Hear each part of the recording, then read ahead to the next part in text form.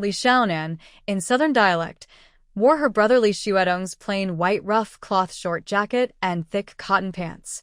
Her hair was tied into a tight small bun on top of her head, and she slightly lowered her head, revealing a slender neck, making her look delicate and weak. Carrying a test basket, she approached Mr. Gao. She held her breath and looked up, but when she saw Mr. Gao's indigo thin cotton robe collar, she dared not look higher. Mr. Gao was around 40 years old, elegant and gentle in manner. He looked kindly at the timid Li Xuedong and patted him lightly, saying, "Don't be nervous. All right, the three of you can go in now. Remember, don't panic. Just stay calm and focused, like in school. Go ahead." After giving these instructions, Mr. Gao stood with his hands behind his back, watching the three enter. This was the first round of the children's exam, the first session of the county test. Li Xiaonan was taking her brother Li Xuedong's place in this exam. This test was very important. It related to the survival of their entire family. Li Xiaonan followed the other four students at the back, mimicking those ahead. She placed her test basket in front of the clerk, stretched her arms, and spun around once. The clerk didn't look up, but waved her through. Li Xiaonan secretly relaxed and pressed her lips together to hold back her smile. The first hurdle was over. The courtyard of the county school was the exam site, with about 100 desks. When the students found their seats and sat down, the sky was just brightening. The clerks, looking serious, placed the exam papers on each desk in order. Li Xiaonan opened her ink seal and looked at the first question on the Gaji test paper. It was a counting problem simple enough, involving just a few heads and legs. There was an easy math question and a physics question, both very simple. This Gaji test paper made Li Xiaonan's heart ache, and she clenched her fist tightly. She couldn't do this test. Her brother Li Xuedong had never studied Gaji, and she didn't know how this world solved such head and leg problems, nor how to explain the physics question. Science was her strongest skill, but now she had to painfully give up. Next, Li Xiaonan looked at the poetry section. It was a common rhyme, and she secretly relaxed. Among the subjects in this children's exam, she was least confident in the 5-character, 6-rhyme poem. Writing poetry was just too difficult. Finally, she looked at 2 essays, one on college, one on the doctrine of the mean. Both questions were straightforward, asking for a few easy sentences. Everything went more smoothly than she expected. Li Xiaonan felt a little relieved and quietly thanked the exam god. The 2 poetry topics were the easiest to write. Li Xiaonan already had a rough idea of the direction, so she put down the exam paper and focused on matching rhymes, carefully composing her poem. When she had enough time, she liked to start with the difficult questions. The exam lasted all day. For her, the questions were too few, and the time felt too long. She needed to manage her time well, neither finishing too early nor too late, aiming to submit her paper during the middle period and hoping for a decent score. Blending in the middle was the safest choice. Last year, Huang County Magistrate, around 50 years old, slightly thin, with his official robes already faded to white, walked down from the main hall steps, slowly passing among over 100 desks, observing quietly. While she was thinking hard and matching rhymes, Li Xiaonan listened to the surrounding sounds. When she heard footsteps, she poured some water into her inkstone and started grinding ink slowly. She needed to concentrate, not look up, and stay unnoticed. The hem of the old official robe of Magistrate Huang brushed past her. Then he walked by again from the other side, and then past her once more. Li Xiaonan picked up her brush and began writing her poetry on a draft paper. Once the ink was ground, she had to use it quickly, or it would dry out. She wrote carefully and slowly, stroke by stroke. With plenty of time, she could be meticulous with her drafts. After finishing one poem, a smell of lamb meat drifted over from behind her. Li Xiaonan instinctively glanced at the sun's shadow. Was it already time to eat? Then a smell of pickled fish came from ahead, followed by the aroma of braised pork. Braised pork should be eaten hot. A student on her left bent down and took out a small box from her exam basket. On her right, the sound of bowls and chopsticks echoed, and around her, there was the noise of chewing. She needed to stay low-key and not stand out. So she decided to eat. The rice and chicken leg wrapped in cotton cloth still steamed hot and smelled very good. Li Xiaonan ate half a bowl and felt full. She didn't have a big appetite, and her older sister, who was usually very caring, had served her too much. She wrapped the leftovers and put them back in her exam basket. Then she ground more ink and continued writing her second poem. Slowly and carefully, stroke by stroke, she finished both poems. By then, someone else had already submitted their paper. Li Xiaonan began copying those 2 essays. After finishing one, 6 or 7 people had already submitted their work. When Li Xiaonan started copying the second essay, Yuan approached. Huang Caonizun walked over to Li Xiaonan, tilted his head to look at her finished essay, and after a moment of reading, stroked his white beard and nodded slightly before walking away. Li Xiaonan finally finished copying the poem she had hurriedly pieced together. Half of the exam desks were already empty. Li Xiaonan packed up her exam basket, holding her test paper and rough draft with a shy, obedient look. She handed in her paper and, among 4 or 5 other students, exited through the county school gate.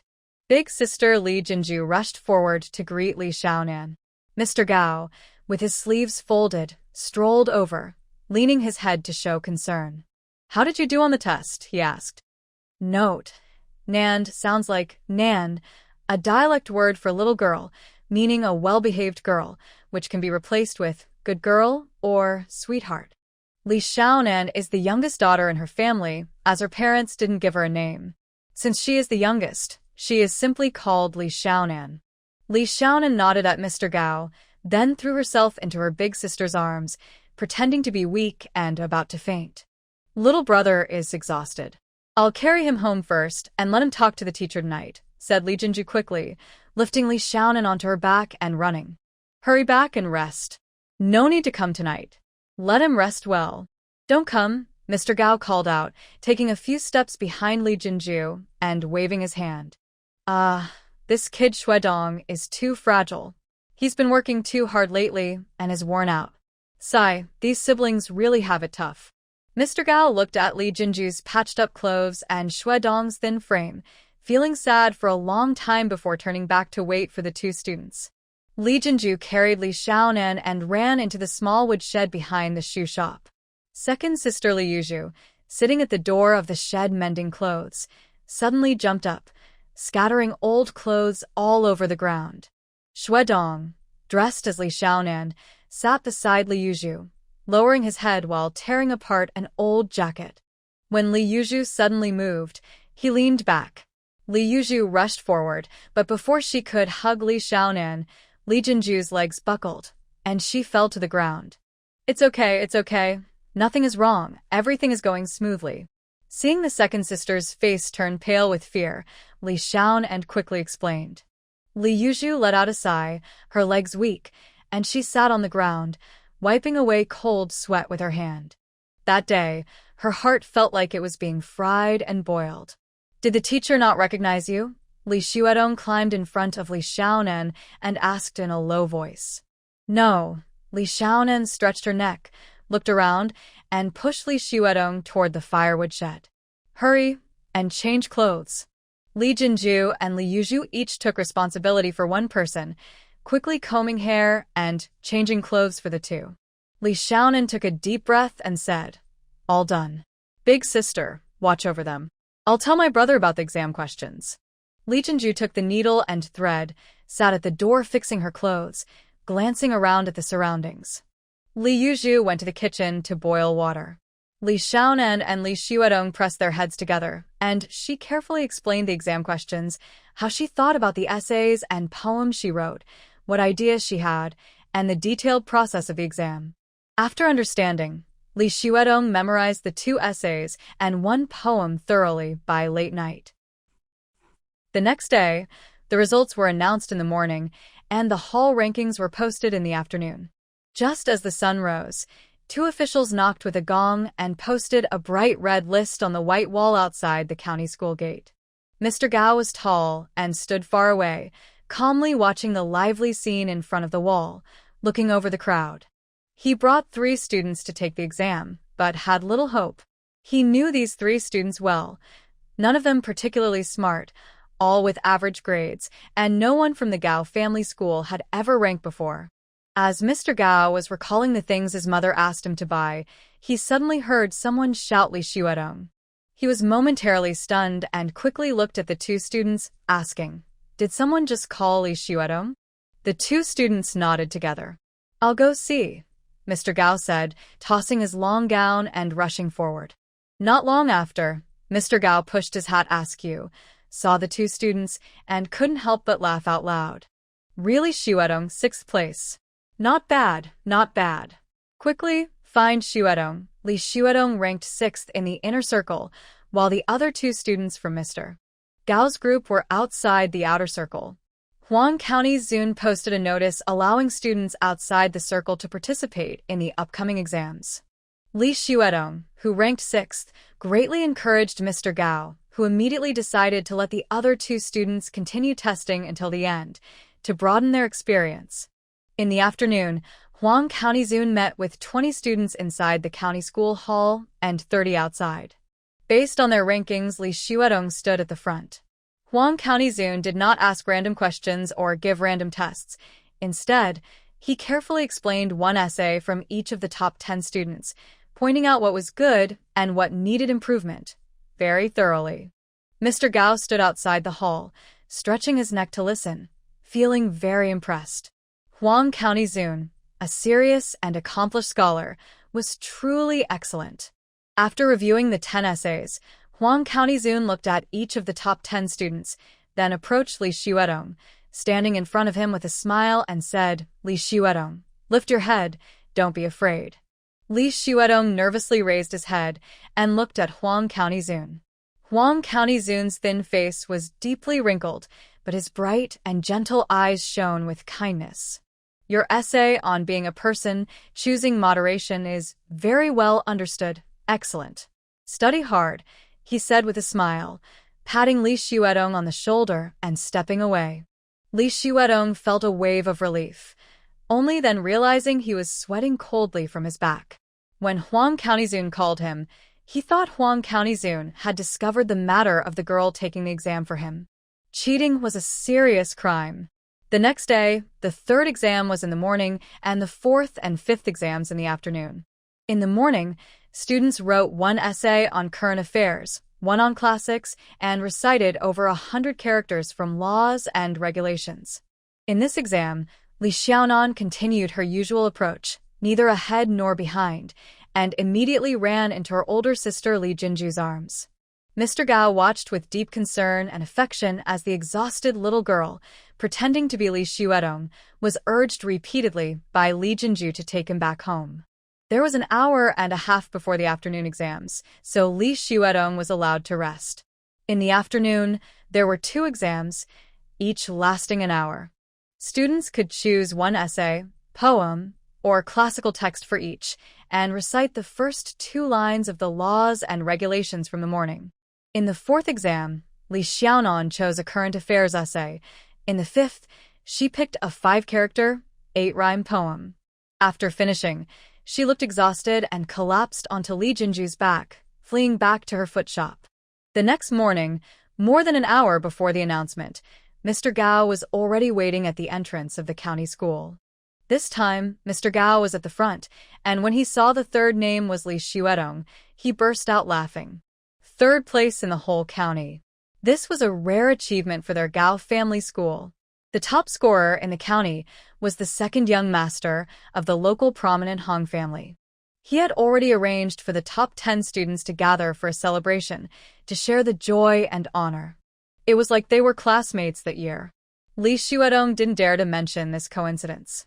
Luckily, he didn't have to speak, Mr. Gao had already helped him handle it. Li Xuedong had been exhausted for 2 days straight. He saw it himself. In April, he still had to take the official exams. He needed to go home quickly to rest and recover. All these outside matters could be ignored for now. Mr. Gao took Li Xuedong to thank the county magistrate, Huang, and received heartfelt advice and concern from him. After leaving the county office, Li Jinju pushed Li Xuedong in a carriage. The siblings and Mr. Gao, along with others, left the city to go home. When they reached Gao Village Market, Mr. Gao and the two students went straight home, while Li Jinju and her siblings continued their journey. Gao Village Market was about 7 or 8 miles from Little Li Village. As it grew darker, the four people quickened their pace. Just past Li Family Market, it became completely dark. Li Yuzhu pulled out a stick to protect Li Xuedong. Not far ahead, 7 or 8 stones with the sound of wind were thrown at them.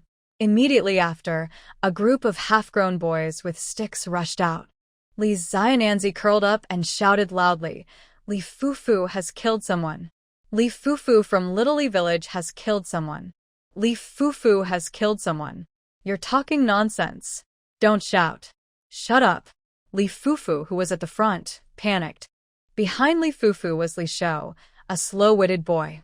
He crossed past Li Fufu and rushed toward Li Xuedong but was hit with a stick by Li Yuzhu and fell to the ground with a loud cry.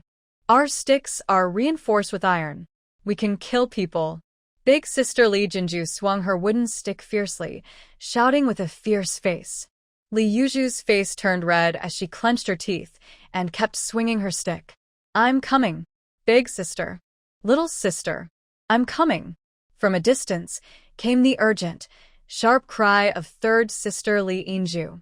Li Xiananzi kept screaming, "Li Fufu has killed someone. Li Wenkai from Little Li Village has killed someone and caused a disaster." All 5 siblings from the Li family were actually there. Not far away, the village was already lively. The leader, Li Xuefu, panicked. "Stop talking nonsense. Don't call out. Let's go." Quickly, 7 or 8 young boys about half-grown turned around and ran away. Li Jinju handed the stick to Li Yuzhu, pushed the wheelbarrow, and ran faster than the boys. It was too dark, and they had to hurry home. The next morning, Li Jinju and Li Yuzhu quickly took Li Xuedong and Li Xian to Gaojia School in Gaoji. Li Xuefu and Li Shou, they definitely wouldn't dare go to Gaoji to cause trouble or fight. Li Xuedong was safer at Gaojia School than at home. Li Xian was staying there to take care of her brother and was attending classes as a guest. Mr. Gao spent a whole class praising Li Xuedong from all sides. First, he praised Xuedong's hard work, always studying and never playing outside. Everyone could see that. Then he explained that reading 100 times makes the meaning clear, and Xuedong was a good example. He also praised Xuedong's modesty and calmness, saying he was humble and careful. Mr. Gao's praise for Xuedong was so strong it seemed to fill the whole Gaoji. At dinner, Mr. Gao called Xuedong over to eat with him and talked about the imperial exams. This exam, besides skill, also depends on luck. "I think now is your lucky time, so you must take the exam. The journey from here to Pingjiang Prefecture is over 100 miles. Since you're weak, it's best to leave 2 or 3 days early, rest well before the exam. After the exam, you'll probably need a day to recover before heading back. That means it will take almost 10 days round trip, which costs quite a bit of money. You and your eldest sister should go to your Li clan to see the head of the clan and ask for some money for expenses. It's what the clan should give you. If you do well in the exam, there will be many benefits for the clan." Li Xuedong listened and nodded. Going to the clan was also his eldest sister's idea, to see if they could get some money for expenses. Li Xian went back to Little Li Village to deliver the message. Li Jinju and Li Yuzhu then went to Gao Village to pick up Li Xuedong and took him to Li's clan to see the clan elder, Li Dai. Li Dai was in the ancestral hall, discussing the Qingming festival arrangements with some elders. Li Jinju pulled Li Xuedong into the ancestral hall. Facing the annoyed gaze of elderly, she quickly forced a smile and said, "I am Li Wenshan's eldest daughter from the Shao Li village writing generation. This is my younger brother. He took the county exam this year and ranked 3rd. Mr. Gao said that my brother is capable of passing the provincial exam. I brought my brother. Is your brother mute?" Elderly interrupted her. "No, you explain." Li Jinju shrank back coldly and pushed Li Xuedong. The young man's teacher, Mr. Gao from Gao Village Market, and the county officials all said I could take the provincial exam. Pingshui Prefecture is far away, and it takes nearly 10 days round trip. Our family is poor, Li Shuedong said with a glance and a look of disgust at Elder Li and the elders, becoming nervous. Go back first. This is an important matter. We need to discuss. Elder Li waved his hand to dismiss Li Shuedong and Li Jinju. Yes, Li Shuedong immediately turned around and walked back. Li Jinju wanted to say something but saw that the elders and clan leaders all turned their heads away from her. She swallowed her words and left the ancestral hall. She made Li Shuedong sit in the carriage, pushed it, and walked back dejectedly. Elder Li and the elders discussed the arrangements for Qingming sacrifices. After drinking half a cup of tea, Elder Li frowned and said, "Tell me about that writing generation just now. Our family's head, from the same village as my third brother. He often talks about this family. They had 4 daughters before having this boy. They spoiled him too much. He gets sick every few days. Growing up, he's hardly ever been outside. His sisters usually carry him in small carts. His father also worked himself to death trying to spoil him," said Elder Li Wenxi. "That won't do. Studying is a hard job. It takes 7 or 8 days to take the exam. Can his body handle it? Even if he's smart, it's useless." Another elder shook his head repeatedly. He was the most against spoiling children. None of them turned out well. Our Li family has had top-ranked students before, right? That top-ranked student, the previous elder, treated him very well at first, but later. Sigh. "He's accomplished nothing," said another elder, shaking his head sadly. In their family, the top 2 students in the county had been from their clan. They provided good food, drinks, ink, and paper, but not a single one passed the provincial exam. All the effort and money were wasted. "This year, everyone is not well off," another elder added. "In the future, it would be best to set a rule, at least have someone pass the imperial exam as a scholar, so the family can receive bronze coins." Another family elder expressed his opinion. "All right then.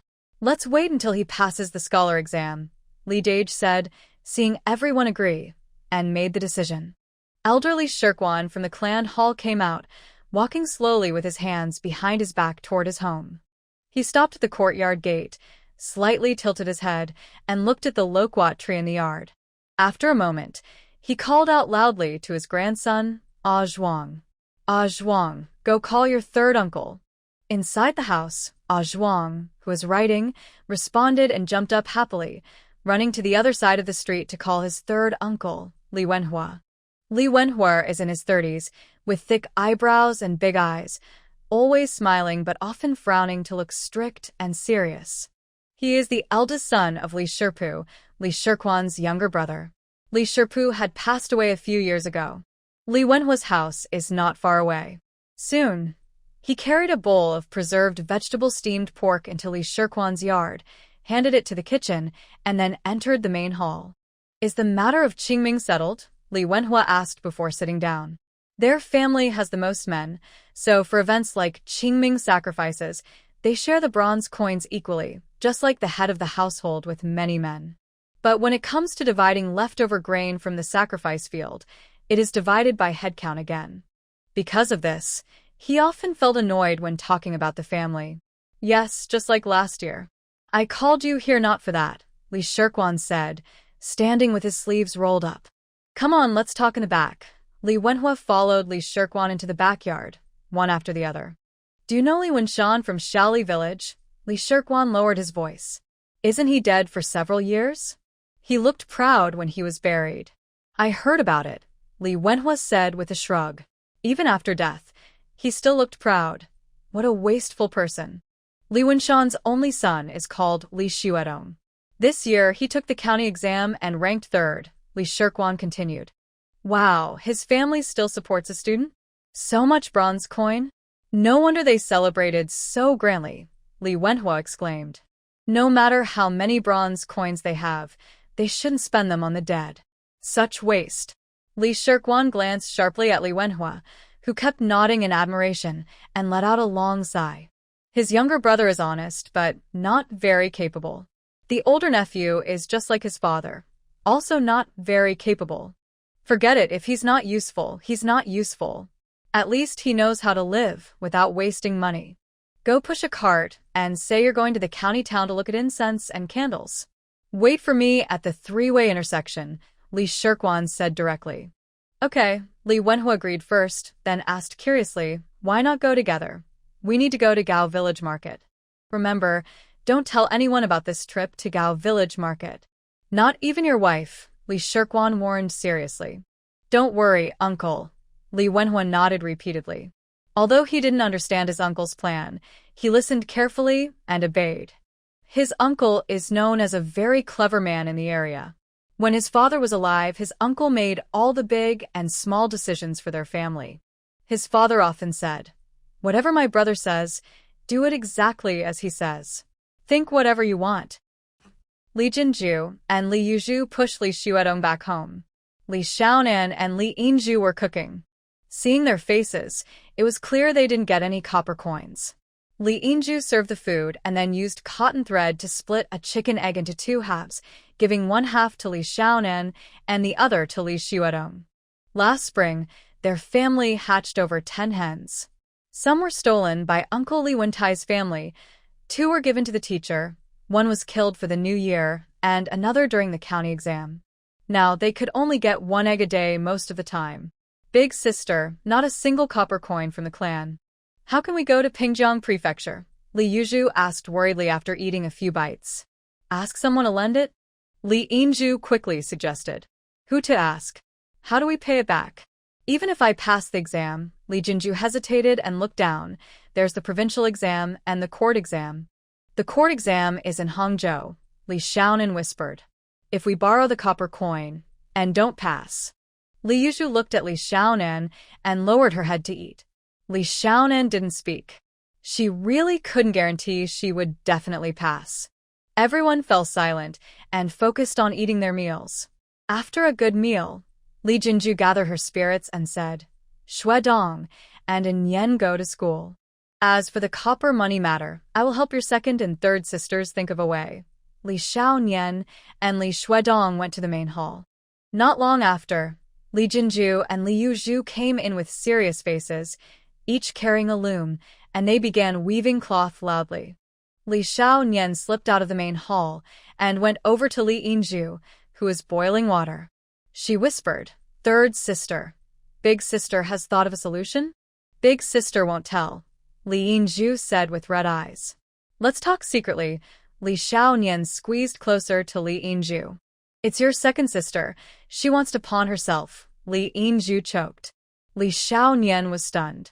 After a moment, she slowly crouched by the stove, watching her third sister boiling water and wiping tears from time to time, feeling very sad and wanting to cry loudly. The next morning, Li Jinju and Li Yuzhu took Li Xuedong and Li Xiaonan back to Gao's school.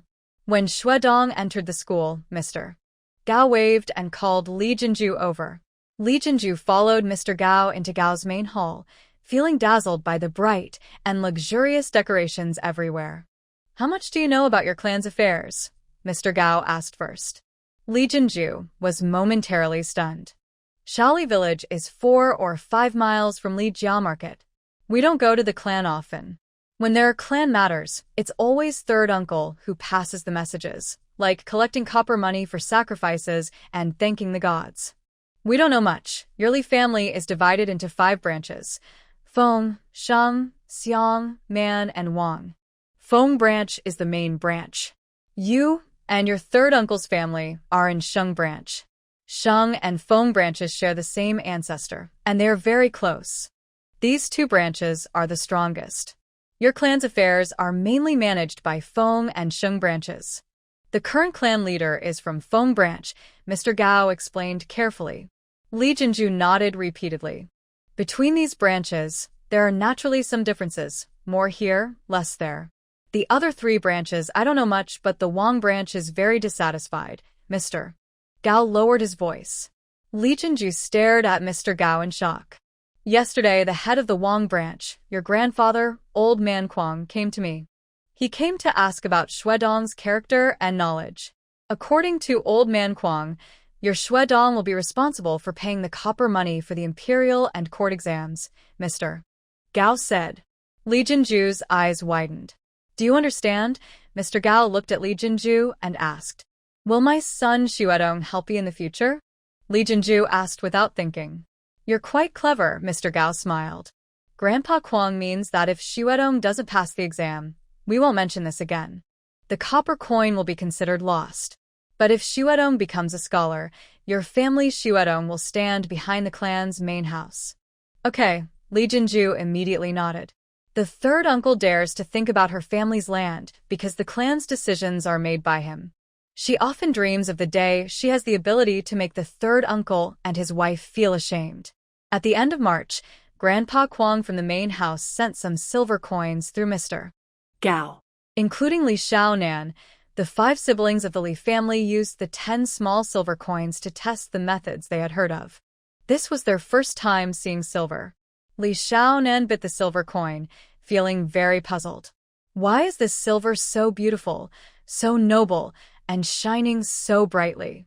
In the past, she threw away a pile of pure silver worth 9 coins, like silver bracelets and locks, which looked like junk. Times have changed. The imperial exam started on April 12th. More candidates from all over Pingjiang Prefecture came to take the test. Each county took the exam on a different day. The schedule for Kunshan County was only posted the day before. The round trip could take 5 or 6 days, or nearly 10 days. But April was the busy farming season, perfect for plowing and planting. Li Jinju and Li Yuzhu walked around the fields twice, then carefully rechecked their plans. They decided Li Jinju would go with Xuedong and Xiao Nan to take the exam. Li Yuzhu and Li Yinyu would stay at home, taking out 2 more silver coins, renting a cow, and a strong worker from the neighboring village to plow and harrow the fields. Then, they could plant and grow seedlings, and the sisters Li Yuzhu and Li Yinyu could manage. Early on the 9th day, Li Jinju quietly left Xiaoli village with Xuedong and Xiao Nan, following a merchant group arranged by Mr. Gao to go to Pingjiang Prefecture. The next afternoon, the 3 siblings got off the carriage outside Guilin town near Pingjiang City. They thanked the shopkeeper and headed into the city. This was the first time the 3 siblings had left Kunshan County. From Guixiang to Pingjiang City, shops, inns, and businesses lined the street one after another.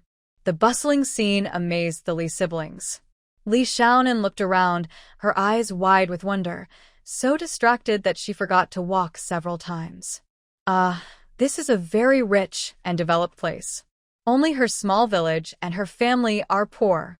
Anan, let's not get distracted now. Focus on doing well on the exam first, Li Jinju said, occasionally pulling Li Xiaonan back when she was too distracted to walk. Yes, I understand, Li Xiaonan nodded, staring at a pastry shop while reciting her lesson softly. She must do well on the exam. Only by passing can the 5 siblings escape the control of Uncle San, survive, leave that small village, and feel at ease in this world. Maybe even earn some small money. A scholar, after all, holds a high status. The Wang family in Kunshan County only became prominent after second young master Hong passed the scholar's exam. As night fell, the 3 entered Pingjiang City and found a cheap inn just outside 7 or 8 streets from the government school. The next morning, Li Xuedong changed into his exam clothes and, with Li Jinju, went to report to the government office. The official exam was only on the first day. The other sessions were optional. The dates for the main exams in each county had been posted. Pingjiang City had the most candidates, forming its own group. The other 5 counties held their exams in 3 sessions. Kunshan and Changshu counties combined into one on the 3rd day. The rules for the main exam were similar to the county exams, arriving before dawn and starting the test at sunrise. Li Xiaonan, dressed in Li Xuedong's exam clothes and carrying a long basket given by Mr. Gao, checked the time and, with Li Jinju, hurried to the government school. After crossing 2 streets, more people with lanterns heading to the exam gathered on the road. Li Jinju instinctively moved slightly in front of Li Xiaonan to block her. Li Xiaonan lowered her head slightly and stayed close to Li Jinju. At the school gate, they found a shady spot to stand. Within half an hour, the school gate opened from inside, and 2 stern-looking guards let out 2 scarecrow-like figures dressed in red and green. "Why you, big sister, don't worry. I'm going in now. Li Xiaonan interrupted Li Jinju and carried her exam basket, heading toward the main gate of the government school. Li Xuedong. Over here, young Master Hong Jinye from Kunshan County waved his arm and called out. With Hong Jinye's enthusiastic arrangements, the top 5 students formed a group and were guaranteed by Hong Lao Xiukai, the second elder of Hong Jinye's family.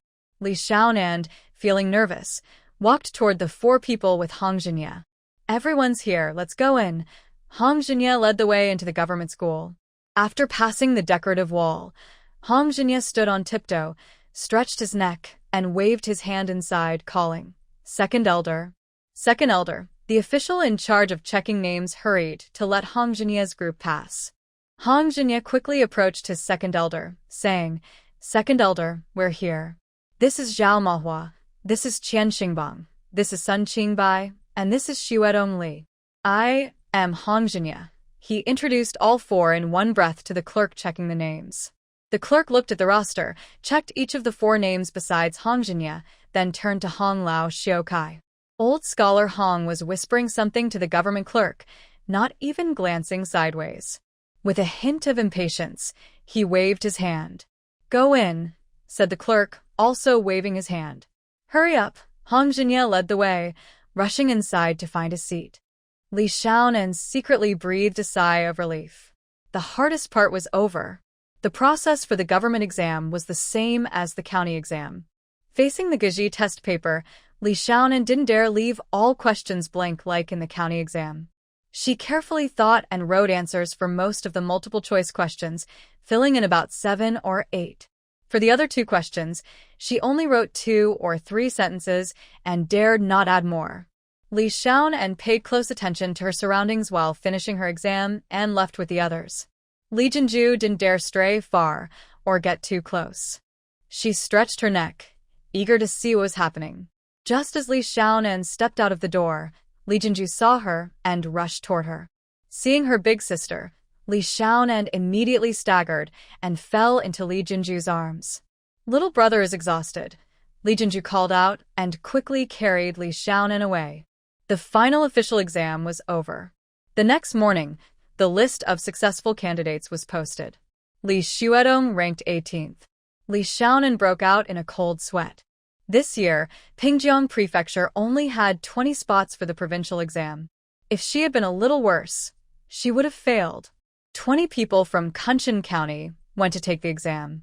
Besides Li Xuedong, the only other person who passed the imperial exam was Hong Jinye, the second young master of the Hong family, who ranked 10th. Li Jinju was so happy she couldn't hold back her excitement. Li Xuedong leaned over to look at Li Xiaonan and winked at her. Li Xiaonan exhaled in surprise but also smiled.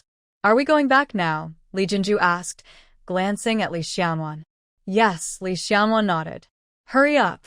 I saw second young Master Hong. He seems to be looking for someone, Li Xuedong said with some worry. He was afraid of Hong Jinye's fiery enthusiasm. Let's go quickly. Li Xiaonan pulled Li Jinju, and the 3 siblings turned and ran. When they returned to Kunshan County, there were no more carts to ride.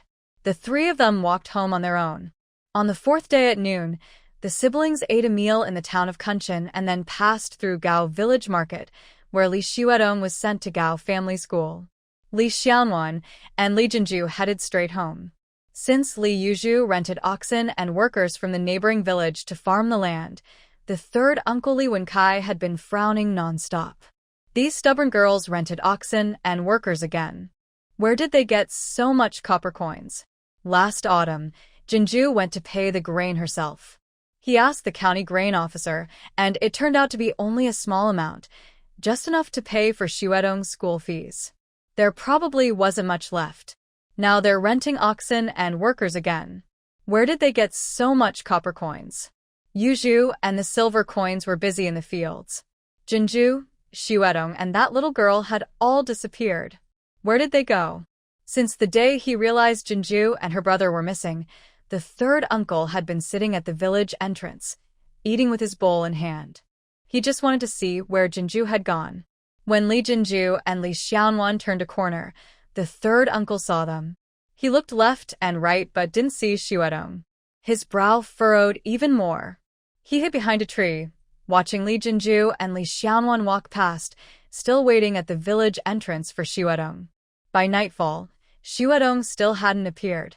The third uncle, with his hands behind his back, slowly walked home. This bunch of stubborn girls was definitely hiding something from him. He needed to find out what. Where could he ask? Gao Village Market was no good. When he was studying at school, he had conflicts with a man named Gao. Where could he go? Uncle Santang stopped and looked around, thinking for a long time but unable to figure out where to ask for help. He stood there for a while, then quickened his pace and headed home. Tomorrow, he planned to visit the Li family to ask his older brother. His older brother is very clever, and even if he doesn't know about this matter, he can give him some advice or point him in the right direction. The next morning, Uncle Santang Li Wenkai took a few dried long beans and left the house. Before noon, he arrived at his older brother's home. His sister-in-law took the beans without looking and threw them onto the stove. His older brother Li Wenxi had just come back from the fields. Seeing his younger brother's face, he frowned. It's busy in the fields now. Why do you have time to come over? He's not worked in the fields, his sister-in-law added from the kitchen. Has he eaten yet? Serve him a bowl of rice, Li Wenxi said with a frown, calling out to the kitchen. His sister-in-law brought out a bowl of rice and handed it to Li Wenkai. Li Wenkai didn't mind. His sister-in-law was quick-tempered but kind-hearted. Li Wenxi was frugal.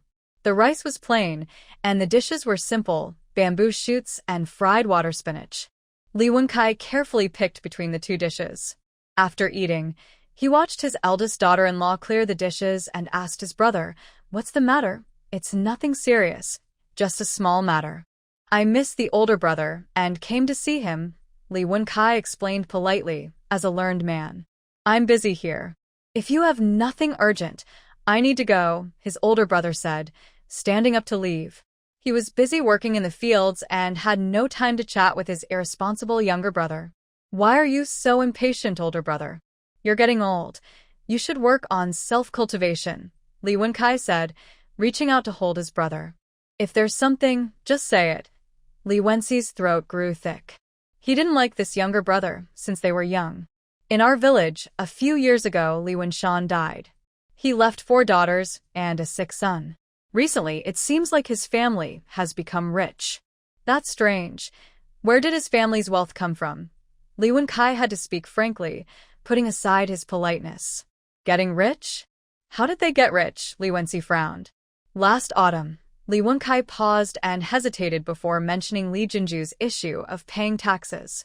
He spread out the grain tax among the villagers and collected some extra money from each household based on their wealth.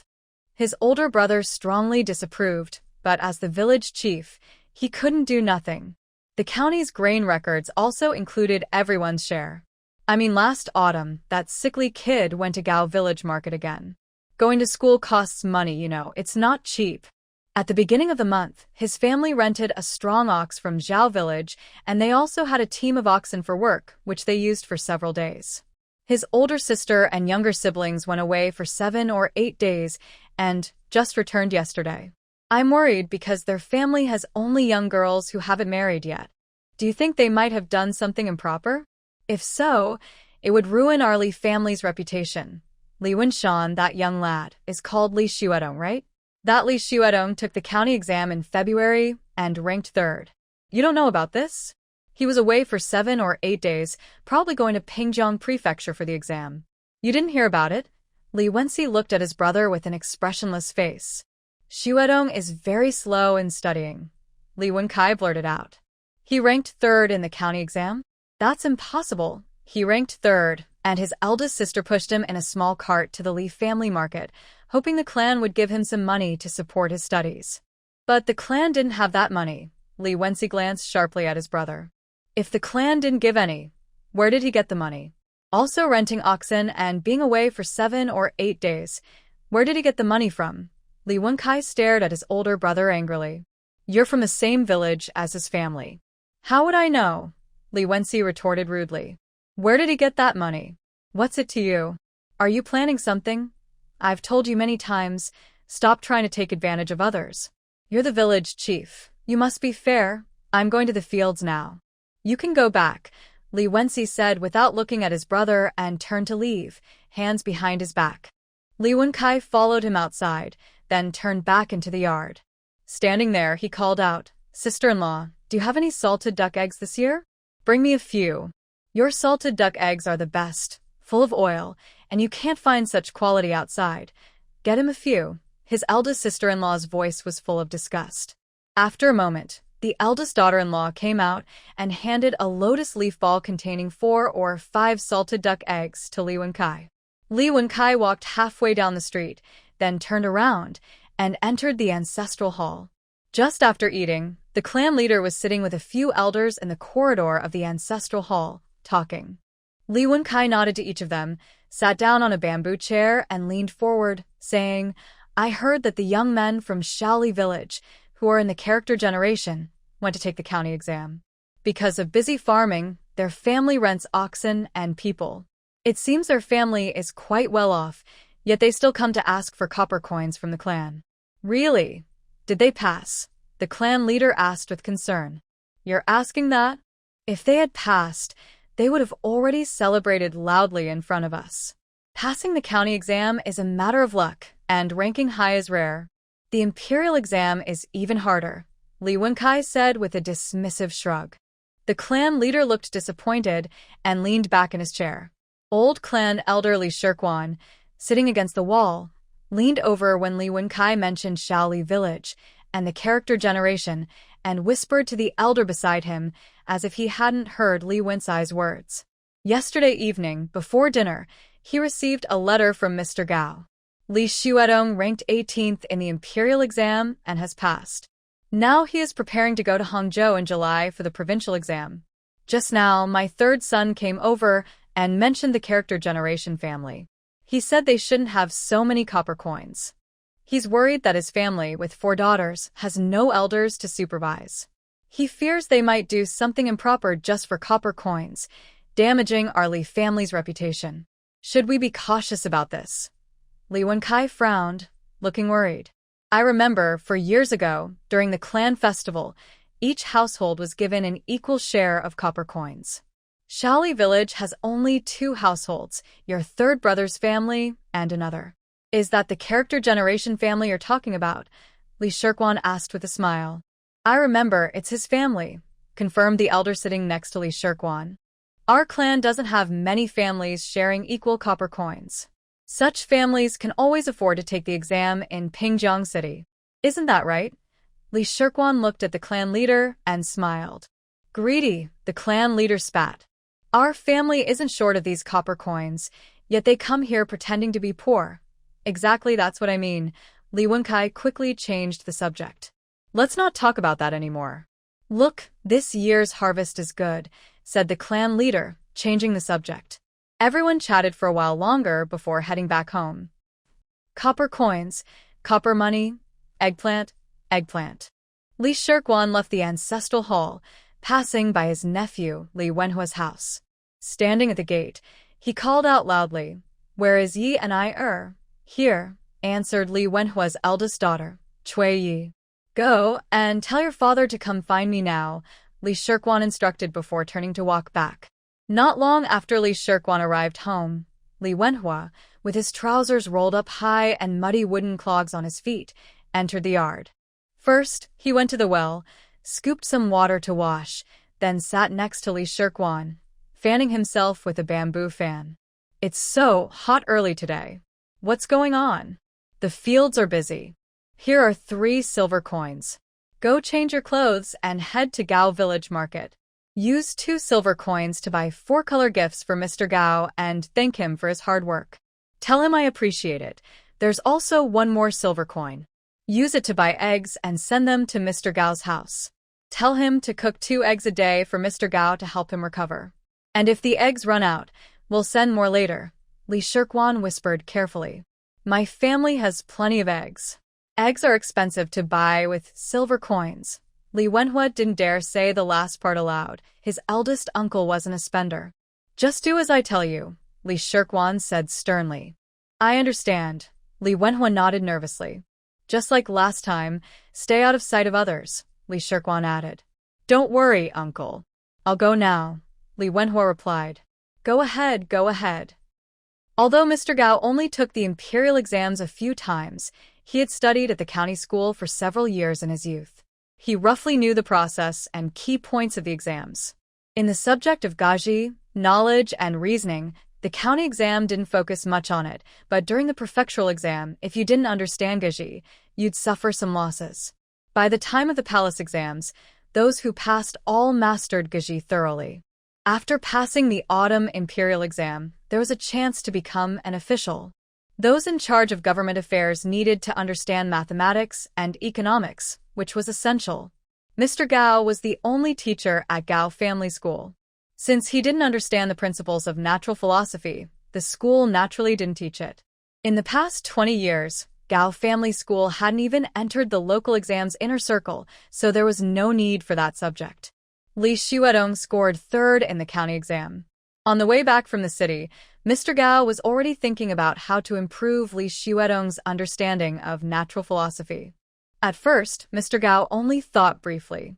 He believed that Li Xuedong's good results were due to luck, not knowledge. The upcoming provincial exam would be very difficult for him, and he probably wouldn't pass.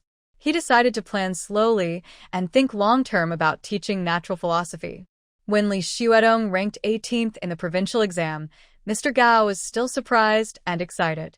He thought Li Xuedong was very lucky.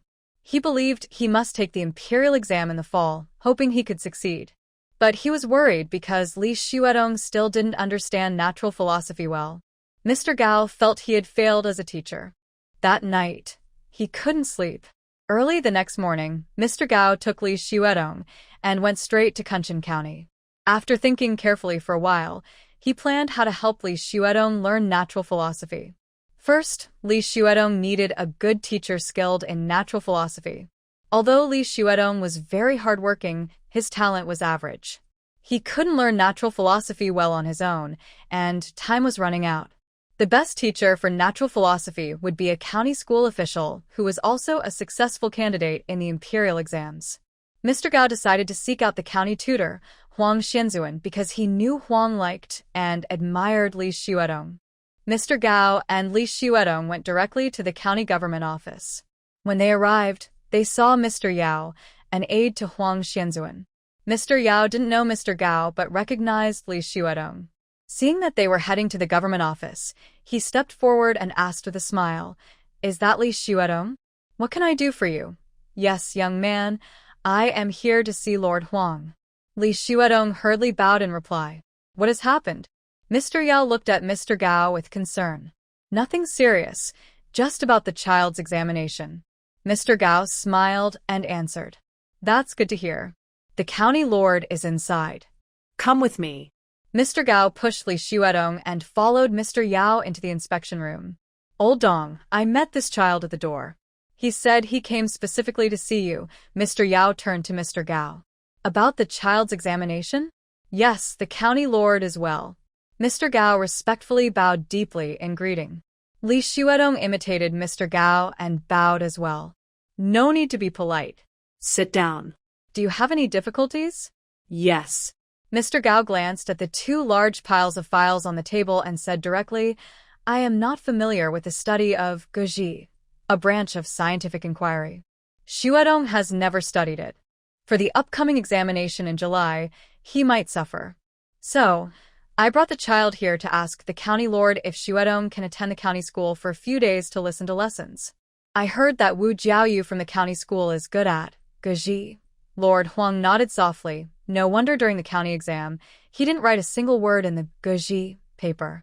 If he doesn't write anything in the Gaji section at the exam, it will be very hard to pass. He looked at Mr. Yao. "How is Wu Jiaoyu's Gaji?"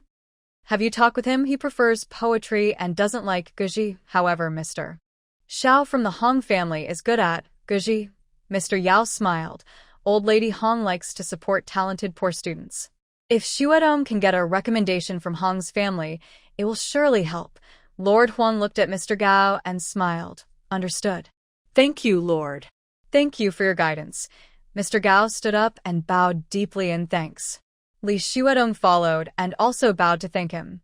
After saying goodbye to Lord Huang, Mr. Gao bought paper and ink at once, found a tea house, and guided Li Xuedong in writing a letter to Hong Jinya, which he handed over to the courier in the county. Early the next morning, Hong Jinya, the second young master of the Hong family, arrived outside Gao's school with a long attendant, a young servant, 3 tall horses. The young servant was not tall, but his voice was loud. He rode his horse and called out, "Is this the Gao school? Is Mr. Li here? Shout all you want. Classes are in session inside." Old Madame Huang, the senior servant of the Gao family, came out waving a fire-starting stick. The young servant was startled and quickly pulled his horse aside. A middle-aged attendant hurriedly got off his horse, bowed, and said with a smile, "Please forgive us. We are from the county town. This is our second young master, surnamed Hong. He is here to find Mr. Li Xuedong. Please pass the message." "Pass what?" "Class is about to end." Madame Huang, holding her stick, looked angry. The county education officer is roughly equivalent to the county's education bureau chief. "Are you the second young master of the Hong family?" Nearby, Miss Gao hurried out of the courtyard gate, smiling and greeting, "Please, second young master, come here for some tea. Just a little while longer, class is almost over. My husband never allows interruptions during lessons, so please understand. Hello, Miss Gao. I am Hong Jinya. I am the same age as Mr. Li Xuedong." The second young master Hong got off his horse, bowed deeply to Miss Gao, and then followed her into the small Gao family courtyard. Not long after class ended, Li Xuedong ran quickly into the neighboring courtyard. Mr. Gao stood at the school gate, hesitated for a moment, and did not follow. Yesterday, with the advice of County Magistrate Huang, he thought carefully and, by this morning, had come to some understanding. Old Master Hong liked to support talented poor students. He probably wanted to build a relationship early before the successful candidates and officials emerged by offering a favor and establishing a connection. Just like the elder Madame Quan of the Li family, who supported Li Xuedong before he passed the imperial exam. If Li Xuedong became a successful scholar, Madame Quan could use him to manage the Li family's affairs and gain great benefits. If he failed, it would only cost a few silver coins, which they didn't mind. Coincidentally, Li Xuedong and young Master Hong took the imperial exam in the same year. Having young Master Hong step forward to introduce them was a way for 2 young boys to form a friendship from a young age, helping each other through difficult times. This friendship was deeper, longer-lasting, and more heartfelt than simple financial support. Old Master Hong, like Madame Quan, was a powerful person. Next door at the Gao family's small courtyard, Li Xuedong ran over quickly. Hong Jinya hurriedly put down his teacup, stood up, and greeted him with clasped hands. "Brother Li, Hong," Li Xuedong started to say, "Hong," but hesitated. Call him Hong brother? He felt it was too presumptuous and arrogant. Like calling a senior brother in school, that wouldn't be right. In a rush, Li Xuedong instinctively clasped his hands and bowed. "Second young master. Are you making fun of me?" Hong's second young master raised his eyebrows high. "No, no." Li Xuedong quickly waved his hands, blushing with embarrassment. "You're really a bookworm. We're the same age, so I call you Li brother, and you should call me Hong brother." "I am older than you," Hong's second young master said, patting Li Xuedong's shoulder from above. He was a whole head taller than Li Xuedong. Hong brother, please forgive me." Li Xuedong felt very awkward. His embarrassment came partly from never having experienced such social interactions before, and partly because he was feeling guilty and inferior since he needed help. "Your family." Hong's second young master turned from Li Xuedong's left to his right, looking at his worn-out clothes patched with different colors, making him look like a beggar. Earlier, he saw Li Xuedong wearing clothes that, while not fancy, had no patches. Now, his clothes were full of patches, mismatched in color, looking very poor. Wang Weng told him Li Xuedong's parents had both passed away, and his family was extremely poor. Seeing how thin he was, his pale face, and his patched clothes, Hong's second young master thought Li Xuedong was much poorer than he had imagined. "My home is far away." Li Xuedong thought Hong's second young master was going to visit his house, and he suddenly became nervous. If he went to his house now, how would they entertain him at noon? There were hardly any chickens left, and only one silver coin remained. His eldest sister wanted to keep it to buy cotton for weaving. What I mean is this, your home is far, so before the exam, why don't you stay at my place? We can live together. If you're not used to it, I can arrange a small courtyard for you to live in by yourself. What do you think? Hong's second young master quickly turned back, almost blurting out the words, really poor. No, Li Xuedong was caught off guard and instinctively declined. Let me tell you, you and I shouldn't be polite with each other. We're classmates from the same county and took the imperial exams the same year. We're very close. Also, I mean no harm to your family. We are brothers, so don't be polite or overthink it. Hong's second young master scratched his head. Li Xuedong, so thin and timid, didn't quite know what to do. If you allow me to study alongside you, it would be a great kindness. I wouldn't dare refuse, and I would be grateful and remember your kindness, and I will repay it someday. We are brothers, so there's no need for such politeness. Hong's second young master patted Li Xuedong, causing him to bow his head lower. My family is poor, but Hong brother, your kindness means a lot. That's exactly what I mean. Hong's second young master sighed in relief when he heard Li Xuedong mention poverty. He gave him a firm pat, making Li Xuedong bow even lower. If your family isn't wealthy, don't be so polite to me. I didn't mention poverty to avoid hurting your feelings. Why would talking about being poor matter? Thank you, Hong brother, for your kindness. I really can't think of anything else to say, and sweat started to bead on his forehead from nervousness. Don't be so polite. I said you're a generous person. Poverty can't change your character. If you want, pack your things, and tomorrow I will send a carriage to pick you up. No need. I mean, it's like this. My studies aren't good, except for Guji, which is okay. I need to learn from Mr. Gao. Could I possibly visit your home for 5 or 10 days to learn from Mr. Xiao for half a day or a whole day? If it's not convenient then. Li Xuedong hesitated, his words tangled. It's already awkward enough to visit someone's house and ask for lessons without giving a copper coin or anything. He was already embarrassed and uncomfortable, but Hong brother's enthusiasm was even hotter than fire. Sigh. He wouldn't dare stay at Gao's house for several months. Visiting every 5 or 10 days to ask for face-to-face guidance was a plan he and his sister had agreed on. It was the best way. If that didn't work, he would see if he could borrow some Guji books to study himself. It's very convenient. Why wouldn't it be? 3 or 5 days, 10 days, or even more, anything works. Let me think about it. Hong's second young master pinched his chin with 2 fingers. How about this? I will go back and talk to Mr. Xiao, so he can see when it's best for you to visit. Let me tell you, the subject of Guji is quite particular. Without someone to explain it, reading books alone won't do. You won't understand it. Thank you, Brother Hong. I am very grateful. Li Xuedong relaxed and quickly clasped his hands in a respectful bow to thank him again. Young Master Hong chuckled. You, my friend, just said big favor. No need to thank, and now you're thanking me again. From now on, don't mention thanks or big favors. We're brothers, no need to be so formal. Li Xuedong felt embarrassed again. He clasped his hands, opened his mouth, but couldn't speak. He still wanted to say thank you, to say it was a big favor, but he remembered that Hong had just said no need to thank. Seeing Li Xuedong looking awkward and stunned, young Master Hong laughed out loud. He patted Li's shoulder as he smiled. You're just a bookworm. All right, I'll go talk to Mr. Xiao first and come back tomorrow. Remember, we're proper senior and junior brothers. Don't be so polite to me. Well, see you tomorrow. Young Master Hong nodded to Li Xuedong, bowed, and then bid farewell to Gao's mother before mounting his horse and leaving. Li Xuedong watched Hong's second young master ride off, feeling relieved. He wiped his sweat with his hand and let his shoulders drop.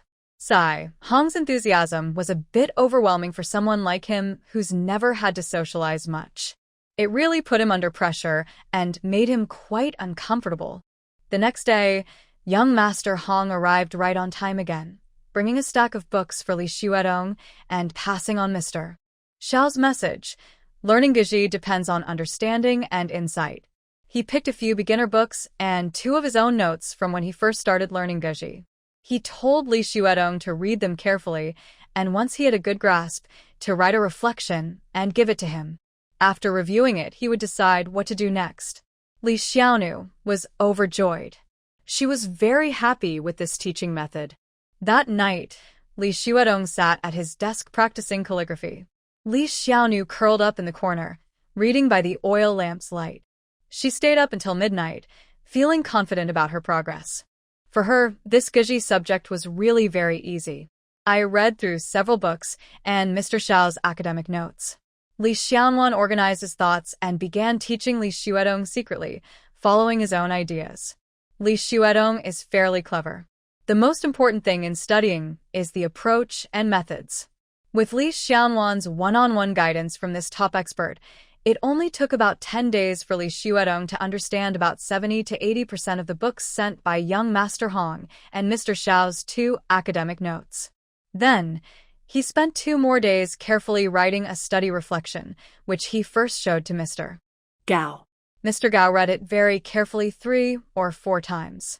He recognized all the characters but couldn't understand the overall meaning when they were combined. He solemnly sealed it in an envelope, pressed a wax seal on it, and entrusted it to a friend going to the city, sending it to the Hong family. The next morning, young Master Hong arrived. When they met, he patted Li Xuedong's shoulder hard. "You still say you're not clever. You're quite impressive. When I got your reflection yesterday, Mr. Xiao couldn't stop praising it.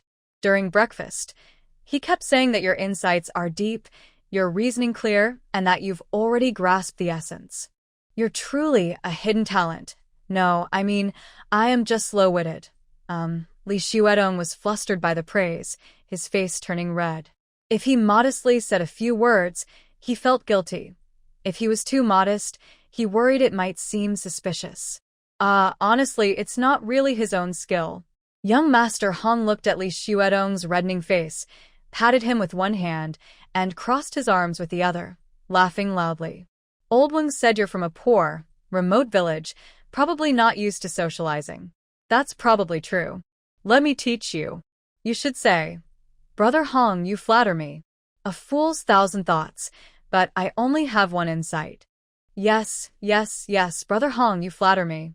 A fool's 1,000 thoughts, but I only have one insight," Li Xuedong hurriedly repeated, feeling embarrassed and at a loss. Young Master Hong was stunned for a moment, then burst out laughing, clutching his stomach and stomping his feet. "Ha ha ha. Yes, I mean just like that. Ha ha ha. I'm not laughing at you, ha ha ha. From now on, I'll teach you." After laughing for a while, young Master Hong looked at Li Xuedong, whose face was flushed and red. For the first time, he found this honest person quite interesting. Young Master Hong reached out and hugged Li Xuedong. "Mr. Xiao asked when you're free to go see him. He wants to talk to you face to face and see what your next step should be. When are you available? I'm free anytime."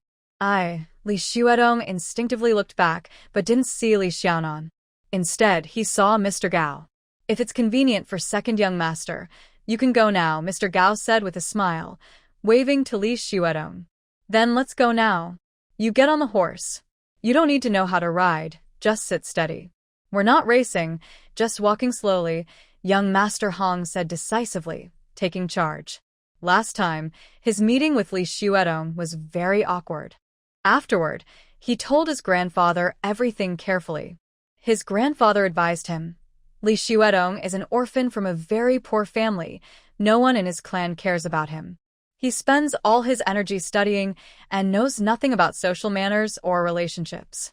Despite his difficult background, he scored 18th in the county exam, even without knowing much about etiquette. Li Xuedong is definitely smarter than him. When dealing with someone smarter, just be sincere. If genuine sincerity can't move Li Xuedong, then either he's not meant to be part of the Hong family, or he's not worth befriending. With his grandfather's advice, young Master Hong felt more relaxed about getting along with Li Xuedong. His greatest strength is being sincere to others. That's what his grandfather said. Young Master Hong looked at Li Xuedong again. Li Xuedong is quite interesting, but he's too timid. In the future, he needs to be more careful and pay more attention to him. Li Xiaonan was hiding behind the school gate, watching Li Xuedong being helped onto the horse by the servant. She was nervously clutching the saddle. As they rode away toward the county town with young Master Hong, she let out a long breath and patted her chest. She was so worried about her brother. Li Xiaonan went into the kitchen to help old Mrs. Huang with some chores, but was a bit distracted. She was worried. Her brother is honest and inexperienced. This trip to the Hong family will surely be difficult for him. Luckily, young Master Hong seems like a very good person. Before nightfall, the Hong family's large carriage stopped at the gate of the Gao family school. Li Xuedong got out, and the coachman carried 2 medium-sized wicker boxes. The boxes were first brought into the main hall of the Gao family. One box was filled with books, and the other contained fine paper, ink, a high-quality inkstone, and about 10 top-quality brushes. Mr. Gao carefully examined everything and was very impressed. All these items, brushes, ink, paper, and inkstone, were genuine and valuable. The Hong family's wealth and generosity were truly remarkable. Within 20 years, the Hong family had gone from being an average family in Kunshan County to being the most prominent family there. They were truly impressive. Mr. Gao carefully instructed Li Xuedong, "Take as much as you need, but be careful with the paper and ink. The imperial exams are very difficult. If you don't pass this time, you'll have to try again later. Think long-term." Li Xuedong notda constantly. The entire box from the Gao family contained the best Xian paper, and he didn't want to waste a single sheet. He carried 5 or 6 books and 2 ink scrolls back to the study room where he and Li Xiaonai lived in the westernmost small room. Both books were about the discipline of ink, one from the Jin and Zhejiang regions, ranking in the top 3 in the provincial exams, and the other from the township exams, also in the top ranks. Li Xiaonai was overjoyed. She carefully examined the 2 ink scrolls, then almost burst out laughing. For her, the discipline of ink was so easy. If only the exam focused only on this subject, she could have easily scored top marks in all 3 parts. Li Xiaonai held back her laughter, smiled sweetly, and continued reading the ink books. Under a small oil lamp, she sat on the ground, leaning against the table leg, focusing on her reading. Li Xuedong sat on a chair, frowning and concentrating hard, trying to solve the discipline of ink questions that Li Xiaonai had set for him. The questions she made were just too difficult and numerous. Between May and June, the fields were very busy. Li Xiaonai and Li Xuedong were so absorbed in their books that they didn't look up. Suddenly, it was July. Old Madame Wang from the Li family quietly visited the Gao family market twice to discuss the upcoming exams in Hangzhou. This is not a complicated matter. It was settled quickly. Li Xuedong's side was accompanied by his older sister, Li Jinju. 2 days earlier, Uncle Li Wenhua arrived in Hangzhou to help with arrangements. This trip, Uncle Li Wenhua entrusted Gao to pass on 15 silver coins to Li Jinju. Li Jinju kept 6 coins for Li Yuzhu and Li Yinshu in case they need to rent cattle or people when busy. The night before departure, Li Jinju asked Li Yuzhu to make a set of clothes for Li Xuedong for the journey. Traveling by boat to Hangzhou takes 2 full days, so they can't be idle. They agreed to meet at the gate of the Hangzhou Academy. When Li Wenhua saw Li Xuedong and his group, he immediately noticed the shy Li Xiaonan hiding behind Li Jinju and frowned. "What are you bringing her for?"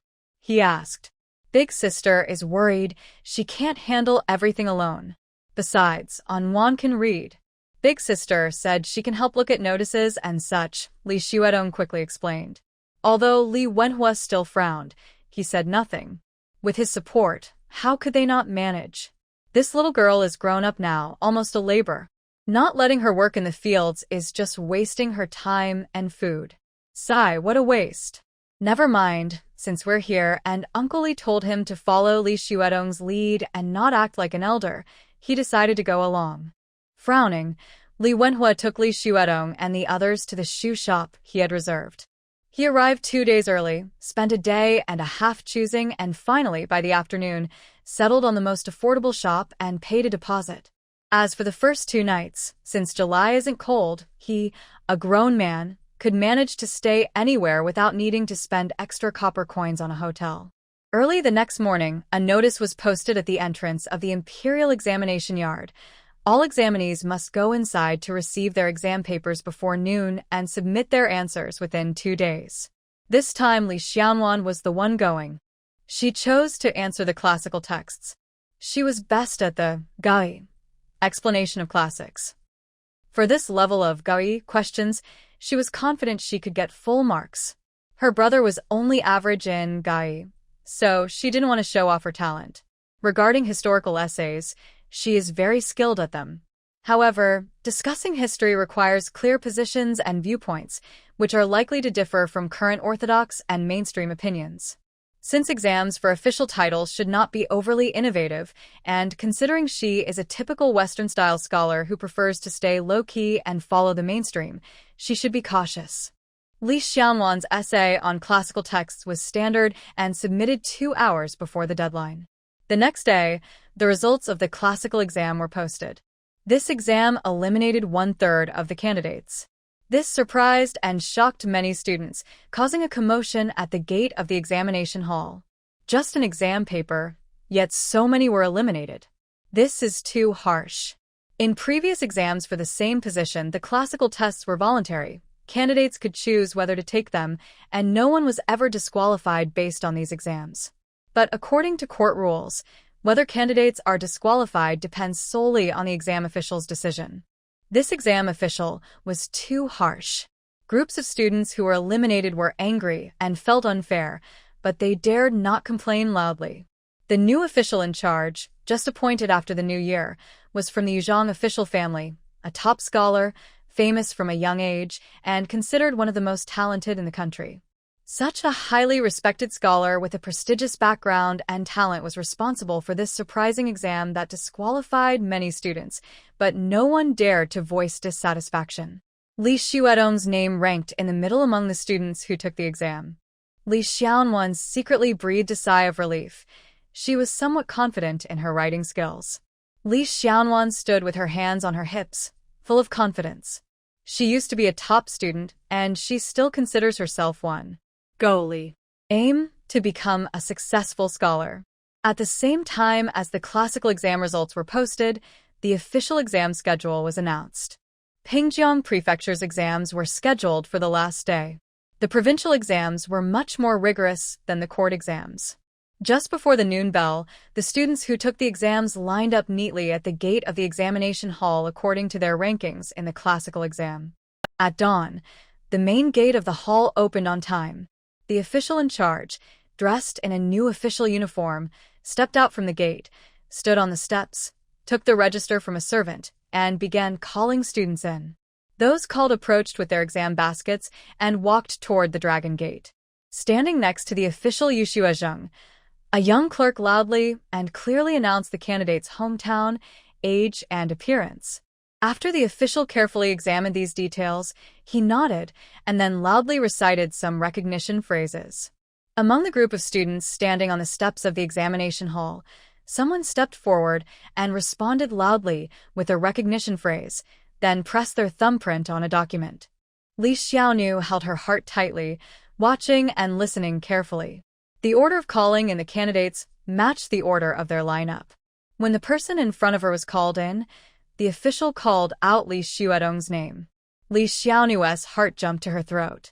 Holding her exam basket, she stepped forward and stood before the official. The official looked at the list of Li family ancestors' records. It showed he was a poor orphan. Looking at Li Xiaodong in front of him, black, thin, small, wearing homespun clothes and a black cloth cap, holding a very old exam basket, his bright black eyes were full of fear, like a frightened little animal, nervously watching him. "Don't be nervous. Do your best on the exam. Go ahead," the official said with a gentle smile, comforting softly. Li Xiaonu instinctively took a deep breath.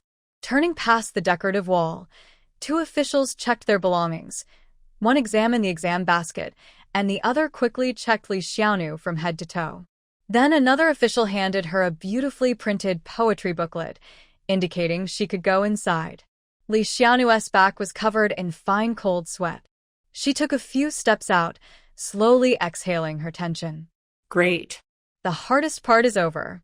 Inside the examination hall, the rooms were arranged in order, just like the queue outside.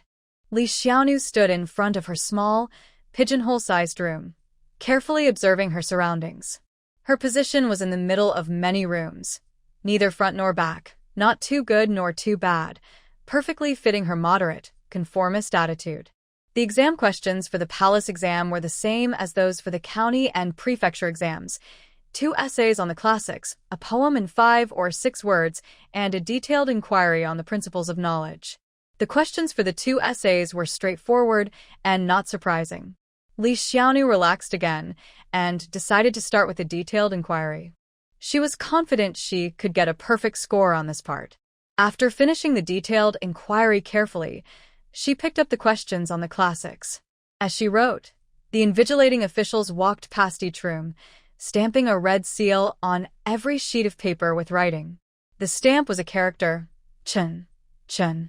Does this chun refer to the time of day? This is probably a method to prevent cheating. How does it work? Now is not the time to think about that. Li Xiaonuan quickly refocuses and begins drafting her essays. Shenzheng, the Dragon Gate opens, releasing the first group of examinees. After 15 minutes, the Dragon Gate opens again, releasing the second group. Li Xiaonuan carefully checks her work once more.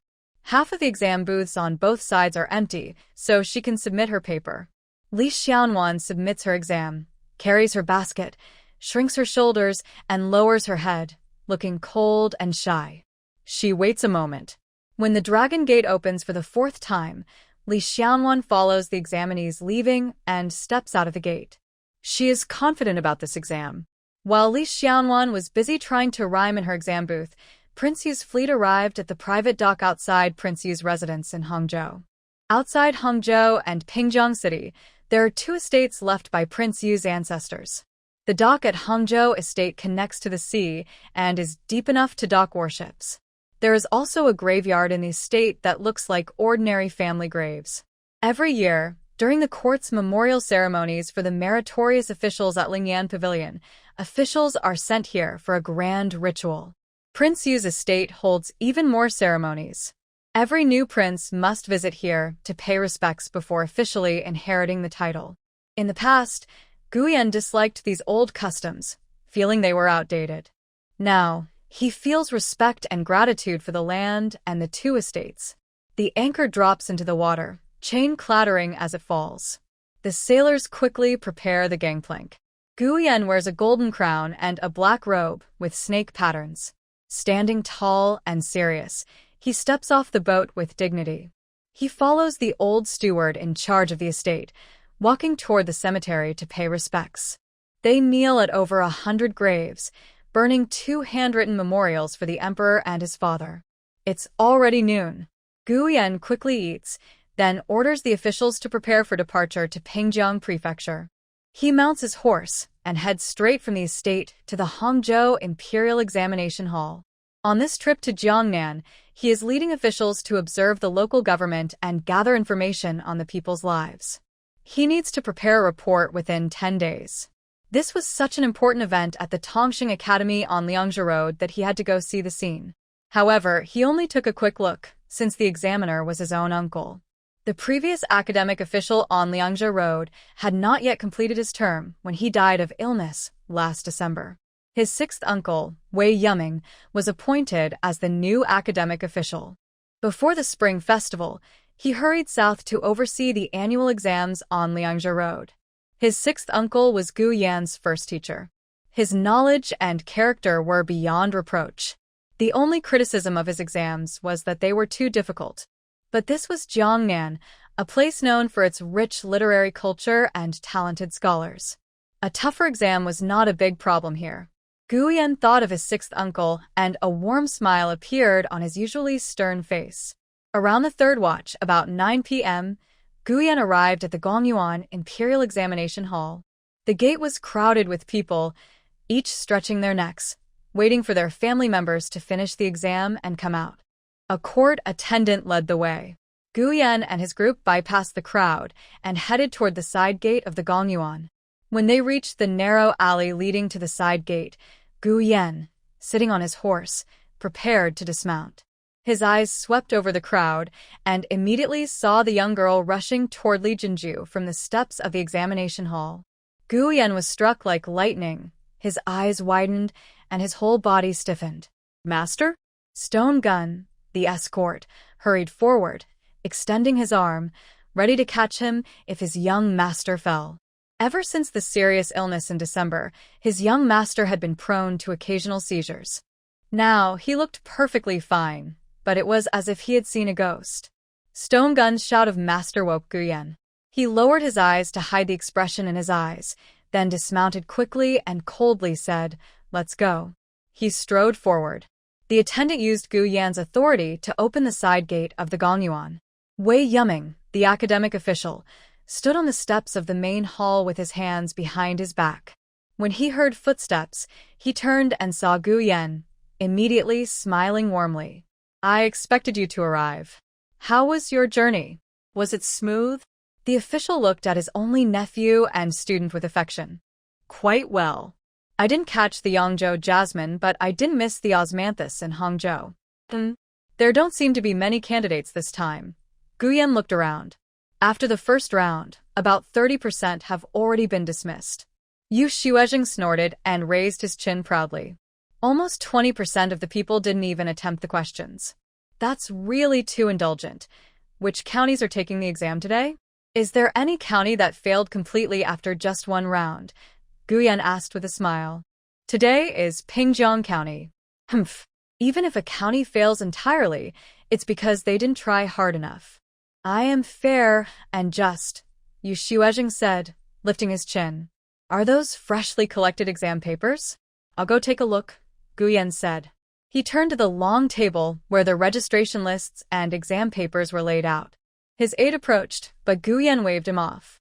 He walked to the table, casually picked up an exam paper, examined it carefully, then picked another, set it down, and took a third.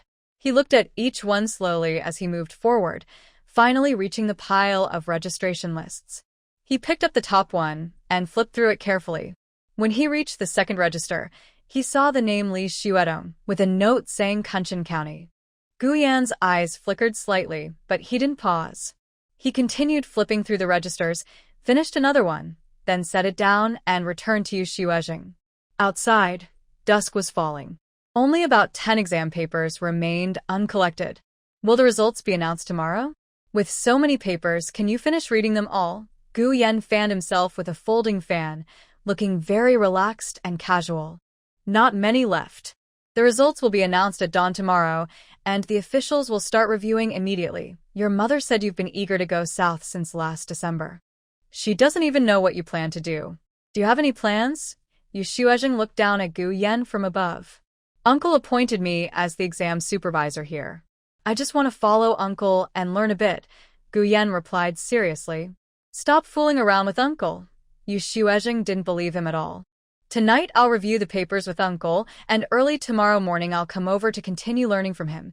Yu Xuezheng raised his eyebrows and looked Gu Yan up and down again. Your mother said that since you fell ill last December, you've become more sensible. Is that really true? Gu Yan shot a sidelong glance at Yu Xuezheng but didn't reply.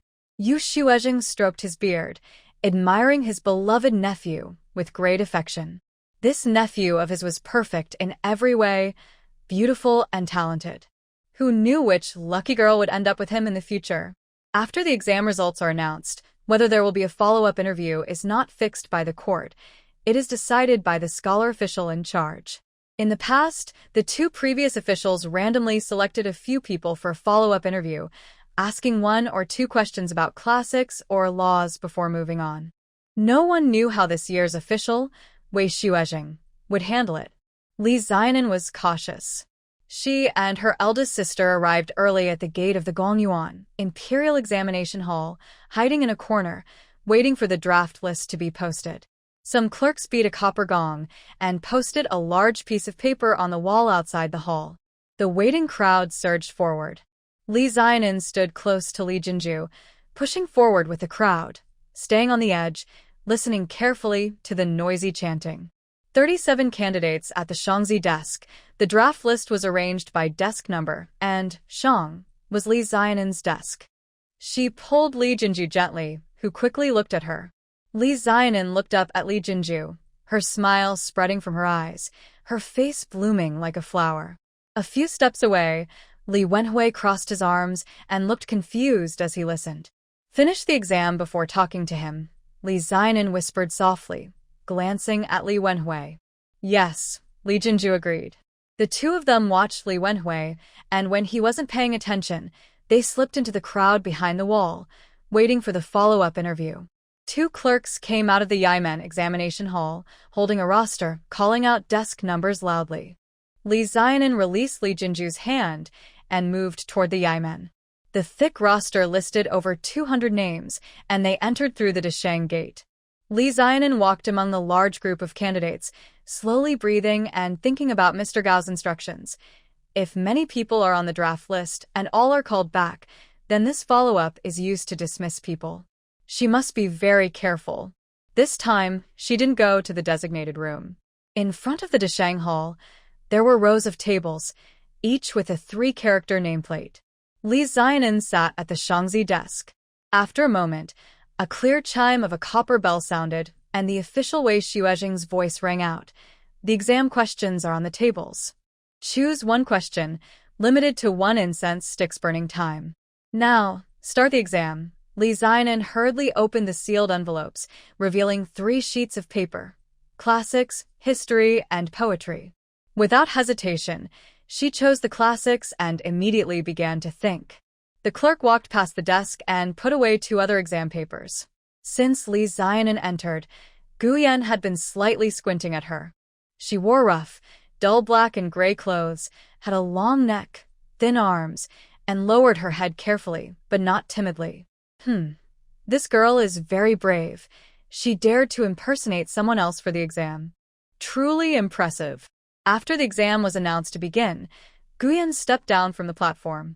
He slowly walked into the exam hall, watching carefully, and gradually approached Li Xianin. Li Xianin took this exam very seriously for the first time, feeling the time was tight. She thought quickly, scribbling her ideas on rough paper, roughly planning the beginning, middle, and end. As soon as she had a clear outline, she started writing on the main paper. Li Xianin was fully focused. Gu Yan moved beside her, blocking the sunlight. She kept her head down and kept writing, ignoring everything else. This time, she wasn't pretending to concentrate. She was truly overwhelmed and couldn't think of anything else. Time was really running out. She had faced many difficulties and fears during this exam. Could this scholar decide the fate of her and her 4 siblings? For her, this scholar was as important as Mount Tai. No matter what, she had to write this essay well. She had to succeed. No matter what, she couldn't let her efforts fail. Guyan stopped and carefully examined Li Xianin. Her eyebrows were too thick, probably drawn on. Her brother's eyebrows were definitely thicker than hers. The eyebrows looked poorly drawn. Did she draw them herself, or did her older sister help? She was too thin and too dark. Her hair was unkempt and messy. Her hands looked like little black claws. Guyan felt a pang of sympathy. When she stayed with him until the end back then, her hands looked a bit better than now. Her childhood days were much harder than she described. The sunlight was blocked all along, meaning she had been standing still. Li Xianin's heart raced. She paused her writing, carefully lifted her head, and looked at Gu Yan. Seeing her finally lift her head, Gu Yan's mood lifted. He smiled brightly at her. The brilliant sunlight shone on Gu Yan's golden crown and fine clothes, then reflected onto Li Xianin's eyes. Li Xiaonan faced the morning sun, her eyes dazzled by shimmering golden light.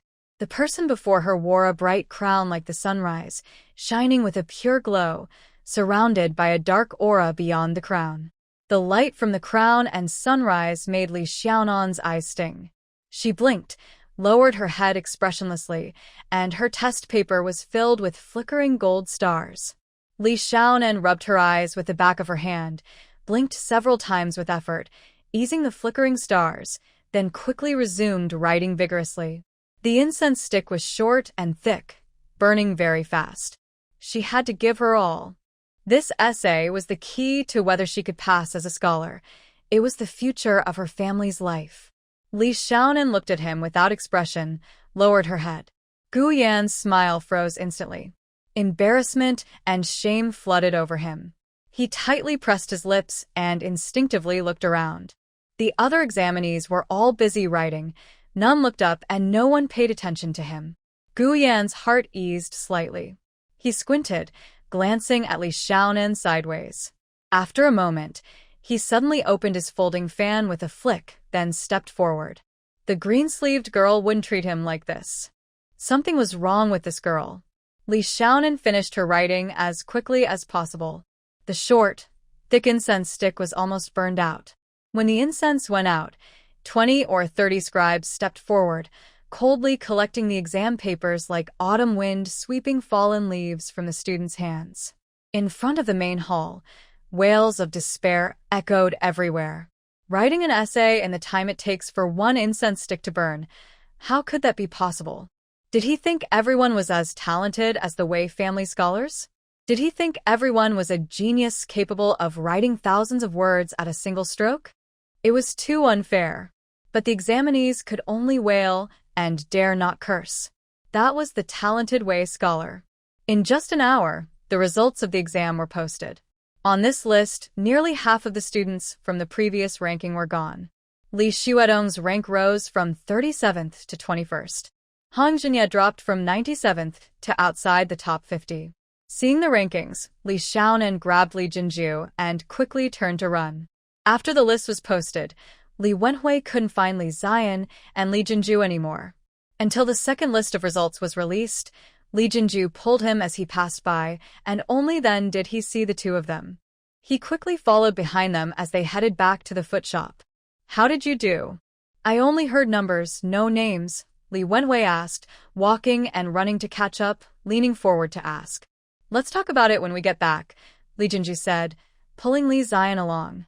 Both of them kept their heads down, walking and running quickly. "If you didn't pass, you didn't pass. Scholars are all from good families. Ordinary folks don't make it," Li Wenhui said, feeling a bit upset. "Let's go back early tomorrow because the fields are busy." Seeing that Li Jinju and Li Ziyan looked nervous and worried, he thought they probably didn't pass, and his heart ached. This trip, along with the provincial exam in April, was a waste of 2 silver coins. What a waste! At the inn, Li Ziyan went straight into the room. Li Jinju stopped and smiled at Li Wenhui, saying, "There are many people on the road, so I didn't tell Uncle Third in detail. Xuedong ranked 21st, and he still has exams tomorrow." "Really? 21st? That's amazing." "Oh, our Xuedong is so talented." Li Wenhui's eyes widened with excitement. "Uncle Third, be careful. The teacher said we shouldn't boast, or it might bring bad luck," Li Jinju hurriedly reminded him. "I understand. Don't worry. You go quickly and make a cup of tea for Xuedong. I'll buy some good food. What does Xuedong like to eat? Or maybe we can go out to eat tonight." Yes, Xuedong still has exams tomorrow. I'll ask the shopkeeper to make a few good dishes." Li Wenhui was overjoyed. The fourth major exam of the provincial trial, introduced by Mr. Gao, was second only to the main exam. The big re-examination also started at the early hour of 3 in the morning, just like the previous day's preliminary test, with tables set up in front of the main hall. At dawn, the exam papers were distributed. There were 5 types: 1 essay on the 4 books, 1 on the classics, a poem with 5-character, 6-rhyme lines, a 200-word memorization and regulation exercise, and 2 questions on logic and reasoning. Mr. Gao said that during the provincial exam, the essay topics were usually not just 1. Candidates could choose 1. But Li Ziyan looked over all 5 exam papers and all the papers, but he didn't see the words "choose" anywhere, nor did he hear anyone announce that there was an option. This academic official does not follow usual rules and likes to give students difficult questions. Li Ziyan dares not choose to skip questions without permission. After reviewing the exam paper, she immediately starts writing. Gu Yan follows the official, walking slowly and watching. All the students are very nervous. This big exam has twice the content of the regular one, but the time is less than half. This strict official is like a demon. Guyen walks to Li Xianen's side, slightly turns to look at her. After a moment, he moves forward again. In the afternoon's fifth exam, there is only one question. Choose either a regulated poem or a prose essay. Li Xianen chooses the regulated poem. Guyen stands beside Li Xianen's desk, watching her struggle to rhyme and compose a poem. He looks at the 2 lines she wrote on her paper and can't hide his surprise. His eyebrows lift in shock. Green-sleeved Li is very talented in poetry and songs, with many beautiful lines and elegant style. But these 2 lines written by this girl, is this really poetry? Something seems off. As one incense stick burns out, Li Xianen finally manages to compose a regulated poem. Sigh. Her talent in poetry and prose is like a withered shrub in the desert, dry and lifeless. After submitting her paper, Li Xianen stands close to Li Jinju under an old tree, holding her heart, waiting for the results. This morning, she almost couldn't finish her exam and the poem she wrote in the afternoon. If that could be called poetry, then it's an insult to the word poetry. She feels very worried. Suddenly, there is a loud gong inside the exam hall, and the crowd becomes restless. Li Jinju and Li Xianen both stand on tiptoe. This year's list is at least half shorter than previous years. As soon as it is posted on the wall, someone begins reading it aloud. When she hears the name Li Xuedong in 16th place, Li Jinju's eyes widen in shock. Let's go. Li Xianen pulls Li Jinju, and the 2 squeeze into the crowd, rushing toward the foot shop. Hurry back. Change clothes quickly. Hurry, hurry. Guyen really followed the official, going early and staying late, seriously observing the exams for 2 days. This already surprised the official greatly. When Guyen agreed to participate in the next day's flower-crowned singing banquet, the official's eyes welled with emotion. He kept patting Guyen's arm, but couldn't speak. No wonder the older sister, who is known for her careful writing, wrote such a long letter. This nephew of his truly understands things now. Guyen glances sideways at his uncle, who keeps pressing his eyes, then silently looks up at the sky. He recited the first part of the 3-character classic, recited his first poem, and wrote his first essay. His uncle is always so emotional. According to his mother, his uncle's tears are endless. Big brother, Yu Xuezheng eyes Guyen with a hint of amusement and smiles as he asks, I heard from your mother that you turned down the marriage with the Shi family? Such a good match. Facing Guyen's sideways gaze, Yu Xuezheng quickly explains, your mother wrote a long letter, so thick and long. The girl from the Shi family was raised by your mother. You and she have known each other since childhood. Unexpectedly, Guyen suddenly closes his fan and seriously replies, we are too familiar, too well acquainted. Marrying her again would be too boring. Huh? Yu Xuezheng is stunned and immediately becomes speechless. What kind of words are those? Do I need my uncle to worry about my marriage? When my mother discusses it, she's just talking to my aunt, right? That letter from my mother was probably written to my aunt.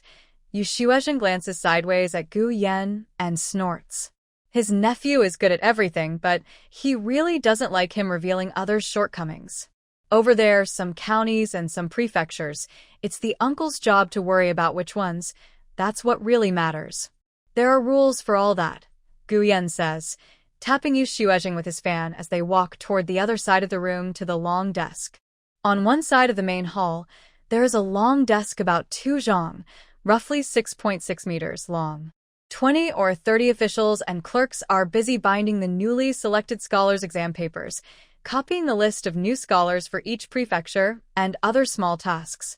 Guyen stands beside the overall list, watching the clerks carefully write the names of the new scholars, their handwriting neat and precise. 2 clerks beside him check the list and copy invitations for the banquet. This overall list must be posted outside the gate of the Imperial College by tomorrow morning, and the invitations must be delivered to each new scholar before noon tomorrow. Guyen looked at the list for a while, then casually took a book and flipped through it. These new students which stay in the county and which are sent to the prefecture, based on what? After a moment, Guyen put down the list and asked casually, "If there are a few new students in one county, those ranked higher are sent to the prefecture, and those ranked lower stay in the county," the secretary replied with a smile. "And what if there is only one new student?" Guyen fanned himself with a folding fan. "Those in the top half of the overall ranking are sent to the prefecture. Those in the bottom half stay in the county." Guyen nodded slowly, closed his fan, and pointed to Li Xuedong's name. "This Li Xuedong is ranked 16th, so why is he staying in the county? I specifically transferred him to stay in the county," Wei Xuezheng replied from the other side of the desk. Guyen raised an eyebrow and looked at Wei Xuezheng. Local officials should not be too strict with rules. They need to adjust based on the person, time, and place, Wei Xuezheng said, stroking his beard and giving some advice. Guyen tilted his head at his uncle, then pointed to Li Xuedong's name with his fan, signaling for his uncle to explain why Li Xuedong was staying in the county. Li Xuedong is an orphan, with only 3 older sisters and a younger sister. His family definitely needs him to support and care for them. If he went to Pingjiang Prefecture School, his family is far away in Kunshan County. How could he take care of them? Moreover, living expenses in Pingjiang are definitely higher than in Kunshan. A poor family, even if they spend a little more each year, finds it very hard to manage, Wei Xuezheng explained with a smile, stroking his beard. Listening to Wei Xuezheng's explanation, Guyen moved a few steps, took out Xuedong's calligraphy scroll, randomly flipped to a poem, and pushed it in front of Wei Xuezheng. "Look at this poem. It's so poorly written, it can hardly be called poetry. This Li Xuedong must have limited talent. He only ranked 16th, probably because he worked hard to make up for his lack of talent. He must have focused all his energy on studying day and night. How could he have time to care for his family? Also, the expenses for the prefecture school and county school are different, right? How much difference is there?" Guyen asked his secretary. "The prefecture school costs about half a string of coins more each month," the secretary replied with a smile, glancing at Wei Xuezheng. "Half a string of coins a month." And Guyen turned to his uncle. "In Pingjiang City, there are many wealthy people who enjoy elegant pursuits. There must be more scholars who write a few words or compose a short article than in the county. Please have the scholar write a record or an epitaph, and tell me roughly how much the polishing fee is. Does anyone know?" Guyen looked around at his aides and asked with a smile. "The amount varies. Some get 5 or 10 taels of silver, others get a box of ink or a few boxes of snacks. Some only get a meal," replied an aide who hurriedly smiled in response to Guyen's gaze. "His literary talent." A young aide pointed to Li Xuedong's poem, but didn't dare to say more. Li Xuedong's talent isn't worth much for selling sentimental poetry, and his handwriting isn't very good either. Just to guarantee a student, teach a few students, and even the Pingjiang Prefecture is richer than Kunshan County. Uncle is actually doing more harm than good. Guyen ignored the young aide and smiled at Wei Xuezheng. "What do you all think?" Wei Xuezheng looked at the aides and officials around him. "The young master makes a good point. About half a tael a month. Pingjiang Prefecture is wealthy and there are many talented people."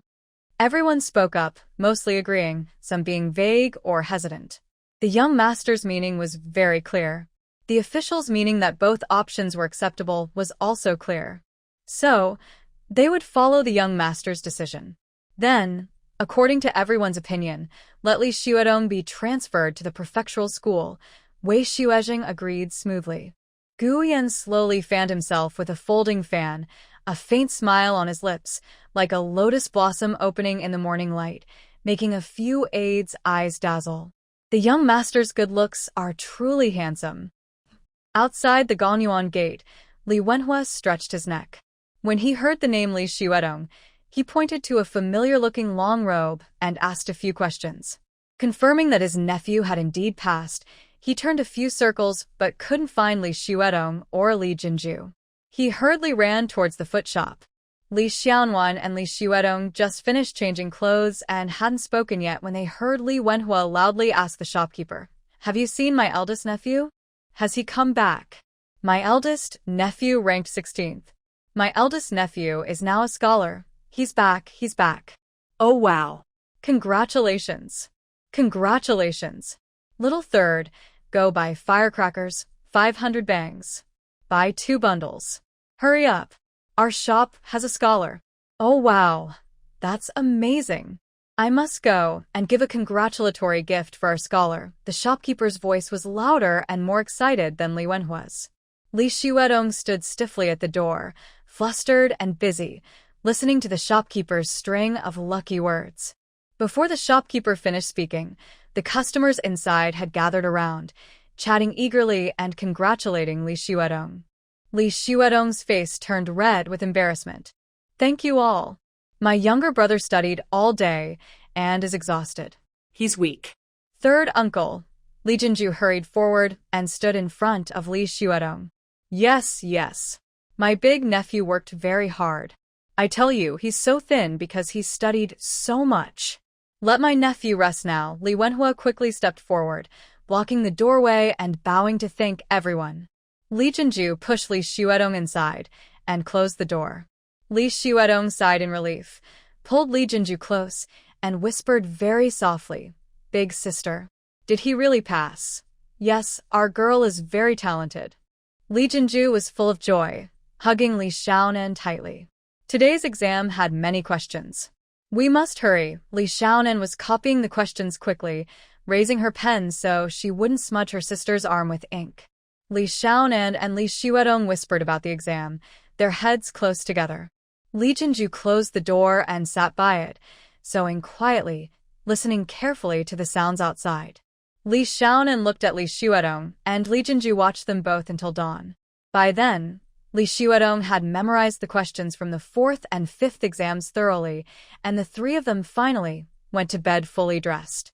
Li Jinju only slept for about an hour, but didn't feel tired at all. As dawn broke, Li Jinju gently opened the door, holding a few pieces of dirty laundry, and saw third uncle Li Wenhua right outside. Is Xuedong still sleeping? Li Wenhua tiptoed and peeked inside, whispering. Yes, he's exhausted, Li Jinju replied, closing the door. Look at me, I shouldn't call him by his name anymore. It's disrespectful. From now on, call him our scholar's official title, Li Wenhua said happily, hands behind his back. Even if he's a scholar's official title, he's still your big nephew. How you call him is up to you. Li Jinju smiled. But that can't be. If we don't respect our scholar's official title, how can others respect it? From now on, no more calling him by his name. Li Wenhua looked serious and said, In the outside world, I am called Scholar Xiao, but at home, I am Big Brother. I heard from the shopkeeper that today there's a red banner event, and tomorrow there's a cake and feast. They say you need good clothes for it, and there are rules about the clothes. Do you know about this? I don't know, Li Jinju replied, startled. She truly had no idea. Then I'll find out. You go wash the clothes. I've told the shopkeeper that when Big Brother wakes up, just tell him what you want to eat. Li Wenhua instructed, then left the shop to inquire about the cake and feast. Li Jinju had just fetched a bucket of water and was about to wash clothes when a loud voice came from the shop entrance, asking, Is Li Xiao, the scholar from Xinzhou County, living here? Before she could react, the shopkeeper had already gone out to greet him. Yes, yes. He's right inside our shop. Madam Li is looking for a brother. Oh? Li Jinju was momentarily stunned by being called Madam Li, by Scholar Li, and again by the shopkeeper. No one had ever called her Madam Li before. In the village, everyone called her Jinju, but outside the village, her older sister was called Xuedong. Finally found you. Brotherly? Brotherly, Hong Jinya's voice rang out before he even entered the shop. Li Jinju shook off the water on her hands and hurried to meet him. Hong Jinya approached her quickly and bowed deeply. This is the big sister, right? The young man is my good friend, Hong Jinya. Nice to meet you, big sister. You're too kind, Li Jinju hurriedly returned the greeting. My brother told me you're Lord Hong. Thanks to you, if it weren't for your help. My brother isn't awake yet, Lord Hong. Lord Hong, just call me Hong Zhen, he said casually. Wow. It's already past noon, and he still isn't up. Which room is he in? I'll go call him. Hong Jinya was unreserved, following the servant's directions straight upstairs. I'll go wake him now, Li Jinju said quickly, rushing into the house ahead of him. Hong Jinya's loud call had already woken up Li Xiaonu and Li Xuedong inside. The two quickly got up, hurriedly packed the notes they had written yesterday, and searched every corner of the small guest room to make sure nothing was left behind. Li Xiaonan rolled up the notes and tucked them into his sleeve, then crouched in the corner of the bed. Li Xuedong tidied his clothes and opened the door. Congratulations. Brother Li, you ranked 16th in the exam. Honestly, I didn't expect that. Where's phone? Bring the gift over. Hong Jinya saw Li Xuedong from afar and raised his hand with a smile. I'm not worthy, just lucky, Li Xuedong stammered, his face turning bright red. As a poor scholar who didn't even take the exam, he felt uneasy about his success. Ha ha ha, yes. That's how you should respond. Very clever. Hong Jinya put his arm around Li Xuedong's shoulder and pulled him outside. Let's go. Where to? Li Xuedong was scared and leaned back hard. You ask me where? Oh, Hong Jinya finished with a long tone and laughed. I forgot, you don't understand rules or anything. Let me tell you.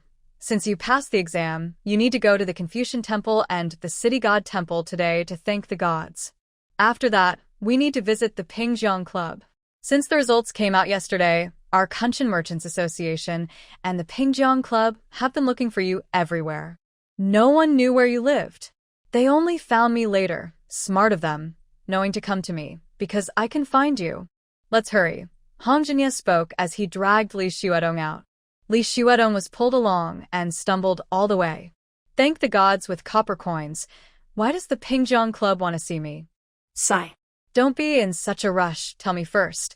Why do the gods need incense, candles, and copper coins? Do you want to throw copper coins at the Confucius statue? That's not okay. This trip, only you from Kunshan County passed the exam. Luckily, it was you, or our Kunshan County would be bald. And Pingjiang Prefecture. Only 6 of us. Just 6. This year, the official in charge was really harsh. TSK. The top scorers this year didn't even reach the level of the top 3 from previous years. TSK. Truly ruthless and mean. I'm just buying incense and candles with copper coins, Li Xuedong said as Hong Jinya dragged him to the shop entrance. Everything's ready. I knew you wouldn't understand, but I've prepared everything for you. Hong Jinya waved his hand generously. Then why did you call me to Pingjiang Club? Li Xuedong reached out and grabbed the door frame. Ha ha ha you. Why did I call you? Are you a scholar or something? This time, only 6 students from Pingjiang High School are coming, and even though there are just 6, we should still celebrate. No, with only 6, we must celebrate even more. Also, this matter is hard to explain in just a few words. I'll tell you everything on the way. In short, we must go. There's a celebration banquet at Pingjiang Club at noon, an evening banquet for our Kunshan Chamber of Commerce, and tomorrow you also need to attend the Kaiken banquet. Have you prepared your clothes for the Kaiken banquet tomorrow? Surely not just this one outfit. Hong Jinya pinched Li Xuedong's homespun short jacket. Look at you. You probably don't know anything, do you? Your family is poor, so maybe this is all you have. I'll tell you. The long gown for the Kaiken banquet is custom-made, and you should wear a blue one. We also need to buy you 2 more outfits. I didn't think of that. Hurry, there's no time left. I'm going with elder sister Da. Li Xuedong struggled and turned his head away. Li Jinju, who had been standing nearby, quickly handed over a few silver coins she held in her hand. Learn well from second young master. Big sister Da, don't be polite. Call me Hong Air. We're leaving now. Don't worry, elder sister Da, I'm here. Hong Jinya dragged Li Xuedong out of the shoe shop's door. Li Xiaonuan sneaked out of the house and hid behind elder sister Da, peeking out with half her face, watching Li Xuedong and Hong Jinya being led away by a group of young servants. Li Jinju watched Li Xuedong being mounted on horseback by Hong Jinya's attendants and rode off, then let out a sigh of relief. She turned to look at Li Xiaonuan. Did they wake you up? Are you hungry? Do you want to eat something? Uncle San left a message at the counter. Whatever we want to eat, we can. Li Jinju looked happy, but tried to hide it. Elder sister Da, have you had breakfast? What would you like to eat? Li Xiaonuan asked, holding her arm. You only talk nonsense, Li Jinju said, pointing at Li Xiaonuan's forehead. Let's have chicken soup with rice. 2 eggs in 1 bowl. Okay? Li Jinju told the shopkeeper and then went to the backyard. She saw a woman squatting beside her laundry, vigorously washing clothes. Hey, that's my... Oh, I was careless. How could I let the lady do such hard work? In the future, if she needs to wash clothes or fetch water, she just needs to give a simple command. The shopkeeper quickly stepped forward, smiling as he explained. Li Jinju felt a bit unsure, tightly holding Li Xianwan's hand, and smiled politely at the shopkeeper. Thank you. We'll thank you properly when Uncle Sanxing returns. You're welcome. Please sit and have some tea first. The meal will be ready soon, the shopkeeper said with a smile. Li Jinju and Li Xianwan chose a table in the corner to sit down. After a short while, the waiter brought 2 bowls of chicken soup with rice, a plate of shredded cucumber mixed with shredded chicken, and a plate of marinated chicken offal. Eat more, Li Jinju whispered, picking up an egg from her bowl and about to put it into Li Xianwan's bowl. I have one too. 2 each. Li Xianwan quickly showed her an egg she had carefully wrapped in a cloth. Li Jinju paused, then smiled. She retracted her hand, looked carefully at the egg, and took a small bite. After eating, Li Xianwan and Li Jinju laughed and said, Big sister, brother will come back after dinner. Shall we go out for a walk? Okay, Li Jinju agreed happily. Her little sister loved to look at everything. During this trip to Hang City, Xianwan was focused on studying. She hadn't dared to look at the lively scenes along the way. Now that she had done well in her exams, she wanted her to enjoy the sights. After telling the shopkeeper, Li Jinju and Li Xianwan left the shop together. Note, you child, full of emotion. After walking half a street, Li Xianwan tugged at Li Jinju and asked, Big sister, since brother got into the scholar class and will attend county school, is he going alone? What do you think? Li Jinju turned to look at Li Xianwan. Brother can't go alone, and if I go with him, that won't be enough either. He can't skip school. Big sister, maybe we should move to the county town to live, Li Xianwan said with a smile. Child, from a young age, you've been eager to go to the county town. Li Jinju gently patted her sister's back. But you have to think about it. If we all go to the county town, what about our water fields? From Li village to the county, it takes a whole day to walk back and forth. Furthermore, where will we all move to? What will we eat? Can your brother's small amount of rice support our big family? Let's rent out the land, maybe to Uncle San. I think Uncle San is good. We can collect rent every year. Now that your brother has become a scholar, the clan can give him some copper coins for renting a house. Also, once we reach the town, we won't be idle. We can weave cloth to sell, or do small businesses. I believe earning copper coins in the town will be much easier than farming. Li Xiaonan carefully answered Li Jinju's questions one by one. Business isn't easy. We've never done it before. If we had 3 weaving machines, you and your second and third sisters wouldn't need to work in the fields. We could weave 2 pieces of cloth a day, plus your brother's rice and the rent. If the clan can give us copper coins for renting a house, that's also possible. When we get home, we should discuss this thoroughly with your second and third sisters. Li Jinju thought carefully and nodded with a smile. She also wanted to leave Little Li village.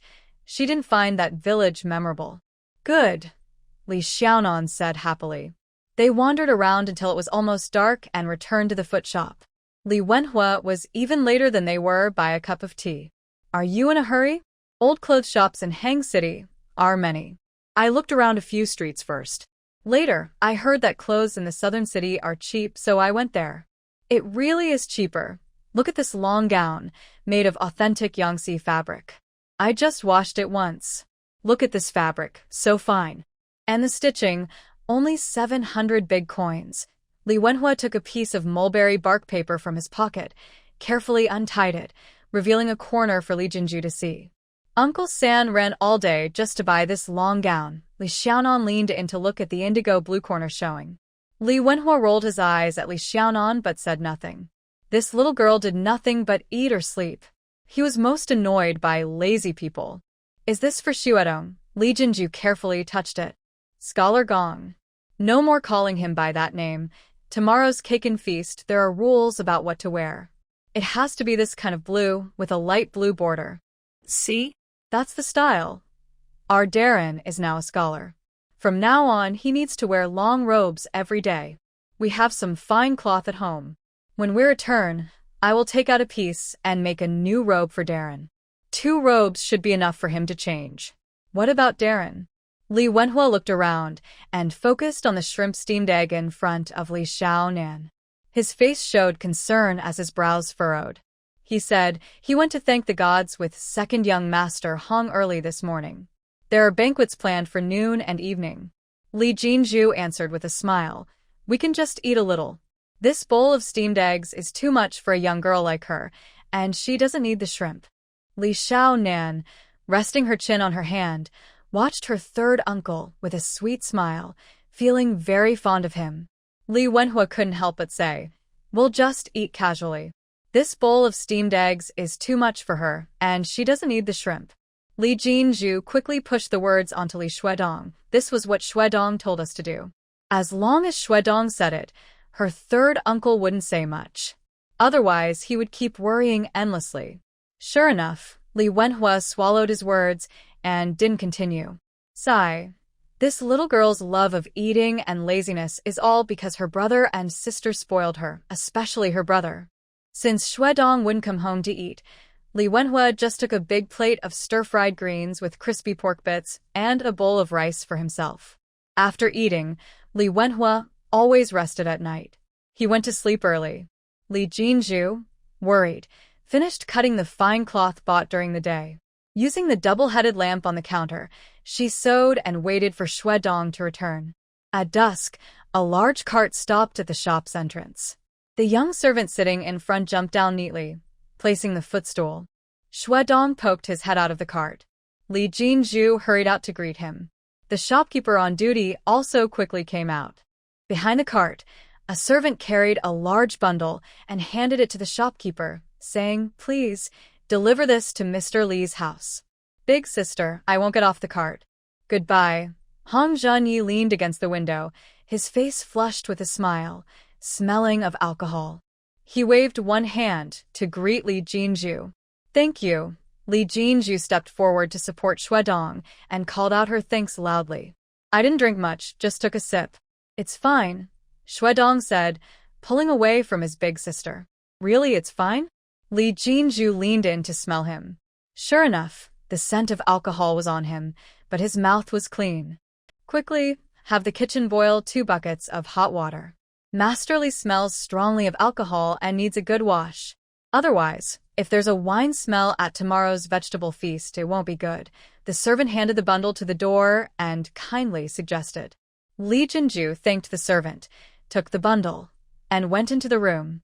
Li Xiaonan was lying on the bed, reading a newly bought history book about the previous dynasty. She quickly put down her book, leaned over, and carefully looked at Li Shuedong with concern. How is it? Li Shuedong waved his hand at Li Xiaonan, took the bundle from Li Jinju, quickly examined it, hurriedly untied it, and picked up the 2 large red envelopes sealed with clay and gold. He held them out to Li Jinju. Big sister, this one is from the Kunshan Merchants Guild, and this one is from the Pingjiang Club. They are both silver notes. This one is 10 taels, and inside here also 10 taels, Li Shuedong said nervously, trying to keep his voice steady, both excited and scared. Huh, Li Jinju's eyes widened. Why are you taking money from others? I didn't ask for it. I said I didn't want it. Brother Hong, that is second young master Hong, told me to take it, saying it was what I should take. He said everyone else took theirs, so I shouldn't be left out, Li Shuedong hurriedly explained. Are these gifts of congratulations? Li Xiaonan leaned forward and asked while looking at the 2 red envelopes. Yes, yes, yes. That's what they said, Li Shuedong nodded quickly. Who gives money as a congratulatory gift? Who gives 10 taels as a gift? Li Jinju didn't believe it at all. Big sister, they are all rich people. They can spend several taels of silver just on a meal, right, brother? Li Xiaonan reached into the bundle, flipping through the clothes inside. Yes, yes. They all wear silk. This noon, the Pingjiang Club invited all the scholars of Pingjiang Prefecture, and tonight, the Kunshan Merchants Guild invited me and Brother Hong. Sigh. Li Shuedong sighed loudly, full of excitement, raising both hands and waving them. All new things I've never heard of. All new things I've never seen. All new things I've never eaten, he exclaimed. Li Xuedong clenched his teeth tightly on each word, emphasizing all. What is this? How can you take others' things? Li Jinju stared at the fan cover Li Xiaonan pulled out of the bundle, which still contained a folding fan. It's Brother Hong. All from Brother Hong. For tomorrow's vegetable feast, I can't wear this outfit. It's against the court's rules. Li Xuedong tugged at his homemade woven shirt and hurriedly explained. Li Xiaonan laid out the clothes from her bundle onto the bed. 2 long silk robes with delicate borders in indigo and white, 2 pairs of indigo silk pants with lining, 2 sets of white silk underwear, 2 pairs of thick-soled shoes made of indigo silk, embroidered waistband, a white jade hairpin, an embroidered purse, an embroidered fan with a matching case, a delicate silver sachet with fragrant balls inside, and 2 pairs of cotton socks. These were all given by Brother Hong. He says he's been busy with social events lately, so he gave me 2 good outfits, Li Xuedong explained nervously, glancing at his eldest sister. All these are silk. How much copper coins would they cost? Silk is very expensive. Li Jinju didn't dare to touch them. She bent down to look and signaled to Li Xiaonan. Quickly pack them up. We can't accept other people's things. I really don't want them. Brother Hong insisted on giving them to me, and I couldn't refuse. Li Xuedong hurried to explain again. He knew his eldest sister definitely wouldn't allow it, but he truly couldn't refuse Hong Jianye. Brother borrowed books from Hong's family, took 2 boxes of books, ink, paper, and brushes. Li Xiaonan carefully folded her long robe.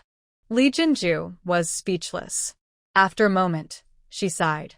Whenever I mention this with your second sister, I feel so worried. They help Xuedong because they hope he will become an official or a leader someday and they want to benefit from him. But Xuedong, Li Jinju hesitated, unable to finish her sentence. Who knows what the future holds? How can we repay this kindness? Li Jinju paused, lowering her voice. Your second sister, and I always feel like we're pretending to be something we're not. I think so too. The more Brother Hong treats me well, the more I feel. Li Xuedong looked at the bundle of clothes with a worried expression. All day, he felt deeply guilty. Betting has risks. You accept the gamble or not. I believe the Hong family doesn't think as much of us as we do of them. Li Xiaonan packed the clothes, hairpins, and other items carefully. In the past, we had no choice. To survive, we can't go back to how things were, Li Jinju said seriously. Li Xuedong and Li Xiaonan nodded together. The next day, Li Xuedong wore a worn blue long gown with white edges that his third uncle bought. He tied a belt sewn overnight by Li Jinju. On time, he arrived at the school gate and stood among a group of people in blue gowns. Li Xiaonan was arm in arm with Li Jinju, standing among the crowd watching the excitement. They chatted while watching Li Xuedong look nervous and uneasy. Li Wenhua stood with his hands behind his back, tiptoeing and stretching his neck, smiling as he looked at his scholarly nephew. From time to time, he whispered to the person next to him, Look, that's my eldest nephew. See him? That's my nephew. He's only 17. 2 rows of young servants came out of the school, bowing slightly to the new scholars. They bypassed the stone screen and entered through the ceremonial gate, first paying respects at the land shrine near the pond. Gu Yan wore a silver-white long robe with a jade belt, standing at the door of the call room. He gently fanned himself with a folding fan, watching the lively Li Xiaonan. This girl was thin and dark, dressed in coarse cloth. It was hard to tell if she was a girl or a boy, but her lively and bright spirit was like dew rolling on a lotus leaf. Compared to her, the previous green-sleeved girl seemed more reserved. Master, Uncle sent someone to urge us again, whispered the servant Shurgun cautiously. Li Xuedong's eldest son was standing there, not knowing what he was looking at. He had been watching for more than 10 minutes. Sigh, everyone said that after his serious illness, the eldest son became more sensible. But he always felt that after that illness, his nephew had become strange and mysterious. Especially after changing his name. His old name was so beautiful, Hanyu, full of poetry. That name was also chosen by his nephew. Now, Sai Shurgun. Let's go. Guyan closed his fan, passed through the call room, and entered the school. Li Xuedong followed the crowd, stopped, knelt, bowed, then got up. When passing the stone bridge, he carefully looked at the semicircular pond beneath it. The pond was full of unknown flowers, looking beautiful and fragrant. This pond was sacred. Yesterday, he heard countless stories and rules about this pond. It was truly beautiful. The girl should cross this bridge. Silence. Li Xuedong quickly gathered his thoughts and followed the crowd closely. The new scholars lined up, taking turns to climb the steps of the Dachin Hall.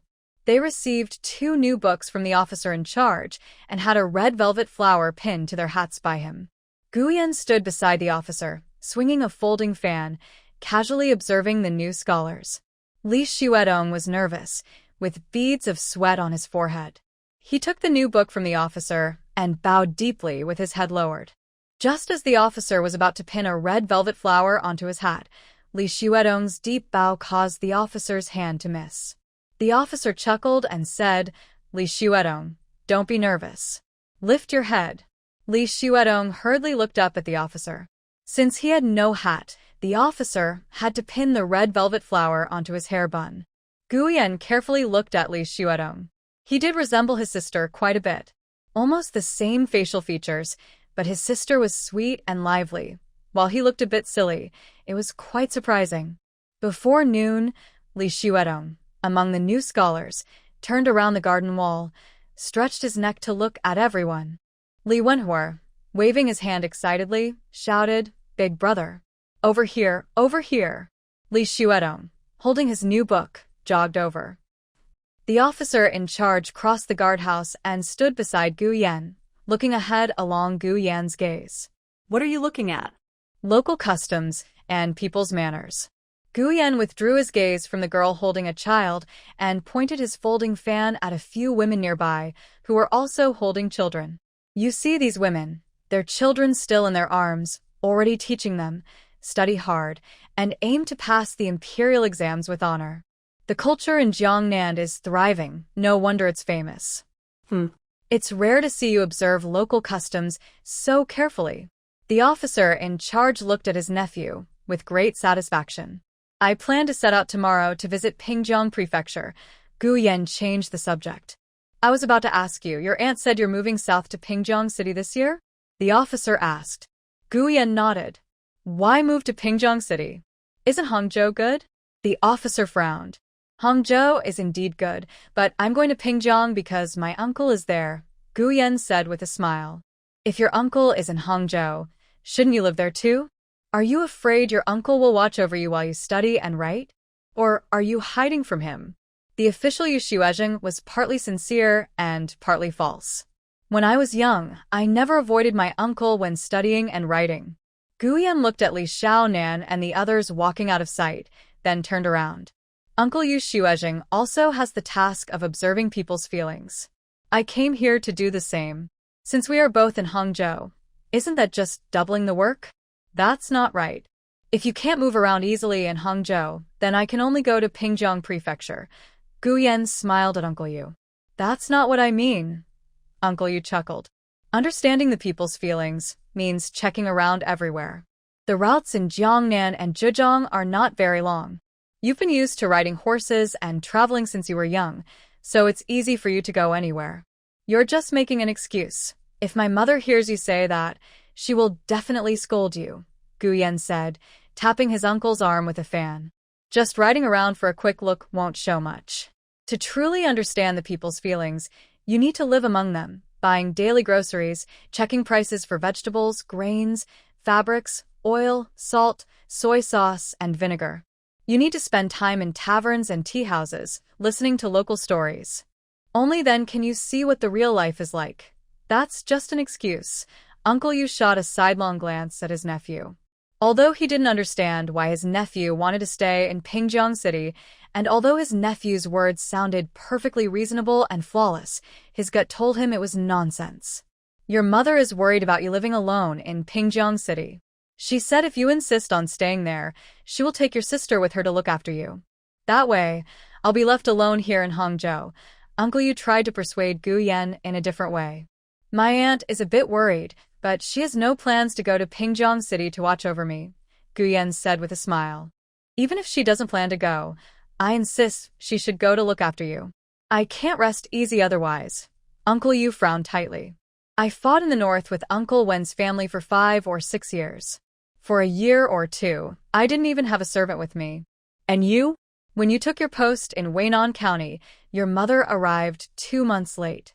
I heard that when you saw her, you hugged her and cried loudly, saying if she had arrived a few days later, you wouldn't have seen her again. How can you not worry about me? Guyen said, smiling as he patted Uncle Yu's shoulder with his fan. Look at you, kid.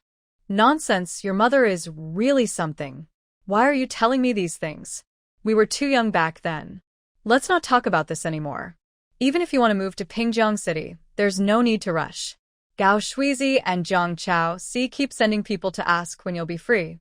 They always want to send someone to check on you. Yu Xuezheng hesitated and changed the subject. It's because they want to host a welcome banquet that I need to leave quickly. I won't be here tomorrow to say goodbye to Uncle. Uncle is busy, so I will leave first. Guyen interrupted Yu Xuezheng and bowed to take his leave.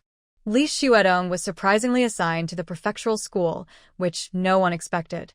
Li Jinju always thought that the county school was assigned based on how far someone lived from home. Neither Li Xuedong nor Li Xian knew the difference between the county school and the prefectural school. There was no mention of it in the books, and no one had ever told them. Although Li Wenhua didn't know the difference either, he thought the prefectural school was better because, after all, studying in Pingjiang City was more prestigious than in Kunshan County. As for Li Jinju's worry that living expenses in Pingjiang City would be high, he didn't care much. Their family's scholars' expenses would eventually be paid by the clan's official, and whether the official's copper coins were more or less didn't matter to him. He even thought having more was better.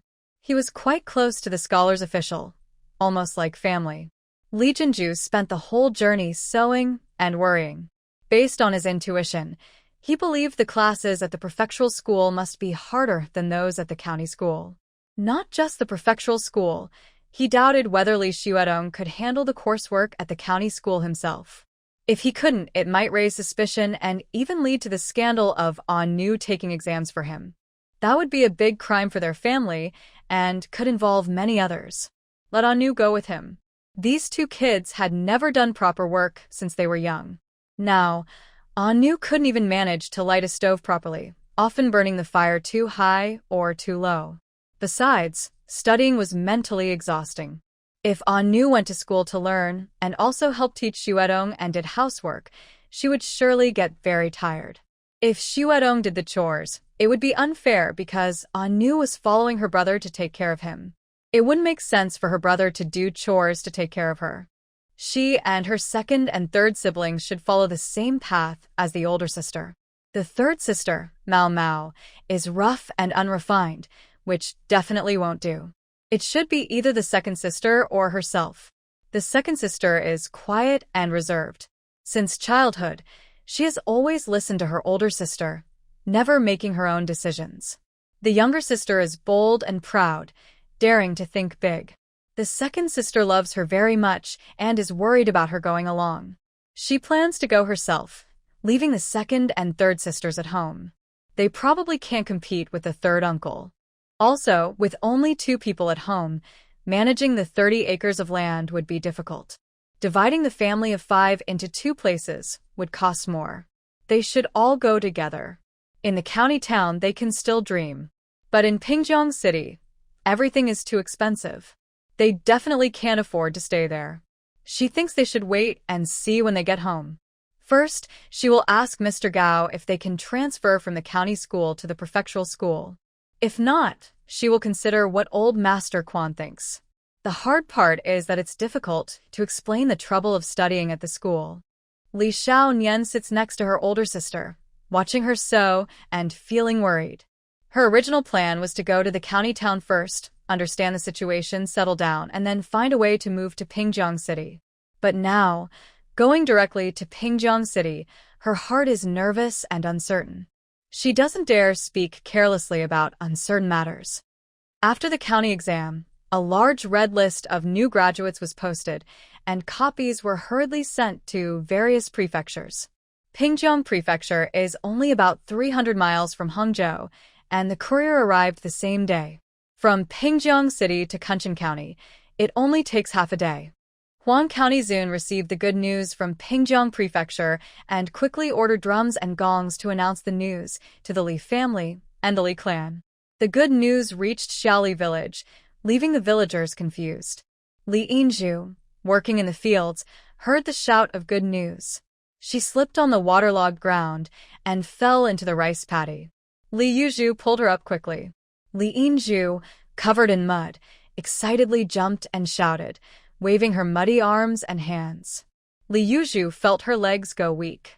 She sat down on the edge of the field, covering her face and crying, laughing at the same time.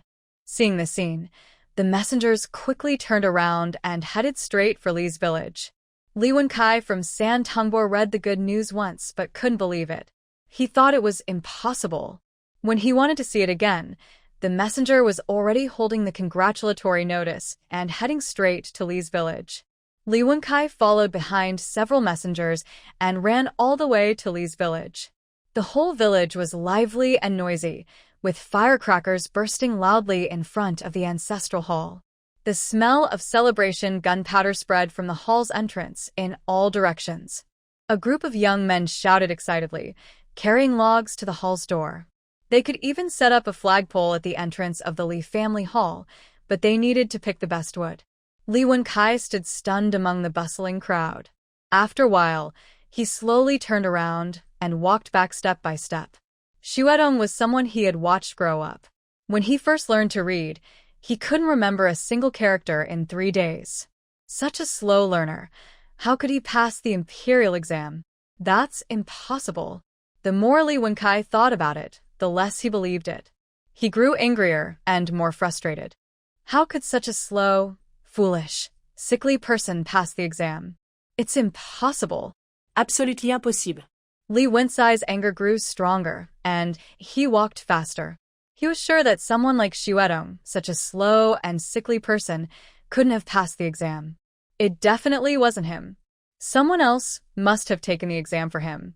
Yes, that's it. Someone else took the exam for him, his sister. Li Wenkai suddenly stopped.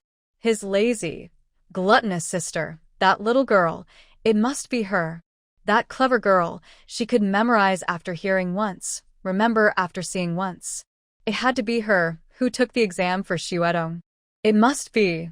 Li Wenkai held his head high, walking and running straight home. He wanted to report it. He wanted to send that foolish, sickly person and that whole bunch of lazy girls to prison or exile, to be gone forever. Li Wenkai rushed home, pushed open the door, and saw his wife. He stormed into the room, took out ink and an inkstone, quickly ground a full ink stick, found paper and brush, and sat down to write a report. Several daughters-in-law, holding needles and thread and carrying children, stood beside the mother-in-law. They all looked up at Li Wenkai, who was writing furiously in the main hall. Not even the sons and grandsons dared to make a sound. That sickly person had become a successful scholar, and everyone's hearts were uneasy and anxious. They were very scared. The eldest daughter-in-law occasionally glanced at her eldest son, who was standing beside his fourth uncle, Li Xuefu. She secretly considered whether she should send her son to stay with her eldest uncle for a while. Her eldest son had been following his fourth and fifth uncles to deal with that troublesome illness from childhood to adulthood. Now, the troublemaker had become a scholar. In the past 20 or 30 years, Li Wenkai had never written more than 3 lines in an article. But this accusation letter, he kept writing one after another, until late at night. He threw away 2 large baskets of paper, finally finishing it. Li Wenkai let out a sigh of relief, looked at the paper, which was covered in dark ink blots. He rewrote it carefully, then stored it away before stopping. The next morning, before dawn, Li Wenkai ate a bowl of salty meat noodles, clutching the accusation letter, and headed straight to the county town. County Magistrate Huang was different from others in the government office. He didn't eat breakfast early in the morning. Instead, he ate lunch quite early. Just after finishing his breakfast and lunch, the clerk from the criminal department brought in Li Wenkai with an accusation letter. Magistrate Huang carefully read the accusation letter again, then looked at Li Wenkai carefully. He shook the letter slightly, smiled, and asked, "Are you Li Wenkai, the third cousin of Li Xuedong? Have you paid your 5-year filial piety? His family married into ours. They're not really part of our Li family." Li Wenkai gritted his teeth and replied angrily. "Oh." Magistrate Huang nodded thoughtfully, then asked again, "In your Li family genealogy, is Li Xuedong's name listed?" "Yes, it is," Li Wenkai reluctantly answered. "All right, in your Li family genealogy, does Li Xuedong fall within 5 generations of you?" Huang asked softly again. Starting from his great-grandmother, he's still within 5 generations, but he's 3 generations away, Li Wenkai said through clenched teeth, emphasizing his great-grandmother's role to highlight Li Xuedong's status as an in-law. In the accusation letter, it said that Li Xuedong, a scholar, was impersonated by someone else during his exam. "Do you know who that person is?" Magistrate Huang asked slowly, holding up the letter and gently shaking it twice. "His sister. That little girl, they're a close-knit family." "That little girl is very clever," Li Wenkai answered quickly and confidently. The elder from Huang County let out a slow sigh and then asked, little girl, is that your name? Is it called Little Girl or Little Miss? Little Mississippi."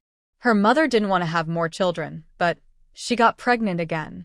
When she was born, she was a girl, so we just called her Little Miss. Li Wenkai wanted to spit but didn't dare. "Oh, I see. How old is this Little Miss? How many years has she been in school? Which school does she attend?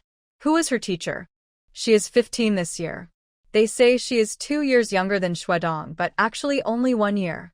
Xuedong was born at the end of the year, and she was born at the beginning, so she is exactly 15. She hasn't gone to school, but she's very smart. She can memorize after hearing once, remember after seeing once. It's not that she hasn't been to school. She has been with her brother at Gao's school since last autumn, attending classes together." Li Wenkai paused and then changed his words. "No wonder that sickly girl started going to school again, and that little miss followed her brother into the school. It turns out, it wasn't the sick girl who actually went to school, but Little Miss."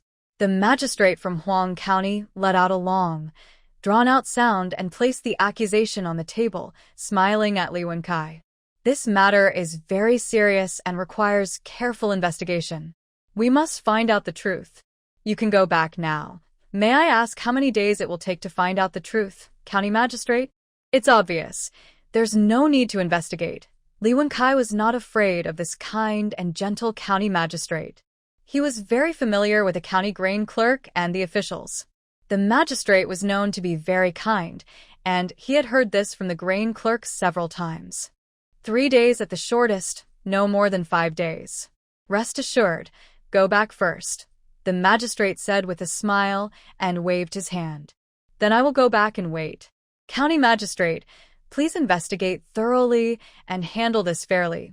Li Wenkai bowed. "Rest assured," the magistrate said kindly, smiling again, and waved his hand. After Li Wenkai left the government office, Mr. Yao looked puzzled and asked, "Has he lost his mind?" He seemed fine just now. The family had finally managed to get a scholar, and he was actually reporting to the county that he cheated on the exam. This could only mean he had lost his mind. Relatives and clans are like enemies, fighting to the death. "There are many such cases," the magistrate from Huang County said calmly, patting the accusation and instructing Mr. Yao, "Send someone to inform Mr. Gao to come here." Mr. Yao nodded and said he would go to the government office to send a message. Mr. Gao had just seen off 2 elders and a group of young men from the Li family who came to thank the teacher. He was standing in the yard, stroking his beard, feeling excited and thinking of reciting a poem. A messenger from the county town called out through the fence, asking him to come over immediately. This call interrupted Mr. Gao's poetic mood. He quickly changed his clothes, borrowed a donkey, and rode off to the county town. Mr. Yao took Mr. Gao into the signing room and poured him a cup of strong tea. Mr. Gao accepted the tea, smiled politely, and explained to County Magistrate Huang. 2 elders from the Li family came to thank the teacher and had a few drinks with them. It seems some people in the Li family still understand manners and courtesy, County Magistrate Huang replied with a smile. He pushed a letter of complaint toward Mr. Gao. Take a look at this. Mr. Gao quickly picked up the complaint and read it carefully. He looked at County Magistrate Huang with wide eyes and, after a moment, said, "He is getting more shameless with age." "Do you know him?" County Magistrate Huang asked, appearing unsurprised. Yes. "When I was young, I studied in the same school as Li Wenkai. Back then, he was shameless and unruly, often bullying others with the support of a big crowd." "So you've known him since childhood. Does Li Xuedong really have such a clever sister?" County Magistrate Huang continued to ask. "Yes, he has a sister. I haven't really paid attention to whether she's smart or not." Mr. Gao frowned and thought carefully. Li Xuedong's sister always kept her head down. She either cowered in a corner or followed behind Mrs. Huang, showing only half her face, timidly looking around. It seemed he had never seen her full face. Hearing Mr. Gao's words, County Magistrate Huang seemed to relax slightly and asked with a smile, "Li Wenkai and Teacher Li are still within 5 degrees of kinship. Sending this complaint isn't a small matter. Do their two families have a grudge?" "Sigh, it's not exactly a grudge. Let me tell you what I know. Xuedong entered school at 8 years old. He's not very talented, but he studies hard. 3 years ago, at the end of autumn, Xuedong's father fell ill and passed away. Since then, Xuedong has not gone to school. I asked someone to check on him once, and they said he had been sick all along. It wasn't until October last year that Xuedong's eldest sister sent him and his sister to school. Xuedong's family lives in Shaoli village, about half an hour from our Gao family market. In the past, Xuedong would come early and leave late, but he didn't stay at school. Last year, when his eldest sister took him to school, she arranged for him to stay there. She also told me repeatedly that if anything happened, his sister should pass on the message, and Xuedong shouldn't go out of school alone." Huang County Zun and Mr. Yao looked at each other. Xuedong's younger sister has always followed him everywhere. According to his eldest sister, Xuedong was sick for a year or two with a weak body, so his sister stayed to take care of him. Latte? Ah. Mr. Gao let out a long sigh. Xuedong's sister is called Xiao Nan. She is thin and shy, very obedient. Our family's old maid, Huang Ma, cares for her a lot. She is timid and only talks to Huang Ma. These stories are from Huang Ma and my wife. I overheard them. After Xuedong's father was buried, Xuedong fell very ill. He was sick for over a year before slowly recovering. When he was able to leave the house and take a walk around the village, Li Wenkai's 2 grandsons beat him up. Luckily, his third sister was nearby and protected him fiercely. About half a month later, one night, Li Wenkai's grandsons mistook Xiao Nan for Xuedong. They hit Xiao Nan on the head with a stick. Xiao Nan fainted and was unconscious for 2 or 3 days before waking up. "Xiao Nan is over there." Mr. Gao pointed to his right side of his head. He had a long scar there. "My young daughter liked Xiao Nan. She saw her when she was fixing her hair. My wife also saw her and cried when she talked about it." Huang Ma said that Xiao Nan told her she was following her brother so that when someone hit him with a dark stick, they wouldn't be able to tell her apart from her brother. She said she was willing to take a hit for her brother. Ah. Such pity. Mr. Gao wiped his tears. On the day Xuedong took the county exam and returned home, he had just passed Gao Jiaji when he was surrounded by Li Wencai's grandchildren. Fortunately, all 5 siblings of the Li family were there, holding sticks, saying that the little girl was so frightened she cried loudly and the nearby village could hear her clearly. "How much land does Scholar Li own?" County Magistrate Huang asked clearly. 37 acres of good water rice fields and 5 brick-tiled houses, Mr. Gao replied. "That's quite a lot," County Magistrate Huang said, tapping the complaint letter. Li Wenkai is the village head of Little Li Village.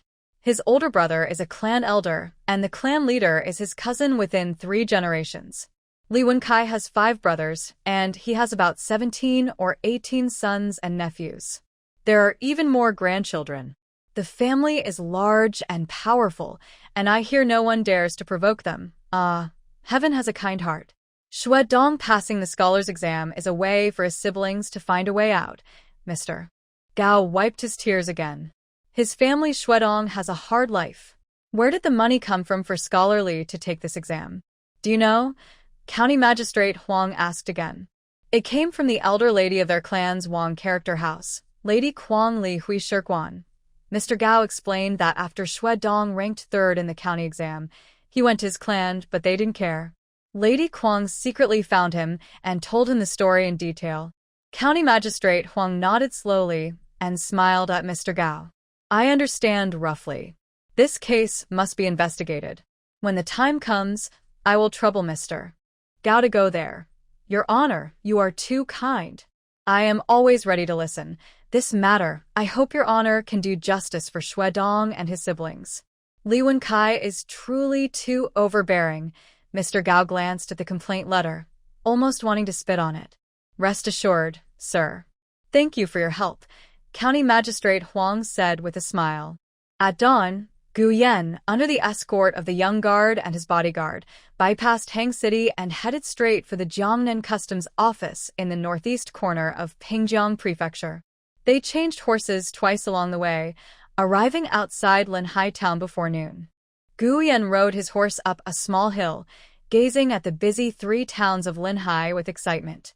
This was the starting point of his previous life, where he fought to eliminate corruption and revive the empire.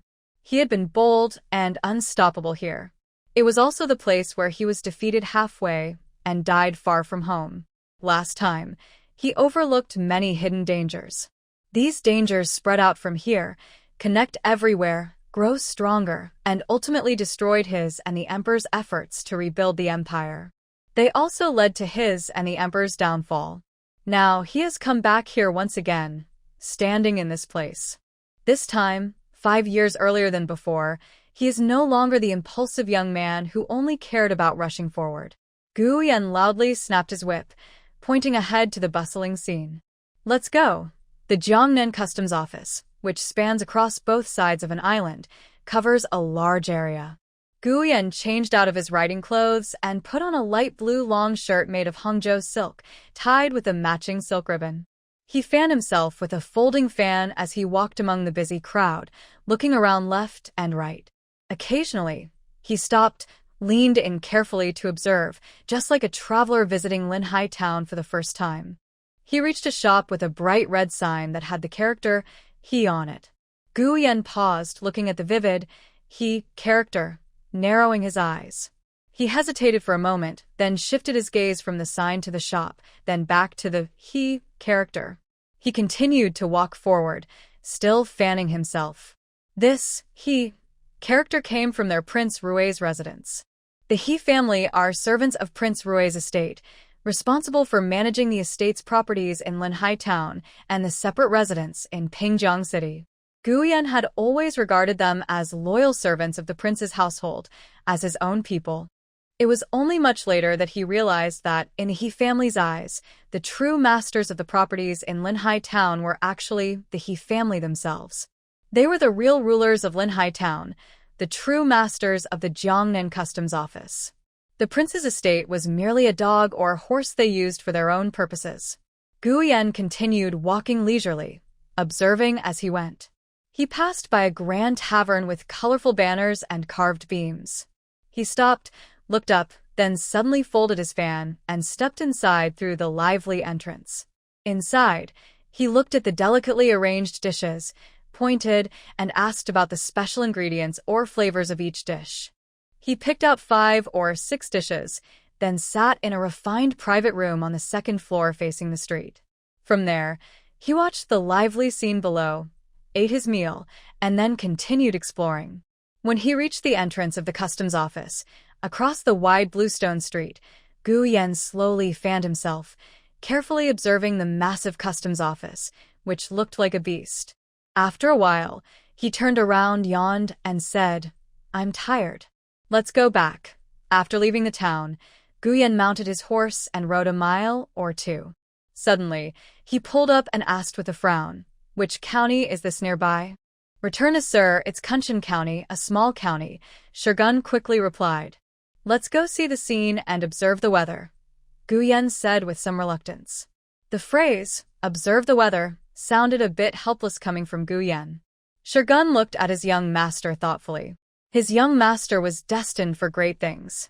Visiting a small county like Kunshan to observe the scene was a bit of a waste of talent, but since his master was leading an official envoy and passing through, it was only right to take a look. His master was truly admirable. Kunshan County Office.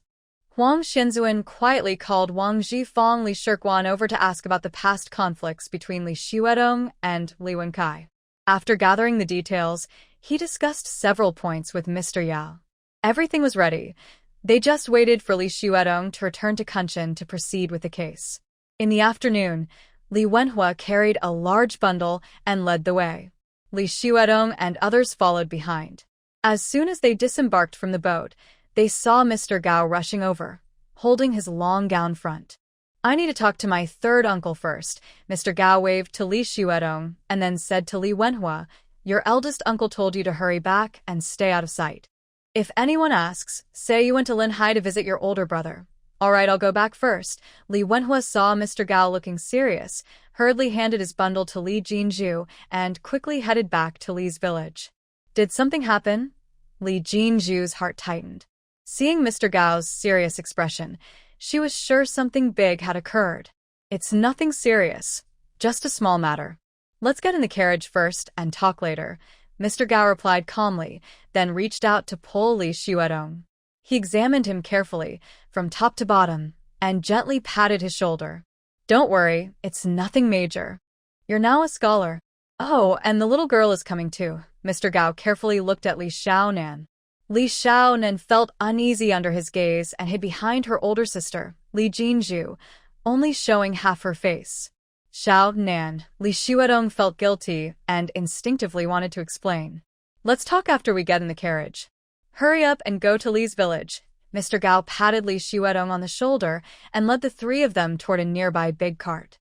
The large cart has only a bamboo canopy, providing shade but no wind protection, making it cool and comfortable. Once inside the cart, Li Jinju asked again, "Did something happen?" "Nothing serious. You don't need to worry, it's definitely fine. I saw the county magistrate," Mr. Gao said seriously.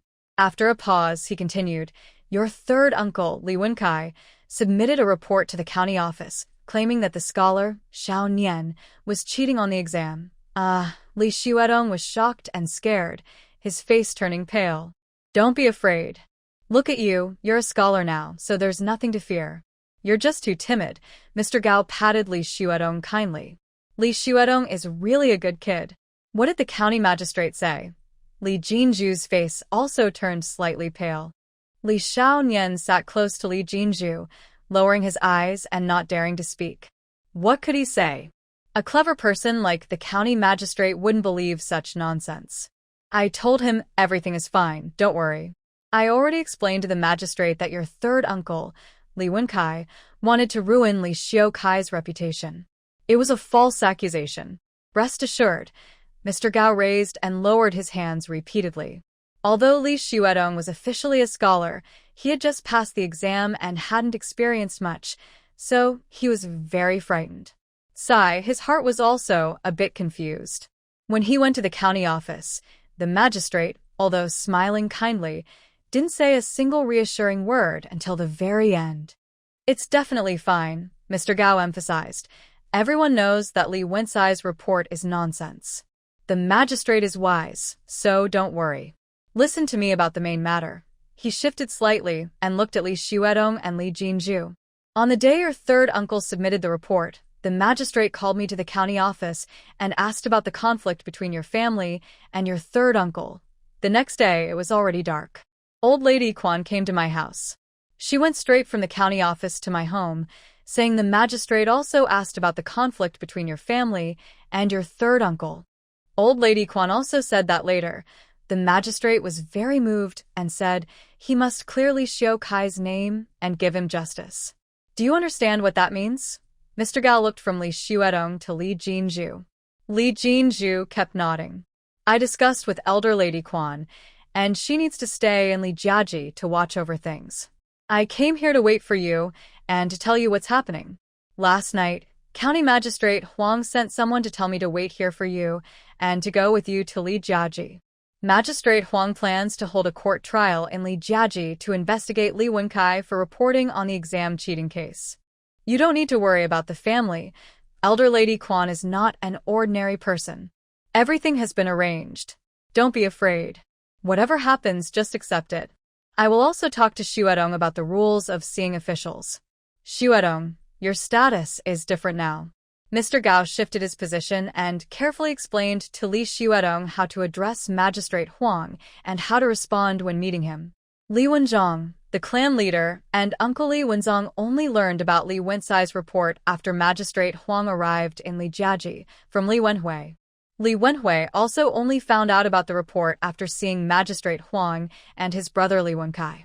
Clan leader Li Wenzhong didn't ask many questions and quickly stayed close to Magistrate Huang. Elderly Shirguan directed the young men of the clan to set up a platform and a canopy outside the ancestral hall, creating a designated area.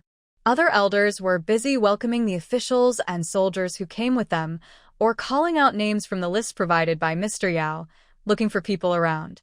Magistrate Huang and his team of officials and clerks, about a dozen people, came to hold the trial. Naturally, there are rules for conducting a court case.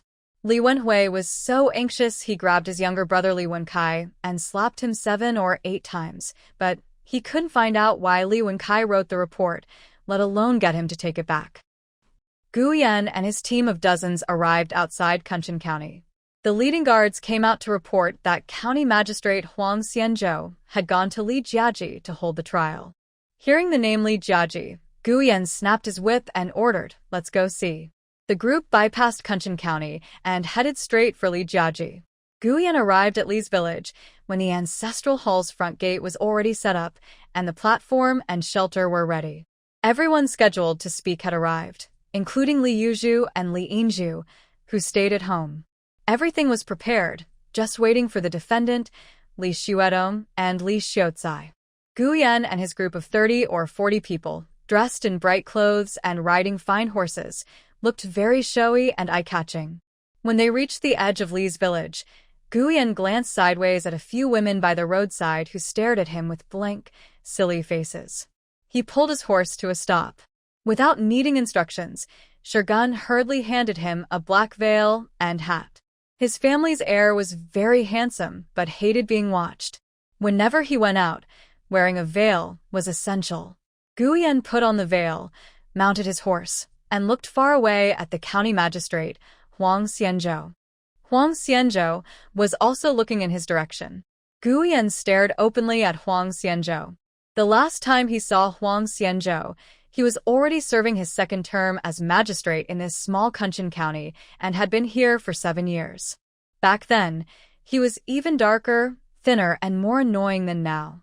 It seemed as if he had completely erased his reputation. What happened to him later? Gu Yan tried to remember, but couldn't. A small county magistrate was too insignificant to matter much to him. Almost everyone in Li's village was gathered near the ancestral hall, packed tightly together. Gu Yan dismounted. Protected by Shirgun and a few young servants, he pushed through the crowd, which naturally made way for him. He circled the high platform once, found a good spot to watch the show, stood still, fanned himself slowly, and waited to see what would happen. A large cart from Kunshan County's dock hurried into Li's village. The crowd parted, and the cart went straight to the ancestral hall, stopping in front of the shelter. Mr. Gao jumped down first, followed by Li Jinju, who turned around and lifted Li Zion. Li Yuzhu and Li Yinzhu saw their eldest sister and hurried to greet her. Elder sister. Li Yuzhu was fine, but Li Yinzhu already sounded like she was about to cry. Don't be afraid. Don't be afraid. Mr. Gao quickly comforted her. Li Jinju first lifted Li Zion, then reached out to help Li Xuedong. Li Xuedong's face was pale. Carefully, he protected his fine cloth long robe as he jumped down from the cart. It's nothing serious, don't be scared. What else can happen?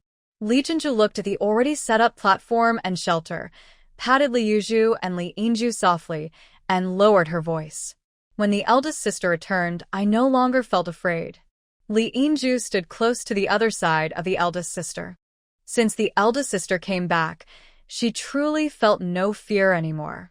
Li Yuzhu ugjali xiaonan tigli. Li Xiaonan leaned close to Li Yuzhu's ear and whispered softly, "Second sister, don't be afraid.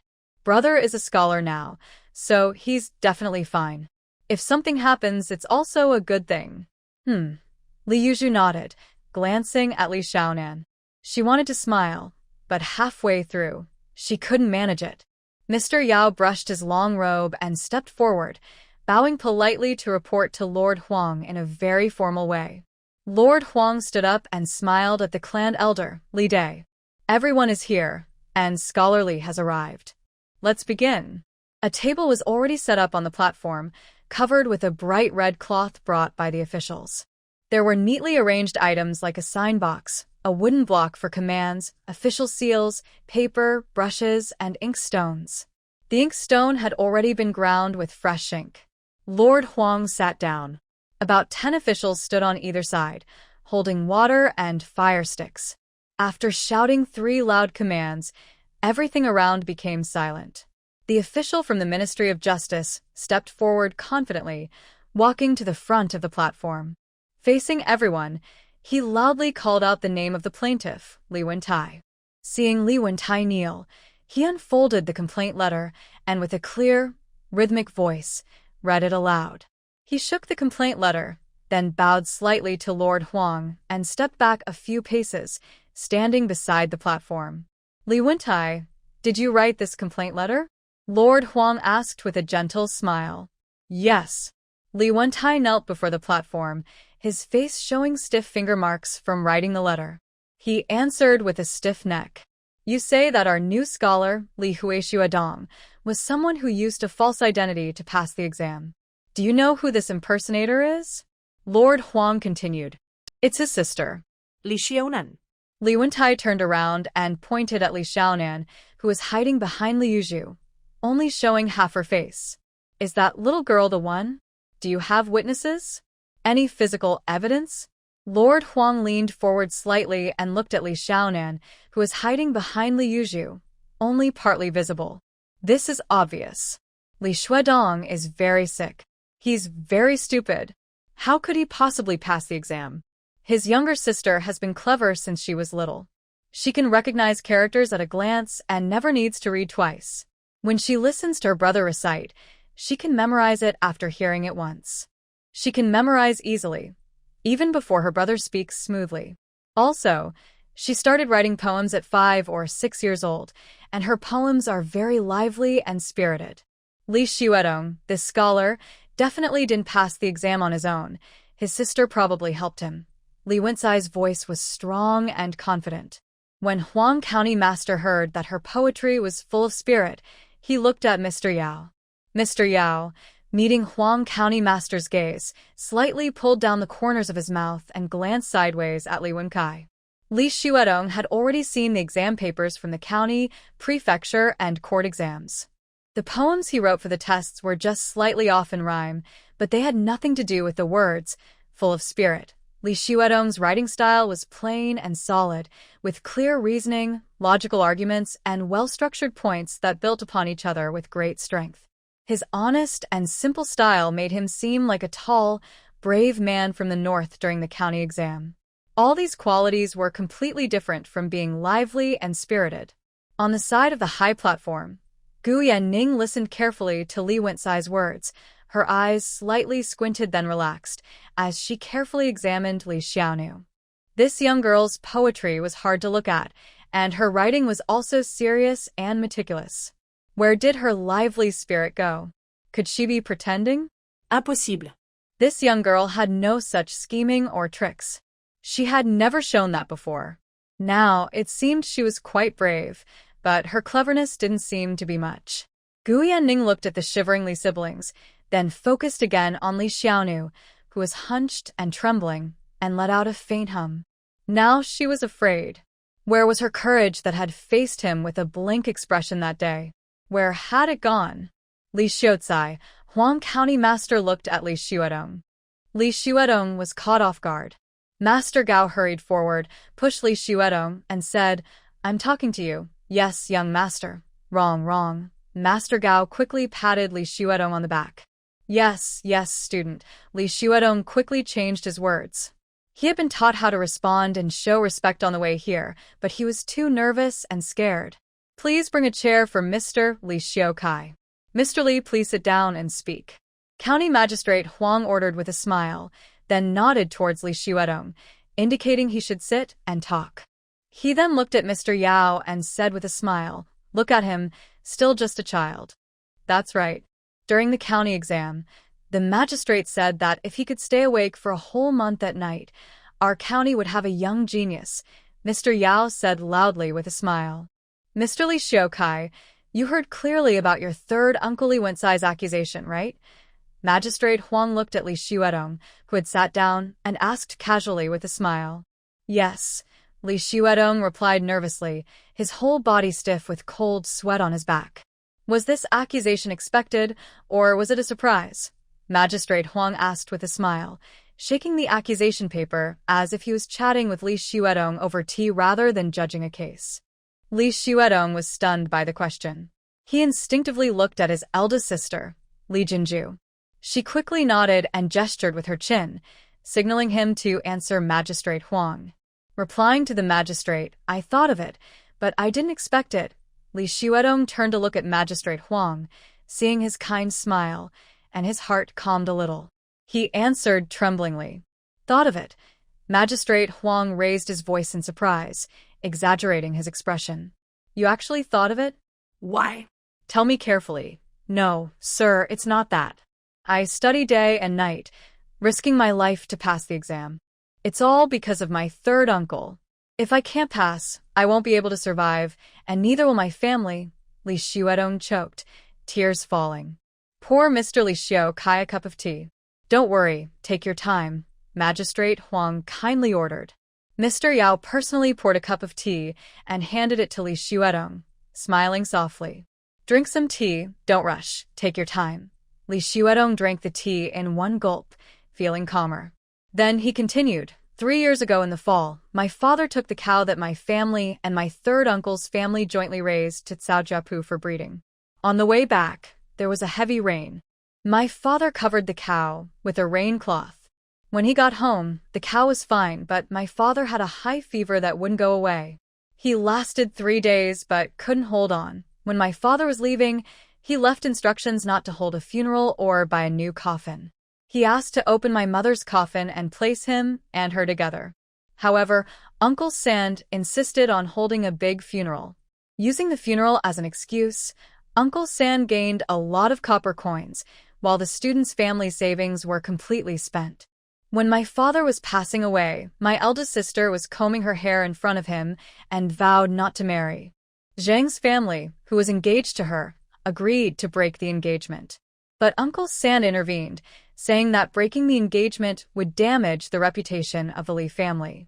My eldest sister then gave Uncle Sand's wife a golden-laid hairpin and some money, and only then did Uncle Sand stop opposing. When the mother cow that was pregnant with a calf was close to giving birth, Uncle Sand said the cow's swollen belly was due to illness. He also claimed that my father was responsible for the cow's sickness. He said we had to pay copper coins for medicine and a craftsman to treat the cow, and that the cost was more than the cow's worth. He demanded half a cow's worth of copper coins from us. Since we had no copper coins, Uncle Sen said the cow belonged to his family. At my father's funeral, it was raining heavily. Uncle Sen said a filial son should kneel at the grave. He held an umbrella and watched as the student knelt for over 3 hours. The student was weak and soaked in the rain, and he fell ill after returning home. This illness lasted over a year. Just as he was recovering, he went out of the house and bumped into my elder brothers, Li Xuefu and Li Xueshou. They beat him badly. Luckily, my third sister protected him fiercely, and my eldest and second sisters hurried back in time. About half a month later, one night, An Yen went to look at the moon behind the bamboo grove. She was struck on the head by Li Xuefu and Li Xueshou and fainted. She was unconscious for 2 days and 2 nights before waking up. An Yen was beaten because she was wearing a long coat that belonged to the student. Gu Yan listened as Li Xuedong talked about An Yen looking at the moon in the bamboo grove, and he raised his eyebrows. Lu Xiu loved to admire the moon. especially the moon over the bamboo grove. She said the bamboo swayed gently, and the moonlight was dappled, giving a feeling of transcendence. He thought that the cold moon in the bamboo forest was too gloomy, which is why she could only enjoy the moon under a flower. The day An Yen was beaten unconscious, he needed to find out exactly which day that was. Third, and also brought people to look at An Yen. They said she was a good girl and that she could sell for 10 taels of silver. Big sister said that third uncle is determined to take over our family's more than 30 acres of rice fields, as well as Anan's dowry and silver. Big sister and second sister can also sell a few taels of silver. Later, Big sister said that students still need to go to school. This is the only way for our family to survive. We don't expect students to pass the imperial exam just to attend county school or nearby schools. Li Xuedong suddenly stopped speaking and looked at Mr. Gao. He had told Mr. Gao on the road that if he could attend county school or nearby schools, he could meet officials and children from wealthy families, which could help him build connections. Mr. Gao once told him that it was not good to say these things aloud, so he kept quiet. I understand now why going to school is important. Keep going, Huang County Master said clearly. Yes, last autumn, when it was time to pay grain, Big sister didn't go with third uncle like in previous years. Instead, the students, big sister and second sister, went to pay the grain. That autumn, we saved over 1,300 copper coins, which we used to pay the students' school fees and send them back to Gao's school. The students at Gao's school weren't just studying. They were fighting for their lives, for themselves, big sister, second sister, third sister, and Anan. The students. Li Xuedong's throat choked again, and he couldn't continue. Huang County Master was already wiping tears from his eyes, and Mr. Yao followed. The 2 rows of officers quickly stepped forward. Some snorted loudly, some kept wiping their tears in rhythm with Huang County Master. Huang County Master pressed his handkerchief to his face, blew his nose hard, coughed, and loudly asked, "Have Li Xuefu and Li Xuesho come?" "They have," replied the officer. He quickly stepped forward, grabbing Li Xuefu and Li Xuesho, pushing them between 2 rows of officers and forcing them to kneel. Huang County Master looked carefully at the 2, pointing at Li Xuesho, who was staring blankly with wide eyes, and asked, "Did your younger cousin hit you?" Li Xuesho, following Huang County Master's finger, looked at Li Xuedong and immediately nodded. "Yes, he did." "Why did he hit you?" Huang County Master asked. "Mother said that if he was beaten to death, he could eat meat every day," Li Xuesho said straightforwardly, with wide, bull-like eyes. Li Xuesho said confidently that he ate meat every day. Hearing this, Lord Huang tilted his head back in surprise. After a moment, he turned to Li Wengang, the clan leader standing on the high platform, and frowned. "Do you know what Li Xiu Kai just said? Have you heard about it? Is it true or false?" Li Wengang's face turned pale as he listened to Li Xuedong's long list of accusations. The 2 simple words Li Xuesho just replied with made his face even whiter. They are in Shaoli village, 4 or 5 miles from Li Jia Market, which makes it hard to travel back and forth. Li Wengang tried to explain a few words. But seeing Lord Huang squinting, he dared not continue. No matter how he explained as the clan leader, he was partly responsible. "Looks like you don't know. Then I won't ask you. Has anyone else come from Shaoli village?" Lord Huang sat up straight and asked softly. Yes, the Yamen officer stepped forward, looking at a group of about 10 people. He pointed at the woman standing at the front, who looked excited and nervous at the same time. "You, come out." The woman was both nervous and excited. She took a few steps forward, then suddenly knelt down. "Oh, great Sky Lord. Don't be afraid. You know about the matters between these 2 families, right? Just tell us what you know," Lord Huang said with a friendly smile, very kind. "Oh, great Sky Lord. Xuedong." Slap. The Yamen officer scolded angrily. "The name of the scholar is not something you can call casually. Ignorant village woman." The woman trembled in fear. "Don't scare her. The scholar won't mind these small things. Keep talking, don't be afraid." Lord Huang's smile became even gentler and his attitude more kind. "Oh, great Sky Lord. The woman kowtowed. He. She dared not call Shuedong's name anymore. Carefully, she pointed at Li Shuedong with her finger. Third aunt said, he's unlucky. His family is unlucky. Our whole village will be harmed by him. Third aunt made a little doll, wrote his birth date on it, and kept stabbing it every day. She also asked us to do the same.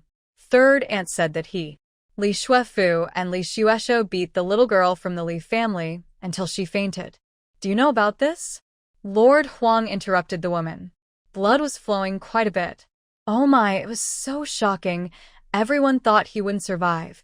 He seemed to have no breath left, but then he came back to life. Annie said it was bad luck. His sister is lazy and careless, crying over leaves and grass all day. You can't even understand what she's saying. His sister is a fool. Did you help with Scholar Li's father's funeral? Huang County Magistrate interrupted the woman again. Yes, we all went from our village. Just that one time. Uncle San was very generous, really generous. He had never been so generous before. We just slaughtered 2 pigs and a sheep. Our village ate pig meat for 3 days. We didn't get to eat the sheep, though. Uncle San said it was to honor the gods. Uncle San always smells like lamb, very fragrant. For over a month, it was so nice. TSK. Uncle San is very frugal, but he spent a lot on this. Oh my, he spent so much. Uncle San, do you know about Li Jinju breaking off the engagement? Huang County Magistrate skillfully cut off her words. Yes. How could I not know? His eldest sister's fiancé's family is from the same village as my sister-in-law's family. They are good people. His eldest sister is very capable. The family he married into isn't as good as his sister's family. Uncle San only wanted the best for his sister. That family is good, and their children are very handsome. Was the ox at Uncle San's house jointly raised by both families? Huang asked. The copper coins for buying the young ox were split evenly between the 2 families. The ox later was raised by his father, who was very capable. His father took great care of it. His father also knew how to build walls. When his father died, he was very sad. His father was very talented. His father. All right, take her away. Huang waved his hand. A guard tapped the woman with a water and fire stick, signaling her to leave. The woman was excited and speaking passionately. Great Lord of Heaven, I still have many things to tell you, many. Step back, the officer glared, and the woman shrank back in fear, quickly retreating. What do you think about this matter? Huang Magistrate asked the village head, Li Wengang, again. Xiaomin. Li Wengang started to speak but suddenly froze, stood still for a moment, then quickly turned around and pulled Li Wuxi, who was nearby. He slapped him sharply and said, That is your brother's younger brother. What's going on? You tell me. You explain. When Li Wuxi heard the accusation letter from his brother Li Wenkai, he was furious. He knew his brother was reckless, but not to this extent. He never expected this. Then, Li Shuedong's accusations cooled down Li Wuxi's anger completely. Li Shuedong's words were surely true. He knew what kind of person his brother was, but he always thought this brother was just a bit shady and that he was too timid to do anything bad. Now he realized his brother had grown bolder. As for Li Wenshou's comment about him always eating meat, Li Wuxi felt his legs trembling. Li Wengang grabbed him and slapped him, making Li Wuxi dizzy. He fell to his knees with a thud, kowtowing repeatedly. County Magistrate Huang looked at Li Wuxi, who kept kowtowing, then picked up his cup, took a few sips of tea with his eyes lowered, and set the cup down. He looked around at everyone and said calmly, Li Wenxi's accusation that Li Xiaocai helped someone cheat in the exam, and the person who helped him. He pointed to Li Xiaonan, who was trembling behind the second sister. Everyone saw. A man and a girl, young and small. Li Wenxi's claim that she helped him cheat is quite ridiculous. Li Wenkai suspects cheating because this young girl is clever and writes poetry with a lot of spirit. I have examined Li Xiaocai's exam papers from the county, prefecture, and court levels. I found Li Xiaocai to be very talented, with careful writing and strong reasoning. But his poetry is just decent, not particularly spirited. Isn't that right? Huang County Magistrate looked at Mr. Gao, and asked. Yes, yes. Xuedong's essays and moral studies are excellent, but his poetry is just average. Nothing special, mister. Gao hurriedly answered. This accusation is baseless. Normally, he should be punished with 20 strokes and 10 days of confinement. Huang magistrate paused, then looked at Li Wengang. But behind this accusation is a plot for money and harm, and to oppress our kin. This isn't just about Li Wenkai. It's because your Li family's reputation is ruined, and you have no discipline over your relatives, that such malicious acts happen. Huang magistrate's tone was stern and serious. I believe that the real culprit behind this case is not Li Wenkai, and he should not be the one punished. The true responsible ones are you, the clan leaders and elders. Huang County Master grabbed the wooden gavel and sharply struck it on the table. Li Wengang suddenly knelt down with a thud, followed by the elders behind him also kneeling. The surrounding Li clan members, watching the scene, knelt together in a big group. Li Xuedong was so frightened that he quickly jumped up. Guyan looked at Huang Xianzhou with admiration. The Li clan's poor family discipline is indeed the root of the trouble, especially for a Nian's family, who have been bullied a lot. Huang Xianzhou is at least sensible. Huang County Master looked serious, picked up his cup, took a few sips of tea, then slammed the cup down and looked at Li Wengang with a cold voice. Li Wengang, you don't know anything about what Li Wenkai and his family did, right? Li Wengang broke out in a cold sweat on his forehead. Li Wenkai is in Little Li Village, Then I ask you, did you think about Li Xiukai going to high school or not? Huang County Master continued to ask. Thought about it, or didn't think about it, Li Wengang stammered. Li Xiukai is an orphan with only his third sister and a younger sister. He is the only son. He is only 17 years old this year, still a child. I ask you, who in your clan went with him to Hangzhou City for that trip? Huang Xianzhou looked at Li Wengang. Li Wengang looked up at Huang Xianzhou, opened his mouth, but couldn't speak. He didn't know. He only found out about Li Xuedong passing the high school exam when he received the good news. Then who accompanied Li Xiukai to Pingjiang City for the provincial exam in April. Huang Xianzhou raised his voice, clearly very unhappy. Li Wengang bent down, almost touching the ground. Then I ask you again, Li Xiukai took the county exam in February. Do you know about this? Yes, yes. Li Wengang hurriedly straightened up and kept nodding. He really knew about it. When did you find out? How did you find out? Huang Xianzhou's tone softened. It was just a couple of days after he took the county exam. His eldest sister pushed him here in a small cart, right at the ancestral hall. We were all there. He said he ranked third in the county exam and wanted to take the prefectural exam to get some copper coins. Li Wengang's words suddenly stopped. Li Xuedong and his older sister came to ask for some copper coins, but they didn't give him a single one. You came to ask for money, then what happened next? Keep talking, said County Magistrate Huang, glancing at Li Wengang and raising his cup. Well, County Magistrate, in our clan, those who took the county exam and ranked first have all passed before. But in recent years, our clan hasn't been well off. It's not just me, it's everyone. This is everyone's opinion. They say our clan is poor, so we should wait until Xuedong becomes a scholar, and then, facing County Magistrate Huang's cold sideways glance, Li Wengang spoke more and more unclearly. Yes, I understand, Huang said, slamming his cup on the table. He pointed at the people kneeling on the ground and asked, Do you all understand? Your clan's leader, Li Wenkai, is accused of harming fellow clan members, encouraging his descendants to commit violence and stealing others' property. He knows nothing about it. Your clan's talented scholars, like Scholar Li, are ignored and even mistreated, even though they should be encouraged to become successful. Sigh. Huang let out a long sigh, then pointed at Li Wengang and looked at everyone, saying, With a leader like this, your Li clan's reputation is ruined. It's no wonder your younger generation has no achievements. He sighed several times, then made a circle with his finger. How many branches does your Li family have? Are the heads of each branch here? If they are, step forward. He asked, Do you want someone like this to continue as your clan leader, to keep harming your Li family until everyone is destroyed?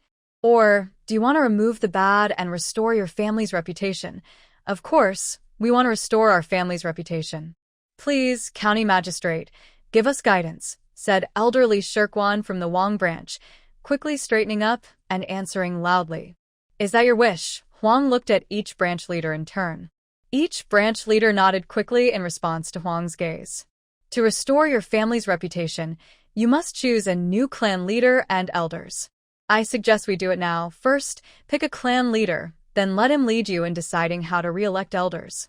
I will take some responsibility and be a witness for you, Huang said in a calmer voice.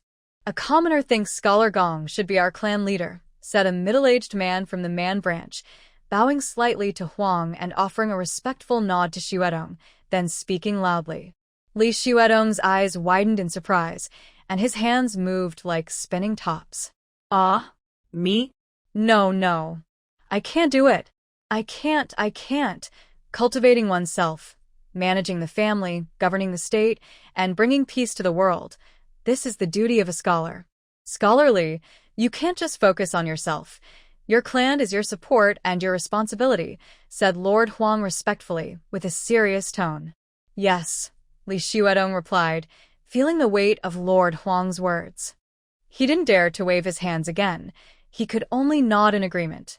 But he knew he wasn't capable of being the clan leader. He had never even been a head of the family. He was very scared.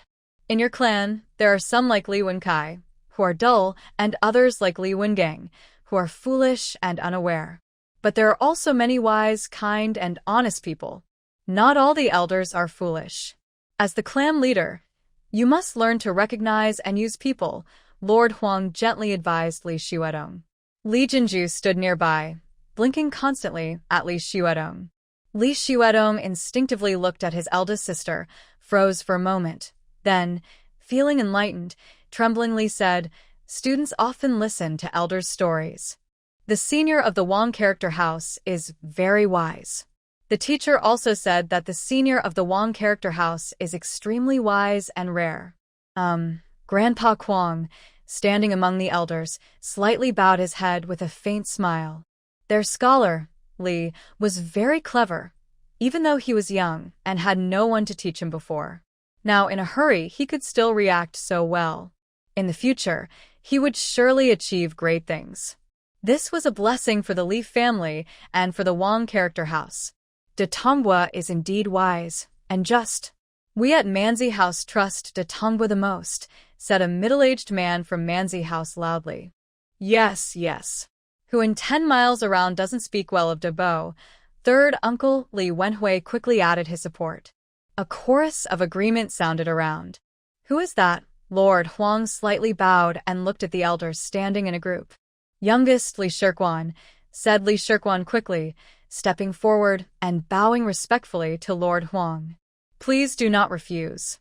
Li Xiaozai is young, and his most important task is to focus on studying. I believe that major family decisions should be made by him. As for daily chores and small matters, you should be more patient with your nephew so he can concentrate on his studies. This is also good for the family and the clan, said County Magistrate Huang with a smile to Li Shirkwan. Yes, I will follow your instructions, Li Shirkwan replied respectfully. You all need to come up with a new plan to choose the clan elder. You might even have to rewrite the clan rules. These are small details, so I won't keep watching. Once you select a good elder and update the rules, have Li Xiaozai write a note for me to see, said County Magistrate Huang, looking at Li Shirkwan and smiling. Li Shirkwan quickly bowed and agreed. There are 2 small matters I need to settle regarding this case, said County Magistrate Huang, knocking on the table. The room quieted down. Have you brought the household registration papers for Li Wenkai and Li Xiaozai? If so, let's see whose household the ox is registered to, he indicated to the clerk. The clerk hurriedly brought out the household papers, held them up, and turned them around, saying loudly, according to the household registration, 1 ox belongs to Li Xiaozai's family. You are the head of Shaoli village. Each of these household papers has your fingerprint and seal. It's clear that this ox belongs to your family or Li Xiaozai's family. The registration must be accurate. The taxes on oxen over the years have also been paid by Li Xiaozai's family. Regarding the ox, I judge as follows. 1 ox, including a young calf, belongs to Li Xiaozai's family. Li Wenkai claims to share the ox with Li Xiaozai's family, and they have jointly raised the ox for. County Magistrate Huang looked at the clerk, who hurriedly responded, 5 years. Since Li Xiaozai's family has also been using the ox, we will count 2.5 years of leasing from Li Wenkai. The total is now. Huang looked at the clerk again, who quickly answered, 3.5 years. So, in total, Li Wenkai has leased the ox from Li Xiaozai's family for 6 years. How much does it cost to rent a strong ox in this area for a year? This time, County Magistrate Huang asked Li Shirquan. 2 coins for an old ox, at least 4 coins for a strong one, Li Shirquan quickly answered. Then, 4 coins per year. That totals 24 coins. Li Wenkai must hand over the property to Li Xiaokai within 10 days. Second, Li Wenkai, as the village head, has oppressed his fellow villagers, deceived superiors and subordinates. The law requires removing his position as village head and punishing him with 10 days of confinement. The magistrate Huang clapped his gavel and looked at Li Shirquan, saying, all the other bad deeds of Li Wenkai were allowed by your Li family. You should decide among yourselves what punishment he deserves according to your customs. Once you agree on the punishment, have Li Xiaokai write a report for me to see. Yes, Li Shirquan bowed in response. Li Shuedong, who was still stunned, quickly followed suit, bowing with clasped hands. Magistrate Huang stepped down from the platform, beckoned Li Shuedong over, and quietly instructed him. Li Yinju was so happy she couldn't stand still, jumping a little now and then. Li Yuzhu called out, Big sister, her throat tight with emotion, tears welling up in her eyes. Li Jinju stood straight, watching Li Shuedong talking closely with Magistrate Huang, lost in thought for a moment, then turned to look at Li Xiaonan. Li Xiaonan, holding her second sister Li Yuzhu's arm, still half hidden behind her, blinked her eyes at Li Jinju and smiled. Gu Yan gently fanned himself, shifting his gaze from Li Xiaonan to Li Jinju, examining her carefully from top to bottom twice. After Greensleeve came over to him, she asked him to find out about her 3 older sisters. Greensleeve was sold by her 3rd uncle to a young man on the night she was taken, and that eldest sister burst into her uncle's house with a sword, killing her uncle and his wife, then cut her own throat. That eldest sister was not ordinary. Magistrate Huang carefully explained to Li Shuedong and spoke with Mr.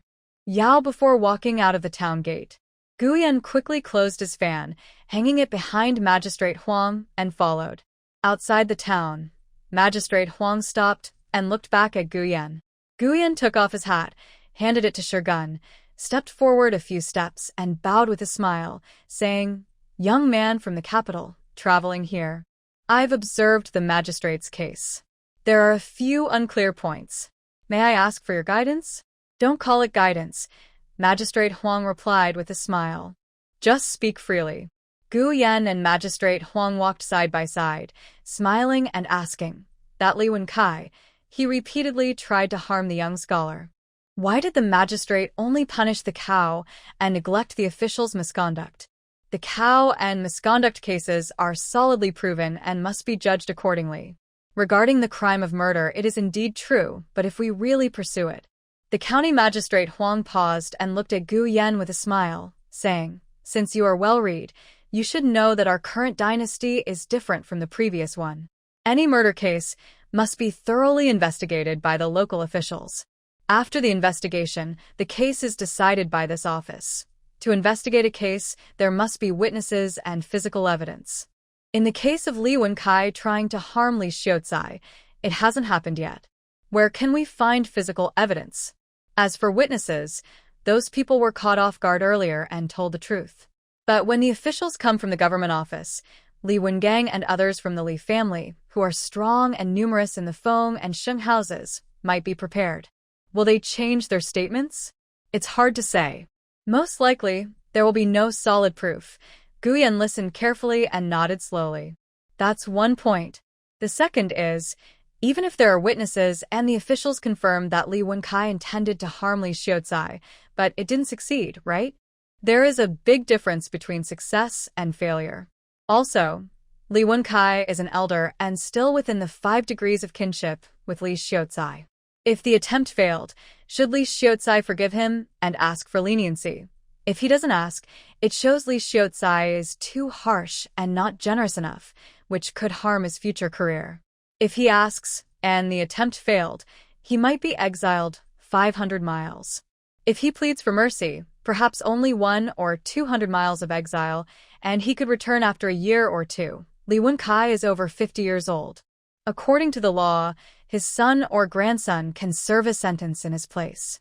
There are many descendants, so just choose one to serve the punishment. One offense cannot be punished twice. Since the officials have already judged that Li Wenkai tried to harm Li Xiaocai, the Li family doesn't need to pursue it further. In this way, Li Wenkai would be completely unscathed. Now, if we leave the crime of Li Wenkai trying to harm Li Xiaocai to their family to handle in half a month or a month, you can send someone to check how they deal with it, County Magistrate Huang said with a smile. Guyan listened carefully, then smiled and bowed in thanks, saying, I have learned a lot. Thank you, Your Honor. You're too kind. Huang Magistrate returned the bow with a smile. Guyan was polite again, said a few words, bowed to Magistrate Huang, mounted his horse, and, surrounded by many guards, rode out about 10 miles. He slowed his horse and waved to signal Wang Gui, who was following with the royal attendants. Shirgun saw Gu Yan call Wang Gui and quickly slowed his horse, signaling the servants and guards to keep their distance from Gu Yan. Wang Gui was the head scout for his young master's household. The young master and Wang Gui discussed very secret matters. Did you hear about that case just now? Gu Yan asked Wang Gui. Yes, Wang Gui replied. First, find out when Li Xuefu and Li Xueshou knocked out Li Xiaonu. Second, on both Li Xuefu and Li Xueshou, give each of them a small wound about 3 inches long and 1 inch wide. After that, the scars shouldn't grow hair. Yes, Wang Gui said without hesitation. Any task that wasn't very important, his young master would send him. Compared to the messy jobs he used to do, this task was very simple. Linhai Town. Next to the Marine Tax Office, behind a 2-story stone building, 2 rows of old houses formed a small courtyard. Under the huge Marine Tax Office, the small building and courtyard looked very tiny. This courtyard belonged to Heiji Laohao, which owned more than half of the warehouses in Linhai Town. A simple, slightly old cart with a half-closed curtain was parked at the door of Heiji Laohao. The guards lowered the footrest, lifted the curtain, and He Qingze, the head of Heiji Laohao, got off the cart. Inside Heiji Laohao, He Qingze's eldest son, He Weiming, hurried out to greet him. Father, it seems that the young master came to Linhai Town around noon, He Weiming whispered as he approached. Seems? He Qingze stopped walking, frowned, and looked at his son. I didn't see him. I went to check the goods early in the morning and just came back. It was Wu Shi from Jiayue Tower. He went with us to the capital to deliver New Year's goods. I saw the young master from afar. When I returned, Wu Shi was already waiting. He said the person was having lunch at Jiayue Tower. He looked like the young master, He Weiming explained quickly. He Qingze's expression softened. He nodded, and then went inside. I just had someone find out that they arrived at Linhai Town at the 3rd watch of the afternoon, then entered the Moonlight Pavilion at the 1st watch of the evening. They ordered the house's specialties, scallion oil crab legs and stir-fried clams, and ate for nearly 3 hours. Afterward, they walked along Xingyang Street all the way to the entrance of the tax office.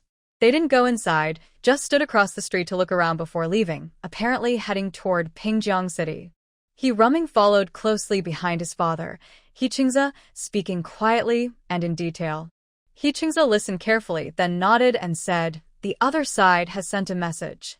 2 days ago, they received an urgent letter from Hangzhou, saying the young master will stay in the Pingjiang estate for a whole year. Really? Is it true that it's the young master? He Rumming was very surprised. Why did the young master come to Pingjiang? Commander Yu is still in Hangzhou, and the palace usually stays in the Hangzhou estate. Is that your concern? He Qingze interrupted his son. Yes, He Rumming nodded slightly. Get ready. We're going to check out the Pingjiang estate now, He Qingze ordered. Li Xuedong was staying with Grandpa Kuang at Li's village, discussing many family matters. Li Jinju and her sisters returned to Little Li village. Li Yinju was boiling water. Li Yuzhu was cooking, and Li Xiaonan sat close to Li Yinju, resting her chin on her hands, watching her boil. Li Jinju sat against the wall, watching Li Yuzhu wash and cut vegetables. When Li Yuzhu scooped a ladle of water to pour into the pot, Li Jinju instructed, "Stir-fry the vegetables a bit more. Add some pig fat." "Are we killing a chicken to eat?" Li Yinju was relieved when her eldest sister spoke and immediately cheered up. "Tomorrow. Killing a chicken takes some time, blanching and cleaning it. Everyone's starving, and Anand's stomach has been growling," Li Jinju said with a smile, relaxing her whole body. Since noon, when they got on that big cart, she'd been tense the whole time. "Aranon is really amazing," Li Yuzhu said softly, smiling. "Don't mention it again. Don't even think about it. Just forget it." Li Jinju suddenly straightened up, serious and stern. "Big sister, it's okay now. It's over." Li Xiaonan quickly pulled Li Jinju. Li Jinju took a deep breath, feeling her back relax. She leaned against the wall for a moment, then reached out to hug Li Xiaonan. "It's all over now, like a dream." "Me too," Li Yinju said happily. "Big sister, is that cow ours?" "And the copper coins, 24 strings. With so many copper coins, can he give them to us? Can we get them?" "It feels like a dream. He wouldn't dare refuse," Li Xiaonan said with a smile. "The fire is too big."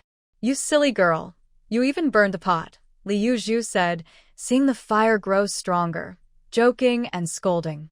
Li Yinju quickly lowered the fire. "Big sister, brother has to report to the school in the city by a certain date. What should we do?" Li Xiaonan asked Li Jinju. "Us." Li Yinju leaned forward, eyes wide. What does she mean by what should we do? Do we also have to go to Pingjiang City? Li Yuzhu, who was cooking, also paused and looked at Li Jinju. "Just a good time to discuss." Li Jinju patted Li Yinju to signal her to turn off the fire. "I never thought Scholar Dong could really pass the exam and become a scholar. Now he has." Li Jinju hugged Li Xiaonan. "Scholar Dong has been accepted to the city school and will go to Pingjiang City to study.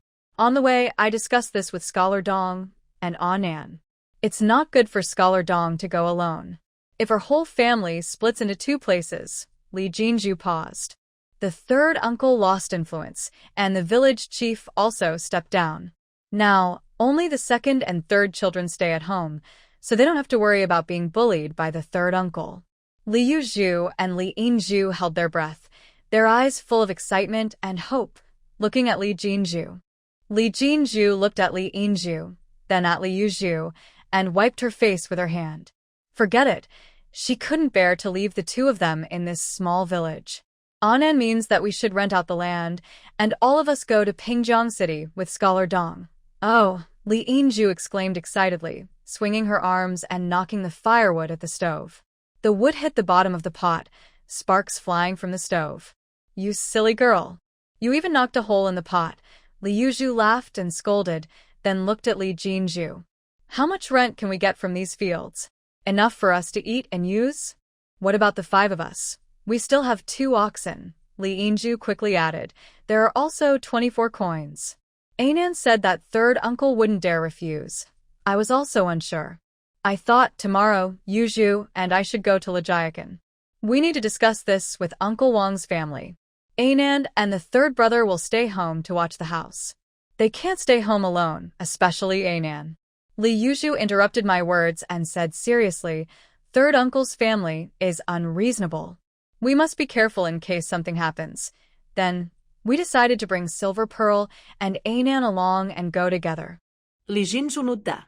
Early the next morning, the 4 sisters ate breakfast and headed to Lijiakan. Li Yinju and Li Xiaonan played all day with Cui Yi, the eldest daughter of Manhwa. Meanwhile, Li Jinju, Li Yuzhu, and Li Xuedong discussed with the elders in the ancestral hall about Li Xuedong going to study in Pingjiang City. After some discussion, Elder Quan sent someone to invite Mr. Gao. When Mr. Gao arrived, they continued talking until evening. Finally, they agreed that Li Xuedong would go to study in Pingjiang City. Li Xuedong is only 17 and a talented scholar. His future is promising. Since he is going to study in Pingjiang City, it's better for him to settle there. This would benefit both him and the Li family. Elder Quan and the other elders all agreed, and Mr. Gao also supported this idea. Since Li Xuedong, the head of the family, is settling in Pingjiang City, his sisters naturally should go too. It's the right thing to do. Li Xuedong owns 50 acres of exempted farmland. Currently, his family has only about 30 acres of water fields. The family will use money to add the remaining 20 acres, along with 2 oxen and 5 tiled houses, managed by Manhwa. Elder Quan wanted all the harvest from the 50 acres of water fields, plus the copper coins from leasing the oxen and houses, to go to Li Xuedong. The other elders agreed. However, Li Jinju firmly disagreed. She insisted on collecting rent and oxen payments according to the usual leasing rules. As for the 5 tiled houses, they are normally free for tenants to live in, and her family would follow this rule. Naturally, they wouldn't accept extra copper coins for the houses. Li Xuedong strongly supported his older sister's opinion. Elder Quan and the other elders couldn't argue further, so they had to agree with Li Xuedong and his siblings. Elder Madam Quan proposed that the clan give Li Xuedong 5 taels of silver each month for social expenses and 2 taels for stationery. Several clan elders and the head of the family all agreed very much. Li Jinju firmly disagreed once again. She and her sisters are capable of taking care of themselves and supporting Xuedong. Moreover, Xuedong has a rice allowance of 1.5 pickles of grain each month. Li Xuedong steadfastly supports his eldest sister. Neither Elder Madam Quan nor the other elders could persuade the Li siblings otherwise. Elder Madam Quan suggested buying a 3-entry house in Pingjiang City for Xuedong. Before she finished speaking, Li Jinju shook her head firmly, refusing. In the end, Mr. Gao stepped in, and Li Jinju reluctantly agreed to a compromise. They couldn't buy a house, but the clan would pay for the rent of a house in Pingjiang City. After a day of discussion, Li Xuedong and his 4 sisters moved to Pingjiang City, using the clan's rent money. The Li clan had high hopes for the 17-year-old scholar Li Xuedong, but Li Jinju and her sisters knew what kind of person he was. The more the clan expected, the more Li Jinju felt guilty and uneasy. Every tael of rent money given by the clan carried expectations. She dared not take it. Even for the rent money, Li Jinju had already thought it through. First, they wanted the house to be as cheap as possible. Second, once they settled in Pingjiang City, they would pay for the rent themselves. Li siblings, carrying a secret they could never speak of, dared not ask for help. This made Elder Madam Quan frown and feel very upset. After everything was decided, Li Xuedong and his siblings hurried back to Little Li village. Elder Madam Quan, worried, headed home. As soon as they entered the yard, they saw a large cart parked inside. Before Elder Madam Quan could ask, her grandson, A Zhuang, ran out from the kitchen excitedly and shouted, "Grandpa, Dad is back." Elder Li Wenliang, the eldest son of Elder Madam Quan, came out of the kitchen and greeted with a smile, "Dad is back." Li Wenliang was in his early 30s, of average height, strong and quick. He wore a clean, coarse indigo cloth shirt and pants. His face was square, always smiling, looking like a simple yet clever farmer. Wasn't he supposed to come back tomorrow? The old master Kwang looked at his eldest son and smiled. Last night, second son returned to Linhai. I thought since you mentioned how urgent it was, I decided to leave in the middle of the night. He's been home for a while now. The shopkeeper Ajong in Linhai is as familiar to me as to her. She has been guiding and advising the second son, so I didn't need to delay further, Li Wenliang said while carefully observing his father. Father, you look quite well. That reckless son of mine. He still knows to come back. How is he now? Can he run the shop? Old Master Kwang didn't like hearing about his second son. Second son has become much more sensible than before. Last year, I sent him to Fuzhou, and this year, I sent him to Yangzhou twice. Everything went smoothly. Father, you shouldn't always think about his mischievous childhood. Li Wenliang chuckled. Old Master Kwang snorted, but a clear smile appeared on his face. This youngest son is very clever. Originally, he had high hopes for him, thinking he would become a promising scholar. But who knew? When he's angry, he really wants to scold him to death. Let's not talk about him. Let's go to the backyard to chat. Old Master Kwong patted his eldest son and signaled him to follow. They went to the backyard.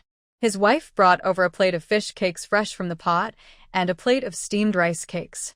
Li Wenliang boiled water and prepared tea. Old Master Kwong took a piece of fish cake and slowly ate it, then gestured to his eldest son to eat a piece too. Have you heard about the two big family matters? Old Master Kwong looked at his son eating the fish cake and asked with a smile. I know about them. Not all from my wife.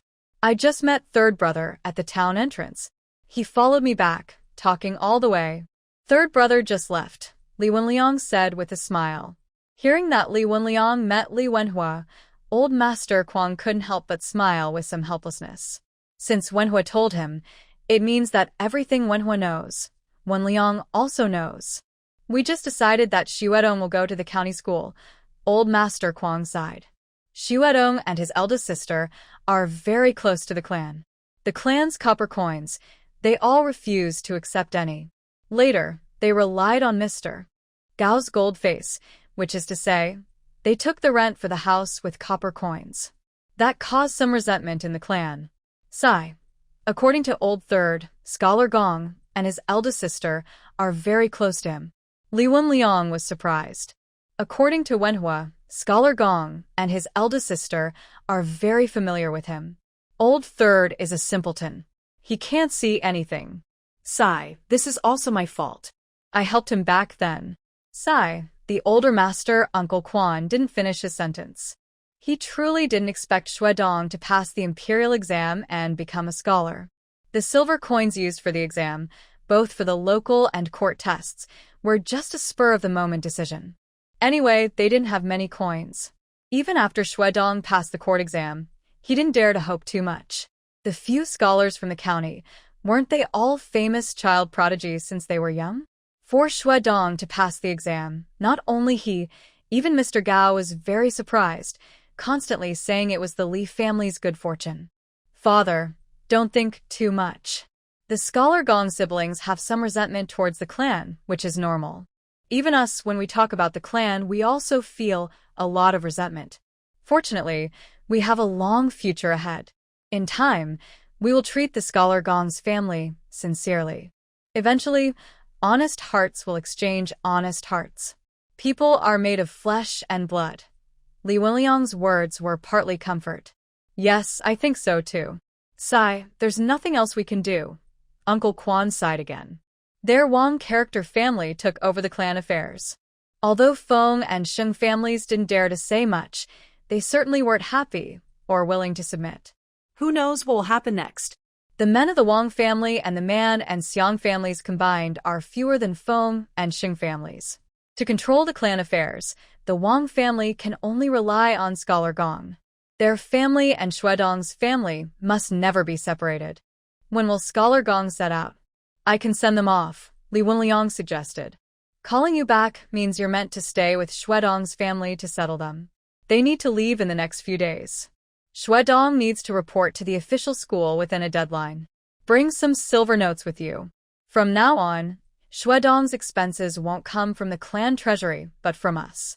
Also, Xuedong's eldest sister is stubborn and ambitious, but she is capable. On the way to settle in Pingjiang City, don't argue with her, don't make decisions for her, and don't interfere in her family affairs. The old man Kwong paused for a moment before continuing. Even with Xuedong's matters, just listen to his eldest sister. Just do your best to support her, okay? Li Wenliang nodded. When I heard the third brother talk, I thought the eldest sister, Scholar Gong, was very impressive. Yes, the old man Kwong agreed.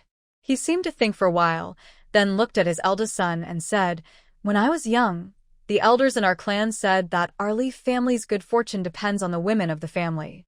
Every time the Li family prospers, it's thanks to the women. If this time the family's luck really turns bad, it might be because of the eldest sister, Xuedong. You should respect her. Don't worry, father, Li Wenliang replied with a smile. The old man Kwong and Li Wenliang then talked about family matters. His wife called everyone to eat. After they left the backyard and sat down, Li Wenhua suddenly rushed in. Something happened. Something happened. What's wrong? The old man Kwang quickly put down his chopsticks. Take your time and speak carefully. Li Wenliang stood up. Li Wenkai's two little ones from Little Li village were beaten. And badly. Li Wenhua was full of excitement and energy, gesturing wildly with his hands. All over here, covered in blood. Blood everywhere. The old man Kwang frowned. Was it those two who beat Scholar Gong? What happened? Who did it? Li Wenliang relaxed and sat down, pouring him a cup of tea. I think it's just retribution. That's what everyone says. Retribution is real. It's true. Li Wenhua took a sip of tea, looking up. It happened not far from our Li family village near Little Li village. They say those two ruffians bumped into two passing merchants. Those merchants didn't seem to be doing any business, and suddenly, they attacked fiercely. No one knows exactly how they fought, but they beat up Xuefu and Xueshou, leaving them covered in blood. The blood was all over their heads, and one big cut here, so deep and wide, it looked terrifying. Ugh, so scary. Li Wenliang stared at his cousin's outstretched fingers. If his fingers were really that long, what would that mean? Don't doubt it. It's really that long, at least 3 inches right on the head, from here to here. Ugh, all blood. So frightening. TSK, speaking of which, that was quite frightening. Li Wenhua let out a satisfied sigh. Li Wenliang looked at his father. Old Master Quan frowned and waved his hand to signal Li Wenhua. That's enough. Go back now. You're grown up. Look at yourself. No matter what, you shouldn't rejoice at others' misfortune or wish bad luck on them. Hurry back and don't mention this again. I didn't mean that. I'm leaving now, Li Wenhua stammered, quickly standing up and heading outside. Stay and eat with us, Li Wenliang called after him, trying to persuade. No need. My family has already prepared the meal. You all eat first. I'm going home, Li Wenhua said, running off quickly. Watching Li Wenhua leave through the gate, Li Wenliang looked at his father. Father, our scholar friend isn't capable of that. Wenhua was right. Karma is real. Let's eat. Old Master Quan signaled to his eldest son. The 5 siblings of the Li family packed their belongings very simply. In their big tiled house with 5 rooms, there were only 2 spinning wheels, 1 loom, 2 beds, a broken-legged table, and a worn bamboo chair. If they took these old pieces of furniture, the cost of hiring a cart would be more than their value. Li Jinju counted the money and decided to leave these few pieces of furniture for the tenants working the 50 acres of land.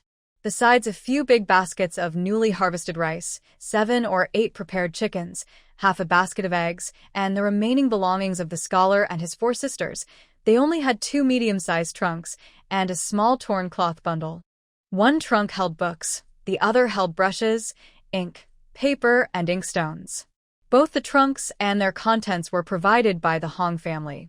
Li Wenliang went to Gao's market to invite Mr. Gao to accompany him to send Li Xuedong to Pingjiang City for school. Early in the morning, Li Wenliang took 2 young men from the Li family, pulled 2 large carts, and first went to Gao's market to pick up Mr. Gao. Then they headed to Shaoli village together. The 2 young men drove the carts, while Li Xuedong, Mr. Gao, and Li Wenliang rode in one cart. Li Jinju and her 3 sisters rode in the other. As they left Shaoli village, under the envious gaze of the villagers, they headed toward Pingjiang City. Guyan's second visit to Prince Rui's estate at Pingjiang Bai was different from the first. The first time he came was when he was 7 years old, traveling with his father to inspect Jiangnan, and they stayed one night at Pingjiang Bai. That time, they arrived late in the evening and left early the next morning. That was a long time ago. He only remembers a wide bridge at the gate of Pingjiang Bai, but nothing else. Back then, he visited Linhai town many times. To save travel time, he always crossed the river directly from Yangzhou and stayed in a large stone building, even handling official matters during meals. He used to think that Pingjiang Bai was a place of leisure, and he never came here again. His longtime servant led the way. They walked through a lush forest and stopped beside a small, green hill. A wide blue stone staircase started from the hill, about 10 steps, then curved behind it. Is this the main gate? And what about that bridge? Guyen asked casually as he got off his horse. Our estate has 5 gates, including 2 water gates. The 5 gates are not all main or side gates. The prince mentioned that bridge is the closest gate to Pingjiang City, one on the east and one on the west, the servant quickly explained. Guyen nodded and strode up the stairs. Just as they turned into the hill, the estate manager, Hong Bo, led a group of officials running toward them. Let them slow down, no need to rush, Guyen stopped and said. Shirgwa hurriedly relayed his words. The officials stopped running and approached quickly. You know my temper, I'm usually spontaneous and act on impulse. I come and go as I please, so I won't be angry if you're not ready to greet me. Why are you all so nervous? Guyen said with a smile as he looked at the old manager, Hong Bo, who hurried over. This shows the prince's care for us. 2 days ago at noon, I received a message. I thought the prince would come from the west gate, so I stayed there. When I last saw the prince, he was only this tall. It's been 6 years and 4 months, Hong Bo said, looking at Guyen with tears in his eyes. According to the rules of Prince Rui's residence, the managers of the Peace River Estate in Hangzhou and the separate estate in Pingjiang have been raised in either Hangzhou or Pingjiang since childhood. At 15 or 16, they go to the capital to serve at the prince's residence. After 40, they return to manage their respective estates. The chief managers of both estates are people who have served closely alongside Prince Rui or Guyen for many years. Hong Bo, the chief manager of the Pingjiang estate, has been serving Guyen since he was born. He watched Guyen grow up. You still look the same as 6 years ago, not a bit older. It seems this Pingjiang residence is a good place to live, Guyen said, circling Hong Bo and examining him carefully, then smiled. Young master, you praise me, Hong Bo replied happily. Guyen followed Hong Bo as they walked around most of the Pingjiang estate before returning to his own courtyard. Just after finishing a meal, a servant came in to report. The steward of Linhai, He Qingze, and his son, He Weiming, wished to see the young master. Guyen was just about to lift his cup, without even raising his eyelids, took a sip of tea, and signaled for them to come in. He Qingze, with his son He Weiming behind him, entered through the hanging flower gate. Guyen sat on a bed under the south window, looking coldly through the gauze window at He Qingze and his son, who hurriedly approached after passing through the gate. Whenever this father and son meet him, they always show respectful and cautious manners. Even when he was imprisoned and taken out of the capital overnight, and when they saw him off outside Weizhou Gate, pouring 3 cups of farewell wine on the ground, they behaved the same respectful way. Linhai steward He Qingze and his son He Weiming pay respects to the young master. He Qingze and his son entered the house, kneeling respectfully and bowing. Get up, no need for formalities. How did you know I arrived at the Pingjiang estate? I just got here. Who sent you the message? Guyen asked with a puzzled smile. Heard young master was dining at a restaurant in Linhai town, which is also part of our Prince Rui's estate. The restaurant manager, Wu Shi, went to the capital to deliver a gift and saw you from afar. He didn't dare recognize you directly, so he reported to us, they explained. Yesterday, I received a letter from Lord Hong saying that the young master will arrive in Pingjiang Prefecture today or tomorrow. I know that the young master has been assigned to inspect local customs in the south. Since he is heading south, he will definitely visit Linhai town. I thought Wu Shi probably didn't mistake him. I believed the young master had arrived, so I hurriedly brought my son to come here. I didn't expect it really is the young master, He Qingze answered very politely and in detail. That restaurant is quite good, with delicious food, nice presentation, and a clean, comfortable environment. The decor is very pleasing. Soon, you should find Hong Bo and give him 5 taels of silver as a reward for Wu Shi. Guyen listened carefully, looking surprised and pleased, and smiled. Yes, I will thank the young master on Wu Shi's behalf. He Qingze looked happy too. I was eager to come see if the young master really arrived. I came in a hurry and only brought the general account of Linhai's estate. Later, Rui Ming will rush back overnight. Tomorrow, no need to rush. I plan to stay here for a year. When I have free time, I will visit Linhai and look closely at your detailed accounts, Guyen said casually and lazily. If you're not busy, let your son stay with me for a while to serve. The task I've taken on as a wind observer. Gu Yen frowned, looking very troubled. In Jiangnan, everything is fine except for the complicated and confusing sea tax. It would be best to have an expert by my side to watch over and guide me. I dare not accept. He Qingze and He Weiming both bowed and repeatedly said they couldn't accept. Of course you can. In a group of 3, there's always a teacher. Besides, no one understands the sea tax better than you and your son. By the way, do you have a character name? Gu Yen pointed at He Weiming with a folding fan and asked with a smile. Replying to the young master, I don't have a character yet, He Weiming quickly bowed and answered. If you don't mind, how about I give you a character? You and your father are both capable managers.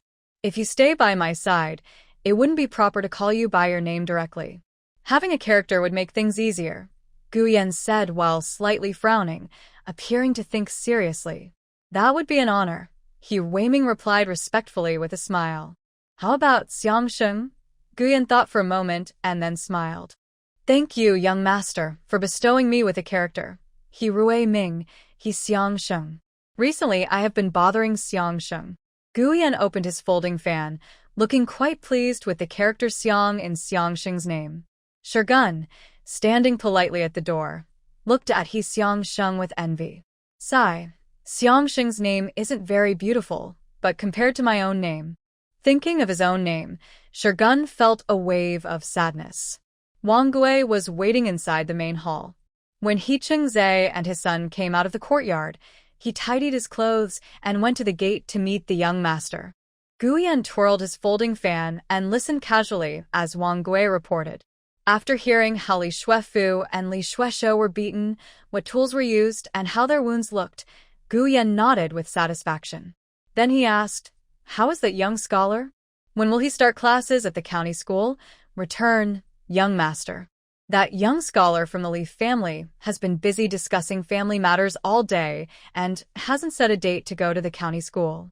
The new students at the county school usually start on the 4th or 5th day of the first lunar month, so he should be leaving soon, Wang Gui replied quickly. He was used to handling his young master's errands, and for anything related to that Li scholar, he had already gathered information. The departure date for that young scholar hadn't been decided yet. Good. This task was done well. In 10 days, when Li Wenkai is free, send someone to find out how the Li family plans to deal with him. Also, once that pair's wounds, Fushou and Shou, are healed, send someone to check if that long-haired man has grown his hair back. If he has, then hit him again and deduct half a month's allowance from you, Gu Yen said with a mischievous look. Yes, Wang Gui responded respectfully. Since childhood, his young master liked to ask, and then what happened? He knew that his master was very interested in the outcome of this matter. He had already anticipated that. Also, keep an eye on that young scholar. When he arrives in Pingjiang City, have someone report to me, Gu Yen added. As expected, old Master Quan's prediction was correct. The house Li Jinju chose was the cheapest. Li Wenliang didn't say much. He only told Li Jinju that the house she chose was next to a private prostitute shop with a half-closed door, and there was a lantern hanging outside. Another house was cheaper, but it had no well, so they would need to buy water every day, making it more expensive overall. The house next door to that one was next to a warehouse, which was noisy with many rough men coming and going. As a family of 4 daughters, it wasn't convenient for them. After looking at 4 or 5 places, Li Jinju understood that her siblings had never left the village and didn't know much about the outside world. Once she understood this, Li Jinju immediately stepped back and asked Li Wenliang to choose the house. Li Wenliang and Li Jinju's siblings looked at houses for 2 days and finally chose a courtyard house 2 streets away from the Confucian Academy. The courtyard was long and narrow, with 3 main rooms, a small side room on the west, and 3 rooms on each side. There was no rear room, but a loquat tree was planted near the gate, with lush branches. The small yard was paved with blue bricks. Behind the main house, there was a small garden of about 2 or 3 fun, a unit of area. Li Jinju liked this garden the most. Although it was only a little over 2 fun, It was enough for their family of 5 to grow vegetables. This small house was much better than Li Jinju expected, but the rent was naturally higher than her budget. During these days of house hunting in Pingjiang City, Li Jinju clearly saw that her siblings lacked experience. Even though the rent was much more than she had planned, she silently agreed to Li Wenliang's arrangements. Right now, Li Wenliang was the most trusted person for them. As for how good this house really was, or whether it was too good to be true, they would find out after staying in Pingjiang City for a while. Finding the right house was more complicated and took longer than Li Jinju had expected. On the third day, they split into 2 groups. Mr. Gao accompanied Li Xuedong to report to the academy, helped him buy clothes, hats, and a bag for his studies, and introduced him to the head of the academy, teachers, senior students, and arranged a gathering with other students. Li Jinju stayed with Li Wenliang, continuing to look at houses and compare prices all over Pingjiang City. They only brought some old clothes and a few baskets of rice, leaving everything else at Shaoli village. Now they need to buy all daily necessities again. Li Jinju had 20 taels of congratulatory gift money received by Li Xuedong and 24 strings of cattle rent paid by third uncle Li Wenkai. After Li Wenliang paid the rent for a year, Li Jinju and Li Wenliang agreed that they would buy their own daily items. Li Wenliang didn't say much. He accompanied Li Jinju, carefully comparing prices, patiently explaining why they chose certain items and why they didn't pick the cheapest one. Li Jinju saw that Wenliang knew his stuff and was very thrifty, not wasting even a copper coin. She relaxed completely and discussed everything with her cousin, whom she respected very much. Since they rented the house, Li Yuzhu stayed at home with Li Yinju and Little Muan, cleaning and tidying up. They organized the items Li Jinju and Li Wenliang bought each day into different rooms. After about a week of work, they roughly arranged the small home in the courtyard. In the backyard, covering over 2 acres, Li Yuzhu planted vegetables like choy sum, bok choy, and chives, some of which already sprouted. Li Jinju bought about 10 half-grown hens and 1 rooster. Li Wenliang brought back some bamboo poles, split them open, and built a small chicken coop in a corner of the backyard. Unlike Shaoli village, chickens in Pingjiang City couldn't run freely everywhere. Flying into others' yards or leaving droppings at the gate was not good. So, the chickens had to be kept in a pen. After roughly settling everything, Li Wenliang carefully explained some city customs. He and Mr. Gao then set out to return to Kunshan County. The day after Wenliang left, after breakfast, Li Jinju and Li Yuzhu went to the fabric market. They planned to check the fabric prices first, then look at weaving machines, spinning wheels, cotton, and other supplies as they needed to start weaving fabric soon. School had just started, and there was a lot to do at the county school. Classes were busy, and Xuedong went to school early every day. At home, only Little Muan and Yinju were left. Little Muan suggested to Yinju, "Why don't we go out for a walk too?" When there were outsiders present, Li Xiaonan's family of 5 kept a big secret that they couldn't speak of. Even Li Xiaonan herself thought it was better to stay quiet and not attract attention. After arriving in Pingjiang Prefecture, Li Xuedong and Mr. Gao busied themselves with school affairs. Li Jinju went shopping with Li Wenliang. Li Yuzhu and Li Yinju cleaned and tidied up, planting vegetables in the fields.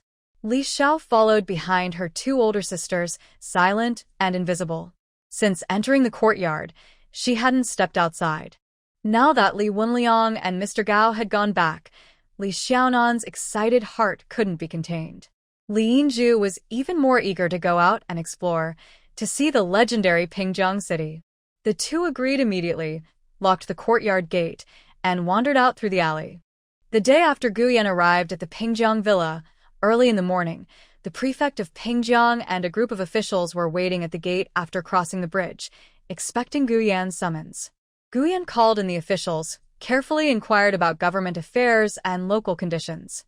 At noon, he hosted a meal for everyone. In the afternoon, accompanied by his assistants, Guyan started inspecting the government offices from the Pingjiang prison. He visited the counties under Pingjiang Prefecture, then took a formal trip to Linhai town. After about 10 days of traveling, he returned to the Pingjiang villa. Hearing from Wang Gui that Scholar Li's family had settled in Pingjiang City, Guyan had breakfast. Dressed casually like a wealthy young man, he, along with Wang Gui and others, strolled confidently toward the prefectural school. The courtyard where Li's family rented was on Tsilian Alley. Exiting Tsilian Alley, there was a quiet little street called Shiyuan Street, right next to the academy. Li Yinju tightly held Li Xiaonan's hand, standing at the entrance of Tsilian Alley. She looked carefully left and right, then again right and left, and let out a very satisfied sigh. Ah, Nan, look. It's so lively and beautiful here. The street is so clean, all paved with large blue stones. So many shops. Look at that signboard. So long. It looks like silk. This street isn't very lively. Last time I came with Big Sister, the street outside the side gate of the government school was much busier. It was about 3 or 4 times wider than this street, with 2-story small buildings on both sides, and some 3 or 4-story ones. There were shops, restaurants, and bookstores everywhere. I think we were heading that way.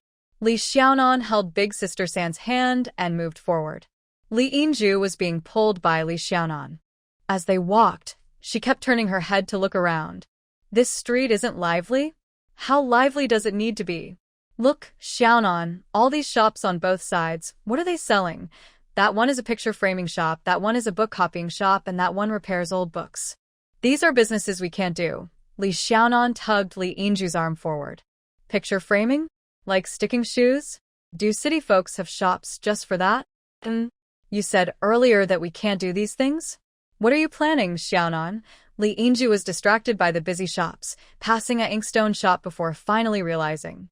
Of course we need to do business if we move to the city. We can't just make money from weaving cloth. This is the street. Li Xiaonan dashed out of the academy street, looking at the wide, lively main street with joy. Li Yinju stared in shock at the busy traffic and crowds. On their way here, Li Xiaonan had stayed quietly in the carriage, not drawing attention. She had been with Xiaonan the whole time, staying inside the carriage, then at the inn, and after renting a house, she went into the house from the big cart, still staying inside. This was the first time in nearly 2 weeks that Li Yinju saw the prosperity of Pingjiang City. Xiaonan, I'm a little scared and dizzy, Li Yinju said nervously, clutching Li Xiaonan's arm tightly. San's sister, loosen your hand. You're pinching my arm. Li Xiaonan gently patted Li Yinju's hand. Let's stand here for a while. When you stop feeling dizzy, we can go shopping. Let's go, let's go. Even if I feel dizzy, I can still walk around. Li Yinju released her grip and immediately grabbed Li Xiaonan's other arm, but less tightly. This street was wider than their small Li village's threshing yard. The entire wide street was paved with large blue stones. Oh my, how much copper money must that have cost? That carriage was so beautiful. Much prettier than in the New Year paintings. The person inside was dressed from head to toe in silk. That's also true, and that too, and that. Oh my, why are there so many people wearing silk on this street? Li Yinju tightly grips Li Xiaonan's arm, watching the people and cars with wide eyes. Li Xiaonan pulls Li Yinju along, walking while looking at the shops on the street. She stops now and then to examine them carefully, thinking about which business they could do.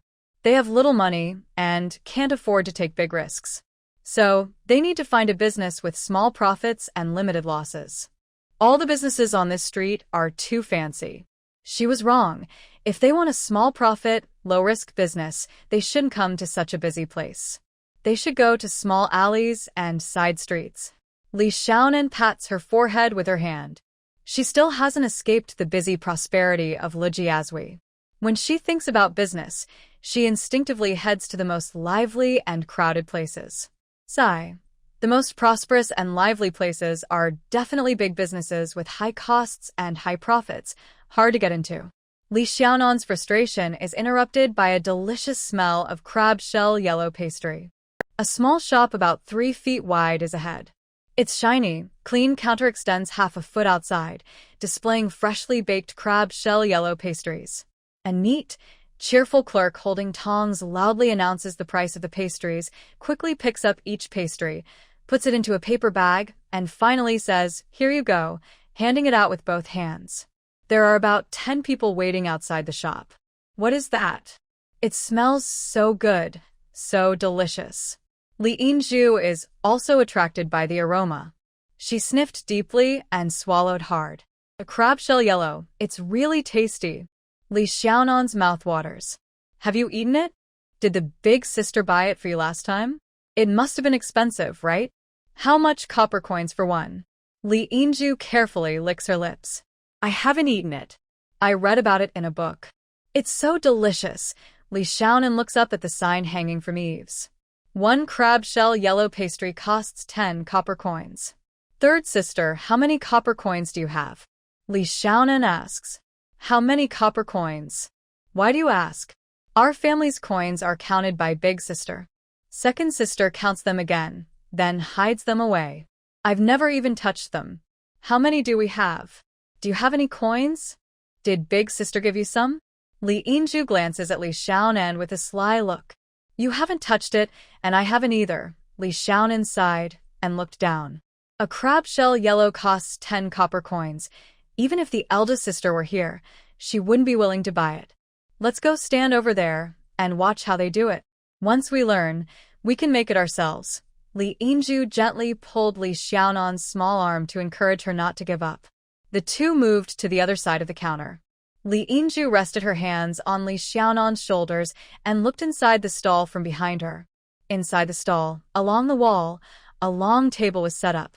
2 or 3 workers stood beside it, kneading and shaping soft dough quickly into crab shell yellow pastries, sprinkled with sesame seeds, and then placed into the oven for baking.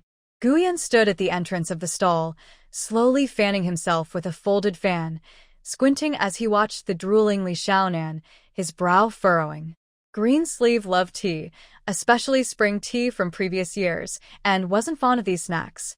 He usually sampled things lightly and never craved them like this. Li Yinju and Li Xiaonan crowded together, stretching their necks to watch the workers make crab shell yellow pastries. Guyan looked at Li Xiaonan for half a quarter of an hour, then let out a faint hum and stepped forward. Guyan took a few steps behind the crowded group of Li Yinju and Li Xiaonan, about to raise his fan to tap Li Xiaonan on the head. Li Xiaonan let out a long sigh and pushed Li Yinju back. Stop looking, let's go, she said. Li Yinju stepped back and turned around just as she was about to say, okay, but she bumped into Guyan.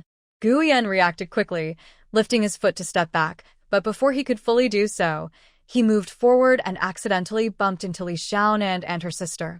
After the collision, Guyan immediately stepped back, cupped his hands politely, and sincerely apologized.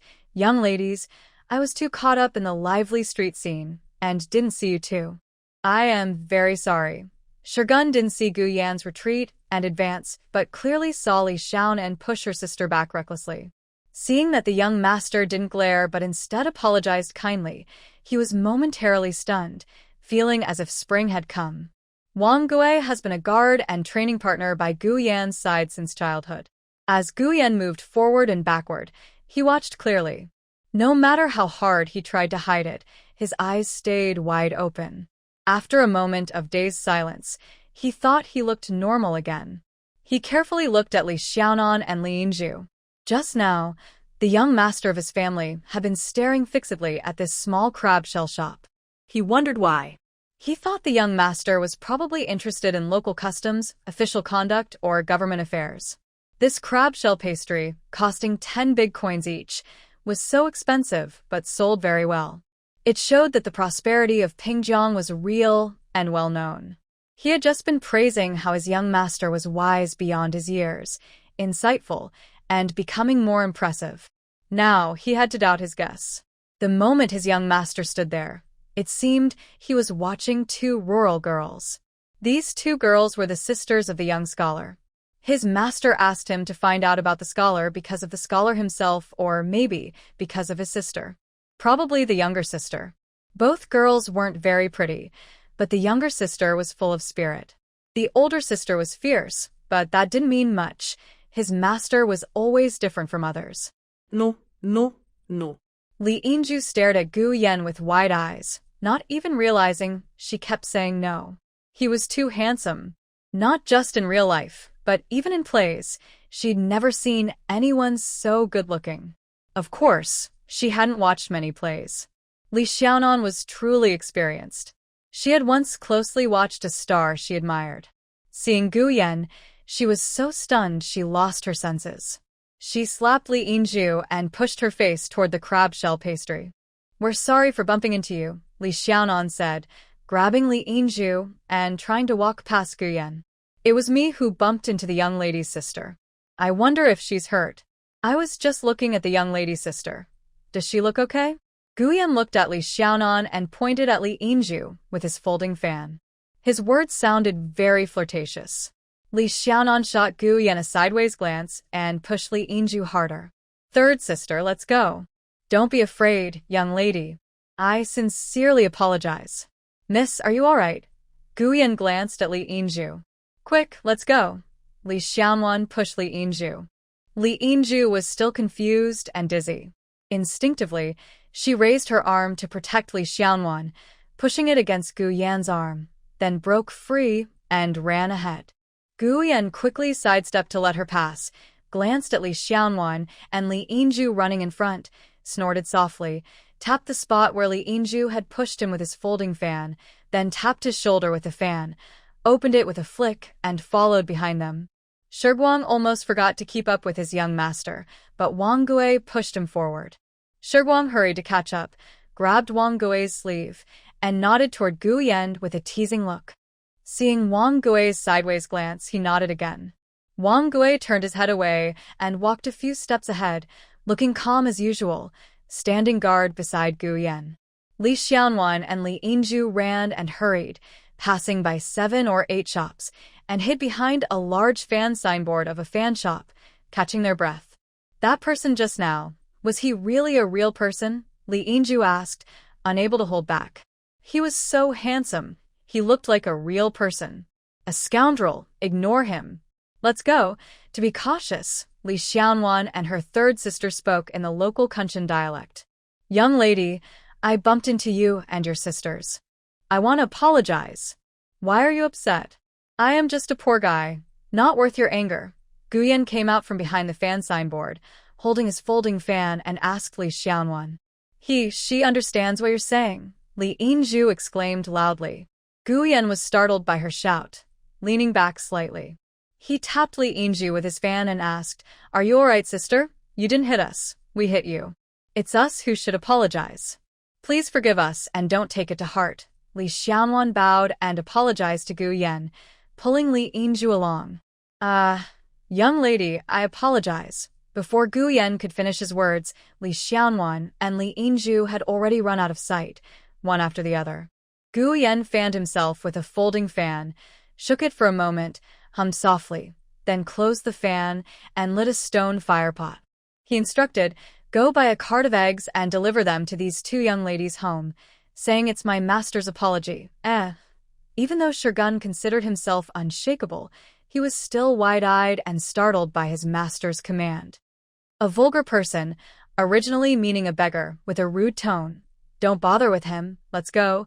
Translation: a rude person, originally a beggar, with a disrespectful tone. "Ignore him, let's leave." Shiguang received his young master's order and quickly sent someone to call the kitchen's buyer to go buy eggs with him. When the buyer heard they needed a cart of eggs, he immediately asked, "What size cart?" Shiguang was stunned by this question. "Yes. What size of cart is needed?" He was too surprised and shocked earlier to ask his young master about it. The cart could be a small hand-pushed cart or a large flatbed cart. Such a difference in size is huge. Seeing Shiguang's tense face, the buyer smiled and said, "Master Shi, can you tell me what these eggs will be used for?" "Knowing the purpose, I can roughly estimate how many eggs are needed and what size cart to use." Shiguang frowned, thinking, even if he explained the purpose of the eggs, he couldn't estimate the amount needed. Better not say anything. It just starts with. Shiguang hesitated on the word, just, stuck there. Choosing the size of the cart now, then asking the young master for guidance, wouldn't be appropriate. Besides, his young master probably hasn't thought about such a small detail as cart size. Should they go big or small? Go big. First, his young master's status is extraordinary, so when he makes a move, it must be impressive. Second, His young master is just over 20, and this is the first time he's sweet-talked a young lady. Although it's quite strange, it's not his business whether it's odd or not. His master values that young lady, and he needs to be attentive. The palace attendant's task was to never go against the wishes of the young master of the family. If he disobeyed, he feared he would be dismissed and lose his position entirely. "Get the biggest cart," Shogun said sternly, pointing with authority. "Huh? The biggest cart? Oh. Okay. When does the young master want it?" Now? "Then we must hurry. The biggest cart. 1 cart of eggs." "Young master, you need to be quick. We all need to rush, or else we might not get enough eggs in time." The buyer was startled at the mention of the biggest cart and immediately urged Shogun to act quickly. Buying supplies in the morning was usual. Vegetables, meat, eggs, and other goods were delivered late at night and sold until dawn. Large quantities were mostly sold out by then, leaving just enough for small sales. At this time, eggs in the market were probably running low, and buying just 1 egg wouldn't be enough. They would have to visit all the egg shops in the city. "We should borrow 2 people from the young master to help. Have several buyers split up and go to different egg shops. If only the 2 of us go from shop to shop, even riding horses, it might take until nightfall." Pingjiang City is quite big, the smart buyer suggested immediately. "Go call them now." Shogun waved his hand without delay. If they only finished buying eggs at sunset, his task would be considered a failure. The young master was known for being quick and efficient. When working under him, delays were not allowed. The faster, the better. Despite their urgency, Shogun and the buyers couldn't finish collecting a cart of eggs before the sun started to set. Li Xiaonan and Li Yinzhu ran half a street, hiding behind a shop, carefully looking back and around. After a while, they saw no sign of Gu Yan, and both sighed in relief. They whispered and discussed for a moment, then decided to keep shopping. They hadn't even started yet, and going back now felt too disappointing. By the time the sun was beginning to set, both girls were exhausted and ankle-deep in fatigue. They asked for directions and headed back to the Academy Street. As soon as they arrived home, Li Jinju and Li Yuzhu also returned. Li Yinzhu hurried forward, lively and energetic, helping the 2 older sisters draw water from the well, handing them cloths and quickly boiling water to make tea.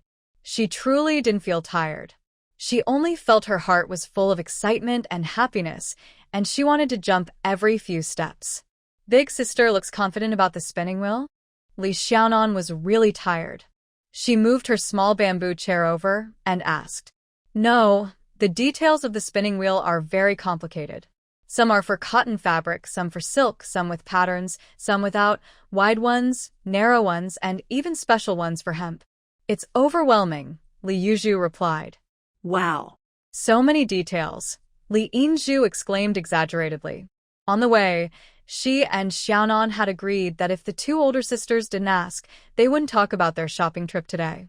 They didn't want to mention it because if they did, they would have to talk about the troublemaker they met. Knowing they encountered a troublemaker on their first outing, the oldest sister would worry and might even forbid them from going out again. The outside world is so exciting, and they just started exploring.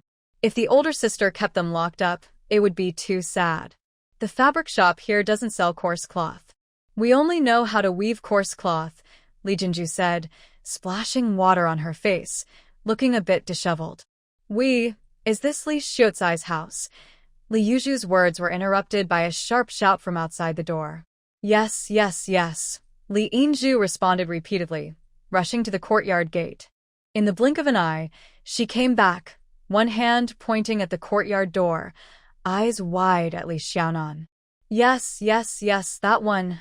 Li Xiaonan suddenly jumped up and ran out. Li Jinju, with her face still wet, stared at the 2 little ones. Li Yuzhu handed a handkerchief to Li Jinju and hurried after Li Xiaonan. Li Jinju followed last. Just as she reached the courtyard gate and hadn't stepped over the threshold, she bumped into a man dressed in black cloth. She quickly dodged. The man carried a bamboo basket on his shoulder, entered the yard, looked around carefully, set down the basket, shifted slightly, and pressed close to the window of the main hall.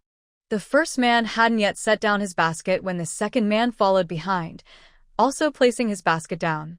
One after another, the men carried bamboo baskets, coming and going in a steady flow. In a flash, they filled the small courtyard of the Lee family so completely that there was no space left to step. The last worker balanced on tiptoe, squeezing through a small gap between the bamboo baskets. Lee Jinju hurriedly followed behind, carefully stepping out. At the gate of the courtyard, Li Yuzhu stood close to the door, wide-eyed, watching Li Yinju and Li Xiaonan, who were standing shoulder to shoulder, looking like fighting roosters. Li Yinju crossed her arms protectively in front of Li Xiaonan, glaring angrily at a handsome young man in fine clothes who was smiling very kindly. Li Xiaonan pointed at the courtyard gate and was talking to the young man, who kept nodding and bowing politely while speaking. What's going on? Li Jinju's first thought was that someone had brought something for Xuedong.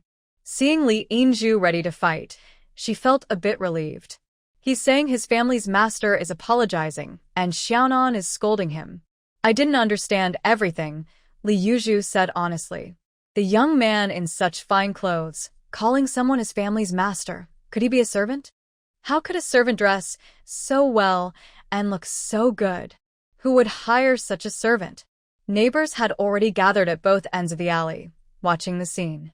Shurgun, being questioned by Li Xiaonan one sentence after another, was sweating all over. He glanced at the full cart of eggs that had already been moved into the yard. He quickly clasped his hands and said, "Miss, if you have anything to say, please tell our master directly next time.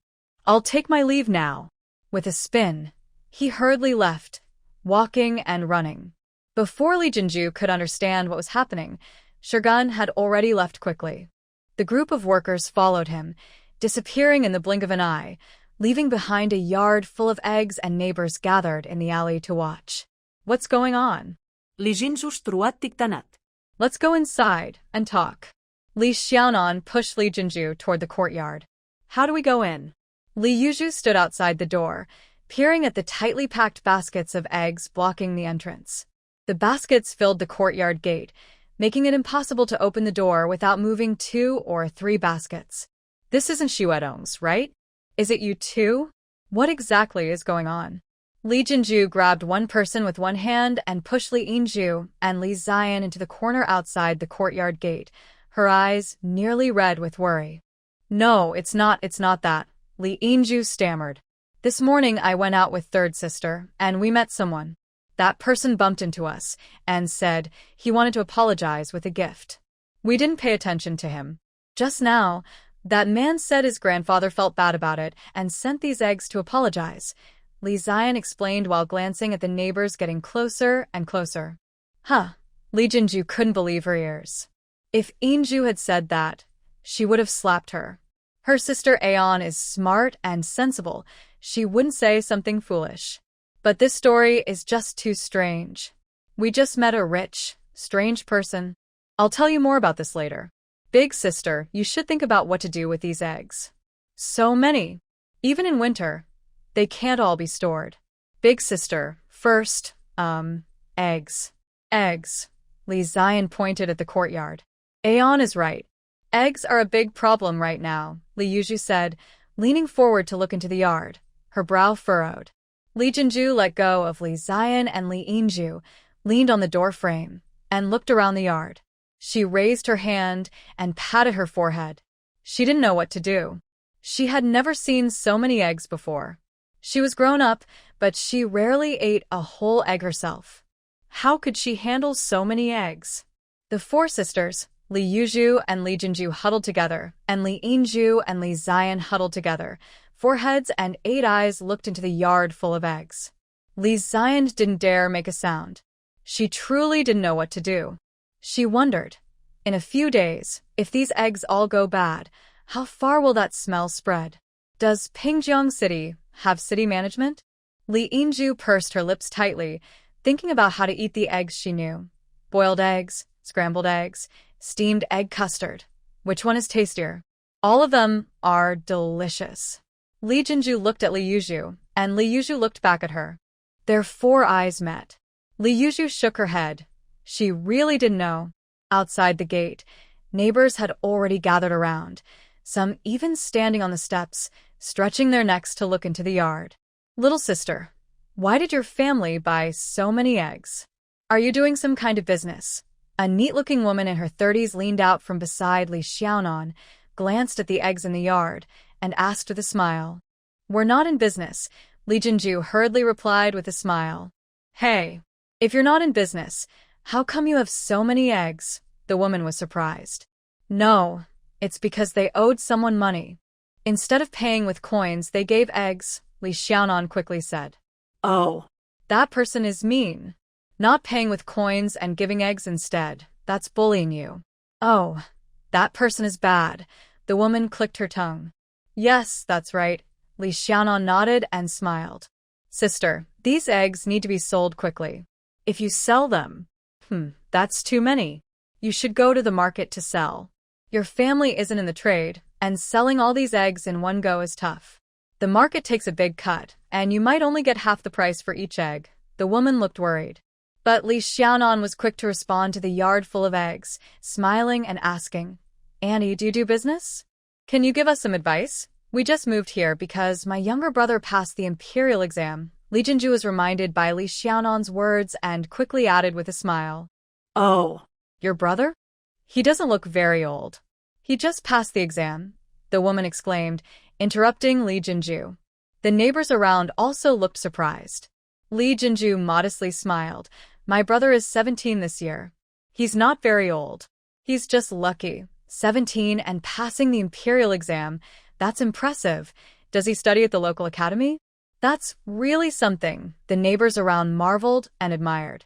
Li Jinju put her arm around Li Xiaonan's shoulder, smiling. Not really. He's just lucky. They say close neighbors are better than distant relatives. We just moved here and don't know much yet. I hope everyone will look after us.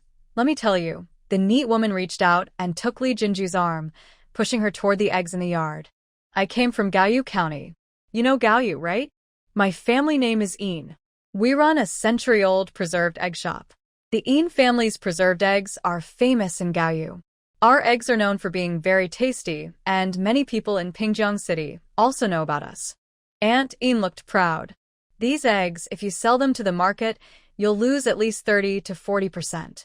That's not profitable. I tell you, it's better to make preserved eggs and salt eggs. Selling preserved and salted eggs is a good business. You'll definitely make a good profit. Making preserved eggs isn't easy. Li Jinju hesitated. easy. With me here, I tell you, in Pingjiang City, there's no good preserved eggs. Whenever my relatives visit, I ask them to bring me some. Not only do I say they're delicious, but ask around our neighbors. Who doesn't say our Yin family preserved eggs are the best? I'll help you make them. How much money would that take? Li Xiaonan asked curiously. Let me think. Your eggs are plenty, so it won't cost much. But your place isn't big enough. You need a large yard. I'll tell you, behind your courtyard, there's an empty yard. The house is too old. It's been vacant for over half a year. That yard is big and suitable for what you need, Aunt Yin said enthusiastically. Big sister. A voice interrupted Aunt Yin's words. Li Xuedong, returning from school, pushed through the crowd and called out. My little brother is back. Thank you, Aunt Yin. This is important. I need to discuss it with my younger siblings. Li Jinju quickly smiled and responded to Aunt Yin. That's our scholar. Truly talented, but so thin.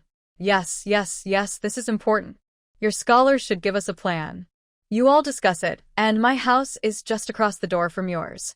When you've made up your minds, just call me over. Annie was quite perceptive. After giving a few instructions, she stepped down the stairs. When she passed by Li Xuedong, she paused, looked him over, and with a smile, called out, Scholar. She then circled around him, waved her arm, and said, Don't just stand there, let's go.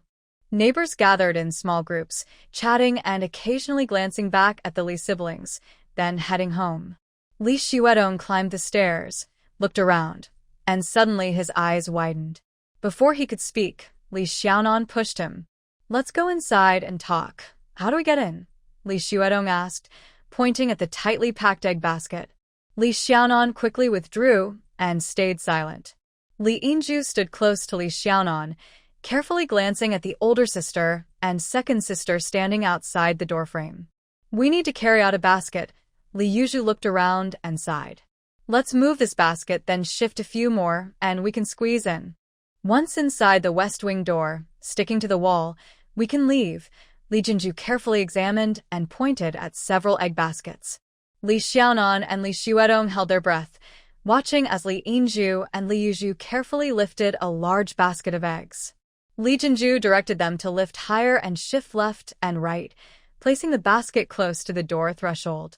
Li Jinju steadied the basket, gently shook it a few times, and finally relaxed when it was stable.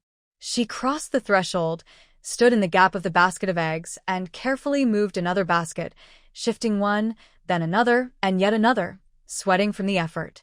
Finally, she created a passage. Li Yinju hurried to squeeze through. Seeing Li Xiaonan and Li Xuedong pass, Li Yuzhu let out a breath and moved through the narrow passage to the side room door.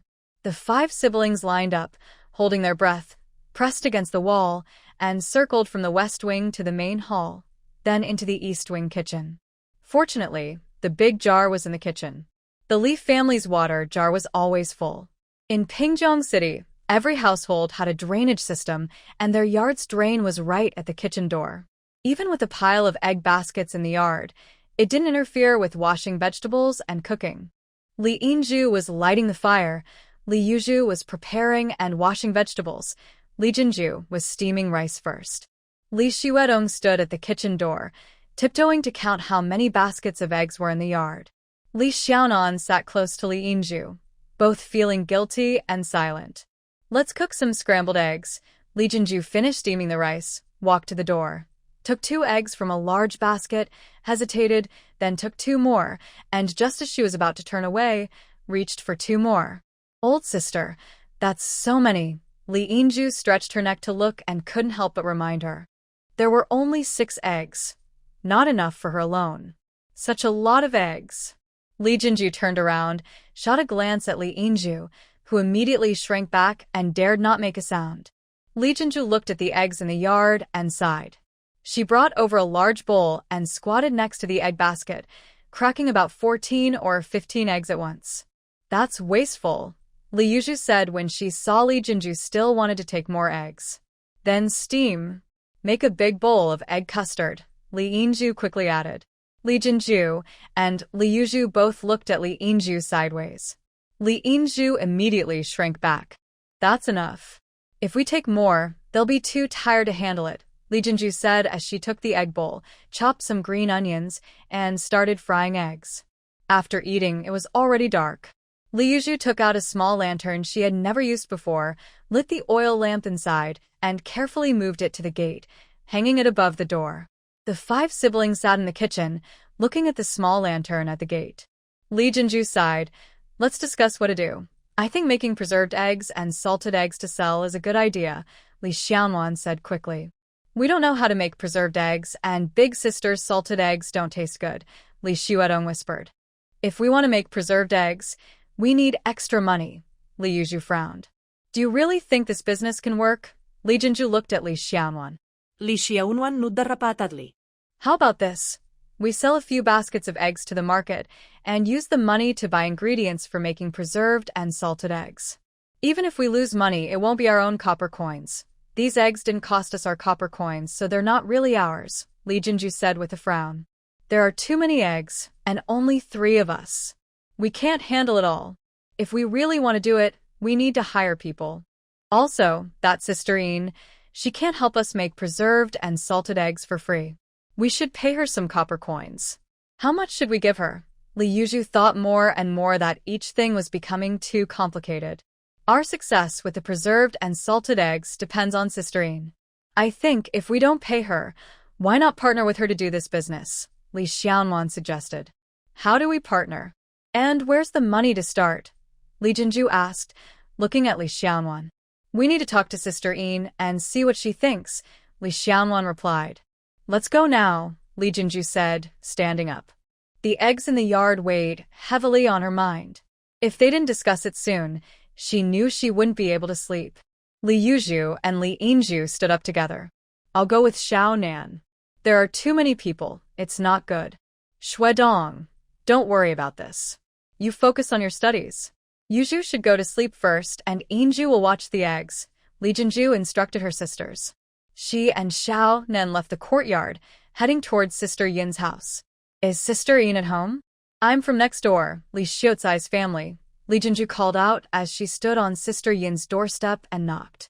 Coming, coming, Sister Yin responded.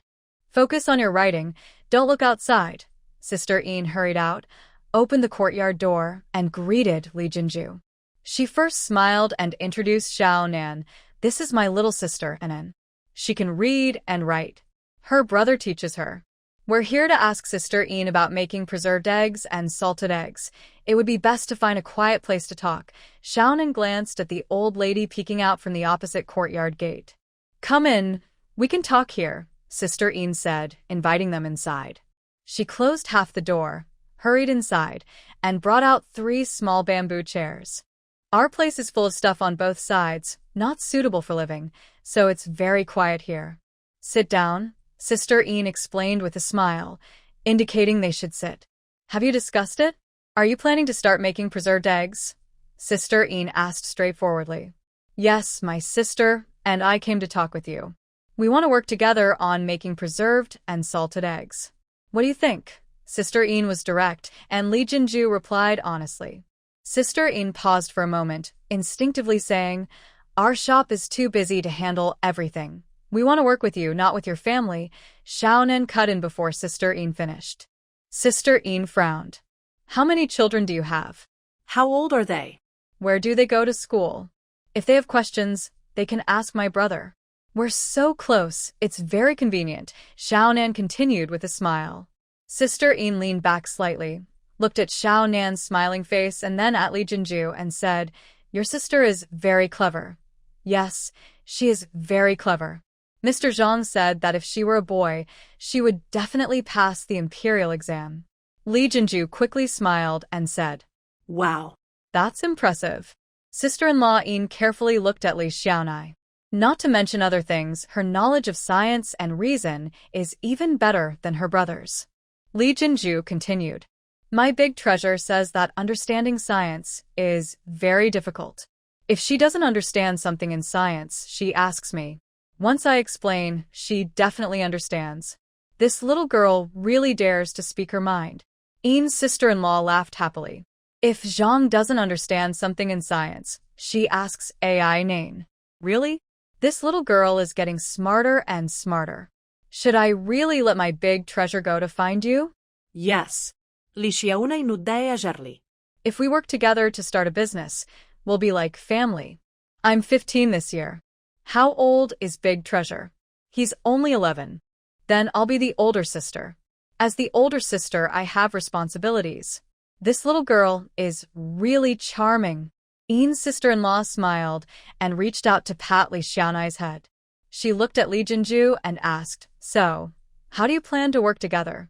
What do you think is the best way to team up? Let's just forget it. Yin's sister-in-law leaned back on her chair, which creaked a little. I work all day long, so I don't have much free time. Rest assured, I will do my best to teach you how to make preserved eggs. I tell you, making preserved eggs is very easy. This clever girl will learn quickly. Doesn't your family have servants? You earn copper coins yourself, so you can hire a couple of helpers for chores. Li Xiaonai smiled and said. Sister-in-law Yin burst out laughing. You little girl, your tone is quite bold. Do you know how much it costs to buy and rent people? How dare you say that? Isn't there enough profit in the preserved egg business to cover the costs of hiring 2 people? Li Xiaonai asked back. Yin's sister-in-law was stunned and didn't say anything. We just moved from the countryside. Our family has never been involved in making preserved eggs or salted eggs. If we team up, everything will be decided by sister-in-law. My sisters, and I will listen to her. Whatever she says about the business, we will do. Right, eldest sister? Li Xiaonai continued with a smile. Yes, yes, yes, we all listen to the sister-in-law. Li Jinju quickly nodded in agreement. Sister-in-law Yin looked at Li Xiaonan and then at Li Jinju, hesitating. Li Xiaonan and Li Jinju held their breath and watched her. After a moment of hesitation, sister-in-law In looked back at the brightly lit main house and lowered her voice, saying, "This is not a small matter. I need to discuss it with De Bao's father." "All right, we'll go back first. Tomorrow, I'll bring some eggs to sister-in-law," Li Jinju said, standing up with Li Xiaonan. Guyan was given the task to buy eggs from Shurgun and strolled along casually, then asked to check the academy. When he arrived at the academy, a servant quickly approached him. De Gugu's cousin, Panda Yi, Pan Shi, was transferred to Guangdong and passing through Pingjiang Prefecture. He was said to be carrying a handwritten letter from the princess, entrusted by her, and insisted on delivering it directly to the young master. Guyan frowned slightly, hesitated, then turned and ordered to return to his separate residence. Wang Gui and the servant who delivered the message were both very surprised. Their family had many relatives and in-laws, but the young master usually ignored them all. Moreover, the young master didn't like De Gugu or the Pan family members. Based on their experience, when Panda Yi was passing through with a message, the young master would ignore it completely. They didn't expect that now he would immediately go back. This truly surprised them. Their family's Lord Wang was right. The young master had become more sensible. Guyan mounted his horse, urged it to a quick trot, and headed back to his residence. Hearing the name Pan, he suddenly missed his older sister very much. His older sister was currently with her husband in Xiangfan. The last time he saw her, Guyan was a bit dazed.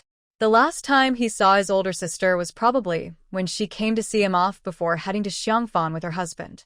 But that meeting was so long ago in his memory that he couldn't remember it clearly. He remembered that the last time he saw her, he was tied to his horse, being led out of Wei Prefecture by a group of brave light cavalry, and he saw his sister.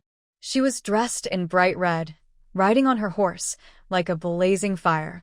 When she saw him, she drew her long, narrow sword, pointed it at the light cavalry blocking the way, and sternly shouted, "I just want to say a few words to my brother, nothing more. Don't stop me. Think carefully. What will happen if I kill you? And if you hurt me, what about your family?" The guards moved aside to make way for the older sister, who held a long, cold, shining dagger. The older sister urged her horse forward, leaning close to him, speaking clearly. "That woman doesn't deserve to control our Prince Rui's estate. If you die outside the city gates, then the title of Prince Rui will end with you. Rest assured, your older sister is here. If she dies, then your second sister will take her place. If she dies, then your third sister will carry on." A warm feeling rose in Gu Yan's heart. He gently tapped his horse's side with the whip, urging it to go faster back to the other estate. Pan Shi was Gu Yan's brother-in-law's cousin, sent to deliver a letter at the other estate. He didn't expect to meet Gu Yan. Gu Yan didn't like his brother-in-law Pan Sherwin, so he also didn't like the other members of the Pan family. He had never paid much attention to Pan Shi, who had failed many exams and was supported by connections. Pan Shi didn't go inside. He sat in the hall of the other estate, drinking tea and nibbling on a snack, planning to eat well before continuing his journey. When he heard the servant shout that the young master had returned, Pan Shi quickly stood up, took a few steps back, and stood quietly by the flower trellis. It was quite a coincidence that the young master was back now. This meant he had successfully delivered the letter in person, fulfilling the princess's request. Guyan climbed the steps and stood outside the door, watching Pan Shi, who was standing with his head bowed beside a pot of osmanthus. Pan Shi was average in height, medium build, and ordinary-looking, simply average in every way. In the past, when he was pushing for new policies, Pan Shi had once asked his sister-in-law Pan Sherwin to pass a letter to him. The letter was brought by his older sister, and Guyan had patiently read it. It was full of trivial details. After examining Pan Shi from top to bottom, Guyan stepped inside and smiled. "I saw your appointment. According to the schedule, you should pass through Pingjiang City in the middle of the month. Why are you so early? Was the journey smooth?" "Smooth, very smooth. The situation was too unusual, and Pan Shi was so surprised he forgot to answer." "Come inside and talk. Are you going alone to take up your post?" Guyan smiled warmly and kindly. "Yes, no. Pan Shi said, confused. My wife and children have many things to pack, so we will leave half a month later. Your eldest is over 10? I heard he's much better at studying than you, Guyen said casually, in a friendly tone. He's 14 now, really better than me, but he's still quite average. I'm just too slow, Pan Shi said instinctively, wiping his face with his hand. Is this person the heir apparent? Guyen first chatted with Pan Shi about family matters for half an hour, then asked about official affairs for over an hour. They ate together, drank tea, and continued talking about work. Guyen personally saw Pan Shi out through the second gate. Pan Shi boarded a boat at the by-water gate dock, standing at the bow, watching the increasingly distant manor, feeling like he had just had a dream. The prince said that after the heir had a serious illness, he grew up and became more sensible. But this is not just growing up, it's a complete transformation. The current heir is truly astonishing and surprising. Pan Shi reflected for a long time, then went into the cabin, carefully ground ink, prepared paper, picked up his brush, and wrote a long letter to his younger cousin, Pan Sherwin, describing in detail what he saw today of the heir. Guyen saw Pan Shi off and, hearing that Shergun had not yet returned, couldn't help but frown. Such a small servant. How come he still hasn't come back? Probably those two young girls are still shopping and haven't returned home yet. Guyen, with his hands behind his back, strolled forward while looking at the manor. When Shergun returned to the manor, Guyen had just finished dinner, sitting in the corridor, drinking tea and reading some recent newspapers. He listened carefully as Shergun reported how he found the carriage, bought eggs, and delivered them. Guyen's eyebrows raised higher and higher. Did you buy eggs from all 5 egg shops in Pingjiang City? Yes, sir. I was given the order late, so I could only buy these. The Taiping carriage could originally hold 2 more baskets on top, but we simply couldn't find more eggs, Shergun said with a bow. Did you pile so many eggs in the Li family's yard that no one could get in? Guyen glanced sideways at Shergun. Yes, most of the backyard is planted with vegetables, which have grown tall.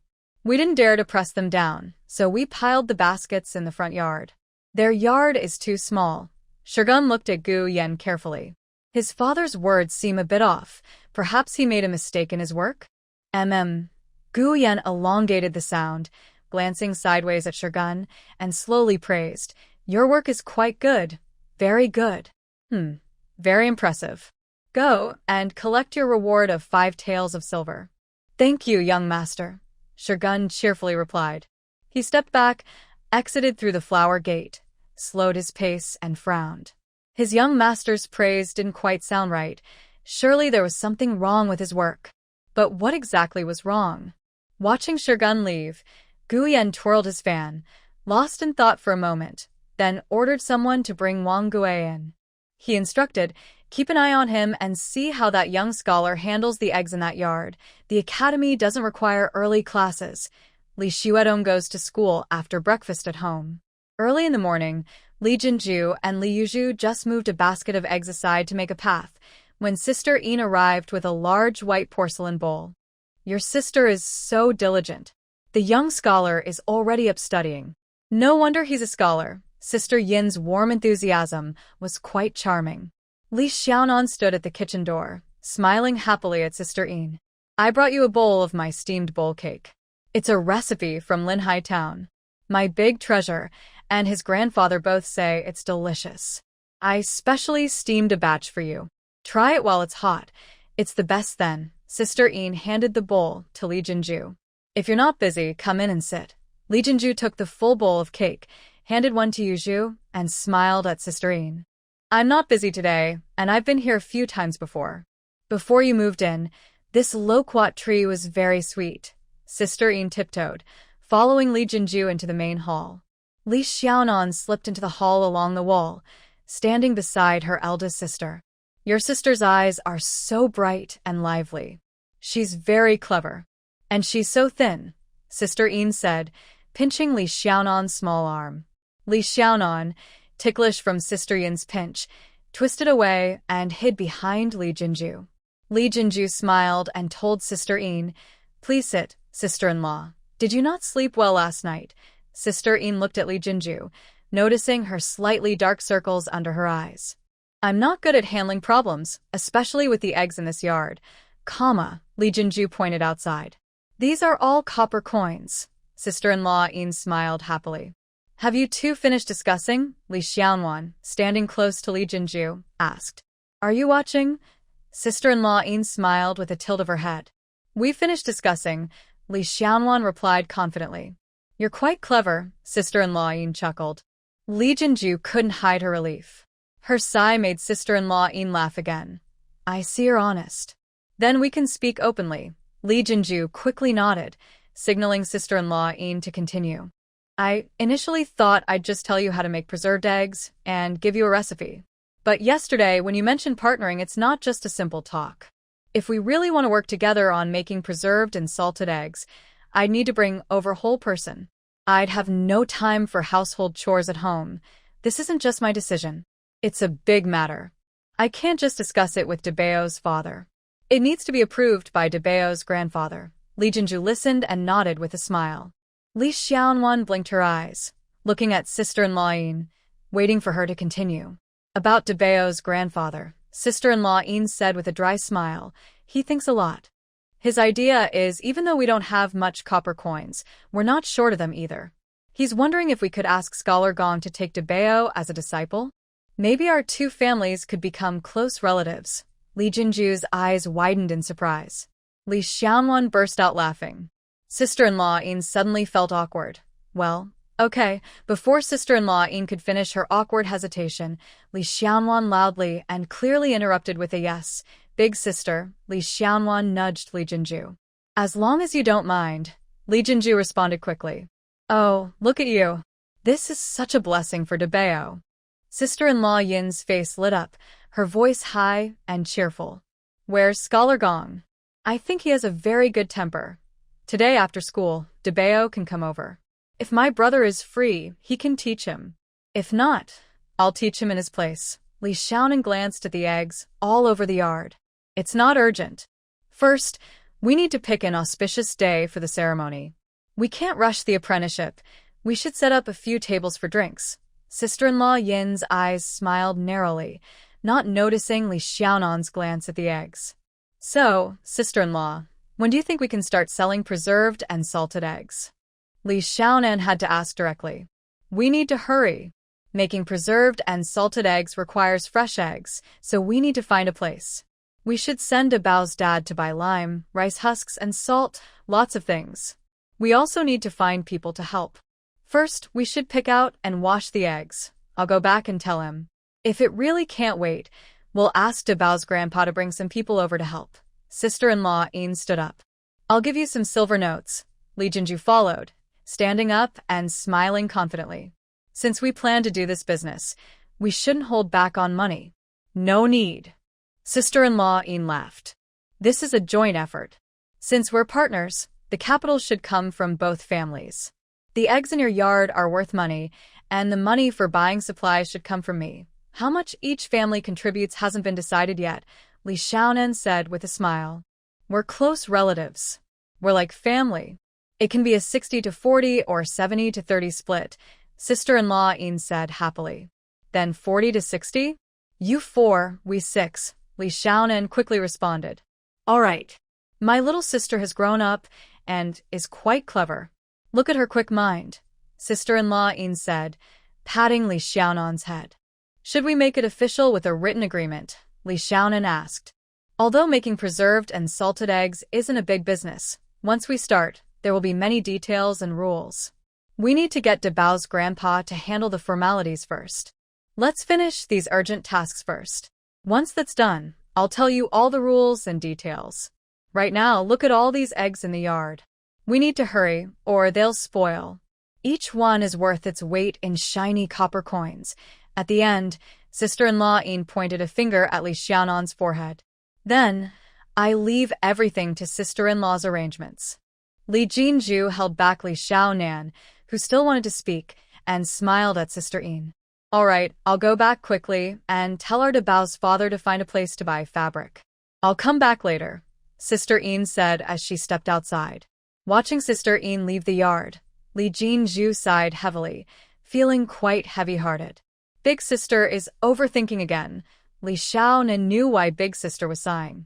Sister Yin wanted her son to become a scholar's disciple, hoping he would succeed and help their family rise. Their Dabao's prospects would improve along with his success.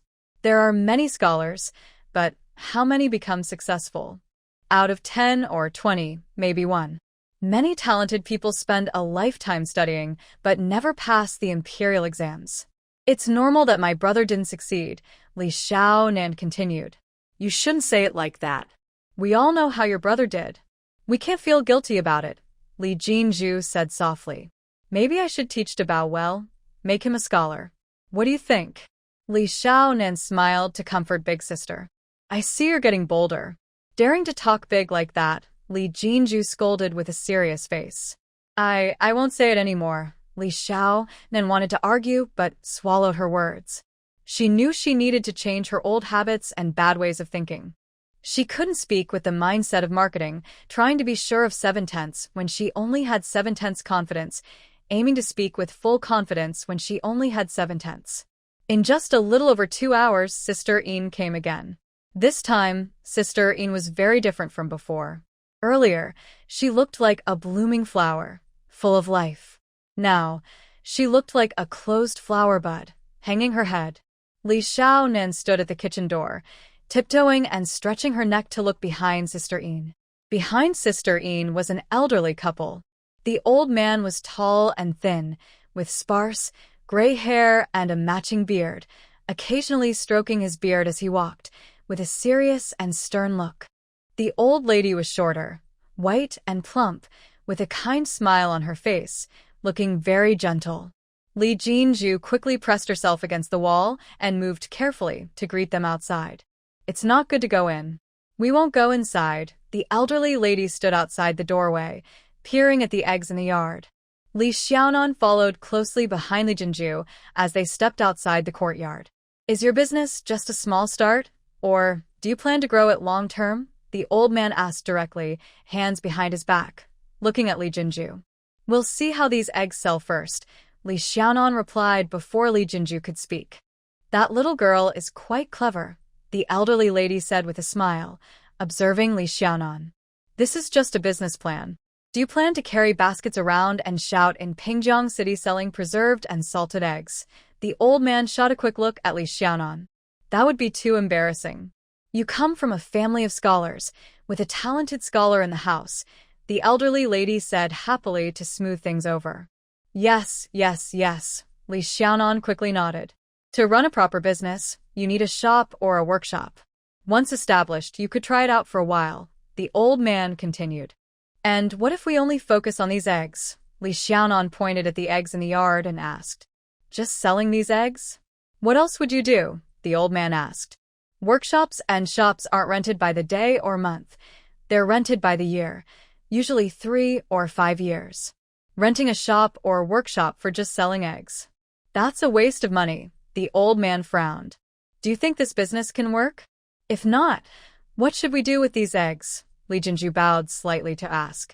Since your family moved to Pingjiang City, if you have no other source of income, opening a shop is a good idea. It can bring in some money. You're good at making preserved and salted eggs, and they taste really good. You girls. The old man looked from Li Jinju to Li Yuzhu and Li Yinju, continuing, you all seem hard-working and capable. This business can work. Let's try it for a few years, Li Jinju said, glancing at Sister Yin. Sister Yin met her gaze and winked. Yes. She doesn't know, but that empty house across the street can't be used for a workshop, the old man said sharply, glaring at Sister Yin. She shrank back nervously. What kind of place is this area? That's the government school right there. In a place as precious as Pingjiang City, renting a house to set up a workshop was considered quite valuable. Humph. The old man glared at sister-in-law Yin again. Sister-in-law Yin held her breath and lowered her head, not daring to speak. Since you want to do this business, are you planning to discuss it with your scholar brother and get his opinion? The old lady interrupted the old man's words, smiling as she looked at Li Jinju. My brother is entirely focused on studying and doesn't involve himself in these matters. There's no need to ask him. My sisters and I can discuss it ourselves, Li Jinju hurriedly replied with a smile. That's the right way. Studying is something that needs full attention. The old man nodded approvingly. The most urgent thing now is to find a place for the workshop. These eggs need to be salted quickly. The workshop can't be inside the city. Rent prices there are too high. My eldest and I will go outside the city to look. Once the preserved eggs and salted eggs are ready, it won't be late to find a shop. As he spoke, the old man turned and stepped down the stairs. Come to my house for dinner tonight. Let's have a good talk, the old lady warmly invited, then also stepped down. Guyan didn't have time to watch how Li Xiaonan's family handled the lively scene of all those eggs in the yard. In a letter brought by Pan Shi, it was mentioned that his eldest sister-in-law's close relative, Madame Pan, was feeling down recently and planned to stay at the Wang residence in Pingjiang Prefecture for a while to relax. He was asked to take good care of her. Madame Pan and his mother had been best friends since they were very young. She married into the Shi family and had been widowed not long after. Madame Pan was cheerful and witty. The old lady of the Shi family loved her dearly, and everyone in the family respected and looked after her. No friends or relatives disliked her. How could she be feeling down? In the past, she had been cheerful her whole life. When she was gravely ill, she was said to have passed away smiling. This Madame Pan had come from afar, so she was definitely not feeling down. She came to make him feel worried. Madame Pan must be accompanied by the eldest daughter of the Shi family. This trip was surely her idea. Madame Pan loved the eldest daughter of the Shi family the most, treating her as if she were her own child. Both Madame Pan and his mother thought that he and the eldest daughter of the Shi family were a perfect match. He used to think so too. Now, he forcibly withdrew his engagement with Miss Shi. Mother was unwilling, Mrs. Pan certainly was not willing, and Miss Shi was even less willing. Miss Shi once went to Prince Rui's residence to confront him face to face, but he refused to see her. He didn't want to meet her. Guyan thought about it all night. After breakfast, he planned to leave for Hangzhou, ask sixth aunt to intervene, and invite Mrs. Pan to come to Hangzhou to relax. But early the next morning, while Guyan was still eating breakfast, the steward of the Shi residence entered the side yard gate. Mrs. Pan's boat had already passed the Pingjiang city dock and was near the side yard dock. Guyan listened to the steward's report, narrowed his eyes, then relaxed and calmly replied that he understood. This was Miss Shi's plan. She liked to catch others off guard. Her skill in controlling the situation still impressed him greatly. Guyan ordered the servant to call Hongbo and told him that Mrs. Pan was close to the side yard dock. Hongbo was very surprised. He didn't ask much and hurriedly brought the side yard map, offering suggestions for Guyan to choose the residence for Mrs. Pan. Then he ordered the courtyard to be tidied up and staff to be arranged quickly. After giving instructions, he rushed to the side yard dock to welcome Mrs. Pan. Half an hour later, Guyan stood at the side yard dock, swinging a folding fan lightly, watching the grand boat approaching the dock. The boat docked, and a wide gangplank was laid over. Miss Shi helped Mrs. Pan onto the gangplank. Guyan squinted slightly, watching Miss Shi. She wore a light purple cloak, supporting Mrs. Pan, and looked at her as if she only had eyes for her. Guyan couldn't see her facial features clearly. There was no need to see clearly. He knew her face and appearance very well, so well he didn't want to see her again. Guyan's gaze shifted from Miss Shi to the woman behind them, Miss Pan Shihui. Shihui was the younger sister of his brother-in-law Pan Shirwan, born from the same mother. When his sister married into the Pan family, she was only 4 years old. His sister loved her very much, and whenever she returned home, she always brought her along. When he was a child, he loved playing with Hui. Hui was very familiar with him, but was also very careless and lacked awareness. Seeing Hui smiling happily, Guyan felt a headache coming on. Besides being good at controlling situations, Miss Shi was also very skilled at managing people. Guyan took a slow breath, smiled, and went to greet her. Sister-in-law Yin returned home with her parents-in-law, but not long after, she came back. She called out Li Jinju at the gate, who was dragging little Li Nian behind her, to discuss a partnership with sister-in-law Yin. A few people gathered around the elderly lady. She was using an abacus with her left hand and a brush in her right, quickly calculating the approximate costs. She then asked a matchmaker to write the partnership agreement. Li Jinju and little Li Nian had lunch at sister-in-law Yin's house. Sister-in-law Yin took out her dowry silver and went with Li Jinju to buy materials like lime, rice husks, and tea leaves. When Li Nian returned home, Li Yuzhu and Li Yinju had already moved 3 or 4 baskets of eggs into the main house and side rooms, clearing a path in the yard for entry and exit. During this time, Hong Jinya, the second young master of the Hong family, was approached by his servant Qing Feng, who delivered a message. His master was inviting Scholarly for drinks tonight, and Scholarly wouldn't be home for dinner. Li Yuzhu remembered what the old lady from Zhang's family said that morning. They would invite them to dinner tonight. She looked at Li Yinju and discussed quietly. That old lady said she's inviting us for dinner tonight. Is that just politeness? Or is it real? What if it's real?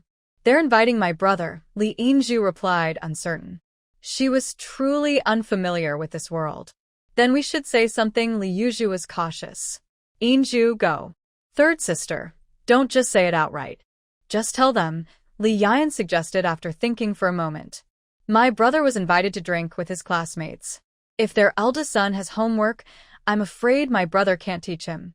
If it's urgent, let the eldest son come find me, and I'll teach him instead. Don't mention the last 2 points, Li Yuzhu quickly interrupted. All right. Li Yinju jumped over the threshold and ran to pass the message to Zhang's family. Li Jinju returned home, very late. As soon as she arrived, Qingfeng's loud voice came from outside the yard. Scholarly is back. The sisters hurried outside. Li Xuedong was clearly drunk. He got off the carriage, almost slipped, spun around, and reached out to Hong Jinya behind him. Brother Hong, there is a hole here, I will help you. There's a hole in front of your house? Ha ha ha, Hong Jinya laughed loudly, stumbling forward and lunging at Li Xuedong. Fortunately, Qing Feng reacted quickly, using his back to block the young master from falling. Otherwise, both Hong Jinya and Li Xuedong would have fallen badly. Why are you drinking so much? Li Jinju hurried over to help Li Xuedong. It's nothing, just a little. Not much at all, right, Brother Hong? Li Xuedong slung an arm over Hong Jinya's shoulder, waving his other hand constantly. You're already so drunk and still say you haven't drunk much. Li Yuzhu rushed over to protect Li Xuedong from the other side. It's because I'm drunk that I say I haven't drunk much. Li Xianwan pouted, looking at Hong Jinya and Li Xuedong, who were leaning on each other's shoulders. She hated being tipsy the most. Little sister is right. When you're drunk, you say you haven't drunk much. Look at me. I haven't drunk at all. I just drank a little. Hong Jinya waved his hand wildly. Li Yinju chuckled softly. Qing Feng, quickly help your young master go home. We can't keep him here, and your young master isn't used to staying here, Li Jinju said as she helped Hong Jinya. Li Yuzhu pulled Li Xuedong away forcefully. I'm fine. Brother Li can't hold his liquor, a lightweight. I'm a good drinker. I'm fine. Let me see, Brother Li, your yard is full of. What is Qingfeng's yard full of? Hong Jinya stumbled towards the gate, tripping over his own feet. Eggs. Oh wow. Hong Jinya threw himself against the doorframe, holding onto it and looking at the yard full of eggs. It's really full of eggs. Brother Li, did you make enemies? Are they trying to ruin you with these eggs? I'll tell you, if these eggs are bad, they'll smell terrible. Really terrible. Quickly help your young master go home. Li Jinju patted Qing Feng firmly on the shoulder. Qing Feng, standing close to his young master, stretched his neck to watch the scene. When Li Jinju patted him, Qing Feng felt a shoulder ache and hurriedly agreed, helping his young master down the steps. Brother Li, look at this. Who sent these? Do they want to ruin you? Hong Jinya was pushed onto the carriage by Qing Feng and the coachman. His head stuck out of the window. Brother Li, don't be afraid. I'm here. Just wait for me. Oh no. The car reversed a bit, and Hong Jinya's head bumped against the window. He let out a small cry, quickly pulled his head back, felt dizzy for a moment, then stuck his head out again. The car had already left the alley. Hong Jinya took the strong tea handed to him by Qing Feng, drank a few sips, and felt more alert. He blinked a few times and asked Qing Feng, Brotherly, did you smell that foul odor from the eggs in your yard? I can't stop smelling eggs. Huh? Qingfeng frowned. I was busy with the young master and didn't notice. Yes, I definitely smell it. Send old Wang over immediately, tonight. Tell Wang Wing that Scholar Li was bullied. Ask Wang Wing what to do, and do it quickly. When we get home, I forgot, just tell him directly and don't forget, this is very important. I feel a bit dizzy. Hong Jinya frowned and ordered. Yes. Qingfeng replied seriously. Li Yuzhu was in front, dragging, while Li Jinju pushed from behind, pulling Li Xuedong into the side room and onto the bed. How could you drink like that? Li Jinju slapped Li Xuedong on the head in anger. No, I didn't. Li Xuedong struggled to sit up, half lying, half sitting, and raised 2 fingers at Li Jinju. It was just 2 cups. The wine was very sweet. Brother Hong said it was fine. He also said he was upset because someone broke off his engagement. We're brothers, so I had to have a drink with him. Li Xuedong was much more sober after being slapped by his eldest sister. Why was he broken off? Li Xianwan asked curiously. He was rejected because he didn't pass the imperial exam. It was about the daughter of the Liu family. They had agreed before the engagement that if he passed the exam, they would marry. If not, they wouldn't. This was just between us. Brother Hong didn't want others to know, Li Xuedong said softly, with a gossiping look. This was something he could only tell his sister. Li Jinju and Li Yuzhu looked at Li Xuedong with speechless expressions, while Li Yinju burst out laughing again. Old Master Zhang left the city early in the morning and spent the whole day there. He didn't let Li Jinju see anything and directly decided on a small workshop that originally made incense sticks. The next day, Old Master Zhang picked 3 or 4 reliable men from his own warehouse, drove a cart, and delivered the eggs from the Li family's yard to the small workshop. Anting called a handyman from the street tea house, gave him a large sum of money, and asked him to run an errand. She told him to inform the lime shop that had the order yesterday and all the other shops to quickly deliver the goods to the small workshop. Li Yuzhu and Li Yinju followed the first cart to the workshop. Li Jinju and Aunt Yin arrived first at the nearby dentistry shop, chose 2 sturdy women, and agreed to try them out for 10 days. Then, they took the 2 women to the workshop. After school, Li Xuedong returned home. He and Li Xiaonan waited until it was very dark. Neither Li Jinju nor Aunt Yin had come back. The 2 of them had to do it themselves. Li Xuedong took off his long shirt, steamed some rice, then searched inside and outside the house. Aside from some vegetables in the backyard and some oil and salt, there was nothing else. Not a single egg was left in the yard. Li Xuedong picked some greens from the backyard, washed them, and started cooking. Li Xiaonan lit the fire and lifted the lid of the pot. He spread a thick layer of lard around the edge of the pot. The lard melted and dripped into the rice, sizzling and releasing a fragrant aroma. After a while, Li Xiaonan lifted the lid again and spread more lard. Li Xuedong finished cooking the greens. Li Xiaonan applied lard 3 or 4 times, and the rice gave off a rich aroma. Each of them took a piece of crispy, golden rice crust, placed some greens on top, and took a bite. It was truly delicious and flavorful. Just as they were enjoying their meal, the gate squeaked open. Li Xuedong held his bowl and looked outside. In the glow of the kitchen light, Li Jinju and the 3 exhausted people entered. Smells so good. Li Yinju sniffed and exclaimed. These 2 kids can cook. Who fried this? It's all burnt. Li Yuzhu leaned over to look at the rice in the pot and pointed at the burnt greens, laughing. Li Xiaonan pointed to Li Xuedong with his chopsticks. She turned up the heat too high. Li Xuedong hurried to explain. Where did the lard go? This morning, the jar was full. Li Jinju asked while holding the jar of lard. It's here. Li Yinju had already taken a piece of rice crust and bit into it. She mumbled as she handed a golden, crispy piece to her older sister. This must be Aunt Nan's idea. Li Yuzhu looked and used a spatula to scoop 2 pieces of rice crust, giving one to Li Jinju. You're really good at eating. No wonder Uncle San said you're wasteful. Li Jinju looked at the empty part of the lard jar with a mix of affection and concern. Uncle San is talking about you, not me, right? Li Xiaonan bit her rice cracker and asked Li Xuedong. Li Xuedong quickly nodded, but halfway through, he felt something was wrong and explained. And me too. Uncle San said that taking Anan to Hangzhou is wasteful. This rice is a bit undercooked, Li Yingju said, using chopsticks to stir the rice in the middle and tasting it. It must be because she lifted the pot and smeared oil. That's why the rice is undercooked. Li Yingju gently patted Li Xiaonan's head. Take out the rice crackers, leave the undercooked rice in the pot, add some water, and cook the vegetables and rice together. Yingju, go to the backyard to pick some vegetables, and Yingju, light the fire. Keep the fire low, said Jinju as she rolled up her sleeves and started cooking again. Gu Yan immediately sent people to Hangzhou to invite Aunt Lu, Mrs. Fu, and the 3 cousins to come to Pingjiang to keep him company. If Aunt Lu couldn't come, he insisted that the 3 cousins stay for a while. The steward going to Hangzhou left first, and Gu Yan quickly left the bai to check the saltworks in Huainan. He was on official duty. Gu Yan was gone for 2 or 3 days. When he hurried back from Huainan saltworks, his Aunt Lu hadn't come, but the 3 cousins had arrived the day before.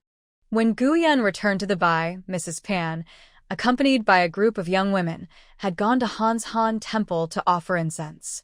Wang Gui rushed in as soon as he saw the bai, hurriedly called in the guard watching over Li Xiu's family, and asked carefully. After washing up and changing clothes, Gu Yan came out, and Wang Gui was already waiting outside the gate with his hands behind his back. When Gu Yan called him in, Wang Gui quickly entered the house and reported in detail about Li Xiu's family's situation. He heard that Li's family was partnering with Yin Shi, the eldest daughter-in-law of the Zhang family next door, to start a preserved egg and salted egg business. The workshop was already pickling eggs. Gu Yan raised his eyebrows and chuckled. This must be the idea of Li's eldest sister. He knew she was not simple. Let's go and take a look, Gu Yan said, choosing a folding fan from the tray carried by the servant, shaking it open with a rustle, and stepping outside. Shurgun and Wang Gui hurried to follow. They left the bai and headed straight to Tsilian Lane. Since the day after the workshop opened, Li Jinju had kept Li Yingju at home to do laundry, cook, and manage household chores. They leave every day before dawn and only return after dark. When they get home, they are covered in mud and sweat. They need to wash and change their clothes, take care of Li Zianan and Li Xuedong, and tend to the vegetable garden and a flock of chickens in the backyard. Sometimes, one person has to stay home to do household chores. Gu Yan arrived at Tsilian Alley to find Li Yingju feeding the chickens and collecting eggs. She had just finished washing the quilt and hanging it out to dry. She was about to go out with Li Zianan discussing where to visit. As they stepped out of Tsilian Alley, they bumped into Gu Yan. Gu Yan had just dismounted from his horse and was halfway down when he looked at Li Zianan and smiled. Hey, that's him, Li Yingju shouted in surprise. Gu Yan slightly leaned back, showing a look of dislike, and gently tapped Li Yingju with a folding fan, then smiled at Li Zianan, saying, You, third sister, always so startled. Who are you? Li Zianan snapped, looking angry. Step back, Gu Yan said, moving his folding fan. Shurgun quickly signaled everyone to step back about 10 steps, blocking the passers-by. Gu Yan leaned forward slightly, opening his fan to cover his face, and lowered his voice. We met at the Hang City Imperial Examination Hall. Don't you remember? Li Zianan's eyes widened. You're talking nonsense. Don't worry. If I wanted to do something, I would have already. Look, you always act like a scared cat. I just want to tell you, I mean no harm, Gu Yan said sincerely, lowering his voice. Li Yingju's voice and body trembled. She understood what Gu Yan said. How did he know about Anan taking the exam? It's okay. He won't do anything. He has no bad intentions, Li Zianan quickly comforted her third sister. That's right. Gu Yan suddenly closed his fan with a snap and clapped his hands, startling Li Yingju. So, what do you want? What are you planning? Li Zianan patted Li Yingju and asked Gu Yan. We're destined to meet, Gu Yan said seriously. Li Zianan rolled her eyes and looked up at the sky. Let's be friends. What do you think? Gu Yan looked at her with a smile, despite her eye roll. Li Xiaonan xuclat sufli. This scene reminded her of the distant past, when she would meet a carefree young troublemaker on her way home from school. He would flick his hair and say, "Beautiful girl, let's be friends. Men and women are different, and they shouldn't be too close." Guyen waved his hand in front of Li Xiaonan's eyes, cutting off her words. "Of course, all that nonsense is just talk," Guyen said, opening his folding fan again. "You say all sorts of things, but there has to be a reason for exchanges. How about this? They say you're very good at thinking and studying. I don't know much about that, so maybe you can tell me about it. What do you think?" Li Xiaonan and Li Yingzhu stared with wide eyes. "I'll pay you 1 or 2 silver coins for each lesson. If you do well, I'll give more. How about that?" Guyen slightly leaned forward, looking at Li Xiaonan. "Where will you give the lesson?" "I won't go to your house," Li Xiaonan said cautiously. "Then it will be at your house," Guyen answered quickly. "My house is not good either. How about that quiet tea house over there?" Li Xiaonan pointed to a peaceful tea house nearby. "All right," Guyen said simply, then looked back at the tea house. "It's settled then." "I have a lot to do, but when I have free time, I'll come over. Let him invite you to the tea house for the lesson. His name is Shirgun." Guyen waved his fan at Shirgun, who didn't understand what was happening. He quickly nodded and bowed, smiling happily. Old Lady Hong was working in the fields, watering and plowing the land, when she suddenly received an urgent message from her grandson, Hong Jinya. A sweaty, old servant named Wang hurried over and reported that Scholar Li had been bullied. The second young master asked what to do, but didn't know much else. Old Lady Hong asked more questions. Wang only knew that the second young master had invited Scholar Li to drink, got drunk, and when he got home, he was already asleep. It was Qing Feng who relayed the second young master's instructions, saying he had spoken several urgent commands, and Wang hurried back that night to report. Old Lady Hong frowned. Her grandson was a bit naive. Being cautious is better, but he was drunk. It wasn't impossible for Scholar Li to be bullied by neighbors. Such things happen everywhere. It would be best to go see for yourself. If there is no bullying or trouble, it will just be a wasted trip and not important. But if Li Xiaocai's family is being bullied by others and a Yi sees it, they might ignore it and not help. Someone as clever as Li Xiaocai probably wouldn't blame others, but missing this good opportunity to get close would be a shame. Old Master Hung quickly made a decision. He called over an experienced servant and told him to go to Li's village market and speak with the elder Li Shirguan. Just say that he heard Li Xiaocai is not doing well in Pingjiang City. That's all, no more words. After hearing about the false accusations against the Li family, Old Master Han kept an eye on their situation. When Li Wenliang took his siblings, 5 in total, to go to Pingjiang City, he personally visited Li Shirguan at the market. He also arranged a banquet to celebrate Li's success in passing the exam, making Li Shirguan and the Li family well known in Kunshan County. Old Master Hong sent someone to deliver a message to Li's village market.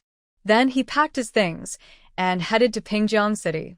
The next morning, Old Master Hong arrived at Pingjiang City. Hong Jinya was at school. After having some tea and changing clothes, Old Master Hong left with his old servant and headed to the Academy Street. Hong's house in Pingjiang City was near the school, just on the other side, not far from the Academy Street. Tired from riding, Old Master Hong strolled casually instead of taking a carriage. As he turned into the Academy Street, he saw a line of about 10 horses and a dozen people ahead. The horses were rare and fine, and the people were dressed in bright clothes, looking sharp and capable.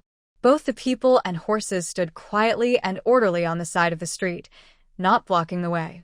Old Master Hong paused briefly, crossed to the other side of the street, and took a few steps forward. He saw Gu Yan and Li Xiaonu and Li Yingzhu talking at the alley entrance. Old Master Hong tightly pressed his lips, stiffened his whole body, and stopped. He pretended to look at the shop sign in front of him. He stroked his beard and looked serious at the black signboard, but his attention was partly on Gu Yan across from him, his eyes flickering with interest. Gu Yan occasionally bent down, smiling kindly and speaking politely with Li Xiaonu. I kept watching Gu Yan bow slightly to Li Ziyan, then wave to her. She and Li Yingzhu turned and ran into the alley. I put away my folding fan, took a few steps back, mounted my horse, and rode straight ahead. Old Lady Hong slowly relaxed her breath. Old master, whose young master is that? He looks so handsome and noble. The old servant and old master Hong both sighed. Such an extraordinary family. Let's go back. Old master Hong, with his hands behind his back, turned and headed back. From the moment his grandson was born and received his fate, it was said he would have very good luck.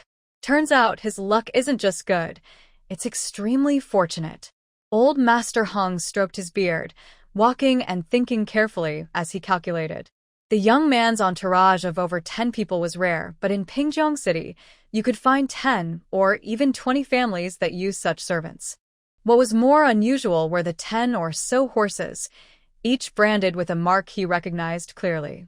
He had seen that mark before when he sent grain north years ago. A highly skilled Northwest Army unit used horses branded with this mark. In Pingjiang City, only those who used military horses, especially elite ones, would have such a mark on over 10 horses. He heard that the young master currently lives in that prince's estate. That young master, second only to a few, is above 10,000 others. Hong Jianye left the academy and saw the steward approaching him. His heart immediately felt uneasy. That day, he drank too much and, before sobering up, sent someone back with the words that Scholar Li was being bullied. By the time he sobered up, old Wang, who delivered the message, had already been gone for 3 or 4 hours. When he finally met Li Xuedong at the academy and asked about the eggs in that courtyard, Li Xuedong clenched his teeth and refused to say where the eggs came from. But it was certain they weren't bullied with eggs. This was definite. Now, his careless words had caused trouble for old Wang. Sigh. Old Wang's scolding took at least an hour. Luckily, he wore comfortable old shoes today, so standing for a long time didn't tire him. Hong Jianye returned home, hanging his head and acting obedient and respectful. He greeted old Wang and secretly glanced at him, forgetting to lower his head. Old Wang smiled happily. Old Wang, what is this? Is there good news? My curiosity outweighs my nervousness.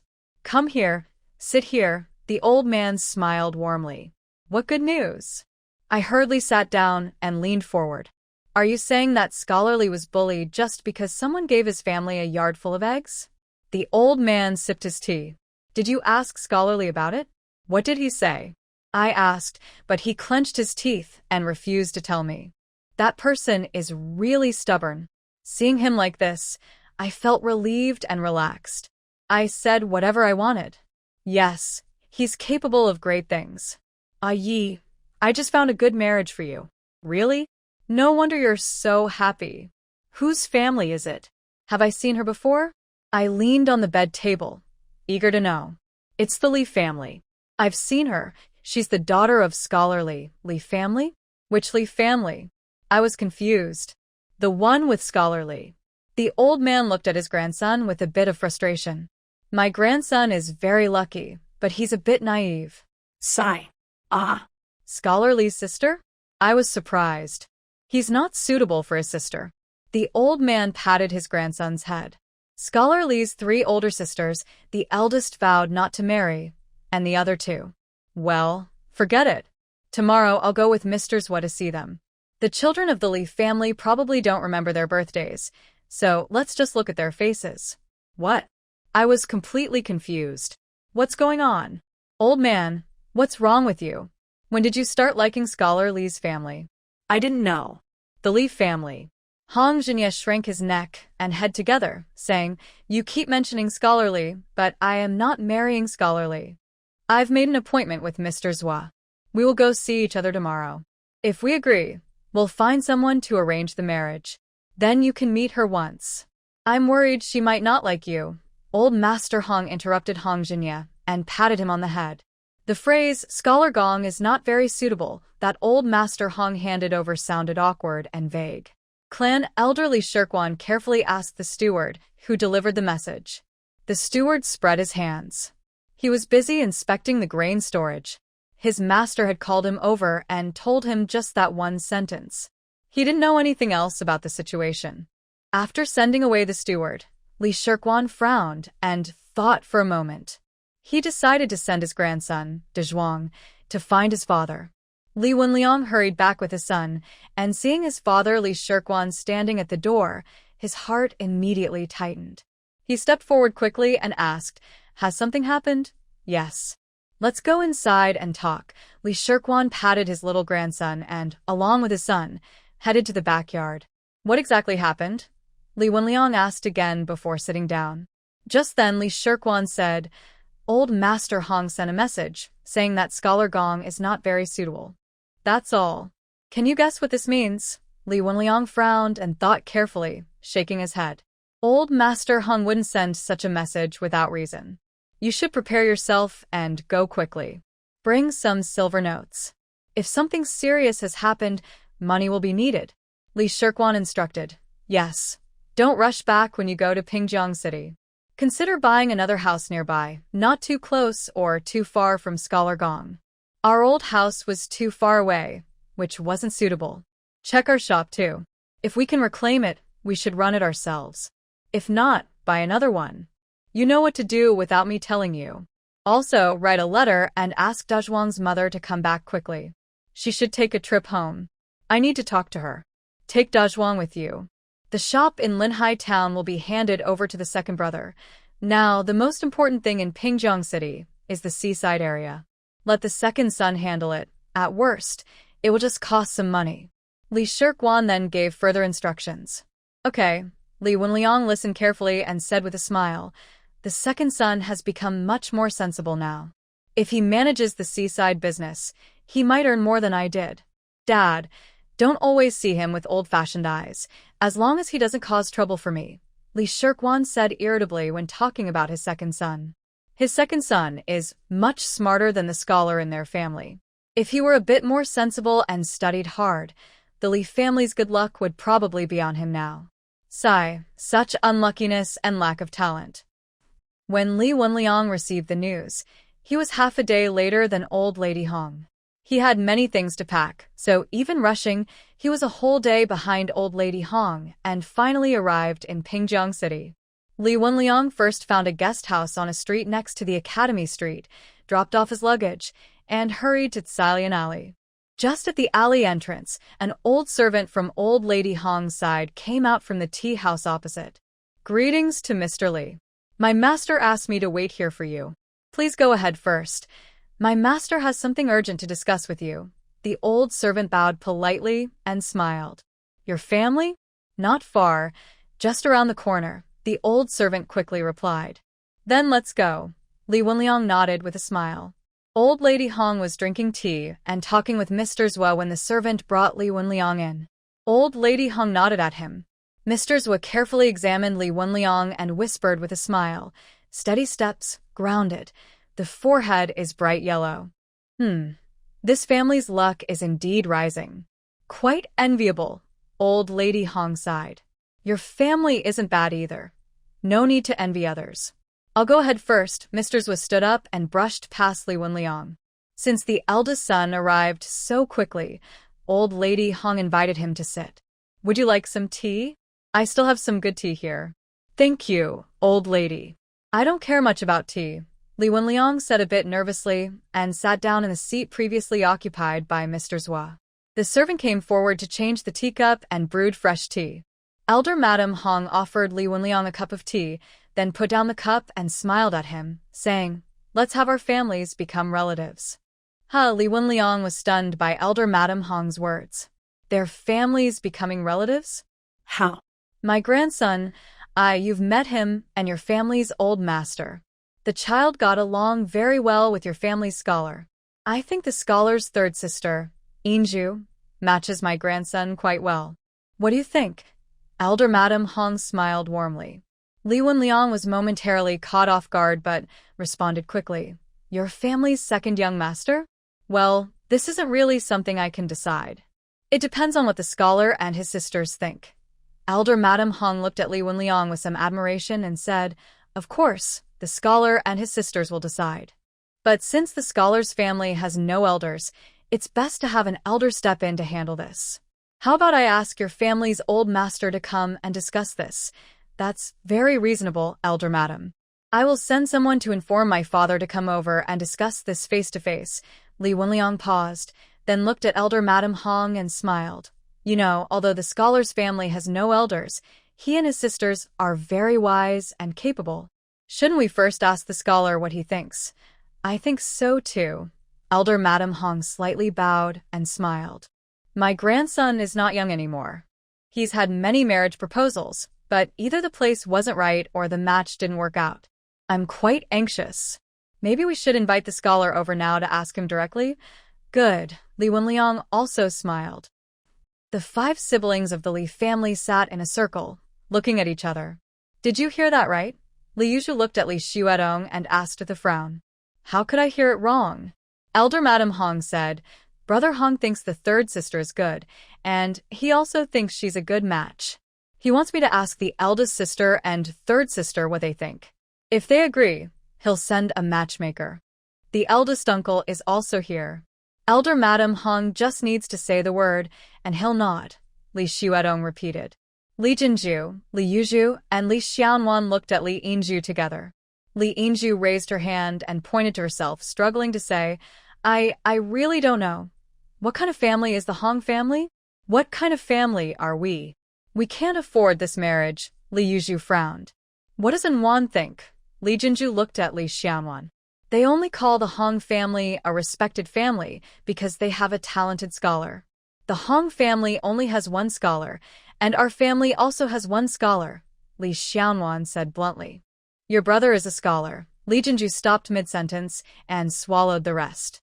I mean, our family is too poor. If a family like the Hong family marries into ours, she might not be able to stand firm and could be bullied. 3rd sister, what do you think? Li Xiaonan looked at Li Yinju. Li Yinju frowned tightly, looked at her eldest sister, then her 2nd sister, then Li Xiaonan, and honestly shook her head. I don't know. I never thought about marriage. 2nd sister isn't married yet. Don't worry about others. Just think about it now, Li Jinju said to Li Yinju. That's great. I feel I don't deserve it. Li Yinju drooped her shoulders. Everyone fell silent. This marriage really was too good. Uncle said that the elder cousin will arrive tomorrow. When he arrives, we will see how he talks, Li Jinju decided after some thought. The next afternoon, thinking that her father would arrive soon, Li Wenliang kept waiting at Gua Alley to meet her father, Li Shirguan. Li Wenliang got into the carriage, but before he sat firmly, Li Shirguan asked directly, Did the scholar's family have any trouble? This needs to be discussed with Dad. Li Wenliang moved closer to Li Shirguan and lowered his voice. The scholar's family and the Zhang family next door, who run a warehouse outside the city, have started making preserved eggs and salted eggs. They plan to open a shop to sell these products. Li Shirguan raised his eyebrows in surprise. He had thought of many possibilities on the way, but he never expected this. I asked Jinju, and she said she is working with Zhang's eldest daughter-in-law, Sister Yin. Sister Yin's family is from Gaoyu and is famous for making preserved and salted eggs. Known as the Yin family's old shop, you are indeed a long-established family in Gaoyu, and both century eggs and salted eggs are excellent. Scholar Gong and Sister Yin's partnership has a profit split of 60-40. Li Wenliang carefully explained the details of how Li Jinju and her sisters partnered with Sister Yin. Li Shirguan listened attentively, frowned, and asked, They used eggs for 60% of the capital. How many eggs would that be? Where did so many eggs come from? I think what old Master Hong said about Scholar Gong's family might be related to where those eggs came from. Li Wenliang lowered his voice further and leaned forward. I didn't dare ask neighbors, but I inquired at the framing shop opposite Salian Alley. The shop assistant said that when the eggs were first delivered, it was quite unusual. Everyone went to see. They said a full cart was stacked high with eggs, all sent by a young noble in fine clothes. Li Shirguan was even more surprised. He said that the day before yesterday, he saw that young noble again. Turns out, that young noble isn't a young master, but a servant. He's a tall, handsome man who was talking to Sister Yin and her sister at the alley entrance, who recently moved in. That's Yin Zhu and Yin Yen. Jin Zhu and Yu Zhu spend the whole day in the workshop. Tell me more about that man. Li Shirguan's tone became urgent. He said he brought about 20 men with him, all dressed in fine clothes, each on a high-headed horse. The horses are tall and majestic.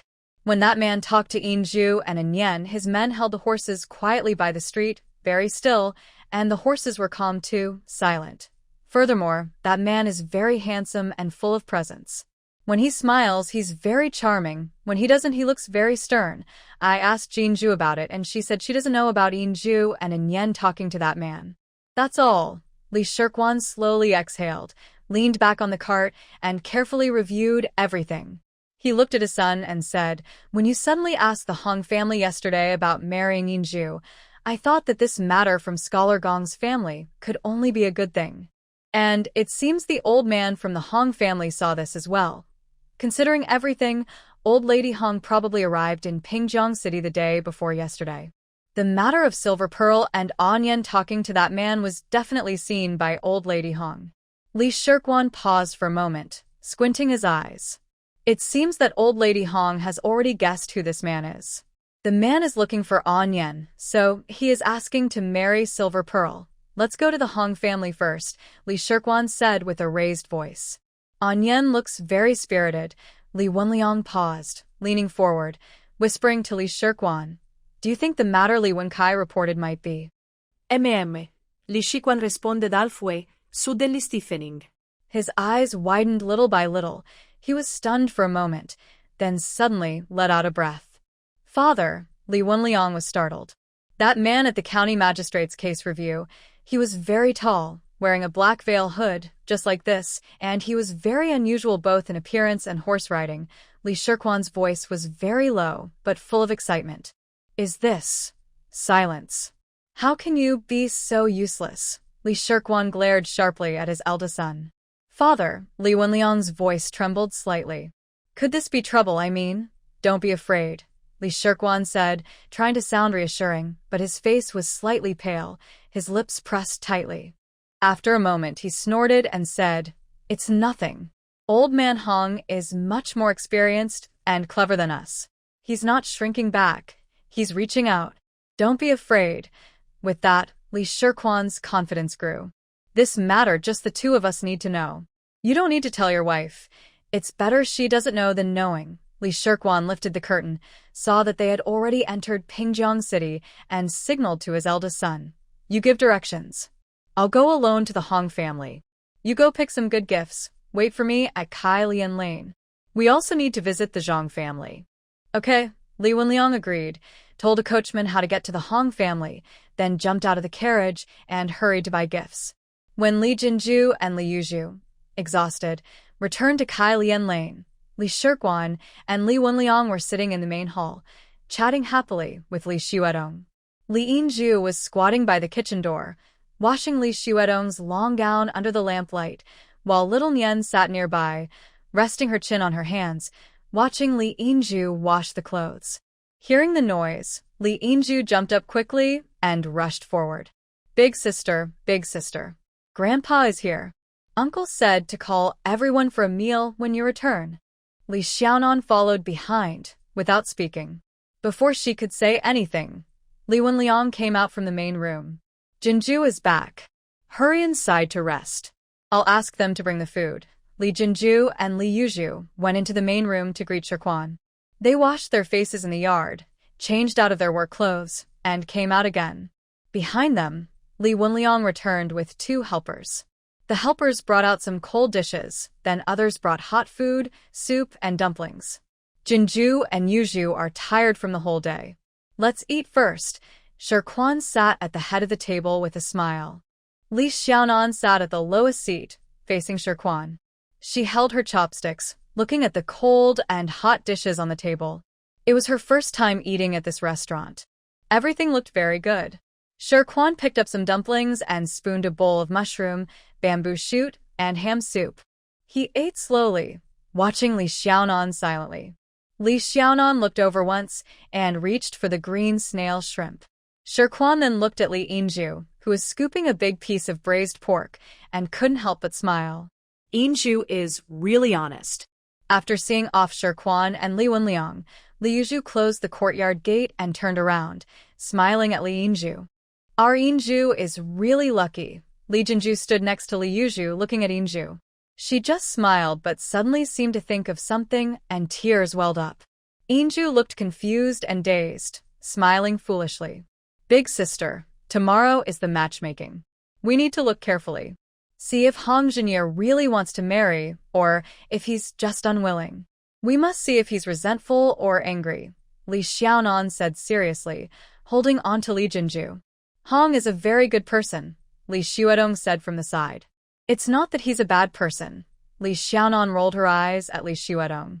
If he's unwilling and full of resentment, it will be a hard life for the third sister if she marries him. That's right. Li Jinju looked at Li Yuzhu. Tomorrow, you and Anan must carefully observe that second young master. Be sure to see clearly. The next day's matchmaking was arranged by Li Wenliang. Li Wenliang looked at several places and chose a small courtyard behind the Hong family's garden. They entered through a side gate at the corner of the yard, which was very quiet. Li Shirguan and Li Xuedong arrived about a quarter of an hour early. Li Jinju and her three sisters followed Li Wenliang. When they entered the courtyard, Hong Jinye and Li Xuedong stood very close, both stiff and straight. As soon as they entered, Li Yinju became nervous. She tightly held her second older sister Li Yuzhu's arm, wishing she could squeeze in with her. Li Xiaonan held her eldest sister's arm and entered the yard. Like usual, she half hid behind her big sister, showing only half her face. She first looked at old Master Hong, then at Hong Jinye.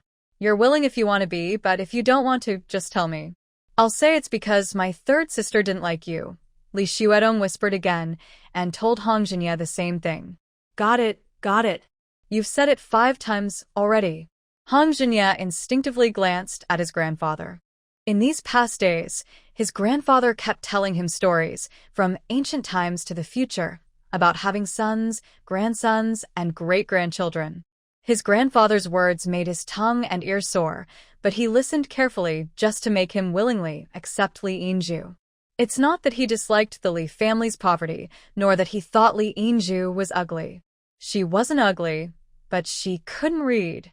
His grandfather kept telling him that when marrying, he must marry someone educated, preferably smarter than him, to teach his children and grandchildren. But now his grandfather had chosen someone who couldn't read. He asked his grandfather, "Aren't you saying I must marry someone educated?" His grandfather replied, "Education covers everything." Li's third sister is very good at farming, which is also a kind of knowledge. She's calm in emergencies, which is also a kind of knowledge. Sai, when it comes to reasoning, his grandfather was just his grandfather. This year, the weather is good. The chrysanthemum flowers in our garden are blooming very well, old Master Hong and Li Shirguan said with a smile, then turned to instruct Hong Jinye. You go with Li Xiao Kai and your sisters to look at the garden. Yes, Hong Jinye answered very politely. Li Xiaonan let go of Li Jinju and took 2 steps forward, holding Li Yinju's arm. Elder Madam Hong, Li Shirguan, Li Wenliang, and Li Jinju sat in the pavilion, chatting casually about business matters. Hong Jinye tightly held Li Xuedong, Li Yinju hugged Li Yuzhu closely, and Li Xiaonan tugged at Li Yinju. The 5 of them formed 2 groups and wandered around the garden, taking a long walk. The 5 siblings returned home. As soon as they entered the yard, Li Xuedong immediately leaned forward to Li Yinju and asked eagerly, "How did it go?" Li Jinju looked at Li Yuzhu, who looked at Li Yinju. Li Yinju pointed at Li Xiaonan, saying, "Anan said she would watch out for me." From Li Jinju to Li Xuedong, the 4 of them, with 8 eyes, all looked at Li Xiaonan. "Did you tell Hong Er?" Li Xiaonan asked Li Xuedong. "What about?" Li Yuzhu asked. Yes, I told him 5 or 6 times, Li Xuedong replied first, then looked at the second sister. "Anan told me to tell Brother Hong. If he doesn't want to, just quietly tell me and we'll say that third sister didn't like him." "Did he tell you that?" Li Yuzhu blurted out. No. Li Xuedong quickly waved his hands. "Why did you ask your brother to tell him that?" Li Jinju asked Li Xiaonan. "Someone who wants to marry us must be from the Hong family." "I don't know what he's thinking," Li Xiaonan said with a shrug. "How do you know that?" Li Yuzhu asked in surprise. "It's obvious. If Hong Er liked third sister first, she would definitely know.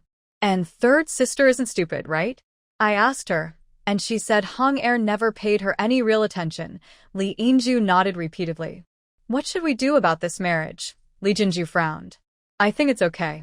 I feel that Hong Er might not be interested, but he probably isn't completely against it, Li Xiaonan said confidently.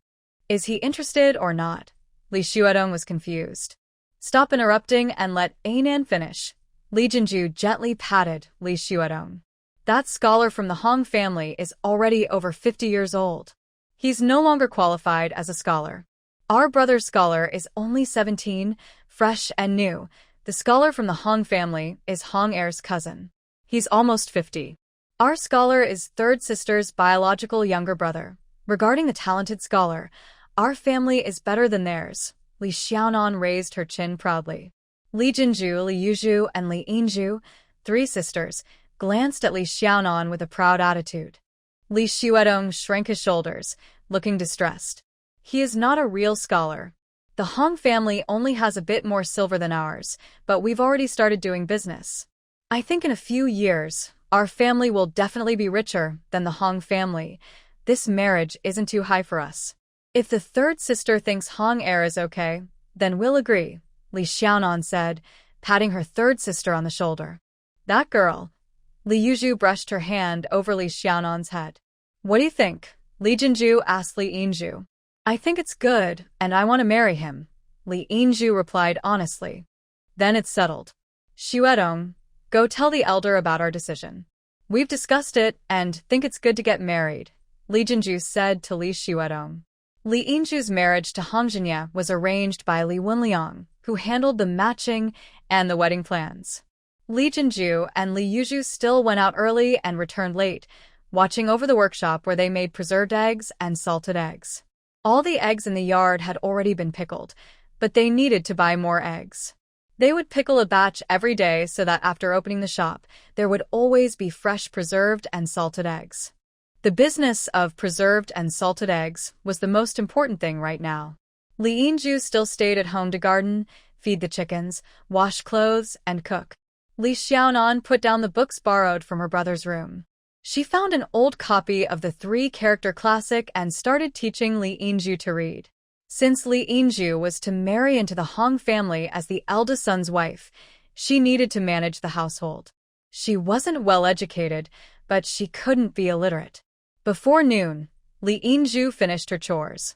Just as Li Xiaonan was about to teach her to read, Shurgun pushed open the courtyard gate, looked inside, and, seeing Li Xiaonan's gaze, smiled and said, Miss Li, our grandfather wants to see if you're free now. Yes, Li Xiaonan stood up, handed the three-character classic to Li Yingju, and said, It's okay. I'll be back soon. Li Yingju was worried, so she carried a book and followed to the gate of the courtyard. She saw that besides Shurgun there was also a pretty young woman about 18 or 19. She immediately relaxed. Shurgun first introduced the woman waiting outside the gate to Li Xiaonan. This is Miss Wanjing. She manages our Lord's clothing and accessories. Our Lord said that as a man, it's not very proper for me to go back and forth to the young lady's house. From now on, Miss Wanjing will accompany the young lady when she goes out and returns. Li Xiaonan listened with a smile, observing Wanjing. She wore a light yellow top and skirt, with a chestnut-colored half-sleeve jacket. She had willow-shaped eyebrows, almond-shaped eyes, fair and delicate skin, slightly thick lips, and a simple, honest look. She wasn't very beautiful, but she gave a very comforting and steady feeling. Managing clothing and accessories. Does that mean she is a close attendant? It seemed that the Lord didn't care much about appearances.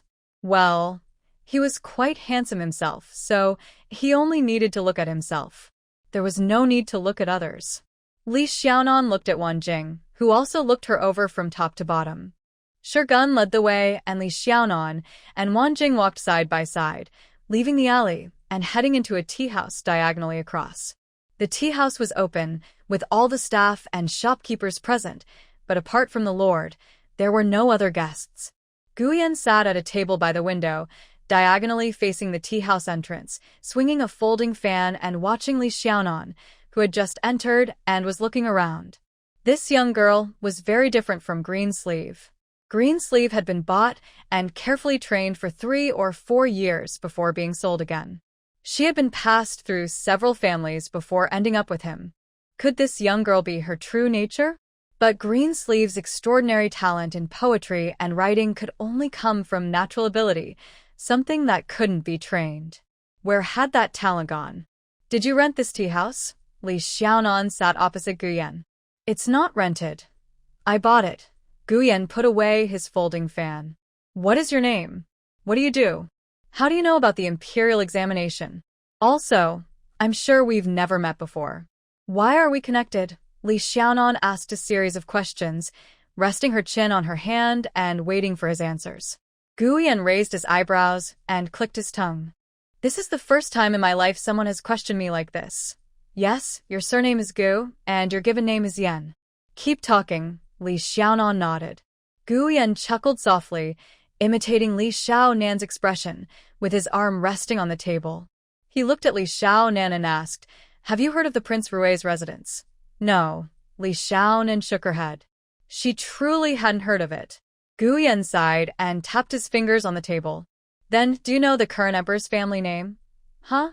Gu, Li Xiaonan's eyes widened. She knew from the royal teachings that the royal family name was Gu, but she really didn't expect that. In this dynasty, the Emperor Taizong has only 2 sons. The eldest inherits the throne, and the second is adopted by his uncle, Prince Rue, who then takes over the Prince Rue's residence. That second son is my great-grandfather. Oh, right. Prince Rue is the only hereditary peerage in this dynasty that never changes hands. Do you know what hereditary peerage that never changes means? Guyan looked at Li Xiaonan with a gentle smile. Li Xiaonan leaned back, tightly pressed against the back of the chair, glancing sideways at Guyan.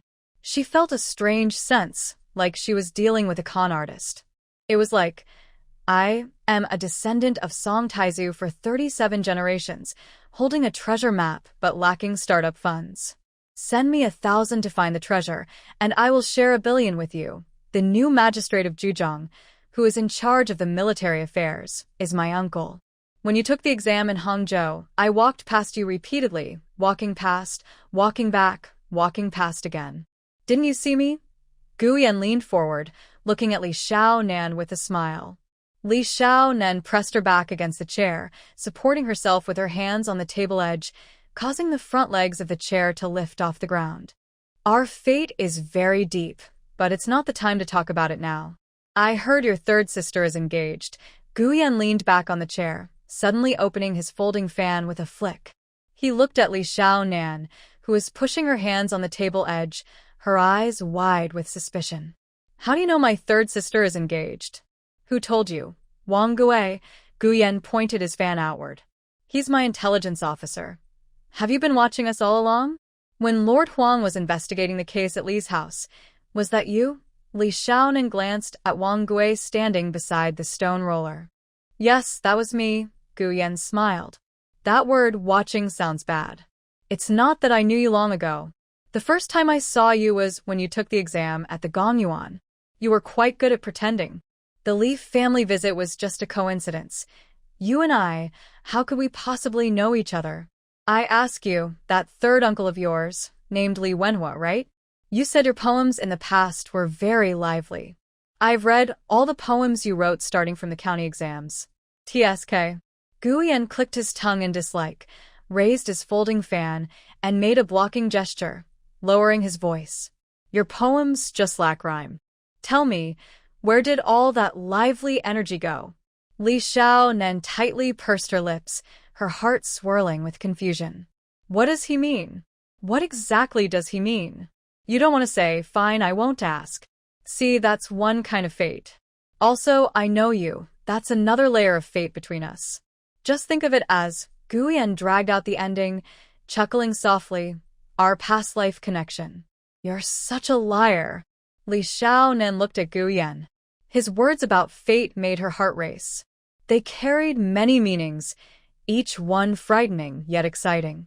Li Xiaonan called him a liar, which made Guyan raise his eyebrows in surprise, looking speechless.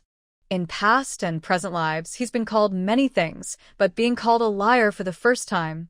Gu Yan took a deep breath, about to speak, but Li Xiaonan continued, "You stare at me, call me out, then say all this nonsense.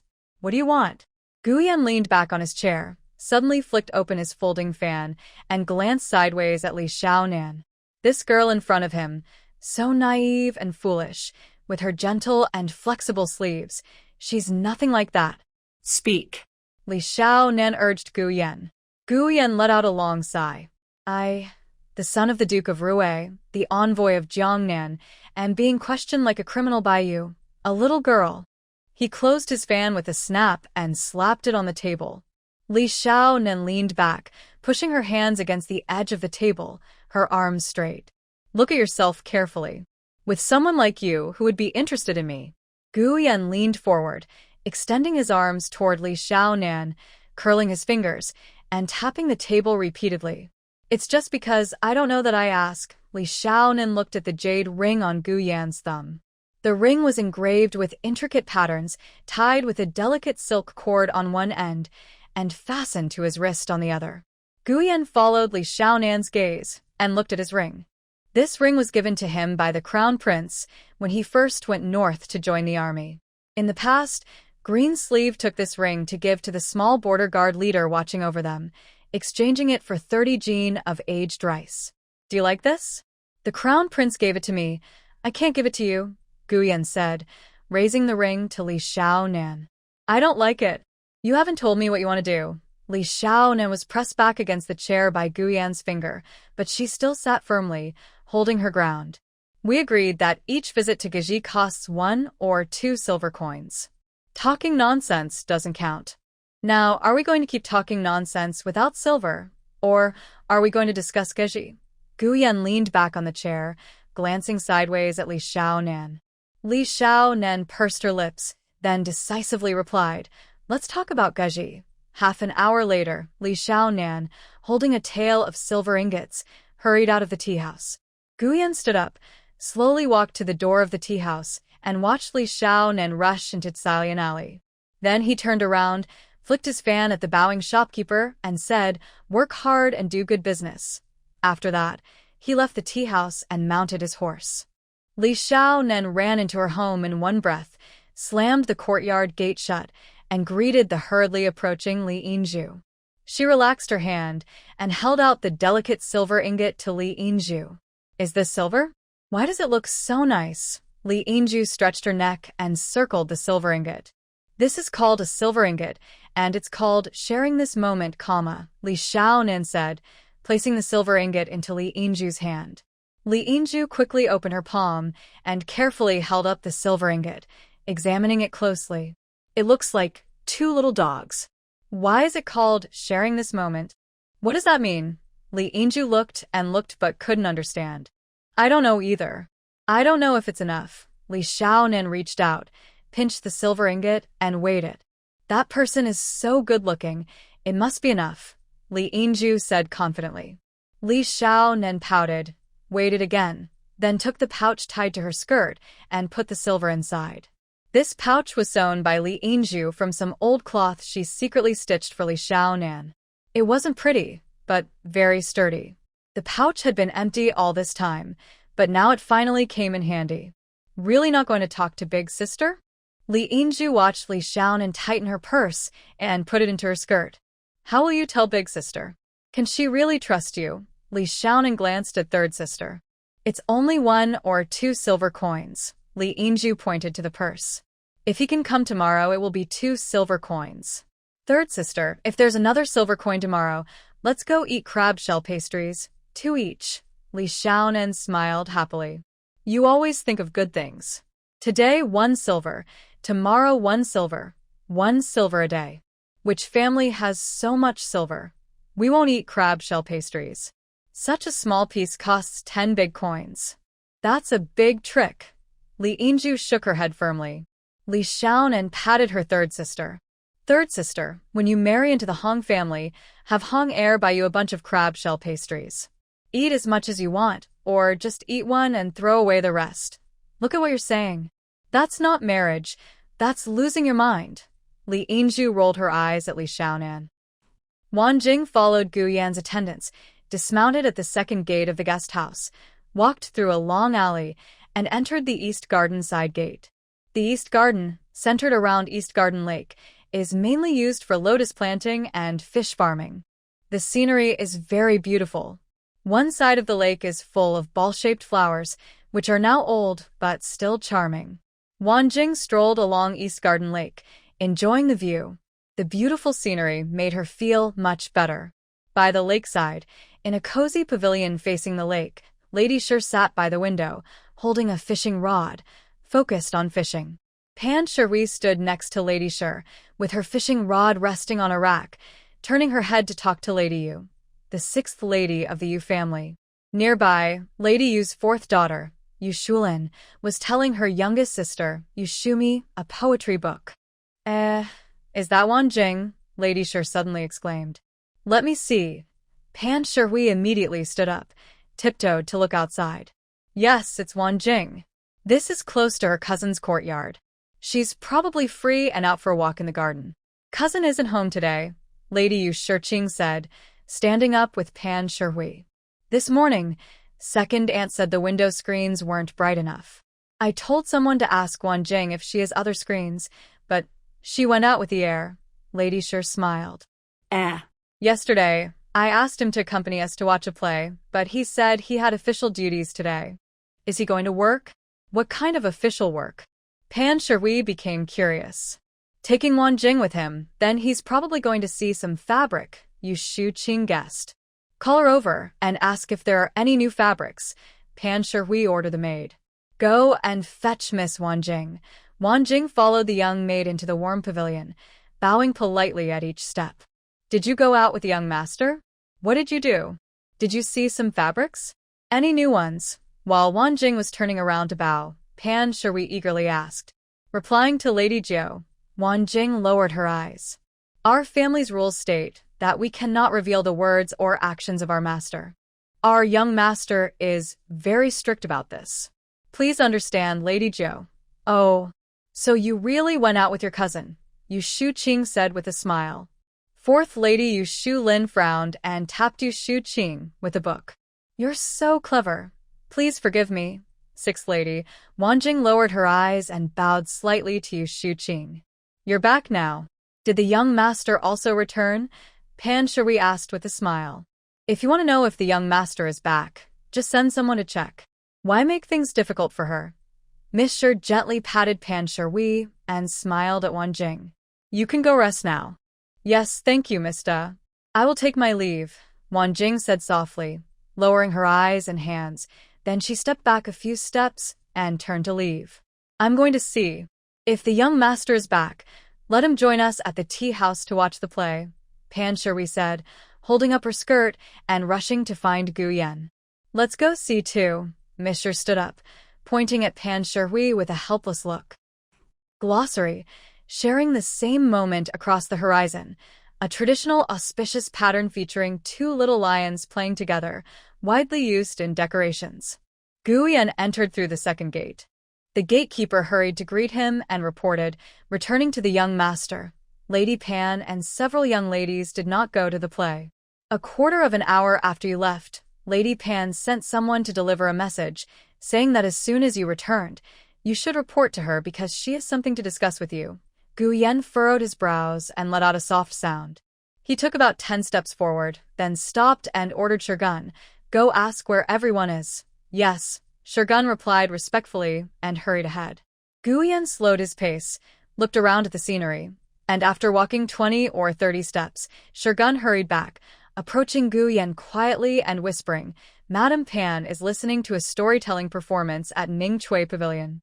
Miss Shi and Lady Panjiu, along with a few young ladies, are fishing at Dongyuan Lake. Hearing Dongyuan Lake, Gu Yan's eyes narrowed slightly. After a moment, he hummed softly, almost inaudibly. He was guarding Dongyuan Lake because he knew he brought the evening eye. His control was so clever at this moment. Teach, this skill couldn't be learned. It was innate talent. He took the evening eye out, just before leaving, to summon her over. It seemed he had quite a few hidden eyes around him, perfect for cleaning up. Gu Yan turned at a nearby intersection and headed straight to Ningchui Pavilion. Not far from Ningchui Pavilion, Gu Yan waved his folding fan, signaling the servant outside Ningchui Pavilion not to make noise. He moved quietly inside, behind the low couch where Madame Pan was leaning. After listening for a moment, he leaned forward. Madame Pan was listening intently and was startled. "Keep singing," Gu Yan signaled the storytelling woman. He sat on a chair in front of the low couch and smiled at Madame Pan. "This Wu dialect is so gentle and soft." "Do you understand it, Andy?" Chi Jie asked them to write lyrics for me. Madame Pan showed Gu Yan a stack of golden millet paper. "This Wu dialect singing is really beautiful. Annie, you said you were going to watch the play. Why didn't you go?" Gu Yan glanced at the millet paper and smiled. We wanted you to go with her. She said you promised to take her to the play." "Did you really promise her?" Madame Pan sat up slightly and waved her hand, signaling the storytelling woman to leave. "Take her to the play? I don't remember that." Gu Yan looked troubled and helpless. He truly couldn't remember. "Your mother said you are much more sensible now." "I really didn't see it." Madame Pan raised her hand. The young maid nearby quietly signaled everyone to step back to the steps of Ningchui Pavilion. "I've been here for almost 10 days. This is the first time I could stand face to face and talk with you like this. Just as you were connecting with phone, you set up several tables with dishes for your aunt, but she didn't show up. Are you so busy with official duties?" Mrs. Pan half-jokingly scolded. "If my aunt came alone, I would stay with her every day, but my aunt." Gu Yan sighed with a helpless smile, being very honest. "You're being straightforward with your aunt now, which is better than before. Your aunt also has something to say. My aunt came here just for you and Sister Chi. I ask you, you grew up with Sister Chi, and you have a close bond.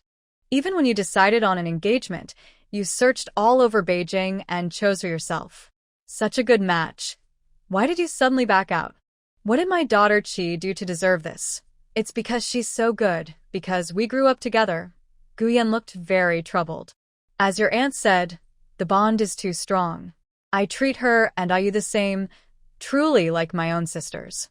I didn't understand this before, but over the past 2 years, I started to feel awkward. Later, I finally understood. The awkwardness comes from my heart, because I see her as a real sister. If I marry her..." Gu Yan spread his hands, looking distressed. "Think about it, if you marry your own sister, wouldn't that feel strange?" Mrs. Pan raised her eyebrows, unable to lower her expression for a long time. She hadn't expected this reason at all. "So, what kind of girl do you want to marry? Someone you don't know well?" After a while, Mrs. Pan finally spoke. "I haven't decided yet. Anyway, you and Mother are worrying about me." Gu Yan smiled.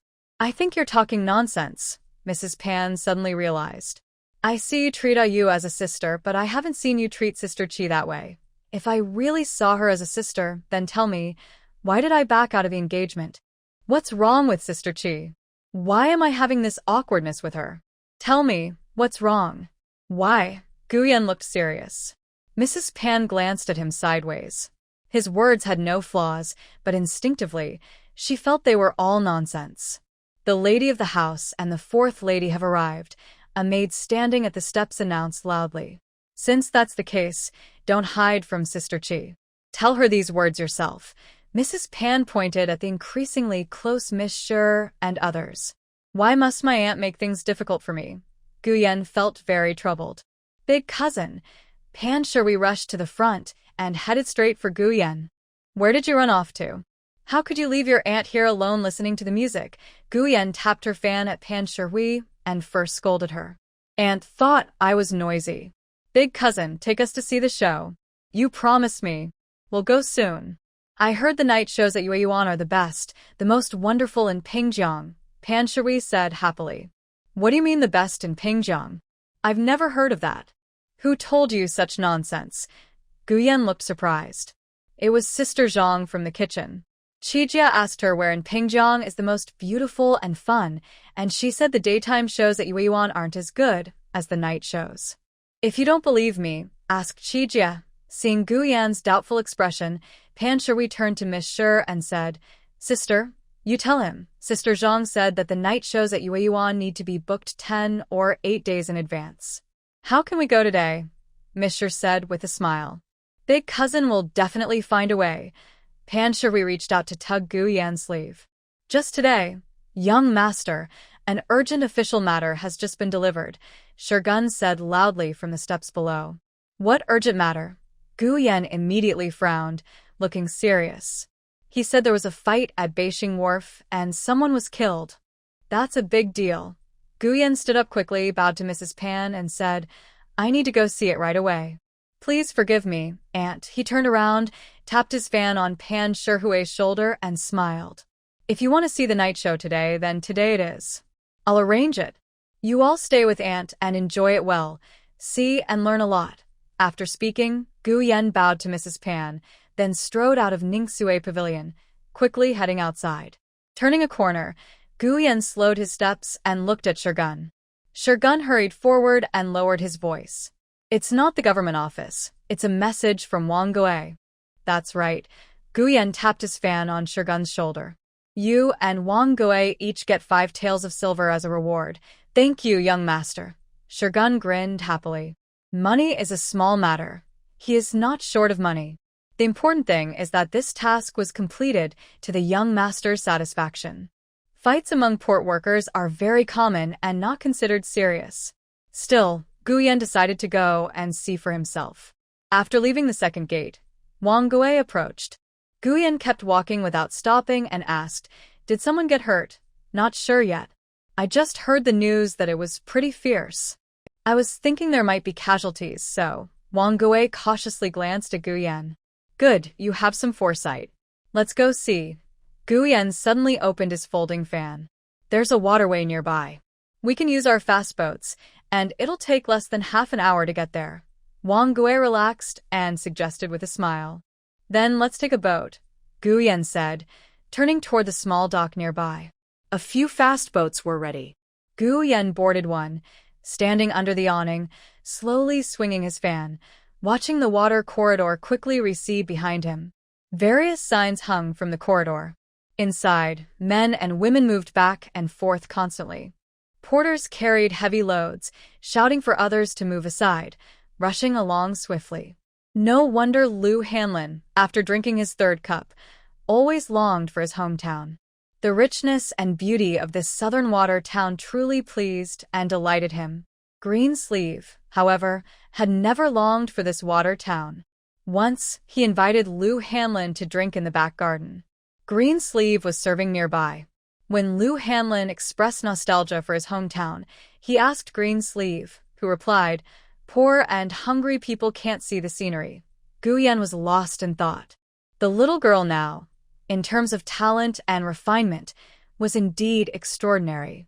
Greensleeve was skilled in poetry and prose, intelligent and charming, but she didn't understand the principles of knowledge and reasoning. She would carefully calculate the cost of buying eggs, 2 or 3 coins per egg, and she'd double-check her calculations 2 or 3 times. This little girl was definitely not the Greensleeve beside him now, nor was she the Li Xiao knew before her name was changed to Greensleeve. Gu Yan's eyes narrowed slightly, a faint smile appearing. He and Greensleeve had perished together amid chaos and destruction. He had returned, and while Greensleeve might not have experienced such a great fortune, the Li Xiao knew she once was surely hadn't changed completely without reason. The current little girl was both within his expectations and beyond them. This young girl is very brave and has a strong temper. She is clever at calculating but also good at pretending. The speedboat moves very quickly along the corridor street. After passing a stage built on the water, the view suddenly opens up. The boat keeps going fast, passing by large ships. In the distance, loud shouts, screams, and cries come with the wind. Gu Yan stands at the front of the boat, looking far ahead. Soon, about 10 boats arrive at the dock. Wang Gui jumps off first, reaching out to steady Gu Yan as he steps ashore. He turns around, guards Gu Yan, and moves toward the busy dock area. The guards walk and run quickly, spreading out around Gu Yan. The attendants scatter in different directions, running fast to find good spots to see what's happening. The young servants are directed by Shurgun to spread out and ask around. Anywhere with a crowd is packed with people. The attendants pick a good spot, give some money, and clear space for Gu Yan. Shogun also finds out the general situation and hurriedly reports. The fight started simply. A group of outsiders tried to buy work cheaply, which angered the local workers, and they fought. Guyen stands on a large stone drum bought with a lot of money by the attendants, watching a middle-aged man across from him. The man is standing on a strong man's shoulders, giving commands from above. Several groups of men are gathering, joining the fight under his orders. The scattered fighting is gradually moving toward one spot. Stop fighting. Stop fighting. Please stop. A sharp cry from a woman comes from afar, rushing toward the fighting crowd. Please. Please stop. Please, I beg you. Her desperate crying is heartbreaking. Let them stop, Guyen frowns. Stop. Stop. The attendants shout, but their voices are drowned out by the chaos of shouting and screaming all around. Get some stones, Guyen turns and looks around. Here. Wang Gui spots a vendor selling dates, rushes over, and snatches the basket of dates from him. My dates. The vendor begins to shout, but an attendant quickly gives him 2 strings of large coins. The vendor counts, not enough. The attendant immediately hands over 2 more strings of coins. The street vendor immediately smiled happily. Guyen picked up a few large red dates, weighed them, and aimed at the middle-aged man standing on the strong man's shoulder. The dates hit the middle-aged man's face, causing him to cry out in pain. Soon after, another large date struck his face again. The middle-aged man lost his balance and fell down. Guyen grabbed a few more dates and threw them at the crowd of porters fighting wildly. Stop. This is an official investigation. Stop. The guards nearby were quick-witted. They shouted loudly as Guyen threw the dates. The fight slowed down and became hesitant. Guyen jumped down from the stone drum. Several guards rushed forward, kicking and hitting to clear the crowd, heading straight for the fiercest fighters. Wang Gui carried a basket of large red dates and followed close behind Guyen. They pushed through to the fighting group. The guards kicked away about 10 people still fighting. Guyen raised his foot and kicked every man, punching and hitting violently. The main fighting group was pushed aside and knocked down by Guyen and the guards, revealing a thin man in the middle. The thin man was covered in blood, holding a wooden stick tightly to protect his head and face. Oh. Oh. A woman cried desperately, crawling and rushing forward to throw herself at the thin man. The thin man staggered a few steps from the woman's rush, then used his stick to support himself on the ground, trembling all over but trying his best not to fall. Guyen looked at the thin man with admiration.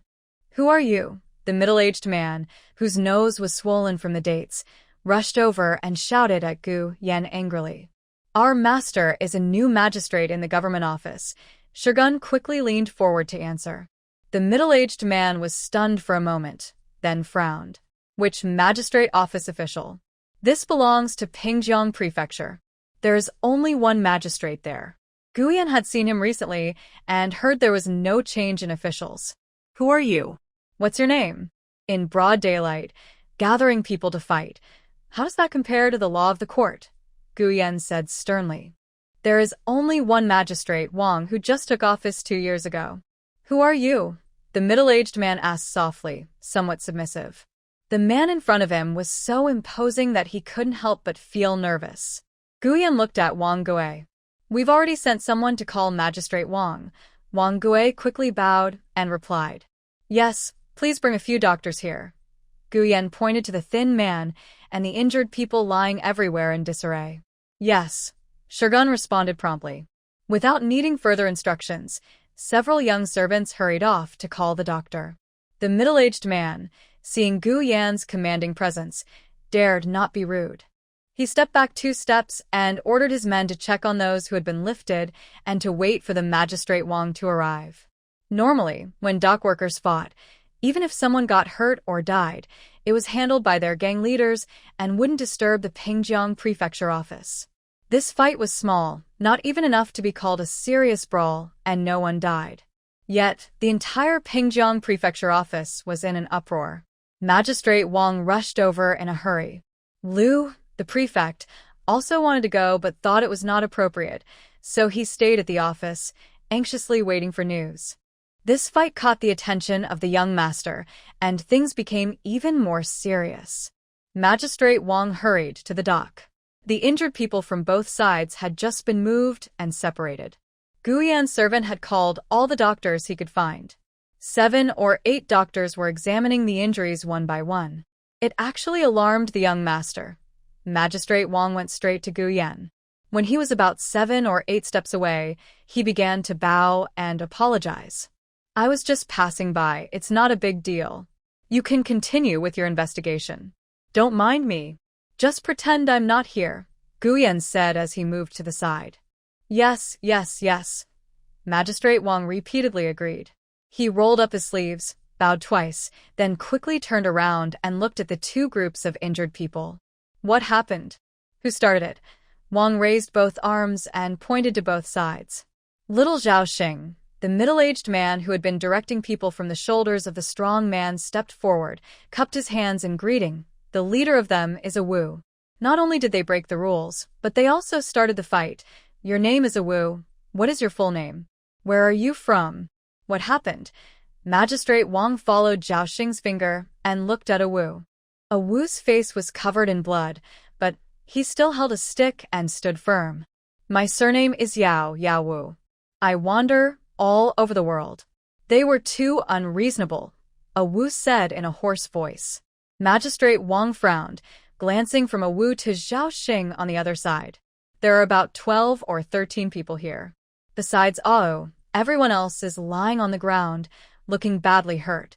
On Zhao Xing's side, there are more injured people, but they seem to be only lightly hurt. Each injured person has someone watching over them, and there are also 20 or 30 people standing nearby with their arms crossed, guarding the area. This isn't a fight. Zhao Xing's side is attacking, and Yao Wu's side is being hit. Yao Wu can still stand, which shows he's quite fierce. Does the young master perhaps like Ao?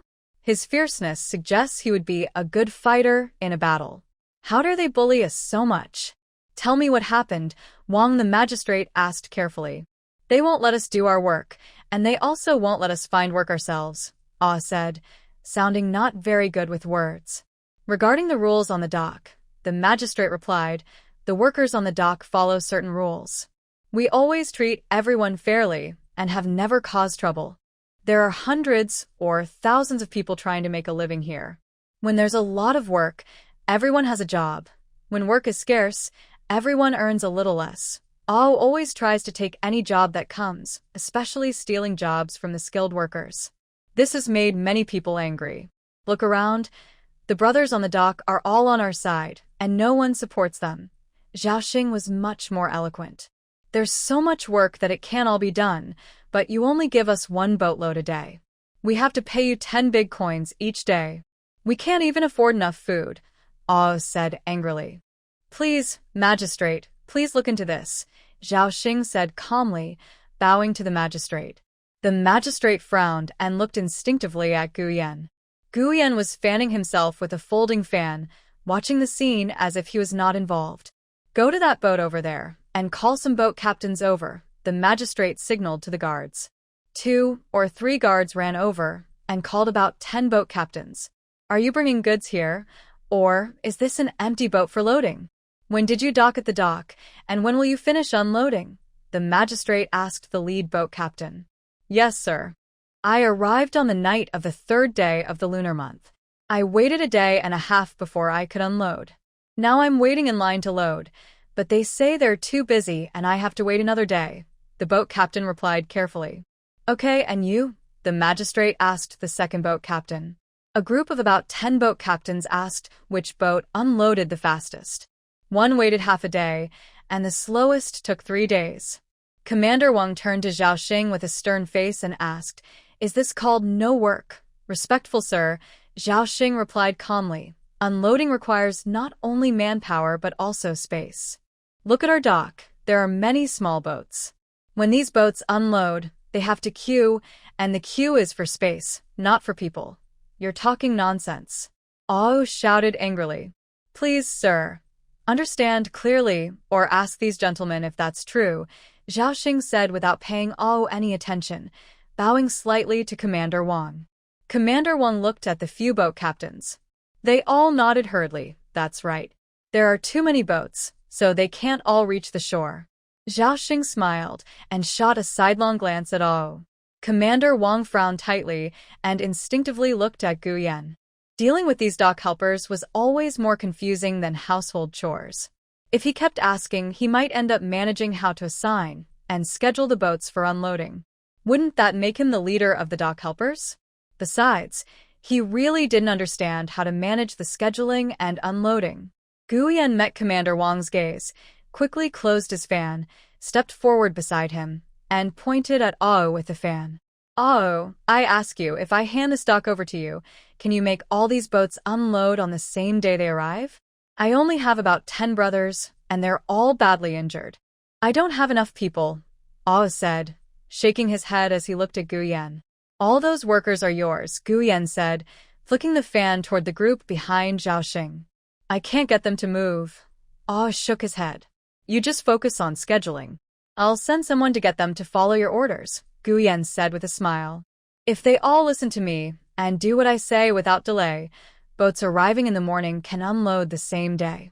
Boats arriving in the afternoon depend on what time they get here, big or small, and what cargo they carry. If they arrive in the afternoon, they might not unload everything that same day, Ao answered carefully.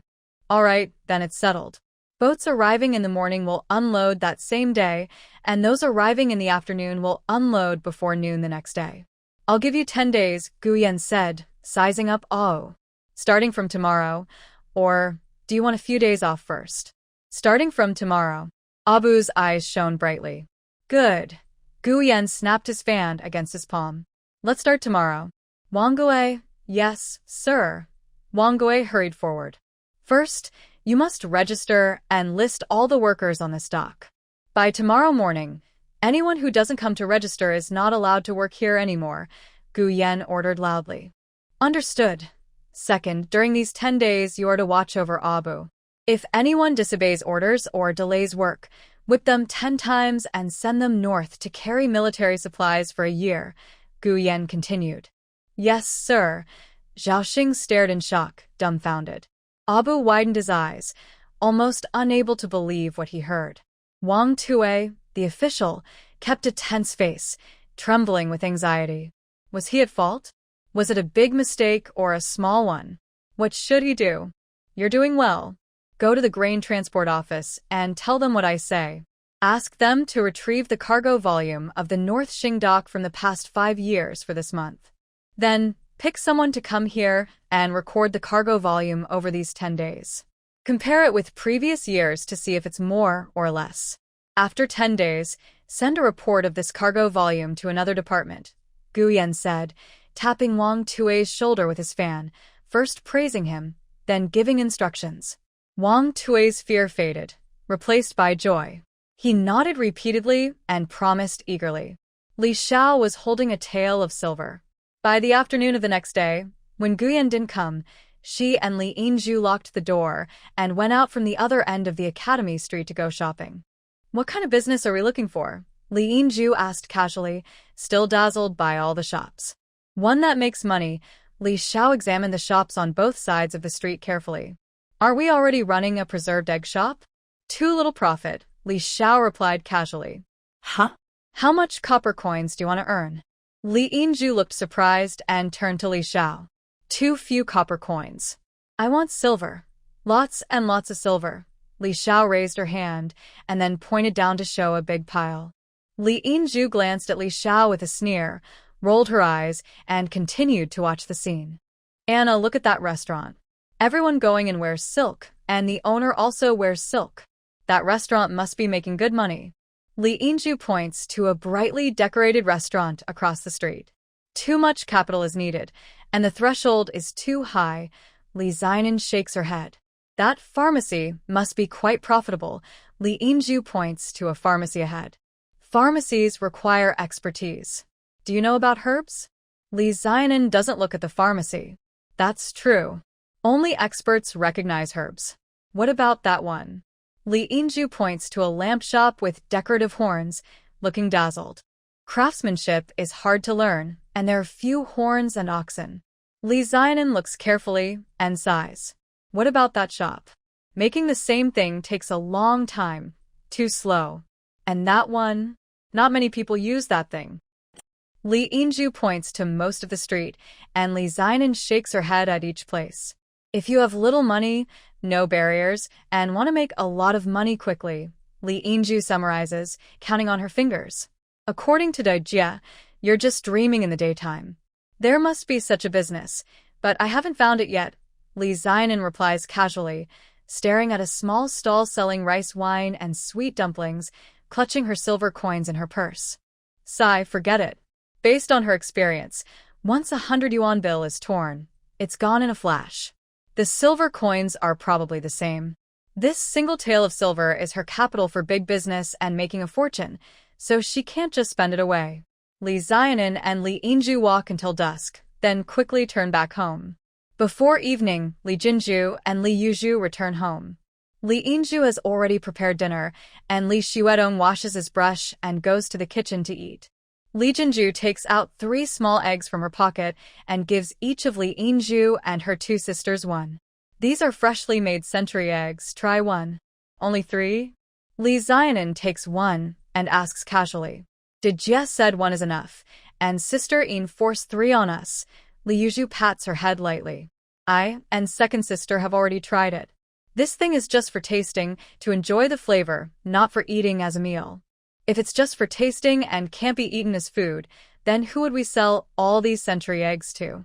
Li Xiaonan cracked open a century egg while casually replying. Li Jinju glared at Li Xiaonan, Li Yinju chuckled aloud, and Li Yuzhu also started to laugh. Li Xuedong looked at his eldest sister seriously and said, Anan is right. There are rich families who eat lamb every meal. Can we afford that? Hurry up and eat. Li Jinju shot another glance at Li Xuedong. Hong family is a wealthy family. Brother Hong says he eats chicken, fish, meat, and eggs freely every day, Li Xuedong told Li Yinju.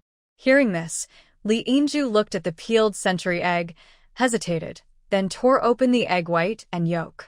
She handed the yolk to Li Xiaonan and the white to Li Xuedong. You two eat it. I believe I can eat it every day in the future. I can eat it every day too, and my brother can as well, Li Xiaonan pushed Li Yinju's hand toward her mouth. I can eat it right now. Brother Hong always lets me eat with him.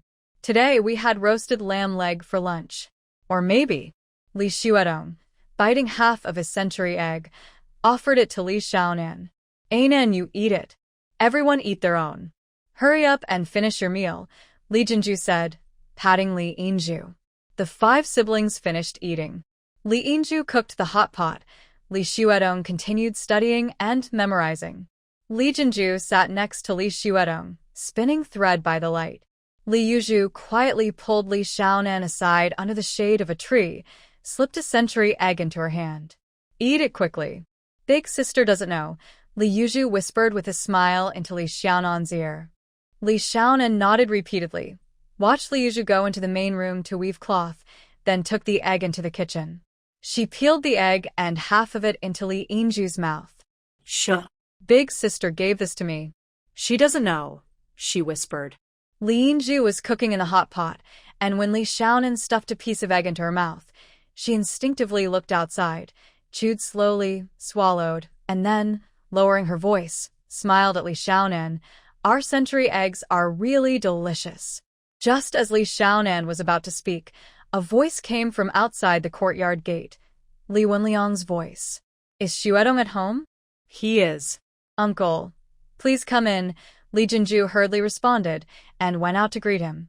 I'll go listen, Li Xiaonan told Li Yinju, then quickly stepped out and followed into the main room. Li Wenliang first handed a wrapped piece of mulberry bark paper to Li Xiaonan, saying, Your sister Ai Yi loves eating pine nut candies. I bought a bag, because I heard you all like it. Here, take it and enjoy. Thank you, uncle, Li Xiaonan replied politely, took the paper, placed it on the table, and bit into a piece while standing close to Li Jinju, listening obediently. Li Yuzhu brewed a cup of tea and placed it beside Li Wenliang. This is the list of wedding gifts from the Hong family. Read it to your sister, Li Wenliang said, pulling out a thin, folded paper from his sleeve, and handing it to Li Xiaonan. Li Xiaonan took it, unfolded it carefully, and softly read aloud, 99 taels of silver, 2 pairs of gold hairpins, 2 pairs of gold hair comb covers, 2 pairs of gold pendants, 2 pairs of gold bracelets. After finishing, she closed the paper and looked at Li Jinju, who was staring in shock. The wedding gifts were very expensive. This set of gifts is indeed quite valuable, Li Wenliang said with a smile. When old Master Hong showed me this list, I was also surprised. He said these gifts are for adding beauty to Silver Pearl. He mentioned that we don't need to prepare additional dowry here, just send these gifts along. He paused for a moment, then continued with a smile, I will take this back to my father and tell him. My father agrees that we accept Hong's kindness, but we shouldn't have no dowry at all. He plans to prepare a dowry for Silver Pearl similar to this list, and it won't cost much silver. How much silver would all these gifts amount to if converted? Li Xiaonan Ascalibanlian. I don't know the weight of the 4-color gold jewelry, so I can't say for sure. Excluding the gold jewelry, plus 99 taels of silver, it's probably around 400 or 500 taels, Li Wenliang replied with a smile. That's too much. Li Jinju gasped in fear. Can we refuse this wedding gift? We can't afford it. We need to think about Silver Pearl, Li Wenliang gently interrupted Li Jinju. The Hong family is wealthy. These gifts are not considered small, but for them, it's nothing.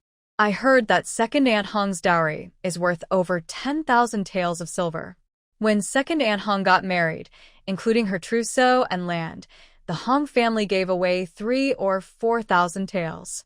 The silver bead dowry, plus what we prepared ourselves, is only about 1,000 taels. Compared to the other daughters-in-law in the Hong family, it's among the smallest. If there's not even this much in dowry, I worry that Silver Bead's life after marriage won't be easy. Let's discuss it among ourselves and give a reply to the Hong family tomorrow. Do you think that's okay? Li Jinju paused for a moment and looked at Li Wenliang, suggesting the idea. We must think carefully about this. It can't be rushed. I'll come back tomorrow evening, Li Wenliang said with a smile as he stood up. After seeing Li Wenliang off, Li Jinju called Silver Bead into the main room and handed her the dowry list. Read this aloud to your third sister. Third sister Li took the list, then handed it to Silver Bead. You recognize the characters. I recognize these words. 99 taels of silver and the gold, Silver Bead started. Hairpin. Third sister Li pointed at the character for hairpin and explained. Li Jinju and Li Yuzhu, one spinning thread and the other weaving cloth, waited for Silver Bead to finish reading the list. Li Xuedong stood beside Silver Bead, leaning in to look and competing with third sister Li to teach her. Finally, Silver Bead finished reading the list, sighed in relief, closed the paper, and asked, What is this? All good things. That's the dowry from the Hong family, Li Yuzhu said, flicking the list. Silver Bead's eyes widened in surprise. Uncle Hong said that the elder and the family had planned to prepare another dowry for you based on this list, Li Yuzhu added. Silver Bead's eyes grew even wider, unable to believe it, and she opened her mouth in shock. You're not young anymore. Hong heir is 3 years older than you. Uncle Hong said they want to choose a wedding date next spring. That makes sense. I discussed it with your second sister, and we agreed, Li Jinju said with a slight frown. Yin's wife said that during the new year, business is good. Everyone buys century eggs and slices them for a fancy cold dish. I calculated with Yin's wife. If everything goes smoothly, we could earn 40 or 50 taels, maybe 60.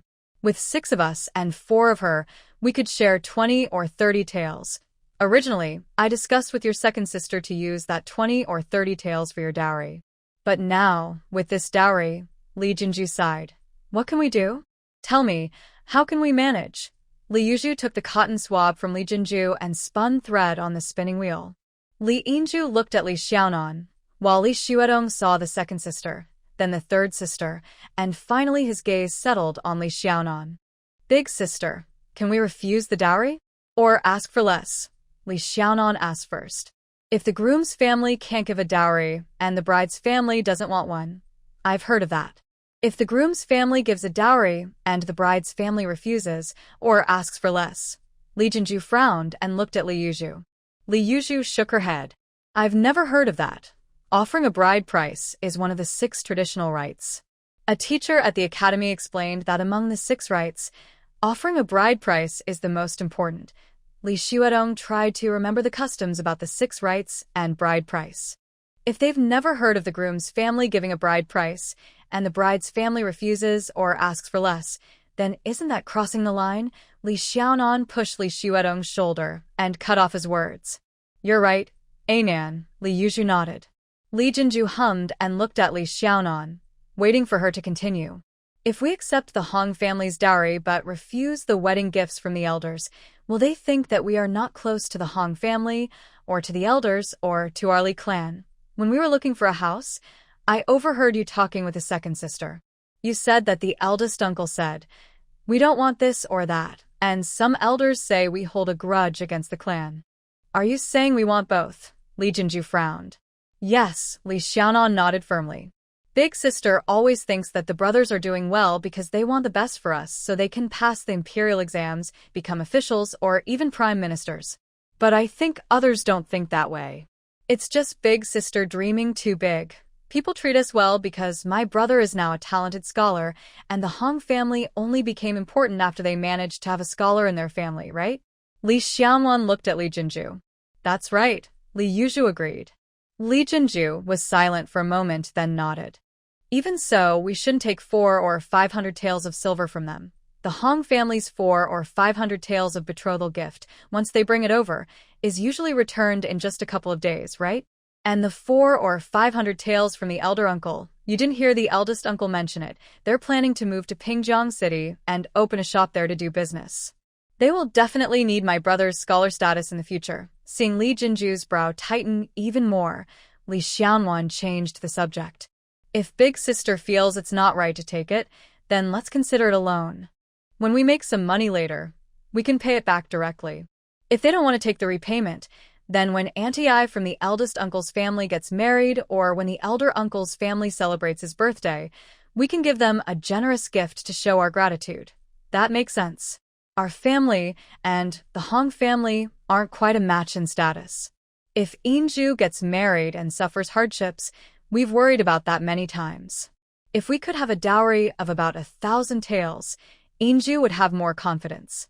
We'll remember this favor, and someday we'll be able to repay it, Li Yuzhu said to Li Jinju. All right then. We'll remember this favor. If we can repay it someday, Li Jinju paused and sighed. That would be great. It will definitely be repaid. Don't worry, big sister.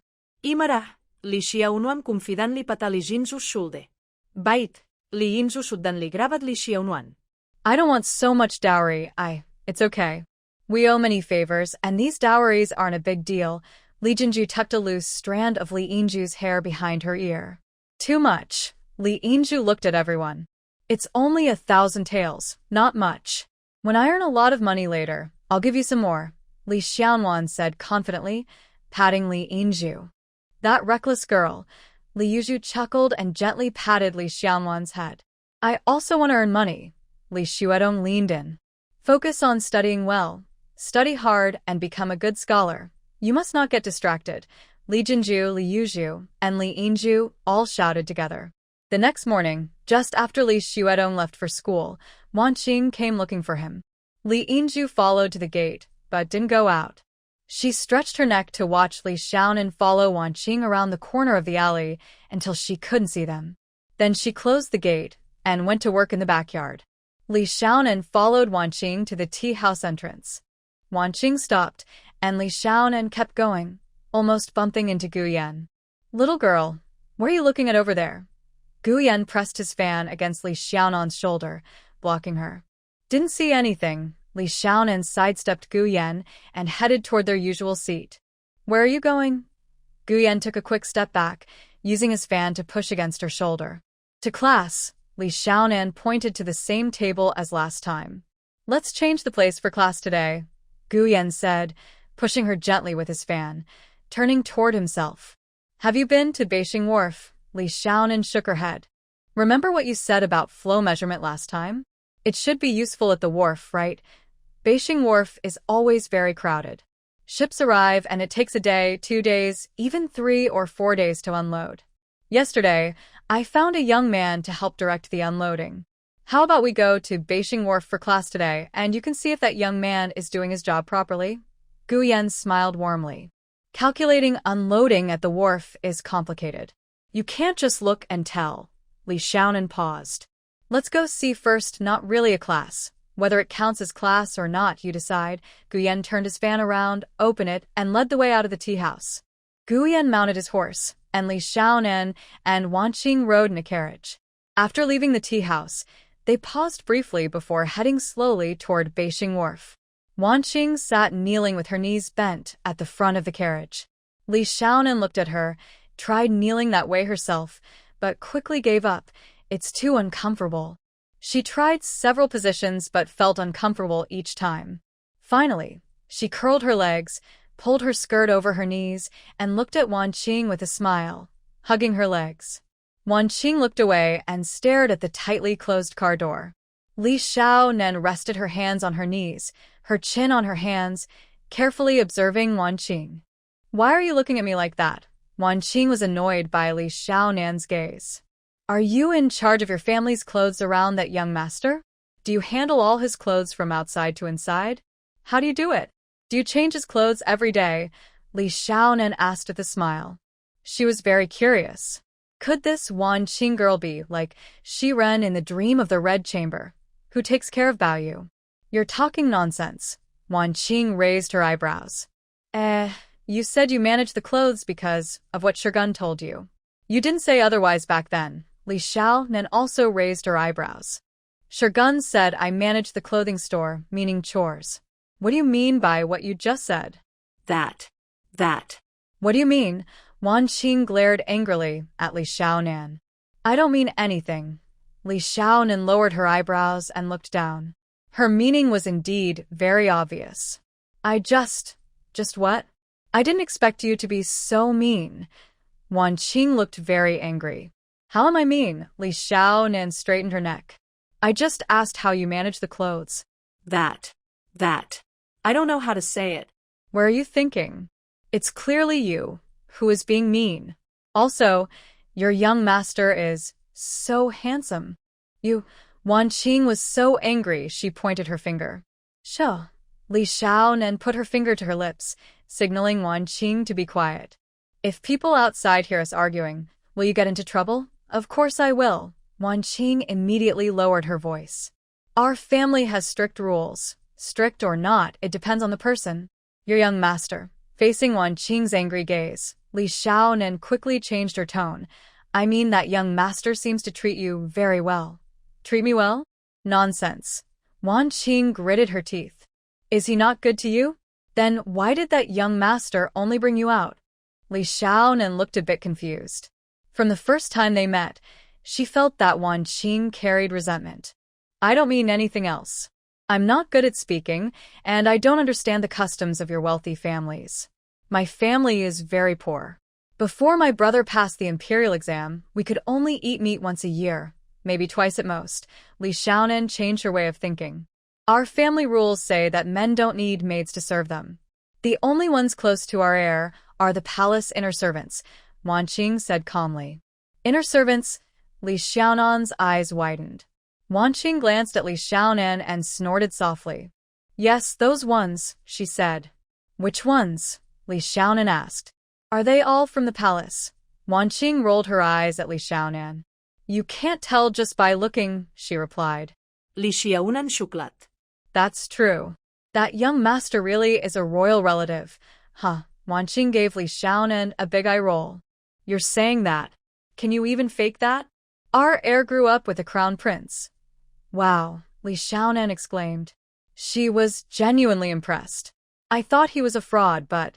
Li Xiaonan looked at Wan Qing, frowning. Wan Qing was someone close to Gu Yan.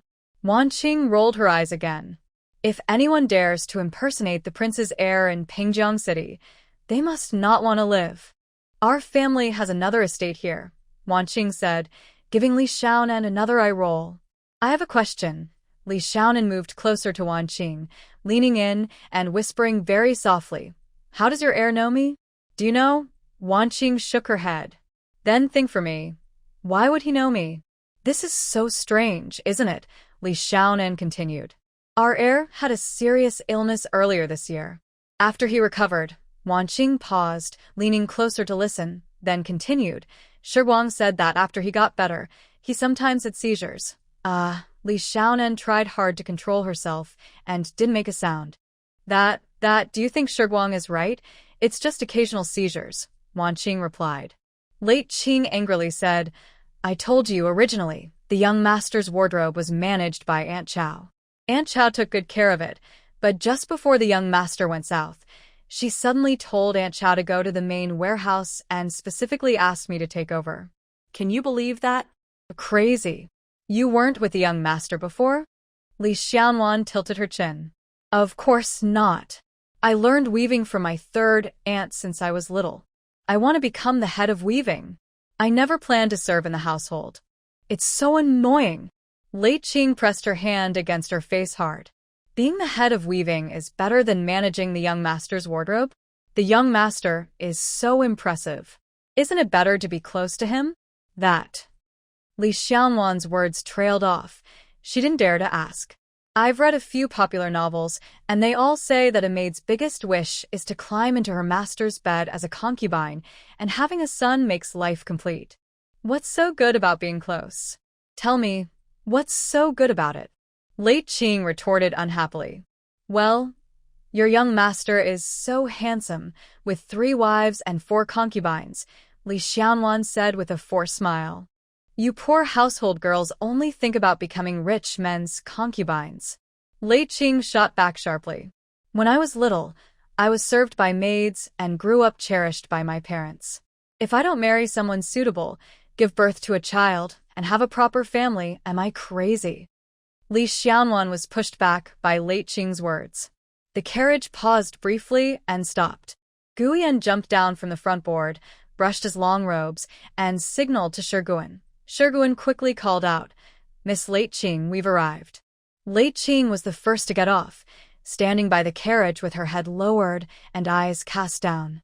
Guyan glanced at Late Qing, then sideways at Shiguan, and with a smile on his face, snorted softly. Li Xiaonan got out of the carriage, stood beside Late Qing, and carefully looked around. Let's go, Guyan said, not looking at Li Xiaonan. He suddenly opened his folding fan with a flick and strode forward.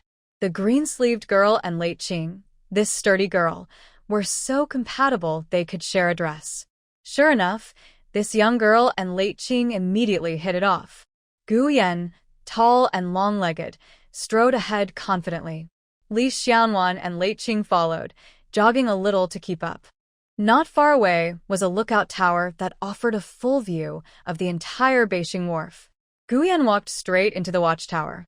Li Xiaonan clutched the sleeve of Wan Jing's clothes with 2 fingers, turning her head back and forth to look at the disciplined guards standing at the entrance of the tower.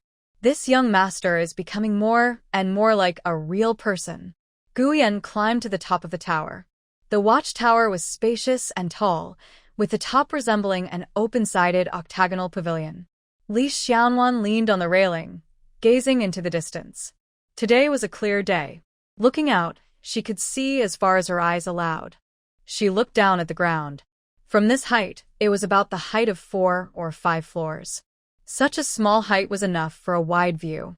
Just like her, standing on the shoulders of countless talented people from 1,000 years later, looking at the world, is it also like standing on this watchtower and seeing far away? Sigh. Li Xiaonan quiet li siga. She missed the misty Shanghai Tower and Jinmao Tower. That was the real tall buildings. That is the young man I just appointed. His surname is Fan, named Wu. People at the dock call him Ah Wu. Gu Yan pointed with a folding fan. Ah Wu was walking and running along the dock. Next to him, a woman who had screamed earlier was following, carrying a large cloth bag and holding an abacus. That woman is Ah Wu's cousin and also his wife, Gu Yan explained. It's a bit messy. Li Xiaonan looked at the chaotic dock. Yes, Ah Wu just took over today. It's already quite good that it's this messy.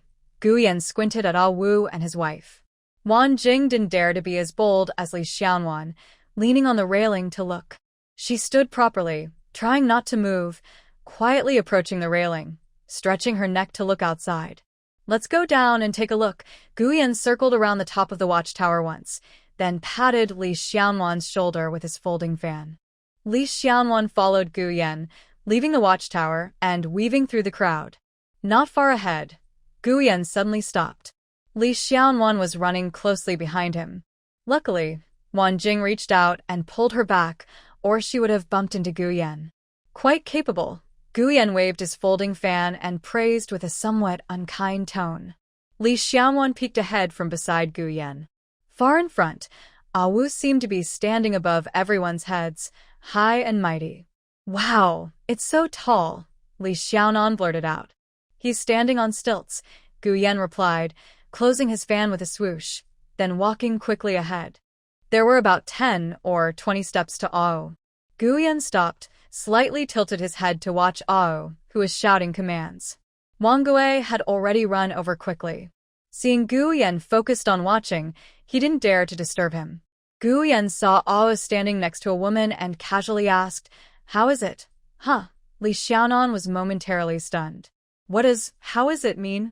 "Why ask that?" "Young master, before midnight, all the port workers at Beijing Wharf came to register. Early this morning, everyone who could come was here. Earlier than usual, more complete. Until now, they're all following the orders," Wang Gui reported respectfully. Li Xiaonan secret li relaxa. So, how is it wasn't about her? No wonder Wan Qing didn't want to stay close to this young master. Just that careless, how is it, without some skill, it's really hard to handle. It's quite challenging. Li Xiaonan glanced at Wan Qing, who was staring intently at Ao's stilts. "Go see what Ao's wife is calculating," Guyan said, tapping Li Xiaonan's shoulder with his fan, then pointing at Wan Qing. "You and Miss Li go over." Wan Qing nodded politely. Li Xiaonan watched as Wan Qing bowed gracefully. She thought Wan Qing's bow was elegant and beautiful. Wan Qing straightened up, looking at Li Xiaonan. Li Xiaonan met her gaze, feeling a bit puzzled. Wan Qing slowly took a breath, glanced sideways at Guyan, with her lips barely moving, and in a very quiet voice said, "Let's go." Li Xiaonan responded within, "Oh," then quickly stepped forward. Wan Qing lowered her eyes and followed behind Li Xiaonan quietly. Seeing them move, Guyan snorted, suddenly opening his fan and waving it vigorously. Shirgun peeked at his young master and then at Wan Qing, who was hanging her head and shoulders, sighing silently. It's not that his young master was unhappy. Wan Qing was just a bit too dull. Li Xiaonan led. Wan Qing followed behind. After walking about 20 or 30 steps, Li Xiaonan stopped, looked back, and saw that many people had come and gone between them and the young master. She couldn't see him anymore, and he probably couldn't see them either. "I was just waiting for you to leave first," said Li Xiaonan, walking side by side with Wan Qing, who had just called out to leave. "Didn't you hear our lord's instructions? He told me to go with you, not to bring you along." "How could I leave first?" Wan Qing emphasized the words, "go with you," giving Li Xiaonan a sharp look. Li Xiaonan responded with a sound of surprise, then another, and finally sighed. "No wonder you don't want to work for that lord. There are too many rules, and it's really annoying. Just the rules are enough to make me upset. Everywhere I go, I have to listen carefully and understand what people really mean." Sigh. Wan Qing sighed heavily. "What else?" Li Xiaonan asked. "For example, right now, our whole family is in the capital, along with friends and relatives. My Ahu is also there, but I am here." Wan Qing almost wanted to cry. She really didn't want to come to Pingjiang City, and she definitely didn't want to stay here for a whole year. "Who is Ahu?" Li Xiaonan asked cautiously. "I raised a small lion dog. I brought him home over a month ago, and Ahu is very close to me," Wan Qing said, tears almost falling at the thought of Ahu. "Oh, a small dog," Li Xiaonan said disappointedly. "You came here to work, but you can't bring Ahu." Wan Qing shot a sharp look at Li Xiaonan and ignored her. "Yeah, working here. Well, that's probably impossible to bring pets," Li Xiaonan said, replacing working with doing her job. Wan Qing's job was probably similar to her previous one, where very few companies allowed pets at work. "It's quite sad." Your lord probably isn't staying in Pingjiang Prefecture forever, right? When will he go back? Li Xiaonan turned around and tiptoed to look in the direction of Guyan. There were too many people and she was too short to see anything. He's staying for a year. It'll still be about a month on the road. Sigh. Never mind that. Go check her calculations. Not far ahead, there was Ao walking on stilts, and beside him, a woman was constantly counting on an abacus. Li Xiaonan stood beside the woman and leaned in to look at her abacus. The woman instinctively stepped aside and glanced over, noticing it was a young girl. She showed a faint smile and was about to focus on counting her abacus again. Li Xiaonan, sensing the woman's smile, also smiled brightly and pointed behind her, saying, "It's that young master who asked us to come and look." "He's our young master, not that man." Wan Qing frowned and corrected her. "Young master?" As the woman turned around, she tapped twice on Abu's stilts with her fingers. Abu quickly and skillfully jumped down from the stilts, startling Li Xiaonan and Wan Qing. No need. It's just." Li Xiaonan waved her hand to stop him, but it was too late. "You just looked. Why mention our young master?" Wan Qing frowned and glared at Li Xiaonan. They were only supposed to watch quietly. This little girl spoke of the young master right away. Abu, standing so tall and eye-catching, jumped down, and since he's so clever, he must have realized they called Abu down on purpose. Sigh, I wonder if the young master will blame them for being too bold. This girl isn't from their household, and is just a naive country girl. This isn't her fault. It's theirs. I didn't mention the young master. You did, Li Xiaonan retorted. Abu put one hand on the woman's shoulder, and together they watched Wan Qing and Li Xiaonan argue. We were just looking. You don't need to call him down, Li Xiaonan said to the woman. I saw the young master over there. What are you two looking at? Abu looked at Wan Qing and Li Xiaonan and asked with a smile.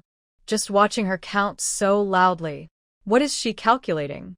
Li Xiaonan pointed at the abacus the woman was holding. Calculating a plan, you two, the woman smiled, looking at Li Xiaonan and Wan Qing. Li Xiaonan's indigo skirt revealed part of her white trousers underneath. She wore a simple indigo short jacket made of rough homespun cloth. Her hair was braided into two pigtails wrapped around her head, dressed plainly like them. Wan Qing was dressed in fine silk clothes, wearing gold bangles on her wrists. Her hair was shiny and smooth, styled into double buns, and she wore a string of beautiful pearls. She looked very wealthy. These two didn't seem like they belonged to the same family. We both came with that young master, he said. Today is your first day managing the dock. Li Xiaonan pointed toward Guyan.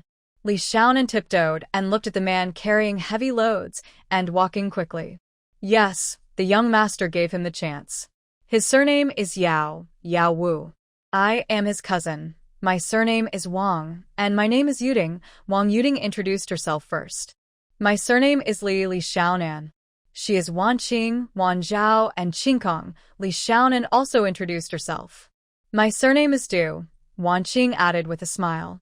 What does the young master want to see? Wang Yuding asked carefully, holding her breath slightly. Earlier, I said the dock was quite messy, and the young master said, without permission, you can't say what the young master said. Wan Qing reached out to cover Li Xiaonan's mouth. I'm not from your household. Li Xiaonan pushed Wan Qing's hand away and looked at Wang Yuding. She continued, Today is your first day taking over, and it's quite chaotic. That's pretty good. Wan Qing blinked, then nodded silently after a moment. That was true. She wasn't from their household, but she could barely be considered the young master's assistant. She could say whatever she wanted. Ah chuckled softly, and Wang Yuding exhaled a long breath, then smiled. So, what do you want to see? You need to report back, right? Wang Yuding looked much more lively. How do you plan to estimate the cargo? Li Xiaonan looked at the large cloth bag on Wang Yuding's back. A corner of the bag revealed a thick, messy stack of papers, all kinds of paper mixed together. From early this morning, we recorded how many ships arrived, how many were cargo ships, what they carried, and how long unloading took. Wang Yuding took out the messy stack of papers and handed it to Li Xiaonan. We never planned to manage the whole dock, so we didn't pay attention to how slow the cargo was unloaded or where the bottleneck was. Today, we have to check and find out. Wang Yuting paused, looked at Ao, lowered her voice slightly, and smiled. Tell the young master that tomorrow will be better than today. No need to say anything. He saw everything. He's very sharp, Li Xiaonan pointed behind her. The young master is fair. The more clever the officials, the better, Ao said softly. Wise and insightful. Li Xiaonan looked at Wan Qing and praised a Wu by pointing at him. Wan Qing rolled her eyes at Li Xiaonan. This kind of praise should be given in front of the air. What good does it do her? Young lady, try this. Wang Yuting took a small cloth bag from his bag and handed it to Li Xiaonan. Roasted yellow soybeans, a common snack from her hometown. Try some, girl. Li Xiaonan looked at the half-full bag of roasted soybeans. She wanted to refuse, but instead changed her mind. Can soybeans be roasted and eaten? Then I'll try some.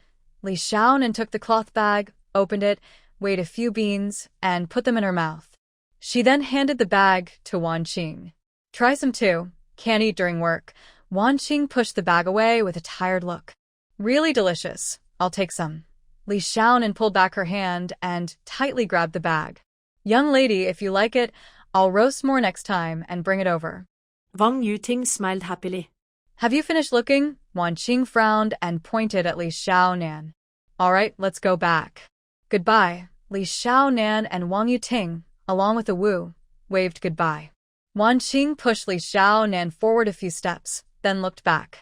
Seeing a Wu had already stood back on his stilts, she pushed Li Xiaonan again and whispered, How can you be like this? Greedy and clueless. That roasted soybeans were probably meant for someone hungry to eat when needed. A handful could save a life. And you just took it when they offered. If I don't take it, the couple will definitely worry. Look at how happy Wang Yuting is because I took the soybeans. You're the one who's clueless, Li Xiaonan retorted. Wan Qing raised her eyebrows and chuckled after a moment. Do you have silver? Li Xiaonan looked at Wan Qing's embroidered pouch at her waist. What are you going to do? Since you're worried they'll go hungry, if you have silver, we can buy some preserved meat, oil cakes, and send them over. Li Xiaonan pointed back at a Wu on his stilts. I'm on duty, Wan Qing replied impatiently. Li Xiaonan made an oh sound. Of course, she was on duty. During working hours, she couldn't do personal errands, especially in the service industry. Li Xiaonan and Wan Qing entered the seemingly relaxed guard circle. Wan Qing knelt properly and stood quietly behind the stone roller.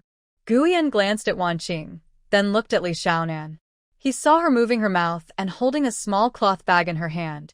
Li Xiaonan followed Guyan's gaze, looked at the cloth bag, hesitated, opened it, and held it out to Guyan.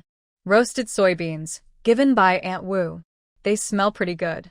Want to try? Wan Qing stared at Li Xiaonan, almost ready to step forward and slap her. Why is this girl so rude? Guyan glanced sideways at the bag of soybeans, then looked at Li Xiaonan again.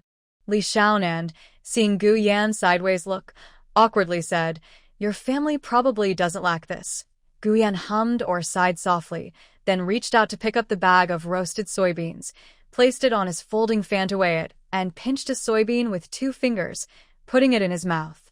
Smells good, right? Li Xiaonan smiled, her eyes narrowing into a line. It's too salty. Guyan threw the cloth bag into Li Xiaonan's arms, then turned to order Shurgun, send someone to buy some food the porters like. Buy more, and send it to Ah Wu. Also, give him 10 taels of silver, so after he finishes work, he can invite the porters for a drink. Shurgun agreed quickly and hurried to assign people to handle it. How are his brothers doing? Guyan suddenly asked. Reporting to the young master, they are badly injured. Only 2 are slightly better. They came here early this morning with their wives. One is at the southeast small dock coordinating, and the other is in the shed nearby recording the porter's work, Wang Gui replied respectfully. All right, hire a good doctor. Have him come twice a day to check on them, Guyan instructed. Then he turned to look at Li Xiaonan and Wan Qing, who were standing together. Wan Qing stood straight and dared not move, glaring at Li Xiaonan with fierce looks. Li Xiaonan, however, kept her head down, concentrating on picking and eating the large soybeans. Wan Qing couldn't hold back anymore. She tried to keep her skirt still, then stretched her foot from underneath and kicked Li Xiaonan. I asked you to check on Ah Wu's wife. Did you see what she's doing? Guyan looked at Li Xiaonan, who was confused by Wan Qing's kick, and asked. She's calculating the plan, Li Xiaonan replied. How do you calculate that? Are you determining right or wrong? Guyan suddenly snapped her fan shut. This young girl's foolishness is so obvious compared to the cleverness of the green-sleeved girl. It's like being in a deep abyss versus soaring in the sky. It was calculated with an abacus, as you saw.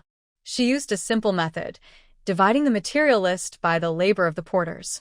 Whether it's right or wrong depends on whether her estimate matches the actual situation. The porter's work should be accurate. Look at that ship. Once the porters left, the ship was empty. It seems her estimate was correct, Li Xiaonan replied quickly. Guyan looked at the ship Li Xiaonan pointed to, gave her a sidelong glance, snorted softly, and said nothing more.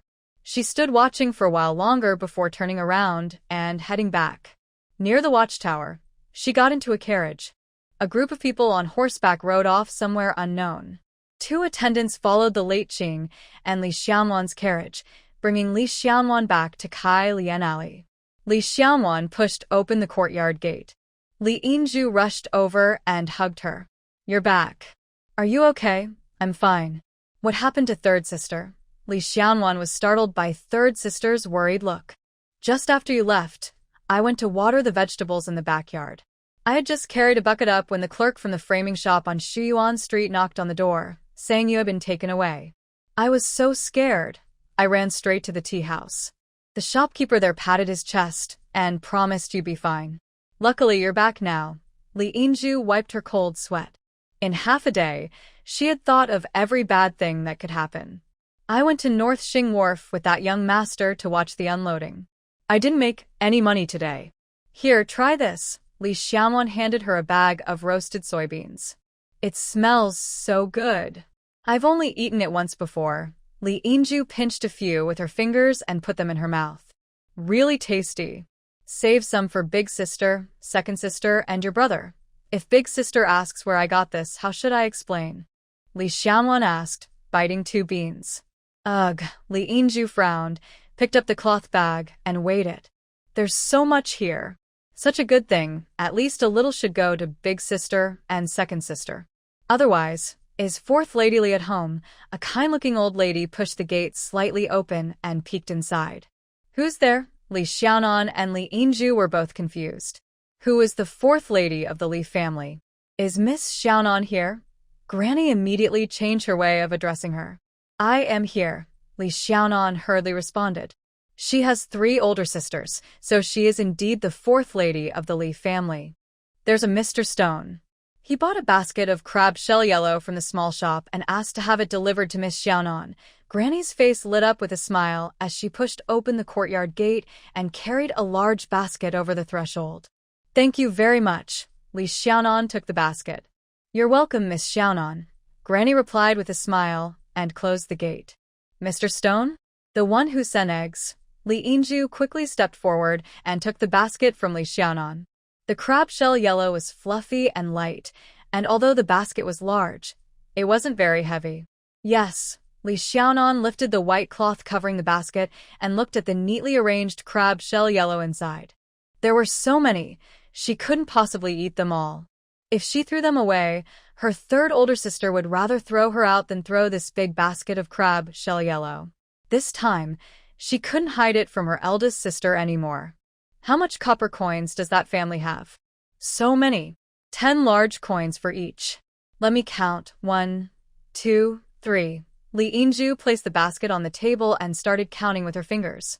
Li Xiaonan sat on a small bamboo chair, resting her chin on her hand as she looked at the crab shell yellow with a worried expression. How could she explain this to her eldest sister? She was afraid her silver coins and her purse might be gone soon. Li Yinzhu drooled a little as she cooked a thin porridge from rice, picked a handful of green rice spinach from the backyard, mixed it well, drizzled a few drops of fragrant oil, then cut some garlic sprouts into sections, salted them, and added a few drops of vinegar. She placed the big basket of crab shell yellow on the table, waiting for her 2 sisters to come back and enjoy a feast.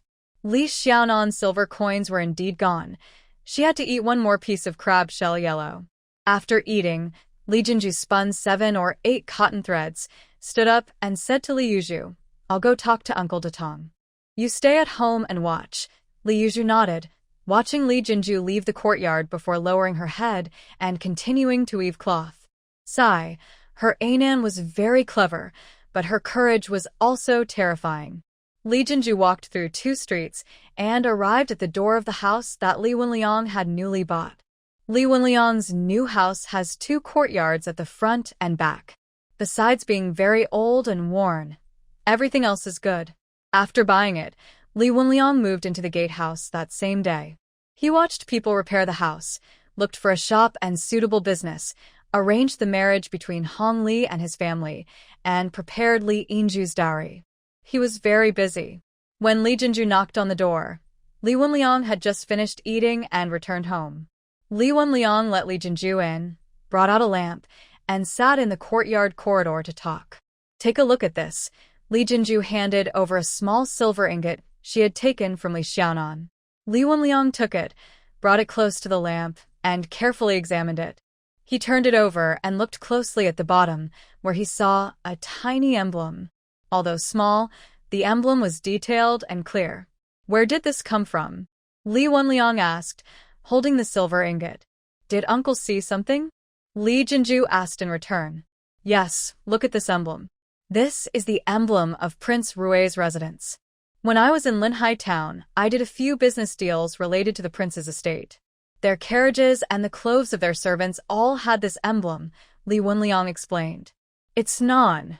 Li Jinju wiped her face and told everything she had just learned from Li Xiaonan and Li Yinju without hiding anything. "After eating, I came here to find Uncle." "What kind of place is Prince Rui's residence?" "I have no idea at all," Li Jinju said with a pale face. Based on her instincts, she felt that Non had caused a big problem. "Keep this first." Li Wenliang handed the silver ingot back to Li Jinju. "Prince Rui's residence is the second most important place in the world. The most important place is the Imperial Palace." Li Jinju's eyes widened. "I heard from old Lady Hong that the heir of Prince Rui is currently in Pingjiang Prefecture. The person you just mentioned, who claims to be the heir, is definitely that heir. No one in Pingjiang City dares to impersonate the heir," Li Wenliang said with bright eyes. Li Jinju's face turned pale. "And Non?" "The heir asks Non to talk about the principles of learning and reasoning. 1 trip costs 1 or 2 silver coins. That's not a bad thing." Li Wenliang paused, looked at Li Jinju, hesitated for a moment, and then smiled vaguely, saying, "Our scholar, Guji, was also taught by our family, right?" Li Jinju looked at Li Wenliang, nodded after a moment.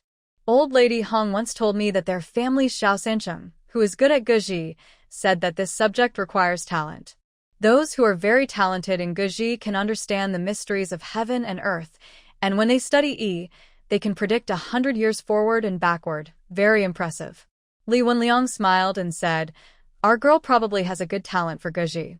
That young master is knowledgeable and must have seen her talent, so he invites her to teach Guji for a silver coin or 2 each time. This isn't a bad thing. Don't worry." Li Jinju's face turned pale, and she pressed her lips tightly. After a while, she softly replied, "I understand. Thank you for your guidance, Uncle. We're family, no need to thank me. Rest assured, nothing will happen," Li Wenliang said with a smile. "All right, I'll go back now." Li Jinju stood up. "I'll see you off." Li Wenliang also stood up and accompanied her to the entrance of Salian Alley. Li Jinju stood in the shadow of the courtyard gate for a while before pushing the door open. Li Xiaonu was squatting beside Li Yinju, watching her spin thread. When she heard the gate open, she jumped up excitedly. Big sister is back. Although she didn't know where her big sister had gone, Li Xiaonu was sure she had gone out to earn money by teaching and catching crabs. Her heart was uneasy. "Big sister, you're back. Are you thirsty?" Li Xiaonu hurried forward, holding Li Jinju's arm, looking eager. "I'll get a cup of water for big sister," Li Yinju said, and ran toward the kitchen. Li Yuzhu stopped weaving and looked at Li Jinju. Li Xuedong quickly pushed a small bamboo chair toward her. "This silver ingot has the emblem of Prince Rui's residence. Uncle recognized it. He said that the young master must be the son of Prince Rui's house. Li Jinju took out the silver ingot, looked past Li Xiaonu, and handed it to Li Yuzhu. You see? We didn't lie, Li Xiaonu said with a smile. Li Jinju looked serious and silent for a moment before saying to Li Yuzhu, the eldest uncle recognized the badge from Prince Rui's residence. He was very happy. Li Yuzhu kept her lips pressed tightly and looked at Li Xiaonan. Nan, I don't know much about learning. Neither your second sister nor your brother does. The young master, who comes to teach you, what is he really here for? You should understand. Li Jinju looked at Li Xiaonan with a serious expression. Big sister, don't think too much. It's really just lessons. That young master is quite good-looking. If you don't believe it, ask third sister. She was stunned the first time she saw him. The girl beside him is also very pretty.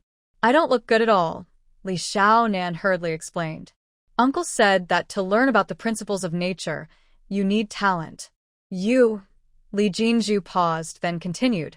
I don't know how to explain it to you. Grandpa, the eldest uncle, and the Hong family, they all want to get close to that palace. But us, you're our sister, our real sister. Even your brother only cares about you. Do you understand? Li Jinju's words were a bit messy. She didn't understand much about this matter. She didn't know how to express her thoughts. She didn't even know what she should worry about or be afraid of. But she was very scared, more than when she saw An go into her first exam. I understand what you mean. Big sister, don't worry. I know what to do. It will be fine. Li Xiaonan stepped forward and leaned on her big sister's shoulder. Don't think too much or set your heart too high. Your brother is just a scholar now, and that's enough. Our family is like this now, enough. Don't think about it anymore. Li Jinju looked at Li Xiaonan with concern and told her firmly. I understand. I won't think too much. Big sister, don't worry.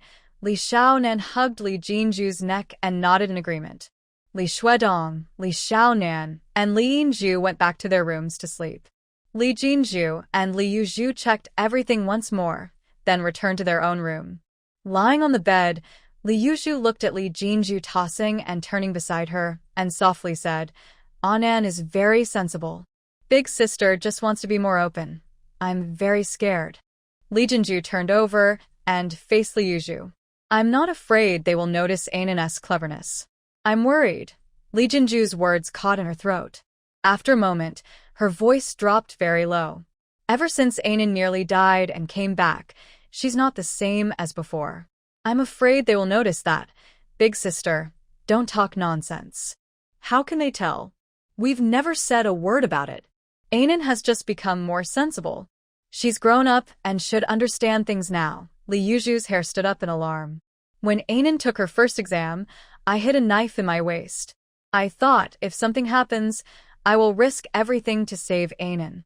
At that time, I wasn't really scared, but now I am very afraid. Yuzhu, I feel like we can't protect Anan anymore, Li Jinju said in a deep voice. We can protect her. Li Yuzhu leaned forward and patted Li Jinju's shoulder hard. We will protect her.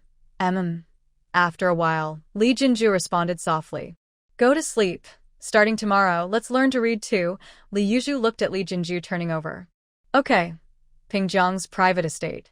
Madame Pan watched Wu Posi's despondent and unlucky back until she couldn't see her anymore. She sighed deeply and paused for a moment, then ordered, Ask the young lady to come and talk. Miss Shi arrived very quickly. Madame Pan signaled for Miss Shi to sit beside her, her voice slow and serious. Wu Posi just came to say goodbye. Miss Shi lowered her eyes.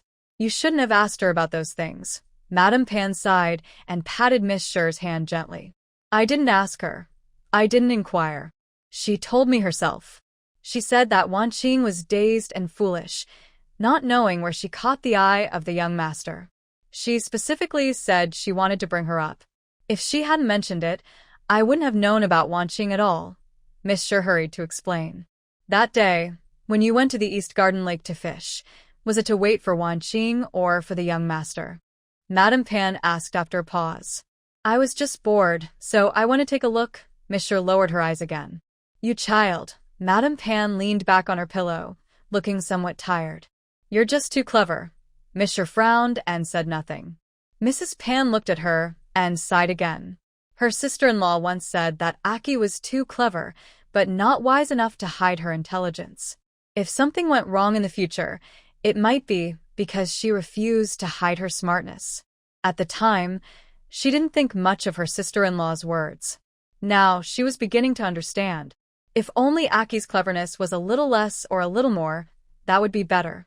Men, especially talented men like the heir, dislike others spying on them. Knowing their thoughts and every move, think about what the heir said earlier.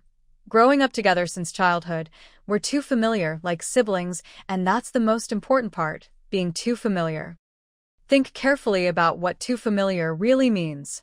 You grew up with him, saw him cry, and fight over food and toys. That's already embarrassing enough. But now, you know everything about him. Every move he makes. He can't hide anything from you. That's why he's unwilling, isn't it? Mrs. Pan said softly. I don't know everything. Hearing the words unwilling, Miss Sher blinked hard several times, trying to hold back her tears. Even if you do know, it's just knowing.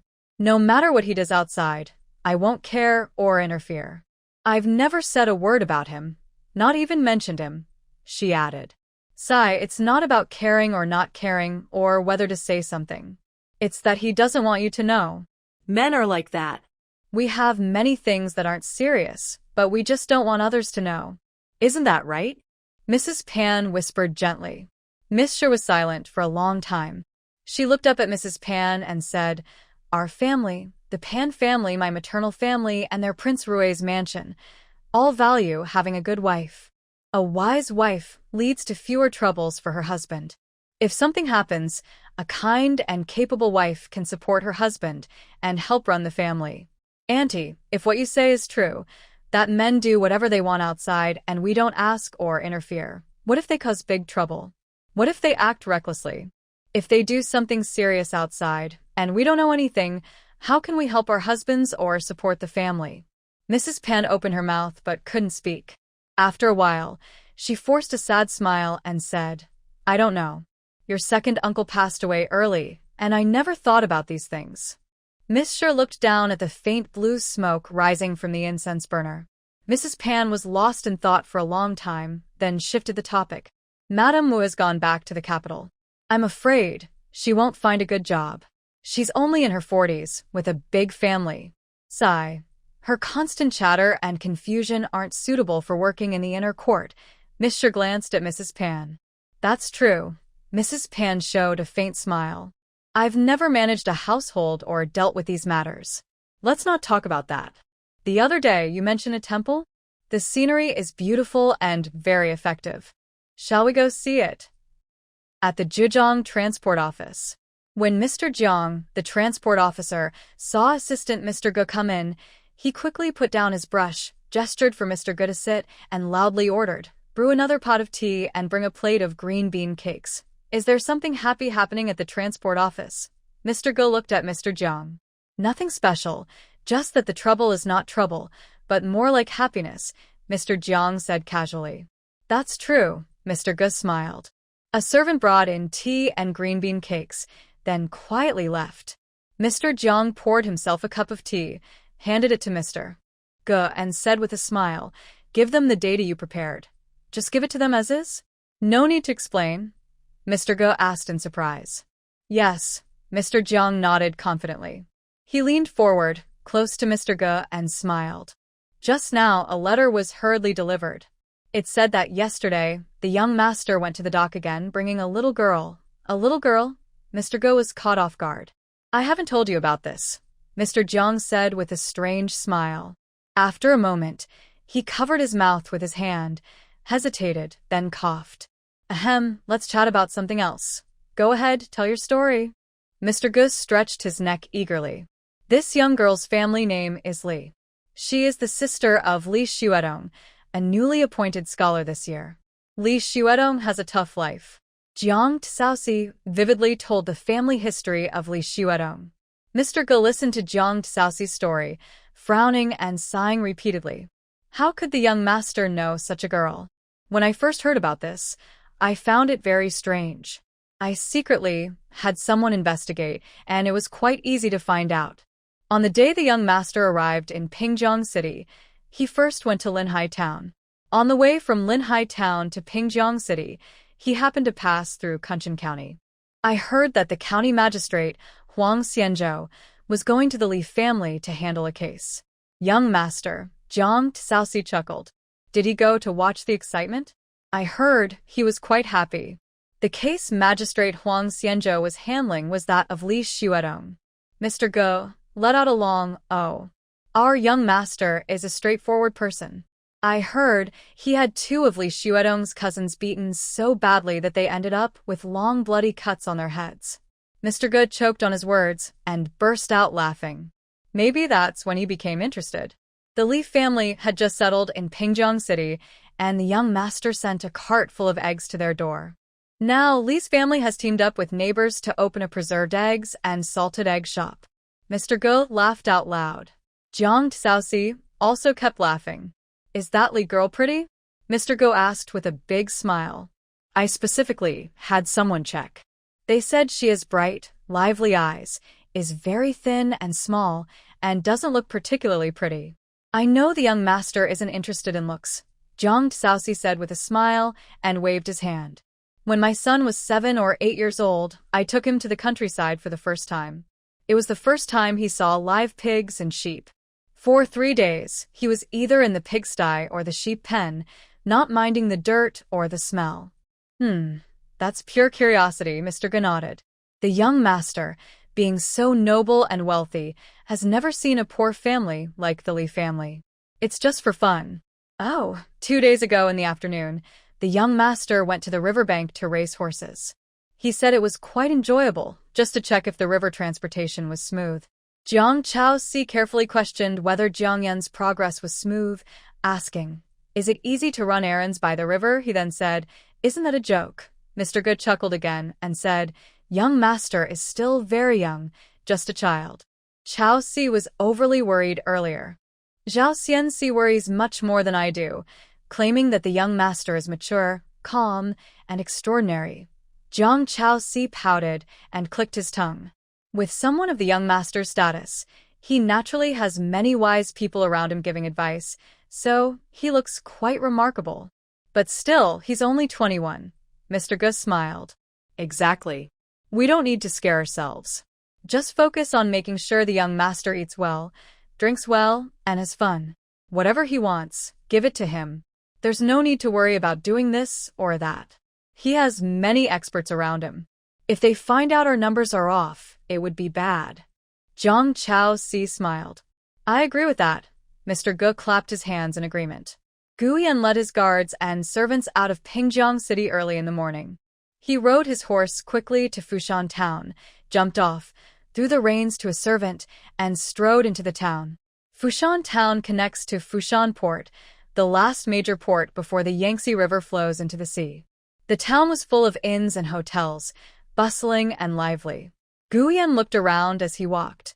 A young attendant ran ahead and soon returned, walking beside Gu Yan and smiling as he reported, "Young master, we've received the message." "It's at Hongxing Building ahead." Gu Yan nodded and strode forward. He passed through the grand entrance of Hongxing Building and stood at the main hall door. He opened his fan with a flick, swinging it as he looked around at the decor of the inn. The tea and wine steward was about to approach, but was stopped by the guards. Gu Yan looked around, shook his fan, and followed the leading attendant upstairs to the very end, to the room marked with the character he. The door to the he room opened and the manager, dressed like a steward from the palace, peeked out. Seeing Gu Yan, he hurriedly stepped out and stood quietly by the door. A few guards entered first and positioned themselves on either side of the door. Gu Yan stood outside, slightly turning his head to look at the ox cart in the center of the room. The 2 shoes on the ox cart were exposed, showing toes. The old, dusty, long robe was dirty and wrinkled. His face was also dirty, and his hair was messy, tied up with a broken jade hairpin. He looked at Gu Yan with a fearful expression. "Where did you find him?" Gu Yan stepped into the elegant room and asked. "At the Fengsheng gambling house in Yangzhou."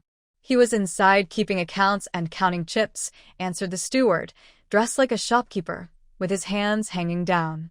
Gu Yan nodded slightly. Sure enough, it was at the gambling house. Sit down, Gu Yan said, tapping his shoulder with a folding fan. The man on the ox cart sat stiffly in the seat Gu Yan pointed to, hands on his knees, one leg trembling uncontrollably. Rules. No leg shaking. Gu Yan struck the trembling leg with his fan. The man on the cart flinched and immediately tensed up. My surname is Gu. My name is Yan, the son of Prince Rui. You should have heard of me. Gu Yan took the tea from the stone bowl and took a sip. The man's eyes widened, and he suddenly slid off his chair, kneeling in front of Gu Yan, repeatedly kowtowing. Help him up, Gu Yan said after seeing him bow 7 or 8 times. 2 young servants pulled him up forcefully and pressed him back into the chair. Gu Yan leaned slightly forward, carefully observing his pale face and the fine cold sweat on it. He looked over him carefully, then opened his fan with a flick, shook it a few times, and smiled. I'm not a government officer, so you don't need to be afraid. The man's lips trembled but couldn't speak. You're so timid. How did you dare do such big things back then? Gu Yan put away his fan, smiling faintly. Back then, I didn't realize I was so timid. The man's voice was hoarse and trembling. When did you realize you were timid? Gu Yan looked at the sweat forming a big bead on his forehead, sliding down his face and making a trail. He couldn't help but lean back in his chair. He's really dirty. When I was whipped, the man replied. The sweat crossed his eyebrows. He wiped it with his hand and rubbed it on his robe. Gu Yan leaned back further, looking at the white patch on his forehead where new sweat had appeared, feeling a bit disgusted. I heard you're very good at calculations. Gu Yan moved his chair back slightly. Yes, I haven't missed a single chip count. The ox cart front wiped away a cold sweat again. Take him to wash thoroughly. Clean him well. Gu Yan couldn't hold back and stood up quickly. And give him a new set of clothes. Yes. Hurry. Stone Roll hurriedly waved his hand to signal. 2 young servants, one on each side, carried the ox cart front, followed by 3 or 4 attendants, heading downstairs to find the perfume hall to clean the ox cart front. The servants scrubbed the private room inside and out 2 or 3 times. Gu Yan stood by the window, gazing at the busy Fushan port dock. The last time he saw the ox cart front was about 12 or 13 years ago, also here. The ox cart front was counting money at the warehouse. When the customer finished speaking, he immediately announced the amount of silver and the number of warehouses and stacks needed. At that time, Gu Yan was in urgent need of someone skilled in calculations, so he took him in. He always thought the ox cart front was just a clever calculator, until one day, when he was ambushed, thrown into the dungeon, and scheduled for exile the next morning, the ox cart front brought in 2 bottles of wine. Both bottles were for himself. He drank while sitting on the hay, closing his eyes and talking. One day, one time, I should have said something then, but I didn't dare. One day, one person, I also should have said something, but I didn't dare. He sat on a pile of hay, looking through the iron bars about the thickness of his arm, watching the ox cart front drink wine 1 cup after another, listening as he recounted the things and people he should have spoken to but didn't. After finishing the 2 bottles, the ox cart front opened his eyes and looked at him. Wine makes people brave, but I am the bravest of the brave. Even with wine, I wouldn't dare say those words to the prince. Prince, if there is a next life, I want to follow you again to build achievements. In this life, I will leave first. He watched him bleed from the 7 orifices and die on the other side of the iron bars. Gu Yan stared blankly into the distant bustle, as if he had returned to the past. Step by step, it became harder and harder, muddier and muddier. Gu Yan took a deep breath, opened his folding fan, lifted his chin slightly, and squinted into the distance. This time, he would crush those difficulties and smooth out the muddy path, just like the great-grandmother of their Prince Rui's mansion, bravely moving forward, unwavering. The servants cleaned the ox cart front thoroughly and took it back to Hongxing Tower. Gu Yan looked at the ox cart again. His face was clean and he was quite handsome, but he looked very old. He was only about 33 or 34 years old, but he looked closer to 40 or 50. At this moment, the ox cart driver was wearing a sky-blue silk jacket, his hair was neatly combed, and he looked very proper. Take a look at this, Gu Yan signaled to Shurgun. Shurgun took down his bundle and pulled out 2 thick books, handing them to the ox cart driver. The driver carefully opened the books, flipped through a few pages, then looked up and carefully looked at Gu Yan. This is the cargo volume at Beijing Wharf over the past few years. Take a good look and tell me about it tomorrow, Gu Yan said, waving a folding fan. Me? The driver looked confused and surprised. I need someone good at counting. From now on, you will follow me. If you do well, I will cover for your past mistakes, Gu Yan said as he stood up. Go back now. Li Xiaonan's silver ingot savings were confiscated by her eldest sister. From now on, any money she earned from her lessons had to be handed over completely. Without her savings, Li Xiaonan lost her interest in shopping. Li Yinju really wanted to go shopping again, but she had been scolded many times by her second and eldest sisters. Since Li Xiaonan wasn't talking about shopping, she didn't dare to mention it either. For several days, both girls stayed at home obediently. When Li Yinju was busy with chores, Li Xiaonan read books. When Li Yinju sat down to wash clothes or finished her chores, Li Xiaonan would teach her to read and tell her stories. In the morning, Li Yinju tidied up the kitchen, then went to water the vegetables in the backyard, pulled weeds, and sat at the kitchen door to wash clothes. Li Xiaonan picked a book called Women's Rules and read it aloud. That has been over 40 years now. We tremble with fear, often worried about shame. Li Yinju looked surprised. Weren't you just saying this is a book about how to be a good wife? If she's been a wife for 40 years and still trembling, how can she teach others to be good wives? Li Xiaonan raised her eyebrows, paused for a moment, then burst out laughing. What are you laughing at, you little brat? Did I say anything wrong? Li Yinju waved her hand and splashed water on Li Xiaonan. No, you're right. I'm just laughing because you're right. Li Xiaonan wiped the water off her face. Stop talking nonsense. Clearly, you were laughing at me for making a mistake. Li Yinju also started to laugh. You didn't make a mistake. I'm telling you about this book because it's quite famous, and you need to know what it says. Also, if you follow what's written in this book, you'll be like the person who wrote it, always worried and nervous. Li Xiaonan shook the book of woman's advice. Then we won't study this book. Let's pick another one. I'm most afraid of worry and fear. A few years ago, Li Yinju waved her hand. Second sister said not to think about those years anymore. I don't want to be nervous and scared. I think this book is meant for mothers-in-law to teach their daughters-in-law. Your mother-in-law sounds very educated. You must know this book. When you marry into the Hong family, if your mother-in-law talks to you about what's in this book, you need to understand that she's referring to it. Then you'll know not to pay too much attention to her. If you do what she says, it could be very bad for you. Li Xiaonan moved her chair closer to Li Yinju and gently tapped her with the book.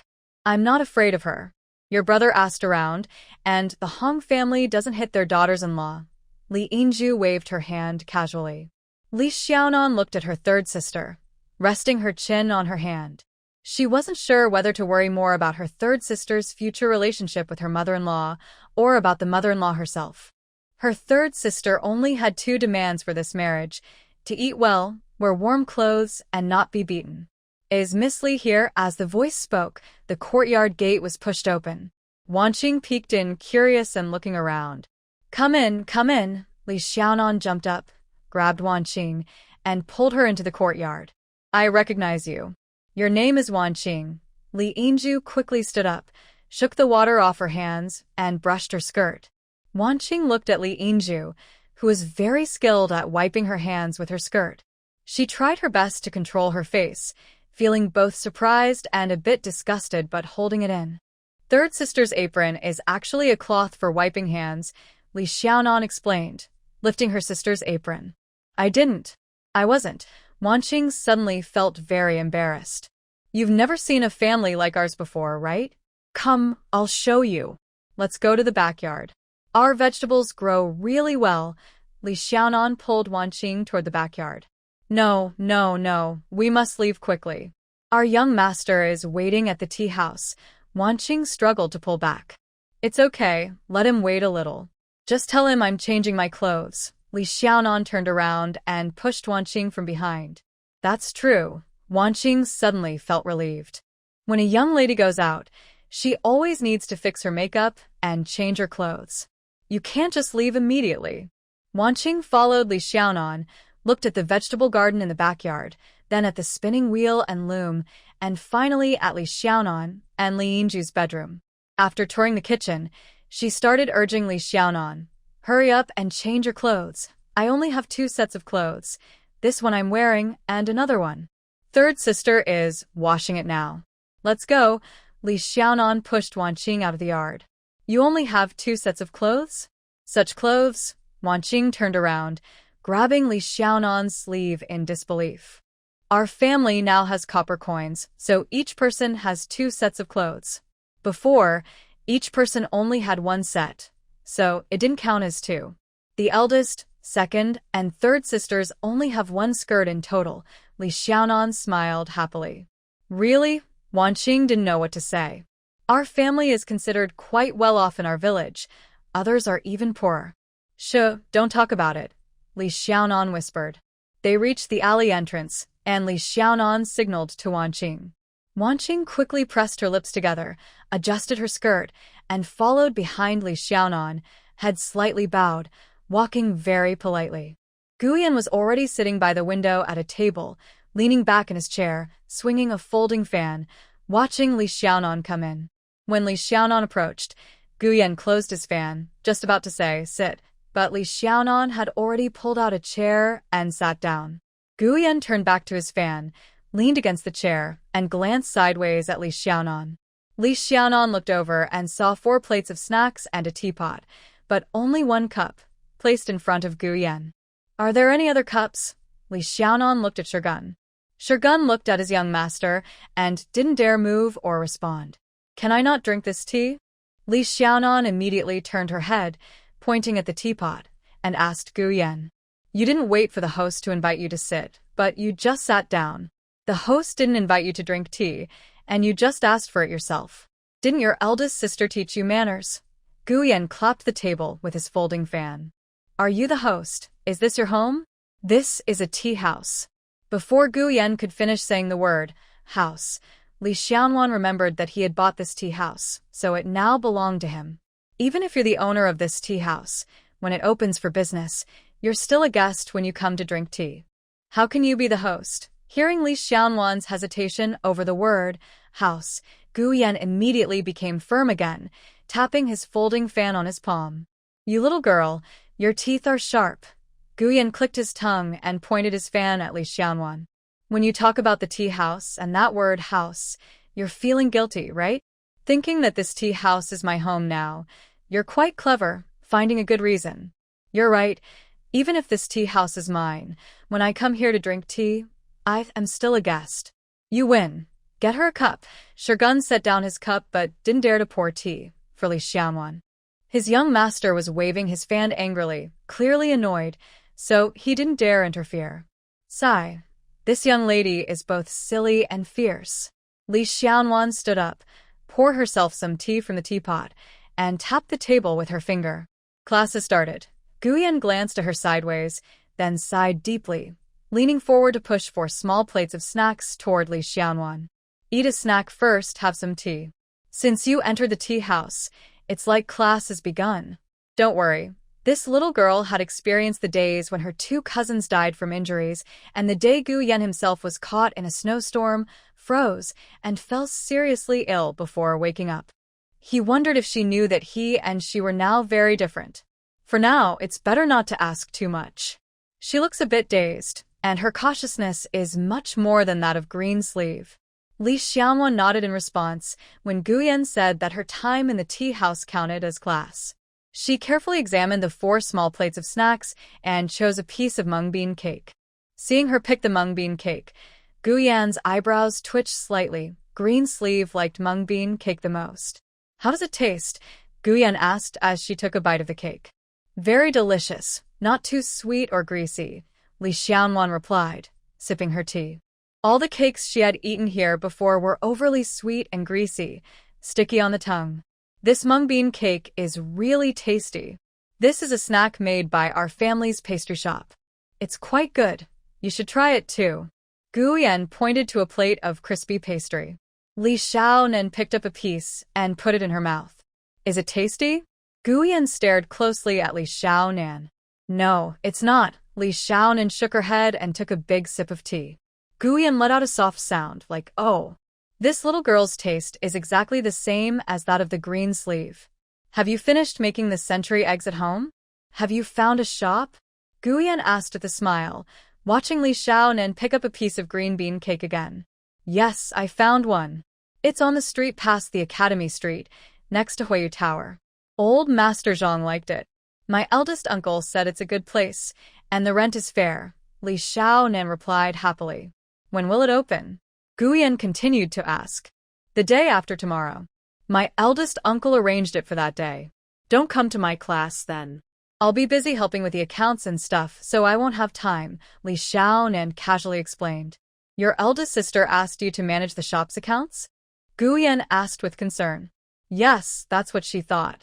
My eldest uncle said it's not good to do business alone. He suggested hiring someone from outside to handle the accounts. My eldest sister and sister Ian found a bookkeeper at the pharmacy. It takes an hour a day, and it costs a silver tael a month. My eldest sister is very worried about the money. Li Xiaonan finished the green bean cake and hesitated between two other dishes. This one is delicious, Gu Yan pointed to a rice cake. Li Xiaonan picked up a piece, took a bite, and agreed it was indeed tasty. Is your eldest uncle also moving to Pingjiang City? Gu Yan asked casually. Yes, he bought a house and is renovating it. It's on the next street over, Li Xiaonan said, gesturing with her arm. Why is your eldest uncle moving to Pingjiang City? And why does he need to be close but not too close to your family?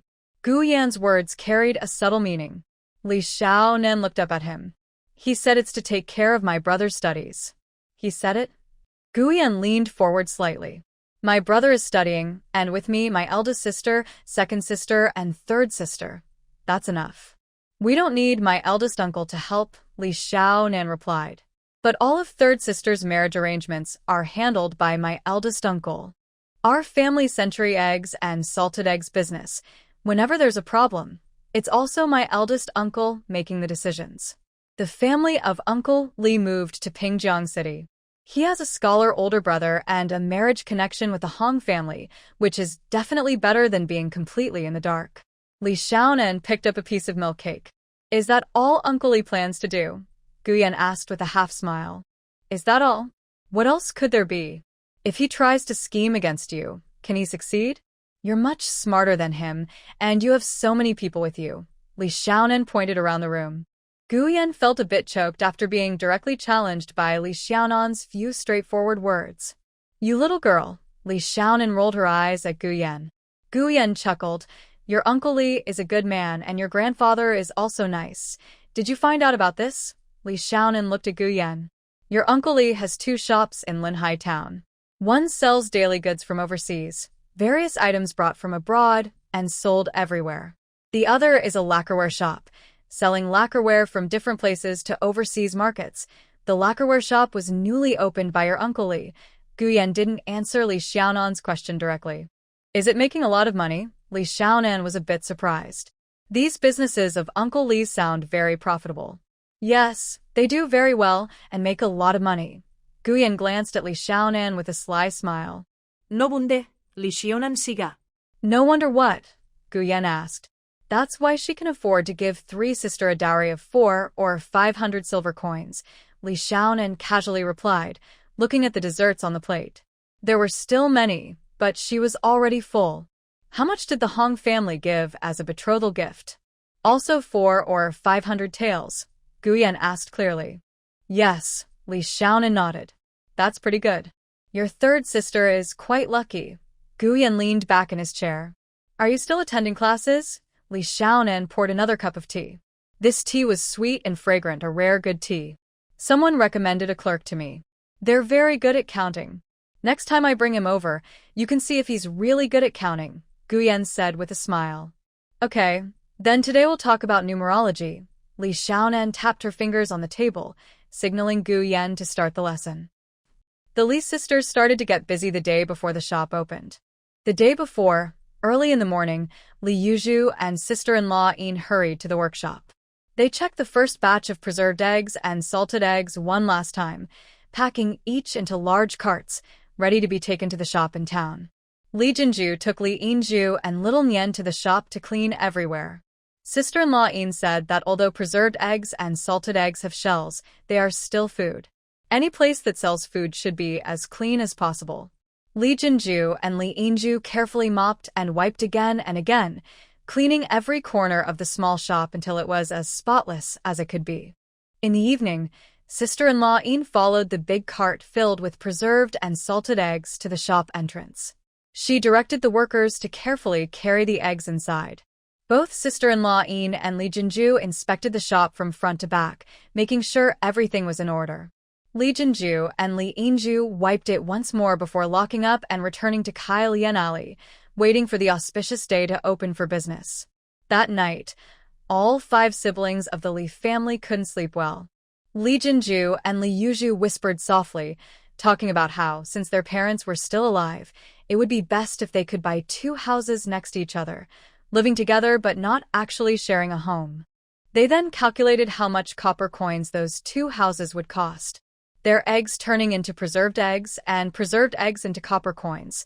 How much profit could they make from selling eggs and copper coins? How long would it take to save enough money for the houses? They talked more and more excitedly until they didn't realize it was dawn.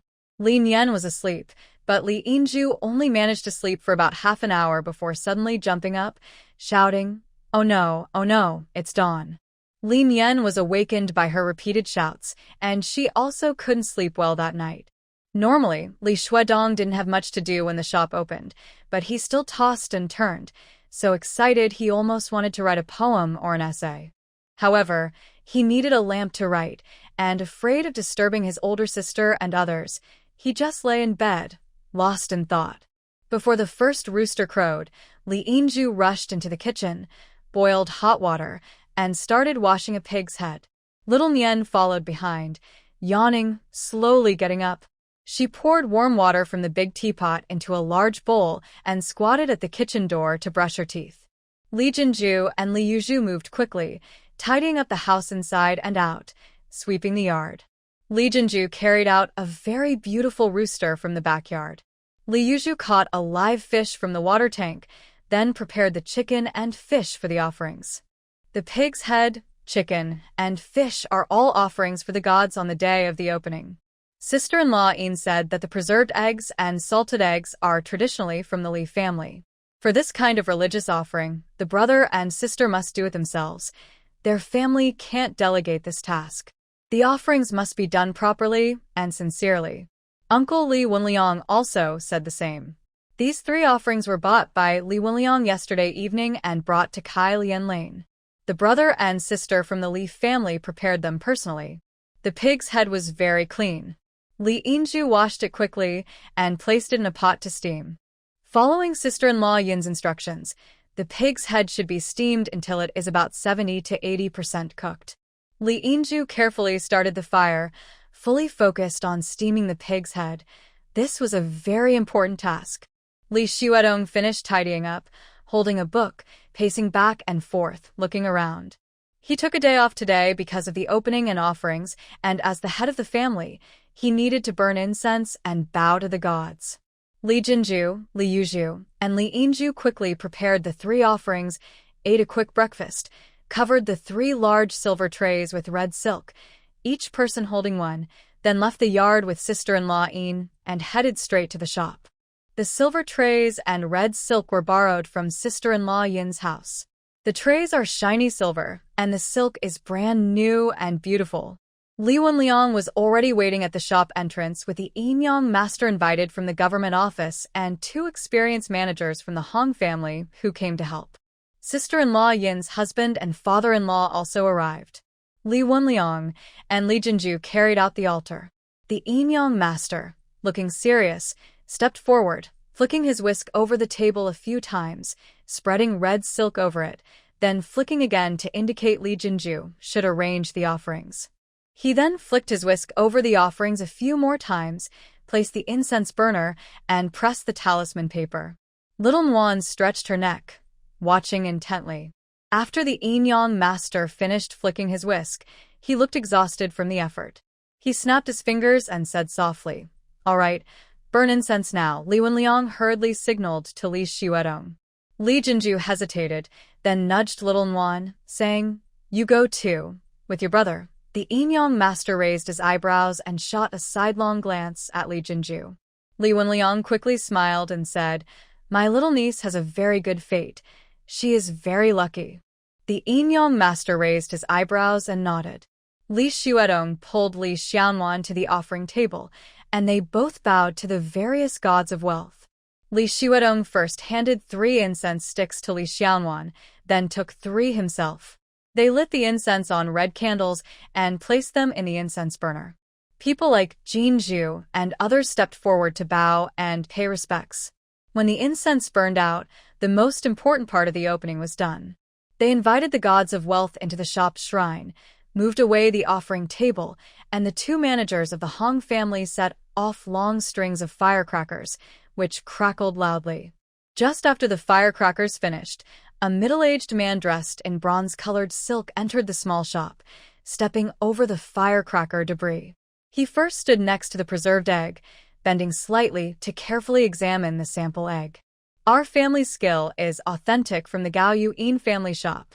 We guarantee there's no bitterness at all, just a fresh, fragrant taste," Sister Yin said as she approached to greet him. "Yin family's preserved eggs from Gao Yu are good. May I try one?" the middle-aged man asked with a smile. "Sure," Sister Yin agreed happily. She casually picked up one egg, tapped it on the side of the table to crack it, removed half the shell, and held the bright, clear, dust-free preserved egg in the remaining shell half, presenting it to the man. "Excellent craftsmanship," the man praised, reaching out to take the preserved egg. He first bit into the egg white, savoring it carefully, then cracked the yolk, sucked a bit, and tasted it again. After a moment, he nodded and said, "Indeed, very good." Li Jinju and others didn't dare to come closer. They watched nervously as the middle-aged man carefully tasted the egg. Hearing his compliment, Li Jinju relaxed, Li Yuzhu wiped her sweat instinctively, and Li Yinju spat out her breath, clutching her chest and breathing hard. She was very nervous. Li Xianwan stood beside Sister Yin, watching the silk bag next to the middle-aged man's purse. The embroidery on the corner of the bag was exactly the same as the pattern on the big cart of the young master's family. The middle-aged man didn't waste time. After eating a whole preserved egg, he clapped his hands and smiled at Sister Yin, saying, "I am the buyer for the estate outside the city's Wangfu. Starting today, your shop will send 100 preserved eggs and 100 salted eggs to the estate every day.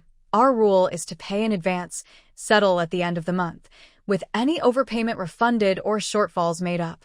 Between the early morning and late morning hours, you must deliver the goods to Taiyuan Gate. Today is the first trip, so there's no need to worry about specific times. Just go now. When you arrive at Taiyuan Gate, ask for Old Huang to come and receive the goods. For the first trip, you need to prepare a list. How much is 1 century egg? How much is 1 salted egg? How many you send each day, and the total amount. Have your employer sign and stamp the list, then give it to Old Huang. He will take you to the accounting office to get the money. For goods sent to other businesses, be very careful to choose carefully and avoid mistakes." The middle-aged man explained everything clearly. "Yes, yes, yes. What is your surname?" Sister Yin responded repeatedly. "My surname is Sunday. They all call me Manager Sun," he replied with a smile. "You can go now. I have other matters to attend to.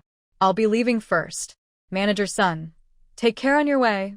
Sister Yin saw him to the door, then quickly turned back into the shop, patting Li Jinju with one hand and Li Yuzhu with the other. "Oh, dear. Our business is finally stable. Everything is good now." Oh, dear. "That's really great." Since Manager Sun entered, Li Wenliang, who had been hiding in a corner of the shop, came out and smiled at Li Jinju. "Please watch the shop. I'll deliver the goods." "Big brother, quickly write a list," he said. Li Jinju looked at Sister Yin, who nodded and smiled. "I was just about to ask you to go. My mother-in-law and second mother are really busy," Sister Yin said. Seeing her agree, Li Wenliang and the two managers from the Hong family smiled and said, "This trip is very important. Could you two help us deliver these goods?" The two managers agreed immediately. Being able to go along and deliver this trip was a great opportunity. Sister Een carefully selected 100 century eggs, then 100 salted eggs. Li Wenliang and the two managers carefully packed each one. The three of them carried the packages, called a cart, and headed to the Wang residence. People kept coming into the shop. Sister Een was busy choosing the eggs needed for the Wang family, while Li Jinju nervously greeted the customers. Li Xiaonuan sat on a small bench in the corner, resting her chin and watching her awkward big sister. Li Yuzhu followed Li Jinju, helping and sometimes getting in the way. Li Yinju squatted next to Li Xiaonuan, also resting her chin and watching the two sisters. Li Xuedong carefully and diligently wrote the price list. He moved his wrist, looked around, and then stood next to Li Yinju. After watching for a while, he bent down and patted Li Xiaonan, saying, "Can you go help big sister?" "No." Li Xiaonan shook her head. According to the arrangements of Jinju and Sister Een, once the shop opened, Jinju would manage the shop, Yuzhu would oversee the workshop, and Sister Een would run back and forth. Since Jinju was to be in charge of the shop, she had to support herself now. Sister Een looked at Li Wenliang and the others carrying preserved eggs and salted eggs, then sighed in relief. She stepped forward a few steps, patted Jinju, and said with a smile, "You should learn from me." Jinju quickly took a step back and watched Sister Een warmly greet the customers. After sending off 2 customers who bought preserved eggs, the shop was empty. Sister Een approached Jinju and smiled. "Let me tell you, when we deliver preserved eggs to other businesses, we must inform them. We can't do it secretly. Keep an eye out and learn a bit." Jinju was stunned. How could they let others know? Would they just say, "Our family delivers preserved eggs to other businesses, to each new customer"? Xuedong, go to school. Yinju, go home and cook. You need to deliver lunch at noon, Li Yuzhu said as she approached the 3 people, some squatting, some standing. Okay. Xuedong reluctantly left. Yinju stood up, bent down to pull Li Xiaonan, but Li Xiaonan pushed her hand away. "I want to watch the fun here," she said. "Go home yourself." "Anan, you can't help much anyway," Yuzhu patted Yinju. As Yinju left, a middle-aged woman entered, holding a small child about 7 or 8 years old. "Second sister, why did you put that stand over there? How come it's mixed together again? Didn't I just tell you that stand is specifically for the palace's preserved eggs? The palace is strict, so it can't be mixed up." Facing the incoming customer, Sister Een turned around and loudly directed Li Yuzhu, pointing and giving orders. Li Yuzhu was stunned by Sister Yin's commanding tone. There were only about 10 stands in total. They all went out to deliver to other businesses. Got it, got it." Li Xiaonan quickly grabbed Yuzhu's arm and answered loudly before Yuzhu could speak.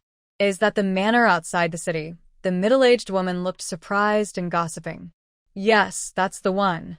Today, our small shop just opened, and the steward from the manor came to visit. He asked us to send 200 preserved eggs there every day. Sister-in-law, let me tell you, I don't mean to boast, but doing business outside the manor is not easy. That's a prince's residence, the second most noble in the world. Their rules and customs are so strict." TSK. Sister-in-law Yen pursed her lips and clicked her tongue. "Look at us common folks. Our shop is small, and it's hard to make a living. Sister-in-law, think about how difficult it is for us." "That's true." The middle-aged woman nodded in agreement. "But we have no choice. People say our preserved eggs taste good." The steward ate one right there on the spot. "Think positively. If even the noble family likes our eggs, isn't that a good thing?" Sister-in-law Yen looked sincere and open-hearted. "Really? He finished one right there?" "Oh, give me 10. I want to try," the middle-aged woman said quickly, smiling as she pointed at the eggs. "Also, bring a few salted eggs. We use a lot of spices in those. Try them. They're just as good as the preserved eggs," Sister-in-law Yen recommended casually. "I've also pickled salted eggs." "Okay, give me 5 to taste first," the middle-aged woman said with a smile. Li Jinju carried a paper bag made of mulberry paper, while sister-in-law Yan carefully selected each preserved and salted egg, packed them into the bag, and collected the money. She handed the bag to the woman. Li Jinju stretched her neck, watching the woman walk away. She sighed, "Sister-in-law, you're amazing. I didn't even realize what was happening. So that's how you do it. I tell you, running a shop is all about the right attitude. Don't worry, follow me and learn well." Sister-in-law Yan's eyes sparkled, her face glowing with excitement and happiness. Li Xiaonuan looked up at sister-in-law Yan. This kind of talent, this natural gift for managing a shop.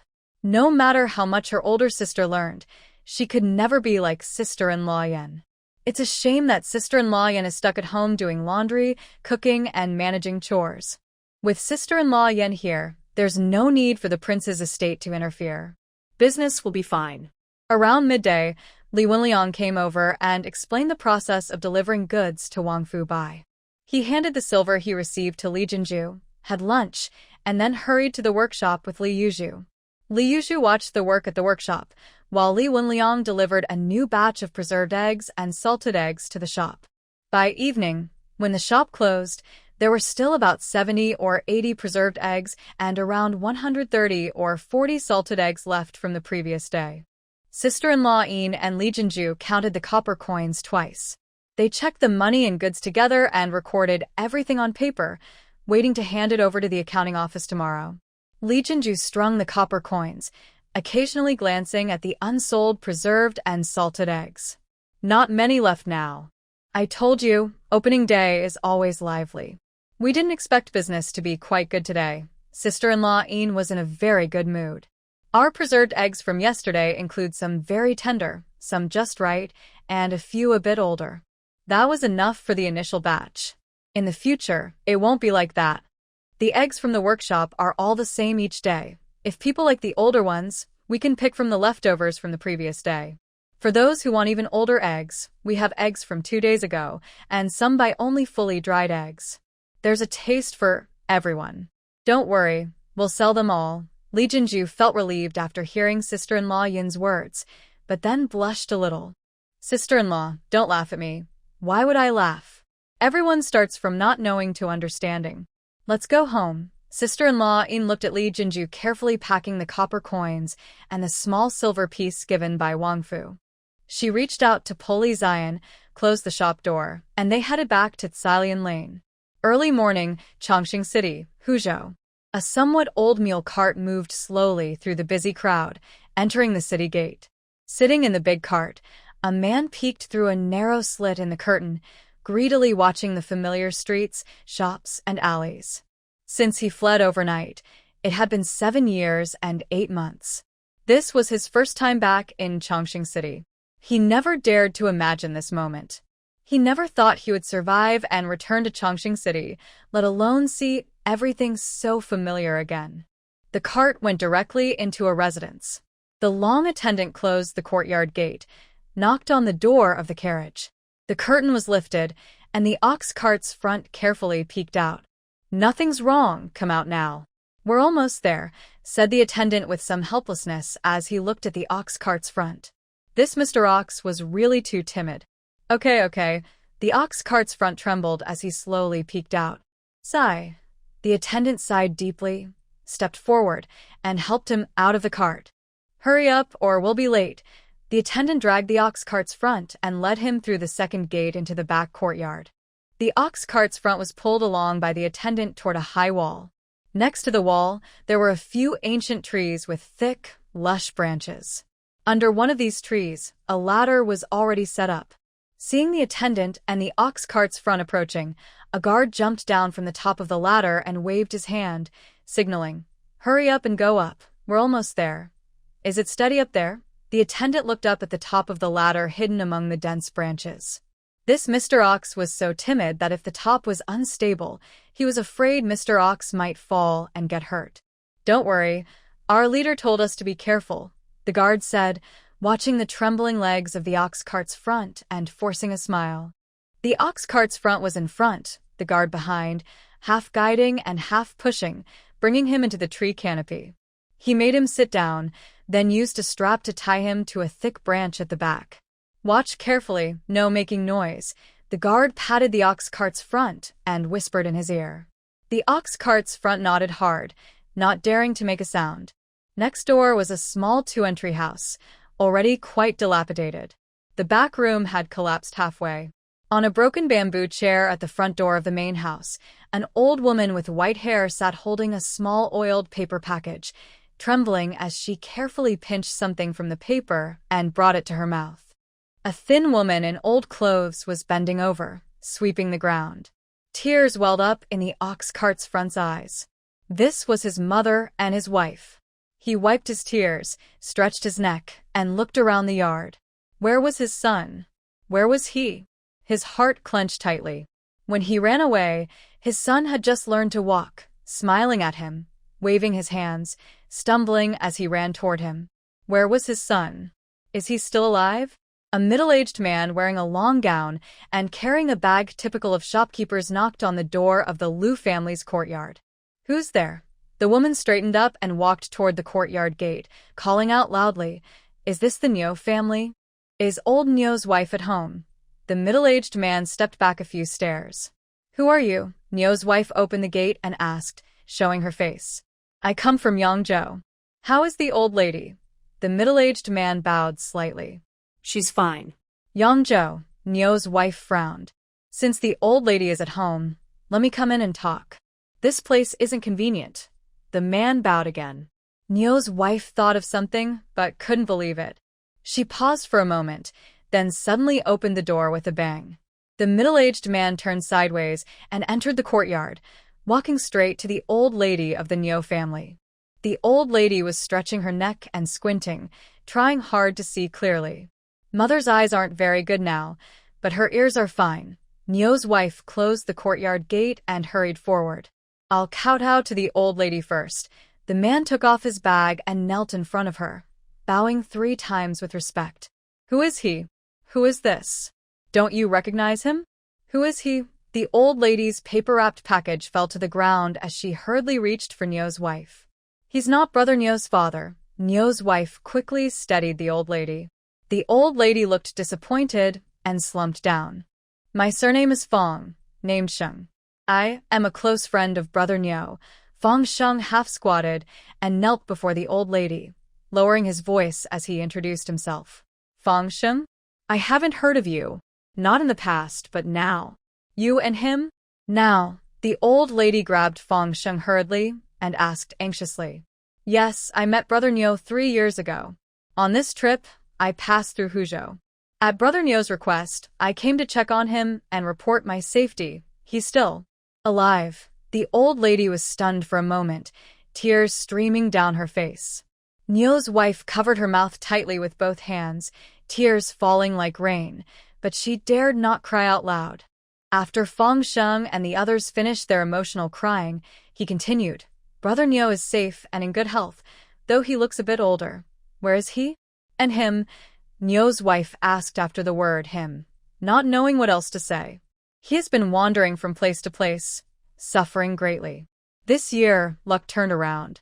He gained the favor of a noble person and is now managing affairs for that noble." Fong Sheng spoke slowly and clearly, one word at a time. "Brother Niu asked me to come and report that he is safe. He said that the noble person values him very much. Once he has earned some merit, the noble person promised to help him clear his name. When that happens, he will return immediately to reunite with his family. It's good that he's safe. It's really good." The old lady's tears kept flowing. "Is the child well?" Fong Sheng looked around and asked Niu's wife. "He's fine, he's gone to school. I'll go call him." Niu's wife turned and ran outside. "Is Qian really alive? You didn't lie to me?" The old lady looked at Fong Sheng with effort, holding her breath as she asked. "He's alive, safe and sound. Brother Niu said the old lady is clever. Before he left, he specifically told me a few words to tell her. When he left home, it was the old lady who sent him out of the city and onto the boat. She told him that as long as he was alive, it was enough." Fong Sheng leaned forward and whispered to the old lady. The old lady suddenly leaned back in her chair, tears spilling out again. Not long after, the door of the courtyard was pushed open loudly. Nyo's wife pulled in a small boy about 8 or 9 years old and rushed in. At the front of the old ox cart in the neighboring ancient tree, he stretched his head forward, staring intently at the boy. His son groaned so big. Hurry, bow to Uncle Fong. Nyo's wife pressed the boy to kneel in front of Fong Sheng. This child's features are exactly like his father's. Fong Sheng reached out and gently lifted the boy, examining him carefully. Yes, his features are just like his dad's. The old lady smiled through tears. I shouldn't delay any longer, Fong Sheng said, reaching for his bag. He took out 2 tightly bound square pieces of mulberry paper and placed them on the old lady's lap. This 100 taels of gold are saved up by Brother Nyo and are brought back by me for family expenses. Who is that noble person? Can you tell me a little? The old lady touched the wrapped mulberry paper and leaned forward to ask. A very important noble person. Don't worry, old lady, Fong Sheng replied. He stood up, slung his bag on his back, and waved to the curious little boy. I'm leaving now. No need to see me off. Fong Sheng left the courtyard and walked straight out. In the neighboring yard, the guards climbed up, unwrapped the cloth covering the crying ox cart, and handed it down to the guards below, grabbing its waistband. Guyan ran along the canal on horseback to Yangzhou. He stayed overnight outside the Daxiangguo temple. The next day, he took a fast boat downstream to Pingjiang City, arriving at the Xing Wharf in the north of the city. The North Xing Wharf was well organized. The cargo ships arriving in the morning unloaded their goods that day. Ships arriving in the afternoon could unload by the latest the next day. Guyan looked around from the front of the boat, very satisfied. The boat hadn't docked yet, so he went straight back to his residence. After bathing and washing up, Guyan changed into new clothes. When Wang Gui entered, he asked, "How is the shop doing?" Returned to the young master. "The business is very good. I heard they think the workshop is too small, so they're looking for a new place to build a bigger one." Wang Gui quickly answered respectfully, paused, then carefully looked at Guyan. He continued, "Our family bought supplies the day before yesterday. The next day, the postal office's backyard ordered goods. They send a shipment every other day, 20 preserved eggs and 10 salted eggs each time. The following day, the military office's backyard also ordered goods in the morning and the court's office in the afternoon. The quantities are similar. Later, more families started placing orders, and we had them list everything." Wang Gui took out a slender scroll from his sleeve and held it with both hands, presenting it to Guyan. Guyan pinched the scroll with 2 fingers, suddenly unrolled it with a flick, glanced over it, hummed softly, then handed it back to Wang Gui. "How does it look?" Guyan asked. "Very good. The second lady especially likes it. The 2 young ladies also like it a lot. My brothers here also say it's delicious," Wang Gui replied with a smile. Have the kitchen prepare a dish for dinner. I want to taste it," Guyan ordered, flicking a stone pestle.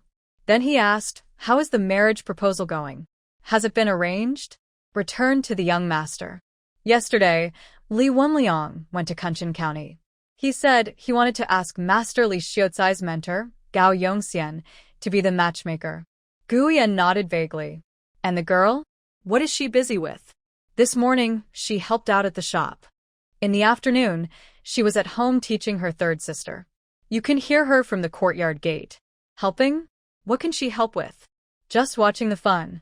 "Is the second lady in the residence?" Guyan picked a folding fan from the fan box. "Just came back half an hour ago. She said she's at Crab Lake catching crabs right now." Go see her," Guyan said, opening his folding fan and waving it as he headed toward Crab Lake. Gao Village Gathering.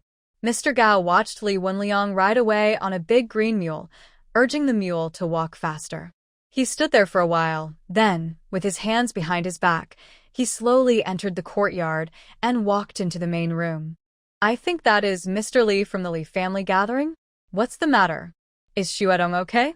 Mrs. Ji from the kitchen came out and followed into the main room. "Xuedong is fine. Mr. Li came to ask me to be a matchmaker." Mr. Gao took a cup, poured himself some tea. "Is Xuedong engaged?" Mrs. Ji was surprised. Not Xuedong, but his third older sister. She is engaged to the second young master of the Hong family, Hong Jinya. He came here before. You've seen him. Mr. Gao took a sip of tea, put down his cup, and sighed deeply, full of emotion. I never thought. Xuedong's third sister is engaged to the Hong family. That's really something. This is truly something. What do you mean? Is it like reaching the sky in one step? From a poor country kid to a scholar, it's just like reaching the sky in one step. Xuedong's third sister is engaged, but what about his second sister? His eldest sister has tied her hair and isn't getting married. What about the second? Mrs. Ji sat next to Mr. Gao. I didn't ask about that. Mr. Gao was momentarily stunned. He hadn't thought of it. Look at you. Mrs. Ji glared at Mr. Gao with dissatisfaction. All three of Xuedong's sisters are grown up. If there's a good match, they should get engaged quickly. No need to wait for the eldest or second sister. Xuedong's second sister can definitely find a good match, and his little sister too. What about Xuedong? Has he discussed marriage? Did you ask? Mrs. Ji leaned forward and asked breathlessly. Why should I ask that? Why are you asking? Mr. Gao leaned back, frowning at Mrs. Ji. What are you talking about? Have you forgotten about your own daughter? Mrs. Ji patted Mr. Gao on the back. What are you trying to do? Mr. Gao's eyes widened even more. Xuedong is such a good kid. Mrs. Ji glanced at Mr. Gao sideways. Huh. When did this idea come up? Mr. Gao was stunned for a moment before reacting. Ever since Xuedong scored third in the county exam, I've thought this way. That kid is so good, and his sisters are so good. Now, he's even engaged to the Hong family. Mrs. Ji paused, then sighed. In the blink of an eye, we've climbed up ourselves. Raise her up to marry a good family, Mr. Gao replied. Do you think that can work? Can we try to make it happen? It's not that I care about the Hong family or anything, I just think Xuedong is a good kid, and his sisters are nice too, her mother emphasized again. Maybe I should ask around tomorrow. Mr. Gao frowned thoughtfully, leaning in to discuss with her mother. Her mother nodded repeatedly. The couple had only one daughter, Jir, born when they were in their 30s. At first, they thought about finding a son-in-law to bring into the family, but they felt that having a son-in-law come to live with them might be looked down upon. Mr. Gao was easygoing and didn't care much about family traditions or status. But once they decided to marry off their daughter, they started being picky. From when Jir was about 11 or 12, they kept finding faults, either with this family or that. Now, when her mother mentioned Li Xuedong, Mr. Gao thought he was a very good match. The next morning, he felt it was a perfect fit, almost impossible to find a better match. After breakfast, Li Wenliang arrived with a big cart. Mr. Gao and Li Shirquan, who was sitting in the cart, greeted each other and got on. The curtain of the cart was lifted high, and Li Wenliang sat beside the driver, chatting casually with Mr. Gao and Li Shirquan. After some small talk, Mr. Gao asked with a smile, I forgot to ask yesterday, has the engagement between Xuedong and his second sister been decided? Not yet. The third sister's marriage proposal came from the Hong family, and we didn't expect that, Li Shirquan said with a smile. Oh, and what about Xuedong's marriage? Has that been arranged? Mr. Gao asked, holding his breath slightly as he looked at Li Shirquan. Li Wenliang turned to look at Mr. Gao. Li Shirquan smilat. Not yet. Do you have someone suitable in mind? No, not yet, Mr. Gao quickly denied. Then he realized what he was saying and added, I mean, it's not that there isn't anyone. Well, my wife. That is, he hesitated, unsure how to phrase it properly. This marriage proposal his family was reaching too high. Jir is a good girl, Li Shirquan said kindly, not wanting to make Mr. Gao uncomfortable. It's a blessing that Mr. and Mrs. Gao can see Xuedong as a good match. Not at all, Mr. Gao said, feeling a little relieved. I think it's very good, but Li Shirquan looked at Mr. Gao. Our scholar is very clever. His 3 older sisters and little sister are all very wise and resourceful. When it comes to marriage, the scholar and his sisters should discuss and decide together. After I see the scholar, I will talk to him and suggest he discuss it with his sisters. What do you think? That's exactly right, Mr. Gao agreed repeatedly. Li Jinju stood in the shadow outside the courtyard door, holding the door frame, watching the brightly lit kitchen. The kitchen door was open. Li Yinju was happily talking while sewing the heel of a shoe, half finished. Li Shuedong clapped his hands and laughed loudly. Li Xiaonian was next to Li Yuzhu, laughing non-stop. Li Yuzhu was also laughing while quickly sewing the heel. Li Jinju stepped inside, leaned against the door frame, and watched her laughing siblings with a steady gaze.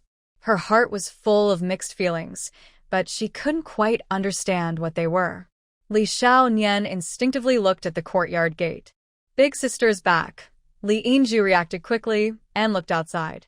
She's back, Li Jinju answered and patted her clothes, then stepped out of the shadows. Has sister eaten? Li Yuzhu hurriedly wrapped the needle and thread around the shoe sole. Big sister went to a feast. Of course she has eaten. Li Yinju replied quickly, wrapping up the needle and thread. I'll go get some tea and brew a cup for her. Now, they had tea leaves at home, good quality ones. Hung Zhanyi had handed them over from Li Shuedong. Make a pot, but use less tea leaves. Strong tea makes it hard to sleep, Li Jinju instructed. Li Yuzhu quickly added water, and Li Shuedong handed the book to Li Xiaonian and sat down to light the fire. Li Shuedong was not good at cooking, but he was good at lighting fires. Li Xiaonian couldn't even light a fire properly. Is everything okay? Li Yuzhu carefully examined Li Jinju's expression after adding water. There's something going on. Li Jinju took the tea leaves from Li Yinju, pinched a handful, looked at it in her palm, then pinched a few more and put them back in the tea leaves jar, pouring the rest into the teapot. What's going on? Is it something bad? Li Yinju asked eagerly. Big sister, tonight's dinner is for her marriage. Now something has come up. It's none of your business. Li Jinju pushed Li Yinju back and looked at Li Yuzhu. Mr. Gao wants to marry into our family, Mr. Gao? Anu? Li Yuzhu was confused. Li Shuedong's hands, which were lighting the fire, froze. Mr. Gao only has one daughter to raise alone. Li Xiaonu patted Li Shuedong. Does Mr. Gao want his son to marry our sister? Yes. Li Jinju looked at Li Shuedong. Li Shuedong kept his lips tight, stiff, with no expression. Shuedong, Li Jinju called. Big sister agreed. Li Xiaonu patted Li Shuedong and asked Li Jinju. I didn't dare fully agree. I don't know if Shuedong is willing. Shuedong. Li Jinju leaned forward and patted his shoulder. Big sister, Li Shuedong called out with a tearful voice. Anu, Anu. If you don't want to, then we won't agree. Don't cry. Li Yinju grabbed his sleeve and wiped his tears with her hand. Big brother is happy, right? Li Xiaonu sighed emotionally and kept patting Li Shuedong's back. In the minds of the students at Gao's school, the teacher's only daughter, Ji Jie, was like a goddess. At first, she hid in the corner of the classroom, watching the boys squeeze together just to get a glimpse of her skirt.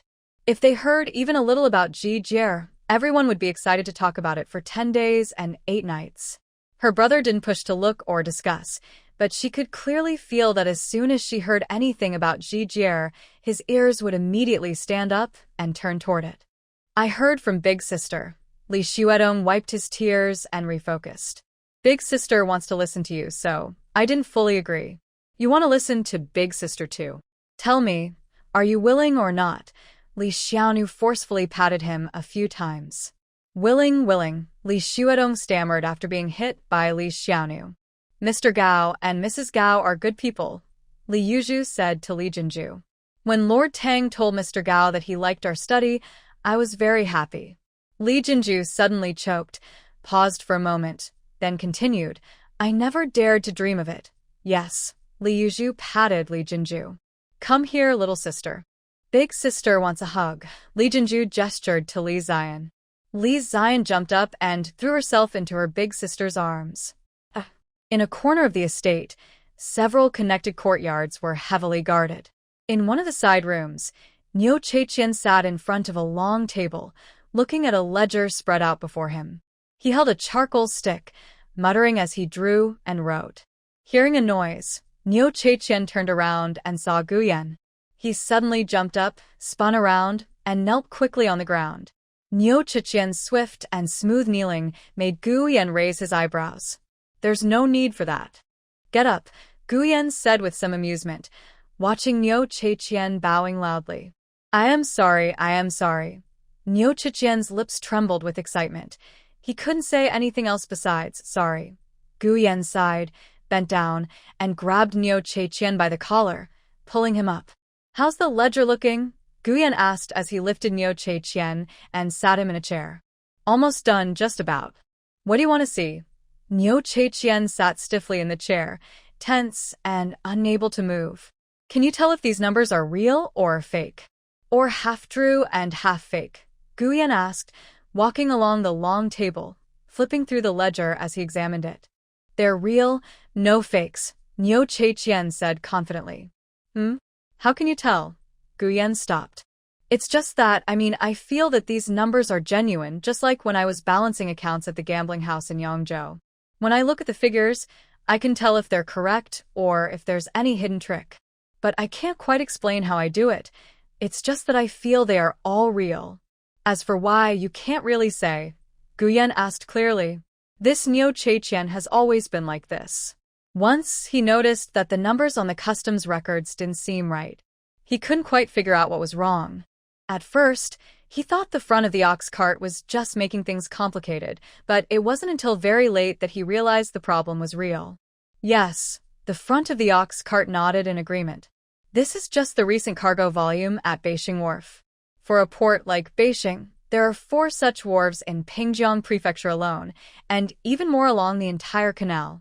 In the future, if you had the total cargo numbers for all the wharves along the whole canal, could you handle the calculation? Gu Yan happily put the account book back on the desk.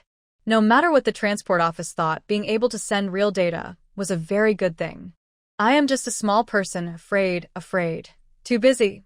Gu Yan asked. The front of the ox cart quickly nodded. Yes, think about it. How many people would be needed? What kind of people? Make a list for me. Gu Yan was about to leave but suddenly paused, turned to look at the front of the ox cart, and after a moment, smiled. I'll find you a teacher. Maybe she can teach you why. Li Xiaonai hugged a tightly wrapped big bowl and jumped out of the courtyard, running toward her family's preserved egg shop. It's already November, and she needed to hurry so her older sister could have a hot meal. Just as she turned out of Xilian Alley and hadn't gone far, someone came straight toward her. Luckily, Li Xiaonai reacted quickly, tightly holding her bowl and stopping abruptly, so she didn't drop it. Wow, what a coincidence, the person exclaimed exaggeratedly. Li Xiaonai looked up from her bowl and saw Ao standing in front of her. Didn't expect to meet you here, Ao said with a smile. Coincidence? Li Xiaonai chuckled and bypassed Ao, continuing to run forward. Hey, don't run. We're so lucky to meet here. Ao jogged after her. What do you mean lucky? You were clearly blocking my way, Li Xiaonai said bluntly. Hey, even if I am blocking you, my cousin is coming too. Don't worry, don't run. I'm not afraid of you. I'm just delivering food to my older sister. If I don't hurry, the food will get cold. Li Xiaonai ran even faster. Oh? Then I'll run with you. Abu quickly ran ahead of Li Xiaonan, waving his hand to clear the way for her. Wait for me here, don't go in. Li Xiaonan stopped Abu 2 or 3 steps away from the preserved egg shop. Okay. Abu obediently agreed. Li Xiaonan brought the food into the preserved egg shop and soon came out again. Her older sister-in-law and wife, Wang Yuding, also arrived, panting and whispering something to Abu. When she saw Li Xiaonan come out, they hurriedly smiled and greeted her. Let's talk over there, Li Xiaonan said, walking without stopping, signaling to Abu and his wife. After turning a corner, Li Xiaonan looked back to make sure her eldest sister couldn't see her, then stopped, hands behind her back, looking at Abu and then at Wang Yuding. How do you know where I live? Li Xiaonan asked bluntly. It's just a coincidence. Be honest with the girl, Wang Yuding interrupted Abu, smiling at Li Xiaonan. We first went to Bai to find Miss Wanqing. She pointed us in this direction. Why are you looking for me? Li Xiaonan continued to ask. Does the girl know that we manage the dock well, but are no longer allowed to do so? Wang Yuding cautiously tested. No, I don't know. Li Xiaonan shook her head firmly. You still want to manage the dock. Then you should go find that young master. It's no use coming to me. We know we need to find the young master, but we just can't find him. Abu looked distressed. We just want to know if we did something wrong or offended the young master, Wang Yuding added. Hearing Wang Yuding say this, Li Xiaonan felt a bit puzzled. How do you know the young master? Li Xiaonan asked. It's like this. Wang Yuding carefully explained how they met the young master, how they suddenly got the chance to manage the dock, and how they worked hard over 10 days to straighten things out. But when the 10 days were up, the dock was taken back by someone else. They went to buy 2 or 3 times, and once they happened to see the young master returning. But he didn't even look at them. Later, someone named Shirgun came out and told them not to go to buy to find the young master anymore. We're not doing this for the dock. The more we think about it, the more afraid we become. Tell me, is the young master like this because we did something wrong? Wang Yuding looked worried and frowning. Li Xiaonan also became confused. Sigh. These noble people are so mysterious, always pretending to be unfathomable. Even when there's no real mystery, they make one up. I just don't understand. Then why are you looking for me? Li Xiaonan asked softly. This young couple seemed a bit pitiful. We went to find Miss Wanqing. She told us to come see you, saying you might be able to speak with the young master. That means you, miss. Wang Yuding smiled politely. I can't really speak with him. Seeing the small expressions on Ao and Wang Yuding's faces, Li Xiaonan didn't finish her sentence and sighed. Miss Wanqing is really... If I weren't avoiding trouble, look at me. Do I seem like someone who can speak honestly in front of that young master? Besides, I can't even meet him. Sigh, forget it. If I could see him, I'd ask why they let you come but also stop you. Just forget it, okay? Thank you, miss. Wang Yuding exhaled in relief and sighed, then took out a rough cloth bag from his sleeve and handed it to Li Xiaonan. This is specially prepared for you, miss. These soybeans are all carefully picked one by one. Li Xiaonan sighed again, took the small rough cloth bag, poured some into her palm, and handed the bag back to Wang Yuding. I'll just eat these. You probably don't have much money now, right? Not too bad. Wang Yuding shook his head. I have no money either, not even a copper coin, Li Xiaonan said, pushing the bag into Wang Yuding's hand. Don't worry. As long as I get to see that young master, I'll definitely ask about you. Thank you, miss, Wang Yuding said gratefully, kneeling slightly in thanks. Thank you. Ao also quietly expressed his thanks. You're welcome. Goodbye, Li Xiaonan waved to the two and turned to leave. The next day, just after Li Xiaonan delivered food to her eldest sister, Wanqing came to invite her. Before Li Xiaonan could step over the threshold, Wanqing quickly pressed a delicate, small brass hand warmer into her arms. I'm not cold. I'm used to it, so you don't need to give me this. Li Xiaonan hurriedly tried to return it. This was ordered by our young master. He said your family is poor and probably doesn't have a hand warmer, so he asked us to give you one. Wanqing insisted, pushing it back. I'm not cold. Fine, I understand. This is your task. Li Xiaonan still wanted to push, but seeing the gaze from Wanqing, she quickly went along. Thank you for understanding my task. Wanqing rolled her eyes at Li Xiaonan. I ask you, why did you point Ao and his wife to me? Do you think I can speak properly in front of our young master? You're talking nonsense. Li Xiaonan slowly moved closer, arguing about how she directed Ao and his wife. Are you speaking properly in front of our young master? I didn't say anything wrong. What I said in front of our young master isn't just speaking, it's arguing. Can you tell the difference? Li Xiaonan spoke forcefully, emphasizing her point. That's true. Wanqing frowned and thought for a moment. In front of our young master, what you did isn't just speaking, it's arguing. You're quite bold, daring to argue with him. TSK. So, what should we do now? Just a few steps from the alley entrance, Li Xiaonan stopped decisively. Ao said he just wanted to know why, right? You can ask him when you see our young master later. Wanqing tilted her head at Li Xiaonan. Li Xiaonan looked at Wanqing speechlessly. After a moment, she let out a long sigh. If she asked the young master how she knew, and then questioned Ao about how he knew about her family, and kept asking, Wanqing would be in big trouble. Sigh. She should come up with an excuse herself. No matter what, she can't involve Wanqing. Guyan stood at the tea house entrance, watching Li Xiaonan holding her hand warmer. Last time he saw her, she was wearing a jacket. Now it's only November. Why is she wearing such a thick cotton-padded coat and pants? That coat and pants look clumsy and ugly. Li Xiaonan entered the tea house. Seeing Guyan's disapproval, she handed the hand warmer to Wan Qing and patted her padded coat. Let's start the lesson. Shall we change the place for the lesson today? Guyan stretched out his folding fan to block her. Where to? Li Xiaonan stopped. Sit down and talk. Guyan turned his fan and pointed to a table in the middle of the hall. Li Xiaonan sat down, looking at Guyan. Since you came in, it's already a lesson. Guyan tapped the tea house door with his fan, emphasizing his words, biting the 3 words as he entered. Li Xiaonan didn't speak. She moved back a little and sat comfortably against the chair's backrest, still watching Guyan. Why don't you hold it? Guyan pointed at the small stove held by Wan Qing. I'm not cold. That's true. It's only November. With your thick cotton coat and pants, you shouldn't be cold. Guyan leaned forward, tilted his head, and looked at the cotton coat made by the family's weaver.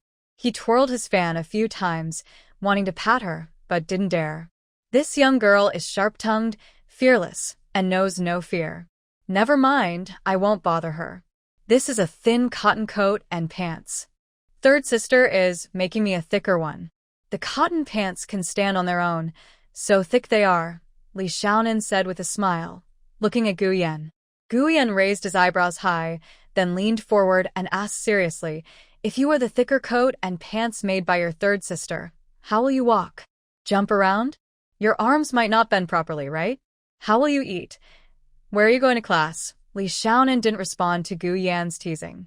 Guyan waved his fan at Shirgua, who hurriedly signaled everyone to step back to the corners and outside the front and back doors. I am the son of Prince Rue. Guyan paused, thinking about how to make this clever, but naive girl understand. Li Xiaonan pouted and said, I already knew that. Very noble. Of course, noble. With high status and power comes great responsibility. The rise and fall of the country and the suffering of the people all need to be cared for and taken responsibility for, Guyan said in a low voice, looking serious. Li Xiaonan rested her arms on the table, propping her chin as she watched Guyan. Why is he talking about this when he wants to tell her where to go for class? Since the founding of the country nearly 100 years ago, the empire has been very prosperous everywhere. But in the past 20 years, the sea tax and river transport taxes have been declining year after year. My trip to Jiangnan is to check on the sea tax office and the river transport and tax offices. Halfway through, Li Xiaonan put down her hand and stopped supporting her chin. After Guyan finished speaking, she also lowered her arms, sat upright, and looked around instinctively. Guyan smiled warmly at her. This young girl is really quite calculating. To check taxes, you need to look at the numbers. I found someone very good at counting and analyzing figures, a scholar. But his skills come naturally. Can you teach him? The extra fee for lessons is separate. Guyan stared intently at Li Xiaonan. Where are you going to class? Li Xiaonan asked. Guyan chuckled softly.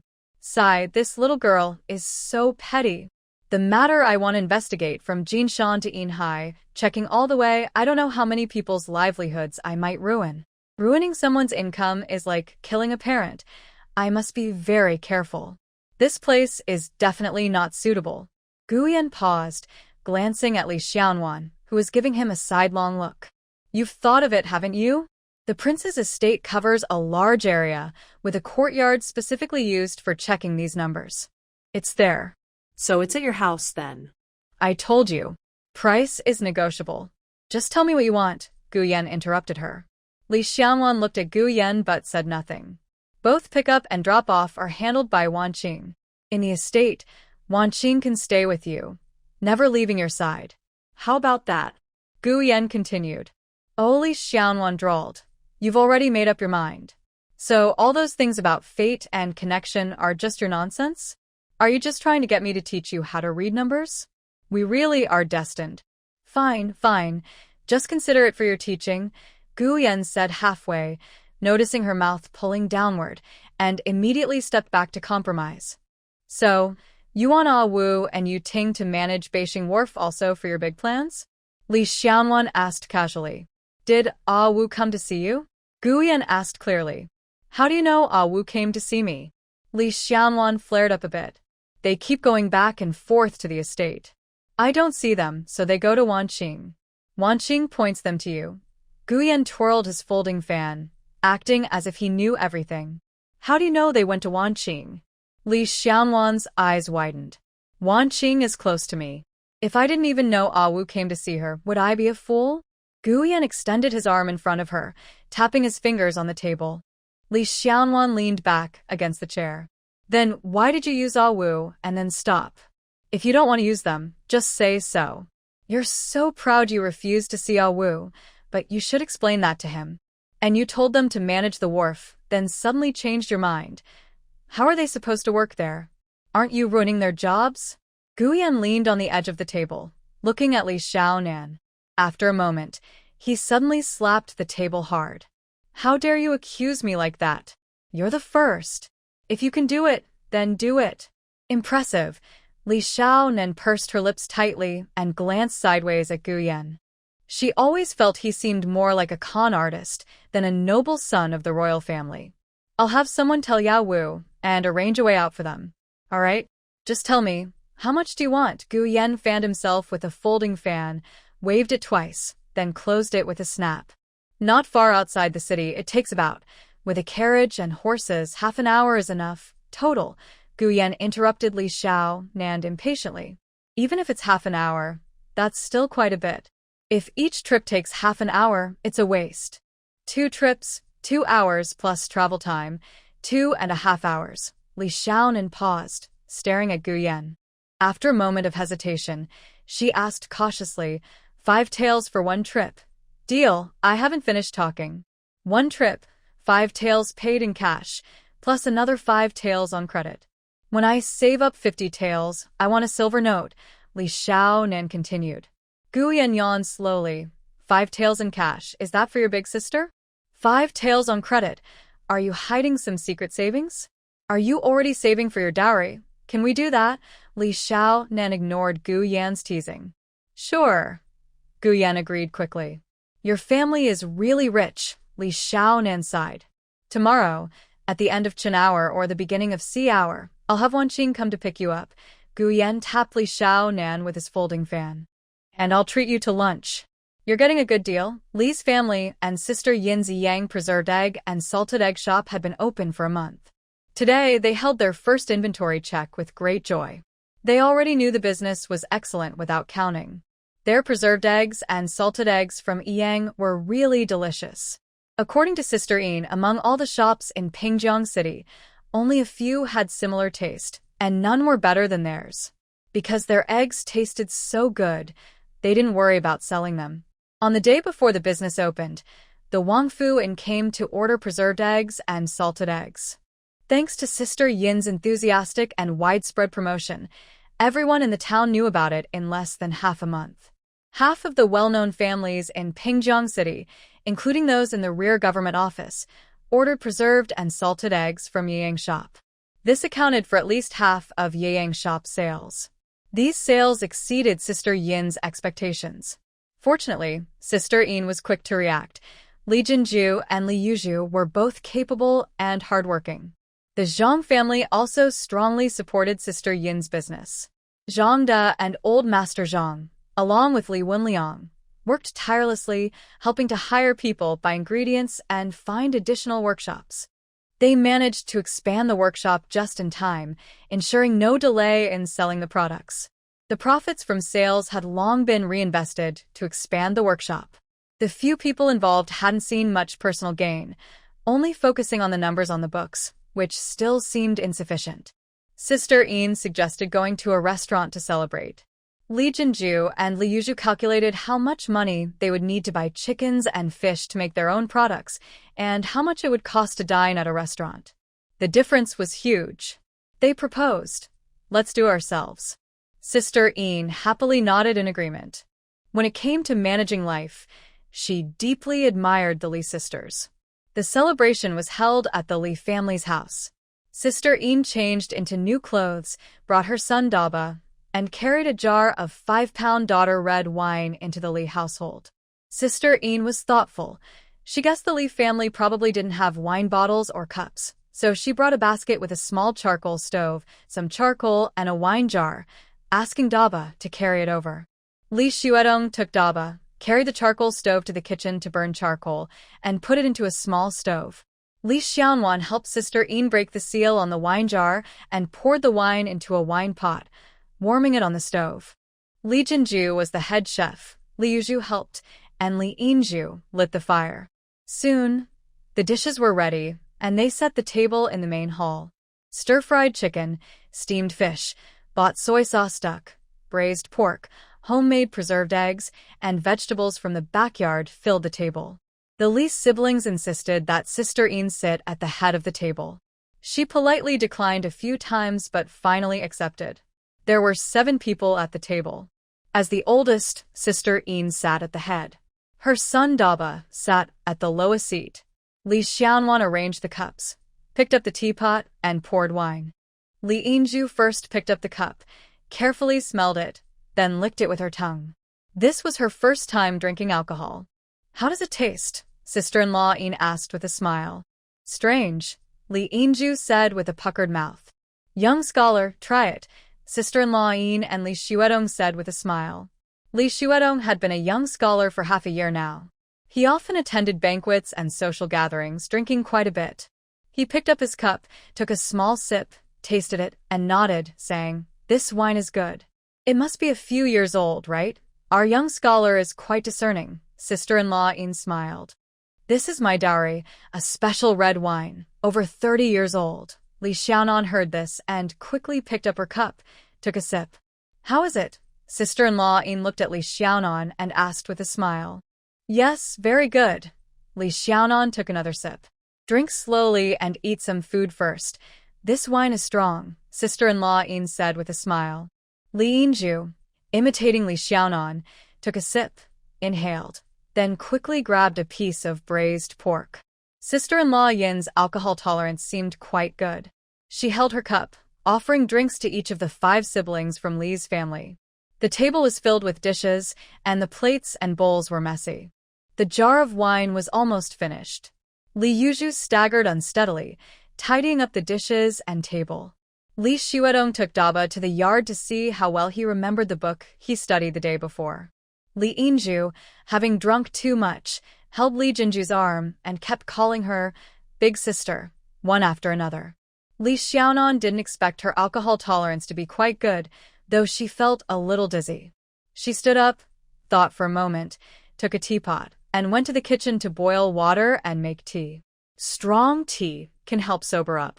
Sister-in-law Een drank the most, dragging her chair close to Li Jinju, patting her, and talking non-stop.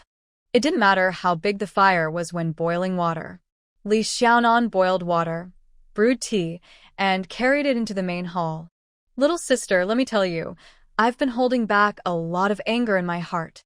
For over 10 years, I finally..." Sister-in-law Een chuckled and looked lively. "Little sister, I tell you, I think I can finally let this out now. No need to hold it in anymore." Li Xiaonan poured a few cups of tea and set them aside, then pulled a chair to sit between Sister-in-law Een and the eldest sister, resting her chin on her hand and listening quietly. "Little sister, do you know why I named our preserved egg Yang?" Aunt Een leaned forward, close to Li Jinju's face. Before Li Jinju could speak, Aunt Een leaned back and giggled. "Do you know what my family calls that preserved egg?" "Old Een family shop," Li Jinju finally responded. No. "That's just what people call us because they know my family's surname is Een. The main shop is called Xingyang Old Shop. I named our preserved egg shop Yang Shop." Aunt Een gritted her teeth and patted Li Jinju's shoulder repeatedly. "Are you trying to outdo Xingyang Old Shop?" Little Li asked, leaning forward. "Look at our onions, so clever. I like this girl. I like smart girls. What's wrong with Nian? Look at her, so good. How is she any different from boys? Tell me, how is she worse than boys?" By the end, Aunt Een was gnashing her teeth again. "Does your sister have a brother?" Little Li asked, somewhat clear now. "I'm an only child, no brothers." Uffed. Aunt Een spat dismissively. Lee Jinju looked surprised. Aunt Een clearly had a brother. I've been an only child for 17 years. Since I was 3 or 4, I learned to make preserved and salted eggs with my father. By 7 or 8, I was helping in the shop, learning to run the business. My father always said, even though I'm a girl, I make good preserved eggs and do good business. Better than any son. Aunt Een paused, staring blankly for a moment, then sighed deeply. Then why did you adopt a brother? Little Lee asked. Look at our onions, so clever, Aunt Een said, pinching Little Lee's cheek. Your parents? Lee Jinju hesitated, afraid to ask. Aunt Een was probably like them, without parents, left to be bullied. Everything's fine now, Aunt Een snorted, sounding a bit sarcastic. A few years ago, I was blinded by greed and confusion. But I've realized an adopted son is still a son, and a real girl is still a girl. When our business gets bigger, we'll buy Xingyang Old Shop in Gaoyu, Little Lee said, smiling at Aunt Een. Aunt Een chuckled softly, patted Little Lee's head, then casually placed her hand on her shoulder and stood up slowly. All right, I need to go back now. Tomorrow I have to wake up early, so we should buy more eggs quickly. Once it's February, eggs will get more expensive day by day. Our little Onion wants to buy from Xingyang Old Shop, so we need to be careful with our money and earn more silver. It was already very dark. Ah held Wang Yuding's hand and followed a guard dressed as a porter, walking quickly through a tall reed marsh. The reeds in winter were dry, with patches of mud and puddles on the ground. The guard wore knee-high oilcloth rain boots. Ah and Wang Yuding's pants were already wet halfway, and their bodies were covered in mud, but neither felt cold. They had been walking with the guard for about half an hour, rushing all the way, and they were now sweating heavily. They stopped. The guard in front parted the reeds and signaled to Ao and Wang Yuding. They stepped out of the reeds and stopped. Under the bright moonlight, Guyan stood facing the rushing river, hands behind his back. His golden crown shimmered faintly, and his silver fox robe fluttered in the wind. Wang Yuding tightly held Ao's hand, squeezed closer to him, then closer again. She was a little scared. It's okay, Ao said, his throat tightening. Earlier, the guard who brought them found them, took them to eat, then packed them into a big cart. They rode horses wildly for over 2 hours, then got off and entered the reed marsh. After walking for more than half an hour, they arrived at this deserted place. It didn't seem like a good sign at all. Ao even thought that the lunch they had at noon was probably a farewell meal of last resort. Come here. Guyan turned around and pointed at Ao with his finger. Ao pulled his hand out of Wang Yuding's and walked toward Guyan. Wang Yuding instinctively took a few steps forward, stopped, and clasped her hands together, her heart pounding. Have you practiced martial arts? How good are you? Guyan turned to face Ao. Somewhat, Ao said, tense all over. Guyan was half a head taller than him. His commanding presence made Ao nervous and tense. Guyan nodded, took out a folding fan, and said, try a few moves. Abu stepped back 2 paces and straightened his posture. Guyan watched him prepare, then took half a step forward. Abu's foot moved in response, and he swung a punch at Guyan. Guyan, with one hand behind his back, casually waved his folding fan, hitting Abu's fist. Abu staggered slightly, then shifted diagonally to the side and kicked toward Guyan. Guyan quickly opened his folding fan, blocking the mud splashing from Abu's shoe, then closed it and struck Abu's shoulder. Abu's face twisted in pain, but he still charged forward, swinging his fist at Guyan. Guyan spun his fan around and hit Abu's elbow as he swung. Abu stumbled 2 steps and fell to his knees. Guyan shook open his fan, looked at the mud spots on it, then glanced at the 2 or 3 mud stains on his silver-white fox fur coat. He nodded slightly, saying, not bad. You have a weapon? Abu looked up a bit defiant. I not only have a weapon, but I also wait for the right moment to act. Guyan's words surprised Abu, leaving him speechless. In Beijing Wharf, you can take any job you want, ask for any price, and no one dares to bother you. Nor does anyone bully you. Why do you keep going to other places, even to Miss Lee's place? Guyan looked down at Abu from above and asked. I can manage Beijing Wharf. Abu hesitated, replying. If you want Beijing Wharf, you should fight for it according to the rules of the martial world. Why go to other places? Do you want the Wang family to step in and help you take the wharf? Gu Yan slightly bent over and looked at Abu kneeling on the ground. Abu swallowed hard and instinctively looked at Wang Yuding. Gu Yan straightened up, looked at Wang Yuding, and beckoned with his finger. Wang Yuding hurried forward, knelt beside Abu, and looked up at Gu Yan. Abu has good skills. We have a dozen good brothers. We want to serve the young master. Gu Yan narrowed his eyes, looked at Abu through Wang Yuding, and was silent for a moment. If you want to join us, be honest first. There is no such person as Yao Wu in Dongshan Township, Laizhou County, Yenzhou.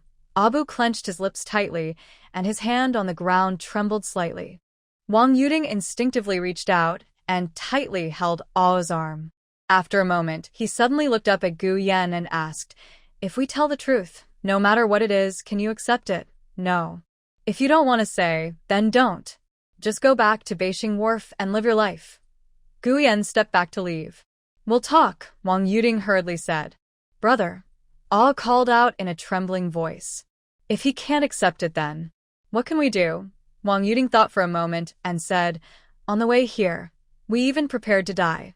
Gu Yan looked at Wang Yuding with a slight raise of his eyebrows. This young couple, especially the wife, was the main support. You can't find Yao Wu in Dongshan village because, at that time, she wasn't called Yao Wu. Her name was Yao Pianxian. "We are cousins, not husband and wife." Wang Yuding finished speaking in one breath, slumping his shoulders and shrinking as if he had used all his strength. Ah hung his head and curled up in a ball. Gu Yan was stunned for a moment before stepping back and carefully observing Ao. "Dear brothers know that you're not Ao, but Pianxian?" Gu Yan asked. "No, they don't. They only met us after we escaped," Ao replied. "Is your voice natural? I use medicine." "Why?" "For your cousin."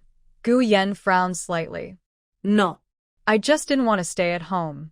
I hated doing chores and being a wife and mother. I originally wanted to die, but my cousin persuaded me." Ao's throat choked. Her mother died giving birth to her during a difficult labor. Her father was a bodyguard who carried her around the south and north. To make things easier, he always dressed her as a boy. The other bodyguards and porters thought she was a boy. When she was 15, her father fell ill on a bodyguard trip. Before he died, he entrusted her to my family. My mother was her aunt. She couldn't get used to it. She stayed with us for a year, then we ran away together. Wang Yuding continued. "Why did you run away with her?" Gu Yan asked, looking at Wang Yuding. "When she came to my house, my mother had been gone for almost a year. My father remarried and arranged for me to marry an old man in his 60s. Wang Yuding lowered his head. Gu Yan looked back and forth at the two people with a cold snort. A pair of daring fools. Wang Yuding and a Wu huddled together, lowering their heads silently. "Are you still planning to return to Yenzhou?" Gu Yan asked. Both shook their heads at the same time. "Take your brother and go to Linhai town. Find He Qingze, the head of the He family business, and ask him to find work for you in Linhai town," Gu Yan ordered after a moment of silence. Then, a Wu looked up sharply at Gu Yan. "Hurry and kowtow to the young master." Wang Yuding slapped a Wu on the back. Li Xiaonuan first went to the Wang residence's side yard. She got into a carriage at the alley entrance, and the carriage started moving quickly out of the city. It only took about 3/4 of an hour before the big carriage stopped. Wan Qing got off first, followed by Li Xiaonuan, who looked around carefully. The stopping place was a large rectangular courtyard, with 3 white walls over a meter high. One wall had a round gate, guarded by 2 guards closing the door. The other side was a curved wall with a round door, flanked by 2 guards dressed in fine clothes. Inside the courtyard, there were 2 ginkgo trees, one in the north and one in the south, each about as thick as a person's arm. Now, the leaves had fallen, and the branches were bare, standing quietly. "Don't look around randomly," Wan Qing said, pushing Li Xiaonuan to move inside through the moon-shaped gate. Inside was a fragrant camphor forest, quiet and peaceful. They went through another round gate, turned a corner, passed 2 more gates, and entered a courtyard with a wide corridor. Wan Qing stopped in the main hall and first told Li Xiaonuan, I can only go this far. You can go inside by yourself. Don't be afraid. Shiguan said only Mr. Qi can enter this courtyard now. He also said Mr. Qi is very timid. Wanqing leaned in close to Li Xiaonan and lowered her voice. I haven't seen Mr. Qi before. If you feel uncomfortable, don't go inside. Just stay in the corridor or the yard and give him a lesson. I'll stand here and watch clearly. Li Xiaonan nodded repeatedly. Wanqing patted her on the shoulder, then raised her voice. Mr. Qi, Mr. Li has arrived. Shiguan said you should call him sir, which sounds better than miss. Wanqing shouted loudly, then whispered a few words in her ear. Coming, coming. The ox cart suddenly appeared, moving quickly out of the yard. Through the gate, she looked at Li Xiaonan, who was wearing a thick cotton coat and pants, then at Wanqing, then at Li Xiaonan again. She hesitated and asked, Who are you? It's me, Li Xiaonan said. She didn't walk along the corridor. She stepped down the stairs, crossed the yard, and went up the steps. The man in front of the ox cart stared at Li Xiaonan, keeping his gaze until she reached the top of the stairs. He was so startled that he took a few steps back. I'm Mr. Li. Didn't your young master tell you I'm a young girl? Li Xiaonan looked him up and down. This Mr. Qian looked to be in his 40s or 50s, of average height, a bit thin, with slightly drooping eyebrows and eyes, and shoulders slightly slumped, looking like a frightened hamster. No, he didn't say. You. The man raised his hand but didn't know whether to point inside or outside. Since she was a young girl, if she went inside, it would be inappropriate for a man and a woman to be alone in the room. What are you trying to figure out? Li Xiaonan stood outside the door, holding the frame, lifting the curtain, and stretching her neck to look inside. Your young master only mentioned some taxes and goods, but didn't explain clearly. It's best to know what you're trying to figure out, so I can help you. It's about the throughput at Beijing Wharf these past few years. The man looked at Li Xiaonan's thick, home-woven cotton coat and was less nervous. What exactly do you want to see from the throughput? Li Xiaonan asked, shrinking back a little. The young master hasn't explained yet. Then what are you calculating now? She continued. I'm not calculating anything, just looking. So, what do you want to learn? Li Xiaonan asked, scratching her head. It was a bit difficult to be clueless and ask questions at the same time. The young master asked if I could tell whether the throughput numbers at Beijing Wharf are real or fake. I think they are real. When he asked why, I couldn't answer. The young master said, I should find someone to teach me. Do you really know why? The man looked at Li Xiaonan's face for a few moments. Did your young master say you're a scholar? She asked after thinking. Yes, he replied vaguely. But he was already dismissed as a scholar long ago. How are your studies in the sciences? Are you the best at calculations? How far have you learned? Li Xiaonan asked. My skills in numerology are the best. My family is poor, and the teachers at the county school weren't good at explaining the principles. I didn't learn much, but I'm good at calculations because I can do accounts, explained Niu Cheiqian. All right, let's start with the basics of numerology. Inside or outside the house? Li Xiaonan lifted the curtain. It was much warmer inside than outside. Outside, hands would freeze. Mr. Li, there's a difference between men and women. That girl over there, should she stay outside? Niu Cheiqian hesitated. Let's just stay here. Are there any tables or chairs we can move inside? Li Xiaonan reached her hand through the curtain. There are chairs. I'll go move them, Niu Cheiqian said, then went inside to bring out 2 chairs and some paper and pens. Li Xiaonan simply sat on the doorstep, spreading the paper and pens on the chair, and smiled at Niu Cheiqian. Can we hang the curtain? Let the warm air inside blow on us, so our hands don't freeze. Your young master is quite wealthy, so he probably won't mind the extra coal expenses. Niu Cheiqian chuckled. Yes, yes, yes. We can hang the curtain.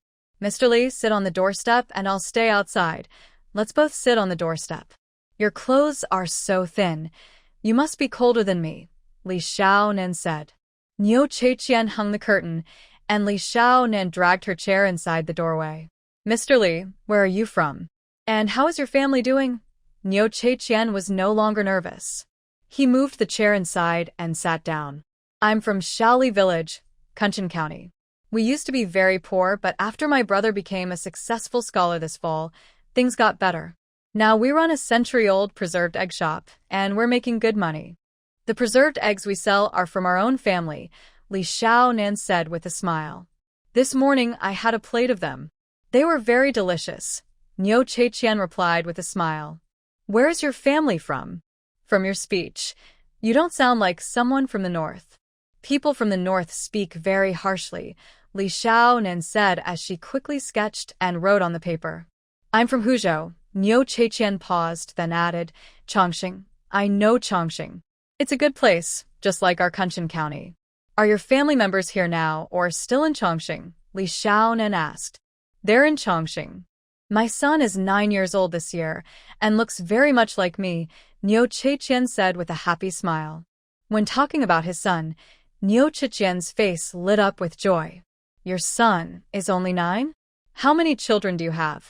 Is the youngest a son? Li Xiaonan casually asked. I only have one son. I haven't gone home in many years, Nichikian sighed. Really? How old are you this year?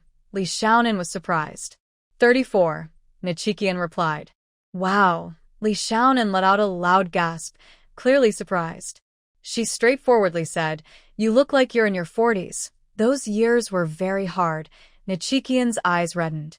Facing Li Xiaonan's puzzled look, he smiled bitterly. Mr. Li, you're not a stranger.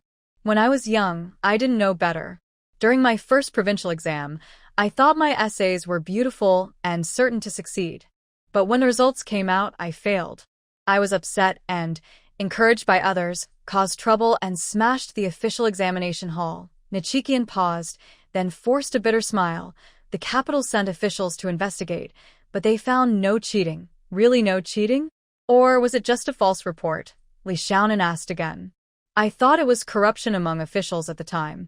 But after a few years, I looked carefully at the essays of those who were accepted, and I believe there really was no cheating, Nichikian said with a sad face. Li Xiaonan let out an "oh," then sighed. Smashing the exam hall was a serious crime. I escaped from Huzhou. Nichikian sighed again. Does your family's young master know about this? Li Xiaonan asked cautiously. Yes, he knows. Nichikian nodded repeatedly. The young master is wise and brave, smart and talented in both literature and martial arts. There's nothing he doesn't know. You mean the young master? Li Xiaonan corrected him first, then asked, all that about him being wise and brave. Was that sarcasm? How can it be sarcasm? It's from my heart. Nichikian pounded his chest. I've always thought he was a liar, Li Xiaonan said softly, covering her mouth with one hand. Let's be honest, I don't think he's as wise and brave as you say. Nichikian stared at Li Xiaonan, stunned for a moment, then suddenly chuckled. It was the first time he saw the young master. That night, as he reflected, he felt like he was dreaming and even wondered if the young master was real or just an illusion. The lunch at the prince's estate was rich and delicate. Only Li Xiaonan and Wanqing ate together. Wanqing asked the kitchen to send an extra dish of sliced lamb and a plate of peanut cake, which she wrapped in oil paper and tucked into her cloak. After class, the two came out to get in the carriage. The guard at the door handed Wanqing a small silk bag, saying, Miss Wanqing, this was sent by Master Shirgunshir. Wanqing held the sliced lamb and peanut cake in one hand, hiding them inside her cloak, and with her other hand, she lifted her skirt to get into the carriage. She quickly signaled Li Xiaonan to take it. Once inside the carriage, Wanqing placed the lamb and peanut cake near the window gap. The carriage had a small stove, and sliced lamb was best served cold, not hot. Li Xiaonan handed the silk bag to Wanqing. Wanqing exclaimed softly, Shirgunshir told me this is for you, your wages. Tuition fee, Li Xiaonan corrected her, opening the bag. First, she took out a delicate silver ingot, then, after pouring again, she pulled out a small bamboo plaque about half a finger long, engraved with beautiful patterns. Let me see, Wanqing said, reaching out to take the bamboo plaque. She examined it carefully and then handed it to Li Xiaonan. This is a token from our estate, worth 5 taels. Li Xiaonan nodded in understanding. This was her daily teaching fee, 5 taels of silver, recorded as 5 taels. The plaque was so exquisite and beautiful. Where should she put it? Her purse had been taken by her older sister. Li Xiaonan looked at the plaque for a while, then handed it to Wan Qing. Keep it for me. When I collect 10, I'll give them all to you, okay? Wan Qing agreed cheerfully, taking the plaque and putting it into her purse. Li Xiaonan carefully examined the silk bag. It was embroidered with many flowers, very beautiful, and probably worth a lot. Are you going to take this back? Li Xiaonan asked. What would I do with it? I don't want it. Wan Qing shook her head. Are you giving me the bag and the silver? Not saving them for next time. Li Xiaonan confirmed. Next time will come. This is something the new seamstress made in the sewing room. Not worth much. Wan Qing rolled her eyes at Li Xiaonan. This is quite valuable. Li Xiaonan lifted the curtain of the carriage slightly and looked at it carefully in the light. She and third sister were shopping when they visited a few shops selling purse fans and sachets. Among those shops, the best purses seemed less delicate than this one. You can't sell this, Wan Qing quickly reacted and warned her. Look here, it has our Wang Fu's emblem. If you try to sell it, people might think you're a thief and report you. No one would buy it. Li Xiaonan immediately felt very disappointed. Sigh, if I can't sell it, then it's just a pretty but useless thing. Li Xiaonan let out a long, disappointed sigh, which made Wan Qing raise her eyebrows. You, always thinking about selling everything. Are you so obsessed with money? I'm trying to make money now, but I don't have any. Li Xiaonan sighed again. Before Wan Qing could speak, she placed her hand on Wan Qing's shoulder. Let's talk about serious matters. All right, go ahead, Wan Qing said impatiently. Tell me, what kind of business makes the most money? Li Xiaonan leaned on the middle of the big table and asked Wan Qing. How? I said it's serious. I really want to do business. Li Xiaonan cut her off. Your family runs a preserved egg shop, and you said it's very profitable. Wan Qing replied, noticing Li Xiaonan's serious face and also becoming serious. 2 preserved eggs earn only 1 copper coin, and 3 salted eggs also earn just 1 copper coin. That's too little. Even if all the preserved egg and salted egg business in Pingjiang City belonged to us, it wouldn't make much money. Li Xiaonan sighed, resting her chin on her hand. That's true, Wan Qing frowned. There are profitable businesses, like our family's weaving workshop, which makes good money. What does your family weave? What's the most profitable? Li Xiaonan moved a little closer. It's not just our family, it's our entire estate. Our weaving workshop only makes silk fabrics. The most profitable is keisai, a type of woven silk, followed by brocade, double-sided multicolored fabrics, and so on. Ordinary silk is just average, Wan Qing explained. Big sister says weaving silk is hard. It takes 1 or 2 years, maybe 3, to learn. Li Xiaonan frowned. 2 or 3 years. That's not enough. Keisai takes at least 10 years to master. For brocade and similar fabrics, it takes about 10 years to learn well enough to operate a loom independently. Even the simplest silk takes over 5 years to weave properly, so the finished silk is smooth and even. Not everyone can learn this skill. Every year, we recruit 7- or 8-year-old girls and boys as apprentices. About 70% learn to weave simple silk fabrics, and over 30% can learn to make 2-tone patterned fabrics. Embroidery silk is much harder. Out of 100, maybe only 1 can do it. Our workshop has only about 100 skilled silk weavers. Wang Qing, who has been managing the workshop since childhood, speaks confidently. Li Xiaonan sighs in disappointment. The silk business is very hard to get into. Wang Qing suggests, why not try making and dyeing silk cocoons? If you do it well, you can sell to our workshop and make good money. Li Xiaonan asks, uninterested, how much can I earn? It depends on your investment, Wang Qing replies. My mother said that if you do it well, you can make a profit of 50 to 100%. Making silk and dyeing it can earn 1/10 of your investment in just a month. That's a good business, Wang Qing whispers. First, it only happens once a year. Second, it costs a lot. Third, the profit is only 10%, Li Xiaonan points out, holding up her fingers. 10% profit is too little. How much do you want to earn? Wang Qing asks, giving her a sideways look. Maybe as much as your family's fortune, Li Xiaonan says slowly. Our family's wealth, or the estate's? Wang Qing asks in surprise. I don't know if your family is rich or not. Of course, I mean your estate, Li Xiaonan replies. Wang Qing glares at her, then suddenly sighs loudly, huffs, and points at Li Xiaonan. After holding back for a moment, she finally speaks. Don't you know what kind of family we are? Don't you know who our heir is? With such wealth, how much money do you want? To be as rich as a country? What can I say about you? Wang Qing makes a few tutang sounds, pouting her lips, then sighs again. Li Xiaonan looks at Wang Qing, resting her chin on her hand. She just wants to be as rich as a country. Having dreams is important. What if they come true? Ding, ding, ding. There was a loud, rude knocking on the car door. Who is it? Wang Qing peeked out from behind the curtain, then quickly lowered her head politely. Young master. Li Xiaonan hurriedly looked outside. Gu Yan motioned with his finger at Wang Qing, who didn't dare look at Li Xiaonan and quickly got out of the car.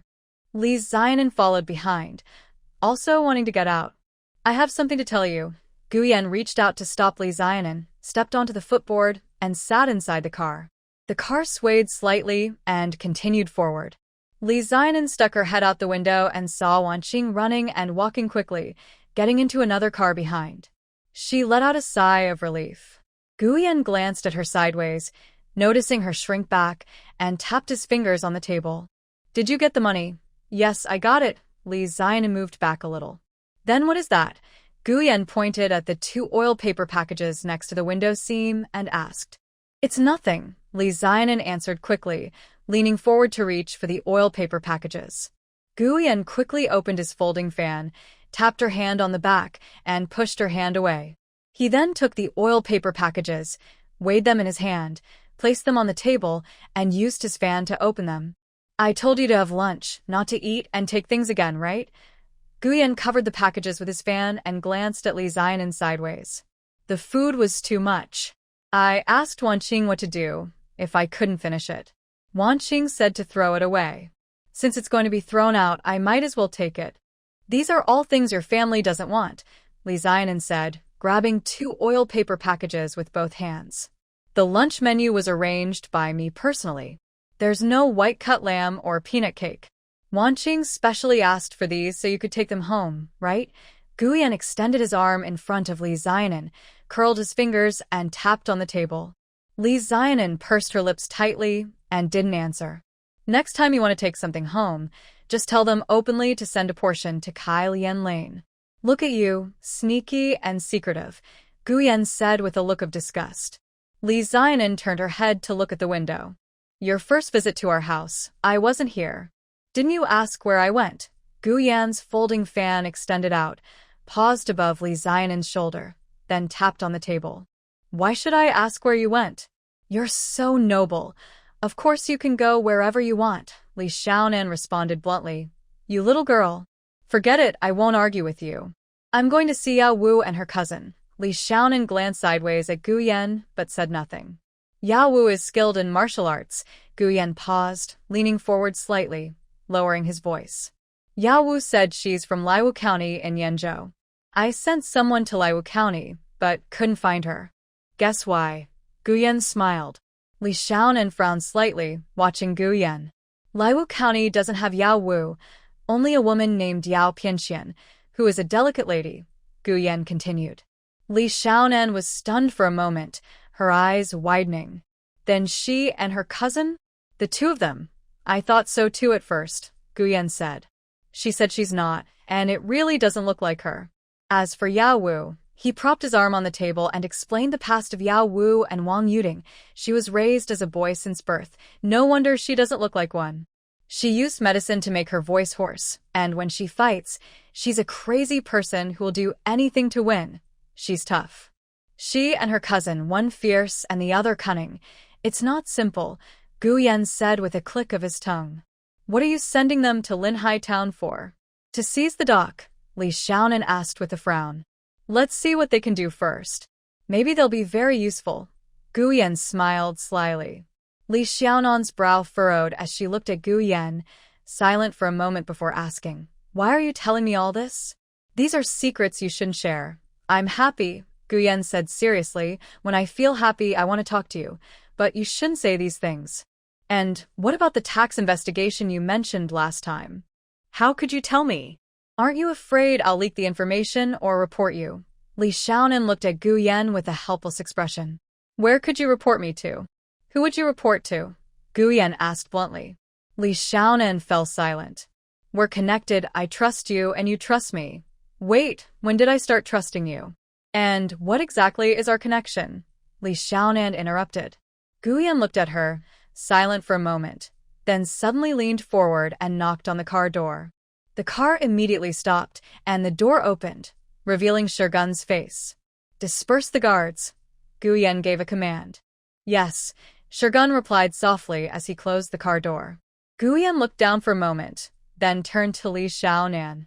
When you were still in the countryside, your older sister cooked an egg for your brother every day. Your brother would secretly give you the egg to eat.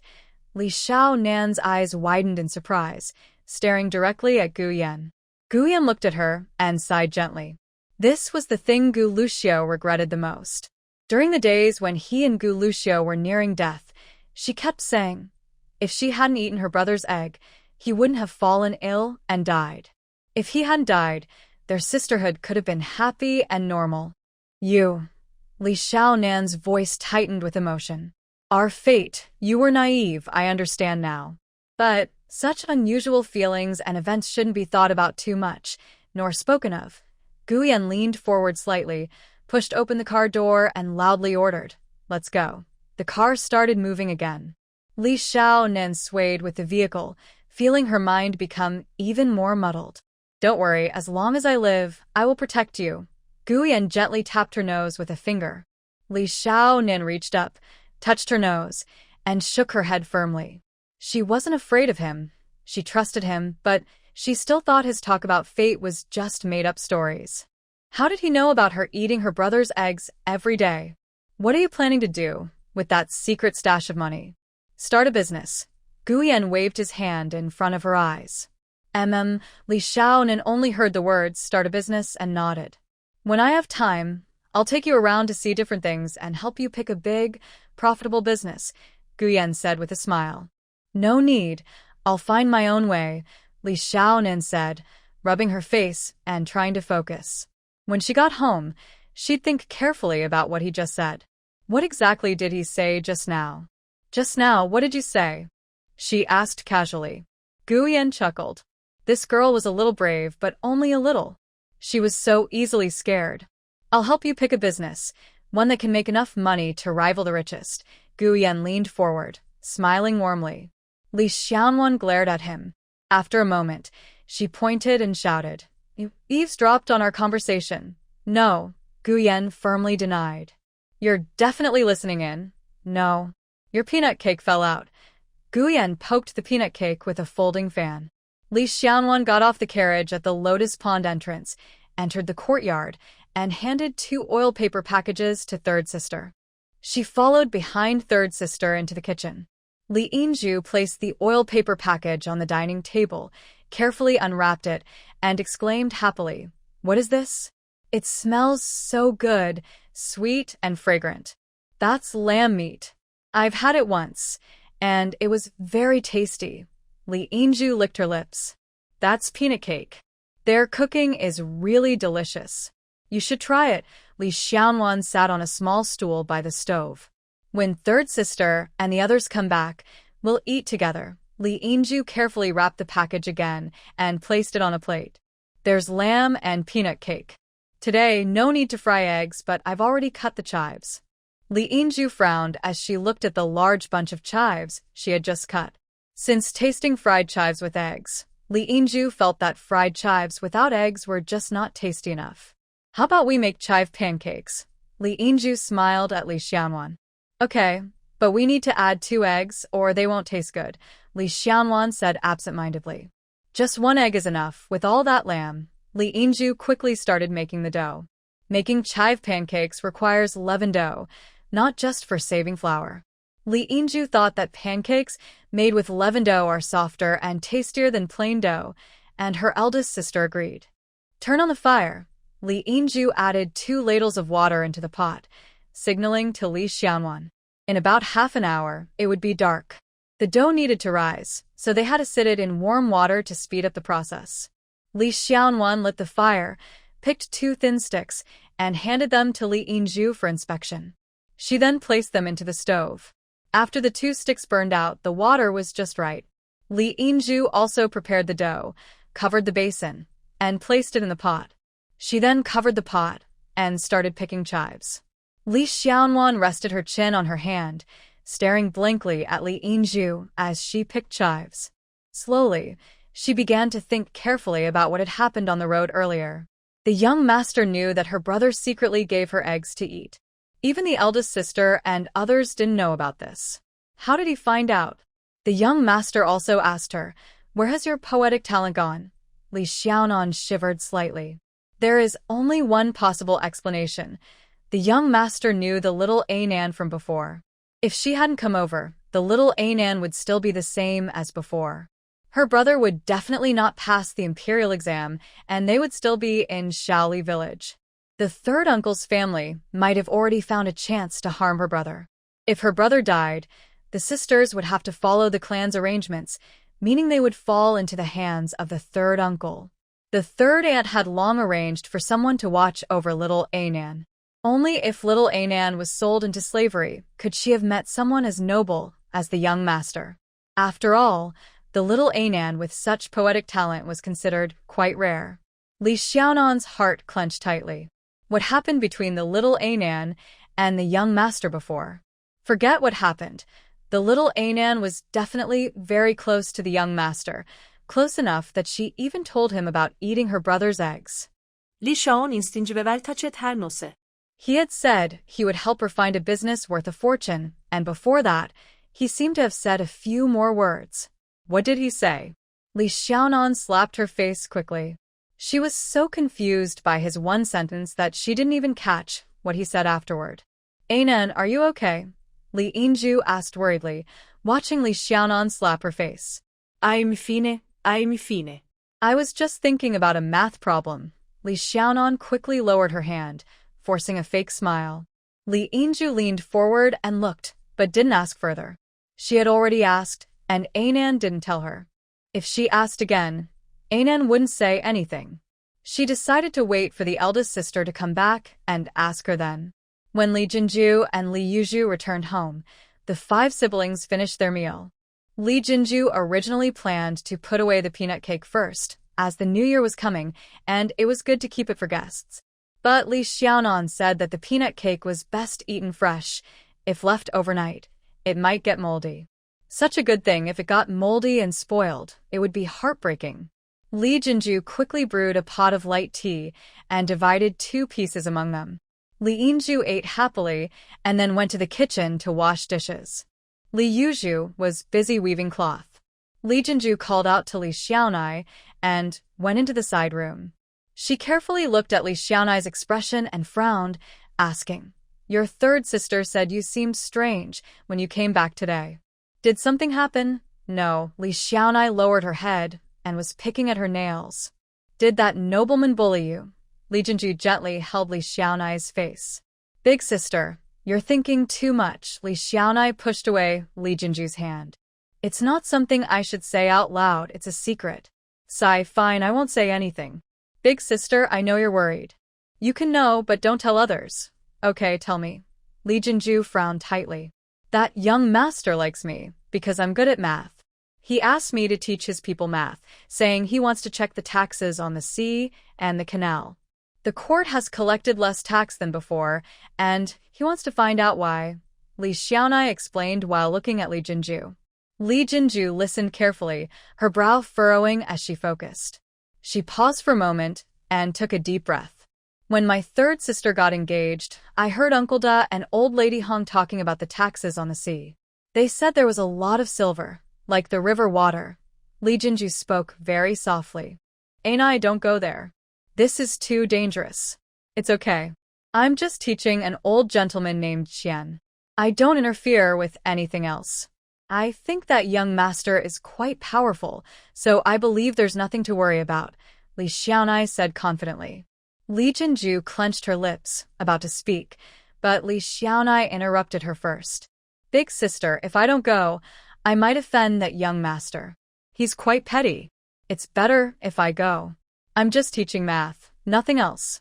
Li Jinju swallowed hard and looked at Li Xiaonai. After a long moment, she finally spoke.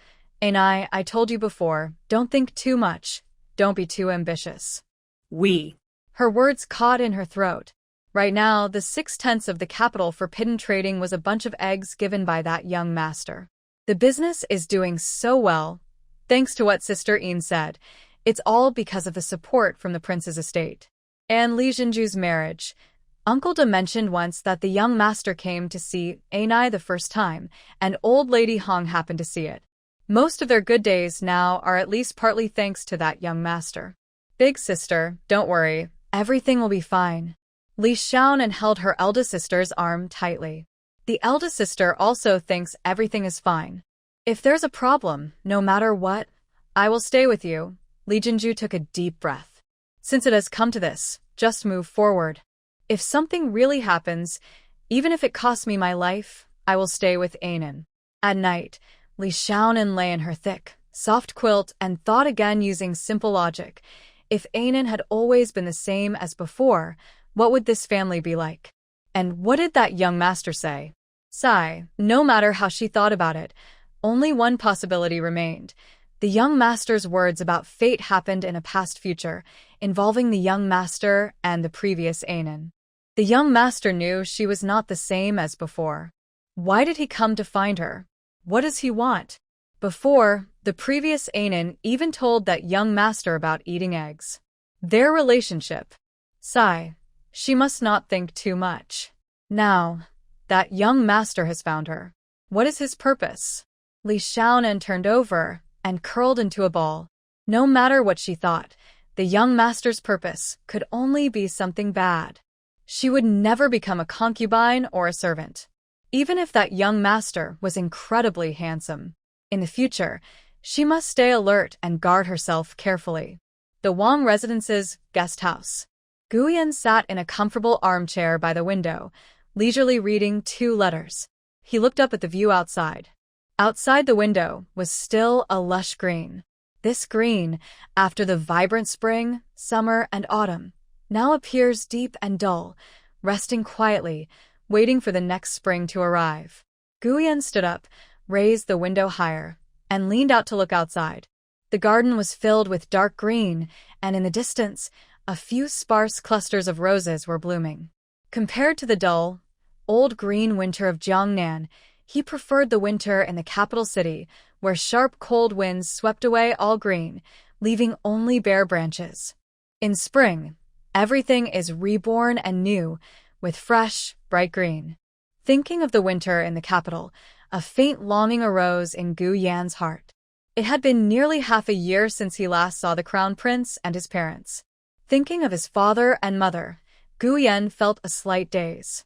In the past, his father walked ahead of his mother. After his father passed away half a year later, his mother also left. Mr. Shi accused him, saying that his reckless behavior and excessive worry caused his parents' death. At that time, he was overwhelmed by internal and external troubles. Mr. Shi's accusations made him feel guilty and collapse. In front of his mother's coffin, he cried so painfully that he spat blood. It was the only time he ever felt regret and said the only word, sorry. Gu Yan's eyes slowly narrow. Back then, he was confused. From the very beginning of that difficult journey, his father had always been his strongest and most reliable support. His mother had told him more than once about their great-grandmother from the Prince Rui's residence, how she traveled the world bravely and fearlessly. His parents worried about him, but they would never be angry because of his actions. They knew what he was doing. They were always proud of him and his strongest supporters. At that time, he was confused. The pain he felt in front of his mother's coffin, the word, sorry, his mother must have been very angry. Gu Yan lowered his head, took off the narrow sword hanging inside his robe, and carefully looked at it. This was his great-grandmother's sword, a sacred item of the Prince Rui's residence, carried by generations of Prince Rui. When his father went south to Zhe and Zhejiang, he handed this sword to him. His father said this sword had drunk much blood, but was a holy object to ward off evil. This sword was more than just an evil-warding artifact. It was a divine weapon capable of stabilizing mountains and rivers or causing landslides and earthquakes.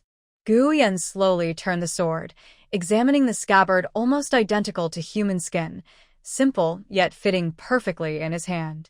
He reached out, tightly grasped the hilt, closed his eyes slightly, and felt the murderous intent flowing from the sword. He had seen this sword drawn in a moment of chaos, a display so overwhelming that it was enough.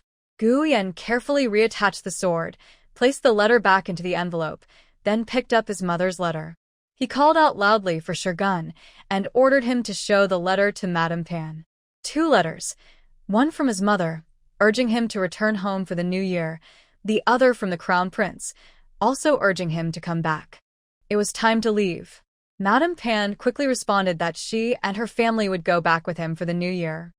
Late Qing called Li Xiaonan out of the hospital, first handing her a large gift box.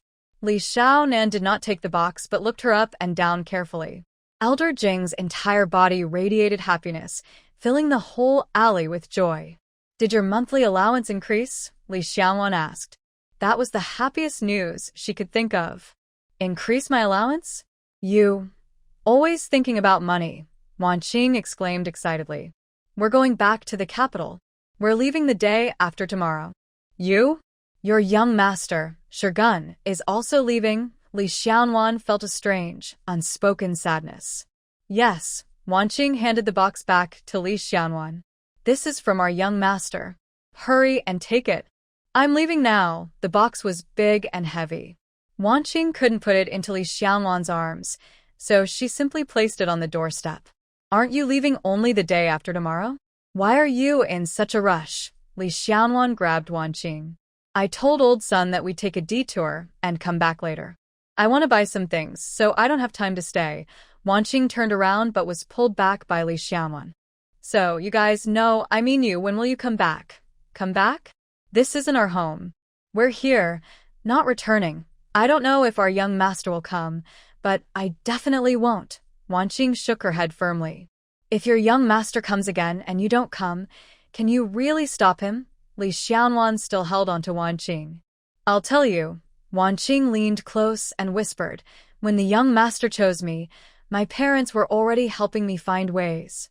They sent a letter a few days ago. It didn't say much, but I understood immediately. Everything's settled. I definitely won't be coming back." Wan Qing looked very proud. Li Xiaonan glanced at her sideways and said slowly, "I think, as soon as your young master comes, you'll definitely go with him." Pft, pft, pft. Wan Qing spat several times. "Bad luck. Good luck. Don't talk nonsense. Anyway, I'm leaving now, I won't see you again." Wan Qing broke free from Li Xiaonan, lifted her skirt, jumped down the steps, and ran happily toward the big cart at the alley entrance. Li Xiaonan stood with her hands on her hips, watching Wan Qing get on the cart before turning to step inside the doorway. "That noble guest is leaving? Well, it's time to go home for the new year." "What's that?" "This is much prettier than the box from the tavern. Really beautiful." Li Yingju hurried a few steps to the box, bent down carefully to examine it, and gently touched the painted peony flower on the box with her finger. "I don't know. Just take it inside to look." Li Xiaonan reached out to lift the box. "Let me do it, let me." Li Yingju snatched the box and carried it into the main room. Such a beautiful and luxurious box is not suitable for the kitchen. The box has 3 layers. Li Xiaonan opened the lid and saw that the top layer only contained a letter. She then looked at the second layer. The second layer was tightly packed with small square pastries, separated by oil paper, one side with peanut cake, the other with lotus seed pastry. Li Xiaonan removed the second layer and saw a stack of beautiful blank stationery, several brushes, 2 ink sticks, a delicate small ink stone, a blue and white porcelain brush holder, and a carved Nanmu armrest. Really beautiful. Li Yingju carefully looked at the ink stone, brush holder, and others, murmuring in admiration. It was the first time she saw such exquisite items, and they were so beautiful she dared not touch them. Li Xiaonan took a piece of peanut cake and handed it to her third sister. then took a piece of lotus seed pastry into her mouth and picked up the letter. The envelope was blank, sealed with lacquer, and stamped with the emblem of Prince Rui's residence. Li Xiaonan tore open the envelope and took out the letter. The letter was written casually, with no greeting or signature, just a few words. He was going back for the new year and wished her a good year too. Li Xiaonan held up the letter to admire it. The young master's handwriting, like him, was very beautiful. After dinner that evening, Li Yuzhu spun cloth, Li Jinju spun thread, Li Yinju tidied up the kitchen, washed her hands, sat next to her eldest sister, and helped her roll cotton. Li Xuedong and Hong Jianye were invited out to eat crabs and were not at home. Li Xiaonan took 4 pieces of peanut cake, first handed one to her third sister, then fed one to her eldest sister. Such a big piece, you can't eat it all at once. Li Jinju put down her spinning wheel and took the peanut cake. Our Anan is a good girl who doesn't stay up late, Li Yuzhu said with a smile. This cake is fresh and delicious. Li Xiaonan handed a piece to her second sister. Is Scholar Gong at home? The voice of the eldest uncle came from the doorway. Come in, uncle, and speak, Li Jinju responded loudly and stood up to go out. Li Yinju took out a cup, poured hot tea from the warm pot, and placed a plate full of snacks in front of Li Wenliang. Uncle, try this. These are snacks from the palace. Then I must try some, Li Wenliang said, picking up a piece, taking a bite, and savoring it carefully. He praised, really delicious. Li Wenliang ate a snack and took a couple of sips of tea. He reached into his sleeve and handed a thick booklet to Li Jinju. The dowry and marriage gifts for the third sister are mostly decided. Take a look and see if it's okay. Hong's family chose the 6th day of the 3rd month for the wedding. After the marriage, the third sister will live with Hong Erlang in the house in Pingjiang City. Old Master Hong said that if the third sister looks after Hong Erlang while he studies, he will feel much more at ease. Good, Li Jinju nodded. It was already agreed that they would marry in early spring. Your eldest uncle's idea is for the third sister to marry from Li Jiaji. First, it's closer to the county town. Second, the house in Shaolijuang is now occupied by tenants. If she marries from Shaolijuang, the tenants will have to move out first, then move back later. March is the busy farming season, so moving back and forth isn't very good, Li Wenliang continued. Li Jinju looked at Li Yuzhu and nodded. Yes, we will follow uncle's idea. Most of the arrangements for the third sister are settled. As for our Scholar Gong, I went to Gao village market the day before yesterday. Mr. Gao didn't say much. Madame Gao's idea is that she wants to follow us to take care of Scholar Gong in old age. Gao's family is self-sufficient. You and your siblings have no parents now. Later, it's good to have an elder in Scholar Gong's family. Besides, Mr. Gao and Madame Gao are learned and courteous people. I've already agreed with Scholar Gong on your behalf. Li Jinju hurriedly nodded. Madame Gao is strict, but this is our plan too. Even if we don't marry into that family, Xuedong should still take care of Mr. Gao and Madame Gao in old age. Without Mr. Gao, we wouldn't have Scholar Gong. That's good. Li Wenliang sighed in relief and smiled. Mr. Gao's family has 240 acres of rice fields, and Madame Gao has a jewelry shop, which is said to be for dowry for Zhijier. The rice fields were checked by your third uncle. I went to look at the shop, but it wasn't well maintained. Your third uncle, and I calculated that with proper care, it could yield at least 30% more profit.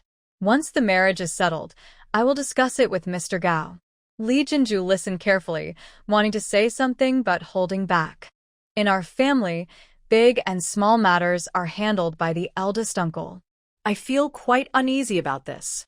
Li Xiaonan sat close to Li Jinju, resting her chin and listening quietly. Our scholar and the matchmaker from the Gao family. I initially wanted to ask old lady Hong to step in, but she told me to visit the county office to see if we could get the county magistrate involved. I went, and unexpectedly, the magistrate was very pleased and agreed immediately. Li Xiaonan tilted her head slightly, watching Li Wenliang's sincere smile. He went to the county office and met the magistrate. With our scholar and the support of his brother, the Li family in Kunshan County is quite well known. Our scholar is only 18 after the new year. Sister Ji is 2 months younger than him, still very young. Mr. Gao wants to settle the marriage before the new year and then wait 2 or 3 years before the wedding. Everything follows Mr. Gao's plan.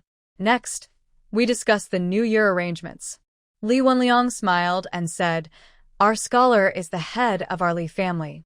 He must return to Li family village for the New Year. Also, there's the matter of the engagement. Your grandfather's idea is that you should have a house in Li family village." He paused and looked at Li Jinju. She frowned slightly and looked at Li Xiaonuan. Li Xiaonuan nodded in response to her gaze.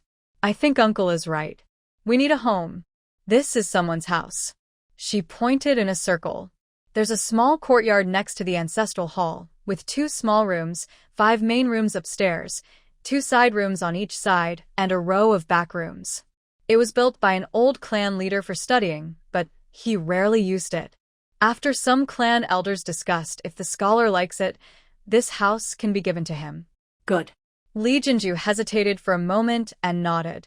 Li Wenliang let out a sigh of relief. The hardest part of this trip was this house, as he was worried Li Jinju wouldn't want to take it. Before moving to Pingjiang City, Li Jinju definitely wouldn't have wanted to go. Over the past 6 months, this big sister has grown a lot. Our family's dithu, ritual offerings, start with the kitchen god Jizal. Scholar Gong needs to return before the Jizal ceremony. The time around Jizal is our busiest period for selling preserved eggs. We can't close the shop. When the time comes, let Scholar Gong and Anwan go back first. You 3 sisters can finish your holiday business and then return. How does that sound? Li Wenliang and Li Jinju discussed the last detail. Okay. Li Jinju looked at Li Xiaonu, saw her nod, and agreed. That's all for today.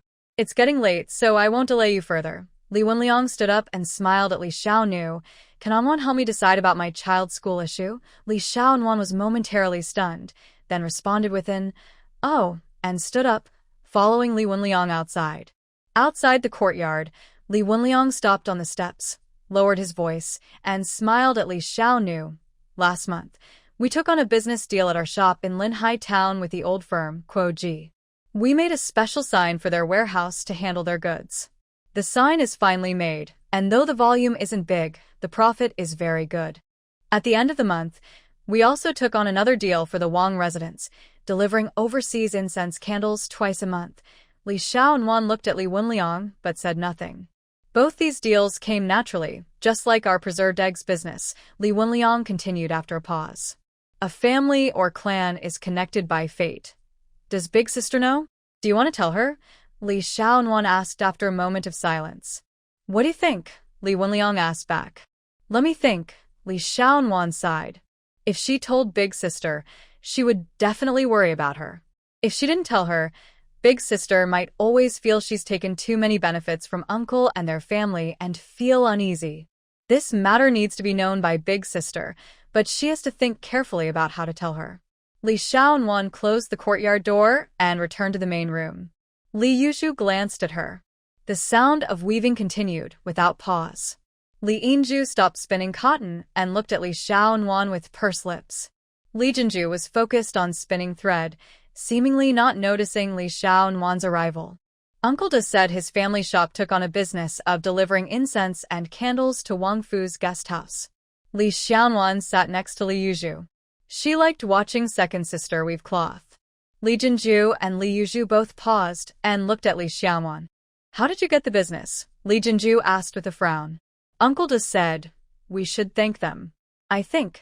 Maybe Uncle Da asked around while delivering preserved eggs to the guest house, casually inquiring if they needed incense or candles, and then got the business.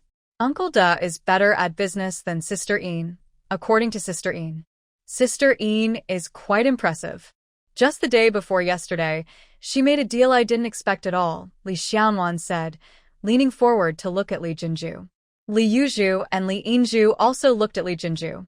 Li Jinju smiled and said, the day before yesterday, a mother and daughter came in, both dressed in silk. They immediately started complaining that our shop wasn't clean or tidy enough. Just then, Anwan was bringing food, and Sister Een asked her about a joke her big son told yesterday. She said her son was laughing so hard he couldn't breathe, but she didn't hear the joke clearly. Anwan explained that her brother and Hong Er went to a banquet, and they brought out a dish of preserved eggs in a crystal dish. The host was very proud, pointing at the preserved eggs and saying they came from Prince Rue's residence, and that the heir loved eating them. They also said these preserved eggs were very hard to buy. Anwan said her Hong heir is straightforward and blurted out that her brother's preserved eggs were sent from the palace, and since they're so popular, why didn't they tell anyone? They should reserve 100 for the new year. After hearing the joke, the mother and daughter laughed and then paid a deposit, ordering 200 preserved eggs and 300 salted eggs, saying they'd come back after eating to order more. Is that really true? Li Yuzhu asked surprised, looking at Li Xiaonuan. Absolutely. That day, more than 10 people went to the Imperial Academy, all cheering for my brother to send preserved eggs. After the banquet, my brother grabbed Hong Er and said this was Hong Er's idea and told him to talk to Big Sister. Hong Er was afraid to go himself, so he used his own savings to buy preserved eggs from Sister Yin's shop for his classmates, buying them when Big Sister wasn't around. From Sister Yin herself, Li Xiaonuan said with a smile, looking at Li Yinju. No wonder Sister Yin was laughing non-stop yesterday when she saw Silver Pearl. Li Jinju smiled and patted Li Yinju on the shoulder.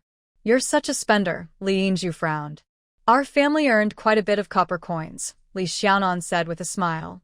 You little brat, Li Yuzhu lightly patted Li Xiaonan on the head. Li Jinju sighed. Ever since Silver Pearl got engaged, I've been worried. What will we do after she gets married? What about the two younger ones? Li Yuzhu also frowned. Li Xiaonan shrank her neck and said nothing. Last time, when the eldest sister said something similar, she was told off by the second sister and the eldest sister for a long time. Silver Pearl also kept quiet, shrinking her neck.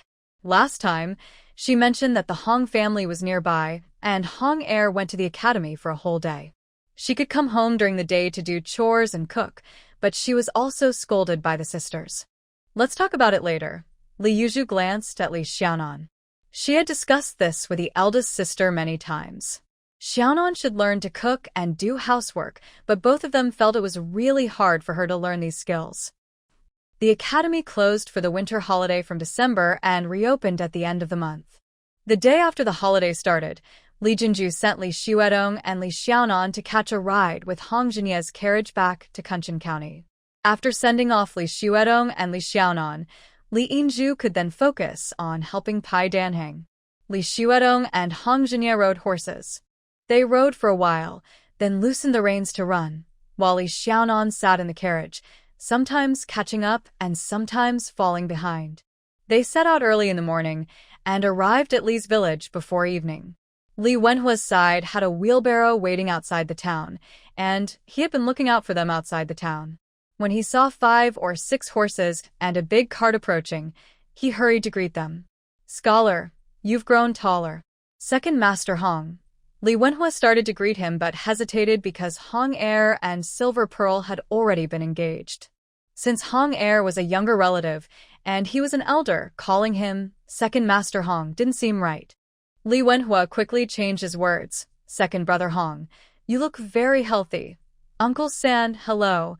Hong Jinye had already dismounted and bowed politely. It's getting late. I won't go in today. I'll come back in a few days to greet Uncle and the third uncle, he said. Second brother, you're too polite. It's getting late, and there's still a long way to the county town. Hurry back and be careful on the road. Li Wenhua warmly urged Hong Jinye to leave quickly. The coachman placed a medium-sized box and 2 small bundles onto the single-wheel cart. Li Xiaonuan stood beside Li Xuedong, watching Li Wenhua stretch up on tiptoe and wave goodbye to Hong Jinye until he was out of sight. Then she turned to Li Xuedong and signaled, riding a horse is tiring. You sit on it and I'll push you home. I'm not tired. Anwan, you can take the carriage. Li Xuedong quickly waved his hand. I'm not tired either. I've been sitting in the carriage all along and want to walk a bit, Li Xiaonuan said before Li Wenhua could speak. Let's hurry home. The family has been busy since yesterday. Tonight, we'll have a family feast to welcome guests, and tomorrow, Xingzi's family will host a welcome. Big Uncle said he told you about it. We need to leave soon. Li Wenhua pushed the single-wheel cart. Li Xuedong followed Li Wenhua, and Li Xiaonuan followed Li Xuedong, walking quickly into Li's village, straight to the old master Li Shirquan's house. Li Shirquan stood at the door with his hands behind his back. Seeing Li Xuedong running and Li Xiaonuan trotting along, he smiled and stepped down the stairs, pointing at Li Wenhua and laughing. "Can't you walk a bit slower? Look, Anwan is almost catching up." "Anwan, don't rush, walk slowly." Li Wenhua immediately slowed down and glanced sideways at Li Xiaonuan. He was annoyed by this lazy little girl. "Third uncle said we need to hurry for the family feast," Li Xiaonuan and Li Shirquan called out loudly and laughed. Li Shirquan chuckled. "Anwan, this little girl, is quite cunning. She's deliberately teasing her third uncle for being greedy. Your third uncle is most eager for the preserved pork with pickled vegetables his wife makes. If we're late, it'll be gone," Li Shirquan said with a smile, playing along with Li Xiaonuan. No. "I wouldn't do that. It's getting dark," Li Wenhua hurriedly explained. "Old master," Li Xuedong bowed respectfully. "After a day's journey, you must be exhausted. Let's go inside and talk," Li Shirquan said, pushing Li Xuedong's back and patting Li Xiaonuan's head as he led them into the courtyard. Li Wenliang's son A Zhuang and Li Wenhua's son A Chong came out of the kitchen one after the other, first greeting Li Xuedong and Li Xiaonan. "You're back. Wash your face and have some tea." "That will be good." Old Tang, Li Shirquan's wife, peeked out from the kitchen and cheerfully greeted them. "Today, no outsiders, just our family having a meal." Li Shirquan pushed Li Xuedong and Li Xiaonan into the main hall. Li Shirquan's older son, Li Wenliang, was busy in Pingjiang City. His wife, Sister Gua, their daughter Ai Yi, and his second son's family were busy with their shop in Linhai town. At this moment, only Li Shirquan, his wife, their little grandson A Zhuang, and nephew Li Wenhua's family of 4 were at home. Li Wenhua put away his tricycle and followed into the main hall. Seeing Li Xiaonan sitting steadily next to Li Xuedong, he felt a bit annoyed and swallowed his saliva. Sigh. This little girl is spoiled by her older brother and sister. Li Wenhua's wife, Sister Fan, was in front, and their daughter Cui Yi was behind, each holding 2 plates and placing them on the table. "Cui Yi said you like to eat tiao tu cake. Your great-grandmother specially made it for you. Try her cooking." Li Shirquan leaned forward and handed the tiao tu cake to Li Xiaonan. Cui Yi said her great-grandmother's tiao tu cake is the best. Li Xiaonan took the plate, reached out to hold Cui Yi, and handed the plate over. "Have you tried it?" "I have. I ate it right after it was cooked." Cui Yi smiled with pursed lips, pulled away from Li Xiaonan, and ran out happily. She especially liked Sister A Nian. "Cui Yi is 1 year younger than you." Li Wenhua pointed at Cui Yi's back, glared at Li Xiaonan, and said with a hint of meaning, 1 year and 2 months. Li Xiaonan happily replied, holding the tiao tu cake and taking a bite. She then lifted the plate toward Li Wenhua. "Third uncle, do you like tiao tu cake?" "Third uncle thinks I'm lazy, greedy, and lazy." Li Xiaonan looked at Li Shirquan and smiled. Li Xuedong was holding a teapot, pouring tea for Li Shirquan and then for Li Xiaonan. Li Wenhua pointed at the teapot and glared, saying, "Did I say something wrong? Look at this. Your brother pours tea for you, and you're so lazy." Li Shirquan chuckled and looked at Li Xuedong. He said, "Your eldest uncle came back and told me some gossip. He said your eldest sister and second sister are busy with their work every day. When your third sister gets married, who will cook and do laundry for you too? It worries your eldest uncle a lot. Can't Anan do the laundry and cooking? She's already so old." Li Wenhua pointed at Li Xiaonan. His eldest uncle also spoiled this little girl. He saw it clearly, but he just couldn't help himself. He hated lazy and greedy people the most. "After your eldest uncle left, I kept thinking about this." Li Shirquan ignored Li Wenhua and looked at Li Xiaonan and Li Xuedong. "There's a young lady in the Manzi room, also from the same family line. She hasn't smiled since she got married 10 years ago. 2 years ago, her family sent her back. Her mother was still alive then, but she passed away early last year. Sik, Li Shirquan siga. She's neat and quick, full of life, and good at cooking. I thought maybe she could go to Pingjiang City to help you with household chores." Eldest sister would only discuss such matters with second sister. I can't say anything, Li Xiaonan honestly said. Li Xuedong quickly nodded. He was even less capable than Xiaonan when it came to family matters. He hardly had a say. Let's wait until your eldest sister comes back, then we'll discuss it, Li Shirkwan said with a smile. Li Wenhua snorted in frustration. Oh, how can they be so indulgent with children? What is his eldest uncle trying to do? Sister Fan and Shui Yi kept coming back and forth, setting a table full of food. The whole family sat around the round table, eating happily. After the meal, Li Shirkwan sent Li Wenhua away and sat with Li Xuedong and Li Xiaonan, drinking tea and talking. Tomorrow noon, we'll host a welcome feast for both families. Li Shirkwan lowered his voice and got straight to the point. In early August, after the case, Li Wenkai was released after 10 days. The next day, Li Wengang brought some people to Shaoli village and beat Li Wenkai so badly he nearly died. Li Xuedong's eyes widened. Were we supposed to have the third uncle kneel at the ancestral hall? Yes, that was the family's decision.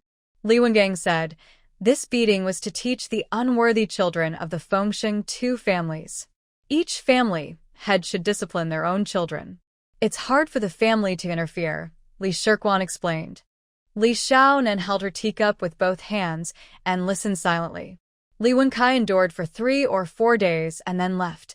The two wealthy houses did not allow Li Wenkai to enter the ancestral tomb. Li Shirkwan paused, looked at Li Xuedong with a pale face, then glanced at Li Xiaonan, who was looking down at her teacup, and said vaguely, Li Wencai's eldest son and his family sold their land and went to live with his wife's uncle. The second family also left, and the third daughter-in-law went back to her parents' home. Li Wencai's older brother, Li Wenci, has been ill for a long time. Last month, Li Wengang also fell sick. I went to visit him. The people of the two wealthy houses are thriving. Even a big tree can have dead branches, but we shouldn't cut down the whole tree just because of the dead branches. I told Li Wengang, when you come back, let's all have a meal together. Li Shirkwan's words paused. He looked at Li Xuedong, who met his gaze and instinctively looked at Li Xiaonan. Li Xiaonan responded to Li Xuedong's look, raised her chin to Li Shirkwan, and said, we don't understand this matter. We need to listen to the elders. Li Shirkwan smiled. The children of the two wealthy houses are all good, but the head of the family didn't choose well. I've been watching for over half a year. Li Wenkai from the Feng house and Li Wenan from the Sheng house are both kind and smart. At tomorrow's welcoming banquet, the scholar should talk to them more and observe carefully. I understand. Don't worry, elder, Li Xuedong hurriedly nodded. With the experience of the past half-year and Hong Jinya's guidance, he could now accurately understand what the elder meant. At tomorrow's banquet, he needed to praise Li Wenkai and Li Wenan and help them take charge of the two wealthy houses, making a good impression. Tomorrow's welcoming banquet? Li Shirkwan looked at Li Xiaonan. I'm not going, Li Xiaonan quickly shook her head. Li Shirkwan nodded with a smile.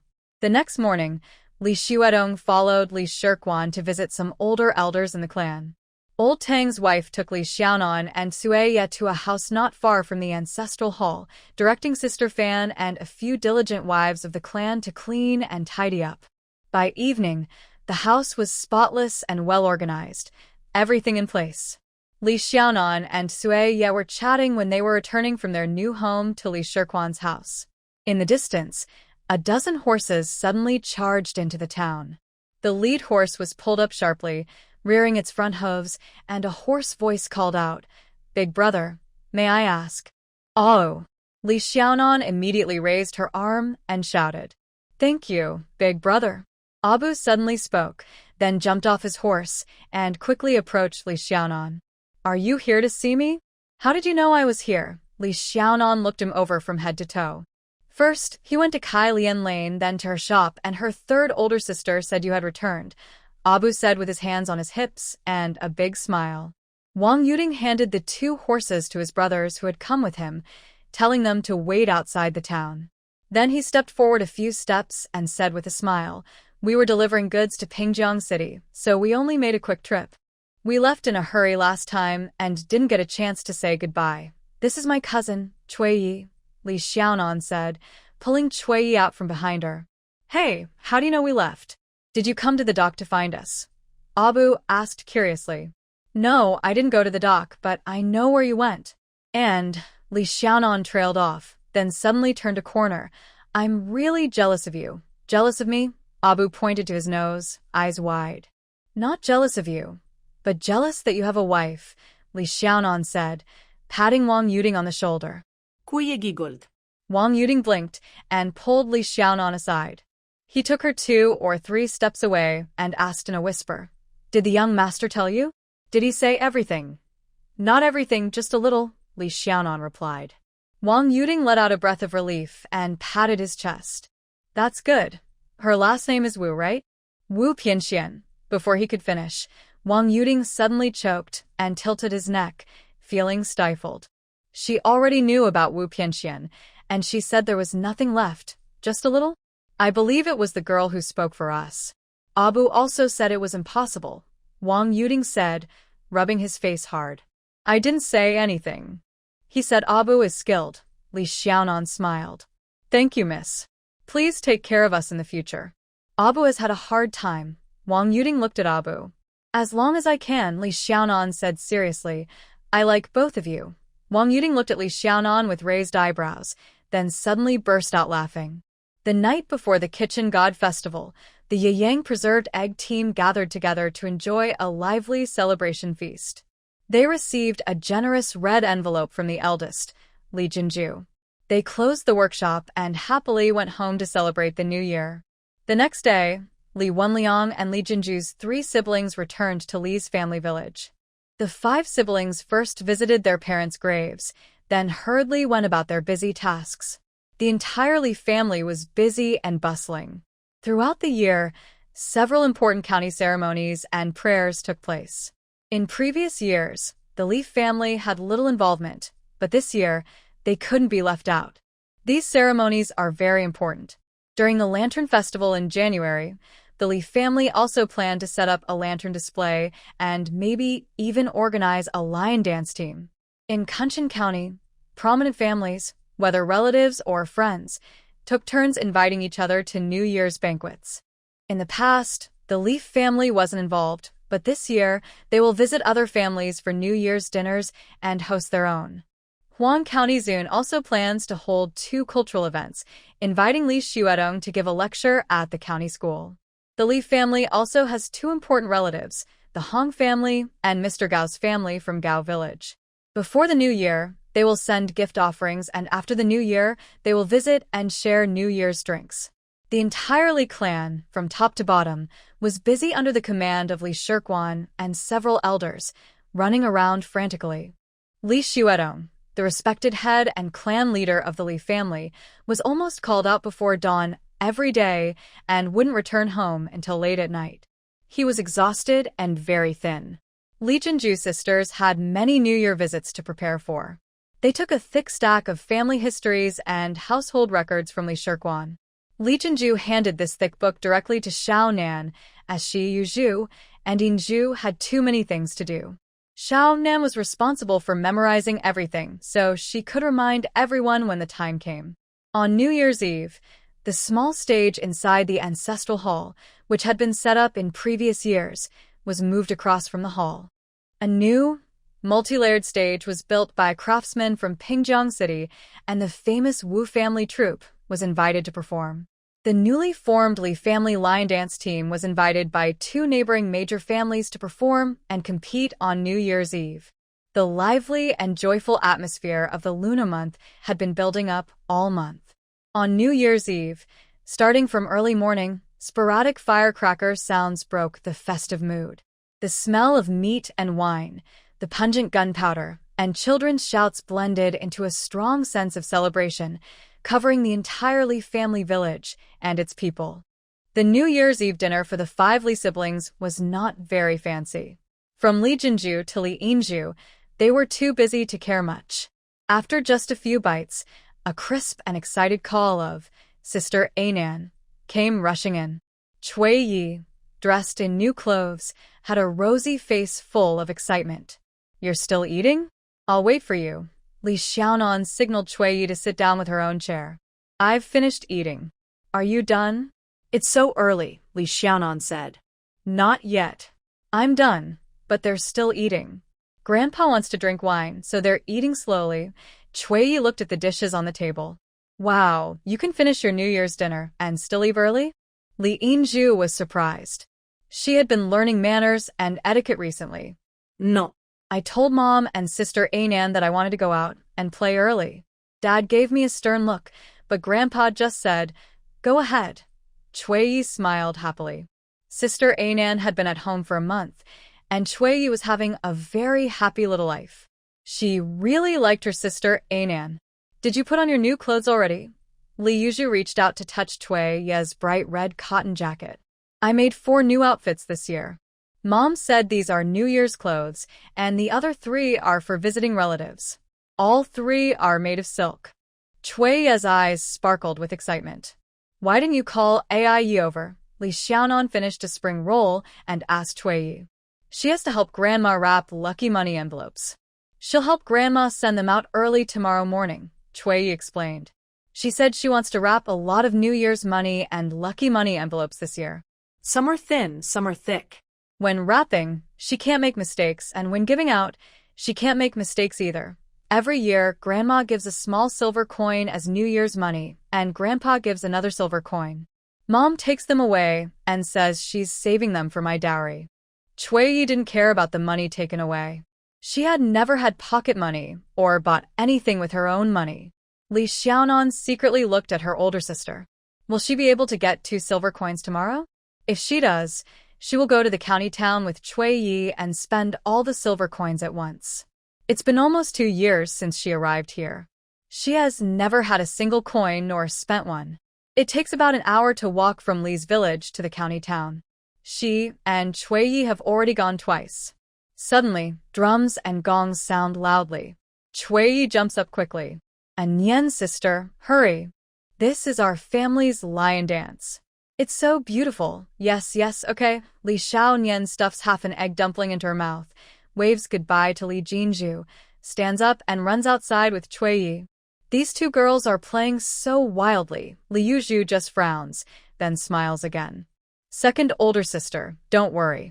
I'll watch over them, Li Yinzhu says, before Li Jinzhu can speak, and she runs out. If you finished eating, you should come see the fun too. Li Jinzhu pats Li Shuedong lightly. Li Shuedong stretches his neck to look outside and quickly nods. Okay, I'll go now. We should tidy up and go see. Li Yuzhu laughs. Li Jinzhu also laughs, stands up, and with Li Yuzhu, quickly tidies up and rushes out to watch. Li Yinzhu catches up with Li Xiaonan and Cui Yi, squeezing into the crowd to watch the lion dance. The 3 lion dance teams first perform at the Li family ancestral hall, then roll and jump along the main street, visiting the elders' homes to give greetings and ask for rewards. After leaving Li's village, the drums and gongs continue loudly all the way to the next town. Li Xiaonan and the others don't dare follow. Besides, the big show is about to start. The lion dance has only a few moves, but the big show is more exciting. That night passed in the blink of an eye. At dawn, Li Yinzhu pulls Li Xiaonan quickly home to change into new clothes. Li Yinzhu's new outfit was bought from a fine cloth shop next to their preserved egg shop. This was the first time she used copper coins to buy fine fabric for clothes. Li Yinzhu spent 2 full days choosing the color.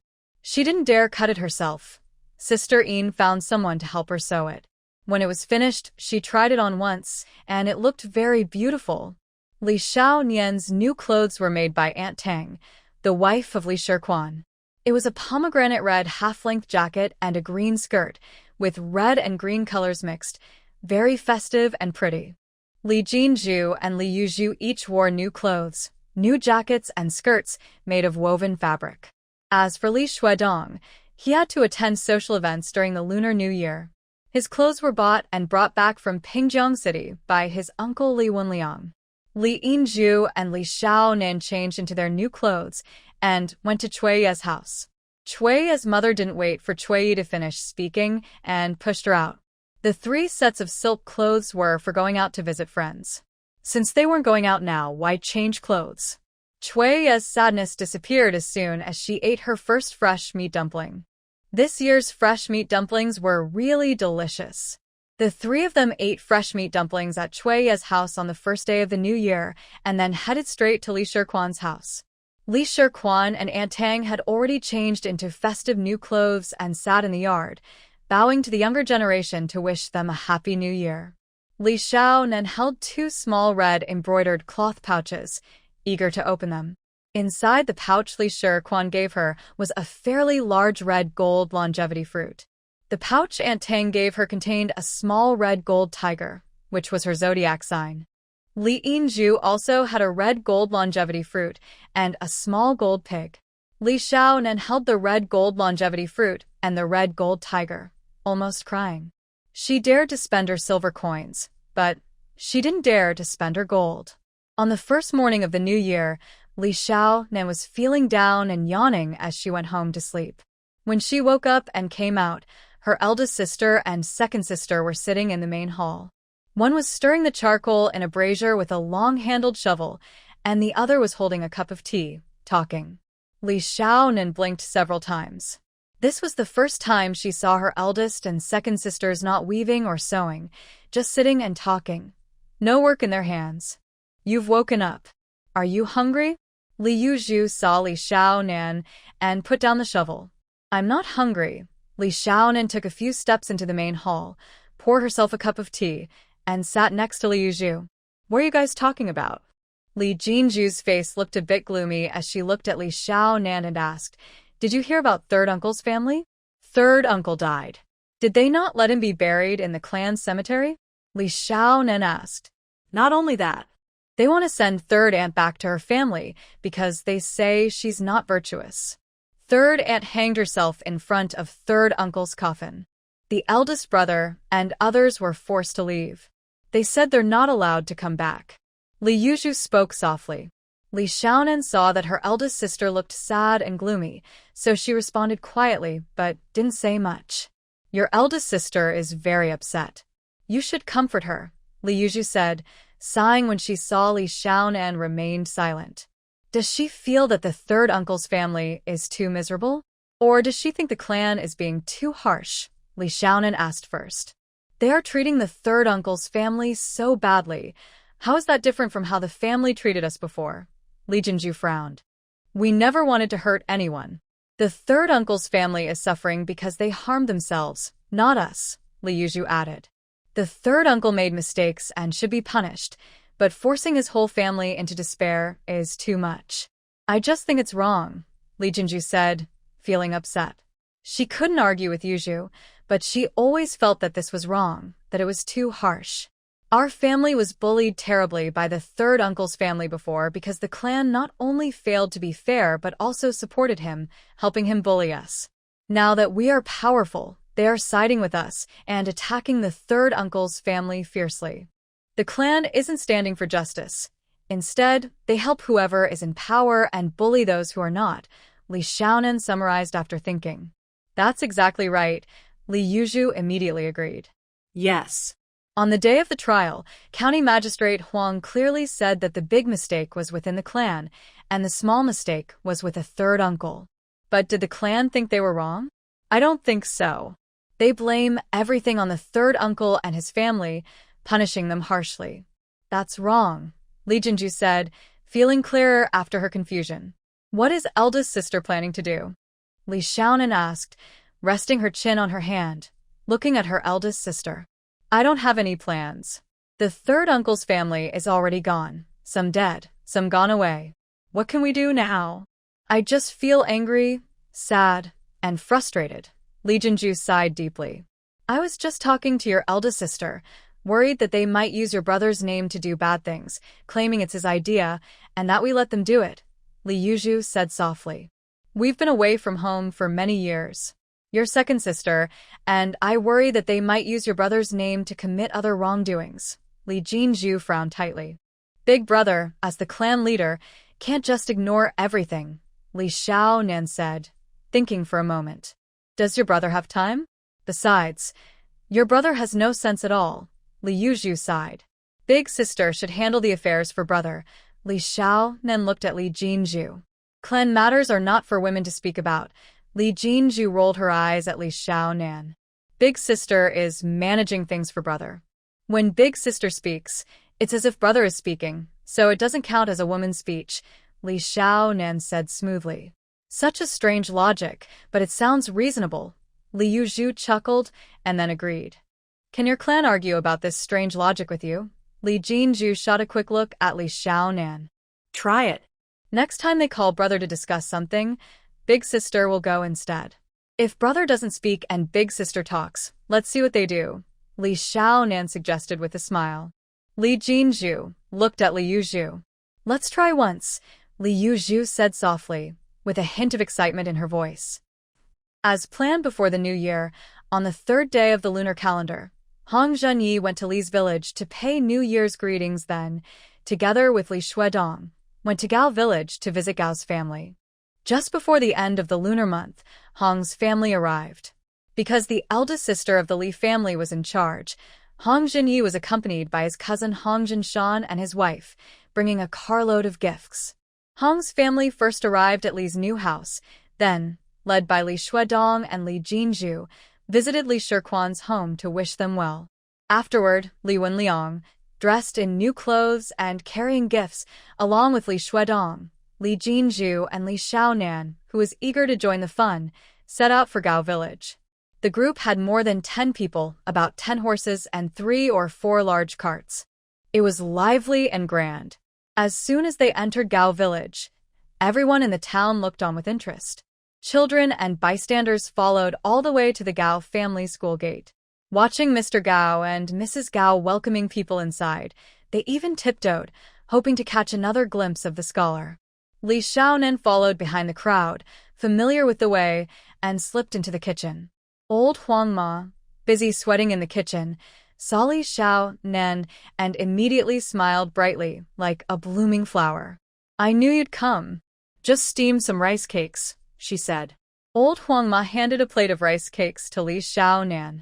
Li Xiaonan took a bite of rice cake and smiled at Old Huang's mother, saying, My brother is going to be a son-in-law for the teacher's family. Let me tell you, I really didn't expect this at all, Old Huang's mother exclaimed loudly, patting her hand with a big slap.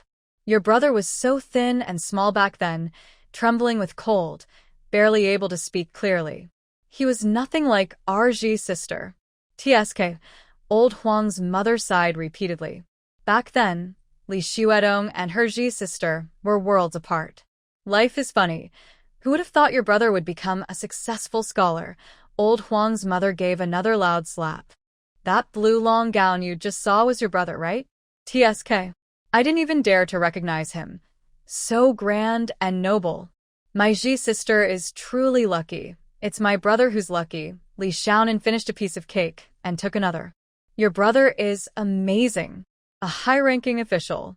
You're also lucky, Old Huang's mother said, tapping Li Xiaonan's forehead. Since your brother went to Hangzhou for the exam, he hasn't come back. Both your Ji sister and I miss you a lot. Where's Ji sister? Li Xiaonan finished 2 pieces of cake and placed the plate on the stove. She's in the side room. Go talk to her. The kitchen is dusty, so don't get your new clothes dirty. Old Huang's mother pushed Li Xiaonan gently, signaling her to go find Ji sister. Li Xiaonan was just 1 step away from the side room door when it suddenly opened. She stepped into the room, saw Ji sister's face flushed, and took a half step back, carefully observing her. Ji sister usually dressed very simply, but now she was wearing a loose floral silk jacket, a pink fine cloth skirt, and a bright red silk long coat. Her rosy face looked as beautiful as a half-open peony flower. What are you looking at? I came here to weave cloth, Ji's sister explained forcefully. Li Xiaonan made a sound and moved to the window, peeking outside through the crack. I'm not unfamiliar with your family, Ji's sister said, her face turning even redder as she saw Li Xiaonan looking out the window. My brother has grown taller, and I have too. Li Xiaonan raised the window a bit higher. Not much, Ji's sister sat down at the loom. My brother is so happy. Third aunt said, he's so happy, he's almost silly. Li Xiaonan sat down next to Sister Ji. Sister Ji lowered her eyes and carefully handled the shuttle, without replying. Hey, Have you changed to a new weaving machine? Li Xiaonan stretched her neck to look at the long loom. This is a 6-loom jacquard machine. Sister Ji immediately put down the shuttle and stood up to introduce it. These 6 are the pattern cards, and this one is the ground card. I just started weaving, so it's quite slow. Wow, it looks beautiful. What's the pattern? Li Xiaonan examined a piece of delicate jacquard fabric on the reel. This is just 6-loom, so it can't make complicated patterns, just simple ones like double flowers. Sister Ji's words were vague. Li Xiaonan understood right away. Double flowers. So Sister Ji is making wedding dowry fabric. Li Xiaonan walked around the new loom again. This must be hard to weave, with so many petals. What if I press the wrong one? It won't happen. This is for ground pattern weaving, and these are for pattern cards. The pattern cards are arranged in order. See? You press the ground petal twice, then step on each pattern petal one by one, then press the pattern petals twice, then step on the ground petal again and repeat. It's quite simple. Sister Ji sat down and demonstrated. Thin threads flew back and forth through the loom. Li Xiaonan watched as Sister Ji pressed the petals over 10 times, but the fabric didn't seem to grow at all. These threads are too thin. How much can you weave in a day? Li Xiaonan carefully looked at the fine cotton threads. Help me, Sister Zhou, who operates the machine, can weave a piece in 3 days. I can't do it. I've been weaving for nearly 10 days, and I kept breaking the fabric at first. Recently, it's been a bit better. Look, this is the broken piece. Sister Ji took a piece of fabric from the nearby thread rack and handed it to Li Xiaonan. Li Xiaonan touched the fabric, then unfolded it to look. The fabric was very fine and soft. She touched her own skirt, and then Sister Ji's fabric. Sister Ji smiled. This is Yangzhou silk thread I bought from Yangtze. It's twisted with a silk thread inside. Your fabric is fine cotton. That must be expensive. Li Xiaonan carefully examined the threads on the loom, noticing a faint sheen of silk. Not too expensive, Sister Ji replied with a smile. What will your sister use this for? Li Xiaonan touched the delicate fabric on the reel. The fabric has a plain white background with gray-green patterns, simple and elegant. Anything is fine. Making bedding, lining clothes, even making curtains. Sometimes I do nothing. I just knit for fun. Ji Jierer tries to sound natural. You're probably knitting faster and faster, almost as quick as Sister Zhou, about 1 piece every 3 days. You can't knit fabric every day, maybe 5 pieces a month. If you do more than 5, let's say 3, then in a year, you'll have 40 pieces. 2 years. What are you counting like that for? Ji Jieter's face turns red again, interrupting Li Xiaonan's calculations. Li Xiaonan glances at her sideways, but says nothing. Ji Jierer pauses, sighs, and her face gets even redder. Our family opened a preserved egg shop, have you heard? Li Xiaonan changes the subject. Ji Jierer lowers her eyes and nods softly. Business is very good and quite profitable. Before the new year, we counted our earnings, 76 taels of silver. Sister Yin got 51 taels. We share profits with Sister Yin, about 60 to 40. But last year, when we split the money on paper, neither of us took a copper coin because the money was already spent on a new workshop, hiring more workers, and other expenses. There were many costs. Big sister said this year, the money earned can be taken home. She and second sister do the accounts. If business stays as good as last year, the money earned this year and next year will be enough to buy a proper big house with 2 courtyards. Big sister said, then Mr. Gao and his wife will live in the main courtyard and you all will live in the front courtyard. Second sister said it would be good to have a small garden to grow vegetables. And what about you? Ji Jierer listens carefully and asks, we've leased this house for 5 years. If we want to leave early, we have to pay half the rent. Big sister wouldn't want to give up early, so we'll stay for the full 5 years. Li Xiaonan sighs with a mature tone. Ji Jierer tries not to laugh. I heard that your big sister is quite good at managing life. Yes. Li Xiaonan agrees confidently, leaning closer and lowering her voice. Once, big sister told second sister, look at this copper coin, if only I could split it in half. Ji Jierer chuckles softly. My older brother has grown quite a bit. He used to be the same height as me, but now he's taller by a head. I think he looks better than before, Li Xiaonan continued casually. Zie responded vaguli. I heard that this year's lantern festival in the town is very lively. Our family set up a lantern booth, and we also have a line dance team that performs quite well. Do you want to go see it? Li Xiaonan asked Zhijier. Yes, zie smilet S-Y. Do you have a partner? If not, why not come with us? There's me, third sister, sister Ai Yi, and Cui Yi. We won't be with big sister and second sister, Li Xiaonan invited. Okay, Zhijier blushed again.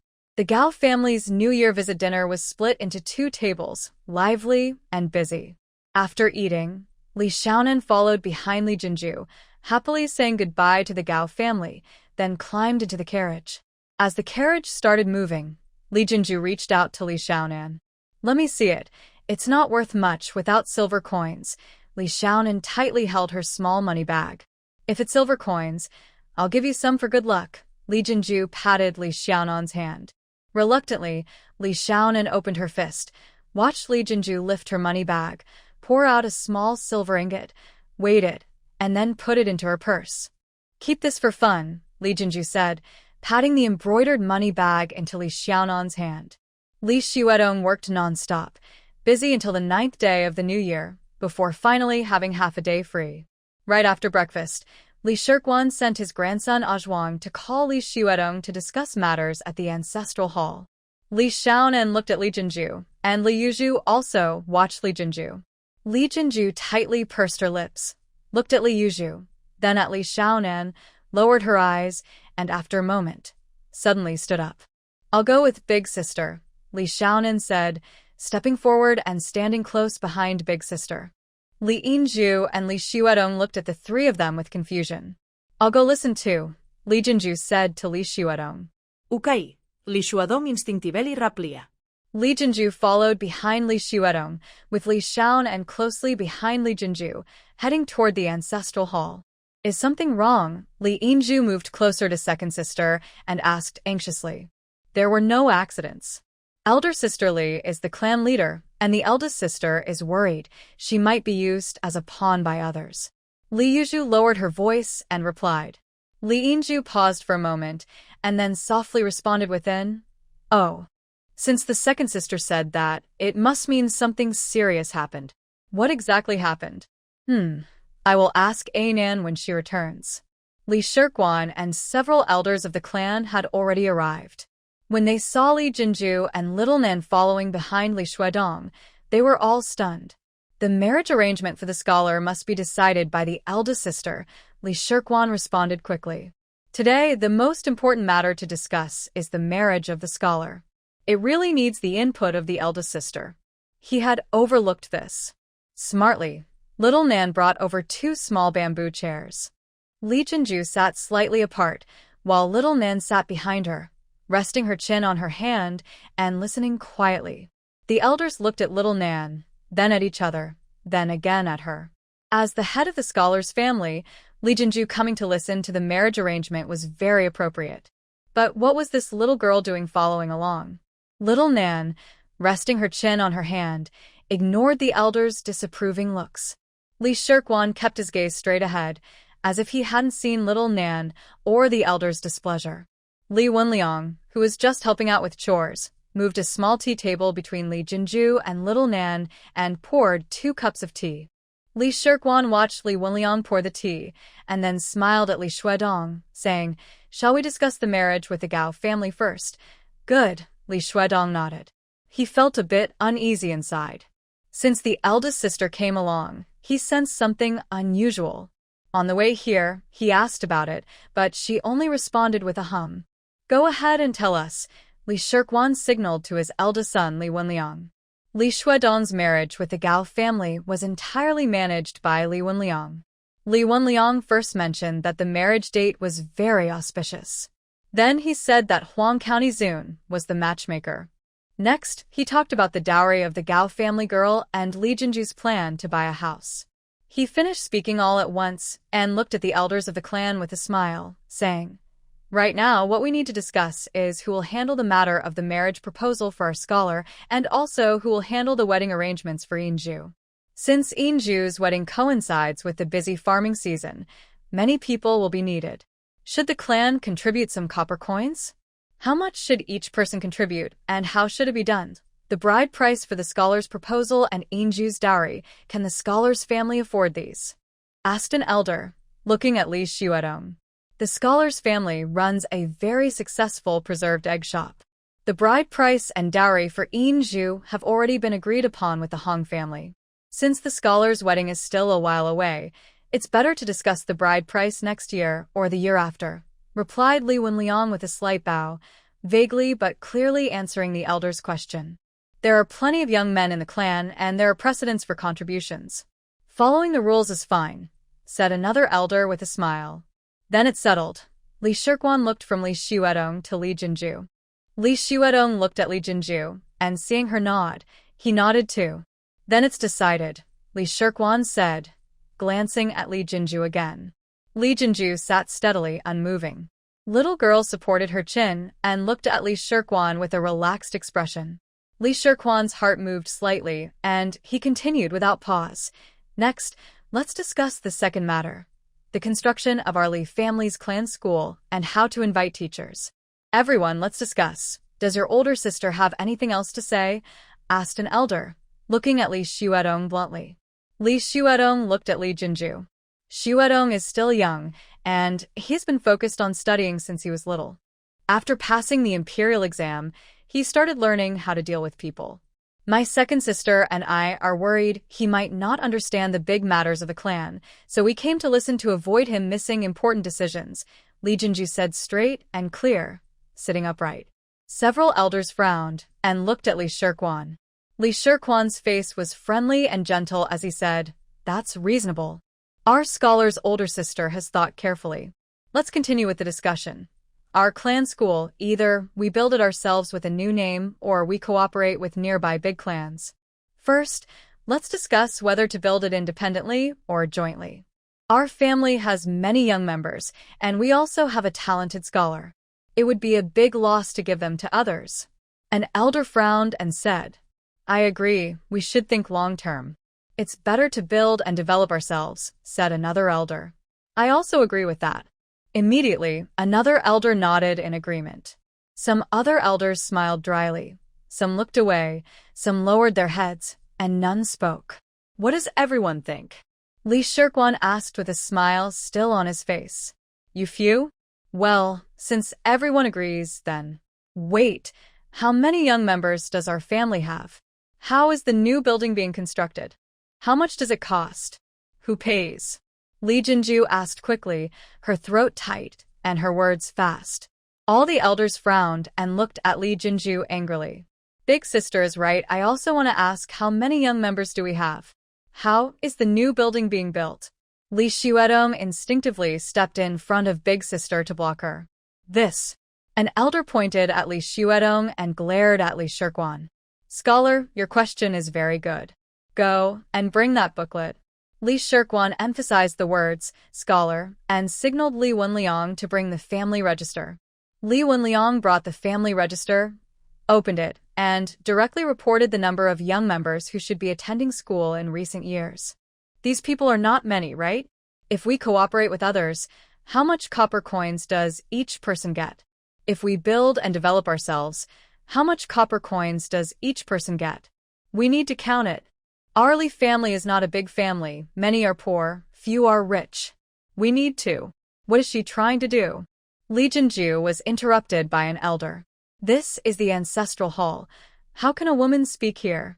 Another elder said angrily. "Scholar, you need to set an example and keep the rules. Look at yourself." Another elder sighed and patted Li Xuedong. "First, big sister is speaking for her brother. Can't her brother speak? Second, everything big sister said is correct, isn't it?" Li Xiaonan stood up and asked with her hands on her hips. "Look at this little girl. How can this little girl be spoiled like this?" Several elders stared at Li Xiaonan, their faces red with anger and throats thick with frustration. This discussion at the ancestral hall ended in disagreement. Li Shirkwan appeared calm and walked home with his hands behind his back. Li Wenliang accompanied him, smiling and nodding as he listened to a few elders vent their frustrations. After tidying up the tables and chairs, he hurried home. Li Shirkwan sat in the main hall, already boiling water in a small clay stove, and was preparing to brew tea with a teapot and tea leaves. Seeing his son enter, Li Shirkwan pointed to the opposite side of the tea table, indicating for his son to sit down. Did something happen at Scholar Gong's house? Li Wenliang sat down and took the teapot from Li Shirkwan. Not necessarily something serious, but they must have some plans, Li Shirkwan said calmly. Li Wenliang looked at his father. Scholar Gong is growing up more and more. When he's older, if he still doesn't understand things or doesn't care about family affairs, that's not good, Li Shirkwan said slowly, word by word. Li Wenliang nodded. Scholar Gong is the backbone of their Li family. If he can't support the family can't stand. When he's capable, he should take charge of family matters, and his words should be obeyed. But today it's Jinju speaking, Li Wenliang couldn't help but say, when he saw his father silent. Yes, and knew. Li Shirkwan pointed to the boiling water, signaling his son to brew tea. Scholar Gong and his sisters need to stay together and not be separated, Li Shirkwan continued after the tea was ready. Inju married into the Hong family, but you can't just leave Inju in the Hong household. She should be placed near her sisters. Look, Scholar Gong's siblings are like this teapot. If there's a relative marriage, it's like adding a cup beside it. Do you understand? Li Wenliang frowned tightly, thinking for a while before replying, and he understood his father's words, but he didn't understand why it had to be seen that way. After a moment of silence, Li Wenliang looked at Li Shirkwan and quietly asked, Father, do you really think those words are true? Which words? Oh, that the Li family is thriving because of women? Yes, I truly believe that. Isn't it a sign now? Scholar Gong's family has been visited by matchmakers 3 times. Not twice, but 3 times. The earliest record of Scholar Gong's family in the family tree is when a maternal aunt of the Li family returned home with her son. In this generation, look at these 5 siblings. Among them, there is a talented scholar and Jinju, who shows great courage. Li Shirkwan paused, looking at his son with meaningful eyes. Every time, Jinju accompanies the talented scholar to take exams, and he always passes smoothly. This kind of courage and strength is rare among men. Inju married into the Hong family and is the eldest grandson of the main branch, which is quite fortunate. And then there is Nyen. When mentioning Nyen, Li Shirkwan stopped speaking. Young Master Shi is really focused on studying the principles of nature? Nyen, Li Wenliang moved closer to his father, speaking very softly. Don't mention that, Li Shirkwan said quietly, then raised his voice slightly. Let's not talk about this. The family affairs should be handled by the talented scholar. It's not a bad thing. The family school issue, Aji's father and others insist on building a new one, each with their own plans. Aji's family has a pile of wood that's been there for over 10 years. Every year, they spend money and effort to dry, brush, and oil it. If they build a new family school, they could sell the old one and make a good profit. Wenru's father cares about Wenru. He's studied for over 30 years, but still hasn't succeeded. Instead, he's become someone who can't carry a shoulder bag or lift a hand. If they establish a family school, the talented scholar living in Pingjiang City would just be a figurehead.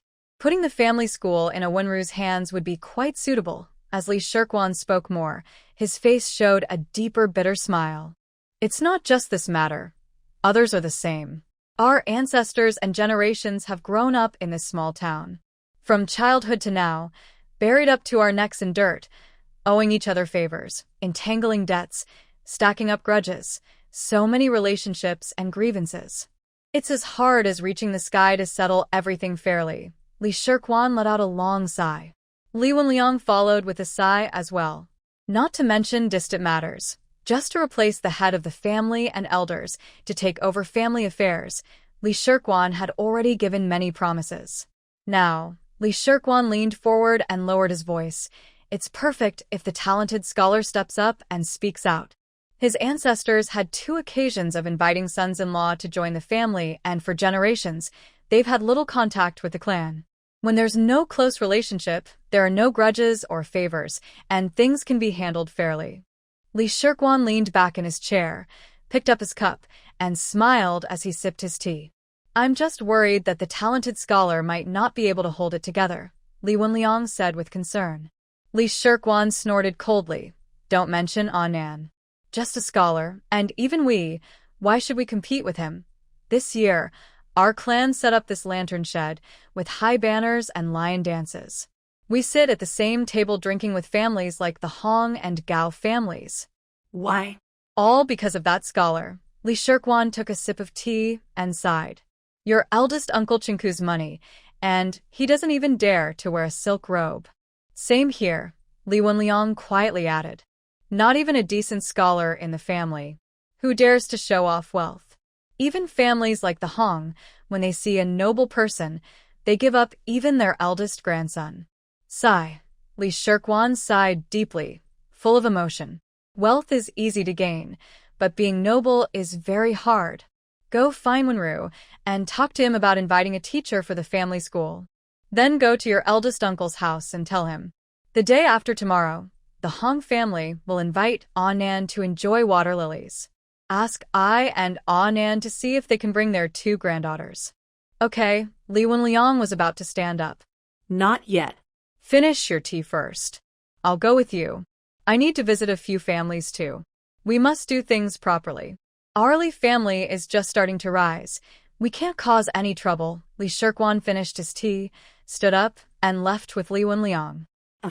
Li Yuzhu was washing clothes in the yard, occasionally looking up at the gate. She suddenly saw Li Jinju and called out, rushing out to meet her. Are you all right? Li Yuzhu examined the 3 of them. Anan is very fierce, Li Xuedong said nervously but excitedly. Li Yuzhu turned Li Xiaonan around, checking her clothes and hair. Seeing she was neat and tidy, she relaxed. It seemed there was only shouting, no hitting.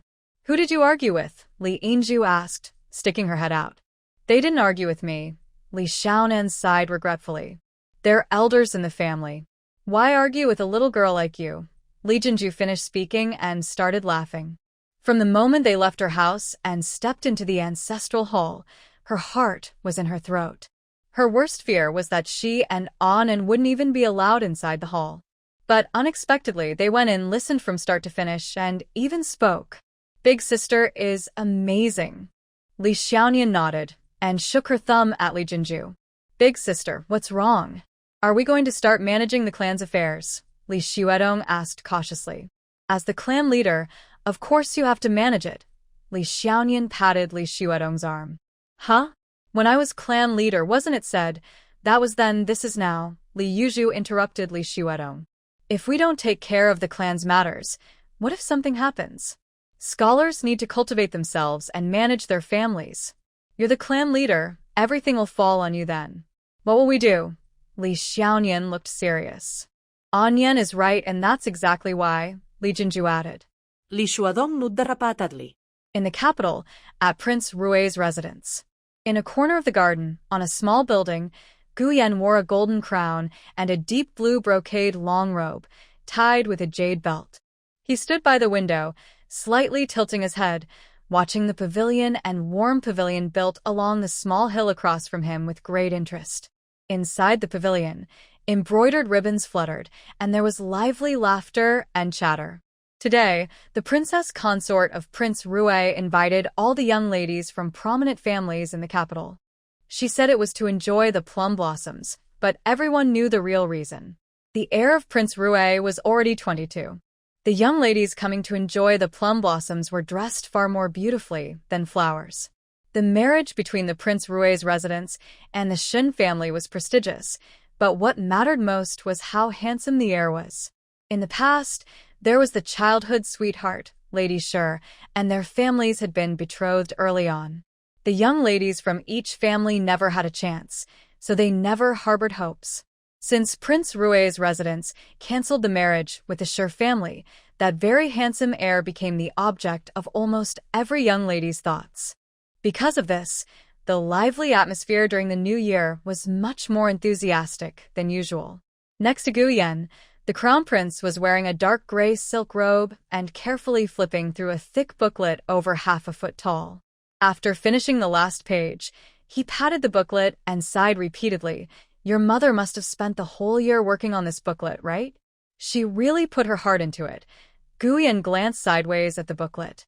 Earlier, he had just returned home. Before finishing his tea, his mother proudly brought him a booklet, saying that all the suitable girls from across the empire, matching their family background, were listed inside. She told him to look carefully and pick one if he could. Look at this. Detailed descriptions of their appearance, talents, personality, habits, what books they liked, what food and tea they preferred. It's all so clear and precise. These sketches are all by famous artists. Did your mother have them painted herself? The crown prince nodded in admiration. I'm already 22. It's normal for her to be anxious, Guyen said, taking the thick booklet from the crown prince and tossing it across the room. It flew halfway and landed on the nearby bed table. If you know you're 22, why haven't you chosen someone yet? The crown prince watched the booklet fly and then pointed toward the pavilion on the opposite side. The grand monk of the great prime minister's temple said my star sign, the red Lwan, hasn't moved yet. If it doesn't move, there's no marriage in sight, Guyen replied with a smile. Stop talking nonsense, the crown prince chuckled. Tell me, what's wrong with Miss Sher? Don't give me that she's like a sister excuse. That's nonsense. Why? Guyen looked at the crown prince, paused, then looked away. My mother thinks she's very talented and clever, with a gentle, kind, and virtuous nature. She would make a great wife and mother in the future. I've always thought so too. Guyen paused, then looked at the crown prince again. Their family's way of health preservation is to keep their head cool and feet warm while sleeping, and they must wear socks. Her younger brother doesn't like wearing socks to bed and often kicks them off when he's not paying attention. So, they sew the socks shut at the cuffs, then sew the pants and top together so he can't remove them. The next morning, they have to cut them open. The crown prince frowned slightly upon hearing this. I once tried to test her. I asked her if she wants to be a good wife, but her husband isn't virtuous. What would she do? Do you know what she said? Guyen looked at the crown prince. She said, a wife isn't truly virtuous if she blames her husband's faults. A truly virtuous wife is one who helps her husband be better. Guyen chuckled softly. Is the husband virtuous or mistaken? Is it her belief or mine? If I think everything I do is for the country and the people, and she believes my actions will bring disaster to the nation, what would she do? The crown prince frowned and looked serious. The empire has been passed down to this day, prosperous, yet decayed. This has been the most talked about and worrisome issue in recent years. What you want to do is also what I want to do, but this matter is like removing flesh and scraping bones, going against the flow. When the time comes to act, how many can see clearly? Understand that it's necessary a long-term plan, urgent and pressing? And how many think I am acting rashly and recklessly, bringing trouble to the country and the people? Guyen's voice was deep, full of strong anger and frustration. The crown prince looked stern. After a moment, he sighed softly. Miss Sher is indeed a bit stubborn. He paused, then looked at Guyen. You'll be heading south again after the first month. Since you know you're already 22 this year, you should choose someone soon and settle down. Let your parents rest assured. If you don't pick someone quickly now and you go south again and come back, it will be another year. You'll be 23 then. It's true that the stars aren't moving, so there's no rush. What's the hurry? In our family, those who marry early tend to have later children, and those who marry late tend to have children earlier. It's better to wait a few more years, Guyen said seriously. The crown prince chuckled. I'm not trying to get you to have children. You're not young anymore. It's time to marry. I think my marriage is in the south, Guyen said with a smile at the crown prince. Huh. The crown prince's eyebrows raised. You've got someone in mind? Which young lady? The families in Pingjiang Prefecture? The Liu family. Where are you thinking? No girl in particular, and definitely not the Liu family. I just think Southern girls speak softly and sweetly, and even when they scold, they sound charming and cute. Just a casual thought. Earlier this year, I went south, and in just half a year, I saw much more corruption and decay than we expected. Now, I just want to understand the situation better. Find a starting point. I don't have time to think about marriage. Besides, Prince Rui's mansion isn't suitable for early marriage, and neither am I. Early marriage is unlucky. Let's wait a few more years. The crown prince finally glanced at Guyen and, after a moment, said slowly, "We two, since we've never climbed anything, just play together. If you have something to hide, I can tell. Forget it. Since you don't want to say, I won't ask more. Your marriage doesn't worry me anyway. Really, there's nothing. If there ever is, I will definitely write to you that very day," Guyen said seriously. "This summer and autumn, I plan to go south to see the coast route," the crown prince sighed softly. Guyen raised his eyebrows. The crown prince looked at him and nodded. "Father's energy isn't what it used to be. After this trip south, I probably won't leave the capital again." Guyen's face turned a little pale. After a while, he responded quietly, "If you don't plan to choose a wife, then don't look. Why not go out of the city and ride horses?" the crown prince suggested. "Good." Guyen moved aside to let the crown prince pass, then followed him downstairs and out the door. In the afternoon, De Zhuang ran over and delivered his grandmother's message.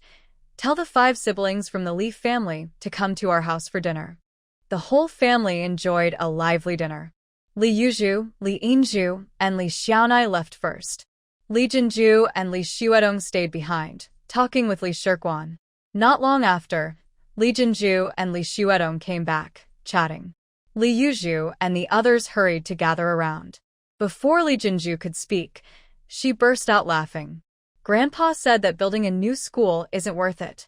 The family isn't wealthy, and there aren't many children who want to study. It's better to join with another family," Li Jinju said with a smile. "Is that what Grandpa means? What about the other elders?" Li Yuzhu was surprised. "Grandpa said, after everyone discusses it," Li Xuedong said with a smile before Li Jinju could. "Grandpa also said, Xuedong, as the head of the family, needs to learn how to manage family affairs. He should come back often. I've talked with Grandpa, and from the 1st to the 5th of each month, I will pick a day to come back and check on family matters and the school," Li Jinju added. Li Yuzhu was very surprised, and Li Xiaonai looked a bit shocked too. Grandpa and the family's step back was quite significant. Li's Yuyang Century Egg Shop is set to open on the 16th day of the first lunar month. Early on the 15th day, Li Jinju, Li Yuzhu, and their family of 4 set out to return to Pingjiang City. Li Xuedong, Li Yinzhu, and Li Xiaonan stayed until the 20th day of the lunar month, bringing along Li Xueming from Manzifang. One big cart carried people, another loaded with goods. Li Xuedong rode the lead mule back to Pingjiang City. Li Shirguan suggested they bring Li Xueming from Manzifang to help with household chores. Li Jinju and Li Yuzhu discussed it many times, secretly looked at Li Xueming several times, and found reasons to talk to her. Eventually, Li Jinju agreed. Learning to do chores is very hard for a young girl, so bringing Li Xueming to manage the house is the best solution. A month after returning to Li's market, Li Xiaonan mostly played and had fun. When she first heard about Li Xueming, it was from her elder brother-in-law, who gave a half-serious suggestion. Later, her eldest sister told them to bring Li Xueming along. The big cart stopped at her eldest brother's house to pick up Li Xueming, then left Li's market. Li Xiaonan crossed her arms and carefully looked at Li Xueming, who was huddled in the corner of the cart door. Her brother-in-law said she was 33 years old, but she looked more like she was in her 40s or 50s. She was a little shorter, thin, with slumped shoulders, a bowed head, and low eyes. Sitting in the corner, she looked uncomfortable, as if she was unnecessary, like her whole body didn't fit anywhere she moved. "Sit inside. It's cold at the door," Li Yinzhu warmly invited. "Just here is fine." Li Xueming tried to shrink back. Li Xiaonan patted Li Yinzhu and moved closer to Li Xueming to look at her more carefully. Li Xueming tensed up completely. "Sueya said they all call you Sister Mei?" Li Xiaonan asked with a smile. "Yeah." "Then I'll call you Sister Mei too." "Sister Mei," What's that scar on your forehead? Li Xiaonan leaned forward to look closely at a long, slanted scar above Li Xueming's eyebrows, without teasing. Got hit. Who hit you? The Zhang family? Li Xueming's previous husband's family name was Zhang. Forceful birth caused it, Li Xueming said vaguely. Li Xiaonan paused for a moment. She had studied folklore during her graduate studies and had heard of a folk method of inducing labor through hitting. After this labor induction, you didn't get pregnant again, and you came back? Li Xiaonan asked softly. Li Xuemai, who was already curled up tightly, seemed to shrink even more. Li Xiaonan looked at Li Xuemai, wishing she could disappear completely. She opened her mouth but couldn't speak. Li Yinzhu was confused, looked at Li Xiaonan, then at Li Xuemai, who was getting even smaller. Relying on her instincts, she felt that Anan's question had hidden meaning. Seeing how Sister May looked, she guessed there was something not good behind the question. Now is not the time to ask. All three remained silent, and the atmosphere in the carriage became awkward. Li Yinzhu looked at the soul in her hand and suddenly had an idea. She smiled at Li Xuemai and asked, Sister May, do you know how to sew shoes? Li Xuemai immediately nodded. Then you can sew this one. First, we need to twist some threads. Li Yinzhu handed the shoe sole she had just started sewing to Li Xuemai, then leaned over to take her sewing kit. She took out a bundle of thread. Li Xuemai quickly held the needle, and the two of them started twisting threads together. Soon, they twisted about 10 threads. Li Yinzhu and Li Xuemai each began sewing a shoe sole. Li Xiaonan moved to the side and watched them. While sewing, Li Yinzhu chatted about how lightweight Nan's feet were and how heavy Sister Da's feet were, which wore out shoes faster. As Li Xuemai got more involved, she relaxed a bit and occasionally responded with a word or two. Both carts used 2 strong mules, and they trotted along. The sun was still high in the sky when they arrived at Kai Lian Alley. Li Jinzhu and Li Yuzhu weren't home. Li Yinzhu used her key to open the courtyard gate. The 2 drivers carried the things into the porch and hurried back to Li Jiaji overnight. The fields were already busy, so they had to hurry back. Li Xuedong went to the government school to check on things. Li Yinzhu and Li Xuemai quickly tidied up their belongings. Li Jinzhu had already told Li Yinzhu to clear out the room next to the kitchen for Sister May to stay. Li Yinzhu and Sister May moved the clutter out of the room, brought in the folding bed they had just taken off the cart, cleaned and swept the room, and laid out the bedding. Li Xiaonan boiled water and made tea, helping a little. After tidying Sister May's room and organizing the New Year's goods and other things brought from Li Jiaji, it was already dark. Li Yinzhu went into the kitchen to cook. Sister May followed her into the kitchen. Li Yinzhu took a basin, but Sister May quickly snatched it from her, saying, "Let me do it." Li Yinzhu wiped the chopping board again, and Li Xuemei hurriedly grabbed the cloth, saying, let me do it." Sitting by the stove, Li Xiaonan smiled and said, "Third sister, don't fight with Mei Jia. Sit here and tell her what to do." "I don't have anything to do." Li Yinzhu hadn't finished speaking when she saw Li Xiaonan waving at her constantly, shoving the cloth into Li Xuemei's hand, and asked her, "What dishes should we have for dinner?" "Steamed sausage, cabbage stew with small pork, eel." Steamed sausage and stew with small pork are 2 main dishes. Just add a vegetable dish. Li Yinzhu interrupted Li Xiaonan. "Then let's cut some salted eggs," Li Xiaonan said reluctantly. Li Yinzhu rolled her eyes at Li Xiaonan and said to Li Xuemei, "Boil the salted eggs first. When big sister comes back, ask her. She'll decide whether to cut them further. You cut the sausage, and I'll steam the rice." Just as the rice was ready, Li Jinzhu and Li Yuzhu came in one after another. Li Xiaonan and Li Xuedong wiped the table and brought small bamboo chairs. Li Yinzhu brought a full plate of shiny, transparent steamed sausage, a big bowl of cabbage stew with small pork, and a plate of stir-fried shredded radish. Li Xuemei brought several bowls of rice. Everyone sat down. Li Yuzhu looked at Li Xiaonan pointing to 5 bowls of rice and quickly signaled to Li Yinzhu, "Call Mei Jia to eat." "Mei Jia," Li Yinzhu called loudly, then went into the kitchen. After a moment, she returned holding a bowl of rice in one hand and pulling Li Xuemei with the other into the main room. "I'm eating in the kitchen, always in the kitchen." Li Xuemei looked very flustered. We're all family, Li Jinju said, helping Li Xuemei sit down. Li Yinju handed the bowl to Li Xuemei and sat beside her. Li Xuemei was very nervous, holding her bowl, lowering her head, and bringing the bowl close to her mouth. Li Yinju took a small piece of small pork and placed it into Li Xuemei's bowl. Mei Jie, eat your own food. If you don't want to eat, I will eat a bite and give you a bite. Li Yinju also added a piece of sausage into Li Xuemei's bowl. I'll eat. Li Xuemei choked, her throat tight. Explain the practice of encouraging violence. It is an old, ignorant custom still found in many places. When a wife marries in and cannot conceive, the family becomes anxious. They invite young relatives at night, mask themselves or cover the wife's face, and beat her with sticks. During this, inappropriate acts may occur, which everyone understands. If the wife then becomes pregnant, it means the issue was not her fault. The child is raised as their own. If she does not have a son, or if they want more children, they may repeat the process one or more times. If she still does not conceive, they might divorce her or, in extreme cases, beat her to death and remarry. Li's 5 siblings, Li Jinju, Li Yuzhu, and Li Yinju, have been waking up early since they were born. Li Xuedong is pampered, but that doesn't include sleeping late, especially since he has to attend morning classes. As for Li Zion, she used to wake early too, but since their family's preserved egg business started, her older sisters leave early and return late every day, so she has been waking up later and later. Li Yinju wakes up, rubs her eyes, and goes into the kitchen. She stares at the fire in the stove for a moment before reacting. Now, their family has a new member, Mei Jie. Hot water is ready, tea is brewed, and the meal will be ready soon. I'll pour you some tea. Mei Jie quickly stands up from the stove.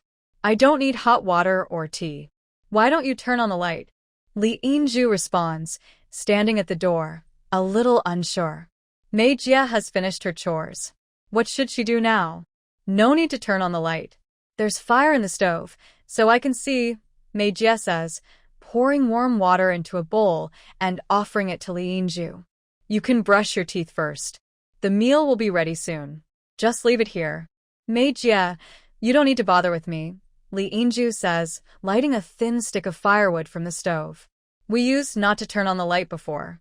Big sister disliked wasting oil, so we only started turning on the light after moving here.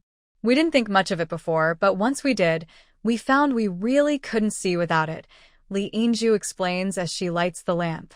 The kitchen suddenly brightens with a warm, yellow glow spilling into the yard. Li Jinju, Li Yuzhu, and Xuedong also get up, brush their teeth, and wash their faces. Sister Mei prepared a small plate of shredded lettuce, cut 2 salted eggs from yesterday, and picked up 5 boiled eggs. She opened the pot and served 5 bowls of thick vegetable porridge. This was the meal ordered by Li Jinju last night. Shredded lettuce is a bit old. Sister Mei pointed to the slightly whitish shredded lettuce and explained nervously. Grandpa Kwong had told her that older sister was thrifty, so she didn't dare cut off too much of the old root, as that part of the lettuce is tough to eat. When I went home before the new year, the lettuce was very tender. By the time I returned, it had become old, Li Yinju said, looking at the lettuce with concern. 1 less boiled egg, Li Yuzhu said, smiling at Sister Mei while looking at the 5 boiled eggs. I don't want to. Yen won't wake up until dawn, Li Yinju said, placing a boiled egg in front of Sister Mei. Eat it. These days, Yen finds plain boiled eggs tasteless and prefers fried ones. I also think fried eggs are better, Li Xuedong said, leaning in to speak. When he saw Li Yinju giving him a sideways glance, he quickly smiled and said, eating too much oil in the morning isn't good. This is the best. Li Jinju needed to buy eggs early, so she had to leave soon. Li Yuzhu needed about half an hour to reach the workshop outside the city. The two hurriedly finished their meal and left quickly. Today, Li Xuedong was going with Uncle Li Wenliang to the warehouse to see the goods and learn more. He also had to leave early. In a short while, only Li Yinju and Sister Mei were at home. Sister Mei served Li Xiaoyan a bowl of vegetable porridge, kept it warm in the hot water at the bottom of the pot, left a piece of firewood in the stove, and then left the kitchen. She grabbed a broom from Li Yinju and swept the yard. Li Yingju spun around and tidied up the vegetable garden in the backyard. When it was bright, Li Xiaonian woke up, ate breakfast, looked at her third sister, and suggested they go for a walk. Li Yingju, annoyed that sister may had taken over the chores, crossed her arms and walked around the yard, feeling restless. She immediately happily agreed and went out with Li Xiaonian. Standing at the alley entrance, Li Yingju pointed to the left and then to the right, asking, "Where should we go?" "Over there, let's go see the fabric shop," Li Xiaonian replied. She had already asked Uncle Li Wenliang for directions on how to get there. The two walked and looked along the way, nearly for an hour, before finally entering the fabric shop. Before the end of the Lunar New Year, most of the shops in the fabric market were still closed. Li Yingju followed Li Xiaonian from shop to shop, looking around. "What are you looking at?" Li Yingju watched for a while but couldn't tell what Li Xiaonian was looking at. Ji Jia bought a new 6-loom weaving machine. The fabric it makes is fine, soft, and pretty. Li Xiaonian stretched her neck and carefully looked at the rows of fine cloth on the counter. Two workers stood nearby, chatting idly. With their experience, they could tell at a glance that these two girls had no money and didn't manage the household. "Do you want to see the weaving machine?" "It's over there," Li Yingju said, pulling Li Xiaonan to look at the machine. Behind a large collection of various-sized weaving machines, colorful weaving boxes, and woven strips, a woman around 30 was weaving fabric. Li Yingju moved closer to watch her weave. The woman was using an 8-loom machine, stepping on the pedals quickly with her hands and feet, and she greeted Li Yingju. "Are you here to see the machine or the woven strips?" "Are you making dowry cloth?" Li Yingju stared intently at the woman's fast-moving feet, so focused that she didn't hear her words. "What's this pattern you're weaving, sister-in-law?" Li Xiaonan stepped around Li Yingju and looked at a piece of fine cloth on the scroll. "This is blooming prosperity, comma," the woman replied with a smile. "This cloth is so fine and beautiful. What will you use it for, sister-in-law?"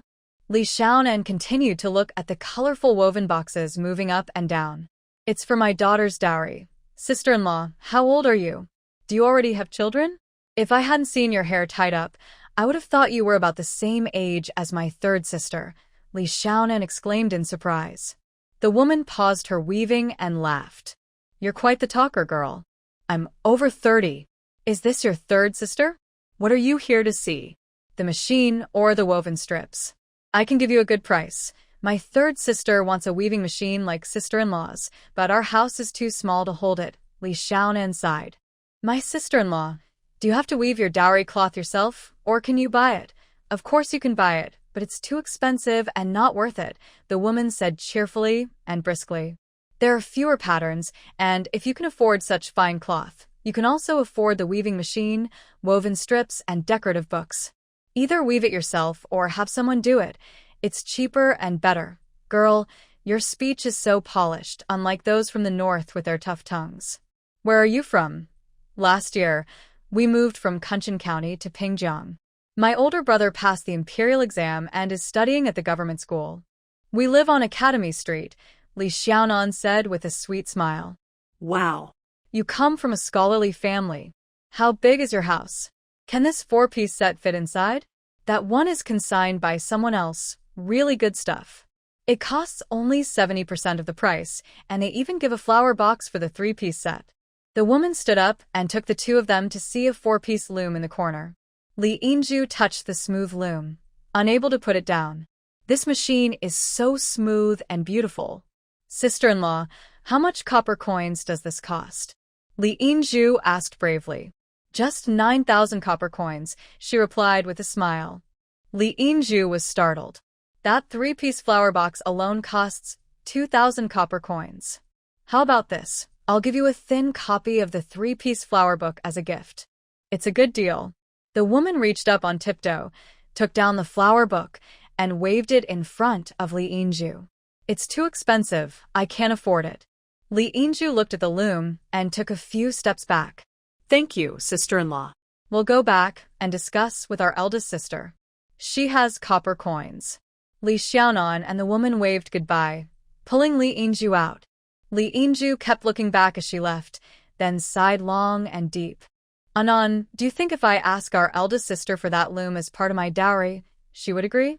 Li Xiaonan stopped and raised her eyebrows, forming a forehead wrinkle, giving Li Yingju a sidelong, speechless look. It's too expensive, I know, Li Yingju said gloomily. Oh. My third sister, do you know what kind of family you're marrying into? Li Yingju's cry almost made Li Xiaonan choke to death. What kind of family is the Hong family? Based on what? What kind of family is he from? Does it weave cloth? What does he wear? Li Yingju glared back. Li Xiaonan slapped her own face. Her third sister is like a living empress peeling onions. Second brother Hong always wears silk, from inside to outside. Their whole family wears silk, from inside to outside. Li Xiaonan spat saliva all over Li Yingju. Li Yingju was sprayed backward by Li Xiaonan. Hong's second sister has 2 maids specially serving her.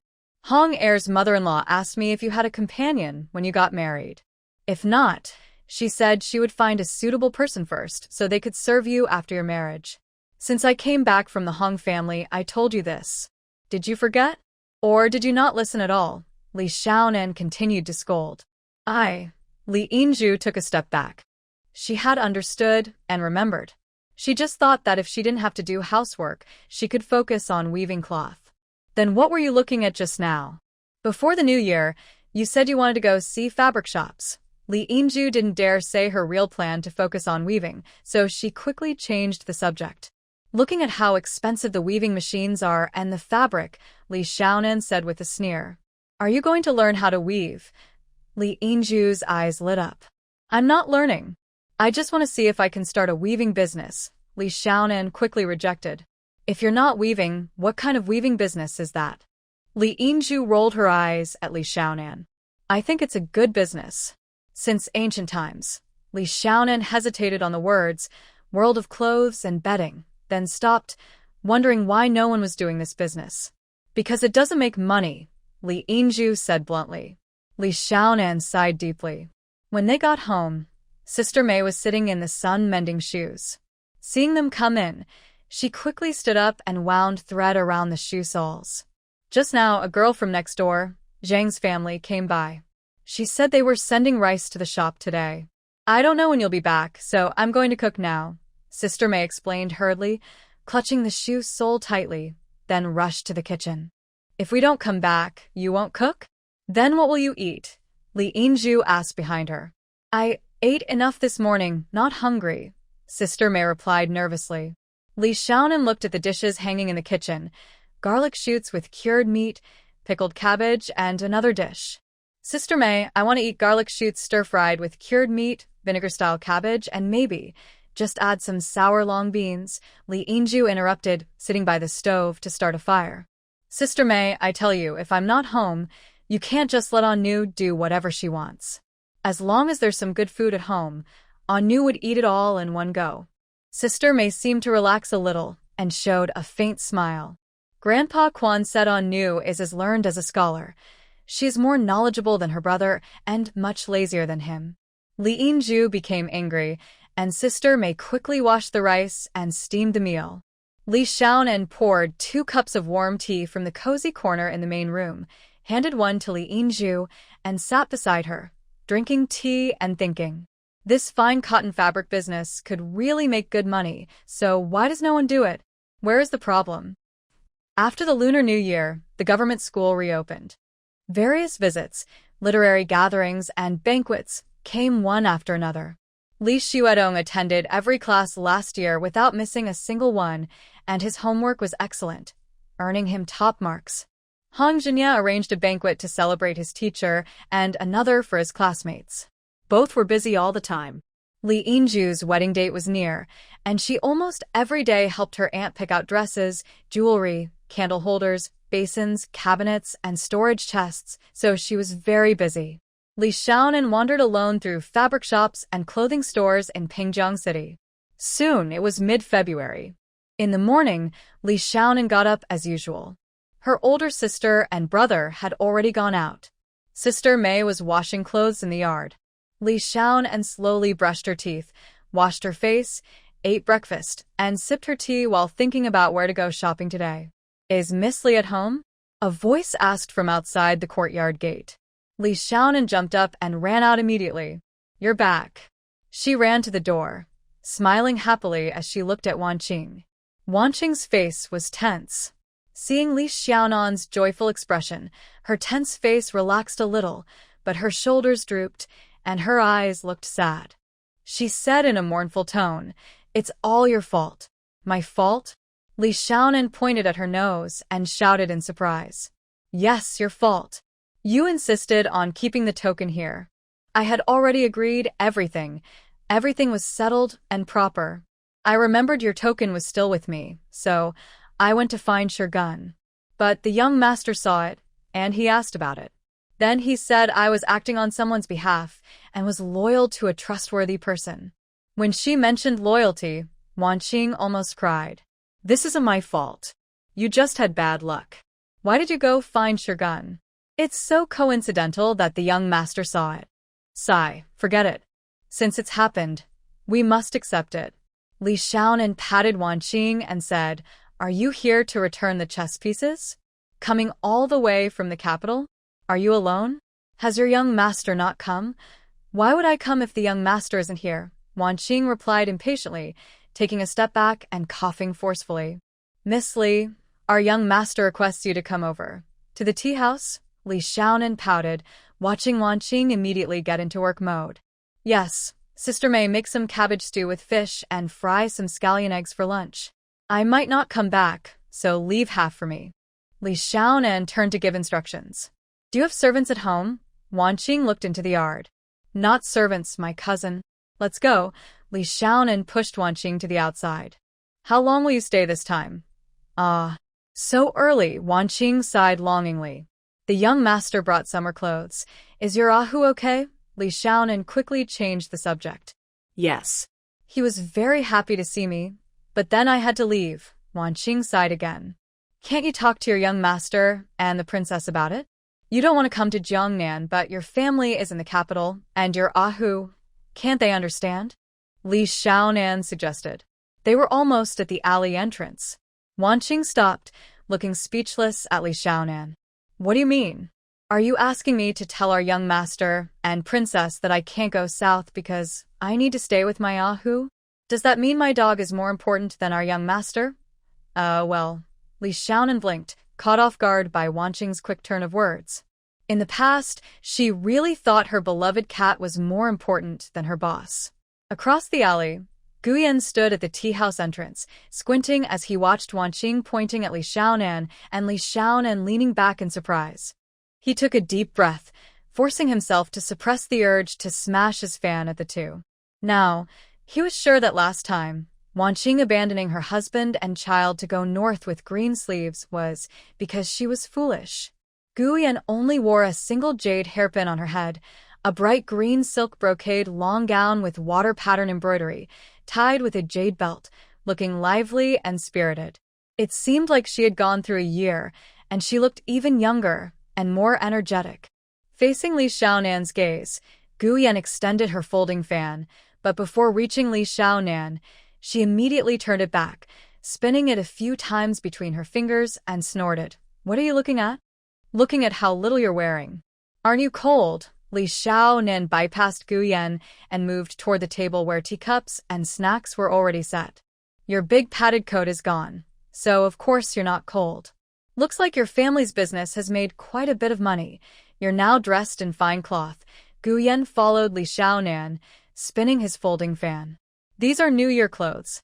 My family's business has earned a lot of copper coins. Sister Yin said it's all thanks to you.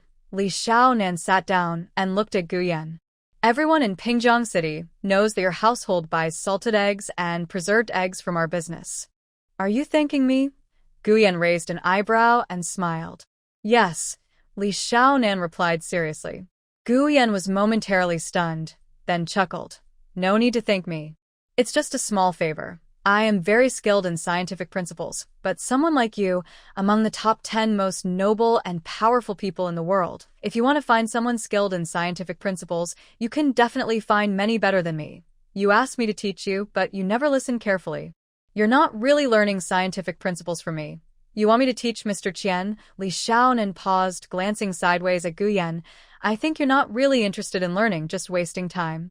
Gu Yan was slightly irritated by Li Xiaonan's words about wasting time. He waved his folding fan and kept knocking it on the table. Li Xiaonan didn't look at the fan but stared at Gu Yan, speaking first. You want me to teach you and Mr. Qian, just to find an excuse to give me silver. You're so kind to me. What's your real purpose? Can you say it plainly? Gu Yan waved his hand. Shogun hurriedly signaled everyone to step back. You're so clear and straightforward with your words. Then continue. Tell me which parts of you are worth my scheming for. Gu Yan pounded his folding fan on the table. If there's nothing, then why are you so kind to me? Because you said it's fate? Do you know that my brother always secretly gives me eggs to eat? Li Xiaonan rested her arms on the table, looking serious and focused. Gu Yan, imitating Li Xiaonan, also placed his arms on the table, leaned forward, looked at her, and nodded seriously. Yes. How long do you plan to take care of me? Months? Years? Or until I live a good life and don't have to worry about anything. What kind of life do you think is a good life? Li Xiaonan continued to ask. During this lunar month and the first month of the new year, haven't you been thinking about this at all? Gu Yan looked at Li Xiaonan with a helpless expression. Yeah, pretty much. Li Xiaonan nodded. I've told you once before. Do you want me to say it again? Gu Yan sighed inwardly. Li Xiaonan frowned, carefully thought for a moment and hesitated. I don't think I've said it before. Why don't I remember? Gu Yan slowly took a breath, suppressing the urge to give Li Xiaonan a playful slap on the head. He pointed at her and then slapped the table. With you like this, so simple-minded and silly, but you're quite brave. How long do you think you'll keep taking care of me? Li Xiaonan propped her chin with one hand, looked at Gu Yan, and after a moment sighed. I know you understand what it means that my brother gave me eggs to eat.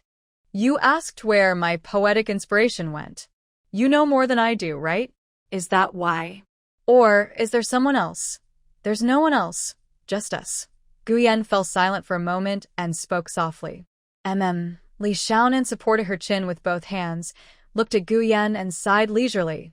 No wonder the first time I saw you, I wasn't afraid at all. I just felt I could trust you. When was the first time? At the Hangzhou Imperial Examination? Or when you were eagerly watching the crab shell yellow? Gu Yan smiled. When you bumped into us. The exam at the Imperial Examination doesn't count. I didn't even see you then. Oh, Gu Yan drew out the tone. That time didn't you call me a lazy bum? I just called you a lazy bum, but I didn't say you're a scoundrel. Soft words from Unong are really nice to hear. You'd better speak official language. Our family's century eggs business is quite profitable. In the future, you don't need to find creative ways to give me money. If you want me to teach Mr. Qian, I will teach him as much as he can learn for free as a thank you for helping us with business. Li Xiaonan switched to official language. He isn't surnamed Qian, his surname is Niu Che Qian.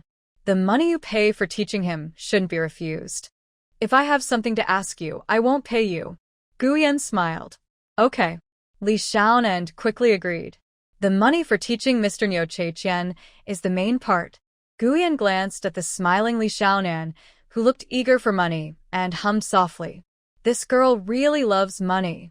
Have you found a business that will make you rich? Gu Yan tapped the table and asked. My older sister-in-law's family arranged for Gao's daughter to marry my brother. You know that, right? Li Xiaonan looked at Gu Yan. Yes. Gu Yan opened his folding fan and waited calmly for Li Xiaonan to continue. During the new year, I went to Gao's house to pay New Year's greetings with my eldest sister and saw that Gao's daughter bought a 6-loom weaving machine. Do you know what a 6-loom is? Gu Yan glanced at Li Xiaonan with a slight sneer, too lazy to answer her silly question.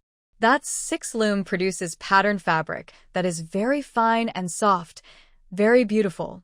A few days ago, I went shopping with third sister at a fabric shop, and a lady there was using an 8-loom weaving machine, which makes even finer, softer, and more beautiful fabric than Gao's daughter's. Gao's daughter and the lady at the fabric shop both weave patterned fabric because ready-made patterned fabric is too expensive. In Kunshan County, our fabric shops sell coarse and fine fabrics, but no patterned fabric.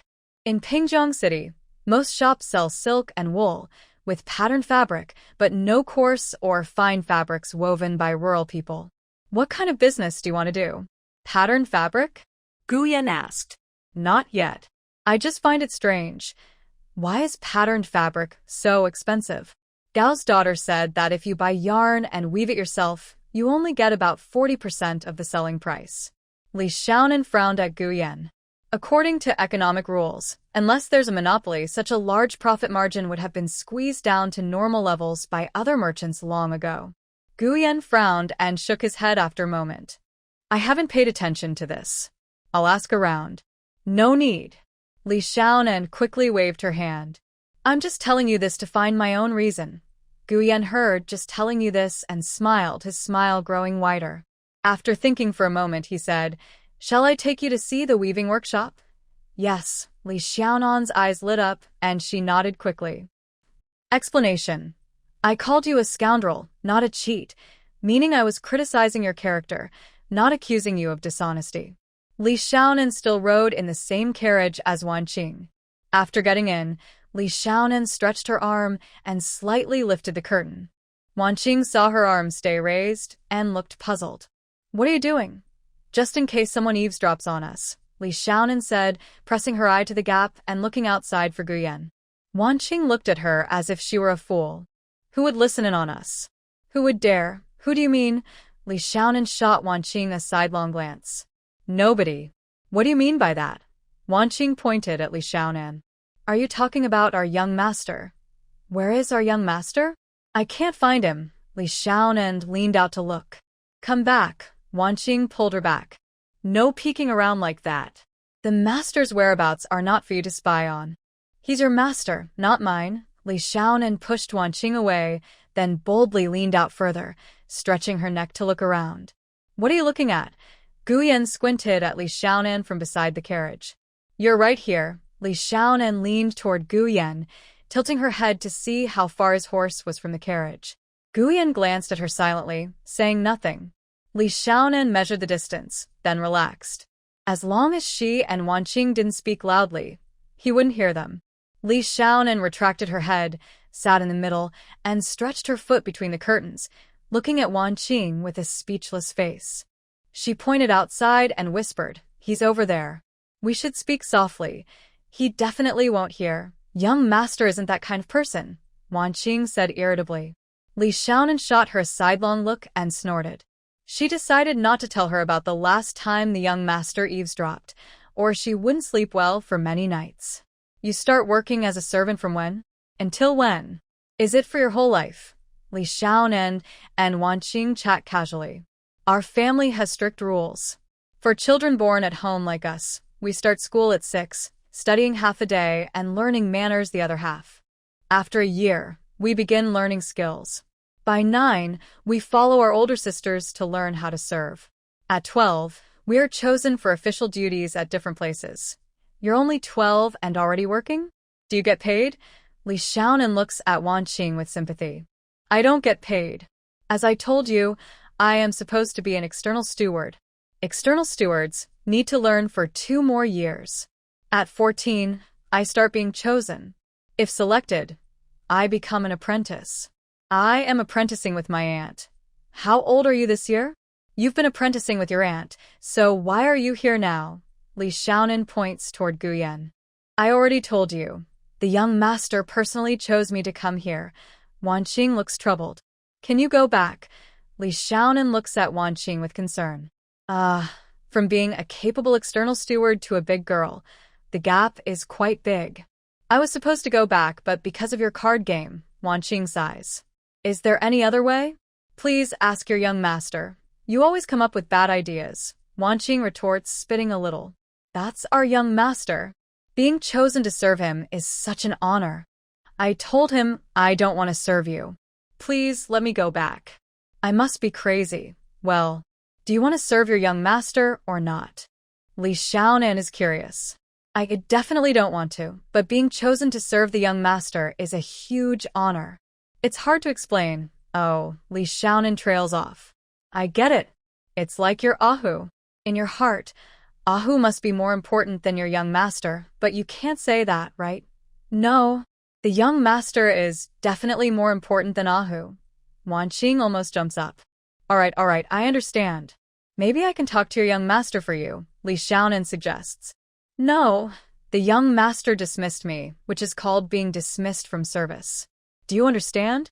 I might never get a good job again, or maybe I won't get any job at all, and it could even affect our whole family.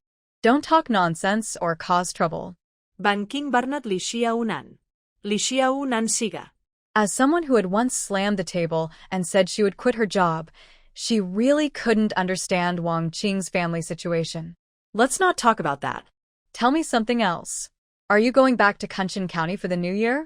Is it lively? I tell you, this year's new year at our house is very lively. Since the young master returned home, and until the start of the new year, a total of 1 month and 8 days have passed. Guess how many flower viewing parties our family held? Wang Qing asked with a curious look. How many? Li Xiaonan leaned forward. 16. Why so many? What flowers did you view? In the cold city, in winter, are there so many flowers? Li Xiaonan thought about the cold in the capital city. How many kinds of flowers could there be in winter? Maybe just daffodils? It's just an excuse to hold the flower viewing events. You think it's really about appreciating flowers? It is about appreciating flowers, but really, it's the young master enjoying the flowers. Wang Qing chuckled. Beauty contest. Li Xiaonan reacted quickly. No, Wang Qing denied immediately, then quickly added, well, you could also say it's a kind of beauty contest. Our young master was originally engaged to the daughter of the Shi family, his childhood sweetheart. She is very beautiful, educated, kind, and has good character. Everything about her is perfect. But 2 years ago, in December, our young master, Wang Qing, leaned close to Li Xiaonan's ear. Just like Shirgun said, he had a sudden change of mind. He insisted on breaking off the engagement. Our young master has always been firm about his decisions. When he says something, he sticks to it. And he's already 22 this year. Wang Qing waved her fingers. Can you imagine how anxious the princess consort must be? I heard that since June or July last year, our princess consort has been everywhere asking about young ladies who are not yet engaged, sending letters inviting them to the capital to enjoy lanterns and flowers. Shirgun said that this year in the capital, there are more young ladies than lanterns. Wang Qing covered her mouth and laughed. Has your young master chosen someone? Li Xiaonan also couldn't stop laughing. Shirgun said our young master hasn't even looked at a single girl. I tell you. Lei Qing approached Li Xiaonan and said, Shirgun said he thinks our young master is having a disagreement with Lady Shi. It's not a real breakup, you know. Last year, our young master just arrived here, and Lady Shi also came. Later, they went back to the capital together. They had a fight, Li Xiaonan summarized. Yes. A fight between the young couple. Lei Qing nodded. Why did they fight? If it was serious enough to consider breaking up, it must have been a pretty big argument, Li Xiaonan said with interest. That I don't know. Shirgun doesn't know either. They write letters to each other, one letter, then another. Someone like our young master, who always keeps his feelings hidden, can't show if he's happy or angry. Really can't tell. Li Xiaonan was curious. It's obvious whether the young master is happy or angry. Of course it's fake. If you really couldn't tell, how could you serve him properly? Shirgun said he can tell if the young master is happy or upset just by glancing at him. Lei Qing chuckled. Li Xiaonan covered her mouth and laughed, almost falling over. Li Xiaonan and Lei Qing were chatting happily when the carriage stopped without them noticing. Lei Qing, we've arrived, a voice called out. Shirgun's shout startled Li Xiaonan and Lei Qing, who were leaning close, gossiping excitedly. Li Xiaonan, near the door, turned to jump out of the carriage. I'll go first. Lei Qing grabbed Li Xiaonan, straightened her skirt, put on a serious face, took a deep breath, and got out. She lifted the curtain, lowered her eyes and head, waiting for Li Xiaonan to follow. Li Xiaonan stepped down onto the ground, glancing at Gu Yan's sidelong look. She wanted to smile but held it back. Gu Yan, with a smiling face, looked at the well-behaved Lei Qing, then turned back to Li Xiaonan, crossed her arms, and walked ahead. Officials from the weaving office lined up in 2 rows outside the gate, bowing and waiting respectfully. Li Xianwan stayed close to Lei Qing and quietly asked, "Is this weaving workshop your family's?" "No." "Don't talk," Lei Qing whispered, trying not to move her lips. The chief steward of the Pingjiang weaving office, Zhou Longzhong, hurried forward. Gu Yan kept walking, raised her folding fan slightly, and signaled to Zhou Longzhong, "Just passing by. I came to take a look. Don't disturb everyone. You can stay with them and let them get back to work." "Yes." Zhou Longzhong respectfully bowed and agreed. He then turned to instruct everyone to go back and handle their tasks. He slightly bowed again and followed behind Gu Yan. "How many people are currently working in the Pingjiang weaving workshop?" How many weavers are there? Gu Yan fanned himself with a folding fan, glancing around lazily, looking bored. "There are over 45,800 people in total. The number of weavers is 34,330, including more than 40,000 people, but only 30,000 weavers. Who are the rest of the people? Are there really so many officials like you?" Gu Yan stopped in surprise. No. Zhou Longzhong was nervous and couldn't help but smile bitterly. He hurried to explain. 34,000 weavers need over 30,000 looms. These looms need repairs and maintenance, which requires carpenters and blacksmiths. The workshop needs to be cleaned inside and outside. The weavers also need to eat 2 meals in the workshop, with 17 kitchens in total, which means... "I see." Gu Yan interrupted Zhou Longzhong again, pointing at the weaving workshop in front of him. "Let's go in and take a look." Yes. Zhou Longzhong quickly stepped inside the workshop and pulled aside the heavy cotton curtain. Li Xianwan widened her eyes and looked at the workshop in front of her. This workshop looked very much like a factory from later times. It was about 5 or 6 zhang long and 3 or 4 zhang wide, taller than 2 floors. The walls had windows as tall as a person, with slightly yellow transparent panes embedded in the frames, reflecting light like pieces of dull yellow glass. Li Xianwan was very surprised, constantly tapping on Wanqing. "That's Ming tiles." "Don't speak." Wanqing shot Li Xianwan a sharp look. "Tiles?" Li Xianwan looked a bit confused. "Aren't tiles usually on roofs? After being boiled down from cow horns or sheep horns, they are pressed into thin sheets, called Ming tiles. Haven't you seen them?" Gu Yan paused, glancing sideways at Li Xianwan. "Oh, so they're similar to cow horn lanterns," Li Xianwan said, a little disappointed. "They're not glass." Zhou Longzhong kept his eyes on his nose and ears, standing straight and listening carefully. This young master was obsessed with that girl from the Yayang preserved egg luggage family. Everyone in Pingjiang City knew about it. This whole spring festival was the hottest topic in Pingjiang City. As expected, just as Lu Fuyin said, the young master isn't obsessed with beauty. He finds it interesting that this little girl looks naive and inexperienced. He also thinks she is charming and likable, with bright eyes and a happy face. Her scholarly brother also has a kind and fortunate appearance. Director Dong Shan from the academy praised her brother highly. Dong Shan said, "Ever since I heard the young master liked this girl, I thought I should give her brother, Li Shuedong, a special recognition." He added that at first, he worried for a few days that Li Shuedong might skip classes to earn money, which would make his recognition controversial. But it turned out that Li Shuedong never missed a class, arriving early every day. His hard work alone earned him this special honor. Dong Shan was so pleased that whenever he mentioned Li Shuedong, he would also say he was polite and sensible. Since this girl has had some connection with the young master, unless Prince Rui's estate falls apart, no one needs to offend this family. Prince Rui's estate is in harmony with the country. If it falls, it would mean a change of dynasty.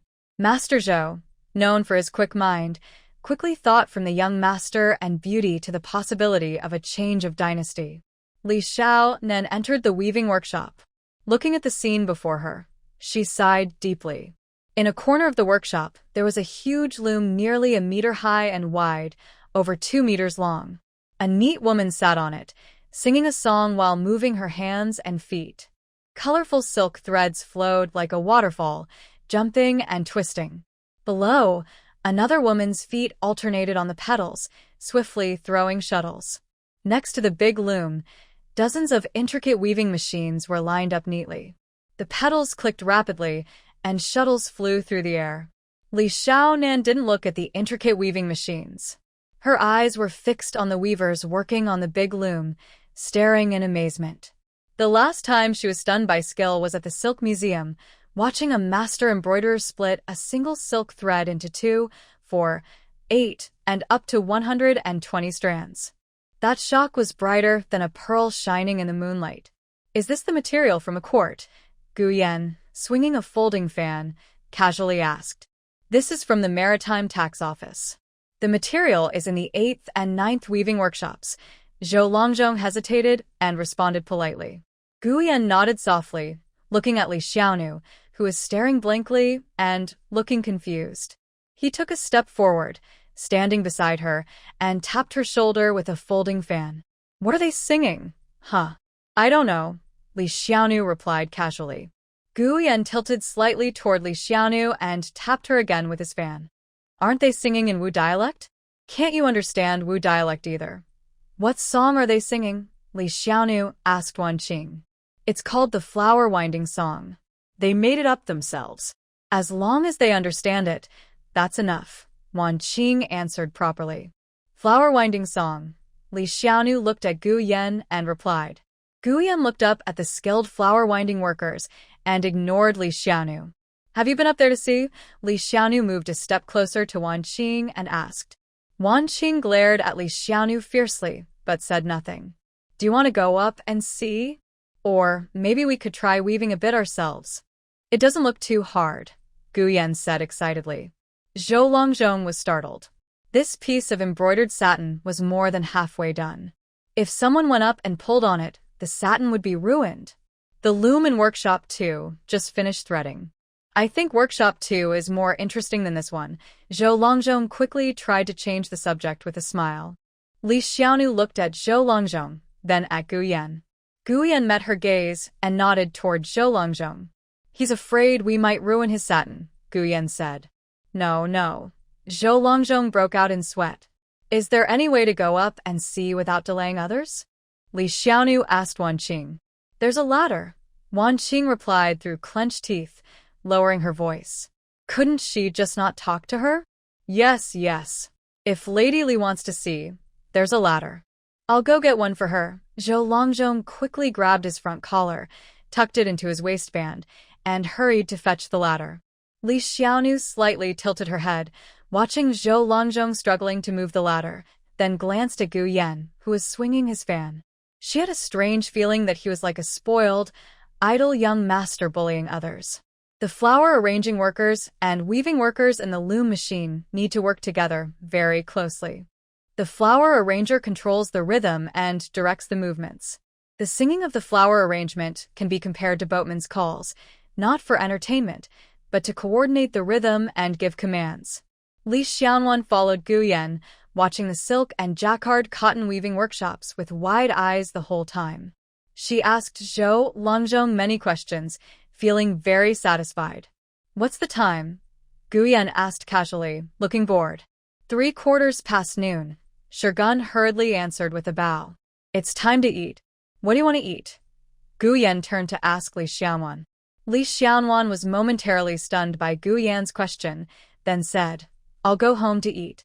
Sister Mei should have prepared the meal. It takes half an hour to get from here to your house," Gu Yan said with a look of dislike, then glanced at Zhou Longzhong and frowned. "Are there any famous restaurants nearby?" "Oh, right." Gu Yan snapped his fan against his palm.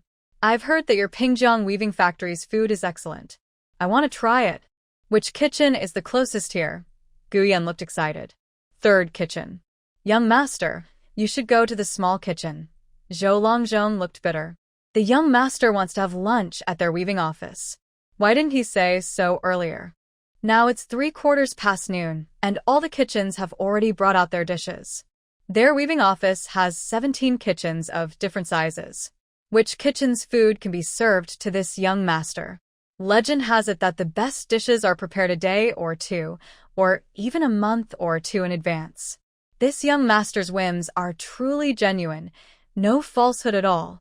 "Shall we go to the third kitchen?" Guyan seemed not to hear Zhou Longzhong's suggestion and smiled at Li Xiaonuan. Li Xiaonuan nut derrapatadli.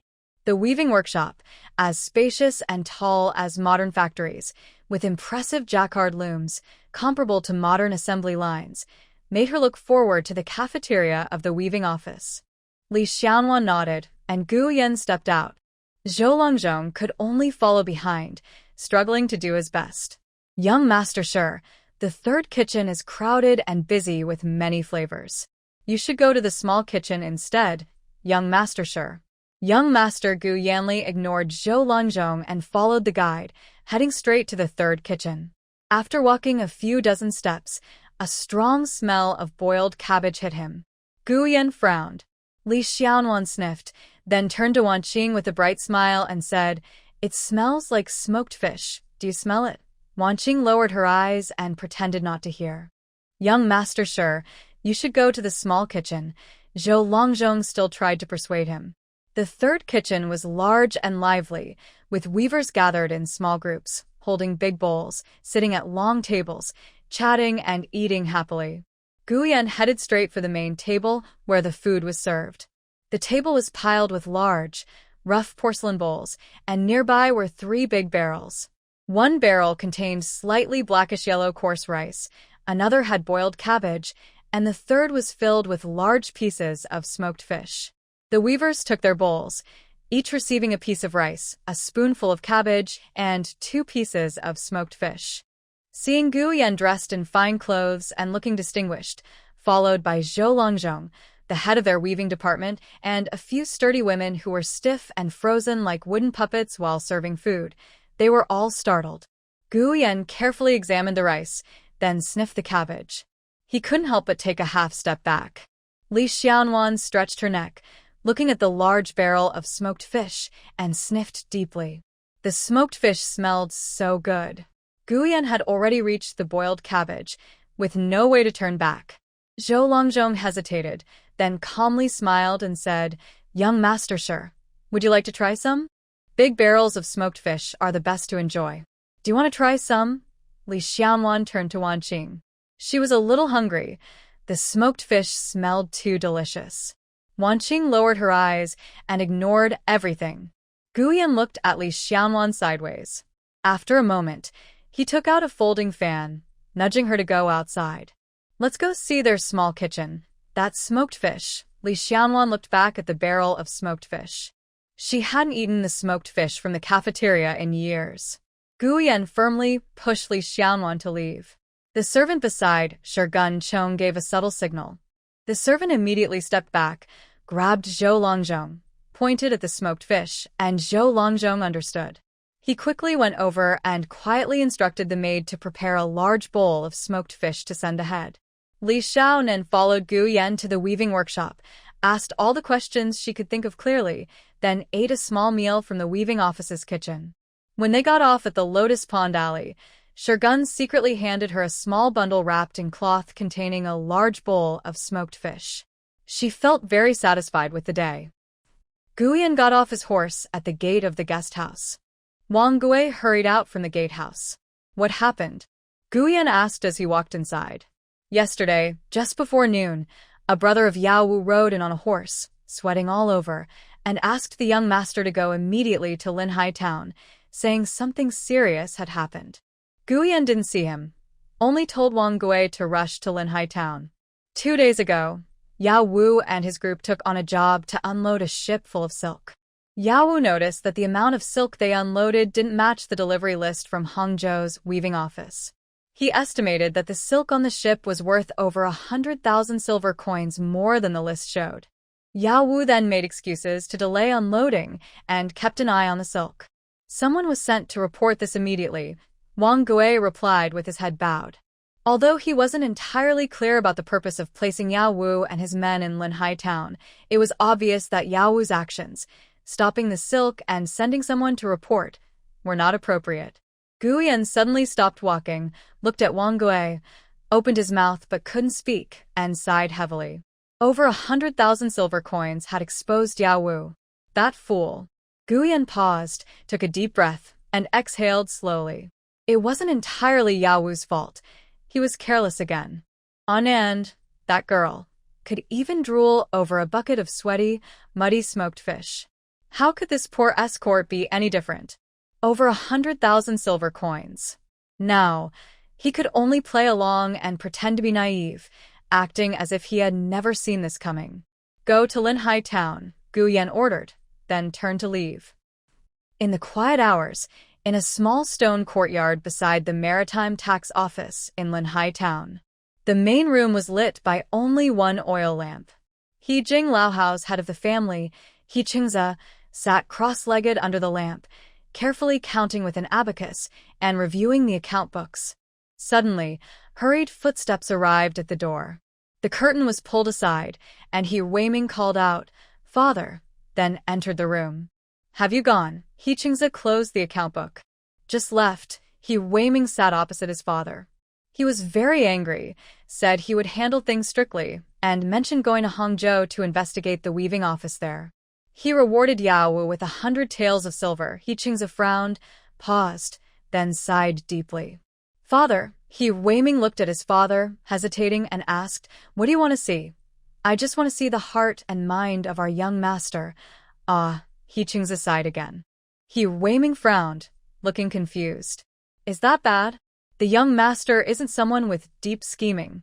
If we can understand him, isn't that good?" He Qingze gave a vague and after a moment, looked away, sighing again with a tired expression. He instructed, "Go pick some good wine and seal 50 taels of silver to send to a Wu." "Okay." Here Weiming stood up, took a step back, then stopped, looking at his father with concern. "Father, are you all right?" "I'm fine." "Just go," He Qingze said softly. Li Xiaonan finished a piece of smoked fish and reached out to take another, but Li Yingju's spindle tapped her hand. "Just one piece is enough, no more." Li Yingju stood up, covered the bowl of smoked fish, and placed it into the bamboo basket hanging from the beam. "There's so much," Li Xiaonan mumbled, licking the fish juice off her fingers. "Not that much. Only 13 pieces in total. You ate one, so there are exactly 2 pieces left for each of us." Li Yingju sat down and continued spinning thread. "Are we only going to cook 2 vegetable dishes for dinner?" Li Xiaonan tilted her head at Li Yingju. 2 large pieces of smoked fish per person. 1 vegetable dish is enough." "You insist on 2, Li Yingju sighed. Li Xiaonan was really lazy and greedy. She drooped her shoulders, sighed, and moved her small bamboo stool closer to Li Yingju. "Don't look at my spinning. Don't come over." Li Yingju raised her arm and pulled out a thin cotton thread. "Third sister, I want to see the weaving workshop today." "You've said that twice already," Li Yingju replied, thinking of the 6-loom weaving machine whenever she heard about the workshop, feeling a bit sad. She really wanted that machine. "I'm just saying, I want to start a weaving business," Li Xiaonan said, resting her chin on her hand as she looked at third sister. Today, third sister was in a bad mood. "Do you want to open a weaving workshop?" Li Yingju glanced at Li Xiaonan. "It's not possible to open a workshop. You'd have to pay taxes. Jacquard fine cloth and silk are taxed at 30%, just like other fabrics. I'm thinking, for example, you third sister, when you married into the Hong family, you wouldn't have to do housework and you could weave cloth every day, right? You weave so much every day you'll definitely run out of clothes, so I could buy the cloth you weave and sell it again. Jacquard fine cloth is very expensive, and there's a lot of profit in the middle." Li Yingju paused, thought for a moment, and nodded. "That's true. Even if you need clothes, you'd only wear fine cloth, definitely not jacquard fine cloth. But looms and weaving machines are too expensive for most families to afford. What if we borrow money to buy weaving machines and looms for them? Let them use the jacquard fine cloth they weave as payment." Li Xiaonan's eyes sparkled. "Where would you get the money?" Li Yingju widened her eyes.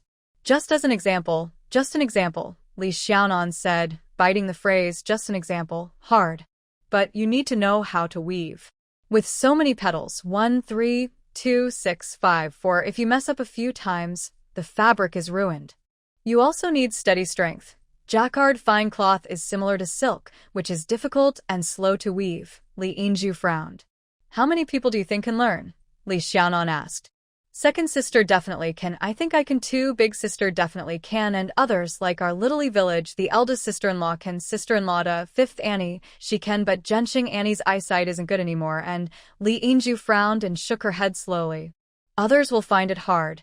Li Xiaonan let out a disappointed sigh. There are only about 50 or 60 households in Little Village, just a few people. Well, It's not really few. A medium-sized village might have 4 or 5. Larger villages 70 or 80, and the town definitely more.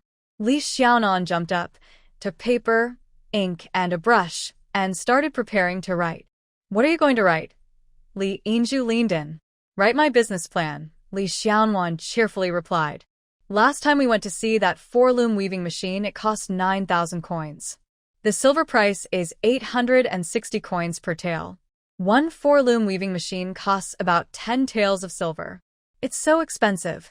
Li Yingju saw Li Xiaonan write down 10 taels of silver for the 4-loom weaving machine, and she glared and shouted, "This is the high-quality paper Brother Hong gave you. It's very expensive. You can't just write and draw carelessly. This is my business plan, not just careless writing and drawing." Li Xiaonan hadn't finished speaking when Li Yingju snatched the paper away. What are you planning? Do you have silver?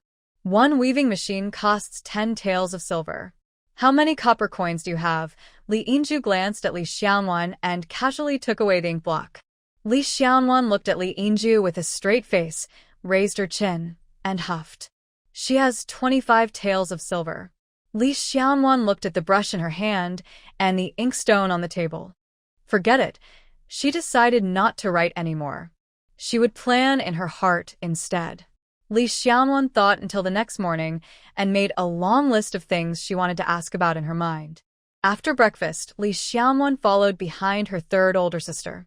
She watched her feed the chickens, water the vegetables, and then saw Li Yingju and sister Mei work together to wring out 2 bed sheets. They stood under the loquat tree, looked up for a long time, then turned and left the yard with their hands behind their backs. Where are you going? Li Yingju asked hurriedly. To the paper paste shop in front, to see if I can find some scraps or corners of paper, Li Xiaonan answered, then stepped out of the yard. At the corner outside the paper paste shop, she turned into the neighboring tea house. The shopkeeper hurried out to greet her. Miss, would you like some tea? Or? The shopkeeper lowered his voice and smiled politely. Do you know Miss Wanqing? Li Xiaonan also lowered her voice. Yes, I know. The shopkeeper nodded quickly. Can you send her a message? Ask her to come see me when she has free time, or I can go to find her. I have something to tell her, Li Xiaonan whispered. Of course. Rest assured, miss, the shopkeeper replied confidently. Just over an hour later, Wanqing's voice sounded outside the yard gate. Li Xiaonan jumped up and ran straight to the gate, smiling happily when she saw Wanqing. You came so quickly. Don't you have to work today? Li Xiaonan asked. Wanqing was surprised by the question. What do you mean I came so quickly? Do you know I was coming? Today, if I didn't do my job, I wouldn't have to stand here. It was me who called you here. Li Xiaonan pointed to her own nose. It was our young master who asked me to come. I'm not your maid.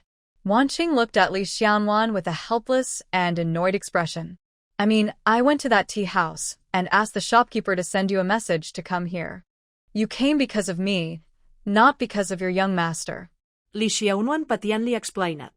Wanqing's shoulders drooped, and she looked tired and helpless. How could I know you called me? I came because I was following our young master. Let's go.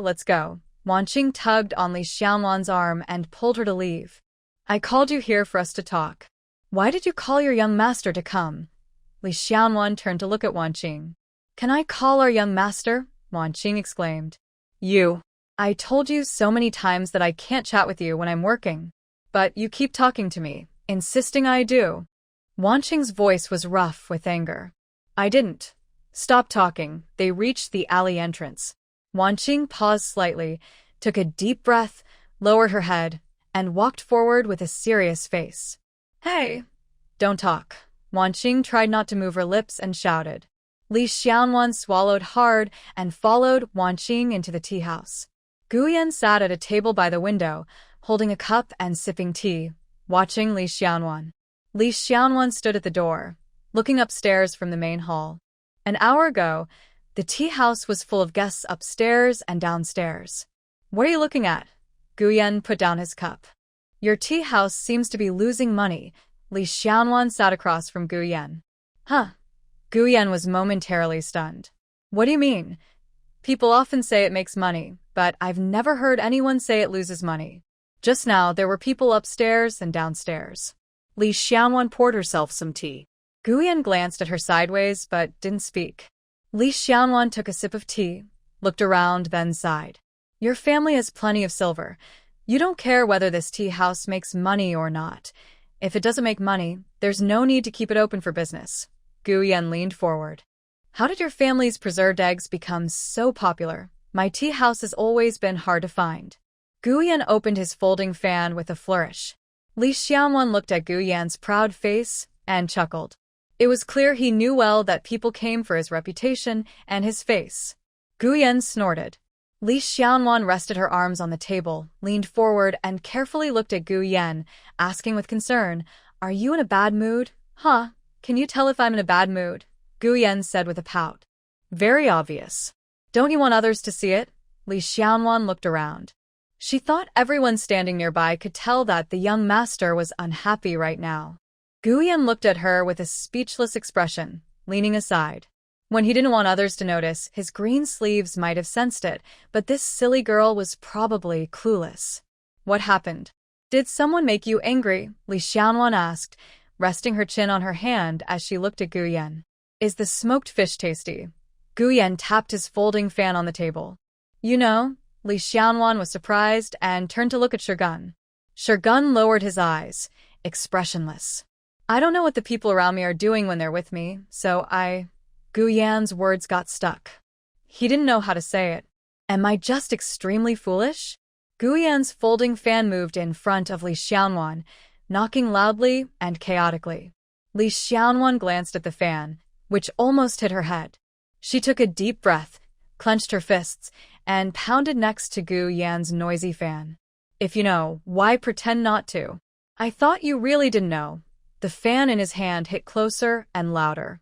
She had to fight back, or next time it might hit her head. I pretend not to know because you're even tempted by those dirty things. Not only tempted, but you also reach out for them. My face has been lost because of you. Guyan looked at Li Xiaonuan, who was trembling slightly but still punching the table with her small fists, with a slight raise of his eyebrows. What was this girl planning to do? No matter what she was going to do, she had quite a big courage. Green Sleeves followed him, but in the end, she never dared to say a word against him. Guyan glanced at Li Xiaonuan, and his fan hit the table even harder and faster. I'm hungry for my own food. What does it have to do with you? I'm not your servant, and if I embarrass myself, it's my own business. It's not your place to embarrass me. Li Xiaonan clenched her fists and slammed them on the table. Guyan paused with his fan in midair, watching Li Xiaonan's small fists. When they hit the table, they stopped moving.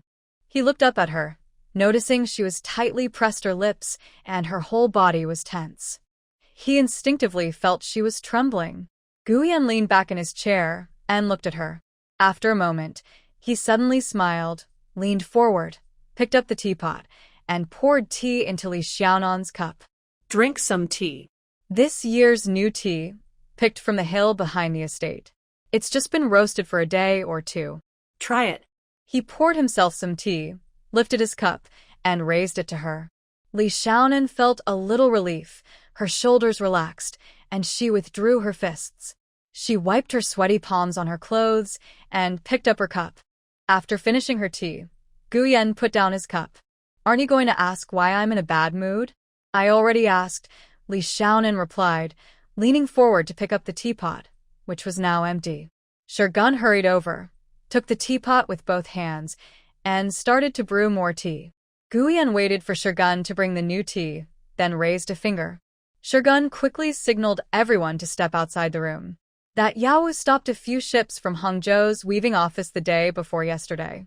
They were carrying over 100,000 taels of silk. Did she come looking for you? Does everyone know she's your person? Li Xiaonan responded quickly. You're a bit smarter than her. Guyan sighed deeply. Those extra 10,000 taels of silver. Was that intentional? Li Xiaonan frownat. You're much smarter than her, Gu Yan said. You definitely didn't just send a Wu alone. He's not suitable for this. He's just a bodyguard and has a straightforward temper, Li Xiaonan gently explained on behalf of a Wu. Gu Yan looked at her, silent for a moment, then sighed. Let's not talk about this. What do you want to tell Wan Qing? I need to see Wan Qing about something. Of course I have to tell her, Li Xiaonan replied. You told Wan Qing, but she still reports to me. Just tell me directly, Gu Yan said bluntly. I want to do a fine cloth business. I want to ask Wan Qing about weaving and the workshops. What did she tell you? Did I ask a question, and then she turned to repeat it to you? You nodded, and she answered my question? Of course, Gu Yan replied very bluntly. Ha ha. Li Xiaonan chuckled, but then she swallowed her words. He was not wrong. It seems it really can happen that way. Sigh. The evil of the selling of oneself, the evil of family inheritance. What do you want to ask? Tian Qing may not know, but I definitely do. Gu Yan looked at Li Xiaonan, who was swallowing her breath, and a faint smile appeared on his face, feeling in a good mood. Since the weaving workshop has to pay 30% tax, what if they buy cloth from other places or sell it again? How much tax would that be? Li Xiaonan thought for a moment and asked confidently, knowing Gu Yan would know. The tax for the weaving workshop is 50%. According to Zhou Yicheng, Gu Yan closed his folding fan with a snap. Pingjiang Weaving Office is a government workshop. 30% of the tax goes into the state treasury and the remaining 20%, the profit, goes into the inner treasury. For private workshops, the tax is 50%. That's so high. Li Xiaonan's voice rose. When the country was founded, private workshops producing silk and fine cloth for export paid 50% tax abroad. Inside the empire, the tax was 20%. Later, Gu Yan trailed off with a hum. Millions of silk and fine cloth were exported each year, but the reports from workshops all over the country showed almost none. Every family paid the same tax rate. When my grandfather managed the Ministry of Revenue, he unified the tax rate for workshops, charging 50%, Gu Yan said coldly. Li Xiaonan sighed deeply. And the interest margin of 30%? Yes, that year in Jiangnan, people were crying everywhere, Gu Yan said with a smile. In those years, if your family's preserved eggs delivered goods to the prince's estate, everyone would be splashed with manure. My grandfather rode through the streets on horseback, and people threw rotten eggs at him. His petition to the emperor, carried in a cart, was full of false accusations. Gu Yan's eyes narrowed slightly, and after a moment, he sneered coldly. No wonder there are no weaving workshops in Kunchen County, and you don't see any in Pingjiang City. There must have been many before. It must have been everywhere. Li Xiaonan looked at Gu Yan, her mood complicated. As a former financial expert, she had seen many scenes of widespread suffering like this. Since the founding of the country, there have been rules in the court. The price of silk and fine cloth for going overseas must be high enough, at least double the cost. When sold within the empire, only a 20% tax is collected to make up for this price difference. However, people's dissatisfaction leads to weaving workshops over-reporting to avoid taxes and undercutting each other abroad, sometimes nearly matching the production cost. Are you planning to open a weaving workshop? Gu Yan asked Li Xiaonan. Not opening a workshop. What if I buy fine cloth from a workshop or somewhere else, like a trading house, and then sell it elsewhere? How much tax would I pay? Li Xiaonan asked again. It depends on where you sell. For overseas sales, the tax is 50%. Selling within Jiangnan, the tax is only 10 coins per bolt, but if you sell northward and go through customs, there's a 30% tax, Gu Yan replied vaguely. Li Xiaonan listened carefully, smiling as she rested her arms on the table and said to Gu Yan, I asked around. If I have a loom and use 6-colored jacquard, a skilled worker can weave a piece of jacquard fine cloth in 3 days. Even with the best silk threads, the cost for one piece is about 330 coins, based on retail prices. 3 days' wages plus the loom's depreciation, roughly 300 coins, makes the cost of one bolt about 630 coins. Adding another 100 coins for safety, the total cost is around 700 coins. Yet, the cheapest jacquard fine cloth in Pingjiang City sells for at least 1,000 coins per bolt. Li Zianan counted on her fingers as she calculated. I wonder why no one opens a weaving workshop with such high profits. Now I see that with 50% tax added, there's barely any profit. So, this fine cloth business can't be done? Guyan raised an eyebrow and looked at Li Zianan. This girl is quite good at calculating, but she overestimates the wages. No, the fine cloth business can be done, Li Zianan said with a smile. What do you plan to do? Guyan asked eagerly. When we were in Kunshan County, my older brothers bought paper and ink with copper coins, all exchanged through my 3 older sisters weaving cloth. If I had a loom and jacquard box, all 3 sisters could learn to weave jacquard fine cloth.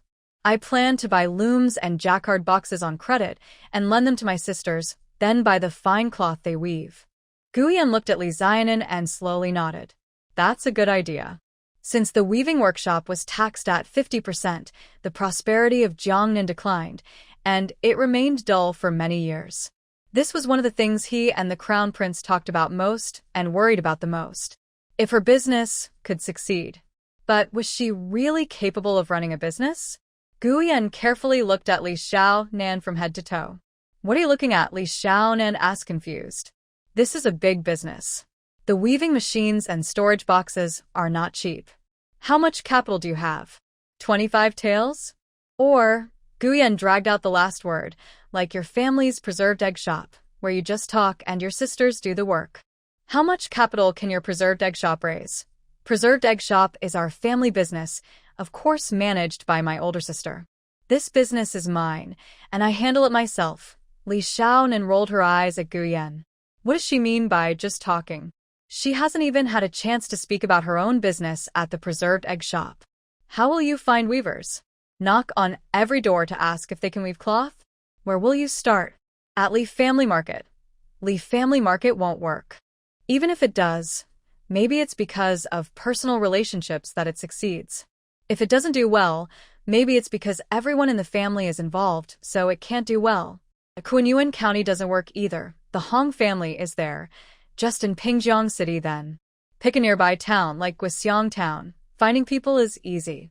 During market days, just set up a stall. Li Xiaonan waved her hand. It's just like a street promotion. She's very familiar with this.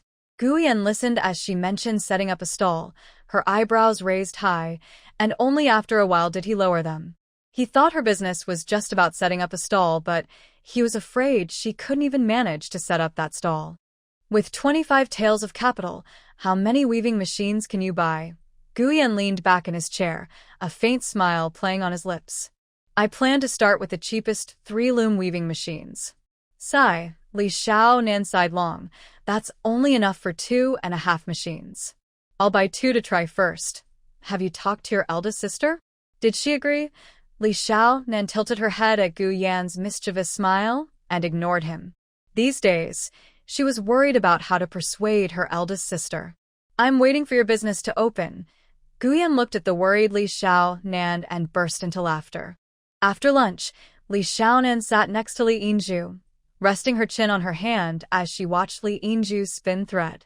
Why aren't you reading a book? Why are you watching this? Do you want to learn? Li Yinju asked with a smile. Third sister, I've asked around and done the calculations. The business of selling fine cloth will definitely make money, Li Xiaonan said happily. Where are you buying the fine cloth? The guild doesn't even buy patterned fine cloth, Li Yinju said, indicating for Li Xiaonan to pass her the basket of cotton spools. I've thought about it carefully. First, the guild's price for patterned fine cloth is too low. After considering the cost of the loom, the yarn box, and the pattern book, 1 bolt of cloth doesn't earn much money. Second, patterned weaving machines are very expensive. If you want to make different patterns, the yarn box and pattern book are also costly. People who can afford patterned weaving machines, like Mr. Gao's family, make patterned fine cloth mainly for their own use. Families that can't afford patterned cloth probably can't afford the weaving machine either. Yes, it's too expensive, Li Yinju sighed as she thought of the beautiful 4-shuttle loom. What if we lend the weaving machines to families who can't afford them and then buy back the fine cloth they produce? Wouldn't that work? Li Xiaonan looked at Li Yingzhu with bright eyes. Li Yingzhu frowned. You said the other day that making good money with copper coins is why no one is doing it. Why is that? Have you found out? Yes. Because the fine cloth business in the guild is taxed based on the weaving workshops. They have to pay 50% tax on the fine cloth they handle. So if we do it this way, we won't have to pay taxes, Li Yingzhu asked, looking at Li Xiaonan. Yes, Li Xiaonan replied softly, not daring to be too loud. Her idea was to spread the weaving machines to different families. It wouldn't be considered a weaving workshop, but it wouldn't be purely a cloth-selling business either. If it grows big. But for now, she just wanted to start the business. Do you really want to do this? Li Yingzhu paused her spinning wheel and looked at Li Xiaonan. Yes, Li Xiaonan nodded eagerly. Then you need to talk to your eldest and second sisters. You want to buy weaving machines, but the costs are too high, Li Yingzhu said, shaking her head. I think your eldest sister definitely won't agree. Besides, our family's preserved egg business is already busy enough. We'll do this secretly, Li Xiaonan said with a pleading smile. Us? Where would we get the money? My dowry, Li Yingzhu responded quickly. No. How can your dowry be moved? I have a little silver. Li Xiaonan rubet her fingers. Where did you get the silver? Li Yingzhu's eyes widened. I went to class and left some behind, Li Xiaonan mumbled. Huh. You only took more than 5 taels of silver? How much did you leave? What? 10. Before Li Yingzhu could scream, Li Xiaonan covered her mouth with her hand. I know. Li Yingzhu pushed away Li Xiaowan's hand. 10 taels? Just one trip? Is that young master crazy? I've told you many times, he has money.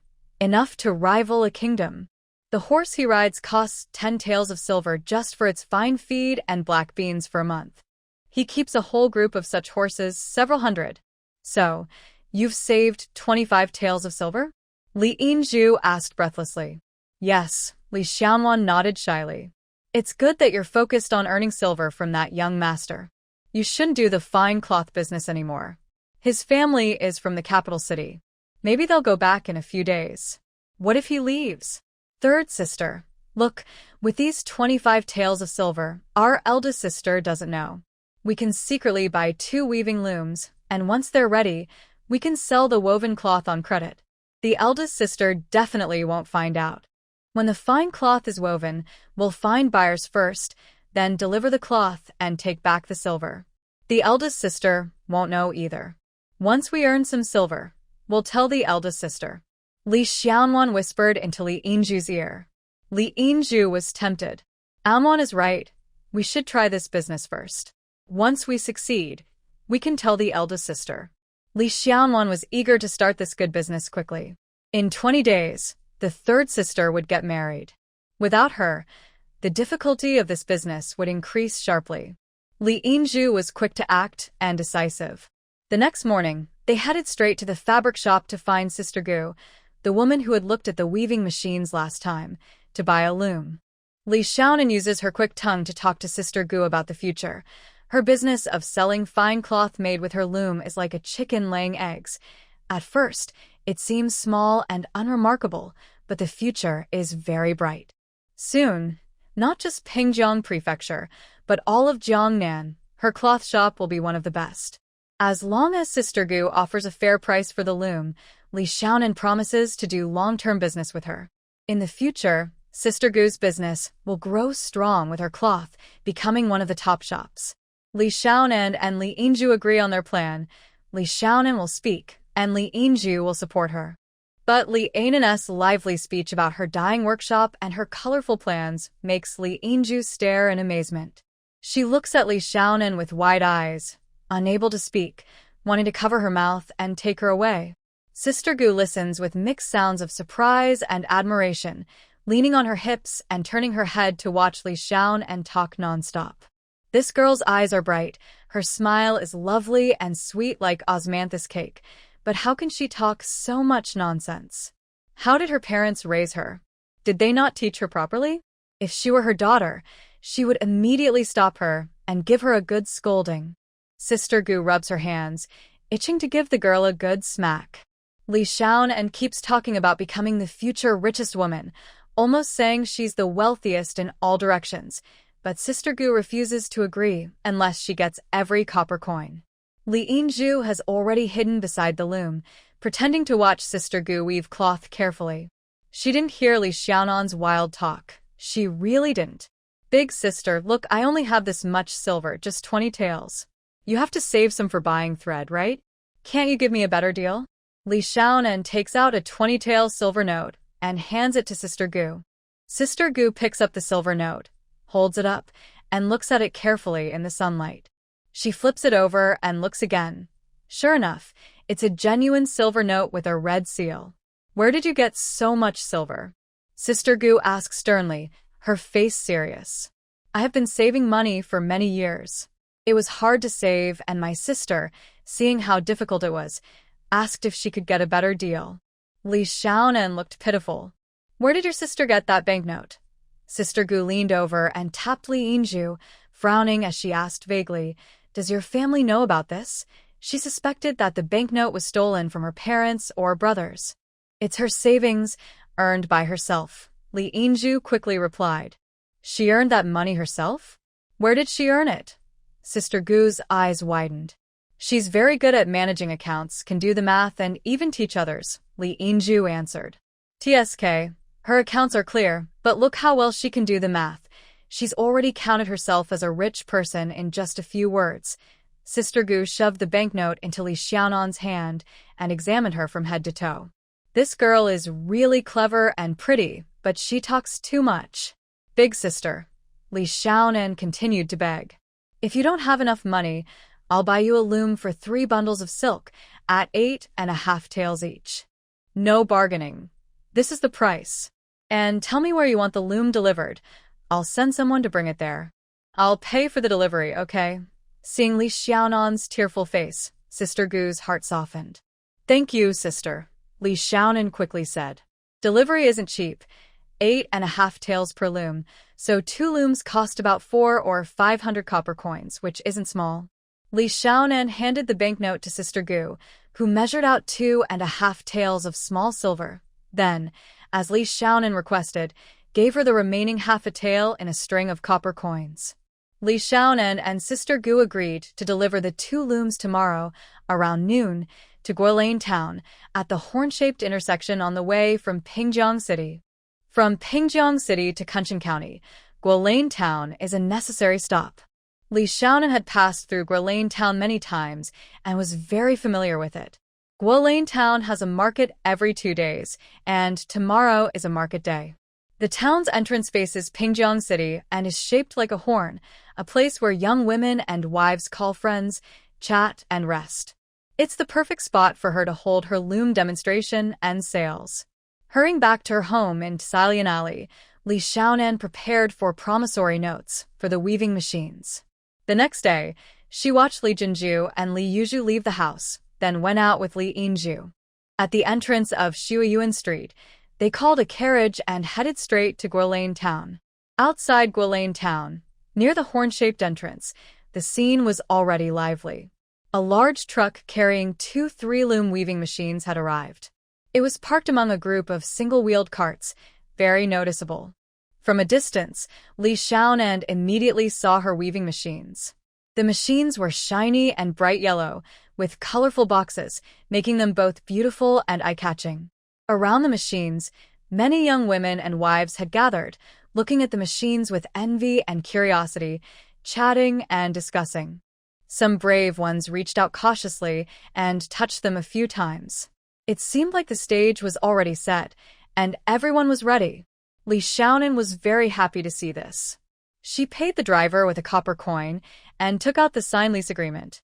She hurriedly approached, telling Li Yinju, "Watch them move the machines down. Don't shift them around, just leave them there." "Okay," Li Yinju replied, following closely behind. Li Xiaonan reached the front of the 2 machines, spun around, and faced the curious crowd gathered around. Smiling, she waved her arms and loudly said, "Aunties, wives, and mothers-in-law. These 2 machines are 3-loom weaving machines that can make patterned fine cloth. They cost 10 taels of silver each. I bought these 2 machines to help everyone get rich and prosper." The lively chatter suddenly stopped, and everything became quiet for a moment before the crowd burst into lively discussion again. Whose little girl is this? Where is her family? What is this girl talking about? Did she buy these? How does she have silver coins at her age? Is she crazy? Quick, Sister Zhang, come here. There's a girl acting wild. Come quickly. Don't talk nonsense. She's a good girl. Look at her eyes. She's not crazy. Little girl, where is your family? The surrounding young women, wives, and old women stopped looking at the machines and turned to watch Li Xiaonan with curiosity. Everyone listen to me. Yes, I bought these machines myself. If you don't believe it, ask them. I am the owner. No, the loom is for weaving cloth for you all. Li Xiaonan was surrounded by shouting from all sides. Her words were drowned out by the loud noise, and she couldn't hear herself. Is this little girl crazy? Whose girl is she? Has she reported to the officials? Whose loom is this? Could it be stolen? Oh no, this is serious. Has she reported it? Quick, report it to the officials. This is not good. Here come the officials. Make way, make way. Amid the noise, the village officer, standing near the trumpet-shaped area, was guided by several women. He frowned and stepped in front of Li Xiaonan. The loom belongs to me. I am the head of my family, and this is my older sister, Li Xiaonan weakly explained to the village officer. You little girl, you're the head of your family? That's a lie. The officer scowled and looked her up and down. What's your name? Where do you live? What are you doing here? Where is your father? Your older sister is just a girl like you, not the head of the family. My family is in Pingjiang City. I came to sell the loom, just to look around. We're leaving now. Li Xiaonan quietly rolled up the 4 contracts and moved beside the loom. 2 workers, who were helping with the loom, one standing next to the cart and the other about to untie the loom, heard Li Yingju say they would take it back. They said without hesitation, Aunt Gu told us to bring it here, but she didn't say to take it back. If you try to take it back, you'll need to pay extra. How much copper coins? Li Xiaonan asked quietly, eyeing the frowning village officer.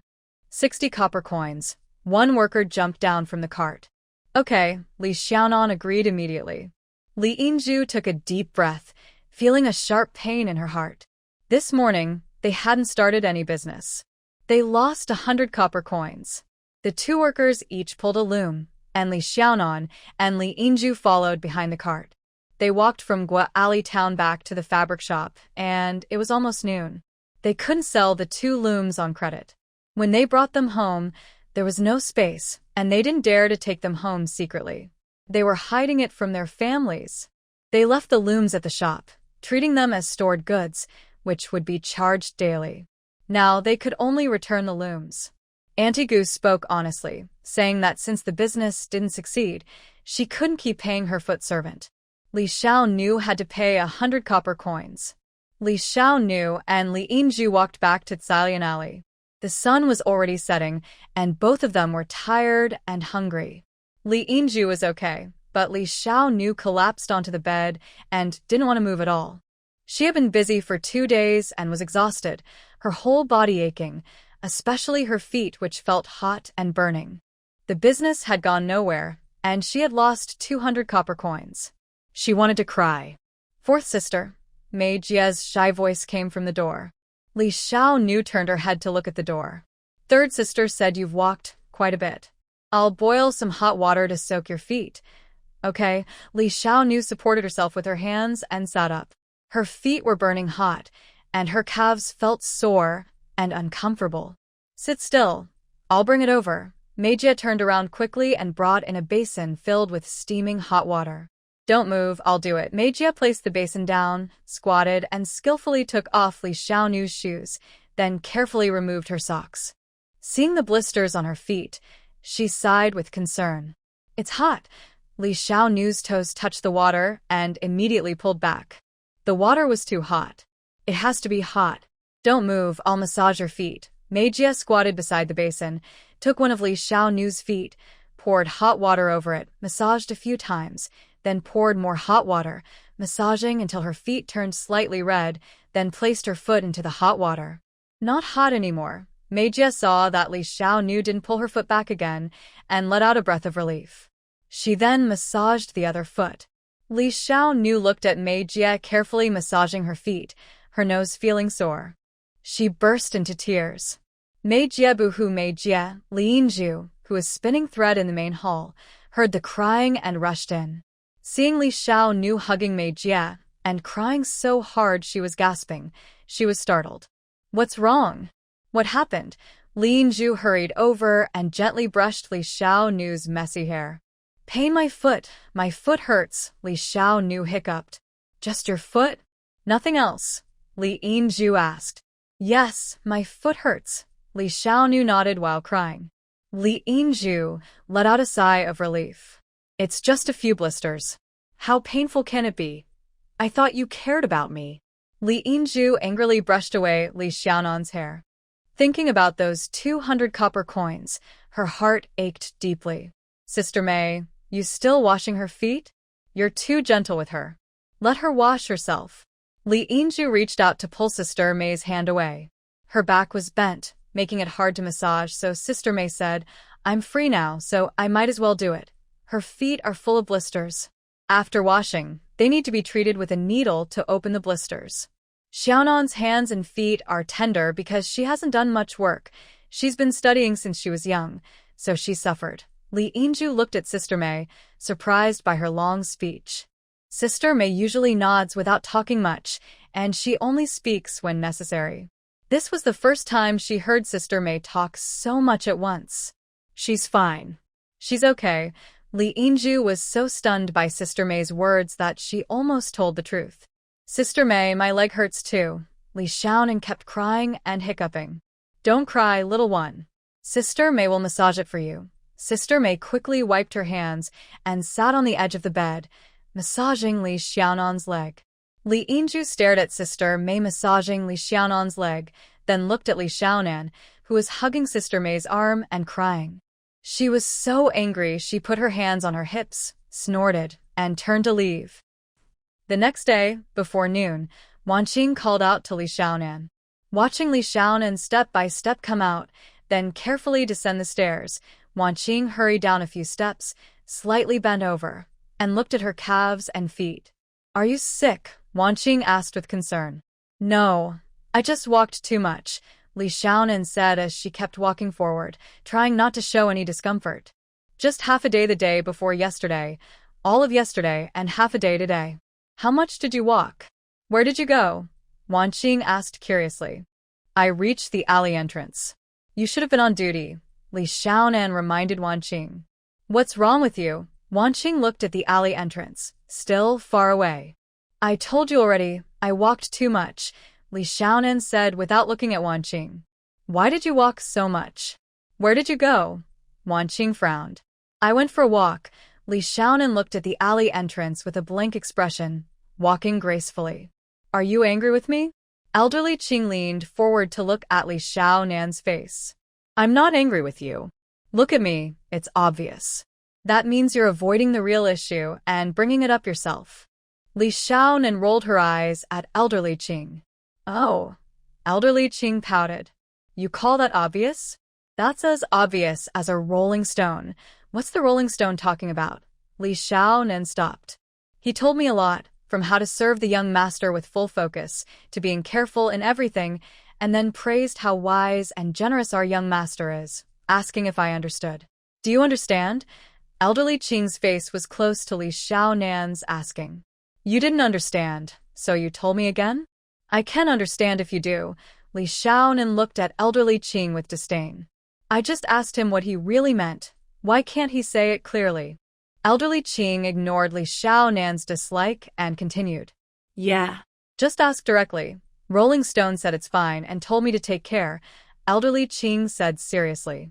Do you think I offended our young master? Li Xiaonan pinched her chin with 2 fingers and frowned at Elderly Qing. If Elderly Qing, who is usually cautious, offended someone, it must have been when their young master overheard their conversation. What did they say that time? Li Xiaonan xuclat sufli. I think just watch Rolling Stone. As long as he's okay, you're probably fine. Huh? What do you mean? Elderly Qing frowned. First, it's just my guess. Second, it's better if you don't know everything. We're almost at the alley entrance now. Hurry up and get to work, Li Xiaonan said as she stepped forward. Guyan sat by the window, resting one arm on the table, twirling a folding fan with the other, smiling as he watched Li Xiaonan. You're in such a good mood today. Li Xiaonan sat across from Guyan. Her cup was already filled with tea. Thanks. Li Xiaonan raised her cup and nodded at Guyan. How's your business going? Guyan shifted his chair closer and asked with a smile. Did you have someone spy on me? Li Xiaonan raised an eyebrow. No. Guyan quickly denied, flipping his fan in his hand. Look, I only have this many people.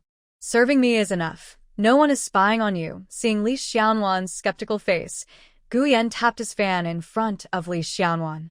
Really, there's nothing. It just so happened that a steward went to Linhai town and passed through Guilane, and he saw something. It's just a coincidence. Do you think I'm a child? Li Xiaonuan pressed her hands on the table and stared at Guyan.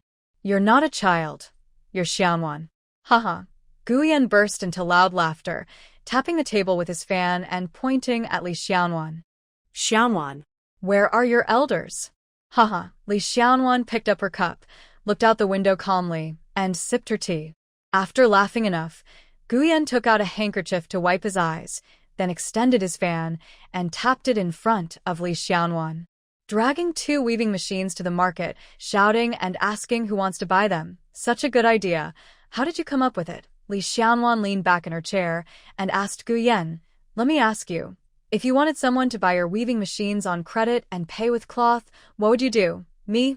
Guyan dragged out the sound, looking at Li Xiaonuan with a smile. Guilane is a small town. If it were me, I'd choose a county like Kunshan County, call Huang Xianzhou over, and have him pick out dozens or hundreds of households to send the weaving machines. Li Xiaonuan's shoulders drooped in disappointment. He wasn't doing business. He was ruling the country. This world belonged to his family. Try a different business. I'll pick one for you, and you'll make money easily, Guyan suggested sincerely, tapping his fan in front of Li Xiaonuan. Then why bother with business? Just give me a bunch of silver, Li Xiaonuan retorted. That works too. I'll give you a manor, not just one, but 2. Plus some shops and a pile of silver, a big pile. Guyan swung his fan in a big circle. No, Li Xiaonuan firmly refused. How much silver do you want? Do you really want to be as rich as a king?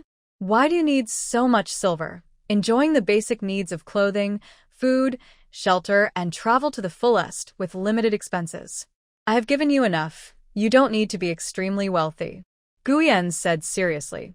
Regarding the enjoyment of clothing, food, shelter, and travel, I think I've had enough so far. Just a little better and that will be enough. I'm not doing this for enjoyment.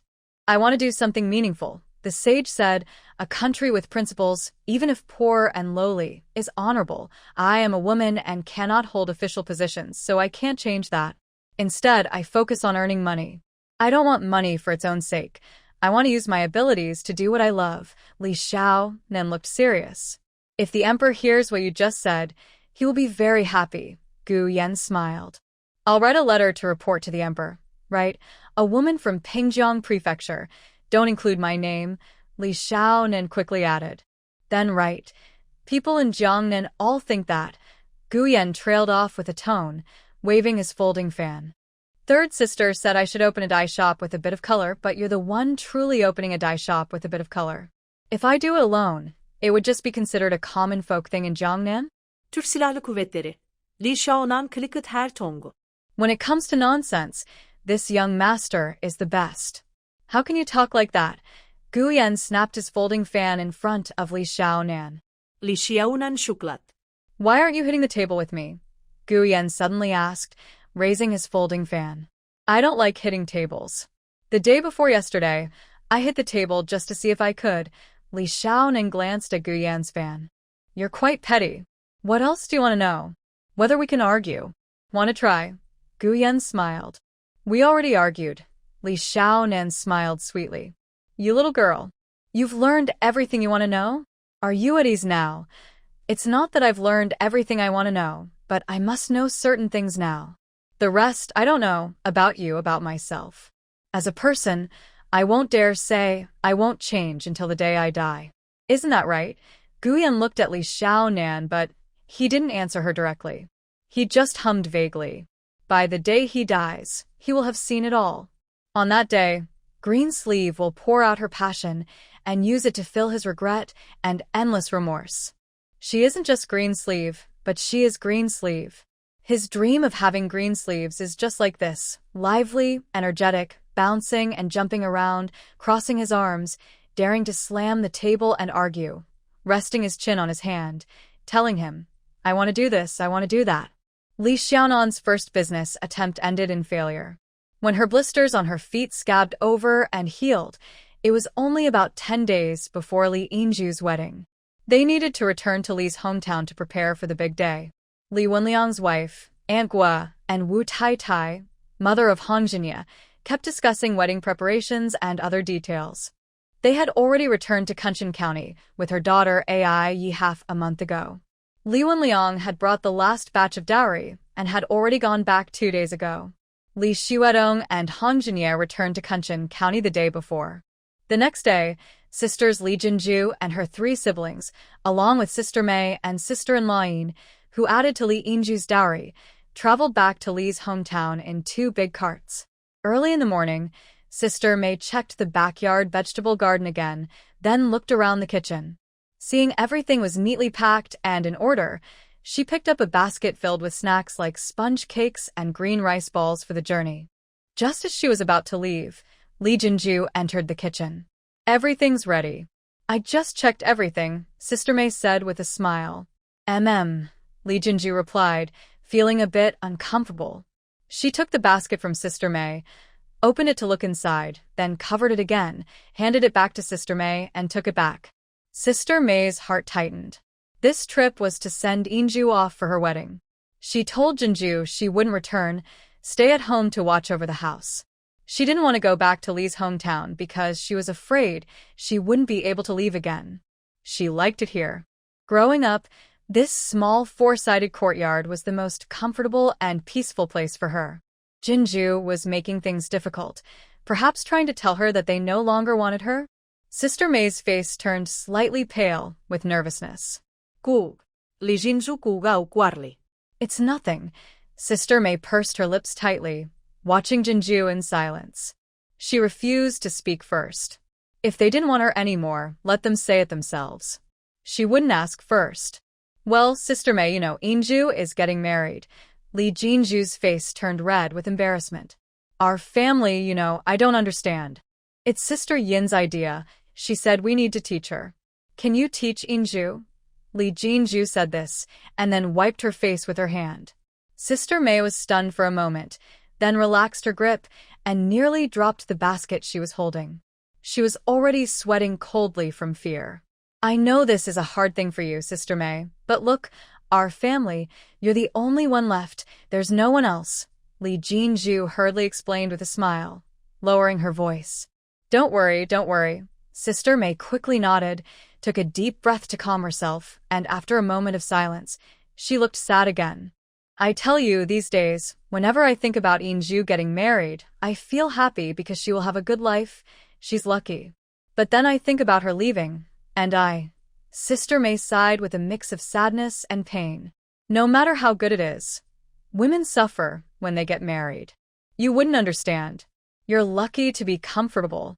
Women have a hard time when they marry. Don't worry, I told Yinju I would teach her how to endure. Before she finished speaking, tears fell from her eyes. She quickly wiped them away. The small courtyard of the Li family was already cleaned thoroughly. Li's sisters and Sister Mei got off the carriage and immediately started working, including Li Xiaonan.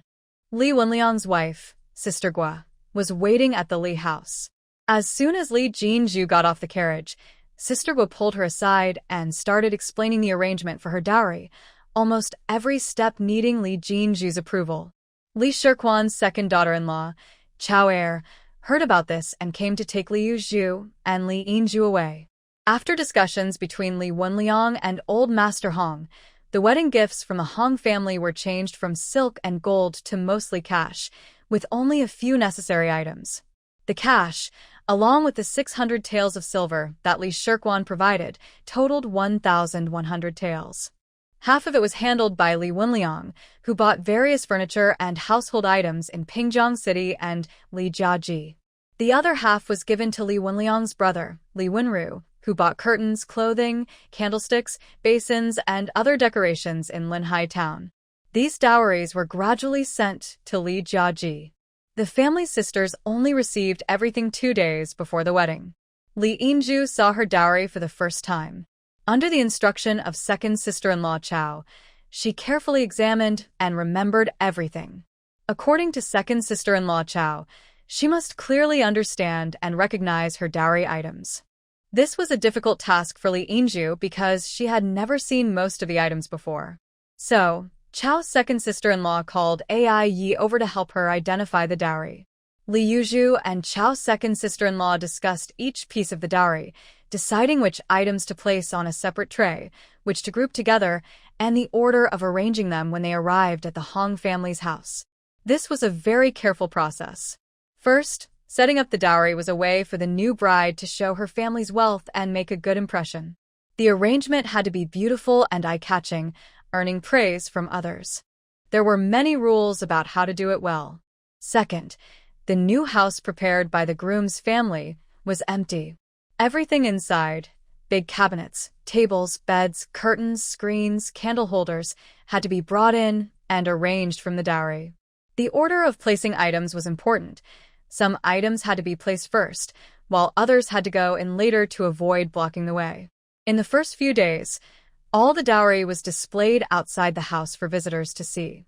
While the dowry was outside, people coming and going in the new house had to be careful not to disturb or damage the valuable items. The valuable things were placed in visible spots, but they had to be protected from careless guests. Small items needed to be visible but not easy to take, to prevent theft or accidents. Everything had to be arranged thoughtfully.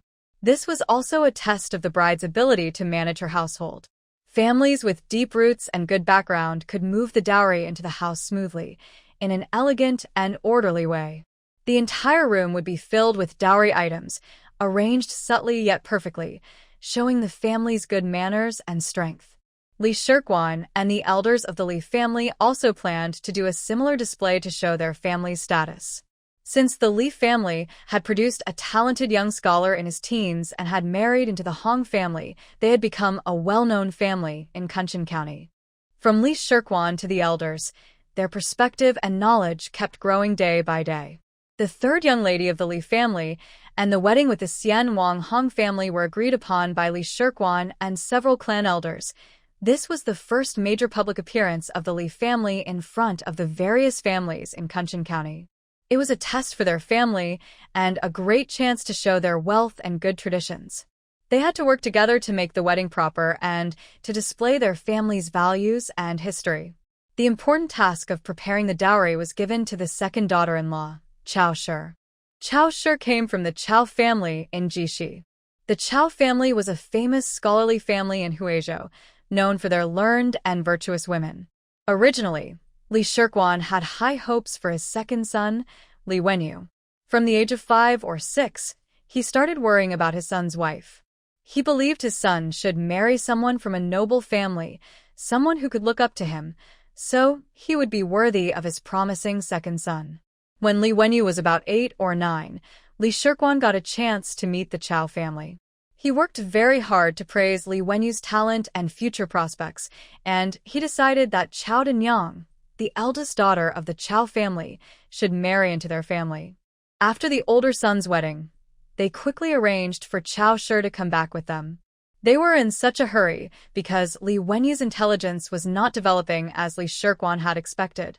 Instead of focusing on important things, he was distracted and tried everything that was useless. Because his second son was not successful, Li Shirkuan was so angry he fell ill several times. The only comfort was that Li Wenyu and Chao Shi got along very well, which was a small blessing in an otherwise unlucky situation. Chao Shi was raised with strict family manners. The most important part of the wedding preparations, the dowry, was entrusted to her. As for Li Zianan, She was pulled away by Cui Yi as soon as she got off the carriage. Cui Yi didn't even say a word of longing.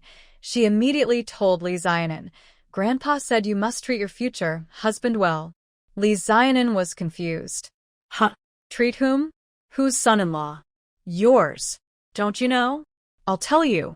Cui Yi excitedly explained with her hands and feet how to treat the future husband properly. Grandpa said, even when treating your husband, you need to be careful. I want to talk to you about how to make it interesting. Li Xiaonan understood clearly and let out a long sigh. So that's how it is. I need to give him a good lesson. Linhai Town. Gu Yan was riding a horse, wearing a golden crown on his head, with a silver-blue cloak flowing in the wind. Surrounded by guards, he galloped straight to the entrance of the customs office by the sea. He dismounted, looked up at the huge gate of the customs office, which resembled a giant beast, then turned and headed to the nearby dock. Hu Qingze, the head of the Heji old shop, received the news. He took his son, He Weiming, and ran out of the shop, chasing toward the dock. Gu Yan circled around the dock, saw the hurried approach of father and son, and pointed to the warehouse nearby, smiling. I came out to ride, and I also wanted to see if there's anything new. No urgent matter. You all can go on with your work. No need to serve me. Even if busy, not right now, Hu Qingze replied with a bow and a smile. That's true. Let's go see if there's anything interesting lately, Gu Yan said casually, swinging his folding fan. Hu Qingze looked at his son, He Weiming, who quickly stepped forward and replied with a smile. The other day, a ship brought some new and interesting goods called Gui Biao, made by a local craftsman. It just arrived and was unloaded. It's quite fascinating. Gu Yan responded vaguely, took a few steps forward, then smiled. Let's go take a look. The warehouse next to the customs office was used to store goods unloaded that day which hadn't been sold yet.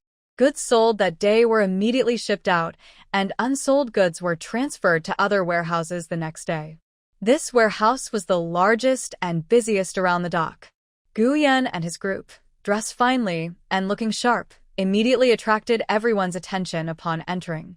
Gu Yan strolled through the warehouse, occasionally flicking his fan at the goods, but all with a careless glance. He Weiming followed closely, watching Gu Yan's expressions and movements carefully, ready to step forward and explain if needed. Hu Qingze lagged half a step behind his son, observing Gu Yan's demeanor closely. Report to the young master. Yao Wu has arrived, Shogun reported. Let her come over. Gu Yan casually ordered.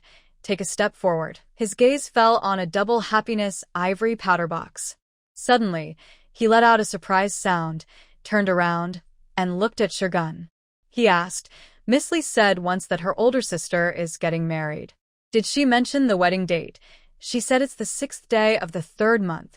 Shogun hurriedly bowed and replied. Gu Yan nodded, slowly tapping his folding fan in his hand, his brows slightly furrowed. After a moment he smiled and said, Since we know, we should add some makeup. Proper etiquette can't be missed. This box is good. Yes. Shogun quickly stepped forward, holding the double happiness ivory powder box, and asked with a smile, Whose item is this? How much does it cost? Let me handle it. He Weiming quickly reached out to take it. Gu Yan pressed his folding fan on He Weiming's hand. This is my private matter. You don't need to worry. Let Shogun take care of it. Yes. He Weiming quickly withdrew his hand. He called over the owner of the ivory powder box, asked for the price, and paid immediately. Gu Yan then moved forward and selected a coral branch, a pair of agate bowls, and a pair of rhinoceros horn cups. He signaled a few young servants to carry them together. After looking at them, he was satisfied and nodded, then ordered Shogun, choose a few people to send these over. Shogun bowed and agreed. Gu Yan turned his head and saw Ah Wu, who was stretching his neck to watch the fun. His eyebrows slightly lifted and he smiled. You should go too and offer your congratulations. Ah? Yes. Ah Wu was momentarily stunned but quickly agreed. He Qingze watched Gu Yan and his group of dozens riding away. After a moment of surprise, he turned back, walking as he instructed his son. The Li family also has business dealings with us. Since the heir has added makeup, we should also show support. Go pick a few items and go personally. Okay, He Weiming responded.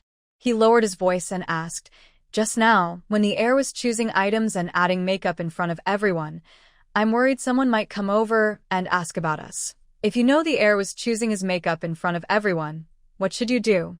Do you still need to ask me? He Chingza stopped and looked at his son with a frown. Yes, I understand, He Weiming said, feeling a bit surprised. Why did his father suddenly get angry? He had been with his father since morning, and nothing had happened.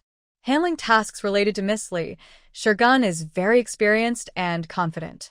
Back at the residence, Shirgun immediately chose 4 respectable and reliable housekeepers, dressed brightly and elegantly, and seated them in 2 large carriages. The carriages prominently displayed the insignia of Prince Rui's residence, making them very eye-catching. He also selected about 10 other well-dressed attendants, each wearing fine clothes, riding tall horses.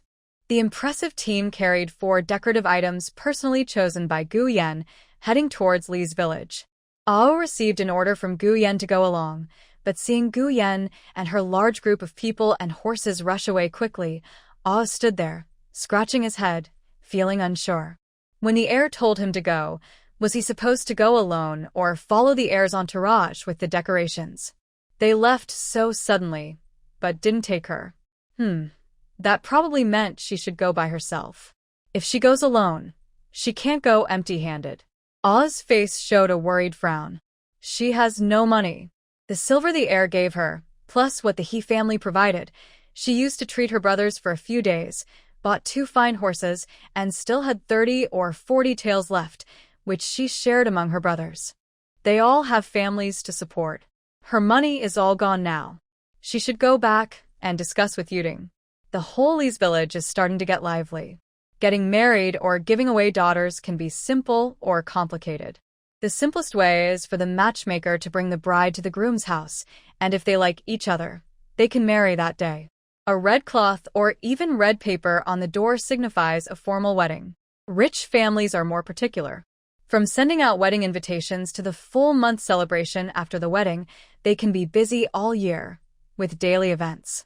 For Li Yinju's marriage, Li Wenliang and Old Master Hong considered the family situation. Until the wedding day, they only focused on practicality.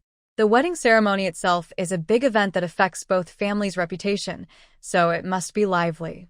But both families prioritized practicality first. Old Master Hong thought that since Li's family was just starting out, going all out might make things difficult for them. Li Shirguan and Li Wenliang naturally followed Hong's lead. This event prioritized affordability, and the entire Li family's effort to marry off a daughter was busy and lively enough. Li Shirguan and several elders believed that this joyful wedding was not only the family's first public appearance, but also a good chance for the Li clan members to gather, celebrate, and strengthen their family bonds. The Li family and the village of Li Jiaji must have a lively celebration. A few days before the Li siblings returned to Li Jiaji, the open space in front of the ancestral hall was already being prepared with tents and cooking stoves. On the day the Li siblings came back, women from Li Jiaji and nearby villages like Shao Li Zhuang, mainly women from the Li family, started early and stayed late. They made qingming rice cakes, large cakes, steamed cakes, rice cakes, and prepared preserved meats, chickens, dried fish, fried, boiled, and cooked various ingredients. A lively wedding celebration, starting 3 days before the wedding, would last for a whole month. During this time, there were many activities: preparing the bride's dowry, applying makeup, welcoming the bride, ceremonies at 3, 7, and 9 days, and the full moon hair washing. There were continuous, lively banquets. The women and girls of the Li family were busy with this big celebration, but Mei Jia was not involved. She couldn't have children and had been sent back home, so during such times, she was considered an unlucky presence and had to stay away. But she couldn't avoid the lively celebration. Li Xiaonan and Cui Yi were tasked with guarding the door to welcome the groom, which was an important job. They needed to plan and prepare and gather enough people. Li Shirguan and the elders nodded, and all the young girls around 10 years old and under, along with the children under 10, were assigned to Li Xiaonan and Cui Yi. Li Xiaonan set their activity area at her and her brother's home next to the ancestral hall. A large group of children ran in and out, calling Li Xiuemei Sister Mei, Mei, and even Grandma Mei, asking for drinks, food, and all kinds of things. Sister Mei had to go back and forth to the large shed at the entrance of the ancestral hall, bringing cakes, bowls of soup, and ingredients like red dates, hawthorn, chicken, fish, eggs, and meat. The children from each family followed her, asking for treats, and under the big shed, they happily handed things over without causing trouble. Finally, Li Xiaonan could enjoy a few days of being able to eat whatever she wanted without worry. When the royal prince's entourage arrived at Li's village, Li Xiaonan was sitting in her family's kitchen, eating freshly cooked osmanthus sugar water chicken head rice, watching a group of young girls laughing and playing loudly. Fourth sister, Li Shirquan's young grandson, Amin, shouted as he ran in, bumping into Cui Yi, who fell forward and knocked over 2 or 3 people. Ow! Slow down. Mei Jia was startled and quickly pulled Amin back. Shout at you. A Zhuang and a Chong rushed in one after the other, both panting heavily. They looked at Li Xiaonan, pointing outside but unable to speak clearly. Is something wrong? Li Xiaonan asked quickly. A Chong nodded desperately, while a Zhuang shook his head. Li Xiaonan handed the bowl to Mei Jia, waved her arm, and said, "Let's go see." A large group of young girls and children followed Li Xiaonan out eagerly. Outside the yard, a Zhuang took a deep breath and caught up with Li Xiaonan, grabbing her sleeve. Wang called you. A big crowd, it looks so lively, a Chong also managed to speak, marveling. Wang said it's the palace, and asked me to call fourth sister. A Zhuang said, pulling a Chong behind him. Huh? Oh. Li Xiaonan froze in surprise. Has the young master come? Why did he come? He's here, Cui exclaimed. They saw Chao's second sister-in-law walking nervously on the right, with Li Jinzhu on the left. Between them, 2 women dressed in dazzling traditional clothes approached. This is our fourth sister. Chao's second sister-in-law hurriedly introduced to the women when she saw Li Xiaonan. Greetings to Miss Li.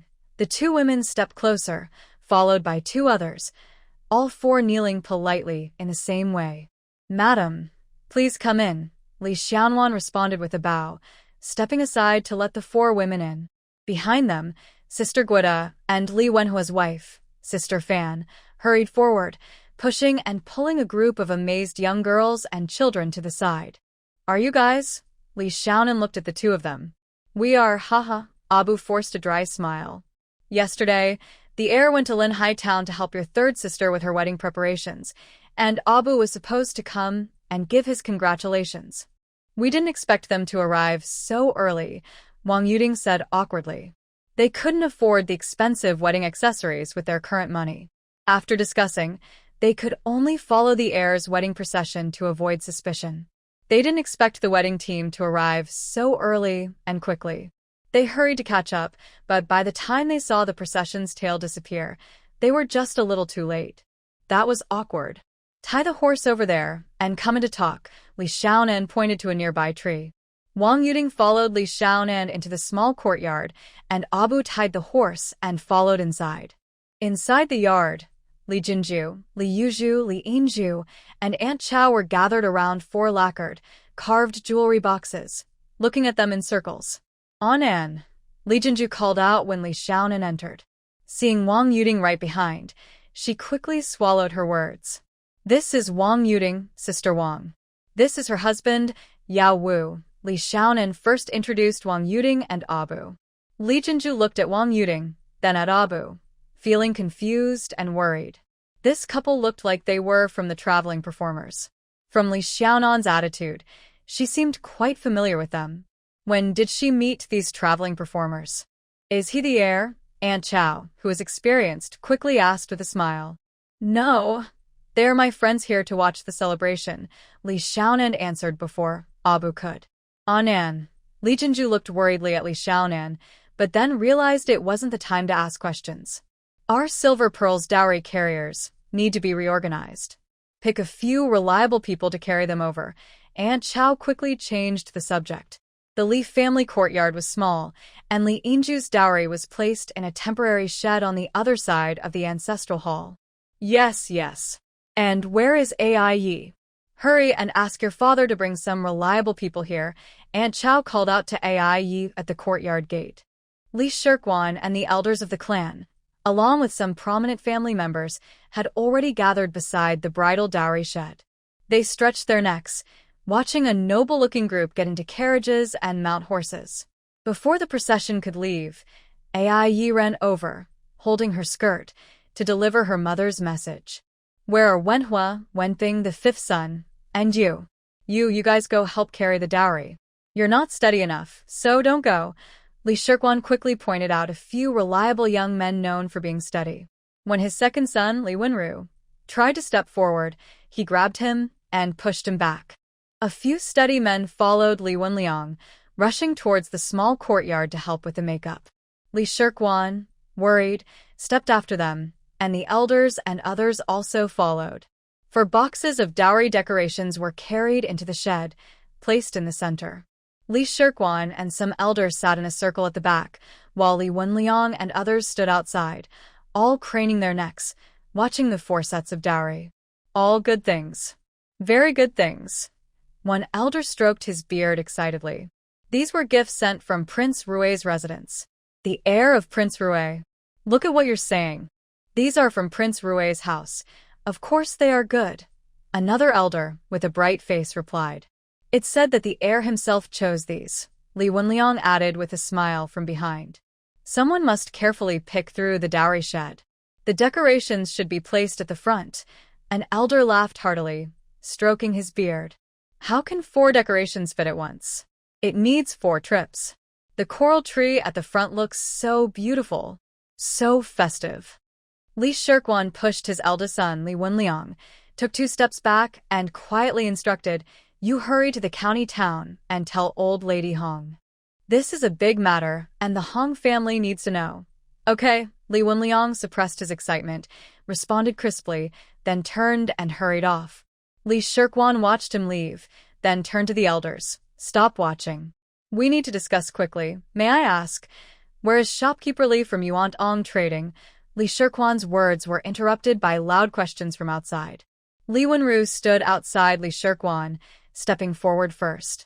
I am the assistant shopkeeper. Father. Li Shirkwan quickly took a few steps out of the shed. Outside the shed, He Weiming jumped down from his horse, threw the reins to the servant, and bowed deeply to Li Shirkwan. Young master, I pay my respects to Uncle Li. You're too kind, too kind. Li Shirkwan looked a bit flustered. Li Wenyu hurried forward with a bow. Young master, I hope you're well. Such a grand Li from Uncle Li, I don't deserve it. He Weiming quickly helped Li Wenyu up, then bowed to Li Shirkwan and smiled. I asked Shirgun about your 4th Mississippi. Shirgun said she is friends with our young master, so I didn't dare to be too bold. Young master, you're too polite, Li Shirkwan said, feeling a little confused. He gave me a name, Xiangxing, He Weiming said with a bow and a smile. Uncle Li, you can call me Xiangxing. Xiangxing, that's a good name. It means good fortune. Li Shirkwan calmed down. Did you come from Linhai town? Come in for some tea. He Weiming fell half a step behind Li Shirkwan and went inside to drink tea. After finishing, he put down his makeup and said goodbye, then left. Li Shirkwan, with his hands behind his back, watched him leave and then turned around to see his second son returning. Father, is Miss A and the young master? Li Wenyu asked softly, walking a few steps closer and standing beside Li Shirkwan. He knew the least about the scholar's family matters. It's not what you think, Li Shirkwan said, looking at the makeup He Weiming brought. At first I thought the same as you. But now I'm sure it's not. Really? Because of this makeup? Yes. If the young master truly liked Miss A and wanted to marry her, he would have done so already. If he married her, it wouldn't be Miss A who couldn't match up, but our Li family. Besides, I don't think that's the case. I believe the young master just sees Miss A as a friend. That's very good. Li Shirkwan spoke very quietly. What's so special about Miss A? This is the 2nd time I've seen her, and I don't see what's good about her. Li Wenyu frowned. Miss A is not ordinary. As for what makes her different, if we could see it, maybe we're not ordinary either, Li Shirkwan said, stepping outside. Call Manhwa over, have these carried out, pick 2 people, prepare paper and ink, and make sure to note which basket came from which family. We need to get busy. Okay, Li Wenyu agreed, quickly sending someone to call Li Wenhua. The He family watched over Prince Rui's residence, and the entire Linhai town also looked to the He family. After the He family's young shopkeeper went to add makeup, the families preparing for the event were likely rushing toward the Li family gathering like fish swimming across a river. Old Master Hong sent away Li Wenliang, then stood still for a moment before slapping the tea table hard. He was still too careless. Yang preserved eggs had just opened for business, and the first to place an order was the steward of the prince's estate. He should have realized that Li's 4 sisters and the heir of the prince's residence definitely weren't just casually chatting. He thought about it at the time, but he was too careless. He underestimated the Li family. The marriage between Ah Yi and Silver Pearl was too informal in terms of etiquette. Old Master Hong slapped the table again. He was truly muddle-headed, only thinking about profit. His old eyes cared too much about money. The marriage negotiations between Ah Yi and Silver Pearl had no proper formalities yet, no proper betrothal gifts or wedding dowries. There was still room for discussion. Quickly invite the old master over. Hurry. Old Master Hong shouted loudly, slamming the table. And you, the eldest wife. Lao Lu. Pick someone quickly and go to Pingjiang City to invite the second old master back. Tell him to come immediately. The sooner the better. He must arrive home before dawn tomorrow. Choose a few more people to go to Linhai town and call the second old master back. He needs to arrive home before nightfall. Hurry, go quickly. The servants in the courtyard were panicked and ran around after old Master Hong's commands. Li Wenliang arrived home not long after. Old Master Hong Jinya, riding his horse, hurried to Li's gathering with sweat pouring down his face. Li Shirkwan, Li Wenliang, and others were in the ancestral hall, discussing with the elders and heads of several families to reorganize their staff to handle the large influx of wedding preparations. Old Master Hong Jinya entered Li's gathering, riding his horse, and loudly asked a question as he headed straight for the ancestral hall. Li Wenliang saw Old Master Hong Jinya first, and quickly stood up to greet him. No need, no need. It's best to talk here. Everyone is here. Old Master Hong Jinya pulled out a handkerchief, wiping his sweat with a forced smile. Have a cup of tea first. No rush, even if it's just a moment. Li Shirkwan indicated that Old Master Hong Jinya sit on the chair Li Wenliang had just vacated. Li Wenru quickly poured a cup of tea and handed it to Lord Hong, also placing the teapot nearby. Lord Hong drank the tea, picked up the teapot, poured another cup, and took a sip. He looked at Li Shirkwan with a forced smile and said, Father told me to come quickly. It's nothing serious, just a small matter. Father said that although Silver Pearl and her brother have lost their parents, even so, in terms of manners, we must not be careless. Father means that. Lord Hong's tongue and front teeth were tangled. The day after tomorrow is an auspicious day. My second uncle will come to give the wedding gifts. No matter what, the betrothal gifts can't be missing. Uncle, you agree, right? The day is a good day, very lucky and prosperous. I just told the old master now. Honestly, huh? Isn't it a good day? Second uncle will leave early the day after tomorrow. Around noon, he should arrive at our Li family village. Well, I won't bother you any longer. Goodbye, goodbye. After saying this, Lord Hong quickly stood up, clasped his hands, and hurried out. Li Wenliang's eyes widened as he watched Lord Hong rush away. Li Wenru pointed at the fleeing Lord Hong with a strange expression. Li Wenhua leaned forward, puzzled, and asked Li Wenliang, hasn't the betrothal gift already been given? Why is it being given again? Is the old master confused? This old fool. Li Shirkwan slapped the table. If they give the betrothal gifts again, won't they need to choose an auspicious date and time properly?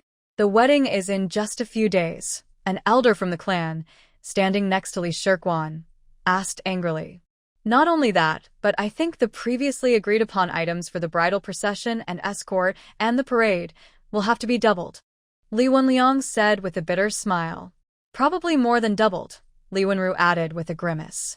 Everyone fell silent, looking at each other.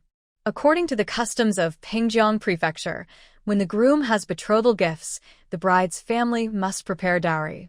The groom uses jewelry, fine clothes, and crowns to encourage the bride.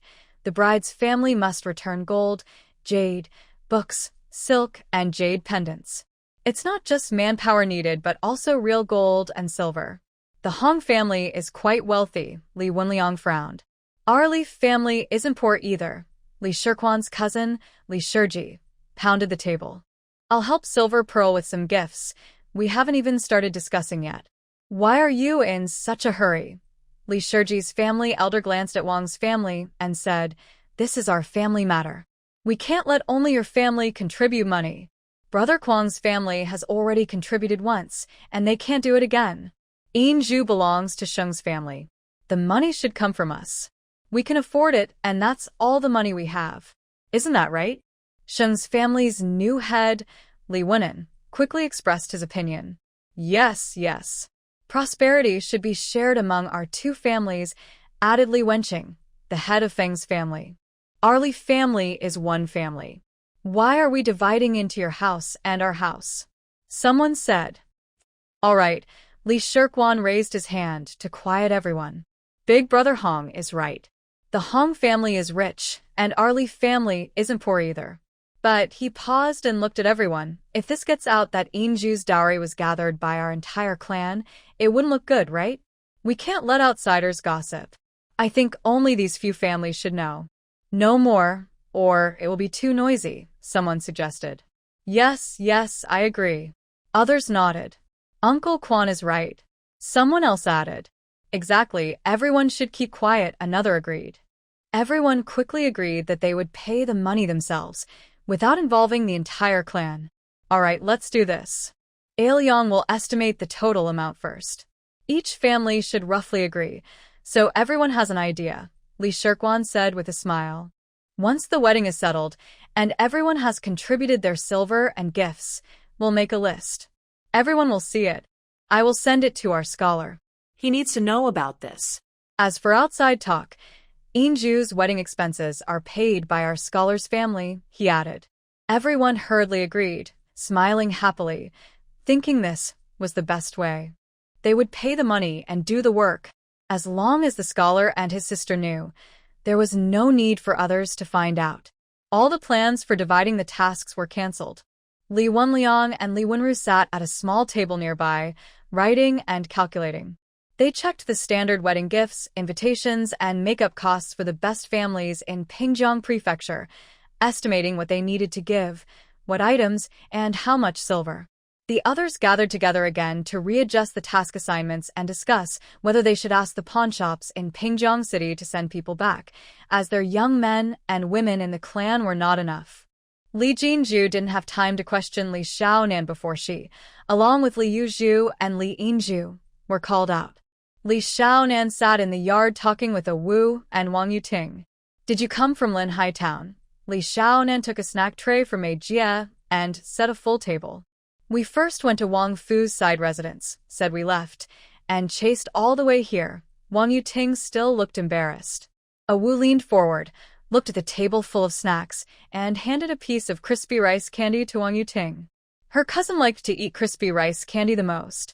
Are you all doing okay over there? No one gave you trouble? Li Xiaonan asked cautiously. Good, a Wu said happily and proudly, then frowned and looked worried. It's just that we're worried.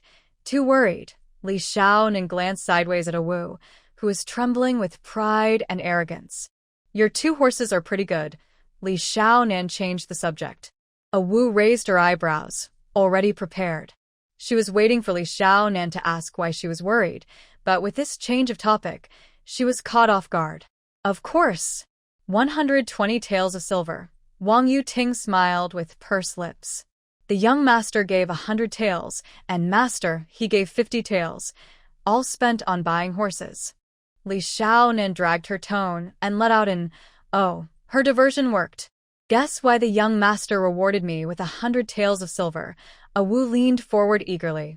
Without waiting for Li Xiaonan to answer, She started excitedly explaining how she discovered something wrong with the silk on those ships.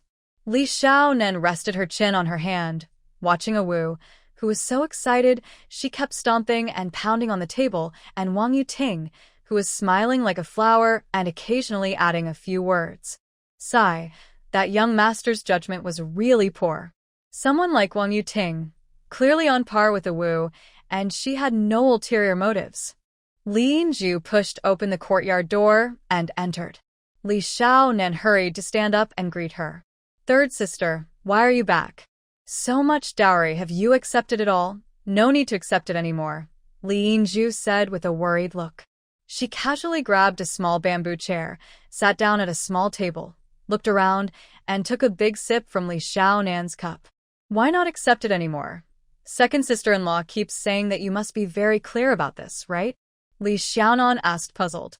Second sister-in-law just said, no need to recognize them anymore. Li Yinju waved her hand, looking annoyed. Second sister-in-law said she's busy preparing the wedding makeup, so no need to recognize them. She said she still doesn't know how much makeup to prepare or when it will be finished. That's great. Why aren't you happy? Wu leaned in and looked at Li Yinju's expression. Li Yinju leaned back, simply moved her small chair back, and couldn't help but ask Li Xiaonan, how do you know them? I went to the dock with the heir. They were working there, so I met them. She's her cousin, Li Xiaonan explained vaguely. Just call her Wu, and call her Wu's wife. They are good friends of mine. Are you also here for the wedding makeup? Li Yinju asked. Well, cough. Wu quickly shrank back. Haha. Wang Yuting chuckled awkwardly. I invited them to come see the excitement. I didn't tell them it was your wedding. They came from Shandong. Their families don't have many people left, so it's just the two of them. They've never seen our local celebrations, so I asked them to come and watch. Li Xiaonan stepped in and explained with a smile. Yes. Anon didn't say. Really, she didn't say. Wu hurriedly nodded and smiled. It was indeed Li Xiaonan who told them, not the heir. That's good. Li Yinju sighed in relief. Whenever I hear about wedding makeup, I get nervous. The people doing the makeup, I don't know any of them, and my eldest sister doesn't know them either. They all come to do the makeup, and Grandpa and the others have all accepted it. I just feel, I don't know. Li Yinju waved her hand, struggling to finish her thought. I feel like I'm a big fat pig, and they're all here to share the meat. Wu burst out laughing. Wang Yuting patted Wu's head and looked at Li Yinju with concern. Why would you think that? Wedding makeup is a good thing. The heir even prepared makeup for you. Anyone who knows about it would definitely come to support. No one would dare to share the meat. Li Xiaonan frowned, thought for a moment, then picked up her small chair and moved it next to Li Yinju. Third sister, we've talked about why the Hong family asked for the marriage. Li Yinju nodded, glancing at Wu and Wang Yuting. They're fine. Li Xiaonan explained the situation carefully, and then said, that young master is somewhat like a friend to me, just a little bit like a friend, not a real one. Li Xiaonan spoke slowly and carefully, word by word. Someone like the young master, who is very powerful, can easily make people rich just by mentioning something. They could become wealthier than several members of the Hong family. Our family shop in Linhai Town last autumn and winter took on several profitable deals. My eldest uncle said these deals happened because I knew the young master. These deals earned our family thousands of silver coins. That much, Li Yinju exclaimed in surprise. Oh, and Wang Yuting looked wide-eyed. Not much, said. That's just in 1 or 2 months. Our eldest uncle has been busy with our family's affairs these past 6 months and hasn't had time to manage the business. If he did, he could earn tens of thousands of silver coins. That was before. Now, with the young master coming so openly to help, our family's business will get even better. The Hong family will also get many big deals to make money. People don't even need the young master to say anything. These opportunities come to them naturally. If the young master just speaks or acts a little, he could bring business worth hundreds of thousands or even millions of silver coins to our family or the Hong family. Li Yinju's eyes widened in shock, speechless. The young master is so high above, like a fairy. People like us, just hearing about him, and now having a chance to get even a little connection, don't you think everyone would rush to get close? Too much silver. Ao patted his thigh and sighed. With so many people trying to get close, maybe only one or two can really connect with the young master, or maybe none at all. It's like playing a game during the New Year's festival. 9 out of 10 lose, but everyone thinks they're the ones who will win. Yes, Li Yingju said, rubbing her face. She was too shocked. Those who play the game must accept losing if they gamble. The people rushing in are the same, they have to accept losing. Third sister, don't think too much. Li Xiaonan looked at third sister with a serious face. I won't speak for anyone in front of the young master. Not even for our family. I wouldn't even say anything for myself. Tong Wengweng and others, as well as other members of the clan and the Hong family, I will not speak a word for any of them or about any matter. Remember this clearly. If second brother Hong or the old master Hong mention anything, you must tell them what I say. Everyone must accept their loss and move on. Li Yingju paused for a moment, then nodded. Okay, are you sure you didn't speak for us? A Wu leaned in. No, Li Xiaonan didn't look at A Wu. A Wu let out a disappointed sigh. You're telling your third sister this, and she's telling her in-laws the same. Aren't you afraid she'll get into trouble? Wang Yuding asked with concern. Getting into trouble doesn't mean lying. Li Yingju glared at Wang Yuding. She didn't have a good opinion of this rough and tumble young couple. You too. Have you ever seen how hard it is for a daughter-in-law to suffer? A year or so can wear her down completely. Wang Yuding became a little anxious. If the Hong family dares to mistreat third sister, I'll ask A Wu to help me go and fight them, Li Xiaonan said seriously. Yes. We must fight. Not just once, twice, 3 times if needed, until they dare not bully anyone. A Wu pounded his thigh in agreement. That's right. If her family is strong, they won't dare to do it. Wang Yuding sighed in relief. Li Xiaonuan's shoulders slumped, and she looked at A Wu, then at Wang Yuding. She took a deep breath, trying to suppress her rising sigh. If you two have nothing to do, stay at my house for a few days. We have a rule about disciplining sons-in-law. Do you have such a rule where you are? Yes, yes, yes. It's lively there. A Wu quickly nodded. I was worried no one would help me teach my son-in-law a lesson. Stay and help me. Give the Hong family a warning, Li Xiaonan said with a smile. A good word almost slipped from A Wu's tongue, but he clenched it tightly and turned to look at his sister. Wang Yuding looked around the small courtyard and nodded. All right. Nothing urgent at the dock. Li's family has many rooms in this small courtyard, plenty of space. If they want to stay, let them. They don't need to add makeup or do anything fancy, just lend a hand and show their sincerity. Li Yingju's engagement suddenly took a sharp turn, and the strong momentum left Li Jinju and Li Yuzhu stunned and confused. Those flowing gifts of makeup, except for the one at Prince Rui's residence, all others, including the He family in Linhai town, were given to the head of the Li family, Li Shirguan. Shuedong, the clan leader, was still teaching at the county school. She and Yu Zhu couldn't get to the front, let alone speak. The long line of wedding gifts from the Hong family was led by 2 white sheep decorated with red flowers and 2 jars of good wine. Behind them were gold-threaded clothes, pomegranate red dresses, gold and jade hairpieces, pearl flowers, silk fabrics, flower teas, and cakes, forming a long line that was sent to Li's house. Li Jinju, standing behind several people, watched Mr. Gao, old scholar Hong, and Li Shirguan exchanging polite words. She stared for a while, then turned to leave. Oh, Wang Yuding and all the children ran outside to watch the fun. Li Xiaonan sat at the door of the side room, focusing on writing.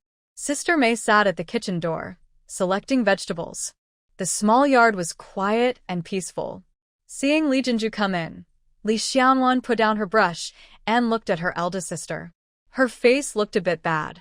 Li Jinju picked up a small bamboo chair and sat next to Li Xiaonan. I and your second sister, Li Jinju paused, then whispered, are a little scared. Li Xiaonan moved her chair closer to her eldest sister. Our pickled egg shop's Sister Lu. Your second sister gets along well with her. They often talk, and she likes to sit with her during meals, Li Xiaonan said, looking at Li Jinju. Li Jinju frowned slightly, then nodded after a moment. Yin's wife told you that everyone in the workshop flatters Sister Lu. Sometimes people bring her a bunch of greens, a bag of peas, a few cucumbers, and so on. You asked your second sister if Sister Lu ever said who was good or bad in front of her, Li Xianwan continued. Li Jinju's eyebrows lifted slightly. That young master and I are the same. He feels comfortable talking to me and likes to chat. So someone sends us a bunch of greens and some scallions, she said. Li Jinju's eyebrows furrowed again, then tightened. After a moment, her brows knitted tightly. Anna, if what you say is true, and the head of the Li family and others are accepting gifts like this, including the Hong family, isn't that too much? Those make-up gifts, unless every family refuses to accept them, once one family accepts, they can't refuse the others. Li Xianwan looked at Li Jinju. Li Jinju let out a sigh, and sighed again. This is human kindness. We can't control the Hong family. If the eldest sister feels something is wrong, she can go talk to the elder man. He should listen. Li Xianwan linked her arm with Li Jinju's. Your brother isn't here. Li Jinju stopped mid-sentence. As Xuedong was spending more and more time outside, the family couldn't always rely on him to handle everything. She didn't need to make a big show of supporting Xuedong. She just wanted to express her own thoughts and the thoughts of her sisters. I'll go talk to the elder man, Li Jinju said, pausing for a moment. She looked at Li Xianwan and quietly said, Ainwan, how long can I keep talking like this? Maybe in a few days I won't be able to. Besides, that noble family is from Beijing. He can't stay in Pingjiang forever, right? She didn't finish her sentence. She didn't know how to say it. If that noble person left or didn't want to talk to Ainwan anymore, what would happen to their family? I don't know either, Li Xianwan said softly. Elder sister, that young master has been involved with our family since that batch of eggs. The preserved egg business really grew because of the support from the palace, but even without that support, we could still do well. Our preserved eggs are tasty, and Sister Een is good at business. Elder sister, second sister, they are capable and hardworking. Without that batch of eggs, where would our preserved egg business come from? Li Jinju sighed quietly. Well, Li Xianwan paused, lowering her eyes. Elder sister, if we go back to before we had that batch of eggs, do you think we could survive? Yes, of course, Li Jinju replied. After a moment of silence, she looked at Li Xianwan and smiled. No matter what, your brother's talent as a scholar is our own achievement. With that, we're already better off than when we were in Little Li Village. Focus on your writing. I'm going outside to look around. Li Jinju stood up, looked up at Li Xianwan, who was gazing at her, and gently brushed her face. Our family has you and your brother. No matter what, we can only get better. Yes, Li Xianwan's smile blossomed. Li Xuedong, at the invitation of Lord Huang, gave a few lectures on classical studies and about 10 on scientific principles in Kunshan County. There were only a few days left before Li Yinju's wedding day. Li Xuedong bid farewell to Lord Huang. Lord Huang asked him to sit down, poured a cup of tea, pointed to a large red and gold invitation card on the nearby table, and smiled. Your third sister's wedding is quite lively. Have you heard about it? I've heard a little. Li Xuedong slightly bowed and replied politely. All he knew was from second brother Hong's complaints, not about their family but about their father, who kept coming up with new ideas and was very restless. It's said that the celebration started when the crown prince's heir added decorations, Lord Huang said gently, with a smile, carefully watching Li Xuedong. Li Xuedong looked at Lord Huang. Is it true that your sister is friends with the heir? Lord Huang asked with a smile, noticing Li Xuedong looked a bit confused. She rarely mentions it. I just returned and went straight to the county, so I haven't seen my sister or the older sister yet, so I don't know much, Li Xuedong honestly replied. You are a good boy, Lord Huang said with a look of pity. I remember your sister. She's small and thin with bright eyes. She's clearly a clever girl. Lord Huang paused, lowered his eyes, sipped his tea, then put down his cup, sighed, and looked at Li Xuedong. You siblings lost your parents early, with no one to guide you. I am old, so I'll say a few more words. Please, teach me, sir. Li Xuedong immediately bowed and responded. Being able to make friends with someone as noble as the heir is a great blessing. The bigger the blessing, the more careful you must be. Cherish your good fortune. When you make progress, remember to be humble. When starting something, think about letting go. Don't pull the bow too tight. Don't use all your strength. Lord Huang spoke slowly, word by word. Li Xuedong listened carefully.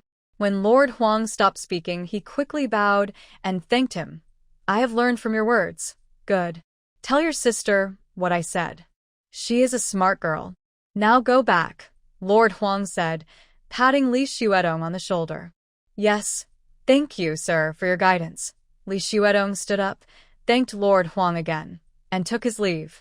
The Vong family kept bringing in gold, silver, jewelry, silk, tea, and wine, while the Li family responded with treasures, calligraphy, and gift boxes. The exchange went back and forth countless times, dazzling everyone with shiny gifts. Even on the day of the wedding procession, the most eye-catching part was the number of women performers and joyful grooms arriving, the beautiful flower fans used as gifts, and the elaborate flower decorations on the roof. Many red flowers used for makeup and dressing were scattered around. The lively scene of the groom's family was quickly subdued by the flow of money, which overwhelmed the excitement. Soon, it was time for the 3-day return visit. The day before, the Vong family sent people to inform the Li family about the wedding procession's departure from Hongjia and estimated arrival time at Li Jiaji.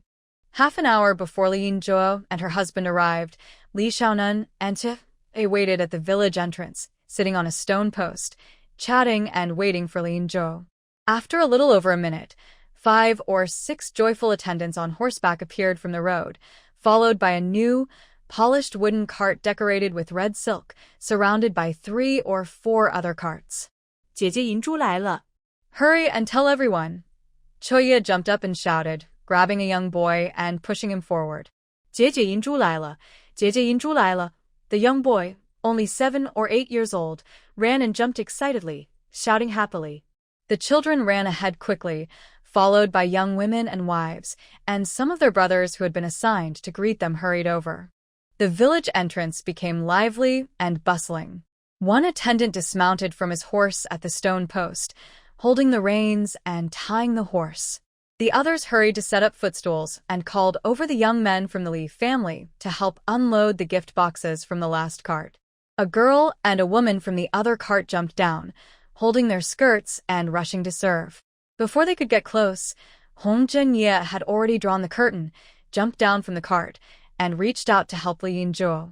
Li Yinzhuo wore a gold floral hairpin, with a gemstone hairpiece covering her temples, dressed in a shimmering red silk long gown and a bright red pomegranate skirt, looking extremely luxurious and dazzling. Li Xiaonan stood beside the cart, carefully observing Lin Jia's face and expression. Li Yinzhu seemed still not quite used to the silk and satin on her body. Instead of gently lifting her skirt, she gathers it all up, still worried, turning her head to check if her skirt is neatly gathered. Li Xiaonan shifts her gaze and looks at Hong Zhenye. Hong Zhenye supports Li Yinzhu's arm with one hand and uses the other to lift her wide sleeve, tucking it into her hand. He looks up at her, about to say something, when a loud goo-goo sounds from a small child's arms and several toads jump out, scrambling away. One toad lands right on Hong Zhenye's hand. He screams in shock, flings the toad off, which lands on the ground. He quickly closes his eyes, jumps around, waving his arms wildly, shouting, "Help! Save me! Help!" Li Yinzhu hurriedly jumps down from the carriage, bends to catch the toad, and throws it away. She stands upright, glaring at Hong Zhenye, who is still jumping and shouting with his eyes closed. She slaps his shoulder and says, "It's just a toad. Why are you yelling? I'm scared, scared, scared." That thing. Hong Zhenye's face turns pale from fear. His lips tremble, but he dares not say the word toad. That's just a toad. Toads are everywhere in the fields. Why are you afraid of it? Li Yinzhu glares at Hong Zhenye, speechless with frustration. It's just because Before Hong Zhenye can finish, another loud goo-goo sounds and more toads jump out of another child's arms. Hong Zhenye screams miserably and throws himself into Li Yinzhu's embrace. The surrounding people fall silent for a moment before bursting into hearty laughter. Li Xiaonan slowly raises her hands, placing them on her hips, tilting her head as she watches the two hands grabbing Li Yingju's shoulders and Hong Jinya, who is buried in her chest, crying out loudly. She doesn't know what kind of expression to make. Chui Ye's laughter becomes even more cheerful. Li Yingju falls back half a step, only seeing the second sister-in-law Chao laughing and waving her hand to disperse the crowd, saying, "Everyone, scatter. Clear out. What's so funny? Hurry up and go. Third aunt, third uncle, let's go this way. Don't worry, third uncle, there's no toad here. But there is. He has one. He has one too." A small child jumps and points excitedly, shouting happily. Stop laughing, Kuye. Send these children away. And you, a few of you, take the toad away. Third uncle, don't worry.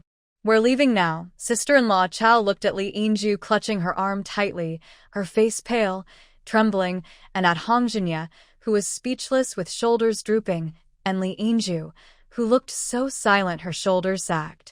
She couldn't hold back and burst out laughing. After the scare from the toad, Hong Jinya entered the small courtyard of the Li family, drank a cup of tea in one gulp, and finally felt better. What's so scary about a toad? Can you not say those words? Hong Jinya glared at Li Xuedong, interrupting him. All right. Are you feeling better? Good? Okay, let's recognize our relatives here first, just as siblings, then go to the ancestral hall to recognize each other. Can we do that now? Li Xuedong said with a smile. All right, that's enough. Hong Jinya took a deep breath. Everyone come inside, sister-in-law Chao called everyone. In the main room, Li Jinju sat facing the door at the head of the room, Li Yuzhu sat on the other side, and Li Xuedong and Li Xiaonu sat facing each other at the lower end. Sister-in-law Chao was about to call Hong Jinya and Li Yingju, who were standing side by side at the door, to come in, when Li Jinju looked over and asked loudly, "Where's Sister Mei? I'm going to call her." Li Xiaonu stood up and hurried out, first to the kitchen. Sure enough, Sister Mei was there. Li Xiaonu pulled Sister Mei out, saying, "Hurry up, it's almost time for the recognition and you're the last. How can I go?" "I'm unlucky." Sister Mei was startled. "That's nonsense. You're very lucky. It's the eldest sister calling you. Come on." Li Xiaonu pushed Sister Mei out. "Sister Mei, hurry up, you're the last one." Li Xuedong also came out. "That's not right, this can't be." Sister Mei was flustered. "Mei, go sit properly." Sister-in-law Chao stepped forward, took Sister Mei by the shoulders, and guided her into the main room, seating her at the lower end. Sister Mei jumped up, but sister-in-law Chao pressed her shoulder and sat her back down. Mei, sit properly. Now, the newcomers, please come in. Hong Jinya and Li Yingju stepped in side by side, standing shoulder to shoulder. Hong Jinya bowed deeply, and Li Yingju offered a respectful bow, first paying respects to Li Jinju, then turning to Li Yuzhu, and finally to Sister Mei, bowing deeply and offering a respectful greeting each time. Mei leaned straight against the back of her chair, biting her lip hard to stop herself from crying. After Li Jinju figured things out, the first thing she told Li Shirkwan was about the wedding customs for Yingju, which involved a return visit after 3 days. First, this was a tradition in their Li family village and Xiao Li Zhuang. Second, it was during busy farming season, so they couldn't delay. Third, the relationship with relatives and in-laws was built over many years of close contact, not just during 1 or 2 banquets. The day after Yingju returned home, the siblings set off back to Pingjiang City. Their family worked late into the night to finish packing. Early the next morning, just before dawn, Li Jinju and Li Yuzhu went to the workshop. Li Xuedong went to school, and Li Xiaonan slept until sunrise.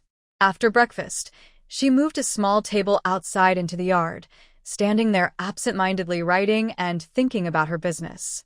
Mei Jia hurried out from the backyard, taking off her apron, and smiled at Li Xiaonan, saying, "Nan, you watch the house.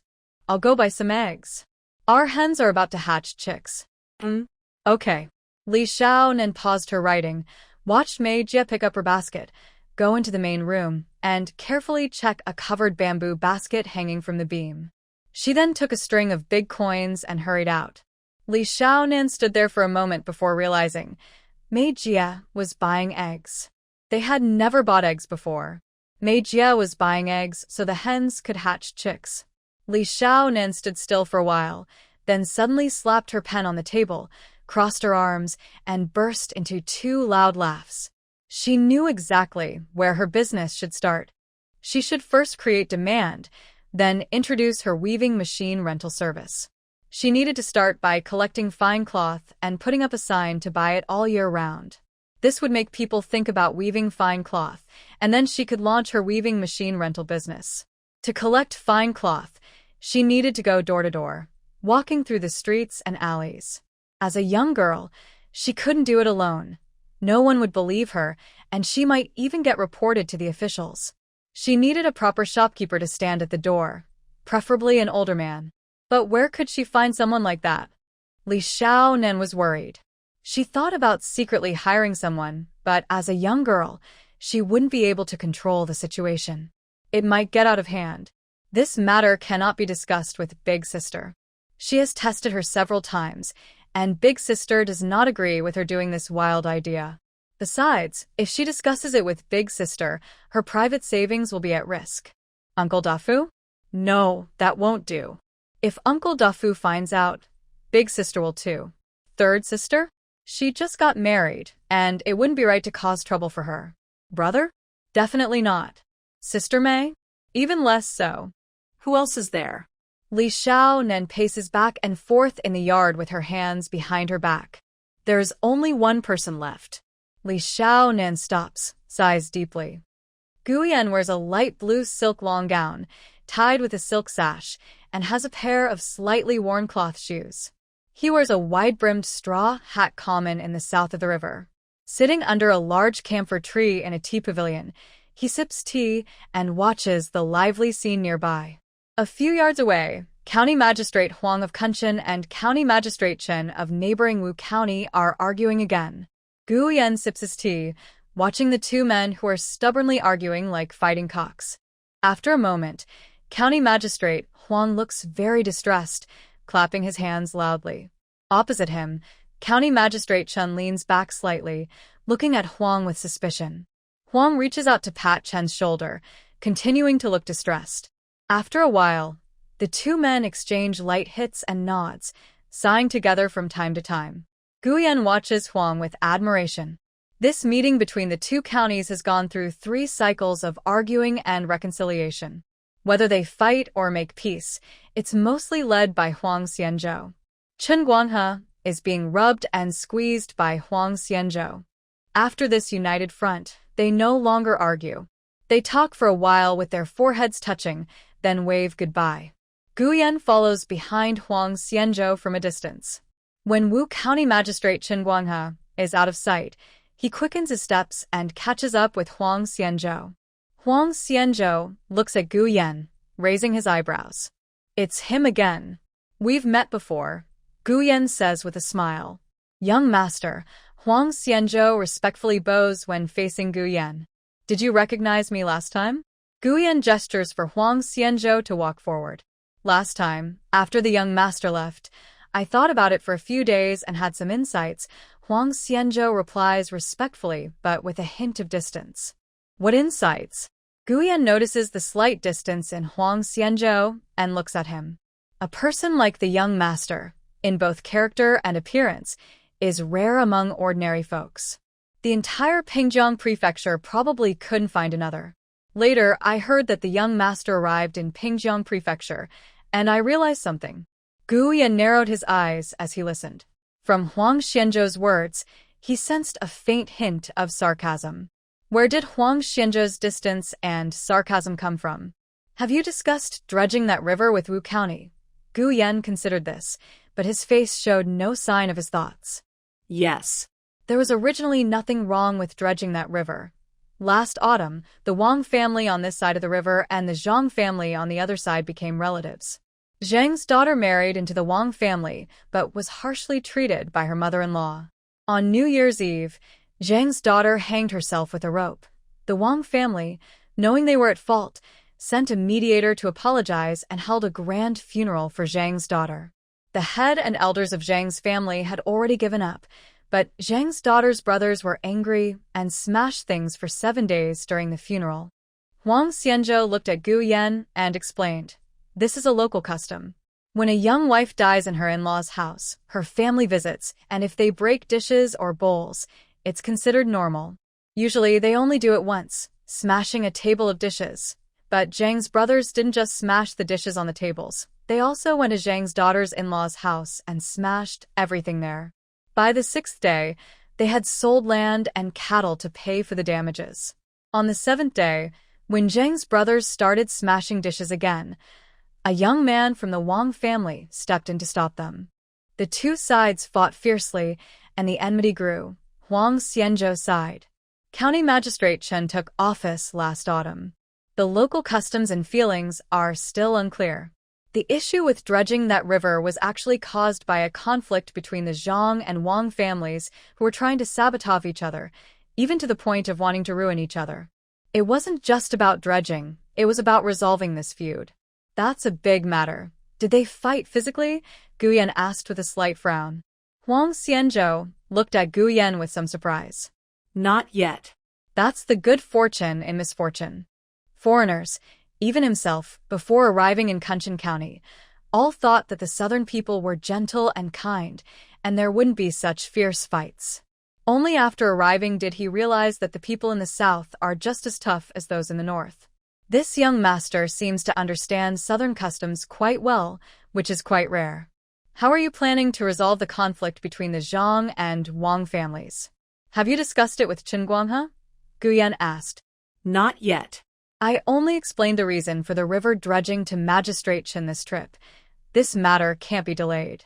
The flood season is coming, and if the conflict between the two families causes any casualties, it will become a deadlock. Gu Yan paused and looked at Huang Xianzhou. This task will be difficult for you. What do you think? I'd be happy to do it, Huang Xianzhou quickly replied, cupping his hands. Good. I'll think of a way to handle the river dredging issue in Kunshan County, Gu Yan said with a smile.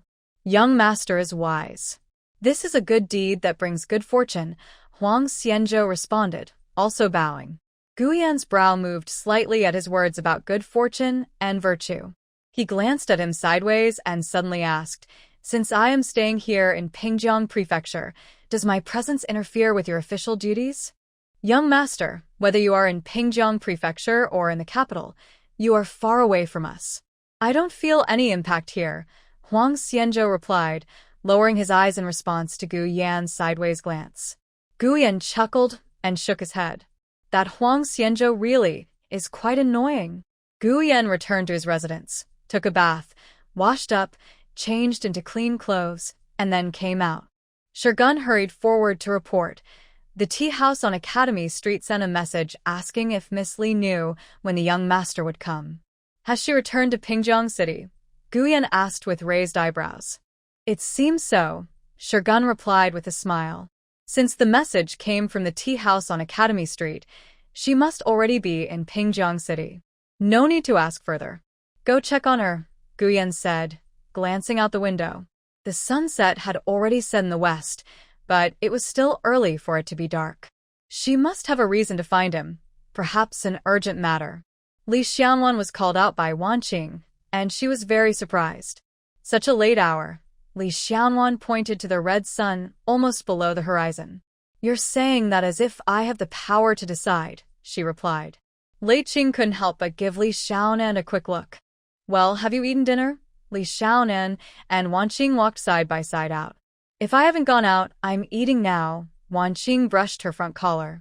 Their family values moderation in eating, and she was a bit hungry. Don't blame me, Li Xiaonan said with a forced smile. Of course, I can't blame you. How could I? Wan Qing looked at Li Xiaonan with curiosity. Yes, I can't blame me, Li Xiaonan quickly nodded with a smile. Did you call our young master over? Wan Qing understood.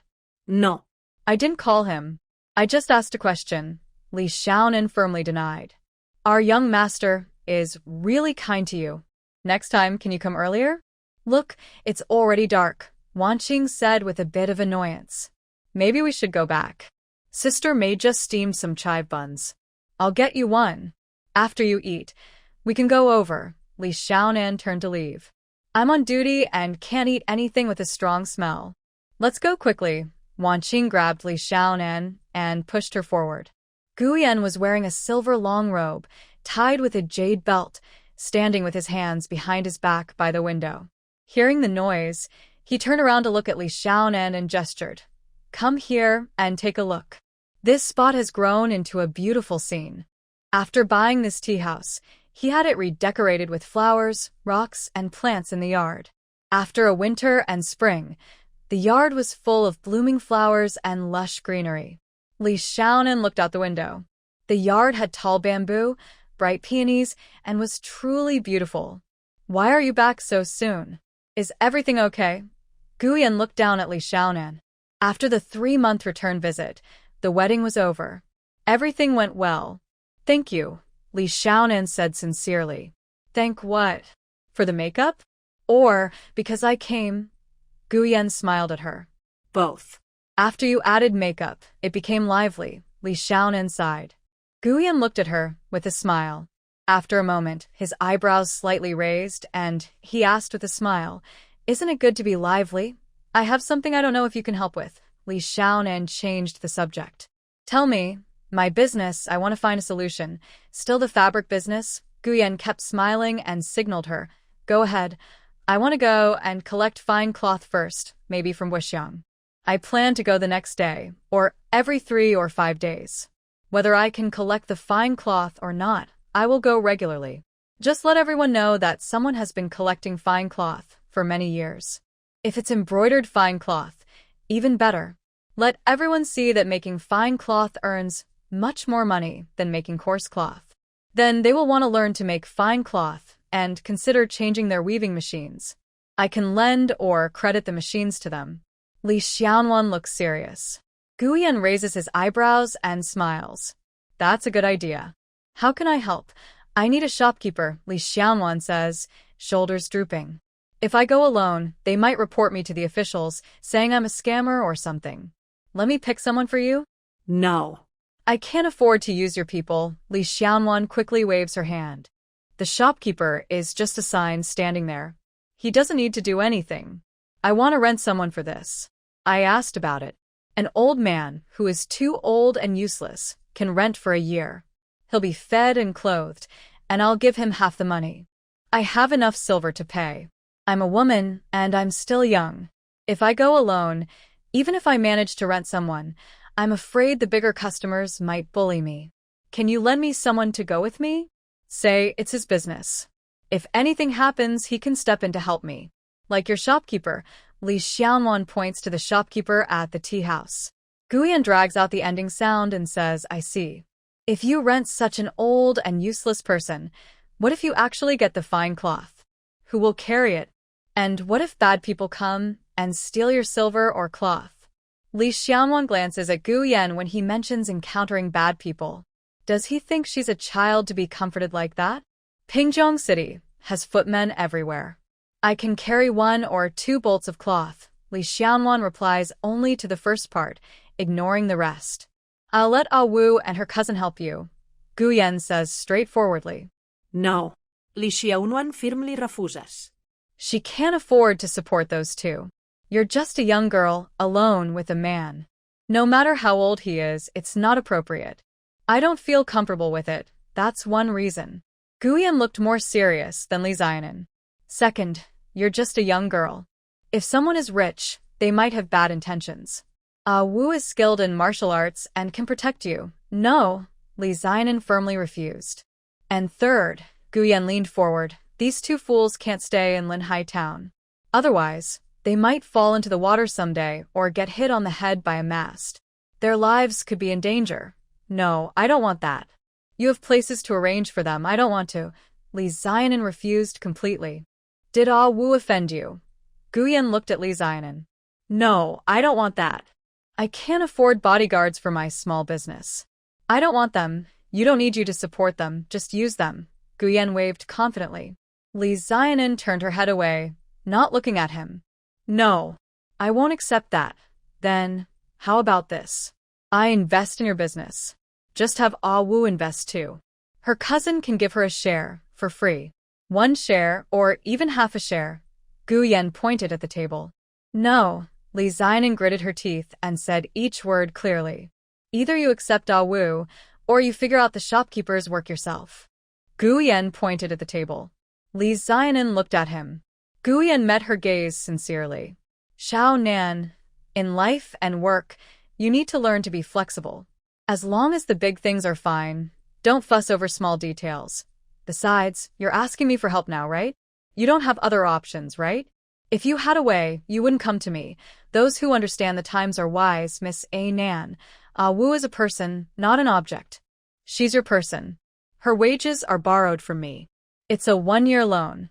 If she makes money, she pays back the principal plus interest.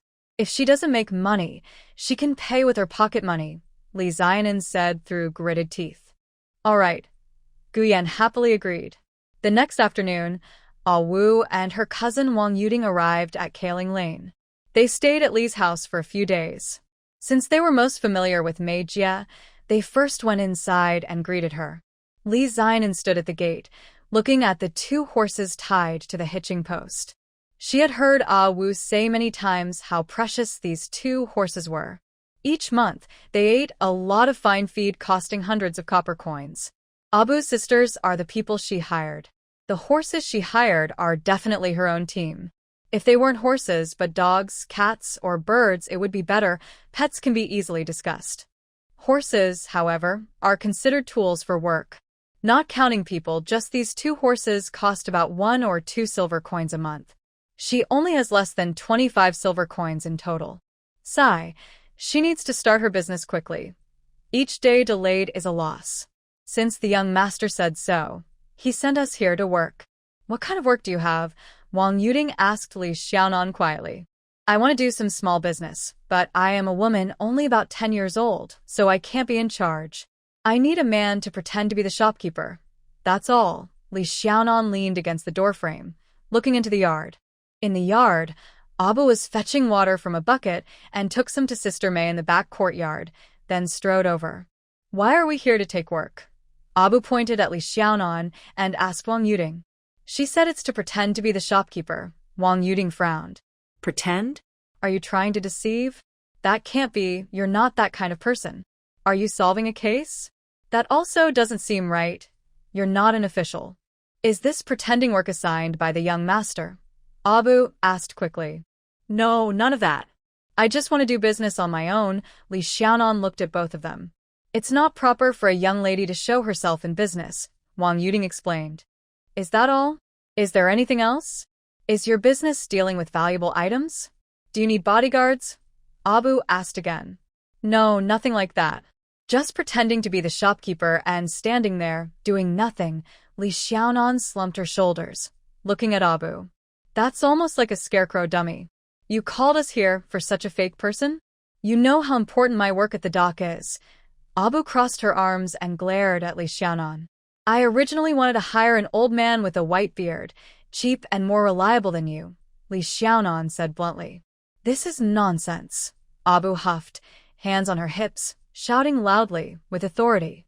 Li Xiaonan glanced at her sideways. I went to find the young master, but he probably doesn't know you're after a fake person.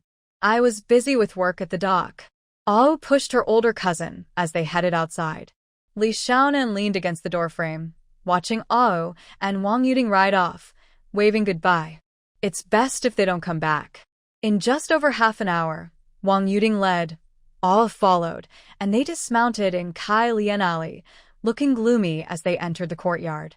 Li Xiaonan was sitting under a tree writing, and when she saw them come in, her shoulders drooped. Sigh, I knew it. This was a waste of time. Did you see the young master? Li Xiaonan put down her brush and asked. We didn't even see Master Shi, Wang Yuding said, pulling out a small bamboo chair and sitting beside her. Someone claiming to be Master Shi's servant came out to deliver a message. He said the young master sent someone to give orders, and there's no reason to pick and choose. He told us to work hard following your lead. Wu also took a small bamboo chair and sat down heavily, looking defeated. Did you sign a contract of service? Li Xiaonan asked. No, we can't sign that. We are just working under the young master, not selling ourselves into slavery, Wang Yuding replied, puzzled by the sudden question. Then maybe you shouldn't follow that young master anymore. The world is wide, and you can go wherever you want. Once you leave, he won't be able to control you, Li Xiaonan suggested. All looked sideways at Li Xiaonan, and Wang Yuding smiled bitterly. Since leaving home, Ao and I have been worried all the time, afraid of everything. But after following the young master, we finally sleep peacefully at night. You know what kind of person she is, right? Wang Yuding gently patted Ao. Where else can you find someone like the young master? Who else would know what she truly is? Not only does she pretend not to know, but she can also use her like a man. Sai, doing business is just business, and making a fake person is just making a fake person. Maybe you'll stop doing this after 3 or 5 days. I think you don't seem like someone capable of running a business at all, Wang Yuding said sincerely, looking at Li Xiaonan. Li Xiaonan was so annoyed by her last words, she almost wanted to spit in her face. You cannot stay in my house. The business must not be known to my eldest or second sister, nor to Sister May. They said we could stay at the tea house across the street and eat there, as there are empty rooms in the backyard of the tea house. Wang Yuding interrupted Li Xiaonan, saying, You should go to the tea house first. Tomorrow morning, I will come to find you there. We need to start the business quickly. Go quickly, Sister May is coming. Li Xiaonan saw Sister May holding a bunch of chives coming from the backyard, and hurriedly shooed the two away. The Wang family's guest house. Guyan sat by the window in the study, refolding a thick stack of letters he had just finished reading, then sealed them in an envelope and placed it on the desk. The letter was from his mother. She wrote at length about the family's small matters since he went south. At the end, she casually mentioned, Last year, Madame Pan stayed in Pingjiang Prefecture for a few days and was in good health and spirits. This summer, Madame Pan plans to go to Pingjiang Prefecture to escape the heat, accompanied by the daughter of the Shi family and a few other young ladies. They will stay at their Wang family guest house, and she asked him to take care of them when the time comes. Guyan glanced at his mother's letter. During the spring festival, all her flower viewing gatherings failed one after another. He heard that the Shi family, especially Lady Shi and Madame Pan, were very happy. They probably really thought his engagement was just a quarrel between the young couple. After all, they are not as clever as Wan Qing, who at least knows she is not smart. Lady Shi and the Shi family think they are very clever. Let them come. Guyan stood up, put the letter into the box, then walked to the window, thought for a moment, and turned to go outside. He planned to go to Linhai Town tonight and stay there. He had been in the ox cart in Linhai Town for nearly 2 months and had probably memorized many details. This trip, he needed to visit the Maritime Tax Office and take a good look around. Guyan left, got on his horse, and, surrounded by guards and servants, headed straight to Linhai Town. The next day, just as Li Jinju and Li Yuzhu left, Sister May quickly fried over a dozen pieces of sticky rice cake. Li Xiaonan carried the rice cakes, her ink box, and a stack of rough rice paper, then went out to call Ah Wu and Wang Yuding at the tea house. The tea house worker was sweeping and pointed for Li Xiaonan to go around the side door. Through the side door was a row of back rooms, facing the side entrance. At the very back, 2 doors were enclosed by a brand-new bamboo fence. Li Xiaonan headed straight for the bamboo fence, pushed the door, and peeked inside. Ah Wu and Wang Yuding were sitting at the entrance of a courtyard about 10 feet wide, eating. You're only eating now? The sun is already high. Li Xiaonan entered the small courtyard. Where's the sun at this time? Ah Wu pointed upward with her chopsticks, teasing Li Xiaonan, then continued eating her porridge. Want some more? The food was made in the big kitchen earlier, and it's very tasty. Wang Yuding smiled and offered Li Xiaonan some. I'm full now. You two should eat quickly. The market in Guo Lane opens early, and if you're late, you'll miss it, Li Xiaonan said, standing nearby and gesturing for them to hurry. Who rushes others to eat? Even the emperor wouldn't rush soldiers. Ah Wu rolled her eyes at Li Xiaonan. Li Xiaonan ignored her. Ah Wu and Wang Yuding finished eating more quickly. Afterward, Ah Wu took the bowls and chopsticks to the front, and Wang Yuding packed water into a leather bag before locking the door and leaving. Outside the side door, Li Xiaonan saw Ah Wu and Wang Yuding walking on either side of her, looking ready to leave. She stopped and asked, Where are the horses? We don't need them. We're fine without horses, Ah Wu clasped her hands in front of her chest and looked at Li Xianwan. How can you go to the market on horseback? Horses are very expensive. Wang Yuding smiled. With your 2 horses, how do you cover their food and lodging costs? Li Xianwan crossed her arms and looked at them. Food and lodging are at the tea house, for both people and horses. We haven't discussed the wages, Ah Wu replied straightforwardly. The copper coins for your food and lodging at the tea house are paid by me, including for the horses. If you're unwilling to use the horses, I won't pay for their upkeep. You'll have to figure out how to feed and take care of them yourselves, Li Xianwan said, raising her chin and looking at Wang Yuding and Ah Wu. Ah Wu stared at Li Xianwan. Wang Yuding looked at Ah Wu, then at Li Xianwan. Just as she was about to speak, Ah Wu stomped her foot. I'll go ask. After a short while, Ah Wu returned looking discouraged. He didn't look at Li Ziyanan but said to Wang Yuding, you 2 wait up front. I'll go lead the horses. Li Ziyanan and Wang Yuding rode a horse together. Soon, they arrived at Guxiang town. Outside the town, at the open space near the town gate, the 3 of them dismounted. Li Ziyanan took off her bag and handed the rice cake package to Wang Yuding, then unfolded rough rice paper and signaled Ah Wu to hold it, while taking out a pen and ink box. What are you going to do? Ah Wu and Wang Yuding leaned in to watch Li Ziyanan busy at work. Write a notice, just right to put on the horse's back, Li Ziyanan replied. Ah Wu chuckled, and Wang Yuding also smiled. Little lady, do you think everyone is as educated as you? Ah Wu said with a smile. Li Ziyanan froze. That's right. She had overlooked this. Literacy here was very low. Wang Yuding looked at Li Ziyanan, who looked like a deflated water bag, and asked with a smile, what do you want to write? What kind of business are you planning? I want to buy fine cloth at high prices, Li Ziyanan said weakly. There's no fine cloth here. Ah Wu still laughed. I know there isn't. It's not about buying fine cloth. I can't explain clearly. I just want everyone to know that someone is buying fine cloth at high prices, ready to buy any time, all year round. Li Ziyanan took the rough rice paper and, feeling defeated, folded it back up. Her mood was gloomy, but Ah Wu's mood improved. He dragged out the ending sound and chuckled. This is almost like escorting a shipment for us. Huh? Li Ziyanan looked at Ah Wu. How do you escort shipments? Find a few inns or taverns, leave a message. If someone urgently needs a bodyguard, the innkeeper will send someone to call us.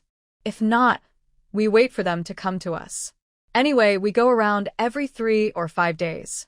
Li Ziyanan's eyes lit up. Yes. That's a good idea. Let's find an inn and ask, isn't it inappropriate to buy fine cloth at an inn? Wang Yuding followed Li Ziyanan. Right? Li Ziyanan stopped, but Wang Yuding didn't stop in time and bumped into her, causing Li Ziyanan to stumble. She turned around and looked at Wang Yuding, her eyes bright. I buy fine cloth from the women and girls. Where do they go most often? Needlework shops. The sewing shop doesn't get many visits in a year, and a single needle can last for many years, Wang Yuding said with a smile. Yes, Li Xianwan nodded repeatedly. That's right. She had gone to the county town with her eldest sister a few times. The place they visited each time was always the general store. Let's discuss how to get the general store to help us sell fine cloth. We need them to be willing to work hard for us.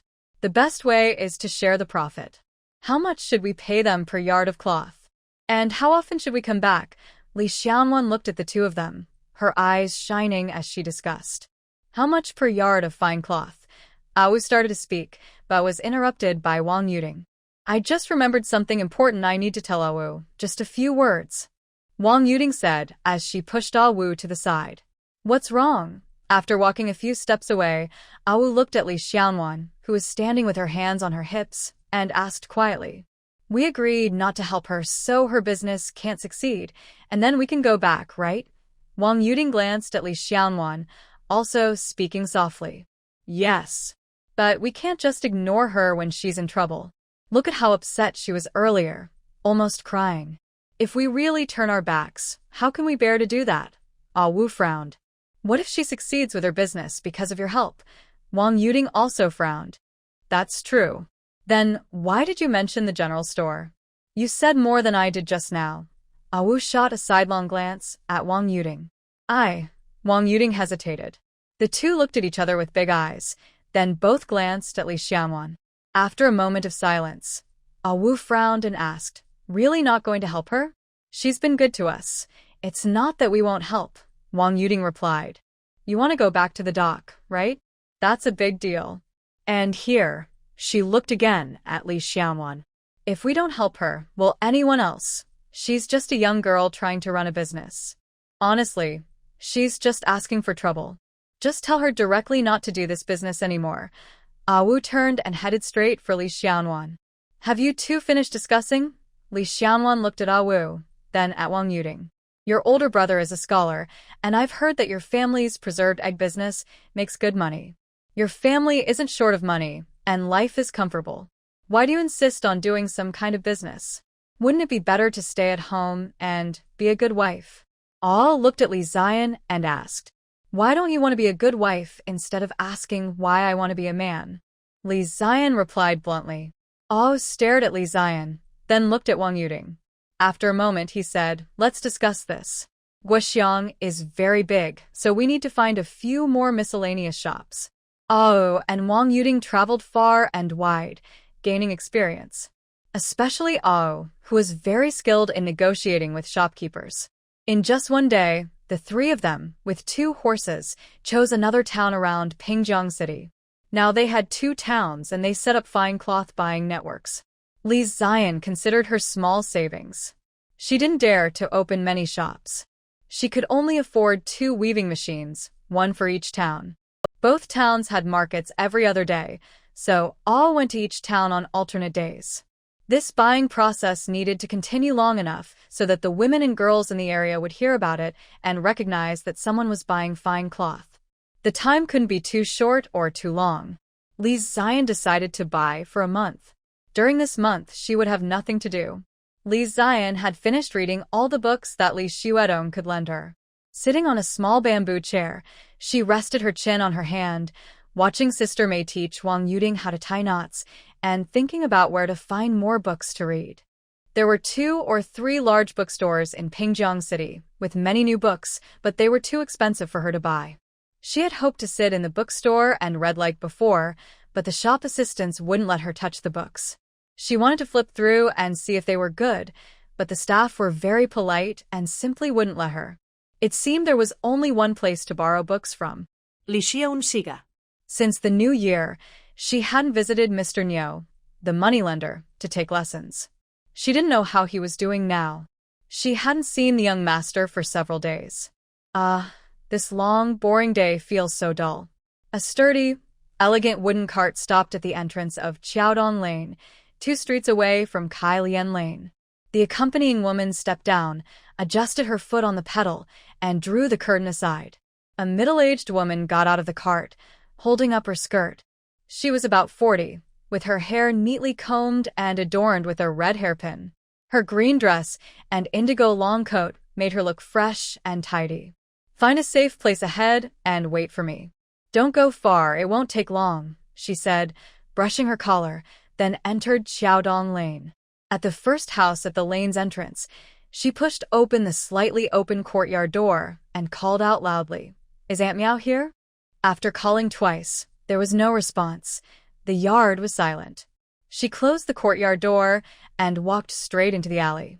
Walking past about 17 or 18 houses, she stopped in front of a yard with a high brick wall and a bright painted gate, and again called out cheerfully, "Is Aunt Meow here?" "Yes, yes, yes." With a series of responses, a slightly taller, sturdy woman hurried out. Seeing the woman outside the gate, she sighed happily, her face full of smiles. "It's Sister Yu, from the Yu family. No wonder I felt lucky this morning. Come in and sit." In just a few words, Aunt Meow had reached the gate and warmly invited Sister Yu inside. "No need, just a few words. I'll talk to my older sister, and then leave. I have a lot of things at home." Sister Yu stepped back and descended the steps. "Then let's go back and chat," Aunt Meow replied cheerfully, turning her head and calling out toward the yard, "It's Sister Yu. I'll come over later." After Aunt Meow stepped down, she and Sister Yu walked side by side, and Sister Yu said with a smile, "I don't come here for no reason. I came to see my older sister because I have something to ask." "Oh." I've been waiting for you to ask for help for many years. Finally, you've found someone you like? Aunt Meow smiled happily. This time, it's De Wang who likes her. I visited a few times and she's really good, Sister Yu said straightforwardly. That's really great. This is what we call a good match. Which family's girl is she? You come to see me? This girl's family is definitely from our local area. Among the girls here, none are better than the Wu sisters. I'm just talking too much. Marriage is about matching tastes. Which girl do you like? Granny Meow said with a smile. Li Xiaocai's family from Salian Alley. The sister-in-law from the Yu family automatically ignored Granny Meow's earlier words. I told you your standards are high. You immediately saw the Xiaocai's family. That Li Xiaocai is not even 20 yet, and everyone says he has a bright future. If you marry into his family, it would be a great match. Granny Meow waved her handkerchief. Whether we marry or not, I've never dared to think about it. There are many Xiaocai in Pingjiang City, but not many Jinshe officials. I like his second sister, Yu Zhu. She's capable, honest, and sensible. Even my eldest son thinks she's gentle and beautiful. My older sister knows that my son is very picky. The Wu sisters are so good. I like them very much. But my son doesn't like them. Sigh, raising a son with a stubborn heart is really exhausting. The sister-in-law from the Yu family found a chance to politely explain again. My eldest son is very promising. He's young but already taking over the family business, and he's opened 2 or 3 shops. Everyone who knows him praises him. Has your eldest son made a deal with the second sister from the Li family? Is it almost official? Older sister, you shouldn't say that. That would be like secretly arranging a marriage. I just think she's good, and my son agrees. The Li family doesn't know about this. Isn't this just asking you to visit and ask around? The sister-in-law from the Yu family quickly said with a smile. I understand. Don't worry, I'll handle this. I'm not bragging, but among all the officials in Pingjiang, few can match my persuasion skills. Rest assured. Granny Meow confidently took charge. Then I'll leave it to you, older sister. I won't go inside. I have many things at home. Once everything is settled, I'll bring my son over to thank you properly, the sister-in-law from the Yu family said with a smile, standing at Granny Meow's door. Don't worry. Granny Meow promised happily. She saw her off to the alley entrance, watched her get into her carriage, then turned back and went home. Granny Meow crossed her own door and went straight to the house she had just left, the Wu family. Aunt Wu was standing at the doorway, leaning against the doorframe, looking into the alley. When she saw Aunt Meow come in, she turned around and walked inside with her, asking, What brings you here? You rarely come without a reason. Nothing special. She's interested in Li's daughter from Kailian Alley and asked me to help arrange a marriage, Aunt Meow replied with a sigh. Really? That third sister? Wu's face changed. Lauer from the Yu family had been her sister's fiancé for 6 or 7 years. Don't worry. Besides our third sister, no one else is a good match. I'm here to help, Aunt Meow said confidently. Sigh, if it's not meant to be, it's okay. You know me.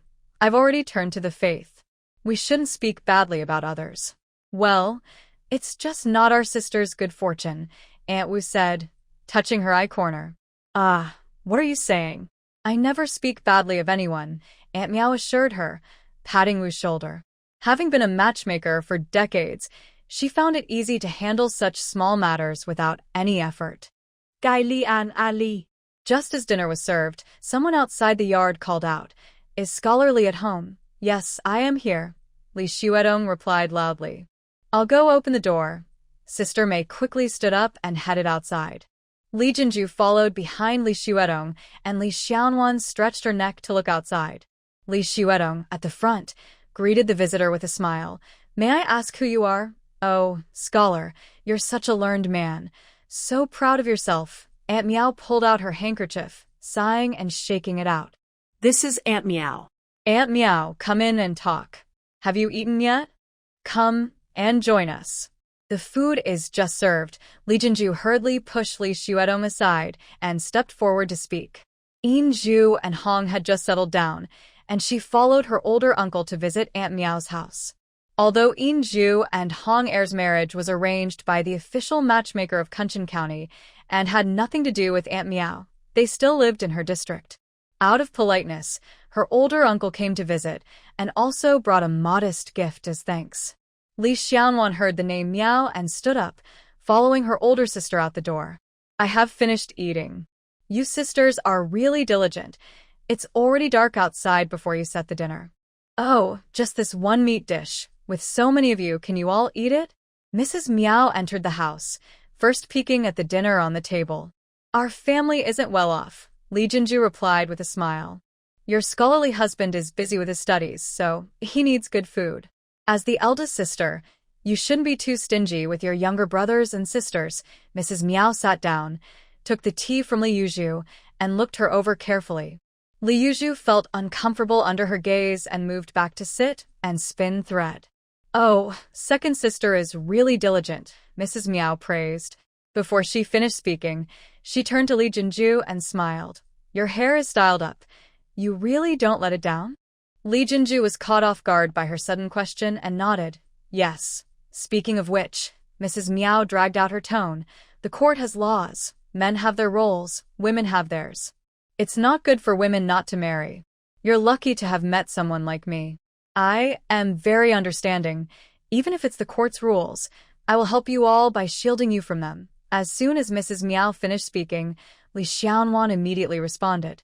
Emperor Taizong issued laws forbidding forcing women to marry, especially by officials.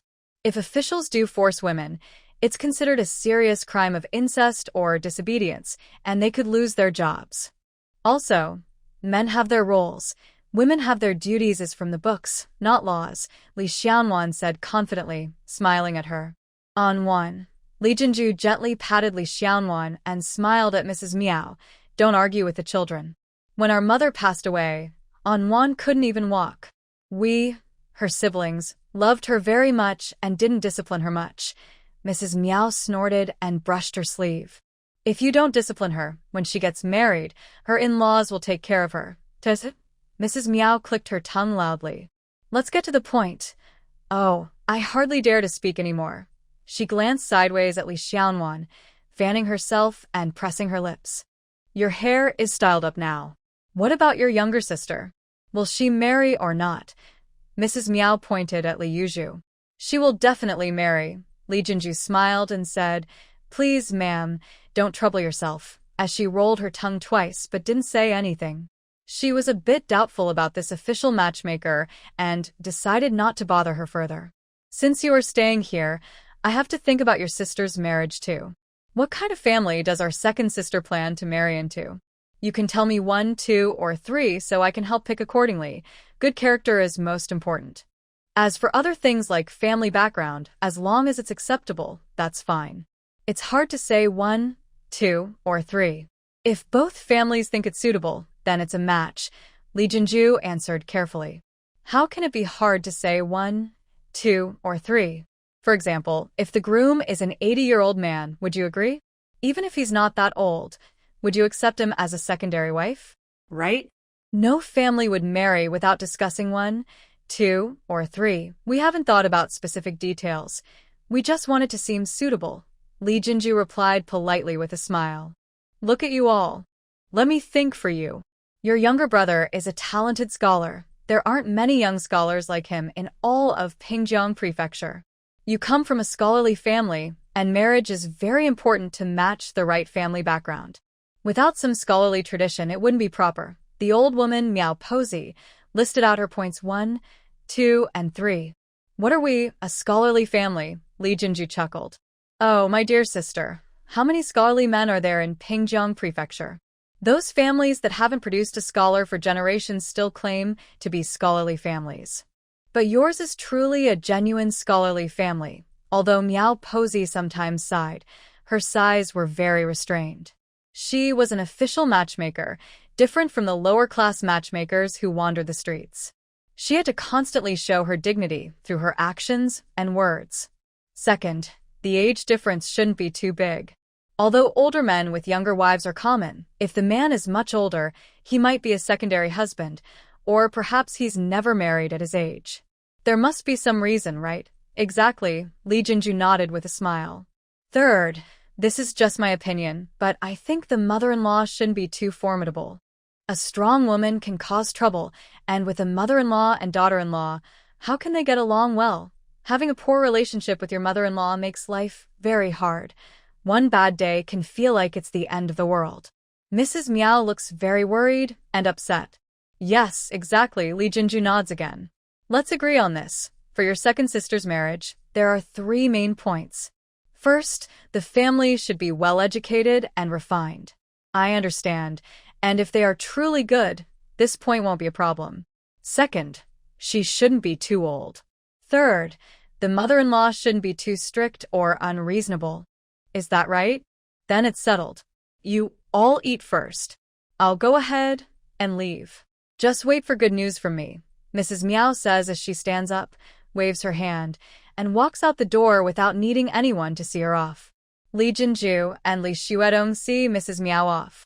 As they enter the main hall, Mei Jie frowns and quickly says, "She doesn't seem like a good person." "Don't worry, sister knows what she's doing," Li Yuzhu pulls Mei Jie aside.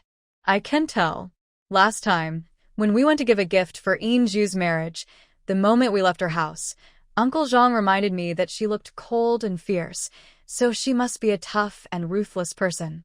We shouldn't bother with her. Let's eat. The food has cooled down," Li Yuzhu says. Mei Jie breathes a sigh of relief. "I'll heat it up. The fried bacon needs to be warm, and hot dishes shouldn't be eaten cold. Mei Jie, why don't you fry some eggs?" Li Xiaonan looks at Li Jinju and calls out to Mei Jie. Li Jinju frowns and looks at Li Xiaonan. Li Yuzhu laughs softly. "Mei Jie, fry 2 more eggs and serve them with this garlic sprout bacon." Mrs. Miao leaves Kai Lian Lane, waves to call a small green cart, and heads straight to the Yu family. The Yu family used to live in a small alley near Qiao East Lane. About 7 or 8 years ago, their business grew so much that they bought a big house on the other side of the government school and moved away. Mrs. Miao gets off the cart outside the Yu family's gate, takes out a handkerchief, presses it to her mouth, and slowly turns her head to look at the house. This part of the Yu residence from front to back, from left to right, she and Xiao Wu have looked around many times behind the walls. The 3 sisters love planting flowers and grass. Their home is very elegant. If they could live in this house, it would be wonderful. She must plan this carefully. No matter what, she can't hurt her 3 sisters' feelings or let them feel they married into a worse family than her 2 older sisters. Mrs. Miao knocked on the door ring, then followed the gatekeeper woman into the main courtyard. "You're finally here to reply? Older sister is becoming more strict and efficient," said the sister-in-law from the Yu family, coming out of the main room.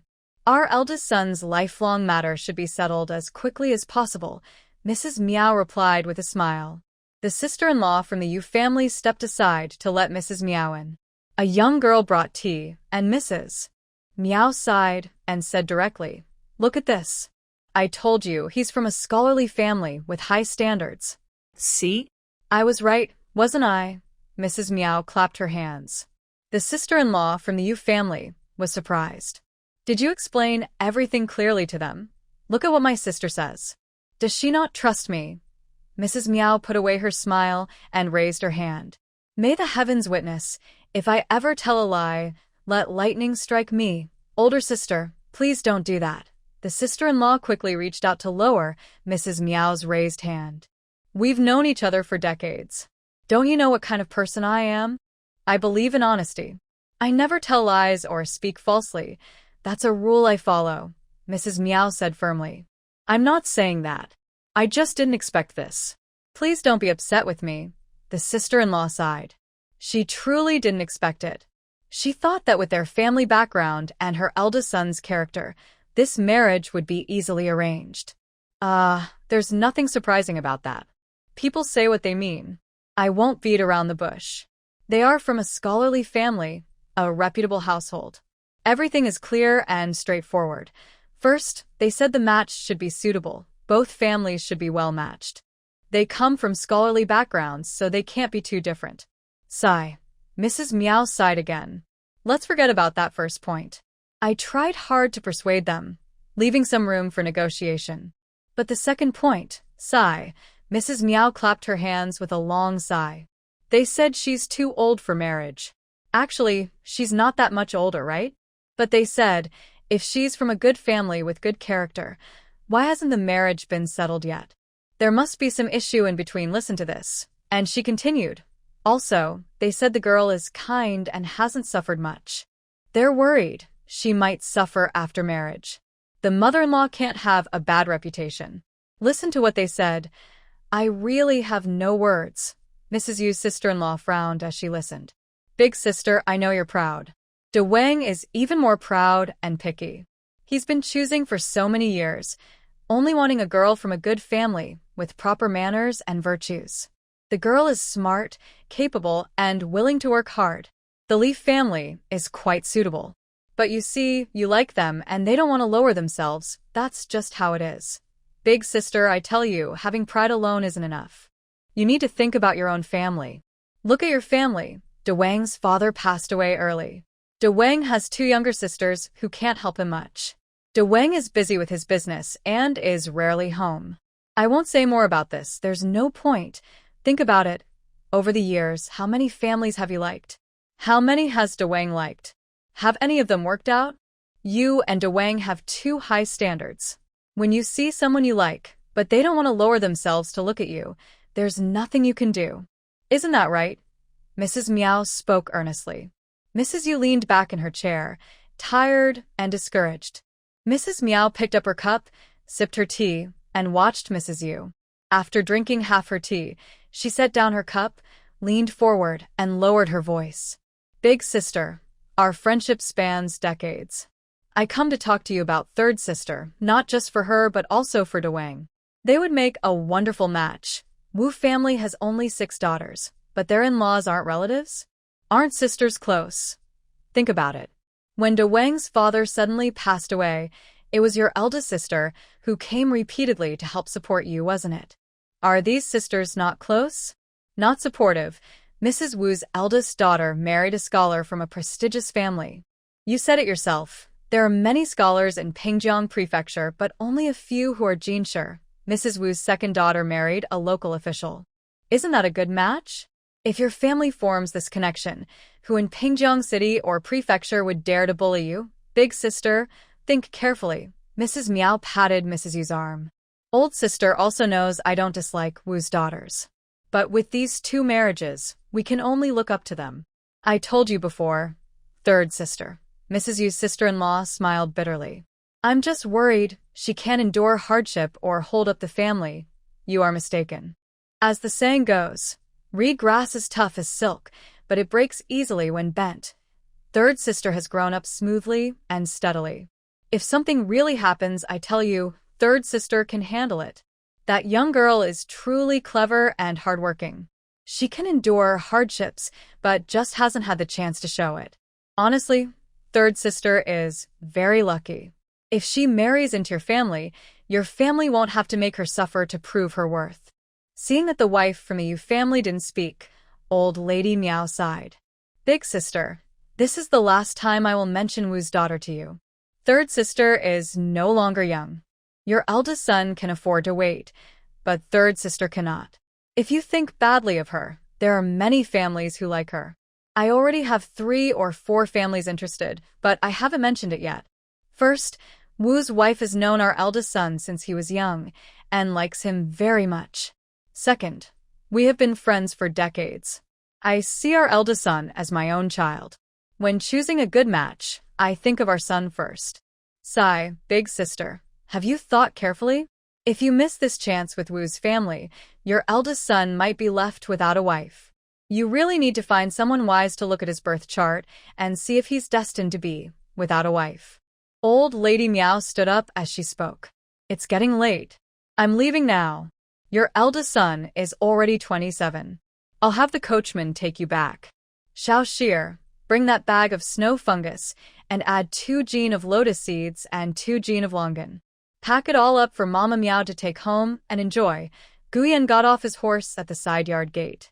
The steward on duty hurried over to report. Madame Pan and the eldest daughter of the Shi family arrived yesterday and are staying in the same courtyard as last year.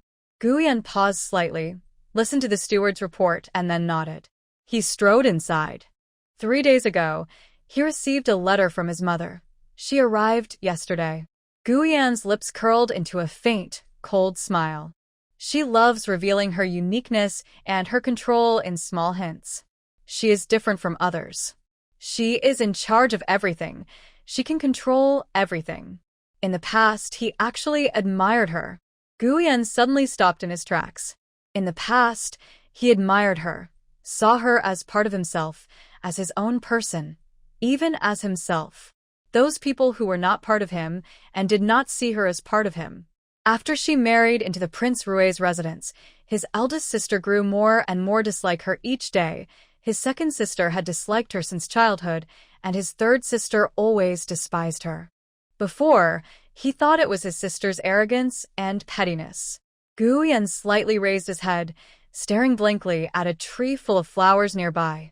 Now, her constant cleverness and teasing were irritating him more and more, even making him angry. In the past, it must have been the same. Those who didn't see her as part of them, everyone except him, probably hated her just like he does now, even furious. He always believed she was his good wife.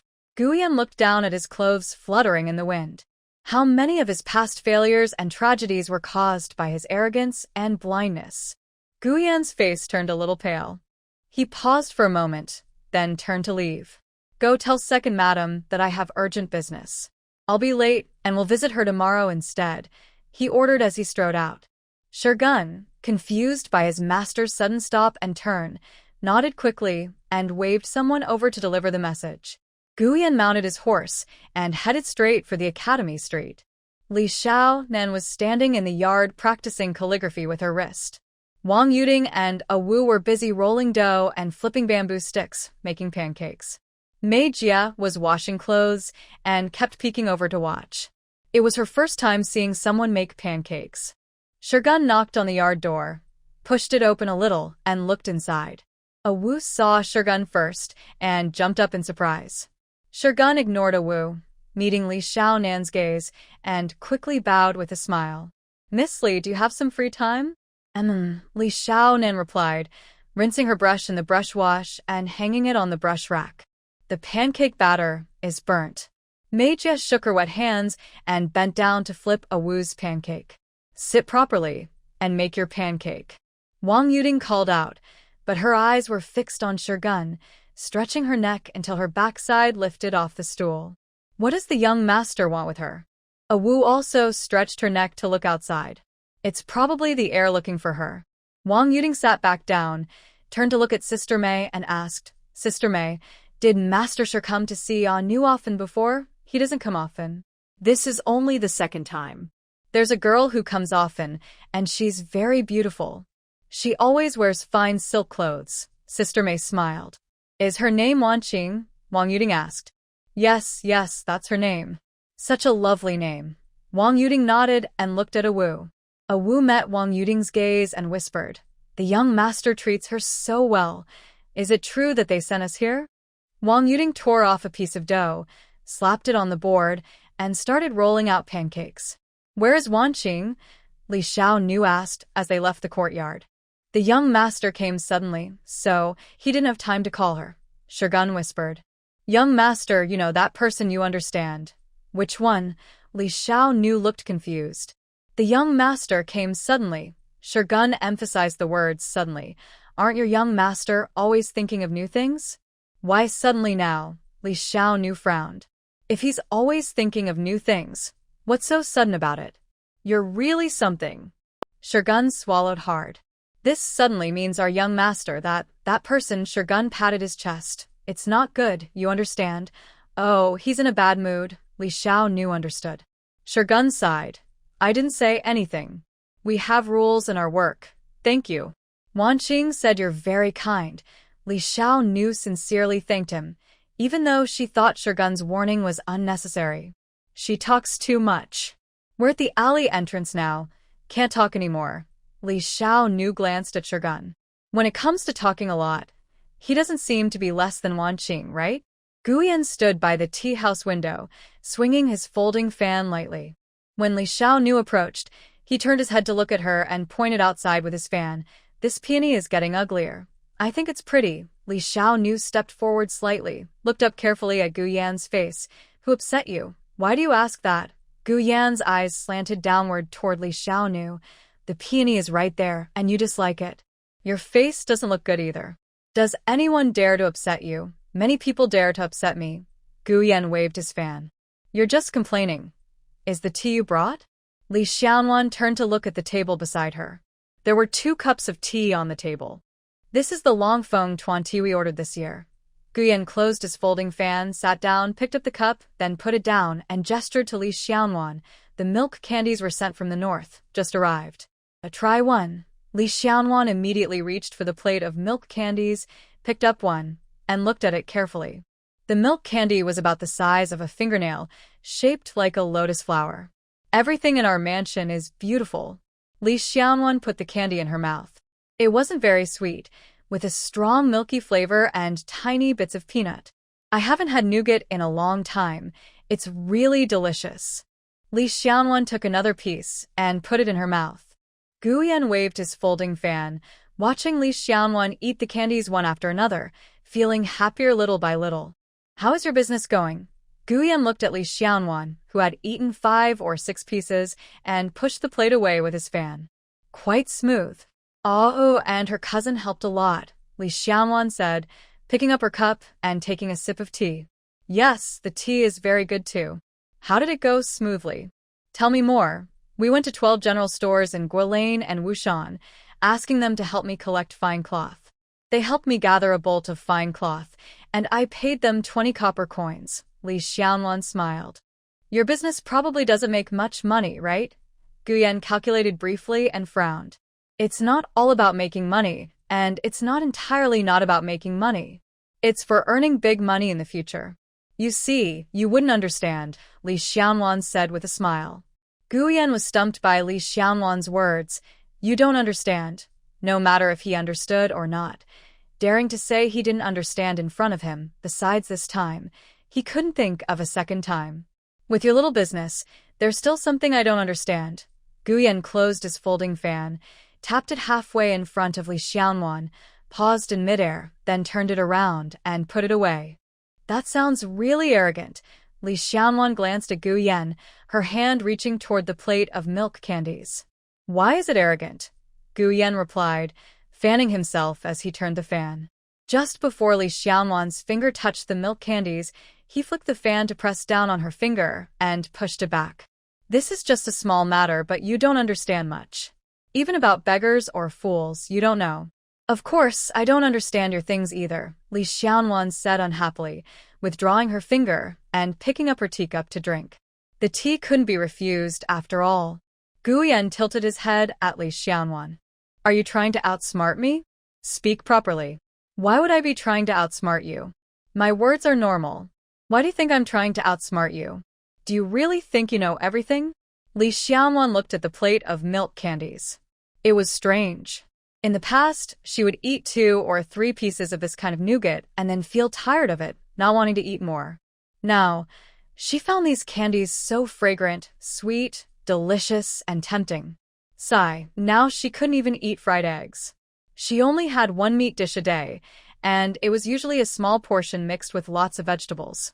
With 5 adults, she was the one who ate the most, but still only 3 or 5 slices of meat.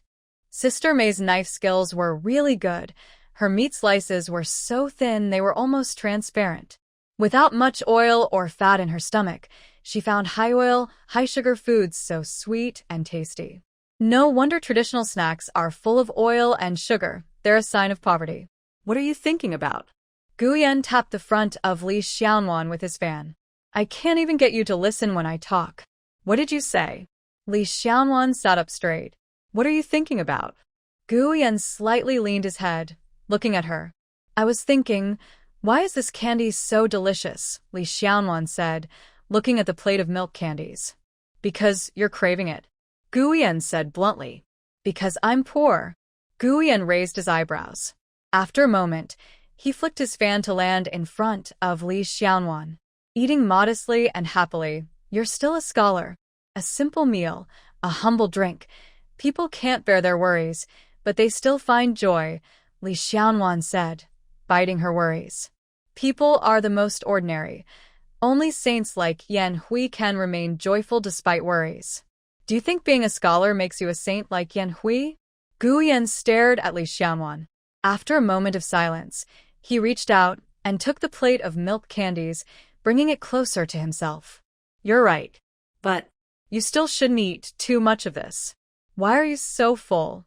Since you can't eat more, just take a few pieces and leave some for others. Li Xiaonan picks up her cup and drinks tea. Gu Yan chuckles, reaching for a plate of milk candies, then steps over to a stone mill in the corner, takes the plate, and quickly steps back. I asked you earlier, and you said I don't understand. Now, explain carefully, what exactly do I not understand? Gu Yan fans himself with a folding fan. Sighing, Li Xiaonan leans on her chin, watching Gu Yan. He reminds her of her former boss who often said, "Do you think I really don't understand? With your little bit of work, do you think there's something I don't get?" Her old boss's company had only a few hundred people, but was so proud they thought they were like a mix of Gates and Musk. They only weren't the richest in the world because luck wasn't on their side. The person in front of her is a prince of an empire. From what she knows, this empire seems quite large. You're zoning out again. Gu Yan taps her with his folding fan. Li Xiaonan jumps in surprise. No. I'm hesitating. Hesitating about what? Yesterday, my big sister scolded me, she says, opening her hands to Gu Yan's sideways glance. Big sister said, "If you don't speak, no one will think you're mute. Are you saying you don't understand what I'm saying?" Gu Yan laughs and waves his fan. Yanqing said that before they start working in the inner court, they have to study for 5 or 6 years. Do you know what they learn? Li Xiaonan asks Gu Yan. Yanqing also said that for people like those around you, after being selected layer by layer, they still need to study for 1 or 2 years, or even 3, before they can really take on a job. Why do they need so many years of learning? Gu Yan is speechless. My family's preserved egg shop is next to a shoe store. The apprentices there start learning from about 8 or 9 years old and can finish their training by 17 or 18. They say that's very smart and rare. They learn for about 10 years. What do they learn? And also, do you know the secret to making rhymes? Do you know how to write essays and scriptures so that examiners can't find fault? Li Xiaonan looks at Gu Yan with a smile. I don't need to rhyme to write good poems and words. It's because you don't need to take exams. Li Xiaonan bluntly retorted, people like you who can show their face in front of others are all the best of the best, outstanding in every field. Who do you think you are? Li Xiaonan accidentally spoke too much and slapped her own mouth. That was a mistake. I'll say it again. Gu Yan tapped his fan in front of Li Xiaonan. Your eldest sister's advice is very right. And not everyone who shows their face in front of me is a treasure, like you. Li Xiaonan pressed 2 fingers to her lips and looked at him silently. I won't argue with you. But Gu Yan dragged out the tone. If you talk nonsense too much, I will let your eldest sister teach you a lesson. Li Xiaonan glanced at Gu Yan's fan. What are you looking at? Gu Yan turned his fan and shook it open with a swoosh. Aubrey said your fan is a weapon and it hurts a lot when used on the body. You don't need this fan to teach you a lesson. You wouldn't be able to handle it. Besides milk candies, what else do you like to eat? Don't bother bringing me food. Li Xiaonan directly refused. Why not? Isn't your eldest sister allowed? Is she going to teach you a lesson? No, your family's food is too delicious. After a few months of eating it, there's nothing left, and it's too hard to bear. When are you going back to the capital? Gu Yan dragged out the tone and said, even if I go back to the capital, I can't take the other business away. As long as the other business is here, you can eat as much as you want. Forget it, Li Xiaonan shook her head. Although I'm not as good as Yan Hui, I can still control my appetite. By the way, do you have a lot of books in the other business? Of course, Gu Yan said slowly. Can you give me a few to look at? It's so boring not to have anything to read, Li Xiaonan said with a smile. Gu Yan slowly said, oh, shaking his fan and glancing at Li Xiaonan. The green sleeve was chosen by Shirshir and placed beside him, but not long after, Shirshir grew extremely dislike of the green sleeve and tried to send it away. Shirshir is now in the other business. No, Gu Yan said slowly. Li Xiaonan looked at Gu Yan in disbelief. Let Wan Qing take you to the other business to read. You can read whatever books you want in the library, but you can't take them out, Gu Yan continued. Li Xiaonan hesitated for a moment and nodded. There are a few guests in the other business. Gu Yan looked at Li Xiaonan. One of them, the eldest daughter of the Shir family, once had a marriage agreement with me. Miss Shir also likes to read books. A marriage agreement? What happened then? Is it over? Why? Did you break it off? Why? Where is Miss Shir's family from? Did she come after you? You're so good-looking. She must have pursued you. Is Miss Shir pretty? Li Xiaonan asked quickly. Gu Yan raised his eyebrows and spun his folding fan very fast in his hand. He wanted to hit her. The next day, after breakfast, Li Xiaonan was pacing in the yard, waving her arms and kicking her legs, waiting for a Wu to return from patrol. Although a Wu always said no when he came back from patrol, Li Xiaonan still insisted on waiting for him.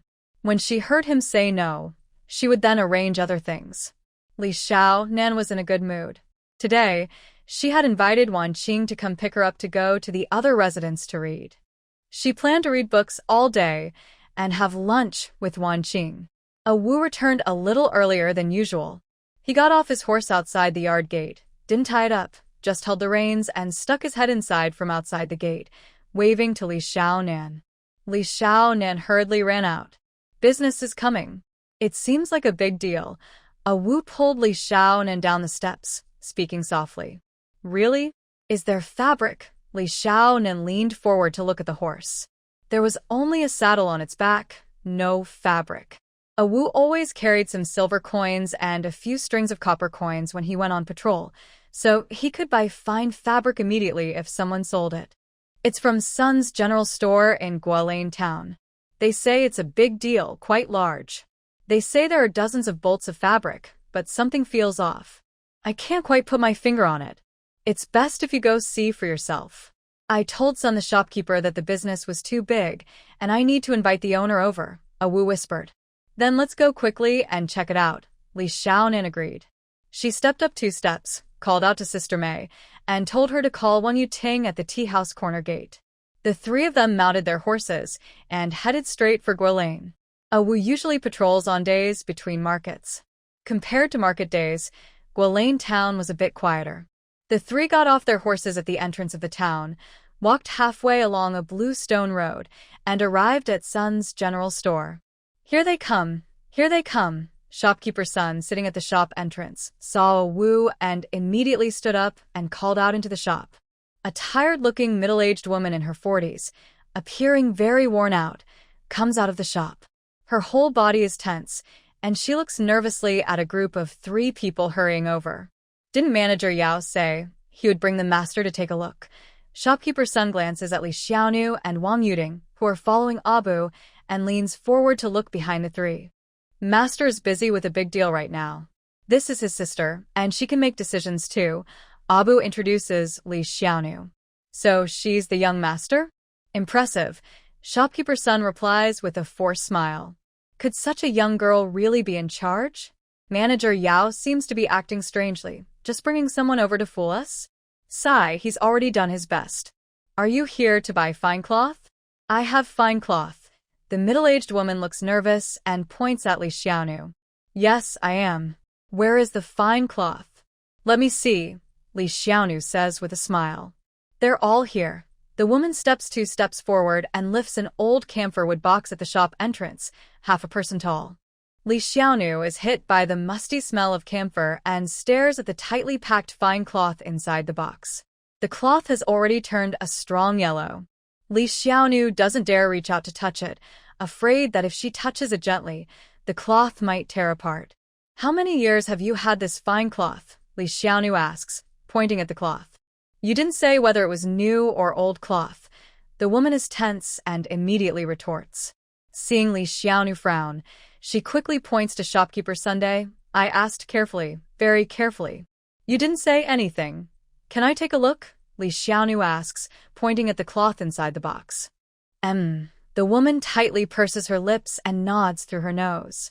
Li Xiaonu carefully lifts a piece of the cloth, gently pulls out a section, and looks at the woven characters from Hangzhou on the edge. She puts the cloth down and says to the woman, "This is from Hangzhou Weaving Office, not something you made yourself." "You didn't say," the woman quickly retorts. Li Xiaonu looks at Shopkeeper Sunday. Shopkeeper Sun gives a dry smile. "You said you're buying fine cloth, right? Nothing else was mentioned, right? If you don't believe me, ask Manager Yao, right? Nothing else was said. Is this your dowry? Did something happen at home?" Li Xiaonu asks the woman. The woman keeps her lips pressed tightly and says nothing. "Do you know her? Are these fine fabrics really from her family? Is there any problem with their origin?" Li Xiaonan looked at Shopkeeper Sunday. "We are old neighbors. They are definitely her families. You can rest assured." Shopkeeper Sun nodded with a forced smile. "Just take it. Follow the price we agreed on and help count the items." Li Xiaonan paused for a moment, then looked at Awu. The woman stared intently at Awu, watching as she and Shopkeeper Sun took out the fine fabrics from the box, counted them, and then Shopkeeper Sun used a scale to weigh the silver, while she watched Awu count out copper coins. She took the silver and copper coins from Shopkeeper Sun's hand, sighed with relief, tears welling up, and softly thanked Shopkeeper Sunday. She tightly held the silver and copper coins, looked down, wiped her eyes, and hurriedly left, passing by Li Xiaonan. Awu paid the intermediary fee to Shopkeeper Sun, then tied each piece of fabric onto the horse's saddle. Li Xiaonan said to Shopkeeper Sun, "Our business ends here. We won't trouble you anymore." "Shopkeeper Yao," Shopkeeper Sun called out to Awu. "This is our young master. She makes the decisions." Awu replied without turning around as she packed the boxes. "Young master, this isn't how we do business. You didn't tell us everything, right?" Shopkeeper Sun looked at Li Xiaonan. "We really didn't tell you. We accepted everything as is, right? But you know very well, your old neighbor knows, I know, and Shopkeeper Yao knows too. Is this how business should be done?" Li Xiaonan looked at Shopkeeper Sun with a cold face. Shopkeeper Sun avoided her gaze, stepped back, and muttered, "Women. They just don't tell the truth." Li Xiaonan looked at him for a moment, then turned around. She watched Awu finish tying the fabrics. Wang Yuding stepped aside, shot a sidelong glance at Shopkeeper Sun, and spat on the ground. Shopkeeper Sun crossed his arms and muttered, "You didn't tell us either, did you?" After leaving the town, Wang Yuding looked at the tied fabrics and pointed at the torn part. "You should have said no back then," she said, tugging at another bundle and glaring at the torn fabric in her hand, angry. "That's not right. We clearly didn't explain things properly. You have to be honest in business." Awu snapped at Wang Yuding. "Isn't this your money?" Wang Yuding responded very bluntly. "That's..." "Forget I said anything." Awu immediately withdrew. Awu is right. Business is like that. Trust is everything. If you make a mistake, you have to admit it. Think of it as losing a valuable horse in the market. Li Xiaonan looked down, feeling discouraged. She had 21 bolts of fine cloth, and after paying the intermediary for Sun Zhonggui, her capital of 25 taels of silver was almost gone. Half of it was gone in this trip. Now, she only had enough to buy a loom. Back on Shiyuan Street, Awu and Wang Yuding led their horses into the tea house, placing the cloth inside. Li Xiaonan went back to Tsalian Alley. When she pushed open the courtyard door, she saw Wan Qing. "You finally came back," Wan Qing exclaimed, letting out a long breath. "Have you been waiting here all this time?" Li Xiaonan asked in surprise. "I've been waiting for over an hour," Wan Qing frowned. "No need to wait. If I'm not here, just go back." "That's not how it works," Wan Qing replied impatiently, turning to look at Sister May. Sister May was pursing her lips, looking at them both with curiosity and worry. "I'm leaving, Sister May." "Thank you for your tea," Wan Qing bowed slightly. "You're too kind." Sister May hurried to return the gesture. "I won't be back for lunch. Please fry my 2 eggs for me. If Big Sister finds out I've been missing eggs, she'll know I ran out again," Li Xiaonan whispered to Sister May. I know. Don't worry." Sister May nodded repeatedly. Li Xiaonan and Wan Qing left, got into the carriage in the tea house courtyard, and headed to the Wang residence. Li Xianwan got into the carriage first. After watching Wan Qing get in, she secretly grabbed a tiny, exquisite stool, skillfully tucked it under her skirt, and sat with her knees bent. Li Xianwan reached out to lift Wan Qing's skirt, looking at the small embroidered stool beneath Wan Qing's bottom. Ha! So I needed a stool. No wonder I couldn't sit still. I was so stupid, I thought. Stop shouting. Wan Qing suddenly yanked her skirt out and looked at Li Xianwan with a helpless glare. Is there any more? Give me one. Li Xianwan looked around. No. You're not working. Lei Qing tidied her skirt, leaned forward, pulled out a small table, and fixed it in place. She took a small box from the corner of the carriage, opened it, and widened her eyes. What's wrong? Li Xiaonan leaned over. Inside the box, on a half-foot square agate plate, there were 3 pieces of milk candy. This box was given to me by Shurgun. I didn't handle it, Lei Qing quickly explained. The snacks for guests didn't even fill the bottom of the plate, which was very embarrassing. She didn't do this. It's not Shurgun. It's your young master. Humph. Li Xiaonan snorted, reached out, took a piece of milk candy, and popped it into her mouth. Did you offend our young master again? Lei Qing's heart suddenly tightened. Offend him again? When did I offend him? I dare not offend him. Look at what else there is. Li Xiaonan signaled to Lei Qing. Lei Qing took out the agate plate. On the next layer, a small white porcelain dish held 2 tiny pieces of jelly. Below that, a glazed bowl contained 5 sugar lotus seeds. Lei Qing took out each item one by one, placing them on a small table. She looked at the now empty agate plate, then at Li Xiaonan, who looked calm. She took a teapot and poured tea. Sigh, she hadn't come for just one day, and something happened. Forget it, no point asking. Even if she asked, it would be useless. This silly girl didn't know her limits. Judging by Shurgun's attitude, it probably wasn't a big deal.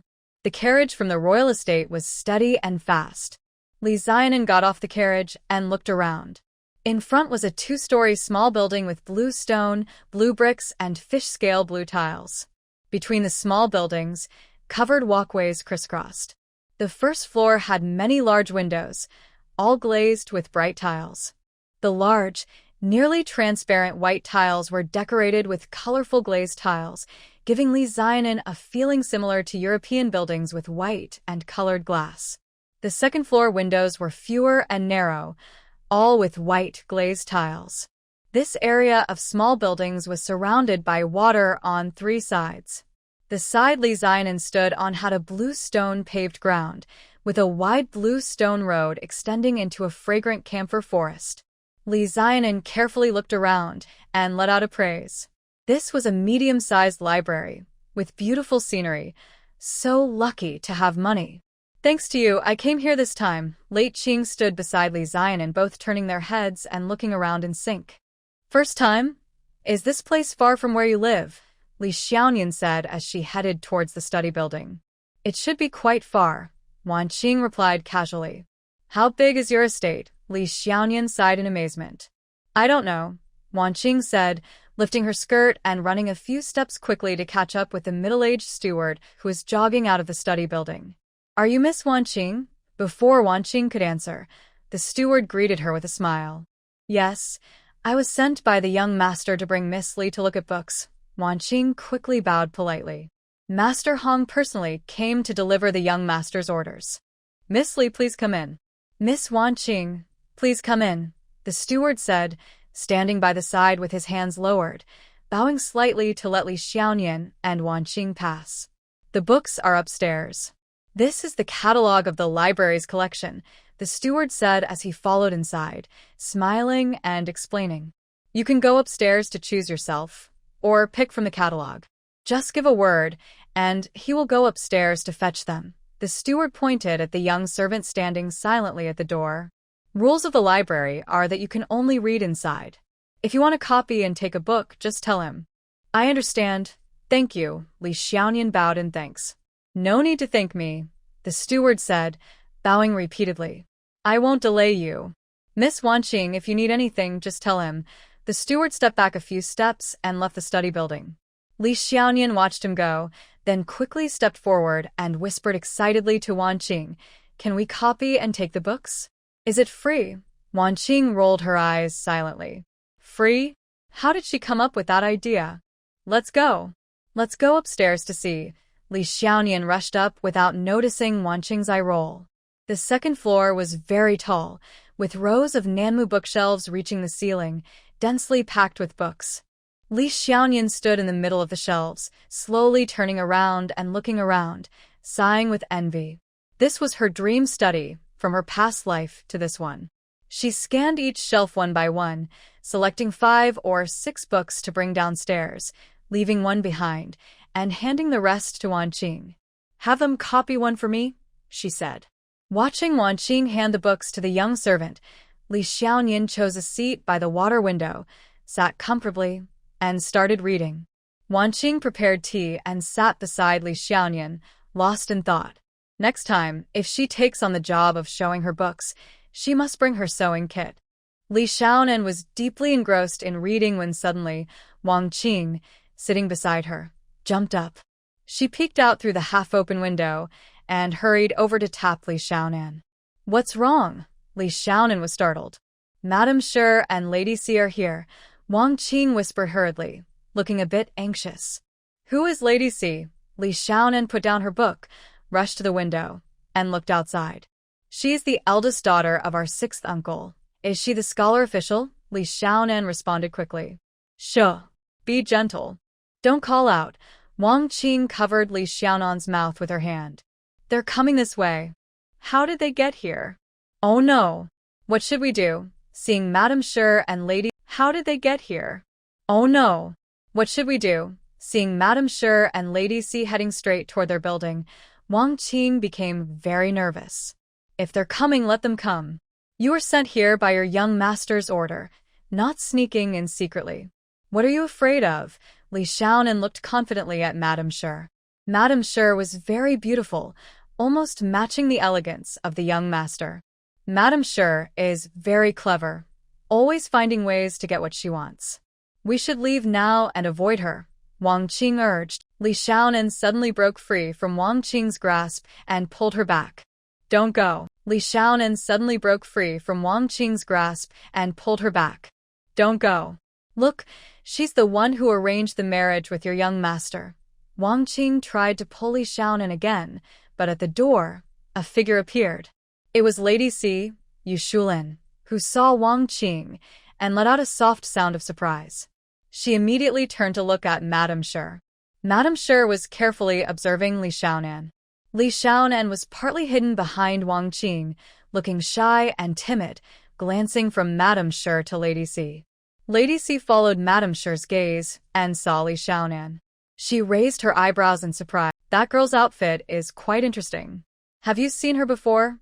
Madame Shi asked with a smile, looking at Lady Si. "That girl's outfit is quite interesting. Have you seen her before?" Madame Shi asked with a smile, looking at Lady Si. Lady Si shook her head silently. "Why did you two come here? Where does she work?" Lady Shi looked at Wan Qing and smiled. "She is not from our household," Wan Qing replied politely, hands hanging down. "Not from your household." Lady Shi looked surprised and turned to Lady Wei. Lady Wei also looked surprised but said nothing. "This library is a restricted area. How did you bring an outsider in?" "Sent on an errand." Lady Shi's voice rose in surprise. Then she looked at Lady Wei again. Lady Wei also looked curious, but kept her lips pressed tightly, saying nothing. Wan Qing is very tight-lipped. "She must be on an errand for your young master, right? Others probably wouldn't bother you." Lady Shi smiled and looked at Li Xiaonu. "What is your name? Where is your family from?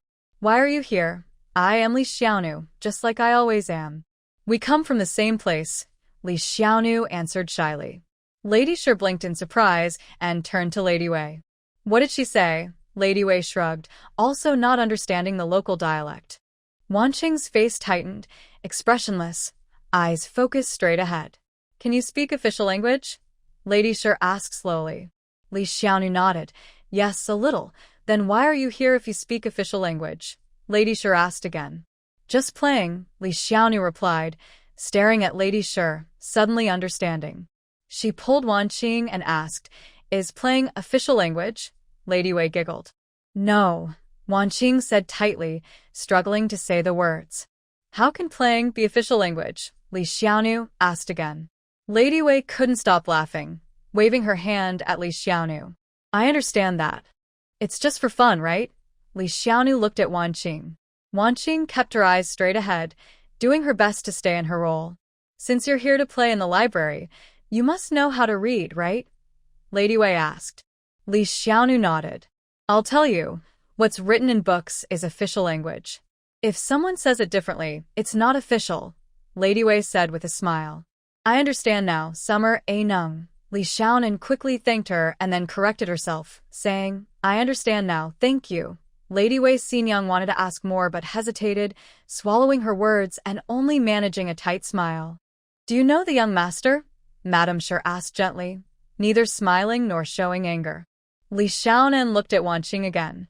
Wan Qing's eyes were fixed on her nose, pretending not to see Li Xiaonan's gaze. Even if she did, she would act as if she didn't notice. Li Xiaonan looked at Madame Shi and timidly nodded. "How do you know him? Did the young master ask you to come here? Are you here to play?" Madame Shi moved to the window and picked up the book Li Xiaonan had only looked at halfway. "Who is she?" Li Xiaonan whispered to Wan Qing, pulling her slightly. "Madame Shi," Wan Qing replied in 4 words. "Is she the capable and impressive housekeeper you mentioned?" Li Xiaonan asked further. "No." Lady Wei Xinyoung chuckled again and gently pushed Madame Shi. "This little girl is clever. Let's go." Madame Shi put down her book, nodded, and turned to leave. Wan Qing stood still, tilting her body, stretching her neck, watching Madame Shi and Lady Wei Xinyoung walk into another study room.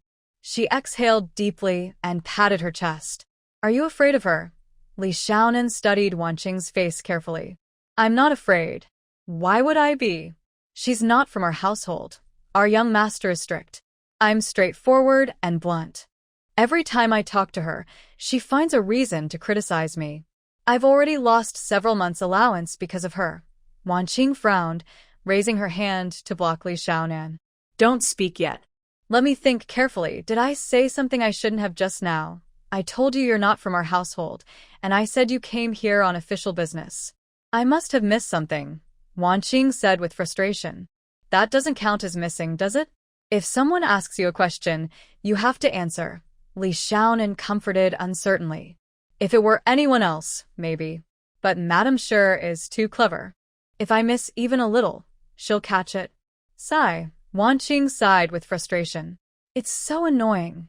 She came to your house to try to get your young master back." Li Xiaonan leaned closer to Wan Qing, standing on tiptoe to look at another study room nearby.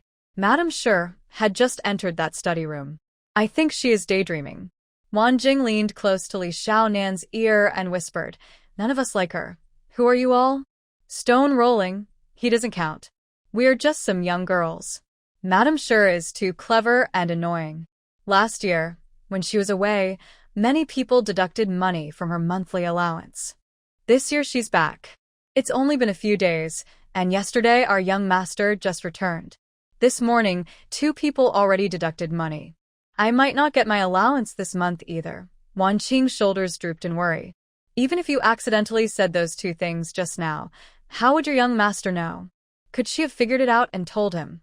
Li Xiaonan pondered. Between revealing the leak and the deduction, there must be a link. How did their young master find out?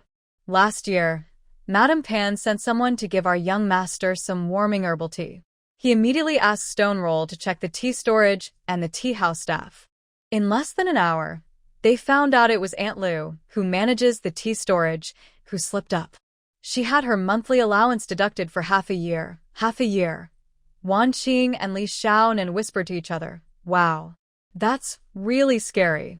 Your young master is just as clever as Madame Shi, such a good character." "Exactly. Luckily, he broke off the engagement. Otherwise, if she had married in, with both of them so clever, what a mess that would be," Wan Qing said with a sneer. "Yeah, if they teamed up, every time you deduct, I deduct, your allowances would all be taken away. It would be a waste of a whole year," Li Xiaonan understood. I am like Li Xiaonan, just a simple girl from the local area, here to visit. Li Xiaonan arrived home more than half an hour earlier than her eldest sister and was helping Mei Jia boil water in the kitchen. Is Mr. Li at home? A voice asked outside the courtyard gate. Father hasn't come back yet. What can I do for you? Li Xiaonan responded quickly and came out hurriedly. Outside was a woman in her 50s, wearing a silk outer garment that looked quite modest. Seeing Li Xiaonan, the maid slightly bowed her knees and said, "Greetings, 4th Mississippi. Who are you?" Li Xiaonan quickly bowed in return. "I am Xiao, the attendant for Our Lady. Our Lady is Lady Wu of the Hong family," the maid politely smiled. Lady Xiao, come in and talk," Li Xiaonan said warmly and politely. "Not coming in. Has the eldest lady returned?" "Not yet. Big sister will be back in about half an hour." "Are you here to see Big sister? Your lady? Or my third sister?" Li Xiaonan responded warmly and courteously. "Our Lady wants to see your eldest lady. She sent me ahead to check. I will come back in half an hour. When the eldest lady returns, Our Lady wants to speak with her." "Thank you for your trouble, Miss Four," the maid said politely but somewhat distant. "All right. Thank you, ma'am," Li Xiaonan replied enthusiastically. Watching Xiao slowly walk out of the alley, Li Xiaonan closed the courtyard gate and went back to the kitchen. Mei kept stretching her neck, looking toward the entrance, and asked Li Xiaonan, "Is it the Hong family? Is everything okay?" She said their lady wants to come and talk to the eldest sister. Their lady is the mother-in-law of the third sister. It should be nothing serious. Li Xiaonan's heart started to feel anxious. Li Jinju and Li Yuzhu had just arrived home when Zhao's maid came back, heard that she was back, and hurried to inform her lady. The three sisters of the Li family and Mei quickly ate a hurried meal in the kitchen, boiled water, prepared cups and teapots, cleaned the table and chairs, and brought out the tea leaves. Soon Lady Wu arrived. Li Jinju and Li Yuzhu moved aside to let Lady Wu in, while Li Xiaonan busily prepared and poured tea. This was the mother-in-law of the third sister. No matter how warm or respectful, it was not enough. Lady Wu sat gracefully and calmly, sitting upright. She looked around the main hall at the weaving loom, saw the spinning wheel, then glanced at the piles of rice in the east wing, the cured meats hanging from the beams, and the baskets of varying heights. Li Jinju, following Lady Wu's gaze, looked around her home, her heart gradually tightening. No matter what, the marriage with Yinju was a significant step up. Since Yinju married in, her heart had been constantly hanging. The lady in front of her, dressed in fine silk, looked even more like a noble lady than the official lady herself. Mrs. Wu's grandfather was an official, and Mrs. Wu comes from a noble family with a scholarly background. Compared to her mother-in-law, Silver Pearl is far less refined. Has the scholar husband not returned yet? Mrs. Wu looked around calmly and asked. He won't be back for another hour or two. He says spring scenery is nice, and there are many gatherings. He hasn't had dinner at home lately. Li Jinju hurriedly smiled and replied. Men and women are different. Men need to go out and experience things, Mrs. Wu said slowly, glancing at her cup of tea. She pushed it slightly and looked at Li Jinju, asking, "Is your business doing well lately?" "Quite well. I'm planning to send some preserved eggs to nearby towns." Li Jinju looked at her pushed-away teacup and quickly looked away, focusing on Mrs. Wu. "That's good. You have this loom here. Do you still have time to weave cloth?" Mrs. Wu glanced at Li Yuzhu, who was busy spinning thread. "It's not often available," Li Jinju replied. "Silver Pearl, I hope she didn't upset you," she asked nervously. Li Xiaonai leaned on her hand, quietly watching Mrs. Wu. "It's not exactly upsetting." Mrs. Wu frowned slightly, paused, and sighed softly. "We're in-laws, so I won't beat around the bush. I'm not unhappy about Silver Pearl's marriage to Yi. Yi has been with his grandfather since he was young. Big and small matters are arranged by his grandfather. They've been choosing a suitable match for him for many years, mainly because his grandfather wanted to find a well-educated, literary girl. Eventually, it was decided on your Silver Pearl." Mrs. Wu sighed again. "His grandfather said it was a good match and I have no complaints. Later, Yi told me that Silver Pearl couldn't read. Then, Ah Yi said that since they were engaged, Silver Pearl started learning to read. He said she can already recite the three-character classic. Mrs. Wu continued to sigh. I feel a bit relieved now. From engagement to marriage, it was only a few months. Silver Pearl learned to recite the three-character classic, so she's not slow.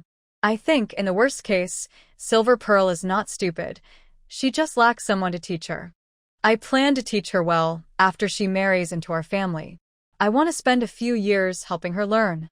At least she should be able to read and write properly, right? Then Silver Pearl married in.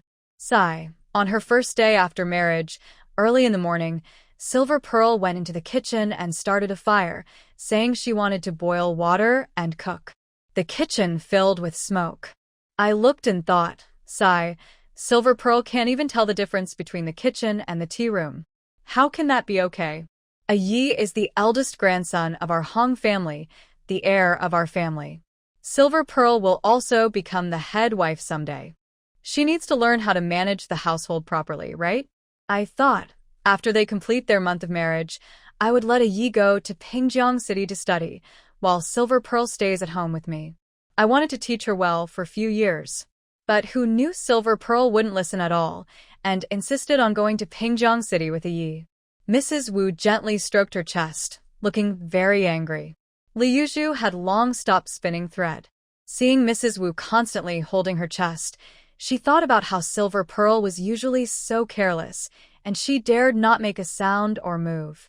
Li Jinju instinctively looked at Li Xiaonan. Li Xiaonan, resting her chin on her hand, looked very interested. Li Jinju looked at her, and Mrs. Wu also looked at Li Xiaonan. Li Xiaonan quickly smiled in response to Mrs. Wu's gaze. Mrs. Wu immediately frowned. Silver Pearl argued with her, and whenever she did, it was always Anan who spoke. Hearing this, Anan even smiled at her. This youngest one really doesn't understand propriety. Seeing Mrs. Wu frown and turn her gaze away from her, Li Xiaonan suddenly realized, how could she smile? People are already so angry, and her smile seems a bit like gloating. Then what do you mean? Li Jinju quickly continued. Please advise her for me. She's not only a Ye's wife, but also the head wife of our Hong family, the future head wife. She must have knowledge and understand household affairs. She and a Yi will be married for a lifetime, and their relationship isn't just for a year or two. Mrs. Wu's tone was no longer so calm. Silver Pearl came with you? I'll go tomorrow. Or should I go now? Li Jinju quickly agreed. She hasn't arrived yet. She'll be here tomorrow or the day after. It's late now, I'm leaving, Mrs. Wu said unhappily, standing up and walking out. Li Jinju and Li Yuzhu saw Mrs. Wu off, then entered the main hall. Sister Mei followed closely behind. She is Grandma Silver Pearl's mother-in-law. She came here because… I know. I was just outside and heard everything. Mei Jia interrupted Li Jinju's story, looking nervous. Mei Jia, sit down. Let's discuss this. Li Jinju frowned. Big sister will try to persuade third sister. She can definitely do it. Li Xiaonan looked at Li Jinju. Should we persuade her or not? Li Yuzhu also looked at Li Jinju. What is the best way to treat Silver Pearl well? Li Jinju asked Li Xiaonan. She came to our house to complain, so big sister should persuade third sister. Li Xiaonan chuckled softly. Li Jinju nodded and relaxed her posture. So, it's because the old master of the Hong family didn't listen to her, and second Hong also ignored her. She had no choice but to come to us. Li Yuzhu smiled slightly. In the first month, we went to the Hong family to enjoy flowers and watch plays. She asked about the curtains and window screens in the new house right in front of us. The housekeeper only replied, "Please rest assured, madam." Without answering about the curtains or screens. She can't even manage curtains and screens. The Wu family is not poor or defeated. Everything is fine. She married into the Hong family many years ago, but she has no say in the curtains or screens. If third sister learns from her, what kind of result will it be? Li Xiaonan looked at big sister. Li Yuzhu laughed and gently patted Li Xiaonan's head. Nan, don't speak so bluntly. It's not good. This girl is very mean, Li Jinju said, both angry and amused, pointing at Li Xiaonan's forehead. Well, the thing is, the old master of the Hong family will always be the head. What will happen then? She's the wife of the family. Mei Jie frowned, worried. There's no perfect plan. We should just watch the situation for now. When the time comes, who knows what will happen? Li Jinju thought for a moment. Li Yugoslavia és unut derrapatadli. Exactly 1 year ago today, the 5 of us were in deep despair. I thought we had already reached the brink of disaster. Who would have thought we would be where we are today? The next morning, Li Xiaonan was thinking about what to do today when a young servant in a clean blue outfit and hat brought her a small box. The box had 2 layers, with some books she had copied from the study upstairs placed on the top. The book cover is a matte indigo silk finish. When picked up, faint dark patterns can be seen. Li Xiaonan looked at it against the light. The dark pattern is the emblem of their Prince Rui's residence. Opening the book, the paper quality is excellent. The small, elegant characters are written clearly and beautifully. When flipping to the last page, a large red seal is stamped on the back cover, with the words "Run." Li Xiaonan lifts the book and can't help but sigh. How much silver would such a book cost? Fortunately, it was given to them for free by the royal residence. Li Xiaonan picks up a few books. Beneath them, there is a large bag of pine nut candies and a small bag of dried meat. Seeing the weight, she knows it was sent by Wan Qing. She takes 2 pieces of pine nut candy and feeds one to Sister Mei, then eats one herself. The remaining candies are put into the basket. She sits in the corridor, looking at the books. In the evening, Li Xuedong goes to the Hong family. Mrs. Wu had already left early to return to Kunshan County. Hong Jinya hasn't arrived yet. Li Xuedong leaves a message, and as soon as Hong Jinya arrives, he quickly delivers a letter to the academy. The next day is another day for Ao to patrol the town. In less than an hour, Ao hurried back in a panic. It seems like business is coming.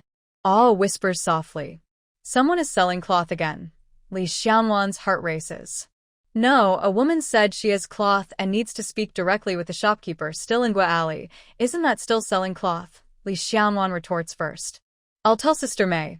Seeing Li Xiaonuan rushing in to inform Sister Mei, Ao frowns and thinks for a moment. Yes, someone is still selling cloth. This grocery shop is on the same street as the one where Li Xiaonuan took medicine last time, one at one end, the other at the opposite end. The woman is in her 30s, neat and quick, sitting on a small bamboo chair outside the grocery shop, swiftly embroidering a shoe upper. This is our little boss. Ao jumps down from his horse. Before he can steady himself, he points at Li Xiaonuan and introduces her. The woman calmly puts away her embroidery and stands up, carefully examining Li Xiaonuan, who has just fallen from her horse. My surname is Li. You can call me Miss Li. Do you have cloth to sell? Li Xiaonuan stands firm, brushes her clothes, and asks the woman. My family name is Liu, and my husband's family name is He. I heard about your recent cloth collection. The woman looks somewhat disappointed. This young girl is very small, and her rough cloth outfit doesn't look like someone wealthy. Li Xiaonan looked at her, but said nothing. Later, you didn't tell each family much either, Sister Lu continued. We only buy fine homemade cloth. Homemade fine cloth is different from the cloth made in workshops. In workshops, all the weavers are trained by the same master, with similar strength. Homemade fine cloth must have some loose and tight areas. That's one point. Second, the fine cloth is stored for a year, 2 years, or even 3 or 5 years, which makes it hard to tell. Li Xiaonan paused. Incidents like the one the other day are very rare.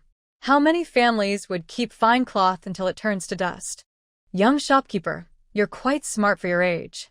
Let's sit over there and talk. I'll treat you to some tea, Sister Lu said warmly, pointing to the tea house across. Okay. Li Xiaonan and Sister Lu entered the tea house. Sister Lu ordered a pot of tea and poured a cup for Li Xiaonan first. How do you plan to run this business? How much capital do you have? Sister Lu asked with a smile. My capital isn't much, but it's enough to run this small business. As for how I plan to do it, I really don't know how to answer. Li Xiaonan sipped her tea. Seeing Li Xiaonan dressed in rough cloth, Sister Lu asked, if this fine cloth business really takes off, it will need quite a bit of money. What are your plans? Li Xiaonan asked. You're collecting this fine cloth for your own use? How much do you plan to buy? How many years do you want to keep doing this? Sister Lu stared closely at Li Xiaonan. The fine cloth I collect is meant to sell to families who need it. I'll buy as much as I can as long as the business can continue. Are there really people who want to buy this kind of fine cloth? Do you already have buyers? Sister Lu asked further. Yes, Li Xiaonan replied reluctantly. This isn't something I should ask about, Sister Lu quickly added. Our Hejia village is just over a mile from Guilin.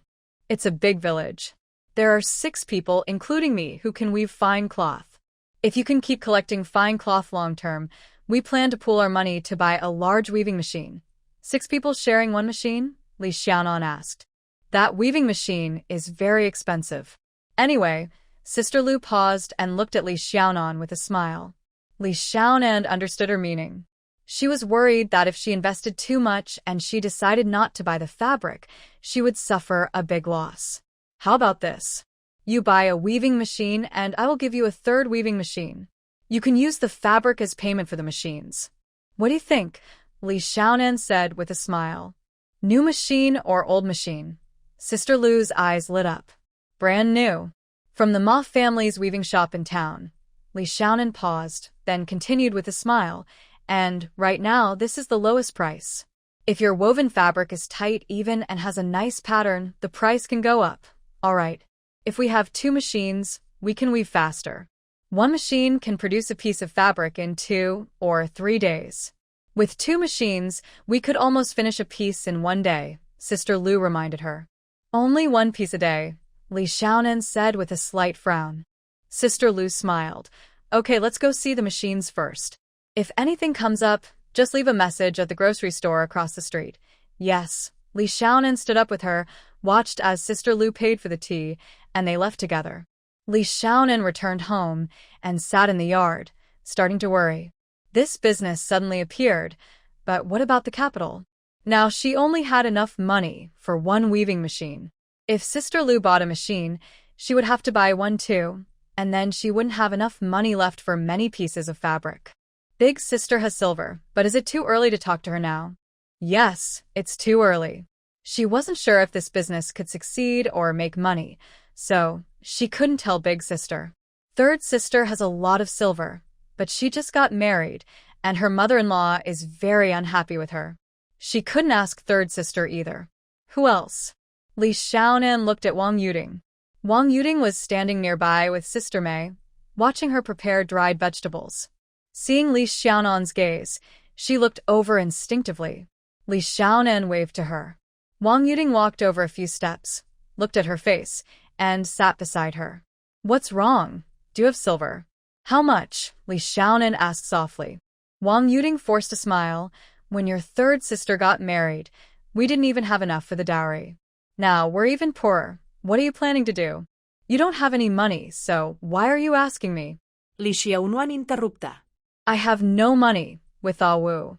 Ah Wu is like a passing fortune god, and I am like a funnel. Whatever wealth I get, some always leaks out. Wang Yuding smiled. She seemed proud rather than ashamed of what she said. From now on, just let these 2 eat well and drink well. No need to pay them wages. Wang Yuding then watched Sister Mei prepare the food. Li Xiaonan rested her chin on her hand and daydreamed for a while, then stood up to leave. Where are you going? Wang Yuding asked from behind. To see the picture framing, Li Xiaonan replied without turning, then left the courtyard. It was as if Bai Qing had flown over so quickly to appear at the gate. When did you leave your other place? Li Xiaonan asked as she exited. Just before noon. What's the matter? Li Xiaonan nodded.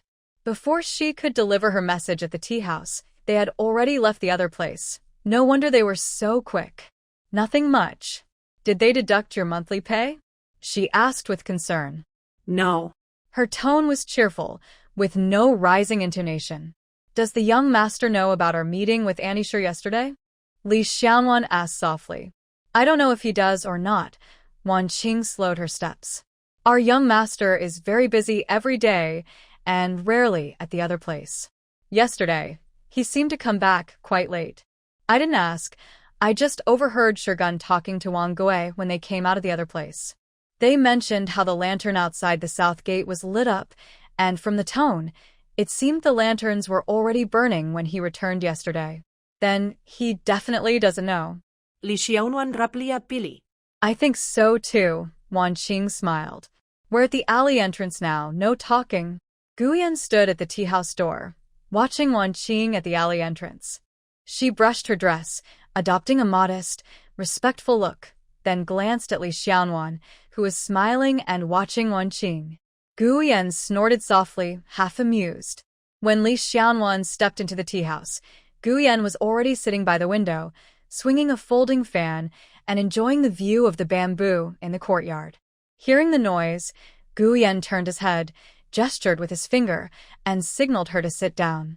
Li Xiaonuan sat down and looked at a small bowl of warm, flaky pastry in front of her. Try some, Guyan signaled to Li Zion. Li Zion hesitated, picked up a silver spoon, and ate the crispy cheese one bite at a time. It was very delicious. Guyan gently swung his folding fan, watching Li Zion finish the cheese, then poured a cup of tea and pushed it in front of her. Spring tea from Hangzhou, brought by fourth sister. Try it. Did you know about this? Li Zion tilted her head, trying to hold back her urge to look at Wan Qing. Know what? Guyan looked at her with a half-smile. I copied several books from your family's library, Li Zion answered cleverly, seeming to avoid the question or respond vaguely. Fourth sister said you're clever, and she's not wrong. Tell me, why do you tease Madame Sure? What did she do to upset you? Guyan tapped his folding fan in front of Li Zion. She is a guest at your estate, and I am also a guest here, right? She was the first to say, I am one of your household servants. You're with Wan Qing, and she thought you were a servant. Isn't that understandable? Do your household servants dress like me? Even the gatekeeper and coachman wear silk clothes, Li Zion retorted. Guyan was silent for a moment, then chuckled. That's true. No one dresses like you. I told her to let you read in the library. Li Zion stared at Guyan. Why? Are you using me as a pawn? Guyan almost choked. Using you as a pawn? Is it that easy? Someone like you can be called a pawn.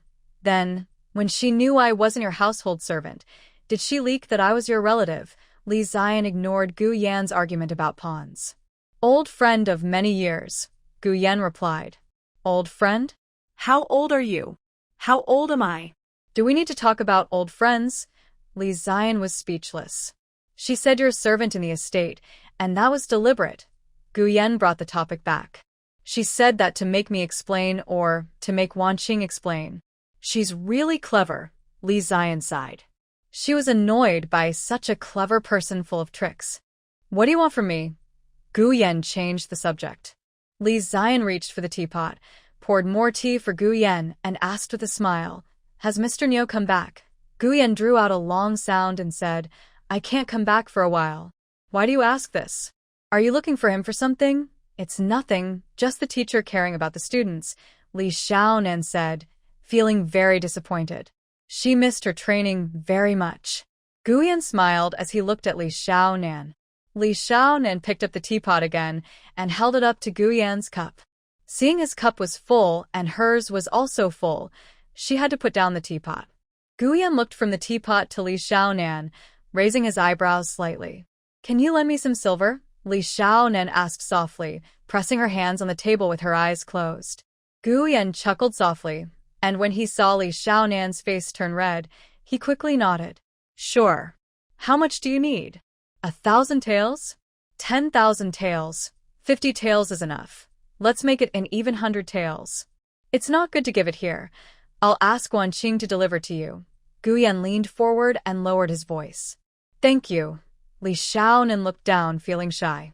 Borrowing money to adjust your funds at the start of a business is very common. There's nothing to be embarrassed about, Guyan said, looking at her. I know. I'm embarrassed because I'm borrowing from you. Li Xiaonan sighed. Huh, Guyan raised his eyebrows. She felt embarrassed because she was asking him for money. Was she that close to him? It's just that it feels like catching a sheep to fleece it, Li Xiaonan muttered, shoulders drooping. Guyan stared at Li Xiaonan and clenched his fists tightly. He really wanted to hit her. Sister Lu's quick and strong actions surprised Li Xiaonan. Just after Wan Qing delivered 10 silver notes of 10 taels each, Ah Wu ran back at full speed. Sister Lu had already bought a 4-needle weaving machine from the Ma family weaving shop in the east of the city. With her capital in hand, Li Xiaonan felt more confident and energetic. She immediately ran with Ah Wu to the Ma family weaving shop to ask Sister Gu about it. She confirmed that a woman named Lu from Hejia village in Guixiang had indeed bought a 4-needle weaving machine and was about to have it delivered. Li Xiaonan then took out a silver note, bought a weaving machine herself, and asked Sister Gu to deliver both machines together to Sister Lu in Hejia village. The next day, Li Xiaonan, Ah Wu, and Wang Yuding checked all the major grocery stores and then headed to Hejia village. Abu asked loudly, and a large group of children at the village entrance hurriedly responded. A few people ran ahead to lead the three of them. Lu's sister's house is at the east end of the village. The yard is big, with 2 fragrant camphor trees, lush and full of leaves. The yard is very clean, with people coming and going, lively and busy. Abu tightened his horse's reins, looked into the yard, and stood at the gate with his hands behind his back. In the yard, there were only young women or wives. It was not good to squeeze in. At the front of the main room, 4 or 5 wives were crowded. Wang Yuding stood outside the wives, tiptoed, and called loudly, "Lu's sister." "Who is it?" Lu's sister responded from inside, but did not come out. "It's me," Li Xiaonan replied. She squeezed through the wives and stood at the back, looking into the main room. The main room was already empty. There were 2 brand-new weaving machines, one on the east and one on the west. Between the machines stood a tall frame, almost touching the ceiling beams. Lu's sister was standing on a high stool, quickly organizing a row of very fine cotton threads with both hands. "Sit for a while. I'm busy right now," Lu's sister said, eyes fixed on the threads, not daring to be distracted. Li Xiaonan stood at the back, and Wang Yuding tiptoed, leaning over the backs of 4 or 5 wives, stretching her neck to watch Lu's sister quickly threading the lines. This wait lasted more than an hour. Lu's sister finished threading, called out, and 2 wives stepped forward, each holding a thin wooden stick to lift a neat row of warp threads. Lu's sister carefully placed the warp beam onto the loom, then watched as the 2 wives arranged the threads on the loom. She let out a long breath, waved her hand, and said, "Stand back a little. Don't mess it up. I'll rest a bit before threading again." Lu's sister left the main room, closed the door, and several wives politely offered tea and small bamboo chairs. "Andy, have some tea. Sis, sit down and rest." "Who was looking for me just now?" Lu's sister asked as she took the tea. "It was me," Li Xiaonan squeezed out from among the wives. "This is the young shopkeeper, our boss." Lu's sister hurriedly stood up, introduced herself, and handed the small bamboo chair to Li Xiaonan. "Sorry to keep you waiting so long. I was afraid to be distracted while threading.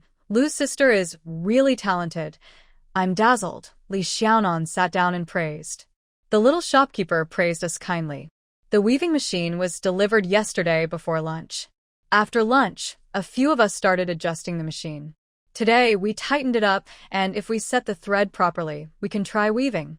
We're worried we might waste half a bolt of cloth, since none of us have woven fine fabric in many years. Lu's sister-in-law's forehead was soaked with sweat, but she looked lively and spoke loudly. "I remember you said 6 of you can weave fine pattern fabric?" Li Xiaonan looked at the women around her. "Yes, she, and 2 others." Lu's sister-in-law pointed to 5 women. "Is 2 machines a bit few? Maybe I can give you 2 more?" "At most, 2 more," Li Xiaonan said with a smile. "If there are more than 5 machines, it's almost like running a workshop." "Wait a moment, little shopkeeper," Lu's sister-in-law smiled. "We need a place to put the machines." She looked at the women around and said, "It's late now. You should go home and cook. After eating, come back quickly." The women nodded and left in small groups. The yard became quiet. In the kitchen, a young girl of about 10 peeked out and asked, "Mother, how many people's meals should I prepare?" We won't eat here," Li Xiaonan quickly replied. "Once I say this, we have to leave soon. There are many things to do."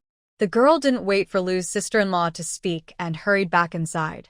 There were so many people earlier, it wasn't convenient to talk. Lu's sister-in-law pointed to the main hall. These pattern machines take up space and are delicate. In our countryside, they can only be placed in the main hall. If there are elders or relatives, they need to move to the side room. The threads are also precious. Just buying enough thread to run these two machines cost 900 copper coins. Even if the machines were given by the little shopkeeper, we still have to pay for the thread. Plus, we need to pay for the machines. It will take a long time to earn back the money, and it's all from people who don't manage the household, she sighed. Your family at home? Li Xiaonan asked vaguely, looking around. 2 left last year, 1 the year before, Lu's sister-in-law answered clearly. There are no elders above us. We're in charge, but we're not very capable. Luckily, we have a good temper. Well, if my sister-in-law needs copper coins for buying thread or anything, I can lend her a few taels of silver without interest. I want to help her keep the weaving business going, which also helps me grow my own business, Li Xiaonan whispered softly. No need, my family is doing fine. The little shopkeeper is quite a businessman. This isn't urgent, sister-in-law Lu pointed to the main hall.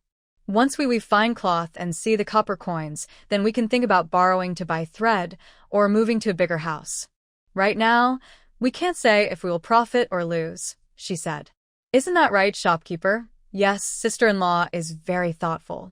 You are capable of doing great things. We'll go now.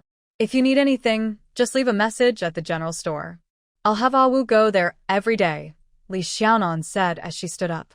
Sister-in-law Lu also stood up, seeing Li Xiaonan to the courtyard gate.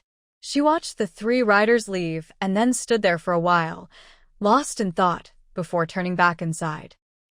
Guyan hurried into the Qingshan courtyard for daily life. Upon entering Qingshan Hall, he saw the inner guard Mingjing standing at the door, greeting him. Guyan immediately looked inside. Greetings to the Crown Prince. It's been a while since I saw you, and you look even more impressive now. The old inner guard slightly bowed to Guyan. Why are you here? Is the Emperor well? Guyan asked anxiously. His Majesty is well, and there's a royal command. The old guard straightened his back. Guyan knelt down upon hearing this. It's a secret order. Please observe it yourself, young master. The old guard took out a tightly sealed scroll from his bosom and handed it to Guyan with both hands. Guyan knelt on the ground, took the knife from Mingjing, and unrolled the scroll. The order was brief and to the point. Starting immediately, Guyan is authorized to handle all affairs of the Jiangnan Maritime Tax Office. It is essential to clear out old problems and revive the Maritime Tax Office. After reading the secret order, the old guard bowed and said, Wang Yi is appointed to oversee the Maritime Tax Office, with the young master assisting. The official document will be delivered in 2 days. Thank you for your hard work. Guyan carefully stored the secret order and stood up. You're too kind, young master. I am getting old, and I've traveled here in a rush. I am quite exhausted. I will go rest and leave before dark to return home. The old guard bowed respectfully. Stone roll, Guyan hurriedly shouted. Stone roll responded and entered, gently helping the old inner attendant out of Qingshan Hall. This is His Highness the Crown Prince's personal letter, Mingjing said, holding out the letter to Guyan. Guyan took the letter and gestured for Mingjing. Sit down and rest, have some tea and a few snacks. Yes, thank you, young master. Mingjing replied, quietly sitting on the chair, sipping tea and eating snacks. He was also very tired. The letter was thick. Guyan opened the envelope carefully and examined the letter closely. Mingjing was eating snacks, occasionally glancing at Guyan, who was focused on reading the letter with a calm expression. The Crown Prince has indeed changed a lot over this past year. In the past, no matter how silent and expressionless the Crown Prince seemed, Mingjing could sense some clues. But since the Spring Festival last year, he couldn't read him anymore. Now, the Crown Prince's expressionless face shows no emotion at all. The Emperor said that the Crown Prince has made great progress. At least, this calm demeanor shows significant growth. On the way here, Mingjing heard about the legend that the climate in Jiangnan favors the Prince of Rui's branch. Yes, this estate truly has an extraordinary aura. Ming Jing glanced at the lush greenery outside the window. You should also go rest for a while, Guyan said with a smile as he finished reading the letter, folding it.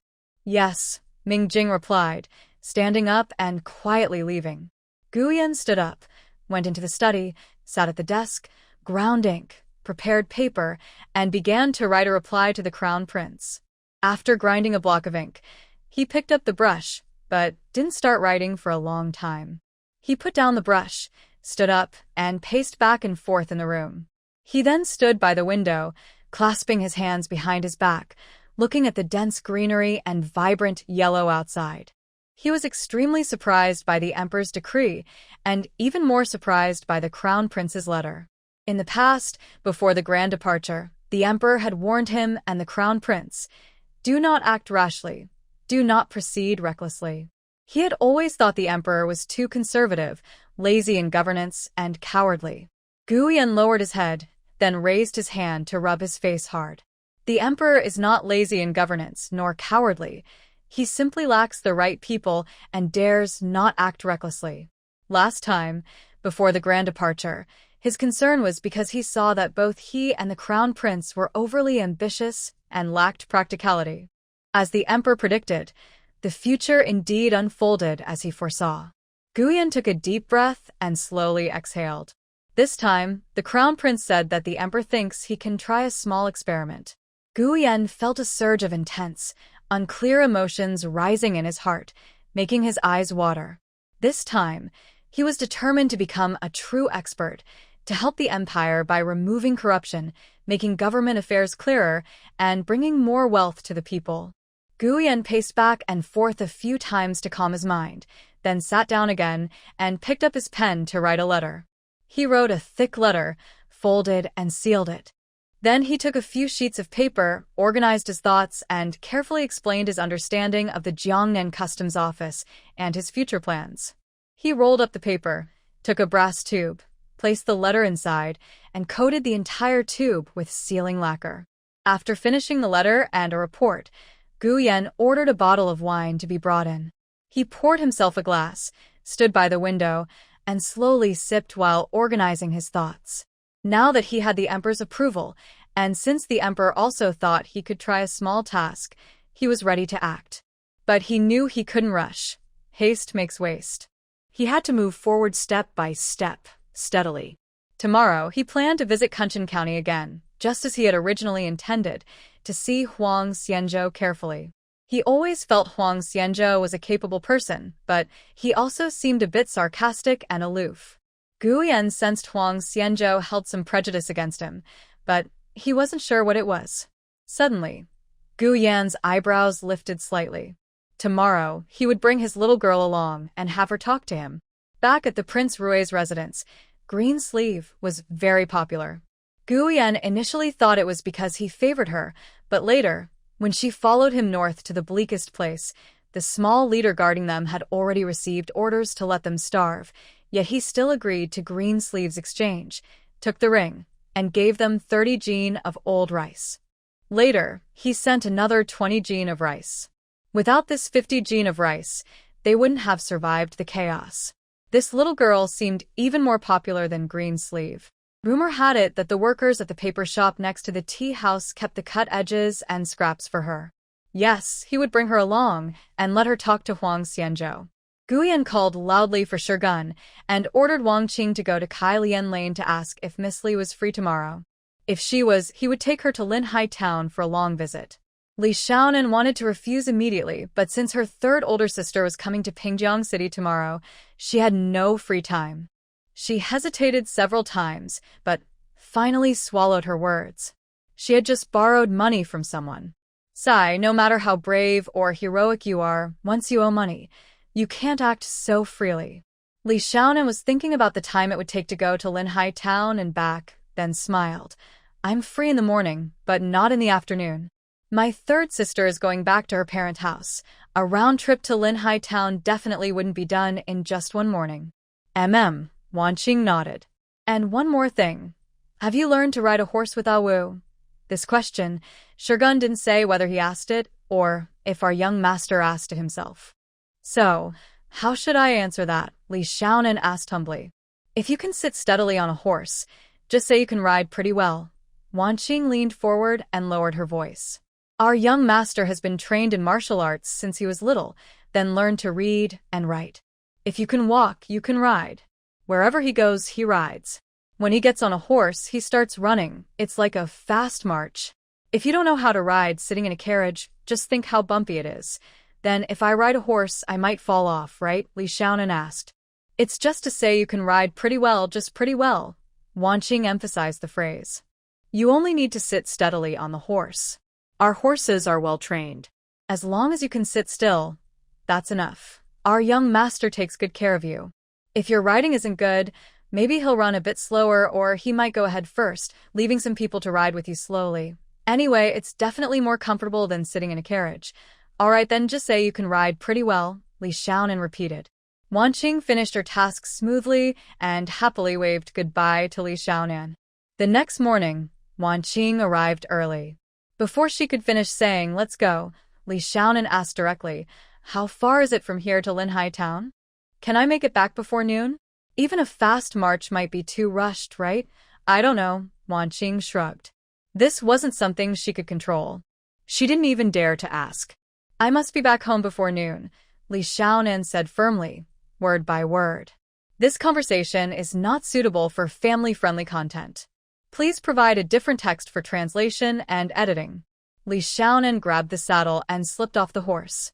She is familiar with getting off a horse. She often rides with Wang Yuding and always gets off by herself. Guyan stared at Li Xiaonan, who had just fallen off the horse, and chuckled softly. Look at you. I'll teach you how to get off properly. Guyan reached out, helped Li Xiaonan up, and pushed her back onto the horse. Wait until I can afford a horse before I learn, Li Xiaonan said, then smoothly rolled off the horse again. Guyan took a slow breath, resisting the urge to scold her. Where is this? Li Xiaonan pulled up her sleeve and wiped the sweat from her face. She had been nervous and exhausted from riding all this way, with sweat all over her face. You're in Kunshan County, Guyan said, holding a handkerchief near Li Xiaonan's nose. Use this. Don't you have a handkerchief? Li Xiaonan took the handkerchief and wiped her sweat without replying to Guyan. Didn't you say we were going to Linhai town? You need to return before noon. There's no time to go to Linhai town, Guyan said as he kept walking forward. Li Xiaonan followed Guyan and looked around. Ahead, outside the city, Kunshan County Magistrate Huang Xianzhou was rushing over. Try to find a chance to talk to Huang Xianzhou and see if he has any opinions about me. Guyan suddenly leaned down and whispered to Li Xiaonan. Huh. Li Xiaonan was momentarily stunned. Stop being sarcastic. Guyan straightened up. Okay. Li Xiaonan nodded and blinked. He probably never intended to go to Linhai town, right? He was really coming to Kunshan County. Huang Xianzhou approached Guyan respectfully and bowed deeply. Guyan nodded slightly, then pointed at Li Xiaonan with his folding fan and said with a smile, Your brother is well taken care of by Magistrate Huang. You should thank him. Thank you for your guidance, Magistrate Huang, Li Xiaonan said sincerely. It's nothing. Huang Xianzhou quickly returned the bow and cast a careful glance at Li Xiaonan. The young master said he was being looked after. She was thanking him for his advice. This girl is indeed very clever. How are the silkworms this year? Guyan asked as he moved toward a nearby mulberry forest. Thanks to the young master, it's going okay. Huang Xianzhou followed behind Guyan. Li Xiaonan glanced at Huang Xianzhou. His tone and attitude seemed quite sarcastic. This is the silkworm farm. Elder Qing followed Li Xiaonan, her voice low with excitement. Li Xiaonan let out a soft cough.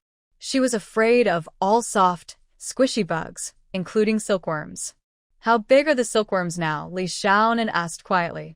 It's only April. They just started hatching, Elder Qing said happily, looking around. That's good, Li Xiaonan mumbled, feeling relieved. Come here. In front, Guyan waved his fan toward Elder Qing. Elder Qing lowered her head and hurried forward. Li Xiaonan hesitated but didn't follow. Elder Qing was on duty. Elder Qing went to see the silkworms, calling over a few silkworm farmers to ask about the silkworms. Huang Xianzhou followed behind. Li Shaonan looked at him, then quietly thanked him.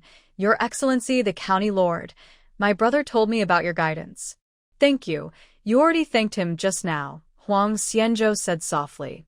That was thanking the County Lord for his advice to my brother. Now I'm thanking him for his guidance. Li Shaonan smiled. You're too polite, Miss Li.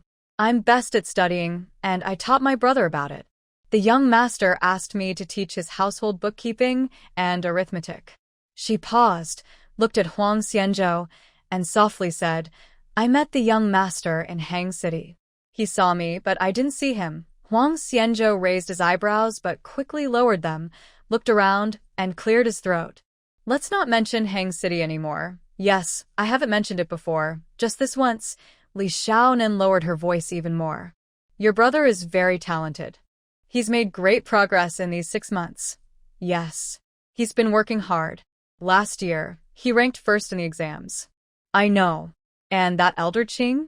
Huang Xianzhou asked softly. Just a maid in charge, taking care of the young master's silk clothes and such, Li Shaonan replied quietly. Oh, no wonder he knows about silkworms. The young master is a good person. Li Shaonan looked at Huang Xianzhou. Yes, I can see that. It's rare. Then why did you just scold him earlier? Li Shaonan asked directly. Huh? I scolded him. Huang Xianzhou's eyes widened. Yes? You didn't?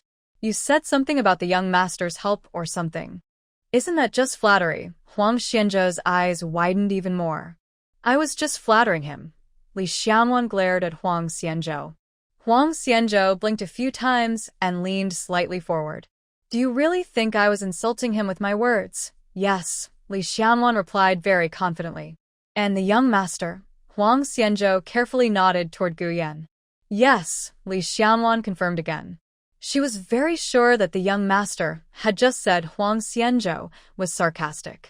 Sigh, Huang Xianzhou's shoulders drooped. He raised his hand and patted his mouth. I'm this kind of person. Sigh. I clearly. Sigh, Li Xianwan looked at Huang Xianzhou with sympathy. Flattering people to the point of sarcasm. No wonder Huang Xianzhou, who was talented, rose from a large county to a medium one, and then to a small county. Just before noon, a big cart stopped at the entrance of Kai Lian Alley. Li Xianwan jumped down and waved her hand to tell Wan Qing not to get off. She ran straight into her home. The yard was very quiet. Li Xianwan sighed in disappointment, walked to the kitchen door, and peeked inside. Maid Jia, I'm back. Food is almost ready. I just brewed some tea. Go have a bowl and rest a bit. We'll eat soon. Maid Jia was busy cooking. I'll help you light the fire. No need, no need. Maid Jia waved her hand. You go rest. Li Xianwan turned and headed to the main hall. Maid Jia had said once that her fire starting was not helping but making trouble. When Maid Jia was at her in-law's house, she always cooked and lit the fire alone. After eating, Li Xianwan held a book and absent-mindedly read all afternoon. As it was getting dark, Li Yingju's voice came from outside the yard gate. Watch your step. Be careful not to fall. Li Xianwan put down her book and jumped up to rush outside. Outside the gate, Yingju was carrying large and small packages, like 2 slow-moving bundles, followed by a maid with similar-sized bundles. مية لدومن هوريد لكلد مية. Maid Jia rushed out from the back courtyard in a hurry. Together, they took turns unloading the packages from their arms.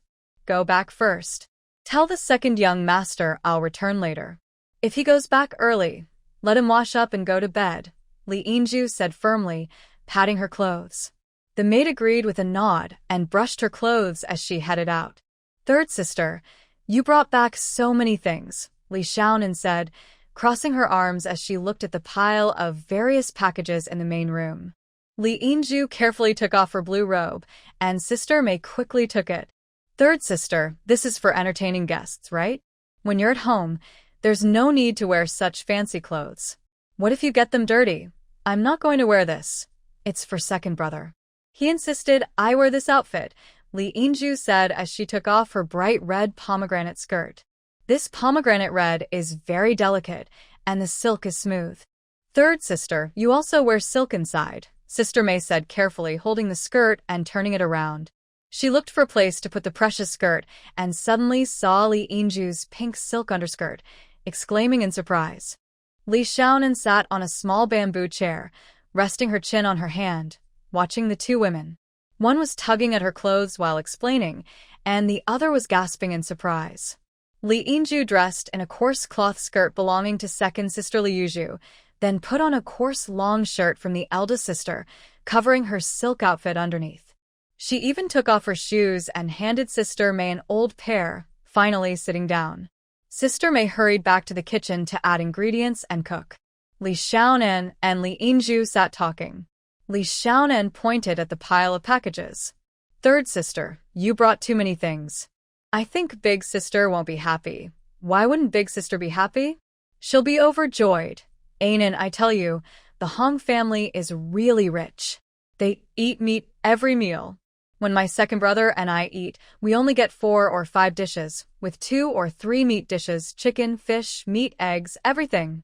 And your second brother still complains there's not enough vegetables, Li Yinju said with bright eyes.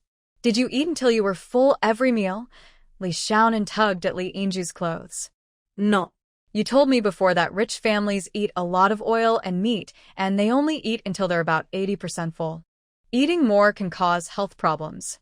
I remember that, Li Yinju replied. She paused, looked around with her eyes, then leaned close to Li Xiaonan and lowered her voice. Anan, what you said earlier, it's really... Well, it's not exactly what Sister May said, it's... Well, that... Are you and third brother quite good? Very happy, Li Xiaonan asked with a drawn-out tone, turning the question around clearly. Li Yinju kept nodding, then frowned and asked, Anan, how do you know about this? This matter. Have you never heard the saying? A scholar doesn't leave his home, yet he knows everything about the world. Of course I know about this, Li Xiaonan confidently replied. That's right. Dad often said that when he was alive. So, is your brother involved? Li Yinju looked around quickly, but before she finished speaking, she nodded towards Li Xiaonan. I think he doesn't know. He's not really a scholar, Li Xiaonan said bluntly. Exactly. Li Yinju slapped the table and sighed in relief. Anan, let me tell you, Yinju, you're back? A surprised voice came from the courtyard gate. Yes, I'm back. Second sister, elder sister. Li Yinju hurried out to greet them. Why are you dressed like that? Li Yuzhu exclaimed when she saw Li Yinju in rough cloth clothes. No, I was just wearing this when I returned. Sister May changed it for me because she was worried about dirt, Li Yinju quickly explained. Li Xiaonan dragged a small bamboo chair to the corner and sat down, watching the 3 sisters and 2 brothers talk. Before they finished, Li Xuedong also hurried back. The 3 of them gathered around Li Yinju, talking loudly and excitedly. Sister May set the dishes, but the 4 of them hadn't finished talking yet. Let's eat first. Li Yuzhu pushed Li Yinju forward. All these are brought back by third sister, Li Xiaonan pointed out. Li Jinju, Li Yuzhu, and Li Xuedong finally saw the pile of packages on the ground. So many. What are they? How did you bring them back? How did you manage to carry all that? Li Yuzhu exclaimed, eyes wide with surprise. Li Jinju frowned. What are all these? Why did you bring back so many things? These are snacks that Grandpa asked us to take on the road. I haven't touched any of them. I brought them all back. The pea cakes are especially delicious. Li Yinju untied a package, showed it to everyone, and set it aside. Then she opened a second one. Look at this. We've never used this before. It's pearl ointment, used on the face, feels smooth and comfortable. This one is for hands. Elder sister Da always puts them on every day, so her hands won't crack in winter. And this is for brushing teeth. Are you emptying your small courtyard with Erlang too? Li Jinju said with a stern face. No, there are still many. The Hong family is very rich. They're family. They're wealthy, and you're just packing small bags to move to your parent house? Li Jinju interrupta Li Yinju. In the past, how did people in our village talk about Madam Ho? They said she was like a broom spirit, and her husband and mother-in-law always hit her. Didn't you see? It's not that Dirong knows about these things. Some brushes and ink. Dirong helped me pack them. Dirong treats you well, so you should think more about him and the Hong family. You're now a wife of the Hong family, not a girl from the Li family. Tell me, how many daughters-in-law go back to their parents' house with such a big pile of things? Have you seen any? Which family? Which one? None, right? Li Jinzhu puc estar-li. Seeing Li Yinju want to explain, Li Yuzhu quickly slapped her. Yinju, say it quickly. Next time I won't dare. I won't dare next time. Li Yinju said very sadly, her throat choking up. No next time. This time, it's not allowed. Xuedong, go outside and call a car to send these things back to her, Li Jinju ordered sharply. Xuedong sighed and hurried outside. Big sister, third sister is back. Please calm down. No matter what. Meijia timidly advised, but seeing Li Jinju's stern face and silence, she dared not say more. Ainan, you try to persuade her. Li Yuzhu pushed Li Xiaonan. Li Xiaonan forced a dry smile. Big sister is really angry, not pretending. Third sister, you haven't changed your clothes yet. The car arrived quickly. Meijia and Xuedong took turns loading all the things onto the car. Li Yuzhu helped Li Yinju change into new clothes, pushed her along as she wiped tears from her eyes, and sent her onto the car. The darkness before dawn always seems especially deep. Outside Kunshan City, in a dilapidated wind and rain pavilion, Guyan stood with his hands behind his back, dressed in black. Huang Xianzhou was pushed in and pulled off his hood. A tiny light on the ground flickered, making Huang Xianzhou see stars. He hurriedly raised his hand, rubbed his eyes, and carefully looked up. He saw the expressionless Gu Yan approaching. Surprised, he asked, "Young master?" Gu Yan walked over 2 steps, sat on a chair in front of Huang Xianzhou, and took a thick file from Wang Gui, opening it. Huang Xianzhou, a successful candidate in the Jiren exam, ranked 6th in the 2nd division. A talented young man, he was promoted to the Ministry of Revenue. After 3 years, he was transferred to Zhangzhou Qingqi County, then to Shun County in Luzhou, and finally to this small county in Kunshan, gradually moving downward. How old are you this year? 47. Huang Xianzhou swallowed hard. At this moment, his heart was filled with mixed feelings, hope and excitement, tinged with fear and unease. These are your writings, memorials, and 3 secret reports, Gu Yan said as he flipped through them. All from 3 years ago. In these 3 years, you've only been handling official documents, and it seems they aren't even written by you personally. Have you come to terms with this? I have been working in different places for 13 years. I am old now, Huang Xianzhou replied with a heavy heart. A wave of sadness overwhelmed him, and tears welled up in his eyes. You're only 47. From Qingqi County to Shun County, then to this small county in Kunshan, your career has been declining. Have you reflected on this? Gu Yan handed the dossier to Wang Gui. Being an official starts with being a good person. I haven't learned how to do that, Huang Xianzhou said sadly. 2 days ago, when he returned to the county office, he planned to be open and honest, even to the point of losing face, hoping to flatter the young master. But instead, he was met with coldness.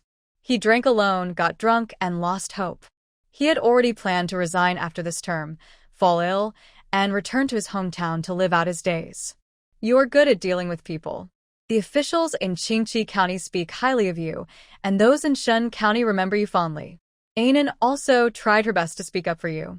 It's just that luck hasn't been on your side. No one has seen your strengths. Your superiors are broad-minded and tolerant, Gu Yan said calmly. Huang Xianzhou stared blankly at Gu Yan, forgetting to speak. I'll transfer you somewhere else, Gu Yan said, looking at him. Huang Xianzhou's eyes lit up. It's an honor to be recognized by the young master. I am willing to risk my life for this. Risk my life, Gu Yan repeated slowly. Is that just politeness, or do you really mean it? Tell me, young master arrived in Pingjiang last August and has been here ever since.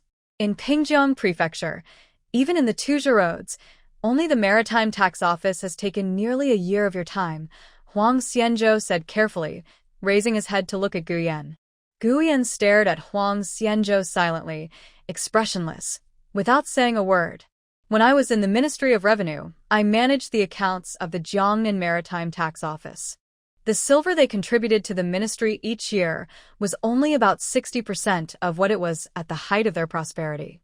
Over the years, I've heard it's been getting worse each year. Huang Xianzhou paused and lowered his voice slightly. After taking up my post in Kunshan, I secretly visited Linhai town a few times to see the situation firsthand. The busy docks there far exceeded my expectations. I checked the land expansion over the years. It kept growing outward, not shrinking. Because of the reduced maritime tax revenue and the empire's insufficient military funds, the northern defense has not advanced for 20 or 30 years. I carefully read the memorials written by the young master when he was in the army, and I agree with them.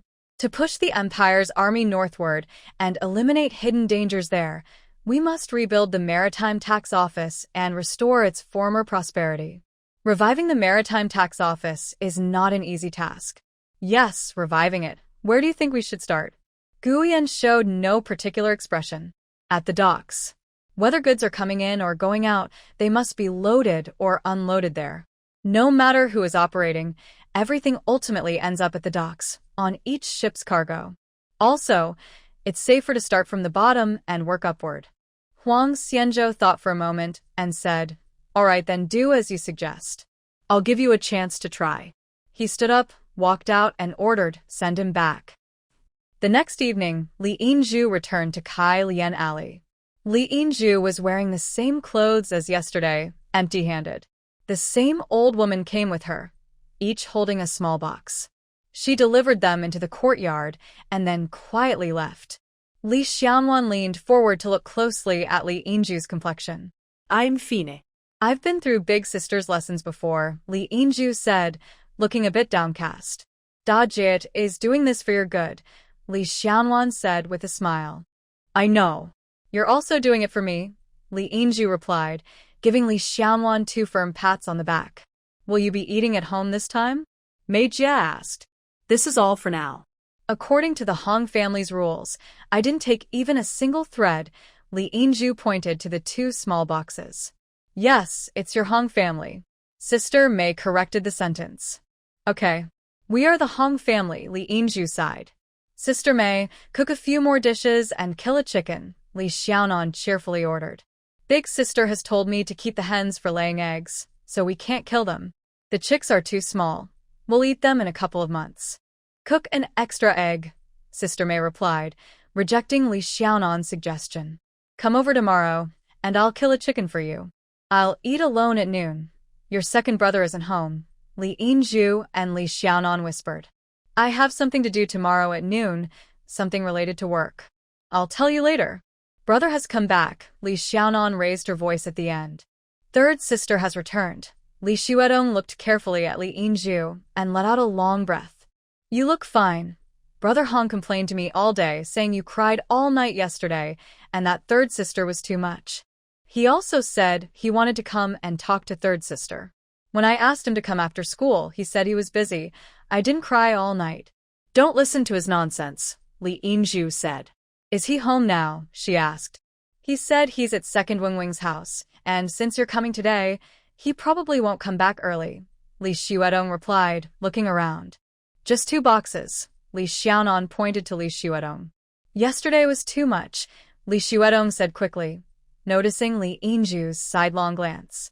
"I'll go see what Sister Mei is cooking. Are your business ventures going well?" Li Yinzhu asked as Li Xuedong left the door, grabbing Li Xiaonan. Hush. "We'll talk later." "Third sister is back." Li Xiaonan was about to speak when she saw Li Jinzhu and Li Yuzhu entering the yard one after the other, so she quickly shut her mouth. Since last year, when the crown prince's son moved into the estate outside the city, Lu Prefect of Pingjiang had been very anxious. He passed the imperial exam and went to Beijing to wait for his results, then was promoted and sent away. He had lived in the capital for over 13 years. He didn't know all about the crown prince's son, but he understood the general situation.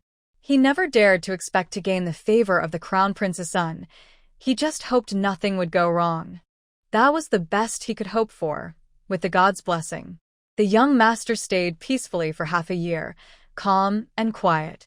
When he returned to the capital and then came back again, Lu's official felt his worries ease a little, and things were generally stable and calm as usual. Sigh. I didn't expect that the trouble still couldn't be avoided. Lu's official, with a gloomy face and worried expression, clasped his hands behind his back and headed straight to the small room of his trusted aide, Mr. Chow. Why did Lord Dong come here? Mr. Chow was replying to official documents. Seeing Lu's official push open the curtain and come in, he hurriedly put down his brush. Something happened. Lu's official sat opposite Mr. Chow and let out a long sigh. What happened? Mr. Chow was startled. Just now, Shogun came by. Lu's official lowered his voice. Mr. Chow's eyes widened. This was about the young master. This was really a problem. Luckily, the master didn't say it was a big deal. There's a difference between something happening and a big incident. What did he say? Mr. Chow leaned forward, looking tense. He said complaints. That every time he passed through Kunshan County, he got annoyed. He said the roads were uneven, that he saw nothing interesting, wanted to see the mulberry fields, but even the silkworms looked like blacks. Mr. Chow coughed loudly.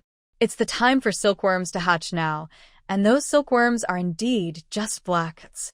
He said the morals are lacking, the customs are bad. He talked for over a minute, criticizing Kunshan County for everything, its trees, its greenery. Even the leaves are not green enough. Lu's official, when mentioning the lack of green, tapped the table with his fingers twice. Did he come here just to complain? Mr. Chow asked cautiously. He said it was on his way, Lu's official replied. But on his way, huh? What does he want? Could he have come here just by chance? Mr. Chow continued to ask. He didn't say. If he came here just to complain himself, he wouldn't dare do so. It must be because he heard his young master complain more at home.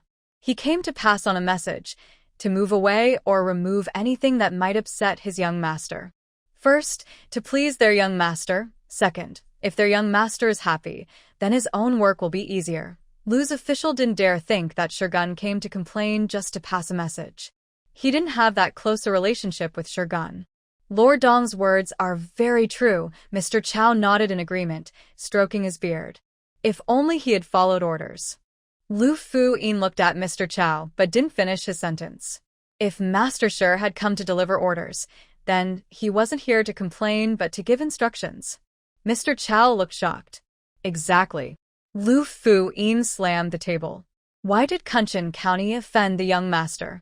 Magistrate Huang is a kind and considerate man, flexible too. Because of that young girl?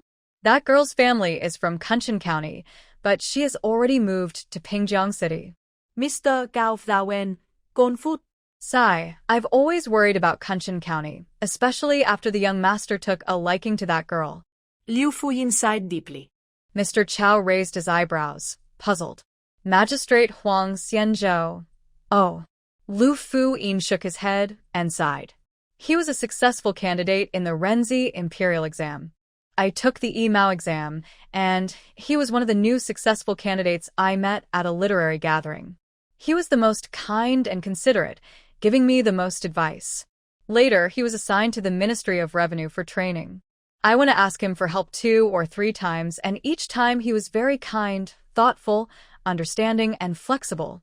I thought he would rise quickly, maybe even become a high official or a prime minister someday. When I passed the exam that year, he was appointed as the county magistrate of Qingqi. Qingqi is a big county. I thought this might be a sign of his promotion because top officials often start from counties, right? Later, he was transferred to Shun County, then to Kunshan County. When he first arrived in Kunshan County, he received official documents from the Ministry of Personnel. I stayed up all night worrying about it. Later, Lu Fu-yin let out a long sigh. After meeting him, I understood why his career declined. Why? Mr. Gao lit stand early. He can rise but also fall. When he first arrived at the government office, I treated him as I did in the capital. But who knew he would be so strange, sarcastic and awkward everywhere, making me feel suffocated and short of breath. Ah. Mr. Chow raised his eyebrows in surprise. Later, I wrote to some colleagues of the same age who knew him. They said he was proud and arrogant, resentful too. He probably thought I wasn't worthy to be his superior. He ranked 6th in the second-class exam, and I was at the bottom of the second class. He must have looked down on me, I guess. Lu Fu-yin dragged out the last words, pouting. Only the top 5 in the first and second classes are worthy of being his superiors. Others are not. He also looks down on the young master. What kind of person is this? Mr. Chow pounded the table, looking regretful. It's his own fault. Lu Prefect sighed and then added, and he's dragged us into it. What do you think we should do? Master Dong has good luck. Look at this. Mr. Chow stood up and took a document from a pile of pending papers, handing it to Lu Prefect. It's an official document from the Ministry of Revenue, with approval stamps from the officials of the Juzhong Circuit. Lu Prefect opened it and quickly scanned through, surprised. It's been sent to Pingjiang Prefecture? This is a routine government matter. Every year or two, the Ministry of Revenue writes to the Juzhong Circuit, asking them to select an official to inspect the cargo at the Linhaishan High Tax Office. Usually, this task is rotated among the 3 offices, the prefecture, the censorate, and the tax office, and the officials stay at the local station for a year or 2. But this is the first time someone has been assigned directly to a local area. Why are they sending someone to the local office? That's never happened before. Lu Prefect pounded the document. Mr. Zhao wrote me a letter about this. He said that the entire Hang City is tired of the tireless teaching of the education supervisor, who is busier than before and simply can't spare anyone, Mr. Chow whispered. Mr. Chow's hometown friend, Mr. Zhao, is an aide at the tax office, and they are close. Hearing about the tireless teaching, Lu Prefect chuckled and then sighed with a look of frustration. Since the talented Mr. Wei took office in the Juzhong Circuit, the number of classes and exams at the county and city schools has increased several times. And that's not all. Mr. Wei also said that learning is a lifelong matter. He often sends new books and articles to officials in the Juzhong Circuit, asking everyone to study. City officials in Hang often gather for academic discussions, which are purely about learning and debating knowledge, without any distractions. Sigh, he still has an article to write. How can we spare time? Lu Prefect thought about his own work and looked at the document with a worried face. Master Dong, Mr. Chow knocked on the table with his fingers. Are you talking about Huang Xianzhou? Lu Prefect immediately understood. This is too much, isn't it? He's just a county magistrate. It's for his own good, Mr. Chow sighed. The Lu Prefect paused for a moment and let out a long sigh. This was truly for his own good. Madame Lu was holding 4 bolts of fine cloth and sold them to little shopkeeper Li. She carefully counted and strung the copper coins, then packed them into a bundle, holding it close. Madame Lu looked happy and said to little shopkeeper Li, 1 bolt of cloth only costs 10 copper coins for the loom fee. If we deduct all the loom fees now, it will take 2 or 3 years. Business is just starting now. We want everyone to see the copper coins first. Later, when we sell on credit, we can't deduct so much. 1 bolt of fine cloth can earn 60 or 70 copper coins, and if it's embroidered, it can earn even more. At that time, we will deduct half the profit to cover the loom fee, Li Zion said with a smile. Half is quite fair. You're a kind shopkeeper, Madame Lu said, then shook out half a bolt of fine cloth from an old bag she carried, offering it to Li Zion.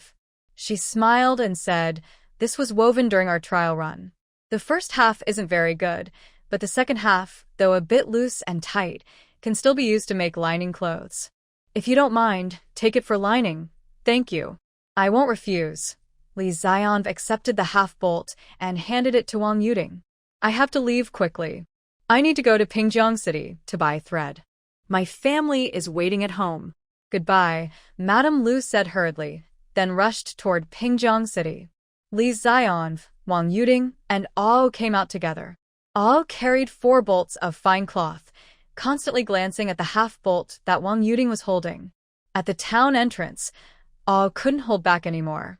He called out to Li Zion, they gave you half a bolt of cloth, and you just took it back with a thank you, huh? What else should I do? Li Zion asked Ao. People give you something, and you should respect them more. If someone respects me a foot, I should respect them a yard. You can't just take someone's things for nothing. Besides, you're richer than Madame Lu anyway. You shouldn't do that. So, what do you think I should do? Li Zion asked, crossing her arms and looking at Ao. Since they gave you half a bolt, you should give them a whole bolt in return. That's only fair. Before Ah finished speaking, Li Xian took the half-bolt of cloth from Wang Yuding's arms and pushed it into Ah's chest. It's a gift for you. You give me a whole bolt of cloth. I don't have a whole bolt. It's not like you. Ah quickly tried to hand the cloth back to Li Xian. Be quiet. Wang Yuding stepped forward, grabbed the fine cloth, and casually slapped Abu on the arm. You always come to our house to eat and drink for free. That little jacket you're wearing, did Sister May make it for you? The shoes on your feet, did Sister May also make those? The fabric is ours. The thread is ours. Why haven't you shown any thanks? Also, when my third sister got married, you two ate and drank for 4 or 5 days. When she left, she took big and small packages and you didn't even thank her, did you? Tell me, how are you acting as a person? Li Xianwan pointed at Abu. Let's forget it. I'll go lead the horse. Abu turned around quickly, walking and running away. Humph. Li Xianwan crossed her arms and snorted loudly, then turned to glance at Wang Yuding, who was smiling. Are all your copper coins gone like this? Wang Yuding nodded. Abu is loyal. That's how it should be in the martial world. Li Xianwan looked at Wang Yuding sideways, then let out a long sigh. These two really shouldn't be paid. Not even 1 copper coin. This time, the 4 pieces of fine cloth and half a piece that Li Xianwan brought back from Salian Alley marked the start of a new business. She knew she had to tell Big Sister. After dinner, Li Xianwan was the first to stand up, helping Sister May clear the table, wiping it with a cloth, then pouring tea for the eldest sister, second sister, and brother. Li Jinzu and Li Yuzu baca Li Xiaonuan busi, occasionally exchanging glances. As Li Xianwan went to fetch water from the kitchen, Li Yuzhu patted Li Xuedong, who was watching curiously, and asked, What trouble has Anwan caused? No, it's not that. I just didn't know or hear about it, Li Xuedong said nervously. Since Anwan was so diligent, she must have done something wrong again. Li Jinju snorted, scratched her head, and then pressed her foot into her shoe. That girl, just wait until she explains. Li Xianwan brewed tea, then handed a cup to the eldest sister, second sister, and brother. She bent down to the eldest sister and said, Big sister, I have something good to show you. Li Jinju paused her work and watched as Li Xianwan struggled to drag an old cloth bundle from behind the rice barrel, placing it on the chair in front of her. She opened the bundle. Is this fine cloth? Where did you get it? Li Yuzhu reached out to touch it, then picked up a piece, pulled out a section, and examined it carefully. What's going on? Li Jinju frowned tightly. It's like this. Li Xiaonan sat down and explained everything about her small fabric business from the start. That's how it is. Li Yuzhu and Li Xuedong stared with wide eyes. Where did you get the capital? Li Jinju asked sharply. I borrowed it from that young master. Li Xiaonan lowered her eyes and scratched her forehead. Oh, and Yuding are not working at the tea house. They're working for you, Li Jinju continued to ask. Yes, Li Xiaonan replied vaguely. Does your third sister know? Li Jinju asked again. A little bit. Kneel down, Li Jinju slapped the table. Li Xiaonan quickly and decisively knelt in front of Li Jinju. Big sister. Anan is capable of big things. These words are yours. Back then, the matter of the scholar was also brought up by Anan first. Li Yuzhu hurriedly stepped forward. Yes, my third brother-in-law says the same. Inael Witanan. Li Xuedong nel basida Li Xiaonan. Let them get up. Things are already like this. Kneeling won't help anymore, right? Li Yuzhu looked at Li Jinju, trying to persuade her, while reaching out to pull Li Xiaonan up. Li Xiaonan stood up smoothly and was gently pressed back onto a small bamboo chair by her second sister. Li Xuedong stood up himself, patted his clothes, and sat back down. I asked you to kneel not because of your business, but because you borrowed money. How much did you borrow? Li Jinju asked softly. 100 taels. Li Xiaonan glanced at her eldest sister and carefully added, plus wages for Ao and Yuding. Li Yuzhu and Li Xuedong both gasped in surprise. Li Jinju remained calm. She had already expected that the capital for this fabric business was definitely more than 10 or 20 taels of silver. Does the young master know what you borrowed the money for? Does he know about this business? Li Jinju asked. Li Xiaonan hurriedly nodded. Yes, he even took me to Pingjiang weaving workshop to see it once. Li Jinju pursed her lips tightly, fell silent for a moment, then looked at Li Xiaonan and asked, "What's next? Have you decided? Or, do you want to give up?" "I have decided. I can't do this alone," Li Xiaonan said with a pleading smile. "Xuedong, go to the Hong family and ask your third sister to come over. Let's discuss something together." Li Jinju thought for a moment and said to Li Xuedong. "Okay." Li Xuedong stood up, rushing out quickly. Li Yinju arrived very quickly. Sister Mei saw she was still dressed in silk clothes and hurriedly took a skirt for Li Yuzhu, wrapping it over her silk dress. Li Jinju watched Li Yinju sit down, sighed, and said, "The day before yesterday, I roughly discussed things with Sister Yin. I thought we might see the house by the second half of the year." On Nu, that stubborn girl, Li Xiaonu shrank back and said nothing. Li Yuzhu smiled and said, "Xuedong's wedding is still far off. Maybe Anu's business will help us buy a bigger house with 3 courtyards. We don't live with Xuedong, so why 3 courtyards? 2 are enough." Li Jinju sighed again. "Then let's get a big garden," Li Xiaonu hurriedly agreed. "Let's buy 2 houses at once," Li Xuedong said with a friendly smile. "Big sister should buy a house. I'll pay for it. I have silver," Li Yinju said, patting her purse at her waist, which jingled with keys. Even Sister Mei and the other 3 people looked at Li Yinju with different expressions. Li Yinju quickly picked up her purse. "If the silver isn't enough, I have many other valuable things. Erlang says they're worth a lot." Li Xiaonu patted Li Yinju and echoed her words behind her. "Did you already know about Anu's business?" Li Jinju looked at Li Yinju and then at Li Xuedong. "We talked about it on the way." Li Xuedong nodded first. "Tell us, Anu, what are your plans?" Li Jinju asked. "The fine cloth I collected needs to be sold. Since the quantity is small, it's best to store it in the preserved egg shop for now, saving us the cost of a shop. Also, most customers for preserved eggs are housewives who are the ones buying fine cloth," Li Xiaonu explained. Li Jinju frowned and looked at Li Yuzhu. "We need to discuss this with Sister Yin," Li Yuzhu said, meeting Li Jinju's gaze and also frowning. "Go on," Li Jinju directed at Li Xiaonu. "People who cannot afford a weaving machine also cannot afford fine cloth. Most families who can buy a weaving machine do not weave their own fabric.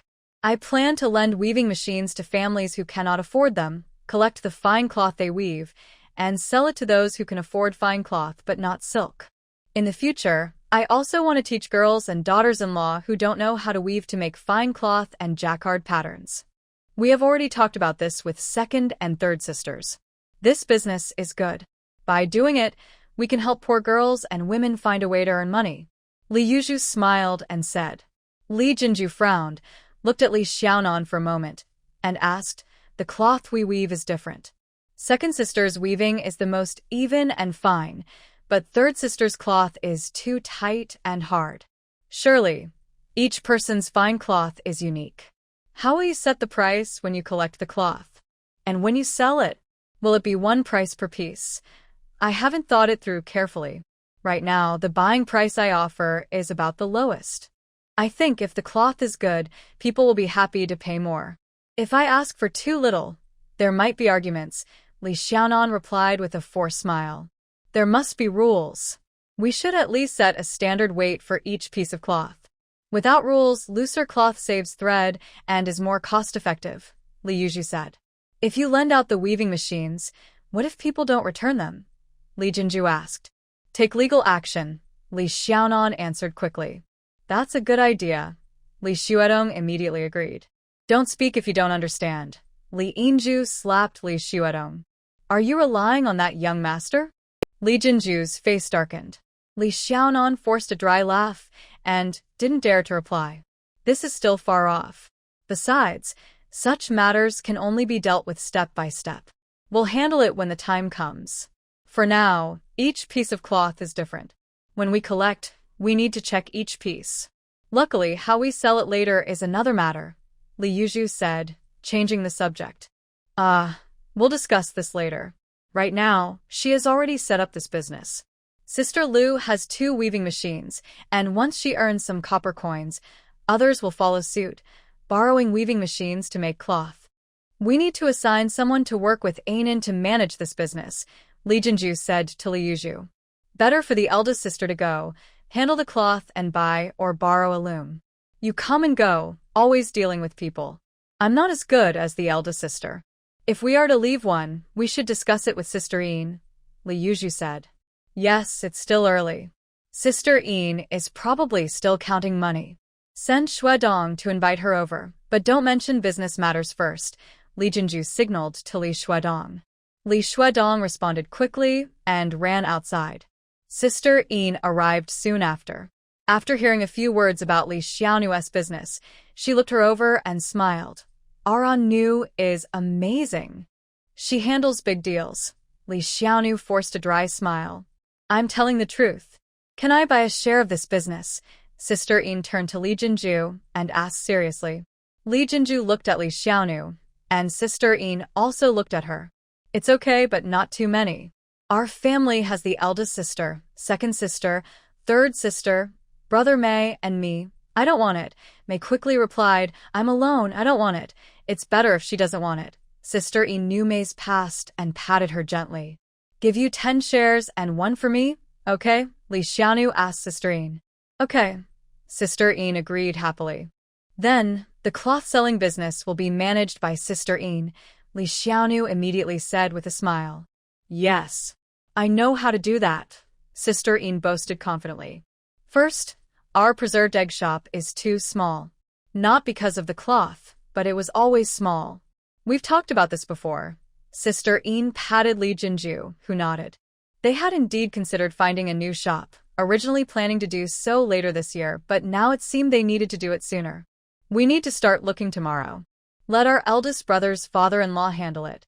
He's good at choosing shops, Sister Een said loudly, clapping her hands. In my opinion, we should find 2 shops or one with 3 sections. 5 sections would be best. 1 for selling preserved eggs, and the rest for cloth. The 5 siblings from the Li family, plus Mei, all stared at Sister Een with admiration and confidence. The fabric's quality varies, and each buyer has their own favorite. We should just unfold the cloth, so they can see it clearly. Since our fine fabrics are mainly sold by the piece, even if they're sold in bolts, we must unfold everything so they can examine each inch. Once they nod in approval, we can consider it settled. That just means hiring an extra worker. Sister-in-law claps her hands happily. Li Xiaonuan glares at sister-in-law. She hasn't spoken to sister-in-law for a while. Now, sister-in-law is full of energy. Sister-in-law discusses a few details with Li Jinju, then stands up, buttoning her coat. Let's leave it for now. We can discuss more tomorrow. I need to hurry back and tell our old master. He plans to go to the woodworking shop tomorrow to find someone to repair the inn. Let him first find a shop for us. Our business is more urgent. After seeing sister-in-law off, Li Jinju returns and says to her younger siblings, our shares need to be decided. Inju is married into the Hong family, Shuedong is already engaged, and Yuzhu should also get married. Brothers should settle accounts clearly. I'll share 50% with big sister, and the second and third sisters and brother each get 1 share, plus 1 share for family expenses, Li Xiaonuan immediately replies. This is your business, your capital, and your reliance. I'll take 1 share too, so you hold 40%, Li Jinju says. How much silver is 1 share worth? Inju asks, feeling her purse. No need silver now. We'll talk about it when the time comes, Li Xiaonuan smiles. Kunshan County Magistrate Huang Xianzhou received an imperial order and went to Pingjiang Prefecture. He didn't see Lu Fuyin, but was greeted by Lu's trusted aide, Mr. Chao. Mr. Chao was very friendly, asking many questions and showing concern.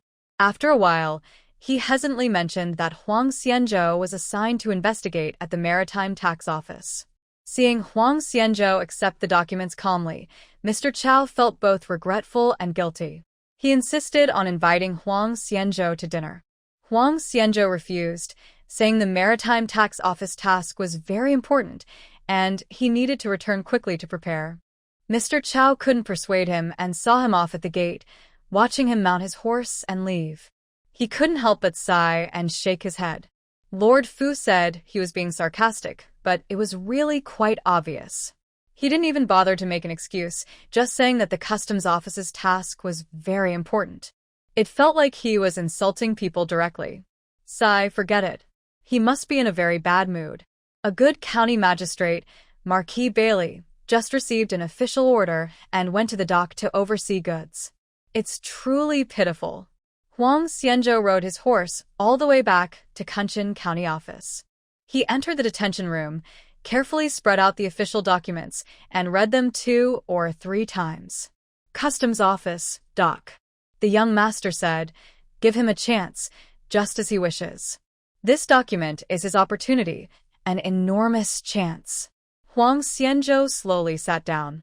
He carefully folded the document, placed his hands on both sides of it, and looked at it, calming his restless mind.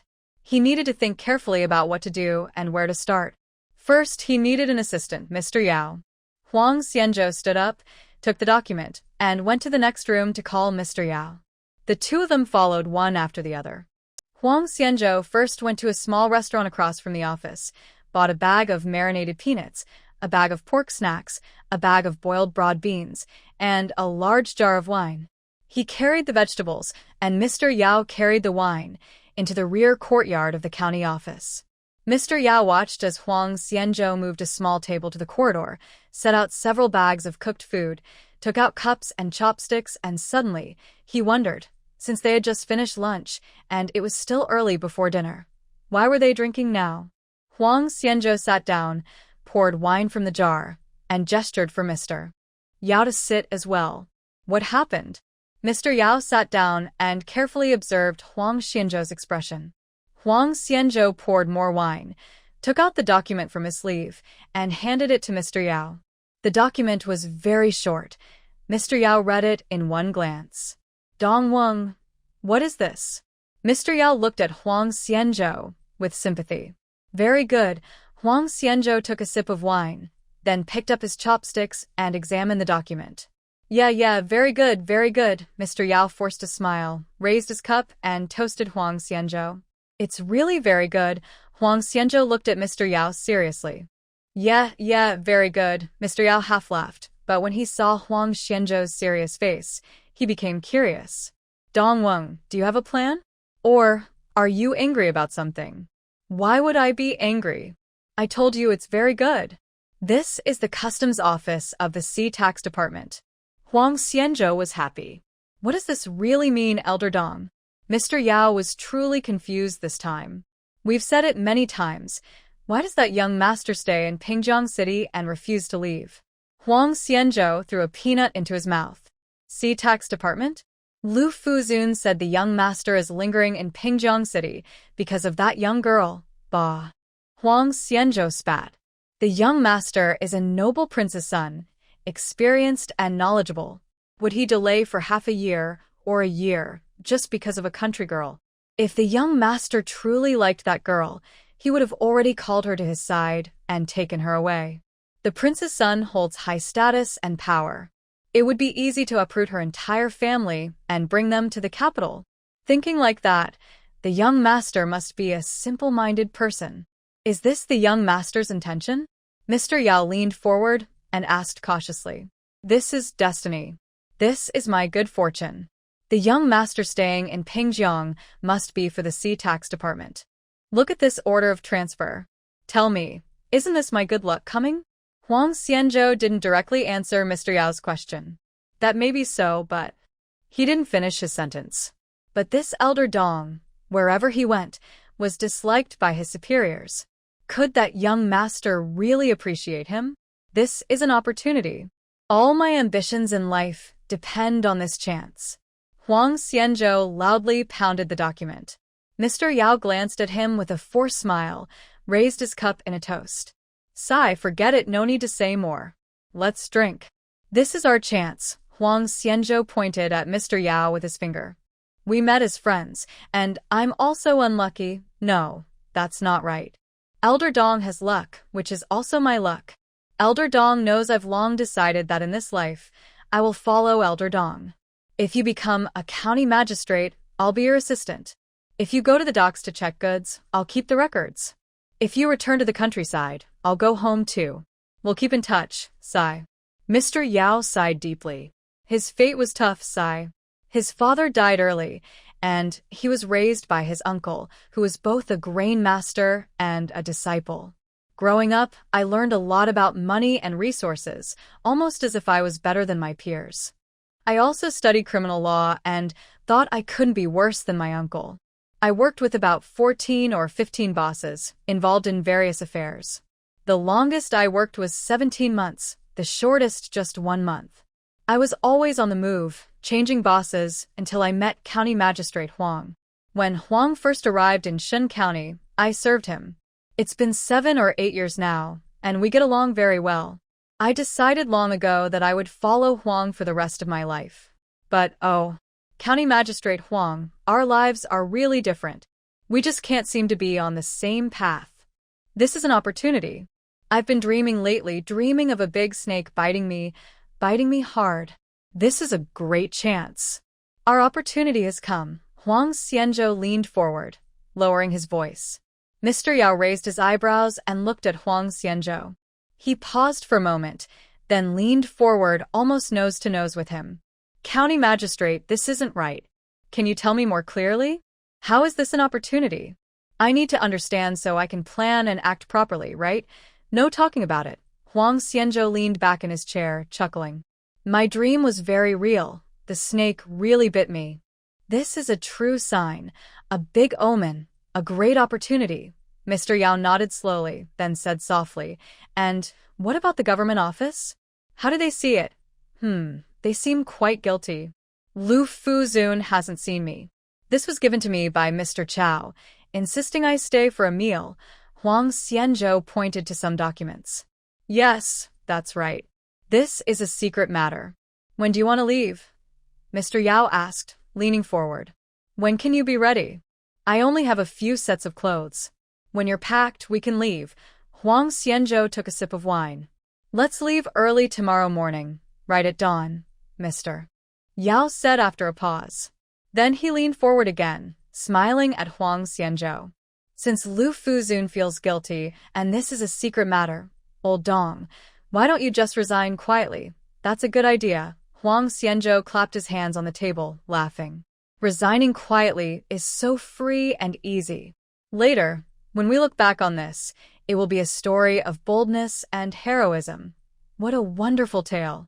After 4 or 5 days, Sister Lu brought 4 more bolts of cloth and asked Li Xiaonan if she could buy 2 more weaving looms on credit. The next day, Li Jinju and Li Xiaonan rode in a hired cart, with Ao riding beside them on horseback, arriving at Sister Lu's house in Hejia village. Sister Lu came to the gate and was surprised to see that the young woman leading the group was in her early 20s, and she couldn't hide her shock. This is my eldest sister, Li Xiaonan introduced. Li's sister-in-law?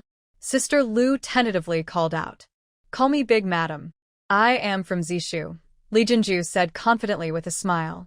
When our parents passed away, we were very young. It was our eldest sister who raised us. She even sponsored my brother to become a scholar. My brother is only 18 now. He took the exam last year, Li Xiaonan hurriedly explained. That's impressive. Big Madam, please come in and sit. You must be a scholar's family. Did your brother become a scholar at 17? Oh, that's amazing. He might even become a top scholar, Sister Lu said with more respect. You're flattering me. Li Jinju slightly bowed. Having been the main shopkeeper for half a year, Li Jinju had become much more confident, handling things gracefully and appropriately. The owners of the 2 new looms weren't Sister Lu. She, along with Li Jinju and Li Xiaonan, went to look at 2 small rooms in other households where they planned to place the looms, and they also visited Aunt Wu and Sister Jiang, who wanted to buy looms on credit. They all sat down. Li Jinju looked at Aunt Wu and Sister Jiang and smiled, saying, The rules for buying on credit are the same as with Sister Lu's loom. You pay back in a year, deducted from the cloth money. For the first 10 months, no interest is charged. In the last 2 months, the remaining amount will accrue a small interest. Aunt Wu and Sister Jiang looked at Sister Lu. Sister Lu quickly smiled and said, That's about half the usual interest. With Madam's way of calculating, it's less than half. Sister Jiang is the fastest, weaving about 2 bolts of cloth every 3 days. If she pays half the interest on each bolt, she can pay off the loom in less than 10 months. Aunt Wu and Sister Jiang looked back at Li Jinju and nodded together. This is the contract. Does anyone here know how to read? Li Xiaonan took out 2 contracts and asked with a smile. Arier, go invite Granny Guo over. Hurry. Aunt Lu loudly called out, then smiled and explained to Li Jinju, Aunt Guo went to girls' school and can read and write. Girls' school? Li Xiaonan asked in surprise. It's gone now. Aunt Guo said she attended girls' schools when she was young, which only accepted girls. They taught writing, reading, arithmetic, and skills. Aunt Guo often says she was very happy during her time at girls' school. Aunt Lu smiled. Why haven't I heard of girls' schools? None of you went, Li Xiaonan asked, even more surprised. They disappeared later. I didn't have one when I was young, Aunt Lu casually replied, looking towards the gate. When I was young, I also heard that the typing school in town used to be a girls' school, older Aunt Wu said with a smile. How could it have disappeared? Li Xiaonan asked again. I don't know, Aunt Wu said with a smile. Meanwhile, Arier shouted outside the gate. Grandma Guo has arrived. Aunt Lu hurried out to greet her. Soon, an elderly woman in her 60s or 70s, leaning on a cane, came into the yard and talked with Aunt Lu. Li Jinju and Li Xiaonan quickly stood up.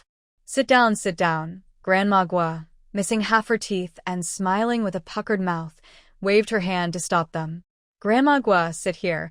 Zhang's wife brought a chair over and helped Grandma Guo sit down. Aunt Lu handed her a bowl of red sugar water. Li Xiaonan watched as Grandma Guo drank the red sugar water and then handed her the contract.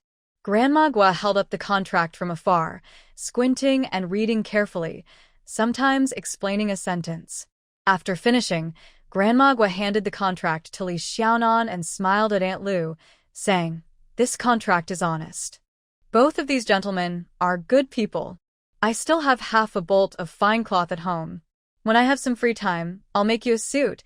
Aunt Lu helped Grandma Guo up and smiled. Good, you're kind too. My legs are fine, don't worry about me. You go ahead and do your work. Grandma Guo, leaning on her cane, left to go back outside. After reviewing the contract, Zhang's wife stood up and smiled. I'll go call our head of the household to sign. No need to call. Li Xiaonan reached out to stop Sister Jiang. This loom is on credit for you. The deal is between us. Your husband signing isn't enough. You need to sign, and Sister Lu will act as the middle person. That's true, but both of you are women. It's not good if your husband comes, Sister Lu said with a smile. I've never signed such an important mark before. Sister Jiang was both excited and nervous. She carefully dipped her finger into the ink pad Li Xiaonan held and gently pressed her finger onto the paper. After sending off Aunt Wu and Sister Jiang, Li Xiaonan took out a small silver coin, about half a tael, and handed it to Sister Lu. She smiled and said, From now on, Sister Lu, please take care of the loom and other details. You're too kind, shopkeeper. We're relatives, it's only right. Sister Lu hurriedly declined. Don't be polite, Sister Lu. You deserve it. If you need to buy more looms on credit in the future, please don't hesitate. Li Xiaonan pressed the coin back into her hand. You're too generous, shopkeeper. Sister Lu hesitated, holding the silver coin, and smiled at Li Jinju. In that case, I won't refuse. I have something to tell you. I have a cousin. I learned to weave fine cloth from my aunt. That cousin is my aunt's daughter. Sister Lu sighed. In the past, we had many weaving workshops in Pingjiang City. My aunt and her family all ran weaving shops. My aunt learned her craft from a young age. Later, taxes on the workshops increased heavily, and they all had to close down. My aunt's family fell into decline, and her husband's family did too. My uncle fell ill and passed away. So, my aunt remarried into another family. Because of this, my cousin's marriage wasn't very good, but she was lucky. Sister Lu paused and forced a smile. My grandparents passed away, and her husband also fell ill and died. Now only she, her son, daughter-in-law, and 2 daughters are left at home. Her 2 daughters are very skilled. They haven't woven fine cloth yet, but they could learn easily. 3 people in her family can weave fine cloth, but they live a bit far from us. She lives in Wujian County. That's not far. Can you give me a token so we can visit her? Li Xiaonan looked at Li Jinju. Seeing her nod, she smiled at Sister Lu. Yes, yes, yes. Sister Lu immediately beamed with joy. The Lu prefect received news that Huang Xianzhou from Kunshan County had resigned and left. He was startled and quickly sent someone to Linhai town. He heard that Huang Xianzhou had already reported to the Maritime Tax Office and was inspecting goods at the dock. He relaxed slightly, but was still annoyed. He had thought Huang Xianzhou resigned and left officially. If that were true, his superiors would also be in trouble. But Huang Xianzhou had clearly gone to report at the Maritime Tax Office properly. Why was he still carrying his official seal? This person not only spoke in a strange way, but also did things in a confusing manner. Forget it, he decided to go quietly to the Maritime Tax Office and not bother with him anymore. After drinking a cup of tea to calm his frustration, he changed into plain clothes, mounted his horse, and headed to the Wang residence's side yard. Shurgun had previously complained, whether on his own or on the young master's orders. Now that Huang Xianzhou had gone from Kunshan County to the Maritime Tax Office, this matter had to be reported directly to the young master. Officially, it was to inform the young master about the situation, but secretly, it was also to explain Shurgun's complaints. The young master was not home and no one knew when he would return. The Lu prefect hesitated for a moment, left a message at the gatehouse, and just as he stepped out of the side yard, he ran into Madame Pan and Lady Shi, along with a group of young ladies. A line of large carriages blocked the gate. Lu prefect hurriedly moved aside. As soon as Lady Shi got out of her carriage, she saw Lu prefect. She helped Madame Pan and whispered, "That is Lu prefect from Pingjiang Prefecture. What is he here for?" Madame Pan looked at Lu prefect. He quickly bowed in greeting. "Visiting the young master? Is he not here?" Madame Pan smiled. "Yes," Lu prefect replied respectfully. "Is there something? Do you want to pass on a message?" Lady Shi asked with a smile. "It's nothing urgent. The county magistrate of Kunshan, Huang Xianzhou, has been transferred to the Maritime Tax Office to assist with dock inspections. I came to report this to the young master," Lu prefect said with a bow and a smile. "Dock inspections?" Lady Shi frowned slightly. "Aren't those just minor official duties? I've never heard of a full magistrate being assigned to such work." "Yes, Huang Xianzhou is generally a good official," Lu prefect replied vaguely. "Just reporting this to the young master." "All right, I will inform my cousin," Lady Shi nodded clearly. Yes, thank you, Lu prefect bowed slightly and stepped back. He wasn't sure which of the elderly lady and the young women was which, so he simply expressed his thanks vaguely. Lady Shi helped Madame Pan into the second gate and slowly walked inside. "What's wrong?" Madame Pan looked at Lady Shi, who was frowning, and asked softly. She was reassigned to assist the Marine Tax Office with an investigation. "I've never heard of such a thing. Lu prefect came specifically to report to my cousin. I fear that the Yellow County Magistrate offended my cousin, which is why he was transferred." "I don't know what caused the offense," Lady Shi whispered. "Young master has a hot temper," Madame Pan sighed. "Yes, second aunt needs to advise my cousin." "This is too much." Lady Shi lowered her eyes. Madame Pan looked at Lady Shi. "Are you really going to advise him?" Lady Shi raised her eyes to Madame Pan. "If I didn't know, it would be fine, but since I do..."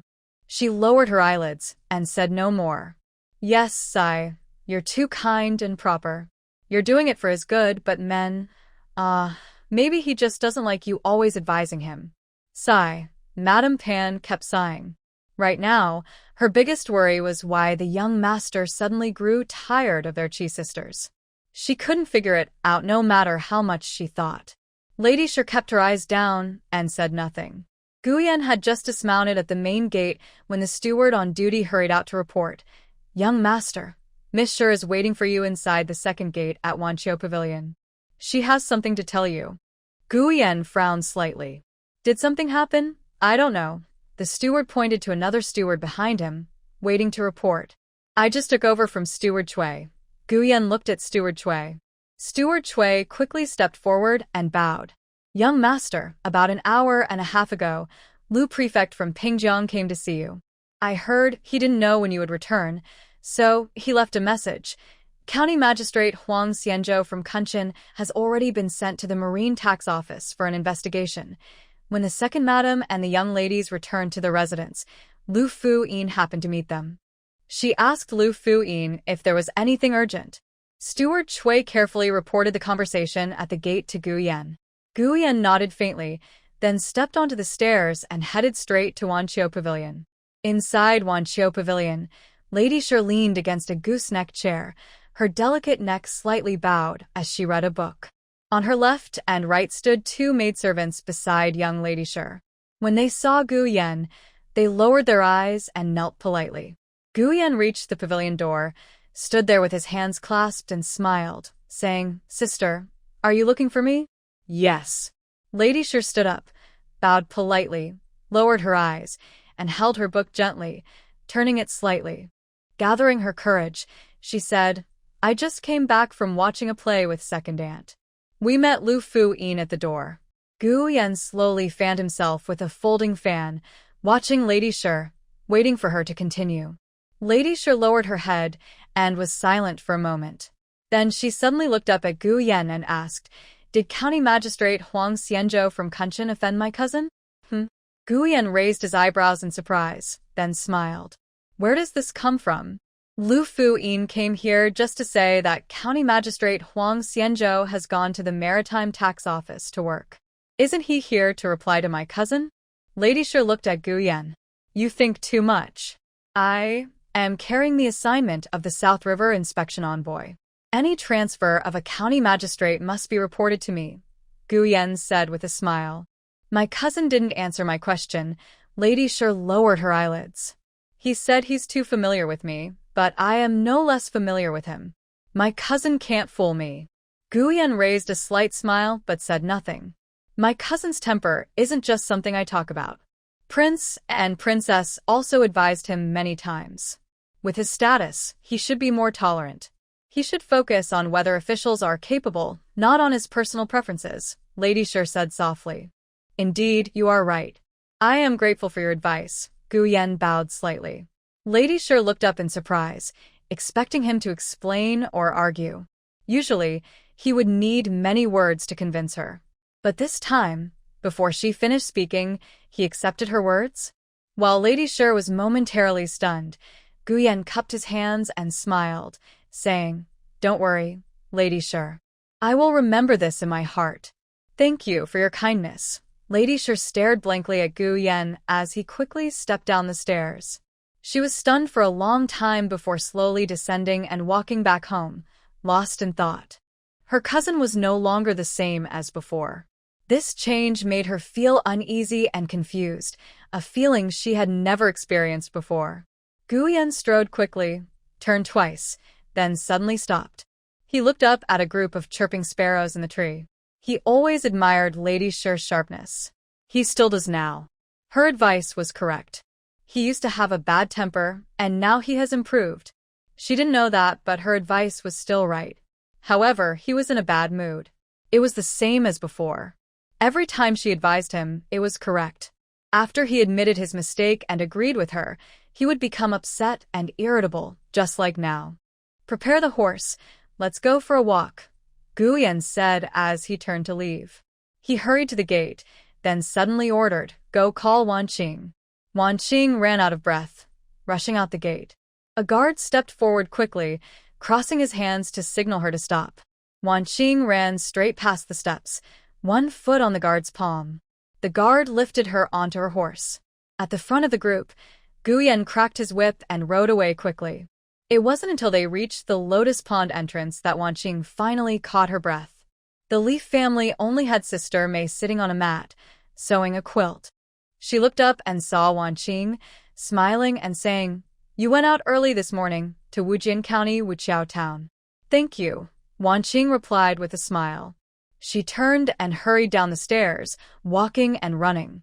Sister May watched Wan Qing turn around and suddenly realized that every time she visited Anan would give her instructions and reminders, especially to avoid her eldest sister finding out. Oh. Sister May quickly stood up, put on her shoes, and chased after her. but Wan Qing was already out of sight. Sigh. Sister Mei slapped her forehead. Anan went to Wujin County with her eldest sister. It's okay. Sister Mei waves her hand to comfort herself. That noble person is so important. She wouldn't be hard to find here. She even needs to go to Wujiang County. It's okay. Everything will be fine. In the tea house, Guyan listened to Wan Qing's report and immediately headed outside. Go to Wujiang County. Li Xianwan and Li Jinju sat in a carriage, while Ao and Wang Yuding each rode a horse, slowly heading back. From afar, the sound of hooves was urgent, and dust rose in the air. Ao quickly stood on his horse, looking far with his hands shielding his canopy. After a moment, he sat back on his horse, looking excited. It seems to be the young master and his group. I'll go see. Don't go. It's none of your business. Why are you looking? Li Xianwan immediately stopped him. Young master. Ao stared at Li Xianwan. What does the young master have to do with you? You get excited every time you see him. So what? Are you even an official now? Li Xianwan said bluntly. So, what if I have a little official position? I learned skills to serve the emperor. It's only right. Ao retorted. With your lousy skills, you call that martial arts? Don't go. Li Xianwan repeated firmly. Li Jinju, sitting and fixing her shoe, watched the two argue with a smile. After several outings, she was used to Li Xianwan and Ao bickering back and forth. Really, young master. Wang Yuding also mounted his horse, looked at the dust cloud, and sat down smiling. Look, even my cousin says it's the young master. Ao pointed at the dust. I didn't say. He isn't your young master. I just said you shouldn't go. Can you control me? Ao forcefully flicked his whip. Li Xianwan nodded very confidently. Ao stared at Li Xianwan, holding back for a while before speaking. I won't argue with you. Li Jinju chuckled. In just a few words, the urgent sound of hooves was very close. Wang Yuding stepped on his stirrups, stretching his neck to look, and Ao also stood up on his stirrups. Guyan, leading the fastest horse, slowed down and turned around after a few steps, approaching. You see, Ao's excitement was interrupted by Gu Yan's voice. Is that Miss Li? Looking for you. Ao sat back down heavily. Li Xianwan got up from the carriage. Li Jinju hurriedly stuck her needle into her shoe sole and leaned forward to look at Gu Yan. Madam. Gu Yan nodded slightly at Li Jinju and said, There are a few words I want to tell Anwan. I will take her back. Oh. Li Jinju instinctively responded. The guard led the scarlet horse closer to the carriage. Li Xiaonan stepped onto the carriage and rode onto the horse, waving to Li Jinju. Big sister, don't worry. I will ride the horse. Make sure to send the lady back safely, Guyan said, flicking the horsewhip at a Wu. He gave an order, turned his horse, and took another path. The scarlet horse obediently followed behind Guyan's horse, wagging its tail and running away. A Wu watched the group of people get farther away and sighed sadly. She always felt she would be told what to do by Anwan for the rest of her life. Big sister, don't worry. It's fine. The young master is a good person. Wang Yuding comforted Li Jinju, who looked worried. Li Jinju nodded, picked up her shoe sole, lowered her head, and thoughtfully fixed her shoe. The more the young master was kind, the more she worried about Anwan. This time, the horse's speed was much faster than last time. Li Xiaowan's riding skills were limited to staying on the horse without falling off. When the horse sped up, she was so nervous she clung tightly to the saddle, not daring to distract herself, let alone speak. They galloped into a large lake.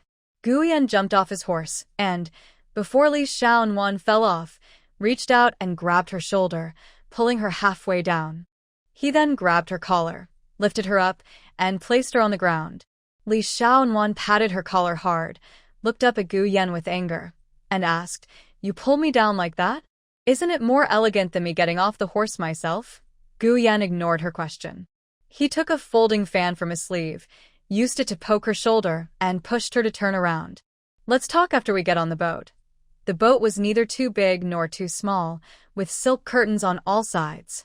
After they got on, Gu Yan ordered the front half of the curtains to be taken down. He stood at the bow, watching the breeze blow over the lake. Li Xiaowan looked around.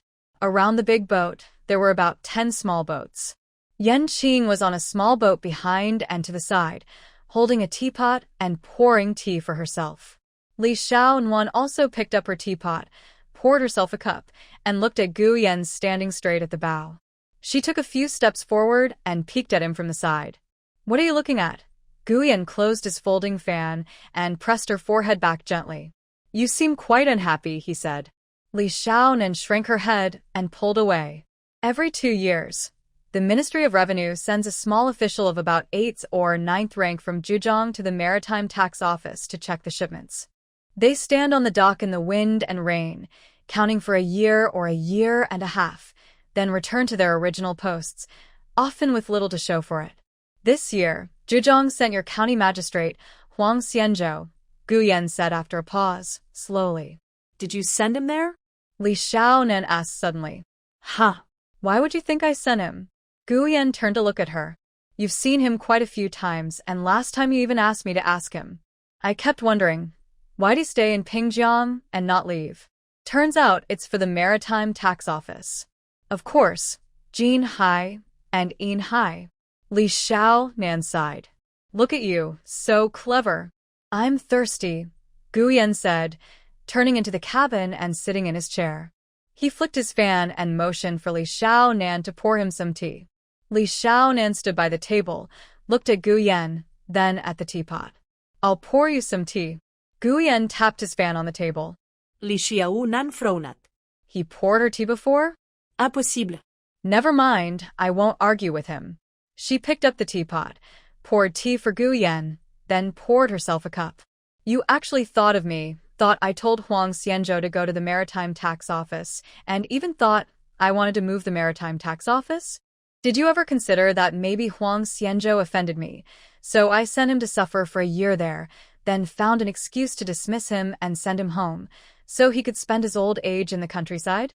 Gu Yan asked a string of questions, then picked up his cup, sipping tea as he watched Li Xiaonan. "You're ambitious, wanting to do great things, to be honest and prosperous. Even if Magistrate Huang offended you, as long as he's a good county magistrate, you wouldn't hold a grudge. Magistrate Huang is a good official. That's what you said," he said. Li Xiaonan casually responded, her eyes fixed on a plate of unknown pastries on the table, pondering whether reaching out for a piece would seem too abrupt. Gu Yan looked at Li Xiaonan, following her gaze to the plate of mung bean cakes. He leaned forward and picked it up. "Take this down and bring me a bowl of chicken head rice." Shurgun suddenly appeared from nowhere and took the plate. "Are there zongzi, sticky rice dumplings?" Li Xiaonan asked quickly. Shurgun didn't dare answer directly. He looked at Gu Yan. Gu Yan glanced at Li Xiaonan, then snorted after a moment. "There are only plain rice zongzi and red bean zongzi, no meat zongzi." Shurgun hurriedly smiled and replied. "Red bean zongzi," Li Xiaonan responded with a smile. Shurgun lowered his hands and stepped back. Gu Yan tapped his folding fan in front of Li Xiaonan. "All you think about is eating. What did I just tell you? Did you hear me? Wasn't it you who told Huang County Master to go to the Maritime Tax Office?" Li Xiaonan looked at Gu Yan again. Today, Gu Yan was in a very bad mood. "Yes, I told him to go," Gu Yan said, opening his folding fan. "Then why are you so unhappy? Does Huang County Master not want to go?" Li Xiaonan looked at Gu Yan. "I'm unhappy because my plans, even you can see through them," Gu Yan said slowly. "First, I am quite clever, very clever," Li Xiaonan said seriously. "Second, I have inside information. You told me you watched Huang County Master for a long time, and even took me to ask him why he looked at you that way. If I still can't figure it out, then I might as well not live. I would be too stupid." Gu Yan looked at Li Xiaonan sideways. After a moment, he let out a long sigh. "You are indeed a little clever. I feel much better now. Is there a lot of trouble at the Maritime Tax Office? Is it hard to handle?" Li Xiaonan leaned her arms on the table, leaning forward and lowering her voice. "Yes," Gu Yan nodded silently. "Do you know what your superiors want you to do? And what about those around you?" Li Xiaonan frowned slightly. "You really are a bit clever." Gu Yan imitated Li Xiaonan leaning on the table. But he was much taller than her. He pressed his hands on the table and leaned forward as if about to pounce, which scared Li Xiaonan, causing her to quickly lean back. "What are you afraid of? I won't hit you," Gu Yan said with a mischievous grin as he sat back down. "What about your superiors? What are they planning?" Li Xiaonan asked again. "He is under the emperor, and understanding the emperor's intentions is very important." Gu Yan nodded confidently. "Don't worry. Where are the people around you?" Li Xiaonan, resting her chin on her hand, asked further. "I don't know. What do you think?" "I don't know. Too much money, real gold and silver, can ruin people, like killing their wealth. Be very careful." Yes. "I've prepared for this long ago, even if it means breaking into pieces." "Spit, spit, spit." Li Xiaonan interrupted with a series of spitting sounds, causing Gu Yan to raise his eyebrows in surprise. The sage once said, "Respect spirits and gods, avoid speaking unlucky words." Before doing anything, you must have full confidence in winning. Stay confident and strong. Gu Yan chuckled softly, just like you wanting to be the richest person in our great Qi dynasty. Whether you succeed or not, you must first show your confidence. What do you mean whether I can or not? I will definitely become the richest. Got it. Gu Yan smiled and cupped his hands. "Li the richest. Please take care of me in the future.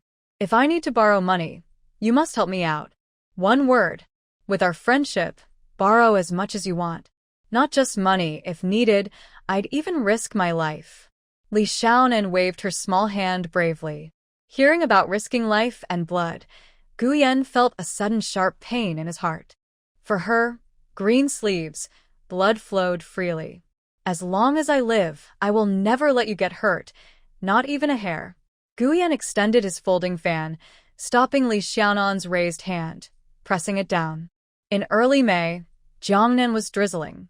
By the river, a large reed bed thrived, swaying with the wind. A small boat peeked out from the reeds. Gu Yan wore a loose hemp robe without a belt, a straw hat on his head, sitting at the bow, fishing with a rod. On the misty, foggy river, a small boat bobbed up and down with the waves, heading toward the reeds. As it approached, the boatman stopped paddling, carefully looked around, saw Gu Yan fishing, and hurriedly paddled toward him. The boat stopped about a foot away from Gu Yan's boat. The boatman knelt with bent knees and bowed his head. "Young master, thank you for your effort," Gu Yan said, pointing to the boat's side. "It's my duty." The boatman bowed again, then straightened up and leaned forward, using the paddle to steady the boat against Gu Yan's boat. "Return to the young master. All 9 groups have entered Linhai town," the boatman reported softly. Good. "You go ahead and coordinate. Once you arrive at Linhai town, first meet with Huang Xianzhou and tell him that Ao and Miss Li are sworn brothers," Gu Yan quietly instructed. "Yes, your highness. How much should I do? Go all out. If they can seize the entire dock of Linhai town, then let them try," Gu Yan said coldly. "Understood. I will do my best. Go now," Gu Yan ordered, then picked up his fishing rod again. "The servant will take his leave."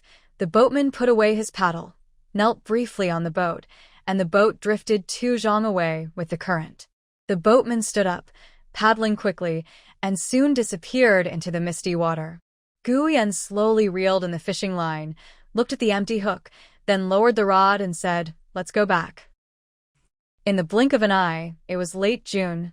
The business of selling fine cloth from the loom spread from Guxianghejia village and Wuqiaozhen Shaozhong village to nearby towns and villages, reaching about 5 or 6 villages around. Nearly 30 looms had been sold, and they could now harvest about 20 bolts of fine cloth daily. Yin's father-in-law, Zhang Leoi, was very eager about Yin's new business. For 7 or 8 days, he left early and returned late, visiting almost all of Pingjiang City. He carefully chose a spacious 5-room shop and personally went to persuade Li Jinju and Li Ziyan to buy it. In the long run, running a business was better than renting, and he lent them the money to buy the shop without charging interest. Li Ziyan was puzzled by Zhang Leoi's excessive enthusiasm. She turned around and asked Yin's sister-in-law about it. Yin's sister-in-law pouted and snorted, saying, "He's just calculating. This has nothing to do with you. If he wants to lend us money, We'll take it and we'll tell you later. Seeing Yin's sister-in-law acting as if Zhang Leoi owed her money, Li Ziyan stopped asking. It was obviously a family matter. When Yin's sister-in-law wanted to share, she would tell the gossip. The fabric shop was named Yeyang Fabric Shop, following the Yeyang Preserved Egg Shop. This name made Sister Yin happy for several days, and she kept saying that Li Ziyanin was giving her face. Li Ziyanin didn't choose the name just to please Sister Yin. First, she liked the sound of Yeyang, and second, she couldn't think of any other name. Naming was not her strong suit. The new shop was cleaned and repainted. Based on Sister Yin's advice, they didn't use fancy decorations. Instead, they placed a simple counter, low and plain, emphasizing cleanliness. They wanted the shop to be different from other fabric stores, like their fabrics, good quality, and affordable. Li Jinju and Li Yuzhu admired Sister Yin very much. Li Ziyanin agreed with her suggestions. Halfway through setting up the shop, she let Sister Yin take charge and didn't interfere much. At the end of June, they picked an auspicious day to open the new shop, which was very lucky. They didn't invite the traditional auspicious fortune tellers this time. Since it was a branch opening, it wasn't necessary. Yeyang preserved eggs were already famous in Pingjiang City. Once the branch opened, many local people came to buy. They used 3 of the 5 new shops, 1 for preserved and salted eggs, and 2 for fabrics. Women and elderly women who came to buy preserved eggs either came by themselves or were guided by Li Jinju. They looked at the fine fabrics and asked for prices, then bought several yards one after another. The fabrics varied slightly from one piece to another, but they didn't mind. They couldn't buy a whole bolt anyway, so they just picked whichever looked good. Most importantly, the fabrics were cheap, at least 20% cheaper than those in the silk stores. In the summer, when wearing the fine fabrics, Sister Yin stood outside the counter, greeting customers and listening carefully. She often called out, "Madame Liu is one of our regular customers. Please give her an extra inch. Mrs. Zhang is from our neighborhood. Show her those fabric scraps I set aside." Nurashi, Nufus. "I'm busy, but I like these, so I can't bear to sell them. Older Sister Zhao is my close friend. Deduct her small change and put it on my account." "Sister Zhao, don't be shy." The cloth seller responded loudly and quickly, measuring, tearing, and packing cloth efficiently. Li Xiaonan sat in the corner, looking up at Sister Yin, who was clever and graceful, with sleeves that moved perfectly. What a talented person.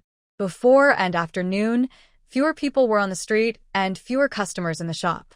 The 2 assistants at the cloth shop finally had a chance to rest. Sister Yin was in a very good mood.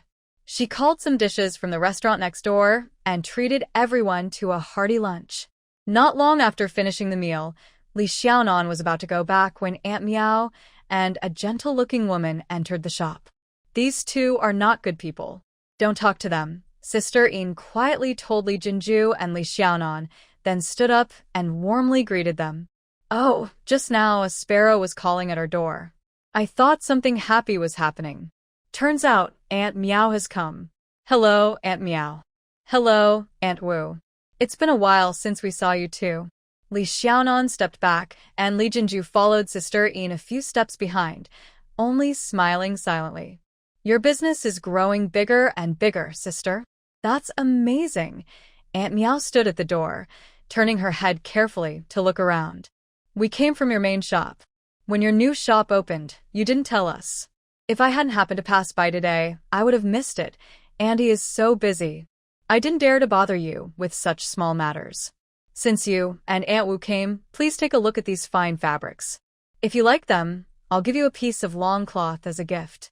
"I just worry you might dislike it," Sister Yin said, holding out a few pieces of fine fabric. "Thank you so much. I was just looking for a fine cloth to make a shirt." "Sister Wu, come help me choose. Which one do you like?" Aunt Miao quickly picked out some fabrics. "Both are good, really good." "I can't bear to put either down," Aunt Wu said, holding one piece of fabric in each hand, looking at them with a reluctant expression. Sister Yin kept smiling but said nothing. "Both are truly good." "Sister, what do you think?" Aunt Miao held up the 2 pieces, leaning slightly towards Sister Yin. "If sister likes both, then take them both." "I can afford the copper coins for 1 piece," Sister Een said warmly. Thank you very much. The matchmaker didn't need assistance. She rolled up 2 pieces of fine cloth herself, tucked them under her arm, and smiled at Aunt Wu. Ina May is quite generous. That's right. When Sister Een got married back then, her dowry was carried in and out many times, quite lively. The Zhang family has plenty of silver, Aunt Wu said with a smile. There's no silver. I'm just a simple person who spends wisely, Sister Een replied warmly, her face showing no signs of pride. Li Xiaonen sat in the corner, still looking up at Sister Een. She's truly talented. Senior Sister Miao, come look at these fine fabrics, especially the ones with patterns. The patterns are really nice and lucky, Aunt Wu said, examining the delicate cloth closely. That one looks good. Let's make a half-length coat for our third sister with it. It would be very pretty, the matchmaker said, holding a piece of patterned fabric and smiling at Aunt Wu. We need to prepare the dowry for the third sister quickly, but this color is too plain, Aunt Wu said, pressing her fingernail into the fabric, making a small dent. This piece is quite fine, but the one before wasn't.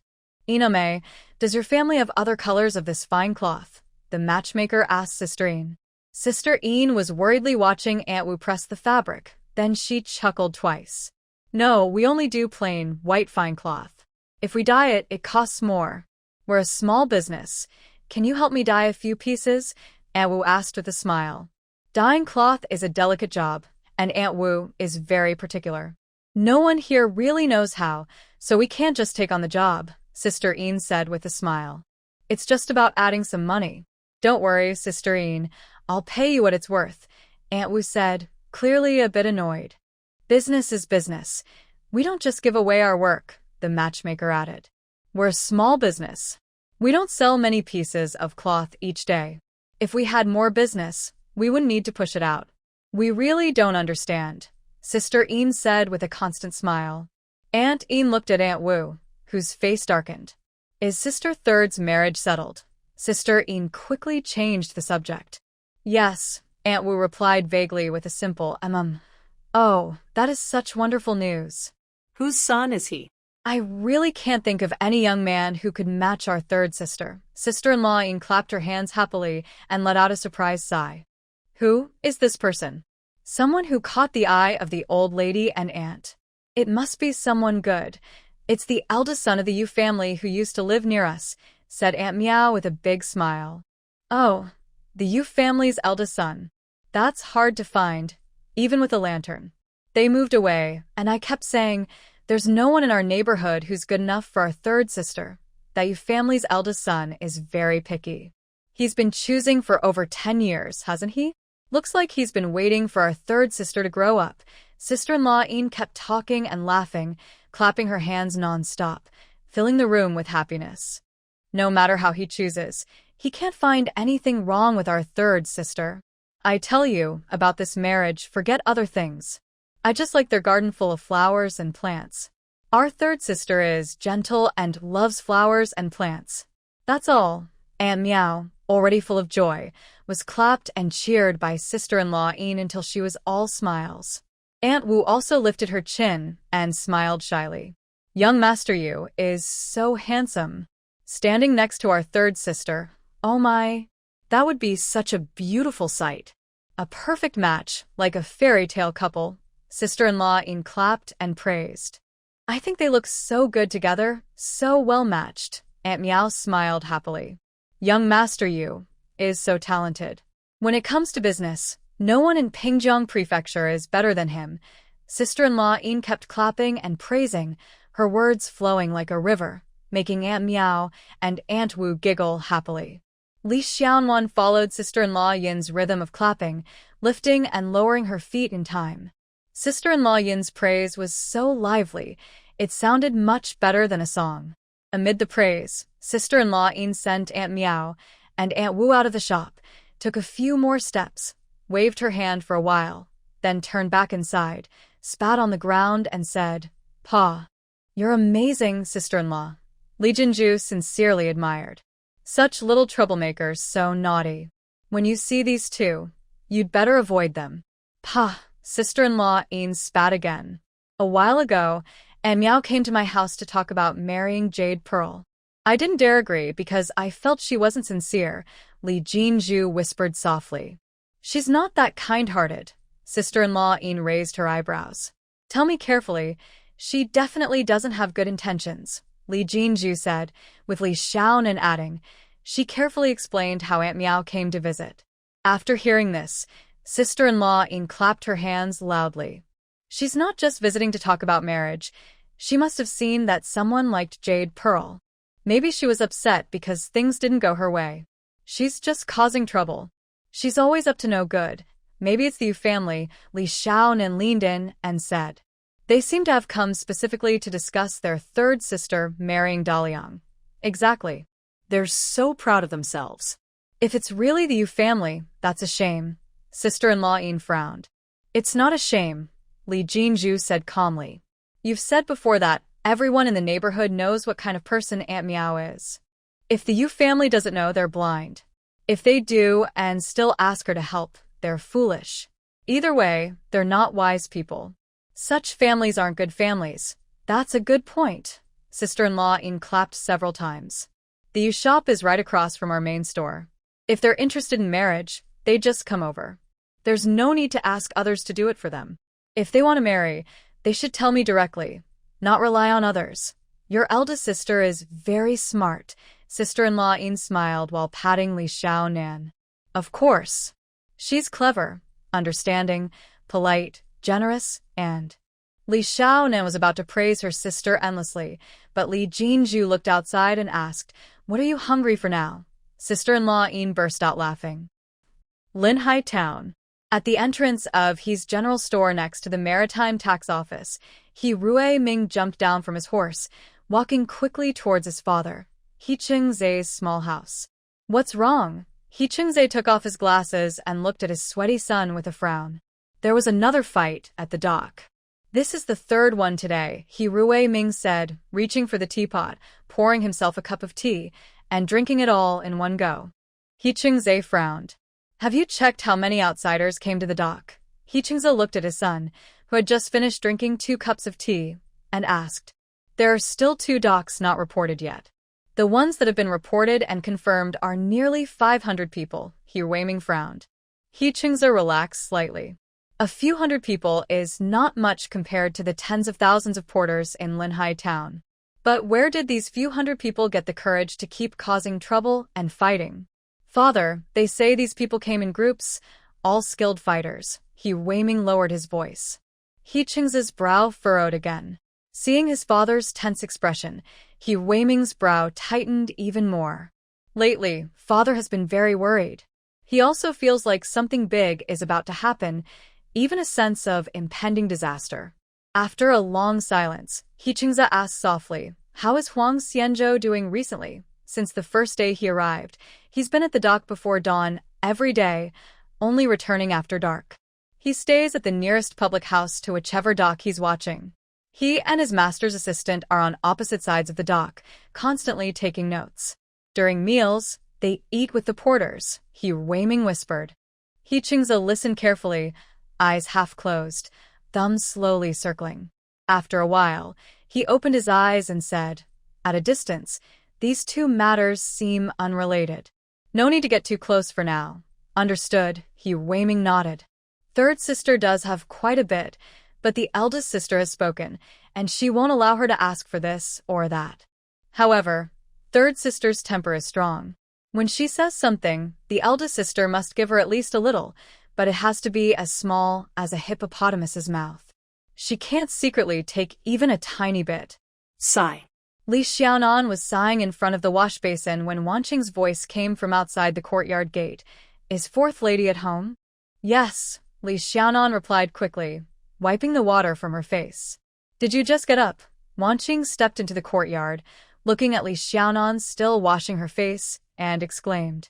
No, I washed my face late. Are you alone? Li Xiaonan poured water, placing the basin on the rack. How can I go out alone? Do you need to change your clothes? Wanqing looked at Li Xiaonan. Is this outfit not good? Li Xiaonan looked down at herself. Okay. What about the fine cloth skirt? Wanqing tugged at Li Xiaonan's skirt. It's made of 3 pieces of fabric. Sister May made it for me. The seams are hidden in the pleats, so you can't see them, right? Li Xiaonan spun around to show Wanqing. Can't see it? These 3 pieces have different patterns, Wanqing said bluntly. That's what makes it look good. Let's go. Sister May will be back soon. Li Xiaonan called out to the backyard and pushed Wanqing to leave. It's not just a little while. Sister May and Anan won't be home for lunch, Wanqing called out loudly. Where are we going? Li Xiaonan heard Sister May's reply and left the courtyard with Wanqing. Lin Hai Town, Wanqing said cheerfully and excitedly. You haven't been to Lin Hai Town either. Have you been? Oh. You're from here. Have you been? Wanqing suddenly realized. No. I heard Lin Hai Town is very lively, even more lively than Pingjiang City. Although Lin Hai Town is called a town, it's much bigger than a town. Let's get in the carriage. At the alley entrance, Wanqing signaled Li Xiaonan to get in first, then followed closely and started talking. Lin Hai Town is divided into 3 parts, one here, one in Jiangbei, and a large area in the middle. They say it's bigger than Pingjiang City. Does Lin Hai Town belong to Pingjiang Prefecture? Li Xiaonan asked. No, it doesn't. It's not even under the jurisdiction of the Tuzhe roads. It's directly managed by the Ministry of Revenue. I think the Ministry of War is involved too, but I'm not sure. Let's not talk about this. Lei Qing shifted slightly, leaned closer to Li Xiaonan, lowered her voice, and looked gossiping. Miss Sure is sick, huh? Is she really sick? Or is there something else going on? Li Xiaonan's eyes widened. I heard about it. Lei Qing moved closer to Li Xiaonan and whispered in her ear. Our young master asked our auntie to help introduce a marriage for Miss Sure. Our auntie came all the way from Hangzhou and told Lady Pan, who is Miss Sure's second aunt. She said that when our auntie arrived, she made it clear our young master thinks it's suitable and asked her to help set up a marriage. So Miss Sure is just sick? It can't be that serious, right?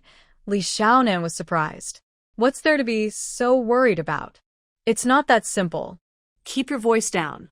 I heard that Miss Sure thinks our young master refused her because he was angry, that they had a little fight. Now, our young master asked our auntie to help with a marriage proposal, and that's a different story, Lei Qing chuckled. A little fight between the couple? Didn't you tell Sure Gun and the others that? Does Miss Sure really think that? And who did you hear this from? If you tell me, I tell you once more than 3 people share the story, it all gets mixed up. The truth can turn into a lie, Li Xiaonan warned her seriously. Our auntie told Xiao Yao, who works at the tea house. Xiao Yao was nearby serving tea and heard everything herself, then told me directly. And what about the second story? How does Miss Sure think others know? How did you hear this? Li Xiaonan asked again. You're so nosy. Lei Qing patted Li Xiaonan on the back. Our cousin Fourth Miss you've seen her. Li Xiaonan nodded. Yumei was taking care of Fourth Miss in her courtyard. She said that the day after Miss Sure fell ill, Fourth Miss and Silver Star were gossiping. Silver Star is the eldest maidservant around 4th Mississippi. They were talking about Miss Sure. She was crying as if she was very upset. They said she thought our young master was too harsh in advising her, and she was angry. But who knew our young master actually wanted to marry her? Moonmei said that there were 3 or 4 people on duty in the yard at that time. The 4th Miss spoke loudly and didn't ask them to avoid it, hee. Wanqing blinked at Li Xiaonan. Li Xiaonan glanced sideways at Wanqing. Is your young master having a quarrel with Miss Sure? What does that have to do with you? Is it really worth being so happy? Look at your face, full of glee. Of course we're happy. We're all happy. We don't like Miss Sure. Wanqing rolled her eyes at Li Xiaonan. Li Xiaonan let out a long sigh.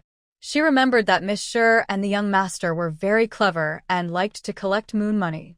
If they got together, she and the others would have to keep collecting moon money for a long time. Is Miss Sure still sick now? Li Xiaonan asked. Yes. Our young master told Madame Pan that Miss Sure must be suffering from a stomach upset from the water and soil, Wanqing replied. Li Xiaonan chuckled softly, and Wanqing covered her mouth, both laughing happily. They whispered to each other, and in what felt like just a moment, the carriage stopped. Wanqing quickly patted her face, looked serious, straightened her clothes, and got out of the carriage properly, lifting the curtain. Li Xiaonan jumped down and looked at Gu Yan, who was sitting on his horse and watching her, smiling brightly. Gu Yan's eyebrows slightly lifted from her smile, and he immediately glanced at Wanqing. What did this silly girl say to her again? She was smiling, but it clearly wasn't a good sign. We're going to Linhai town, right? That's so exciting. How wonderful. Li Xiaonan followed Gu Yan's gaze and quickly explained in a roundabout way to Wanqing. She had just laughed too loudly earlier, so before getting off, she should have learned from Wanqing and looked serious by patting her face. Note: Xiao Xian has no book fan groups, has never joined any, and will not join any book or fan groups. This is a formal statement. Get on the horse. Gu Yan pointed at the bay-colored horse. That bay horse's saddle was very different from the previous one.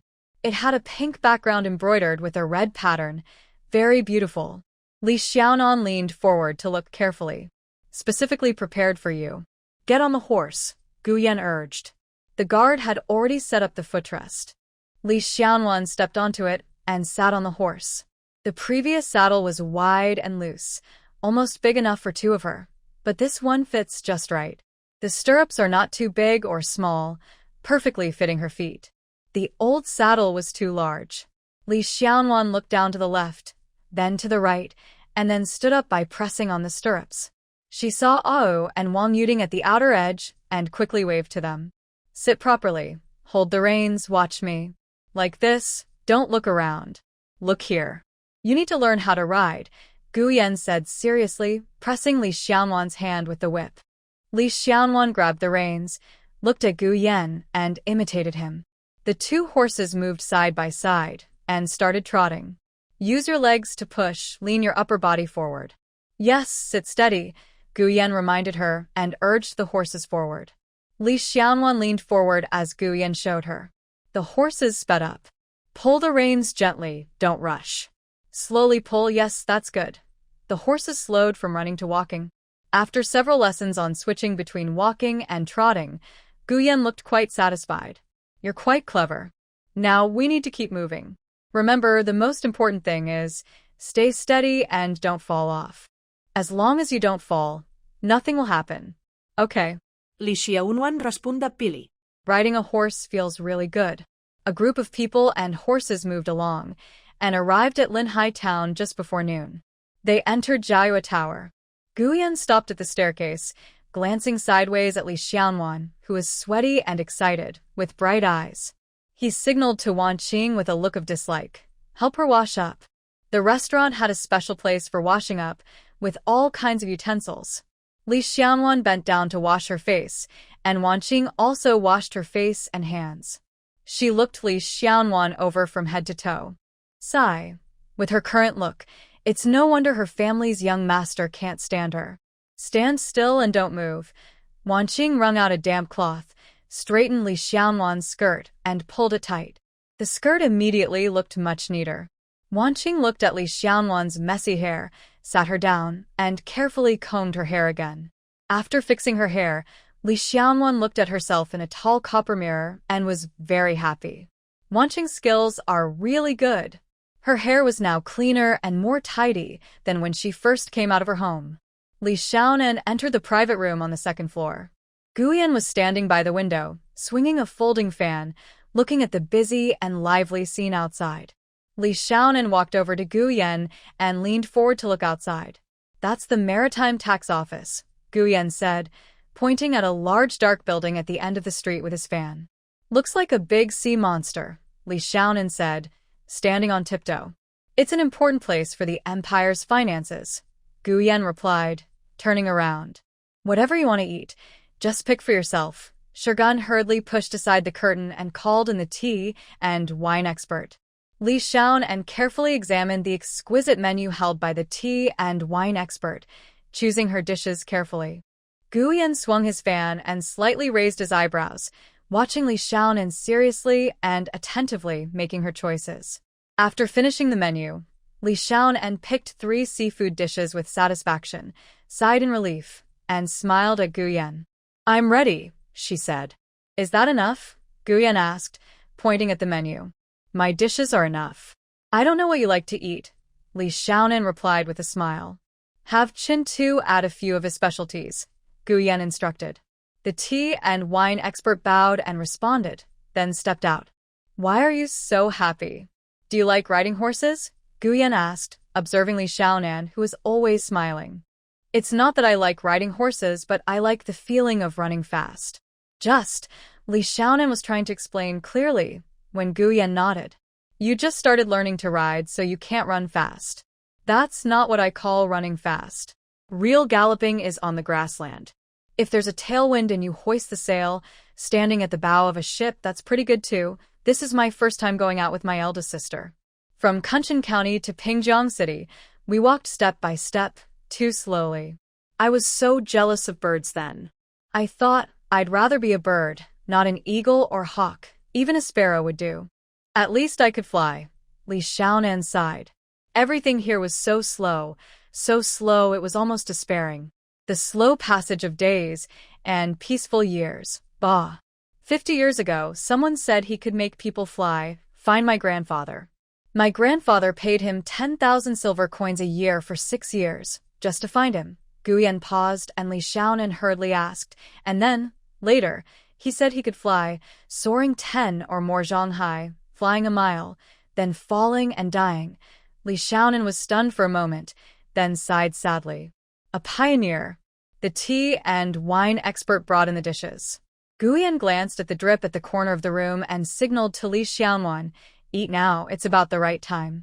Just as Li Xiaonan was about to ask what time it was, she saw Shurgun pursing his lips and shaking his head slightly. She quickly held back her words and picked up her chopsticks to eat. Shurgun's family heir had announced it was time to eat, so everyone could only eat and not speak anymore.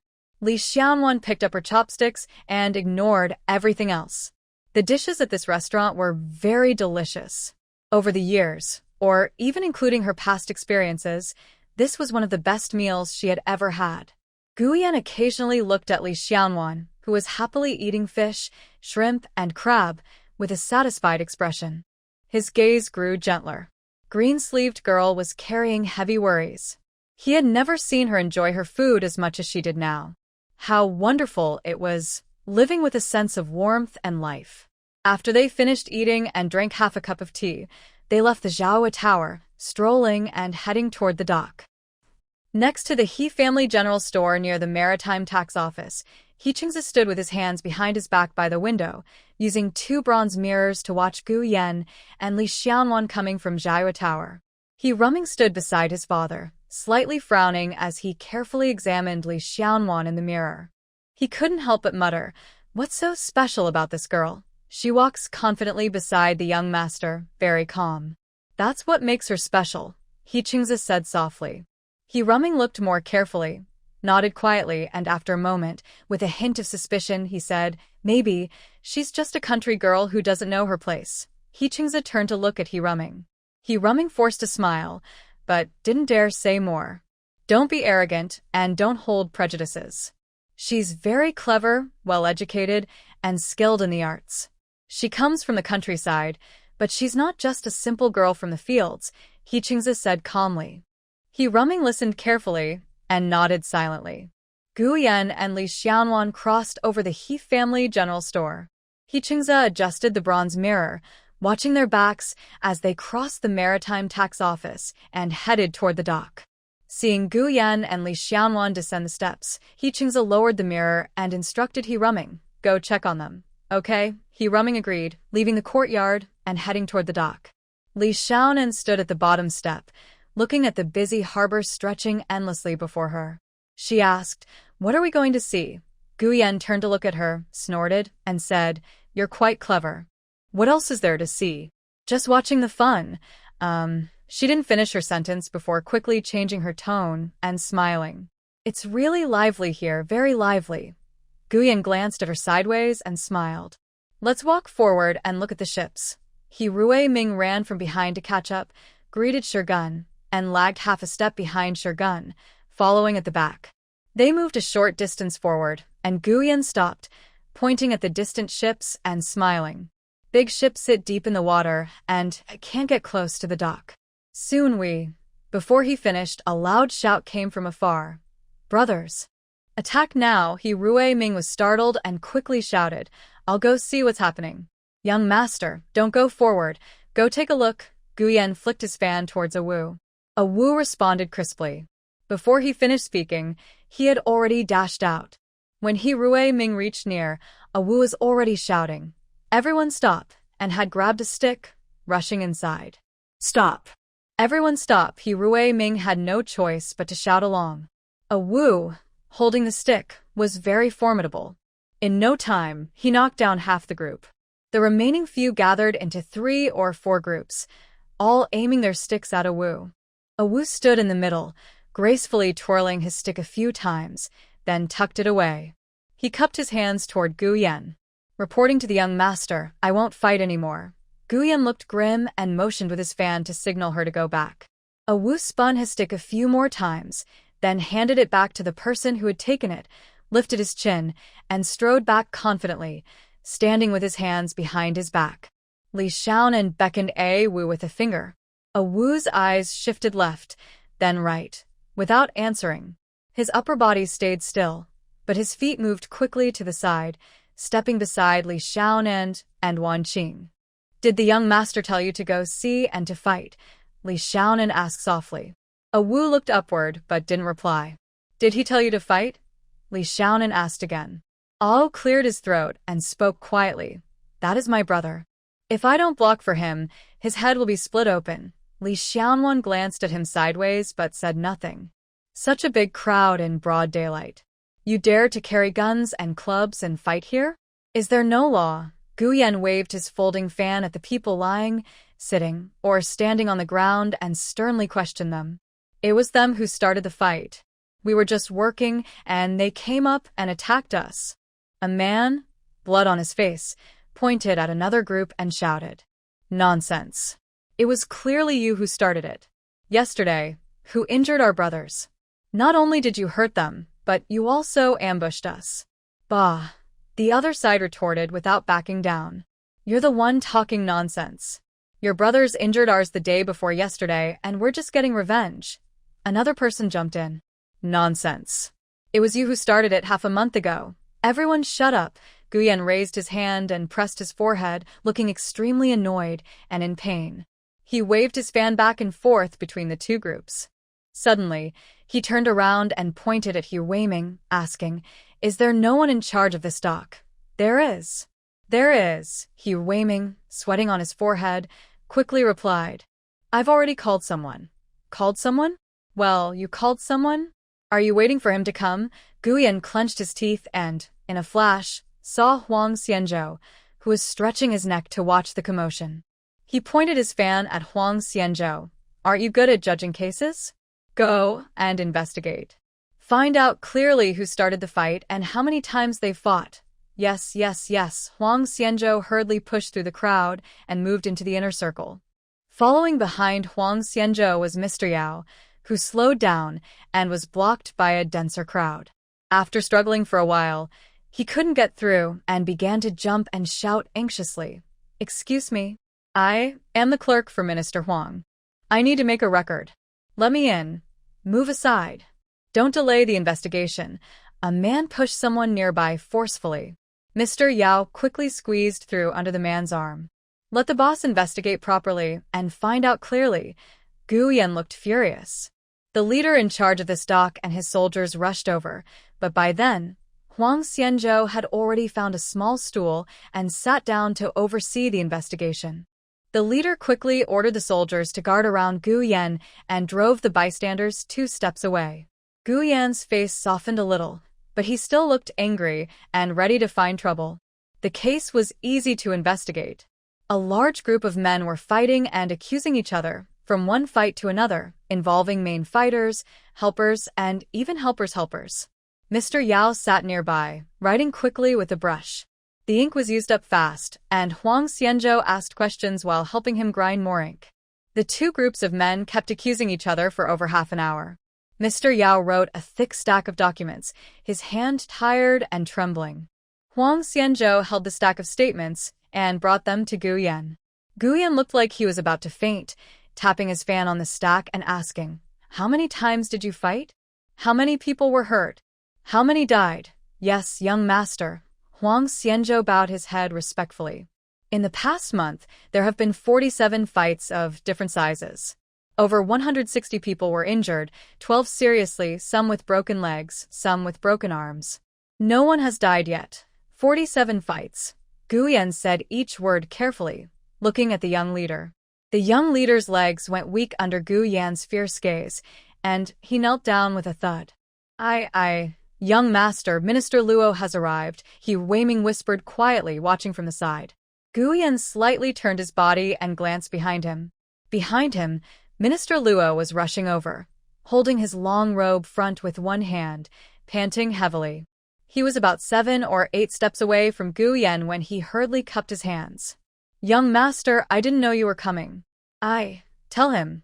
Gu Yan took the stack of statements from Huang Xianzhou, slapped it into He Weiming's arms, and signaled him to give it to Minister Luo. Huang Xianzhou turned around and repeated what he had just said to Minister Luo. "So, the docks under your Haishui department are not just unloading cargo, but are these dock workers fighting and causing trouble?" Gu Yan was completely annoyed. Before Minister Luo could answer, he waved his fan and asked loudly, "Are there ship owners or boatmen here? Tell me, does all this fighting delay your unloading?" "Of course it does. The other day there was a fight on my boat, and they broke one of the small masts. And my cargo, a big basket of fine porcelain, was smashed to pieces by them. Gentlemen, you need to manage this properly. Everything is in chaos. My ship's cargo hasn't been unloaded yet. It's been 7 days." Everyone around was talking loudly, complaining nonstop. "Recently, I don't know what's going on, but these porters keep fighting every day, sometimes several times a day. They're often unloading cargo when suddenly someone starts a fight, and it all breaks out. Each of them suffers from this. It's really hard." Gu Yan opened his folding fan, slowly swinging it, and looked down at Deputy Luo with a sharp gaze. Deputy Luo's face turned pale. He glared at the young leader and angrily asked, "What's going on? Do you know or not? Why didn't you report it?" In just this past month, many outsiders have come to the dock, grabbing work everywhere, so. The young leader hurried to explain. "Outsiders." Gu Yan snorted, quickly closing his fan, and pointed at a group of sitting or kneeling people. "Everyone, tell me where you're from, one by one. You first." "From Laoling, Hebei." "From Pingyuan County, Hebei." "From Longmen, Shaanxi." Gu Yan glanced sideways at Deputy Luo, occasionally sneering. The young leader's face turned even paler. This young master was asking about their hometowns. In Linhai Town, when it comes to hometowns, none of them are locals. After everyone finished speaking, Gu Yan clapped his fan and sighed deeply. "I've heard for a long time that Linhai Town is chaotic, and the customs office is in disarray. I didn't expect it to be this bad. Since I've come across it today, I can't just ignore it. Today's matter, I have no official authority, so I dare not overstep. I'll leave it to you to handle. I'll write a report when I get back, and once his lordship issues an order, I'll come back to investigate thoroughly and clean up the mess. Just wait and see." Gu Yan turned to leave. His young attendants and guards hurriedly followed. Hua Weiming was stunned for a moment, but quickly caught up. Deputy Luo stood there, watching Gu Yan stride away, then looked back at the pale young leader. After a moment, he turned to Huang Xianzhou, who was frowning and looking distressed, and offered a respectful bow. "Thank you for your trouble." "I dare not accept," Huang Xianzhou said nervously, not daring to say much, and stepped back cautiously. "Take them into custody first." Luo Shirling gave a quick order and hurried back to the customs office. The young master's request for an imperial decree was probably not empty talk, if it really was granted. Sigh. This matter needs to be discussed quickly. Huang Xianzhou and Mr. Yao walked one after the other, weaving through the scattered crowd, slowly heading back to their temporary shelter. They sat at the doorway. Mr. Yao kept rubbing his right hand and arm, glancing at Huang Xianzhou. After a moment, he chuckled, "Old Master Dong, you were prepared all along." Huang Xianzhou hummed softly, squinting as if lost in thought. After a while, he sighed and lowered his voice. Did you see the little girl beside the young master? Mr. Yao was startled and quickly shook his head. I didn't look closely. From the moment we saw the young master until we started the case, so many things happened one after another. My eyes are blurry. By the way, it's thanks to your early reminder, bringing a thick stack of papers. That's the little girl from the Li family, Huang Xianzhou sighed again. Mr. Yao raised his eyebrows. Old Master Dong, are you worried about that girl? Yes, Old Master Dong, why worry about her? The young master can't protect a little girl? With someone like him, just a little care would be enough for her to live comfortably for a lifetime, Mr. Yao comforted. It's not about protection. I just find it strange. What does the young master see in that girl? Why is he so kind to her? Huang Xianzhou frowned. The young master is a noble person. He can do whatever he wants. How could we know? Maybe it's fate. Mr. Yao had no wife and knew nothing about women-related matters. Is it bad fate or good fate? Huang Xianzhou sighed again. Old Master Dong, why are you so concerned about that girl? Mr. Yao asked with some confusion. She pointed something out to me, Huang Xianzhou said softly. Can she really give you advice? Maybe she also gave the young master some guidance? You're talking nonsense. Huang Xianzhou paused, then slowly nodded. Maybe. Who knows? Old Master Dong, don't worry about others. Let's focus on our own matters. Mr. Yao glanced around. Gu Yan and his group hurriedly rushed out of Linhai town, like a gust of wind, covering more than 10 miles in one breath before slowing down their horses. It was the busy farming season in July and August. On both sides of the road, farmers were working hard in the rice fields. Children playing on the ridges watched them curiously, fascinated by the lively scene. Li Xianwan looked at the fields and the children, smiling happily. Why are you so happy? Guyan followed her gaze to the children on the ridge. Big Uncle said the harvest will be good this year, and the rice is very full, Li Xianwan said with a smile. Yes, that means we'll get a few more handfuls of rice. No wonder you're so happy, Guyan teased lightly. Your harvest today is pretty good too, Li Xianwan said with a smile. Guyan raised his eyebrows slightly, turned a bit to look at her face, and asked, Are you so happy because my harvest is good today? Yes, Li Xianwan nodded confidently. Then did you think about why I brought you along? Guyan twirled his whip. Bringing me along? It was just to happily bring a little girl to see the world, but then a fight broke out and spoiled the fun. It hurt my pride, so I got a bit angry. That's understandable, Li Xianwan said with a smile. You're quite clever. Guyan clicked his tongue and looked at her seriously. That's called using someone. Yes, I know. Using is using, Li Xianwan replied casually. Do you often get used by others? Guyan asked. How could I have that kind of worth? You're probably the one who gets used often, she replied. Guyan chuckled and laughed for a while before stopping. You being with me all the time, that's your worth. No one has ever given me a gift. I go to that grocery store at the entrance and tell the shopkeeper there are many people living on this street, so give me half a spoonful more. The shopkeeper says small business can't afford it, Li Xianwan sighed. Guyan burst into laughter. He waiting sent Guyan outside the town, watched a group of people ride away, then wiped his sweat and hurried back. At the old He family shop, He Chingza sat under the porch, leisurely brewing tea. He waiting came in and He Chingza looked him over, speaking softly, Go wash up and change your clothes first, okay? He Ming turned around and walked to the back. After a short while, he washed up, changed into new clothes, and sat opposite He Chingza. He took the teapot from He Chingza and refilled the tea. Did the young master say anything about what was discussed at the dock outside the town? He Chingza asked softly. Everything that happened at the dock had already been reported to him by the servants multiple times. He didn't say much. He looked very angry. He Ming replied. Among the outsiders who fought today, one of them is a Wu's brother, He Chingza said seriously. Huh? Yes. He Ming sat up straight and looked at his father. Someone named a Wu came, then left, and more people arrived afterward. The dock got chaotic, and then today's incident happened, He Chingza said slowly in a low voice. He Ming's eyes widened. Dad? Do you think there's someone behind this? The young master? Who knows? He Chingza lowered his eyes. picked up his cup, and sipped his tea slowly. And that Huang Xianzhou, He Ruiming paused for a moment before adding. He Qingzhe nodded approvingly. What does the young master want to do? He Ruiming leaned forward, sounding scared. Still not clear, He Qingzhe finished his tea slowly, put down his cup, and looked at He Ruiming.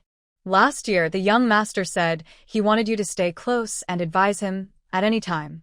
Starting tomorrow, you should go to the other estate to work every day. He Ruiming was stunned. The young master said, I don't need to go every day. If he has something to do, he'll call me. Back then, the young master didn't say he wanted to clean up the marine tax office. Today, he mentioned it. You should start working there now. He Qingzhe took the teapot from his son and poured himself a cup of tea. Okay, He Ruiming frowned. Dad, does the young master really want to clean up the marine tax office? What does he want to clean up? How far does he plan to go? I don't know. The marine tax office isn't something he can decide to clean up or not. It depends on how far he can go, He Qingzhe said with narrowed eyes. And me? He Ruiming looked at his father and asked vaguely. Do what you know and what you can, He Qingzhe replied calmly. Okay, He Ruiming exhaled in relief. Hearing his father say that, he felt at ease. I can't quite explain why, but when I was with that young master, I didn't dare to be distracted. I always felt like he could see through everything. Although he's about 10 years younger than me, I always think he's much more clever. In fact, I feel like he, like my father, has many hidden plans and secrets. The Li siblings were eating when sister-in-law Yin brought in a bowl of crab meat lion's head, placing it on the table. She smiled and said, Try this. It's our third sister-in-law's special dish. Have you tasted it, sister-in-law? Want to try a piece of fried pancake? Sister May's pancakes are very delicious. Li Jinju smiled. I've tasted it. You all eat your food. We're not outsiders. Thanks, second sister. How does it taste? Sister-in-law Yin thanked Sister May for passing her a small chair, took a cup of tea from Li Yuzhu, and looked at Li Xiaonan, who was already holding half a lion's head. It's delicious. It melts in your mouth. Li Xiaonan quickly nodded.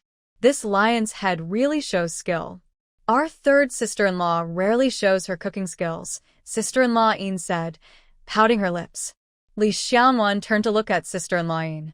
Whenever sister-in-law Yin mentions her, she always sounds a bit sour or annoyed. Hey, little girl, why are you looking at me? Keep eating. One for each of us. Your brother isn't home, so you can eat his too, sister-in-law Yin said with a smile. Sister-in-law, is there something you came to talk about? Li Jinju asked with a smile. Yes, but it's not urgent. We'll talk after you finish eating, sister-in-law Yin replied with a smile. Everyone hurried to finish their food. Sister May cleared the dishes and sister-in-law Yin said, It's about the fabric shop. Our fabric business is getting better and better. Recently, some people from the silk shop have been watching us secretly. I didn't pay much attention, but today the manager from the silk shop came to our store looking for me. He first said that since we sell fine cloth, we should report to the guild before opening. If everyone just opened a shop and sold what they wanted without following the rules, it would cause chaos. Then she asked about the quality of our fine cloth and which workshop made it. Later, she said that selling the cloth at this price was disrupting the market. I replied that I am just a shopkeeper and that I would report everything to our boss, who would decide what to do. Aunt Yin looked at Li Xiaonan and then at Li Jinju. If we ignore this, what do you think they will do next? Li Xiaonan asked Aunt Yin. All the businesses are connected with the government. Big shops like the silk shop have officials in charge, officially called ninth rank. Usually, the next step would be the government coming to visit. Aunt Yin looked at Li Xiaonan. Should we wait and see what happens? Li Xiaonan suggested. All right. Aunt Yin agreed quickly. Are we just waiting?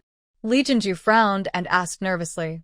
Yes, wait for their move, then respond. Li Xiaonan smiled. Aunt Yin, one more thing. If you can answer, answer. If not, forget I asked. Do they know about our fine cloth business? Aunt Yin asked quietly. Yes. Li Xiaonan answered simply, with 2 words. Aunt Yin immediately smiled, patting her clothes. Then we'll respond to their moves. Who's afraid? I'll go back now. Tomorrow we need to buy eggs and ducks. Let's go early and stay cool. Take care, sister-in-law. Li Xiaonan stood up and saw Li Jinju off to the courtyard gate. When Li Jinju returned, she looked at Li Xiaonan.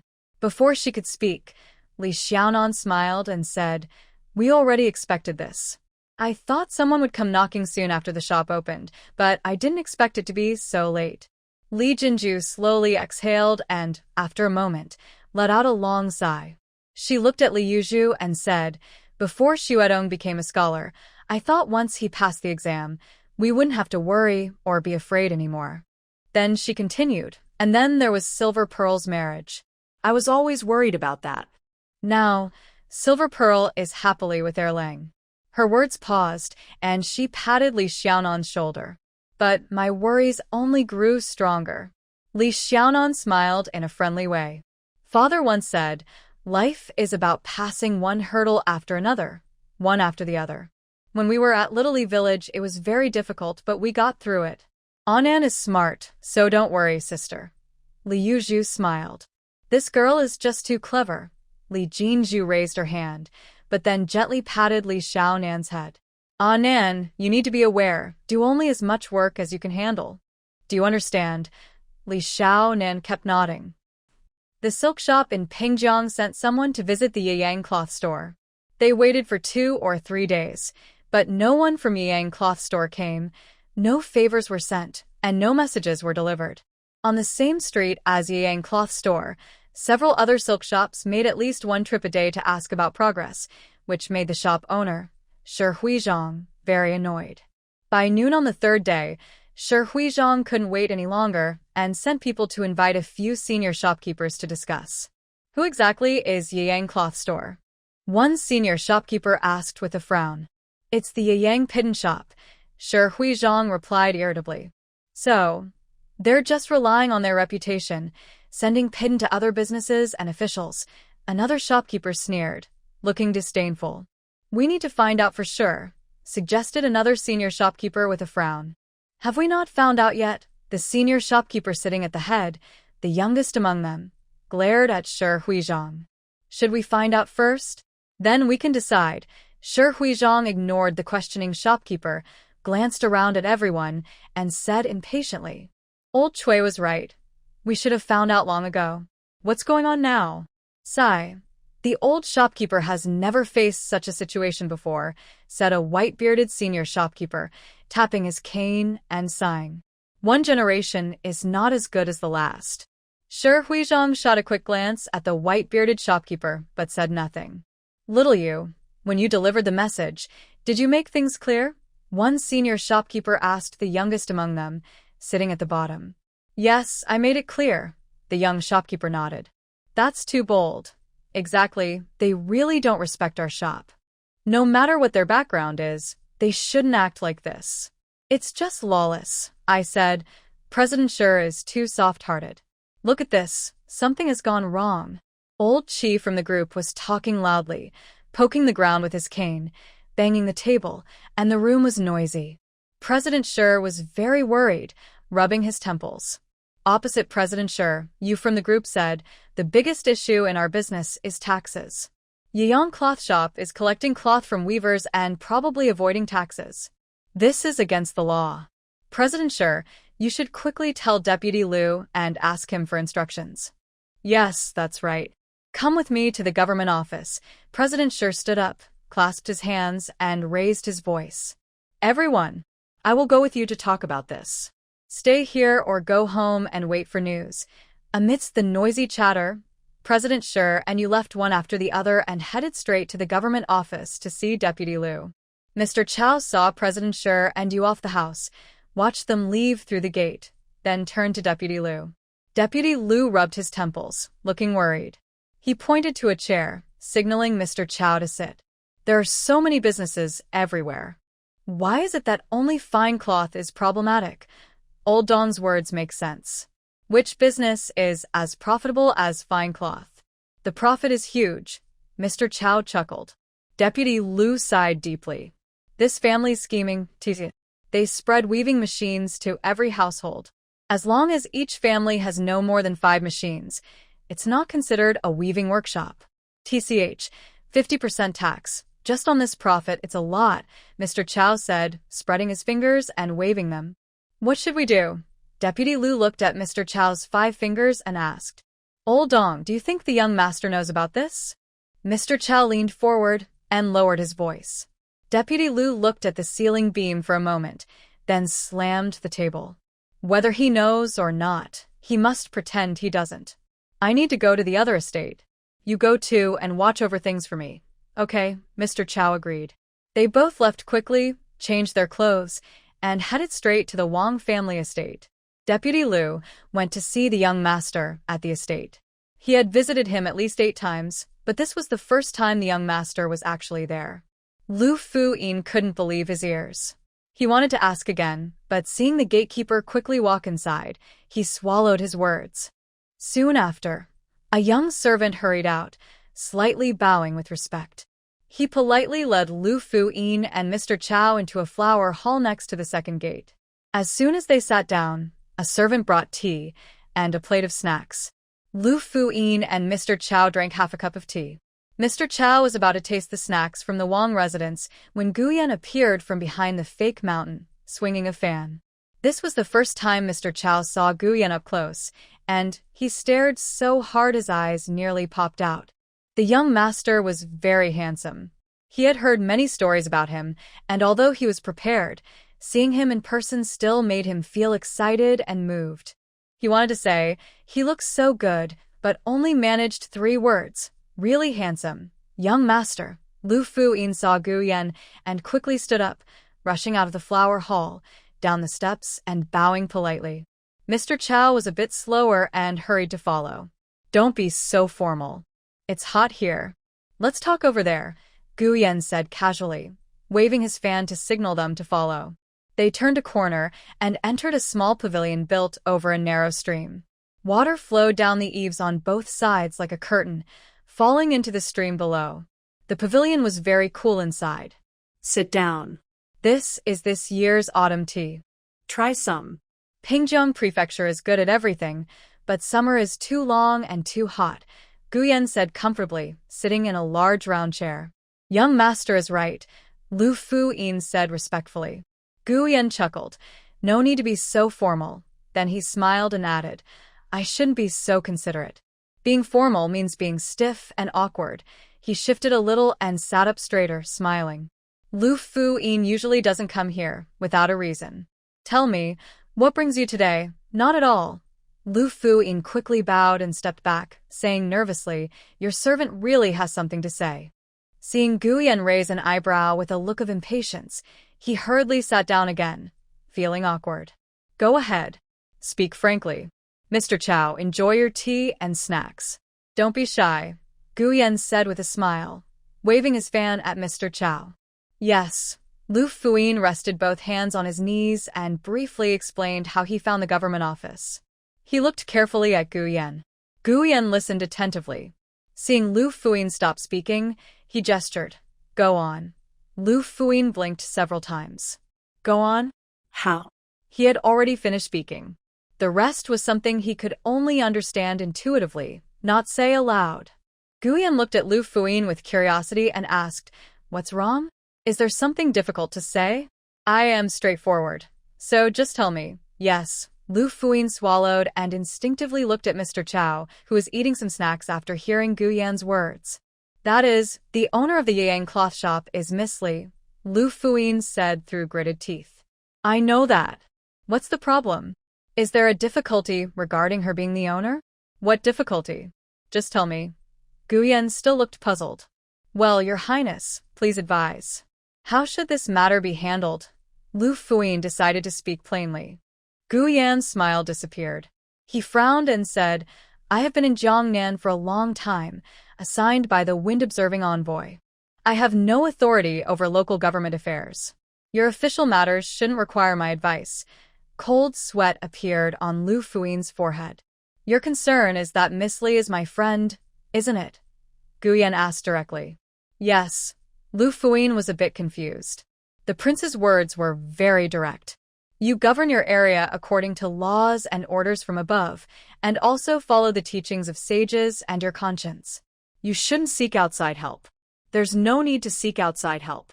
Indeed, people need human feelings in life, but these feelings should be judged under laws and orders and guided by conscience and morality. If you ask for my opinion, where do you place laws? Where do you put the teachings of sages and your conscience? Guyan's expression was cold and serious. Then I consider your request as not said, he added. Yes, Lu Fuyin broke out in cold sweat on his forehead. His previous request was truly foolish. Secondly, the Prince Rui's mansion is related to the empire. When the empire is prosperous, the Prince Rui's mansion will be prosperous too. When the empire declines, the mansion will decline as well. Using personal feelings to undermine laws and rules, this is something the Prince Rui's mansion should never do. I am not foolish, am I? Liu Fuyin kept nodding. When he heard the last sentence, he froze for a moment, then quickly nodded again. The young master truly isn't foolish, so he nodded in agreement. Third, Miss Li is indeed my friend. If she breaks the law or disobeys orders, she must face the consequences. My relationship with her is only that I helped her when she was in prison, bringing her food and water, and visiting her a few times. I am not protecting her crimes. 1, 2, 3. Does that make everything clear? Do you have any other questions? Guyan looked at Lu Fuyin. Yes, I understand. I understand everything now. I was wrong. I know I was wrong. Lu Fuyin hurriedly stood up and bowed deeply. You are a clever person, but maybe a bit too sharp. In life and in official duties, you need to stand firm and have integrity.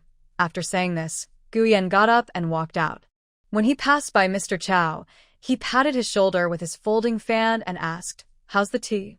And the snacks?" "Excellent." Mr. Chow didn't expect Guyan to ask suddenly, so he answered instinctively. "Pack some tea leaves and a few more snacks. Shirgong, take these to Lu Fuyin and Mr. Chow." Guyan gave the order, then stepped down the stairs gracefully and left. Lu Fuyin and Mr. Chow came out one after the other, got into the carriage, and the carriage swayed as it moved away for a long stretch. Lu Fuyin suddenly let out a deep sigh. "East Elder?" Mr. Chow looked at Lu Fuyin with concern. Lu Fuyin rubbed his face hard, then reached out and took the bag of tea leaves and the bag of snacks from Mr. Chow's arms, placing them on the shelf. He let out a long sigh. "Tell me," he said. Young master said that Miss Li is his friend? They are friends? Mr. Chow's first words stunned Lu Fuyin. He said impatiently, "I told you not to say that. I know. I was a bit confused." The young master's demeanor, Mr. Chow quickly nodded. "It's not that either." Lu Fuyin raised his hand and rubbed his temples. I know. I mean, what does East Elder think?" Mr. Chow hurried to organize his thoughts. He was very confused. The young master was too handsome, but you can't judge a person by looks. The young master was very approachable, but that wasn't it either. The young master. Sigh, he really had too shallow an understanding. Young master Er-san, is it real or fake? Lu Fuyin frowned deeply. Doesn't seem fake, Mr. Chow carefully replied. I think so too. Young master Er-san is genuine. But, Lu Fuyin furrowed his brows tightly, staring blankly for a while. Suddenly, he slapped the shelf, startling Mr. Chow. Old Chow, tell me, what law did the Yuyang cloth shop break? Don't overthink, just stick to the facts. Lu Fuyin leaned forward, pointing at Mr. Chow. None at all, just broke a taboo among peers. Mr. Chow leaned back quickly, answering swiftly. He had already reviewed this matter when the head of the silk shop came to talk. The Yuyang cloth shop's business was clever, but they didn't break any laws or regulations. Exactly. Lu Fuyin clapped his hands loudly. He understood why young master Er-san showed the 1-2-3 gesture, because they didn't break any rules. Sigh, he shouldn't have come here. After a moment of regret, Lu Fuyin waved his hand at himself. Forget it, he had already done it. Overthinking wouldn't help. In a little while you go to the silk shop. Actually, you don't need to go. When they come back again, then deal with it. He changed his mind halfway through.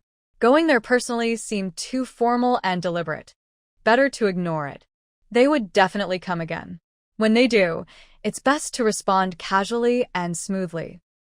Li Xiaonian was thinking about whether she should talk to that young master San when Wan Qing arrived. Li Xiaonian jumped up happily to greet Wan Qing, smiling brightly. Let's go. Why are you so happy? Wan Qing looked surprised. Where's happiness? I've always been like this. Li Xiaonian pushed Wan Qing down the stairs. Nonsense. Are you eager to see our young master San, or just want to go out and watch the fun again?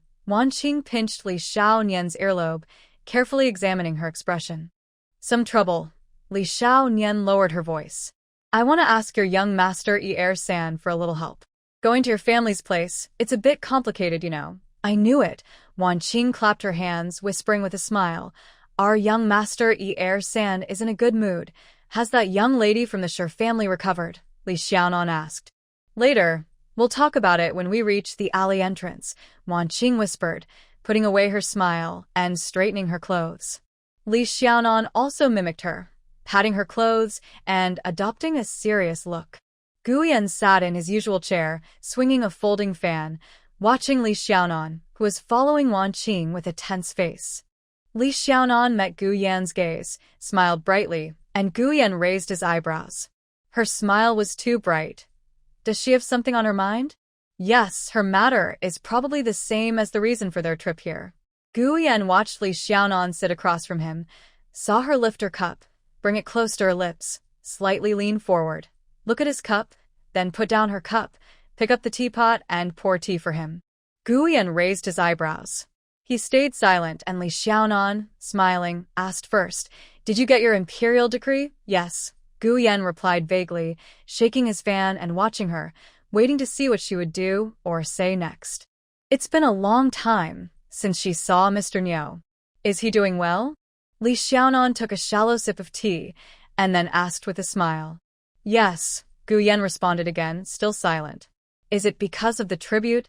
I remember you mentioned something about Mr. Niu at the dock, probably at the Maritime Tax Office dock. The dock is so chaotic. Is Mr. Niu okay? Li Xiaonan asked again. Guyan suddenly closed his fan and tapped beside his cup. That's like the saying, there's no silver here. Your last comment about tribute was just a cover. Li Si next door didn't steal anything. Li Xiaonan glanced at him.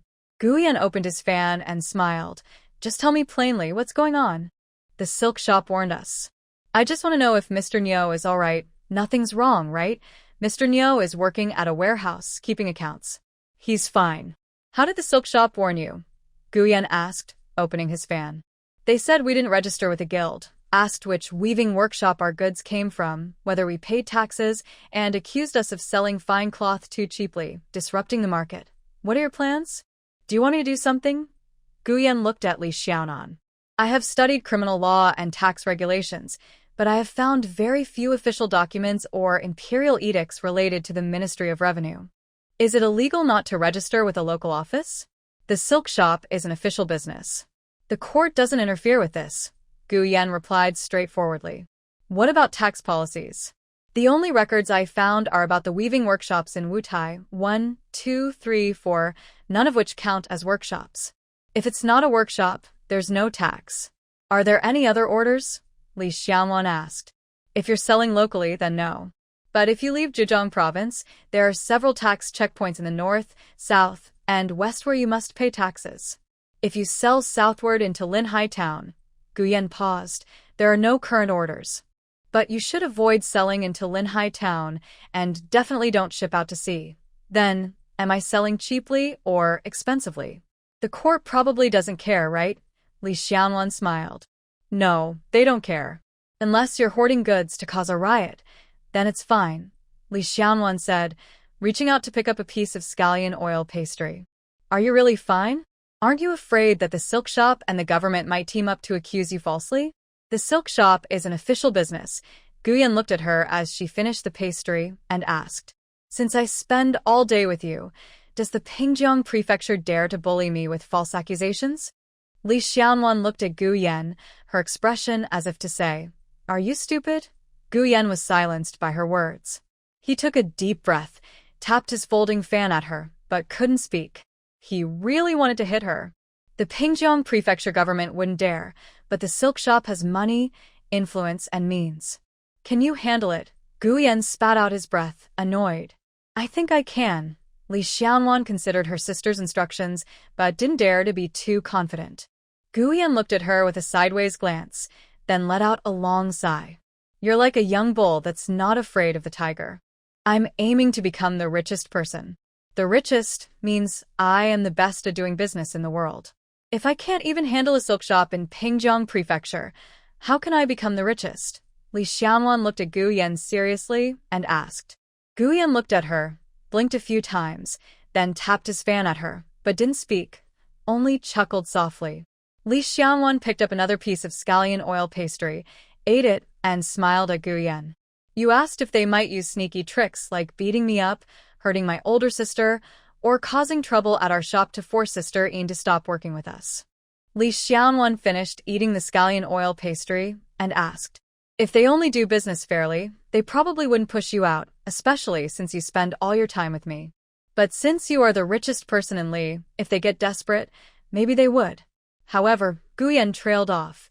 You have Ao by your side. Ao is not very clever, but she is very skilled at fighting. She can protect you. Her cousin is also a tough person.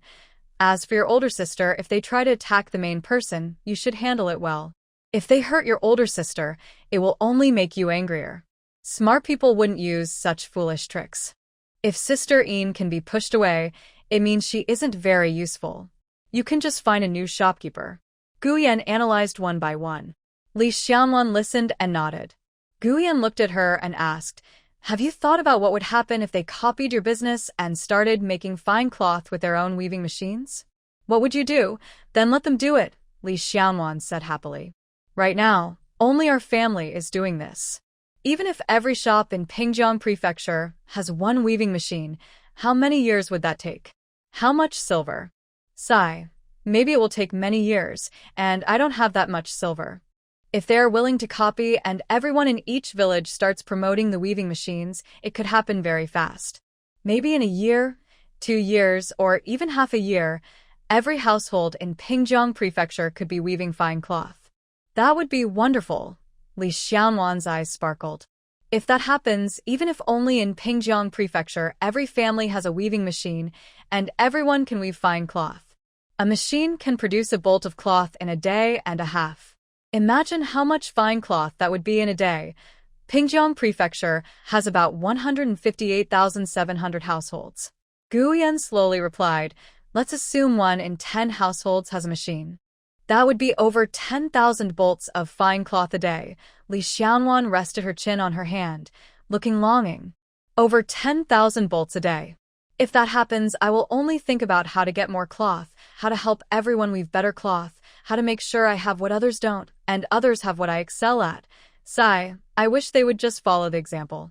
Gu Yan listened carefully, raising his eyebrows slightly, then furrowing his brow in thought. After a moment of silence, he looked at Li Xiaonan and said, if that happens, the court can't just let it go. They can't ignore taxes. Yes, I've already thought of that. My cloth is only 20% cheaper than silk fabric, so logically, it should be half the price and still profitable. Li Xiaonan smiled happily. How much profit do you make now? What's the net profit? Gu Yan asked. Probably around 20% profit now. I haven't calculated gross or net profit precisely yet. I haven't done the detailed math. First, the weaving machines are bought one by one at high prices. The money for the machine helpers is all ours, which costs a lot. For fine cloth, Awu runs back and forth, and she's quite expensive. Plus, her horse, which eats a lot of fine grain and black beans every day. When we lend out the weaving machines on credit, we don't know how long it will take to recover the costs. As for the thread for weaving, they buy it from the fabric shops. Uncle says it's at least 30% more expensive than at Yangzhou's silk factory, which isn't cost-effective. He also said that the thread from Yangzhou is very expensive to transport. If the volume increases, we could negotiate with a Yangzhou silk factory to set up a thread factory in Pingjiang City. Li Xiaonan rested her chin on her hand and sighed. There are many other issues, like how to calculate the copper coins for maintaining the machines as they grow, and how to account for the copper coins used when launching new lines. Not many people are involved in launching new lines now, and they help without getting paid in copper coins, which can't go on forever. There might be other costs I don't understand. Ilarna Sego. Guyen listened intently and nodded. If your business really develops, as you say, even if every 10 households had one machine, the court would need some rules for this. I'll write a letter to my father about it first, so you can prepare. I planned a budget for 20% taxes, Li Xiaonan replied. I want to make a large volume, thin profit business. Large volume, thin profit, Gu Yan repeated softly, with a look that was hard to read. He paused for a moment, then smiled at Li Xiaonan.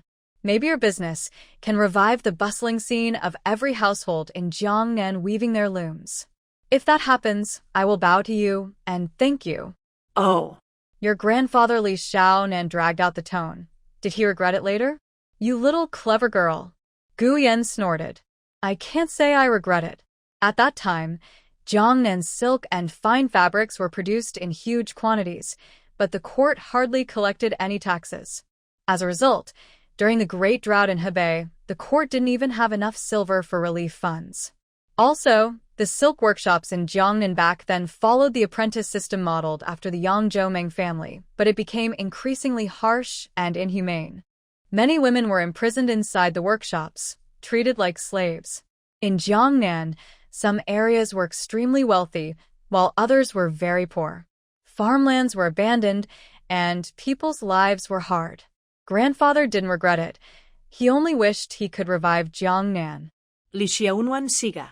Human nature is driven by profit. You should think carefully about this plan. I think it's quite difficult. When I was young, I was very proud and often said things were easy. My father and the emperor taught me that when you think something is easy, you are already making a big mistake. Gu Yan paused, lowered his eyes, and picked up his teacup to drink. In the past, he believed there was nothing difficult in the world.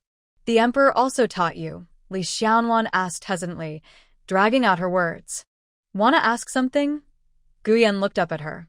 Li Xiaonan rested her arm on the table and leaned forward. What kind of person is the emperor?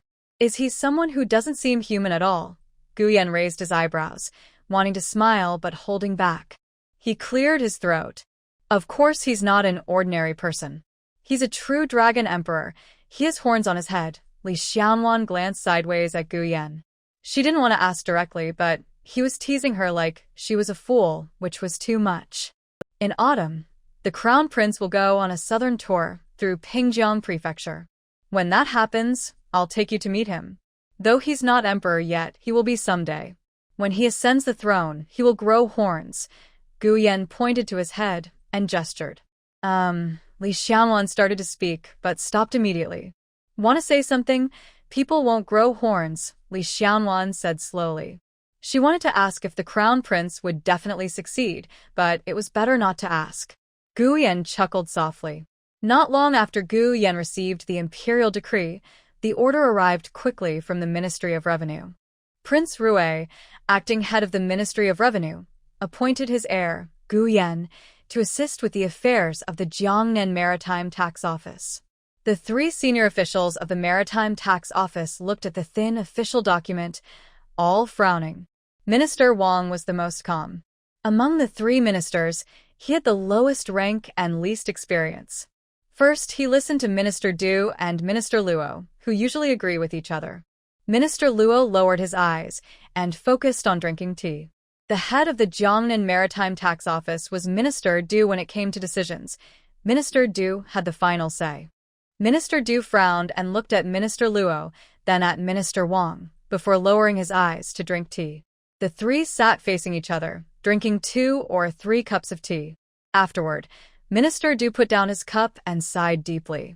The young master wants to clean up the Jiangnan Maritime Tax Office. This idea hasn't just come up recently. There have been many secret struggles. Now that the young master is really here, you two should speak. Minister Wang looked at Minister Luo. Minister Luo looked at Minister Du. Our Maritime Tax Office has always followed your lead. You decide the rules, said Minister Luo with a dry smile. Minister Du looked at him with a helpless expression. Minister Luo forced a smile and said, At least I will listen to you. Me too, Minister Wang quickly added.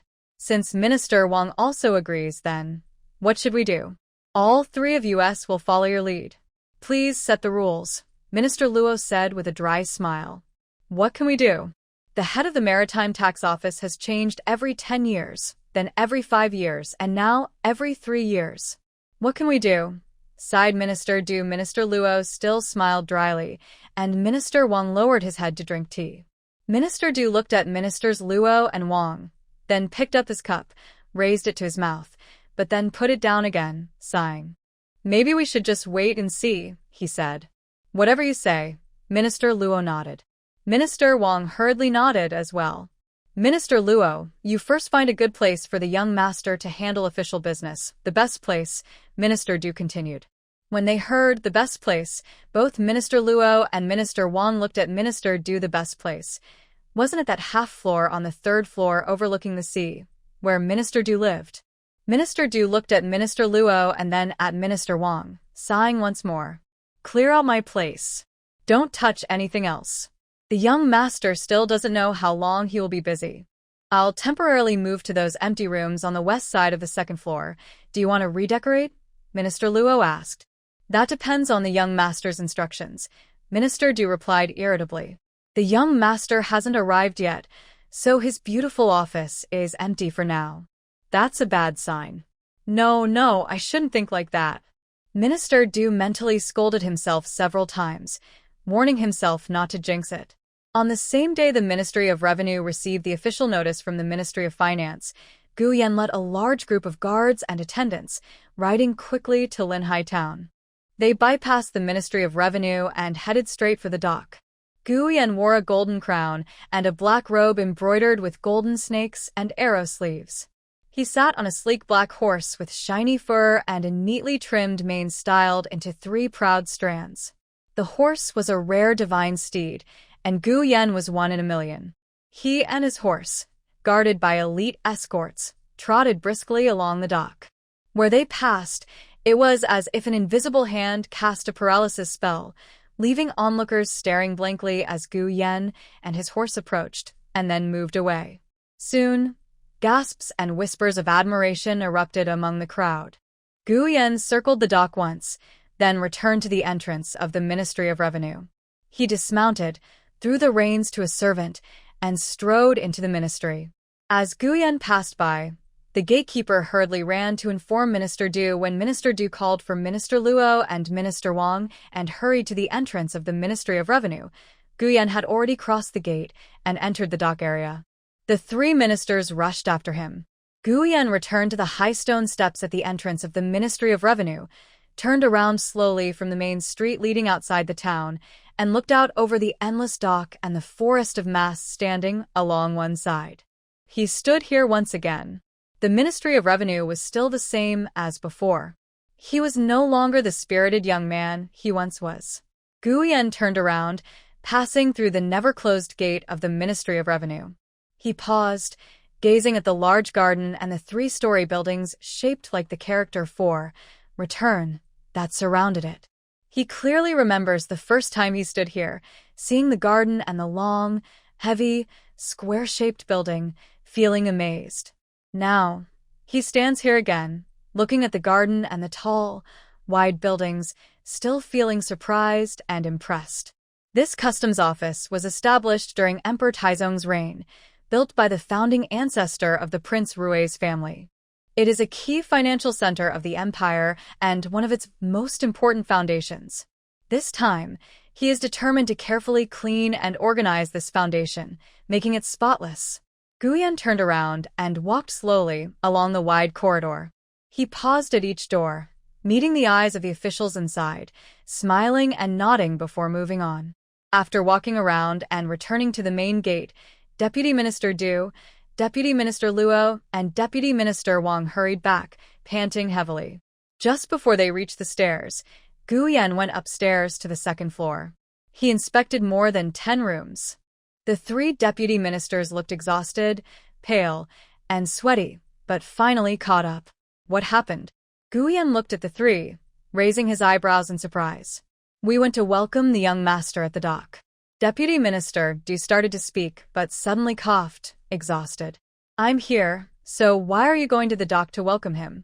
Guyan looked puzzled and waved his hand. Hurry up and rest. Wash off that sweat. Yes. Deputy Minister Luo, ignoring politeness, helped the coughing Deputy Minister Du, who couldn't speak clearly, and stepped back. He and Deputy Minister Wang hurried to wash up. He had just said not to go to the dock, but to wait here. Deputy Minister Du insisted on going after him. Look at this. All that chasing around, no credit gained, not even hard work, just 2 words. Serves him right. Gu Yan continued walking, smiling, and nodding as he looked around. From the 2nd to the 3rd floor, when he saw Deputy Minister Du's office with a great view, Deputy Minister Du finally finished cleaning up, changed into a new official uniform, and came out to greet him. Guyan stood at the door, glanced inside, but didn't go in. Instead, he turned and stepped outside. I just discussed with Deputy Ministers Luo and Wang. This spot has the best view. I will move downstairs now. As for how to arrange it, I will need the young master's guidance. Deputy Minister Du hurried to catch up with Guyan, smiling politely. Guyan was surprised and stopped, turning back to look. He smiled and said, I don't plan to stay in this Linhai town, so there's no need to give me space. You can handle things as you see fit. I am assisting the Marine Tax Office because there are too many fights and brawls at your dock. It's really too much. Deputy Minister Du was momentarily stunned. The Marine Tax Office exists just to deal with all the fights at the dock? That sounds so trivial. I am best at handling these troublemakers who only know how to fight. You do your work. Leave the dock to me. Don't worry, in about a month, no one will dare to fight or be violent there, Guyan said, swinging his fan and smiling as he walked away. Guyan, surrounded by guards, was carried in a cloud of silk toward Linhai town. When they pressed toward the dock, Hichingza stood by the 2nd-floor window of the He family's old shop but did not see his son, He Weiming. He quickly sent someone to check at the dock, and indeed, He Weiming was not among the cloud of silk. Hichingza felt uneasy. He looked out over the dock, watching the silk cloud drift away like wind-blown rice. After a moment of silence, he called a servant to bring a few people to stand guard at the town entrance. He didn't know why his son hadn't come along, so he could only wait at the town gate. He Weiming was rushing toward Linhai town in a hurry. The day after the heir announced plans to investigate the Marine Tax Office, he arrived early at the estate to serve his duties. The heir didn't tell him to go back and wait for orders. After 2 days of running back and forth, he realized it was inconvenient. His family's residence in Pingjiang Prefecture was not far from the estate, but it still took about an hour each way. The heir often left suddenly. Once he left very early, and he missed him. Another time, he had just left the estate when the heir went out again. Having missed him twice, he asked Hongbo to inquire if the heir could let him stay in a room at the estate so he could serve him more easily. Hongbo replied that the heir said he was not a servant in the household and that it was inappropriate to stay at the estate since he was not allowed to return home. This morning, when he arrived at the estate, he was told the heir had gone to Linhai town and had already been gone for half an hour. He Weiming, accompanied by a few young servants, rode quickly and arrived at Linhai town.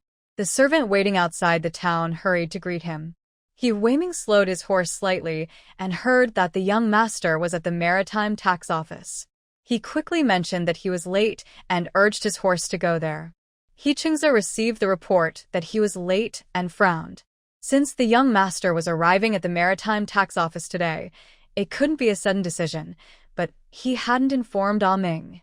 Hichingza leaned back in his chair, lost in thought for a while. He then stood up and looked out the window toward the Maritime Tax Office. He always felt that during the young master's last visit to Jiangnan, he was very cautious of the He family. Why? Did someone say something? Hichingza carefully considered each person and each event, thinking slowly. Guyan came out of the Maritime Tax Office, seeing He Weiming, whose face was red and sweaty, wiping his face with a handkerchief. He smiled and said, I was about to send someone to call you. Today we will stay in Linhai town. Find a place to stay near the dock. Other details are flexible. Yes, how many days should I stay? He Weiming hurriedly bowed and replied. Stay for a few days. Guyen seemed to have just thought of this, smiled and said, "Not sure exactly. Until the dock is cleaned up, we will probably need to stay." "Understood." Wei Ming didn't ask further. Since the young master said it might be a long stay, they would plan accordingly. Wei Ming hurried to find accommodations. It was already noon, and the young master was to stay tonight. In the half-day left, he needed to find a place, clean it, arrange furniture and supplies, cups, bedding, hot water, and cold drinks. Wei Ming quickened his pace. Time was tight. Guyen swung his folding fan, ate at Jiawa Tower, then returned to the dock. At the dock, Wang Gui had already set up a tent, placed chairs and tables, and a flag with the Gu character was flying at the entrance. Guyen stood in front of the tent, surveying the surroundings. He immediately saw Huang Xianzhou and Mr. Yao, who were busy writing and drawing on a few large ships. He nodded at Huang Xianzhou and ordered, "Call him over." Huang Xianzhou followed a servant into the tent. The location of the tent was excellent, cool and refreshing. Huang Xianzhou entered and immediately felt a wave of coolness, feeling very comfortable. "Sit down." Guyen signaled Huang Xianzhou. Shirgun placed the tea next to Huang Xianzhou on the table. Huang Xianzhou hurriedly bowed to thank him, his eyes fixed on the large cup, and he couldn't help but stare wide-eyed. "Anyan said you like to drink tea from a big cup. I had someone find this cup for you," Guyen said with a smile. "The young master is very considerate." "I thank you." Huang Xianzhou quickly bowed. Guyen raised an eyebrow. His tone was quite sarcastic. "Tell me what you've seen recently, and what you think." Guyen shifted to the main topic. "Yes." Huang Xianzhou lowered his head, his expression drooping. That last sentence didn't seem quite right again, sigh. "Never mind, better to talk about the task." At the dock, the porters and unloaders have fixed prices. How much one worker earns per job, adjusted once a year, led by the Maritime Tax Office, with major merchants and dock helpers jointly deciding. The rule for bargaining is based on last year's monthly prices of rice, oil, and other items, how much they increased or decreased. The rules are strict, but there's nothing unusual about that. Guyen nodded. He used to think these were trivial details. Porters and unloaders also count the cargo. After a ship's cargo is unloaded, they use a bamboo board to record what cargo it is, how many workers are involved, and the shipowner signs. The head porter takes the records to the inspection office for approval, then uses the bamboo board to get paid at the silver bank. The bank settles the unloading costs with the Maritime Tax Office each month. Guyen's eyes narrowed slightly. No wonder, He Qingzi said the Maritime Tax Office was complicated. Every small part involved many people. Inspection Office is under the 3 departments commissioner. Every year, the Ministry of Rights selects talented scholars skilled in calculations to serve. Their findings are reported directly to the 3 departments commissioner each month. This position rotates every 2 years, mainly summarizing data quickly. I think it's very hard to manipulate. The number of the 3 departments officials matches exactly with the Maritime Tax Office, Guyen said. I thought of that. Huang Xianzhou slightly bowed. At the Southern Bank, Jiangzhou, and Northern Bank, the porters and helpers belong to different gangs. On the Southern Bank, I found there are 4 gangs, each with their main business. The Silk Gang is the largest and most powerful. Recently, the outsiders working at the dock can only handle heavy and miscellaneous tasks. They can't get involved in silk, tea, jewelry, or other high-value goods. The officer often talked with the porters. The porters complained the most about unfair work calculations. Even though it took 2 trips to finish, the guild only counted it as 1 job. Yellow Xianzhou said this last part with a meaningful look. Guyen lowered his eyes, suddenly stood up, walked to the door of the shelter, slightly lifted his head, and gazed into the distance at the tall masts standing like a forest. In the past, He Qingzi said that his feet had never truly touched the ground of Linhai town.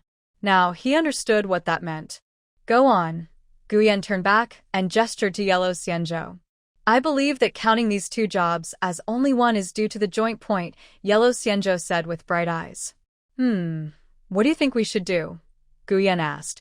First, we need to make sure 1 job is counted as 1. Then let the porters cause a fuss, and use this as a chance to determine the exact amount for 1 job. how many pieces of silk, fine porcelain, how much tea, and so on. I think these work amounts should have been recorded earlier. Yellow Xianzhou finished and looked at Gu Yan with a slight breath held. Gu Yan sipped his tea, carefully considered, then nodded. Yes, Chairman Shi of the Pingjiang Silk Guild and Old Yu of the Pingjiang office made 3 or 4 trips to see Lu Fuyin. In just half a cup of tea, Chairman Shi and Old Yu were politely sent out by Mr. Chow. Chairman Shi was filled with frustration and walked faster and faster. Old Yu hurried to follow behind. As Chairman Shi rushed inside, he grabbed his hood, slammed it on the table, then picked up a cup, saw it was empty, and angrily threw it outside the door. Chairman, Old Yu, quick-eyed and quick-footed, dodged the teacup and raised his voice. Is what he said human language? Chairman Shi slapped the table in anger. Have some tea first. Old Yu poured a cup and handed it to Chairman Shi. Chairman Shi took it, drank it all in one gulp, then slammed the cup on the table. We already thought of that, we even discussed it yesterday. Old Yu sat next to Chairman Shi. Chairman Shi's shoulders drooped. After a moment, he let out a long sigh. I'm impatient, all because of their pressure. Sigh, we did think of it, right? He looked at Old Yu. The Chow ministry might, Old Yu said with a bitter smile. Sigh, we can't really blame them. It's the family of the prince who has been in power for generations, after all. President Shi sighed again. Whether it's useful or not, we have to go and see. We need to say what we mean, Old Yu said quietly. Yes. Let's go back and pack up. We'll leave soon. I'll wait for you at the dock. We'll sleep on the boat tonight, and we'll arrive tomorrow morning. President Shi stood up, hands behind his back, and walked out. Old Yu followed him home to pack his clothes. The next morning, the boat docked at Hang City. President Shi and Old Yu went straight to the grain transport office to see the officials. They met Mr. Ge, the most trusted aide of grain transport director Jiang. The two carefully explained the situation about the Yuyang preserved eggs expanding into fabric business beyond their usual area. Mr. Ge listened closely, frowning and thinking for a moment. This matter sounds serious. Here's what we'll do. You go back first. I'll find a chance to talk to our office and see what they think. What do you say? You're right, President Shi said with a smile. This isn't a small matter. The Yuyang preserved eggs business doing such things recklessly could disrupt the market.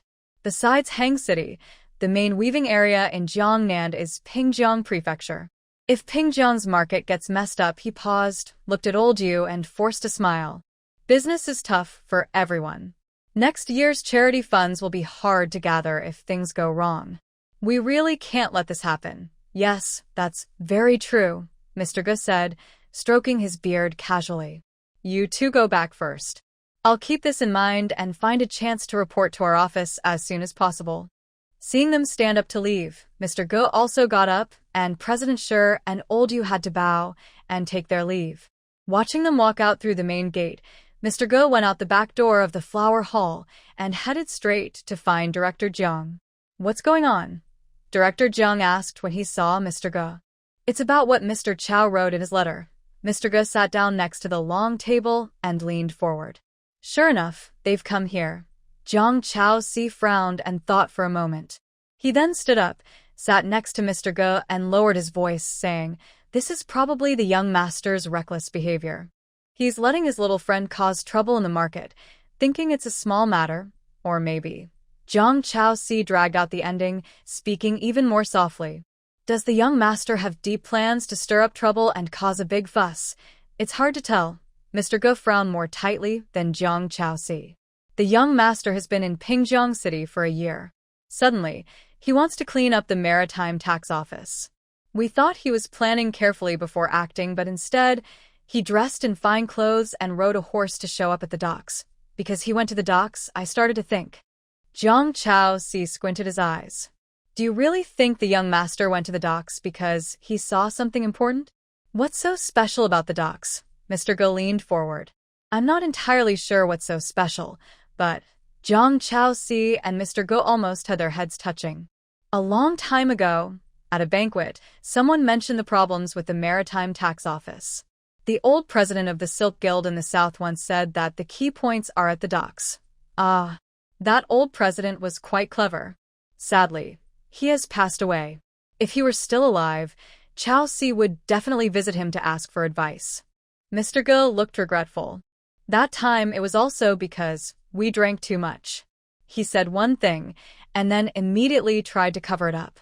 Because he covered it up too quickly, I paid attention. Jiang Chao Si chuckled. Chao Si, do you really think the young master is after this key point? I don't think so. The young master has his usual ways. His ideas and opinions, we've known them for over 10 years. If he's going to change, it would be gradual. People don't change completely overnight, Mr. Go whispered. I think the same, Jiang Chao Si replied with a chuckle. Most likely, the young master is reckless.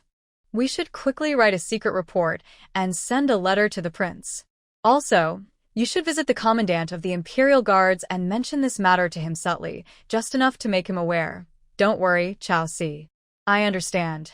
Mr. Go was about to stand up, but Jiang Chao Si raised his hand to stop him. One more thing.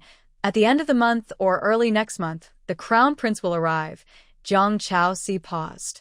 Mr. Go looked at him, waiting for him to continue. Jiang Tsongsi stood up, walked to the door, looked around, then sat back down. He leaned close to Mr. Ji's ear and said, "From what I see of Gao Shuisi, he's very busy and making big moves. I think the crown prince isn't just passing by." Mr. Ji's eyes widened in surprise. You know what's going on.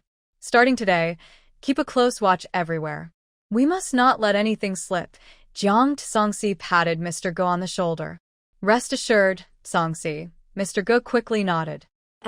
Chairman Shi and Old Yu returned directly to the boat and ordered the anchor to be raised and to set sail back. They sat in the cabin, both unwilling to speak, drinking tea quietly, one after the other. Mr. Ji's attitude was clear. He didn't care much either. As for the Yayang cloth shop matter, both Mr. Go and Jiang Tsongsi knew about it, but they didn't plan to interfere. I really shouldn't have taken this chairman position. Chairman Shi looked discouraged. He really shouldn't have accepted this role. It's just a small matter. Even if we ignore it, there's nothing serious, Old Yu said with a smile, trying to comfort him. How can it be a small matter? Look at how those people are causing trouble and what they're saying. It's so unpleasant. Chairman Shi covered his face with his hand. This is something we have to handle ourselves. Old Yu patted Chairman Shi on the shoulder. We are officials. Chairman Shi lowered his hand and pounded on the table, then let out a long sigh. He had taken this official position mainly because he was tempted by the rank of 9th grade. Now he regretted it deeply. We need to find out first. Old Yu ignored Chairman Shi's comment about being an official. Yes, Chairman Shi sighed again. Haven't we already found out? The young master behind Yang is that young lord. What more do we need to find out? Just want to see how Yang plans to handle this business, Old Yu said carefully. Huh. Chairman Shi looked at Old Yu. What are you trying to do? The government office isn't involved, the Tsongsi government isn't involved. If neither is going to take care of it, Old Yu dragged out the tone. How can we manage? We can't do anything about it. Chairman Shi raised his eyebrows, then suddenly slammed the table. That's right. If one or two are afraid the palace won't let them handle it, what can we do? We're powerless. The next morning, President Shi went straight home. Lao Xing first took a walk around the neighborhood. After coming out, he walked half a street toward his house when he suddenly stopped, frowned thoughtfully, then turned and headed to the government office. At the government office entrance, he saw a few guards talking outside the main gate. He asked if the chief patrol officer was on duty. Learning that the chief patrol officer was not working today, he turned and went to the chief patrol officer's home. Before lunch, the second daughter-in-law of the chief patrol officer wore new clothes and carried several packages of snacks. She took a carriage back to her mother's house. As she entered Xiao East Alley, just a few steps from her mother's yard, Grandma Wu got out of the carriage. She raised her voice and told the coachman, "Come pick me up again in the evening. Don't come too early. I want to spend more time talking with my mother." In the Wu family yard, Aunt Miao rushed out happily, exclaiming, "It's our second aunt. Wu's sister, third sister, come quickly. Our second aunt is back. Father asked me to come home and talk with mother." Grandma Wu said loudly, "Take these 2 packages of Guai Ji snacks carefully. Father specially bought them. There are a few more packages here, but carrying too many makes it tiring after just a few steps. Aunt Wu followed closely behind Aunt Meow, rushing out to take the packages of snacks. She called out loudly, "Third sister, come quickly and take these packages of Gui Ji snacks inside." The three of them loudly called and entered the courtyard. Wu's third sister leaned against the doorframe of the main house, slightly turning her head to glance at the three people lined up. Wu's fourth and fifth sisters sat at the side room entrance, wisely not standing up. Their family's rule was that everything in the house was reserved for the one getting married. Before the eldest sister married, the family's food, clothes, and supplies all belonged to her. The four younger sisters ate and wore what was left over after her needs were met. Once the eldest sister married, the second sister took her place. After the second sister married, it was the third sister's turn. Mother said that money should be used wisely, on what truly matters. They were not at that point yet, they were not at the cutting edge. The third sister took the Gui Ji snacks her mother handed her, looked at them, then threw them onto the table. She shook her handkerchief and went into the east room, raising the door curtain. This stubborn girl. Grandma Wu raised her eyebrows. Second aunt, don't bother with her. Young ladies are delicate guests. Are you tired? Sit down quickly. The matchmaker gently sat down beside Grandma Wu, her eyes filled with affection as she carefully observed her. Have a cup of tea to soothe your throat. Aunt Wu handed a cup to her daughter and sat beside Grandma Wu, lowering her voice with concern. Why are you back now? Is everything all right? Her second daughter, though married into a good family, had some small flaws. The Ping family had 3 sons. The eldest and youngest were capable and strong, able to support the family. But the second son was often sick and spoiled. He ate 5 meals a day, took naps in the morning and afternoon, and spent most of his time eating, sleeping, and resting, unable to do much else. When choosing a second daughter-in-law, Ping family head was strict. He wanted someone skilled at weaving fine cloth, so after marriage, she could work at the Pingjiang weaving workshop. His sister-in-law managed the workshop, and he planned for the daughter-in-law to learn some skills for a few years before trying to get a managerial position. With a daughter-in-law supporting the family, the second son's household could stand on its own. Ping family had used several official matchmakers, including the one named Miao. This difficult-to-find match was successfully arranged by Miao, who did her best to secure it for Wu's second sister. Wu's second sister married into the Ping family and worked in the weaving workshop. If she couldn't learn to weave silk and intricate fabrics, her aunt had her transferred to the warehouse. She was often exhausted from work and couldn't keep it up, so she eventually returned home. Fortunately, her sister and her brother-in-law had a very good relationship, and the Ping couple loved their son dearly. Wu's second grandmother was content and didn't feel much hardship. I was just talking with Erlang about making some sweet soup. Father called me over, asking me to come back quickly. When I left, the snacks were already prepared. Wu's second grandmother slightly lifted her chin, looking proud and a bit reserved. Did something happen? The matchmaker leaned forward and asked. Nothing serious, just a matter of asking my mother and Aunt Meow for help. Wu's second grandmother took out a handkerchief, shook it, and pressed her lips. Oh, tell me quickly. The matchmaker's eyes lit up immediately. She wasn't afraid of being asked for help. She only feared people not asking her at all. There's a family named Li in Tsilian Alley. They say he's a scholar. Does Aunt Meow know about him? Grandma Wu asked a quick question and watched the matchmaker nervously. Yes, I know. How could I not know about their family? What's going on? Did the local official take a liking to their daughter? The matchmaker asked. Good. I'm glad you know. Grandma Wu sighed in relief and dabbed her mouth with a handkerchief. They're now in the fine cloth business. Do you know how they make this fine cloth? The matchmaker and Aunt Wu looked at each other hesitantly, then asked, How else? They just open a shop to sell fine cloth. Their cloth is quite cheap. That cloth is usually very poor quality. You can see the stitches just by pressing with your finger, Aunt Wu added. I'm asking where their cloth comes from. I heard it's not made in a workshop, Grandma Wu said, giving the matchmaker a pointed look. That needs to be checked, the matchmaker replied. Please find out quickly, Aunt Wu. The sooner the better. I'll have the coachman come to pick me up in the evening. Can you find out before then? Grandma Wu asked. This is a very important matter for our second sister. You must do your best.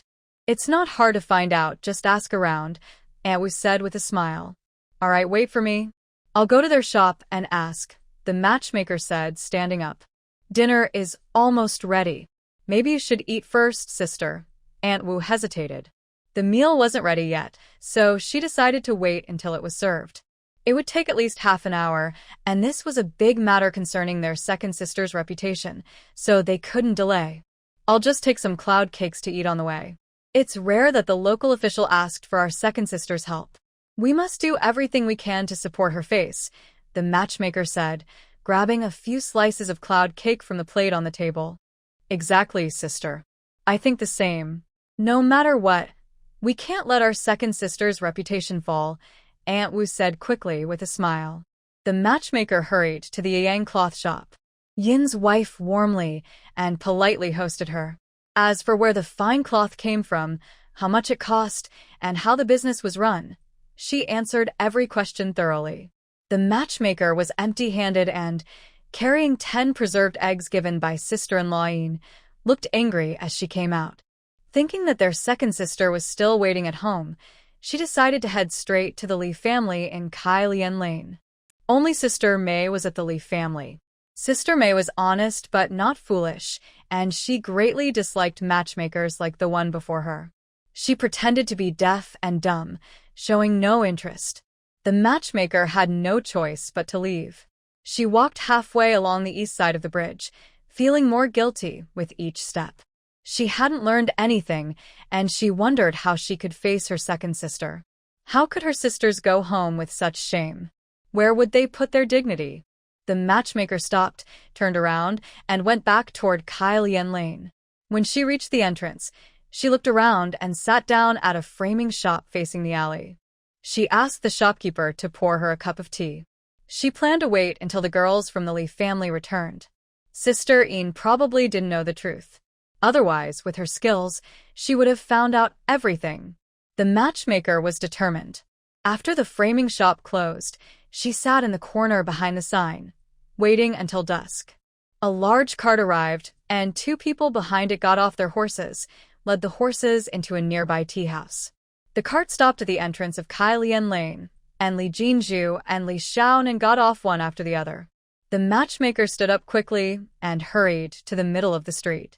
Suddenly, she paused, turned around, and approached the driver who was about to crack his whip and urged the donkey forward. She grabbed him and asked, "Did the 2 girls from the Li family hire your cart? Where did they go?" The driver glanced at the matchmaker with a sneer, about to shake off her hand.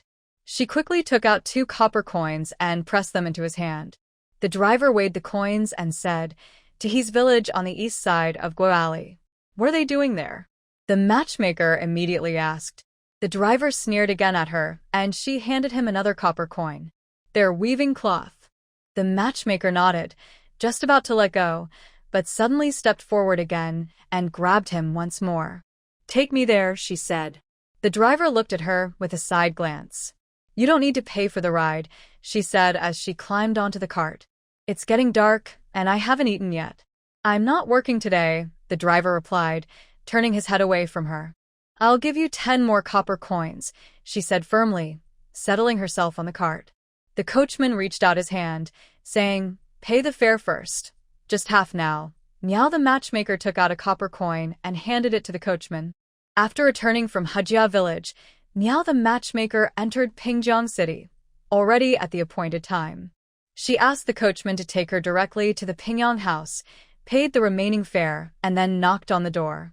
She called out to Grandma Wu, leaned in close, and whispered for a long time. At Linhai Town, the dock.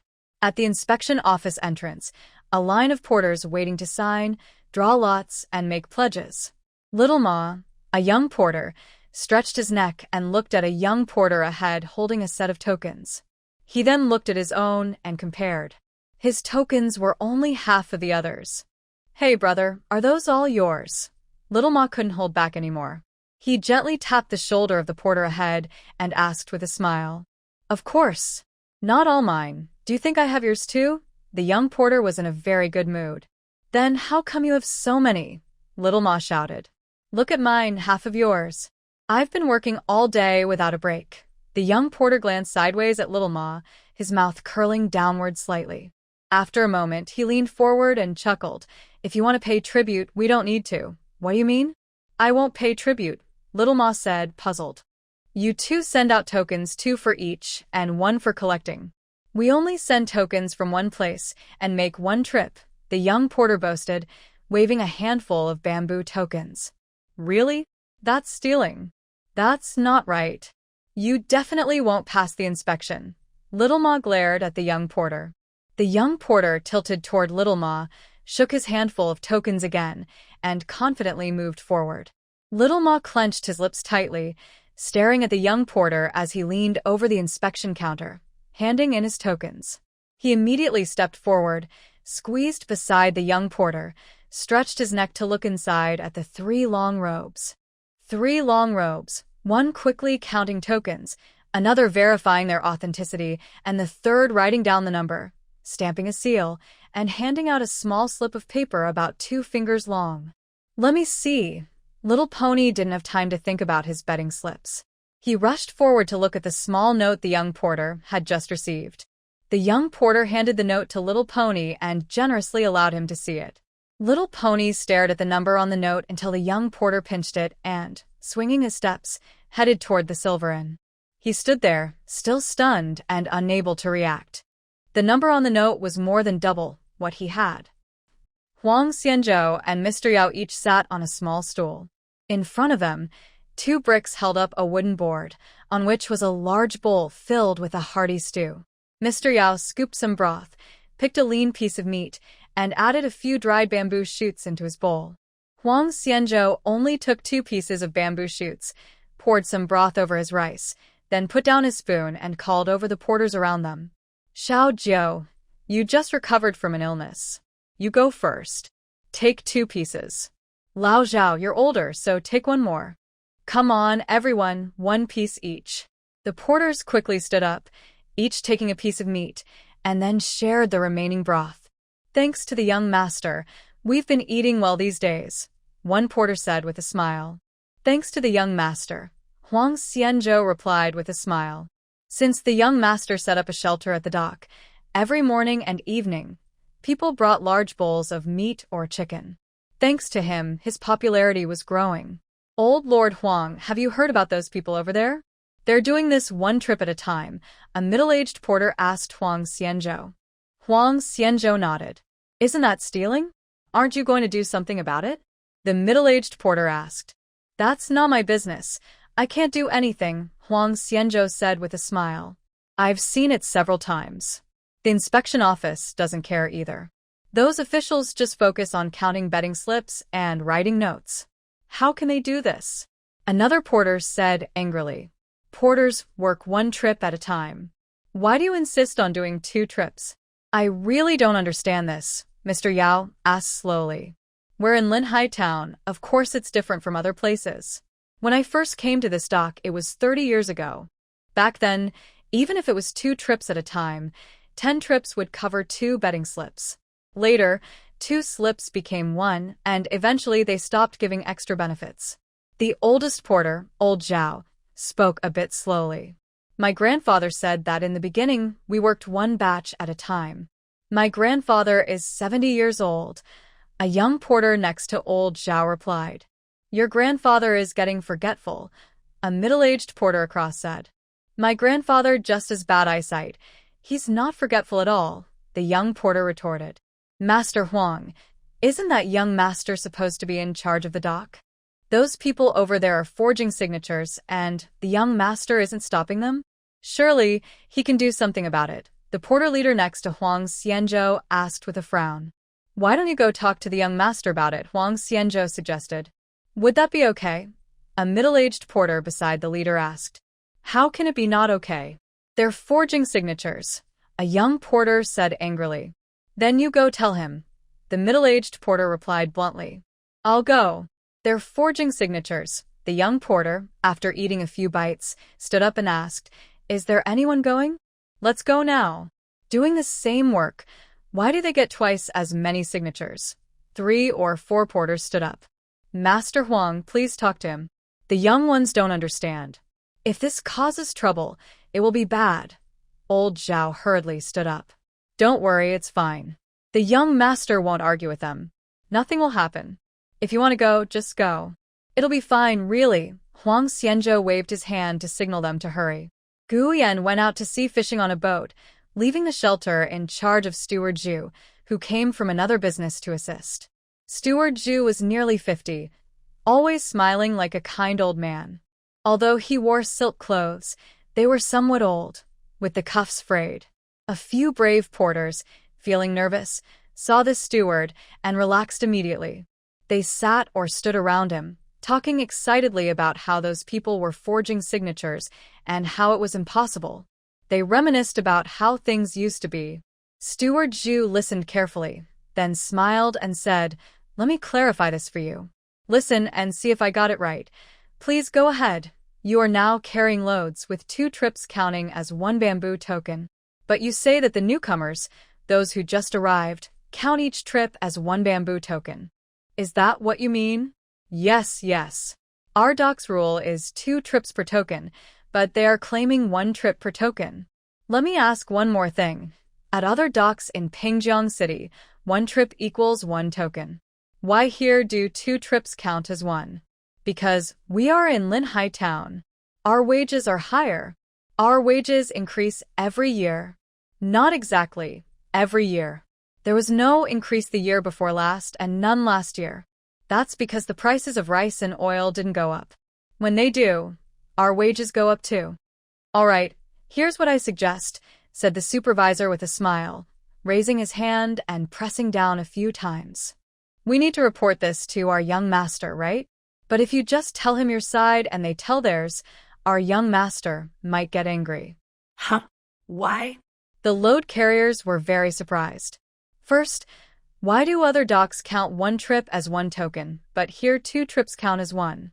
We need a clear explanation, right? Because we are in Linhai Town. Our wages are higher. We've always done it this way. It's the rule. They say it's a cut for the guild. After everyone finished speaking, the supervisor smiled and said, "Look, you 4 each have a different explanation. One says one thing, another says something else. Who do you think is right?" Everyone looked at each other. I think we should all go back and ask clearly why our dock counts 2 trips as 1 token. How much higher are our wages compared to other docks, like in Pingjiang City? Is it true that 1 trip at our dock can cover 2 trips elsewhere? We need to find out first, so we can report it to our young master. Don't you agree? Yes, that makes sense. You're right, old Master Zhu. We'll go back and ask around. Once we know the facts, we'll come back and tell you. The group discussed among themselves and then left the shelter to head back. As the sun began to set in the west, Gu Yan returned from fishing. After hearing reports from Steward Zhu and others, he squinted at the groups of porters nearby. He watched for a while, then stood up, stretched his shoulders lazily, and said casually, "Really bored today. Stay here and watch over things. If anything happens, report to the other residents. I need to go rest now." Shogun quickly waved to signal. The young servant and guards hurriedly packed up, brought the horses, and Gu Yan mounted his horse, riding ahead back to Pingjiang City. Since the porters started asking questions, the water in the pond had begun to stir. Gu Yan decided to temporarily hide and give space, letting the water churn and bring up the dirt settled at the bottom. Hor Weiming was sent out early in the morning to buy some rare ingredients. He returned to Linhai Town and received a report at the town gate that Gu Yan had left the other residents 15 minutes earlier. Hor Weiming paused for a moment, then headed straight to the old shop of the He family. He Zhengzi sat in a rocking chair at the front of the main house, eyes half closed as if asleep. When he heard footsteps, he opened his eyes and looked toward the second door. "The young master has gone back, but I don't know which way he took. We didn't meet him," Hor Weiming said with a somewhat gloomy expression. During these days in Linhai Town, the assignments given to the young master were either about finding a place to stay or preparing fishing gear and buying ingredients. It wasn't just distrust. It felt like they were deliberately mistreating him. Since the day before yesterday, the new Yanzhou gang has started to act independently, He Zhengzi said clearly. Hor Weiming was stunned for a moment, then widened his eyes. Does the young master know? He Zhengzi looked at his son with a helpless expression. I was confused. It's the Yanzhou gang. Ao is from Yanzhou. So, Hor Weiming quickly admitted his mistake and looked at his father.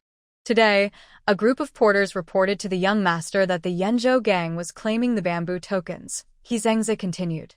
The young master went fishing early this morning. Hor Weiming instinctively added. Yes, leave old Zhu at that shed. Old Zhu should have those porters check the origins of the 2 trips at Linhai Town's dock, He Zhengzi said, slowly circling his thumbs. But the young master's gone back. Hor Weiming pointed toward Pingjiang City. He Zhengzi looked at his son and sighed. His son is quite good, but quite good is the best way to describe him. Sigh, for thousands of years, no family has had generations of outstanding children. Just being good is already quite an achievement. The heir has been guarding the dock these past few days. Today, this is the only thing he found in the shelter. If he doesn't leave, he will be dealt with, but it's not the time yet. His Highness the heir left well. He Qingzi paused for a moment, then continued. In over a year, people say the heir has grown up and become more steady. He's not just steady. The Prince Ruida's family truly has deep blessings. He Weiming understood part of it, but most of it was still confusing. Go immediately to the other estate and explain the background of those 2 trips to the dock clearly to the heir. When you arrive, report to him right away. No need to wait for an opportunity, He Qingzi ordered. Okay. To what extent should I explain? He Weiming asked. Just stick to the facts. Don't talk about anything else. For now, follow the heir. When he moves, we move. Stick to the facts, He Qingzi said in a low, serious voice. All right. I'm leaving. He Weiming stood up. Guyan rode his horse back to the other estate. After washing up, he stood in the corridor, looking at the red sun still visible on the horizon. He hesitated for a moment, then ordered, call Wan Qing into town. Li Xianwan was whispering behind Mei Jie. Stuffing shrimp skins in chive pockets isn't fragrant enough. You need eggs. 1 is too few, 2 are still too few. Better to have 1 egg per person. When she heard Wan Qing's voice, Li Xianwan hurriedly responded. Time to eat. Li Xianwan was standing at the door threshold, not going outside. Our heir specifically asked me to tell you. He invites you to dinner, Wan Qing said with a look of helplessness, looking at Li Xianwan. Her master had said earlier, if Miss Li says she hasn't eaten and refuses to come out, this girl really prioritizes eating. Li Xianwan called out to Mei Jie, then stepped out of the door. Wan Qing leaned close and gritted her teeth, saying, Can't you be a bit more promising? Where am I not promising? Li Xianwan said, confused. Our young master said he would invite you to dinner. He also mentioned that if you refuse to come because you say you haven't eaten, just tell him he's inviting you. Look at you, just for the sake of eating. Qing pointed at Li Xianwan's shoulder. So, are you asking if I should go or not? It seems, Li Xianwan paused. Going is for eating, not going is also for eating. Qing glared at Li Xianwan, blinking a few times, then sighed deeply. Why are you so greedy? Because I am greedy. I've never been able to satisfy my craving fully. Li Xianwan also sighed. Qing looked at her sideways, then pushed her forward after a moment. Then today, satisfy your craving. Eat as much as you want. 1 meal isn't enough. I tell you, if I want to satisfy this craving, I can eat whatever I want as much as I want. To truly stop craving, I'd need at least half a year or a year of eating like that to fully get rid of the craving. Li Xianwan was pushed along by Qing, walking and sighing at the same time. Qing stopped walking, took a half step forward, and hugged Li Xianwan from behind, quietly saying, I can't come out. Otherwise, I'd come every day to invite you to eat, to feed your cravings until they're gone. It's much better now. Sister Mei is making leek dumplings. Sister Mei's leek dumplings are the best in the world. I'm not just craving because of that. Li Xianwan reached out to hold Qing's arm. Don't pull me. We're at the alley entrance. Qing pushed her hand away, cleared her throat, and lowered her eyes, trying to stay calm. Li Xianwan entered the tea house, but didn't see Gu Yan. Shirgun stood at the staircase, smiling, bowing slightly to signal Li Xianwan to go upstairs. Upstairs wasn't divided into separate rooms, but was a large hall similar to downstairs, with several square tea tables. A young servant stood at the corridor leading to the backyard, bowing slightly to indicate Li Xianwan. Li Xianwan walked through the long corridor, turned a corner, and found another spacious hall. Gu Yan was standing by the floor-to-ceiling window. Hearing footsteps, he turned to look at Li Xianwan and waved for her to come over. Li Xianwan stood beside Gu Yan, looking out the window. A large area of houses was hidden among lush trees, and in the distance, the lake shimmered. "This is Pingjiang Academy," Gu Yan introduced. "Really beautiful," Li Xianwan sincerely praised. When the ancestors built the separate residence, they also renovated the Pingjiang Prefectural School.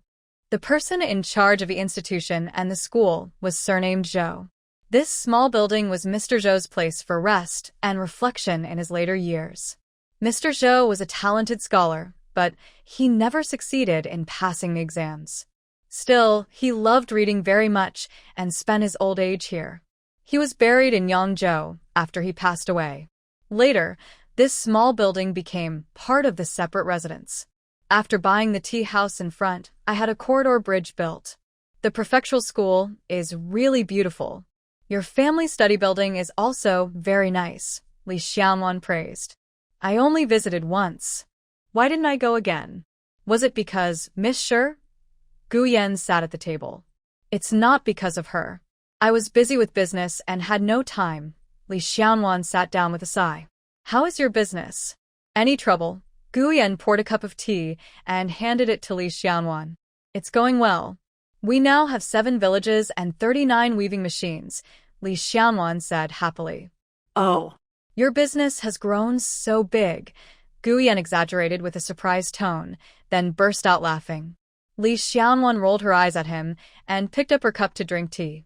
I'm happy for you, really, Gu Yan said with a smile and explanation. What about your Haishui office? How is it? Li Xianwan asked. We found a place and started working on it, Gu Yan replied with a smile. No wonder you're so happy. I'm very happy, especially after hearing that your business has grown so much. Honestly, 39 weaving machines is a medium-sized workshop. Seeing Li Xianwan's disbelief, Gu Yan quickly changed the subject. I had someone steam a white water fish, fry some shrimp, and make crab with lotus. What else would you like to eat? That's enough, she replied. While they talked, the servant brought steamed white water fish, clear shrimp, crab with lotus, along with drunken chicken, clear soup with firewood, and 2 seasonal vegetables. He also brought a bowl of fine noodles and 2 small bowls of rice. Li Xianwan hesitated for a moment, then took a bowl of rice. She first picked up a piece of white water fish.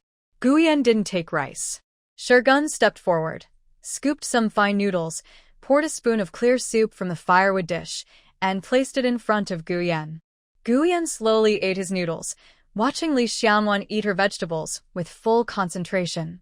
This young girl always ate so intently, no matter what she was eating. They ate quietly and peacefully.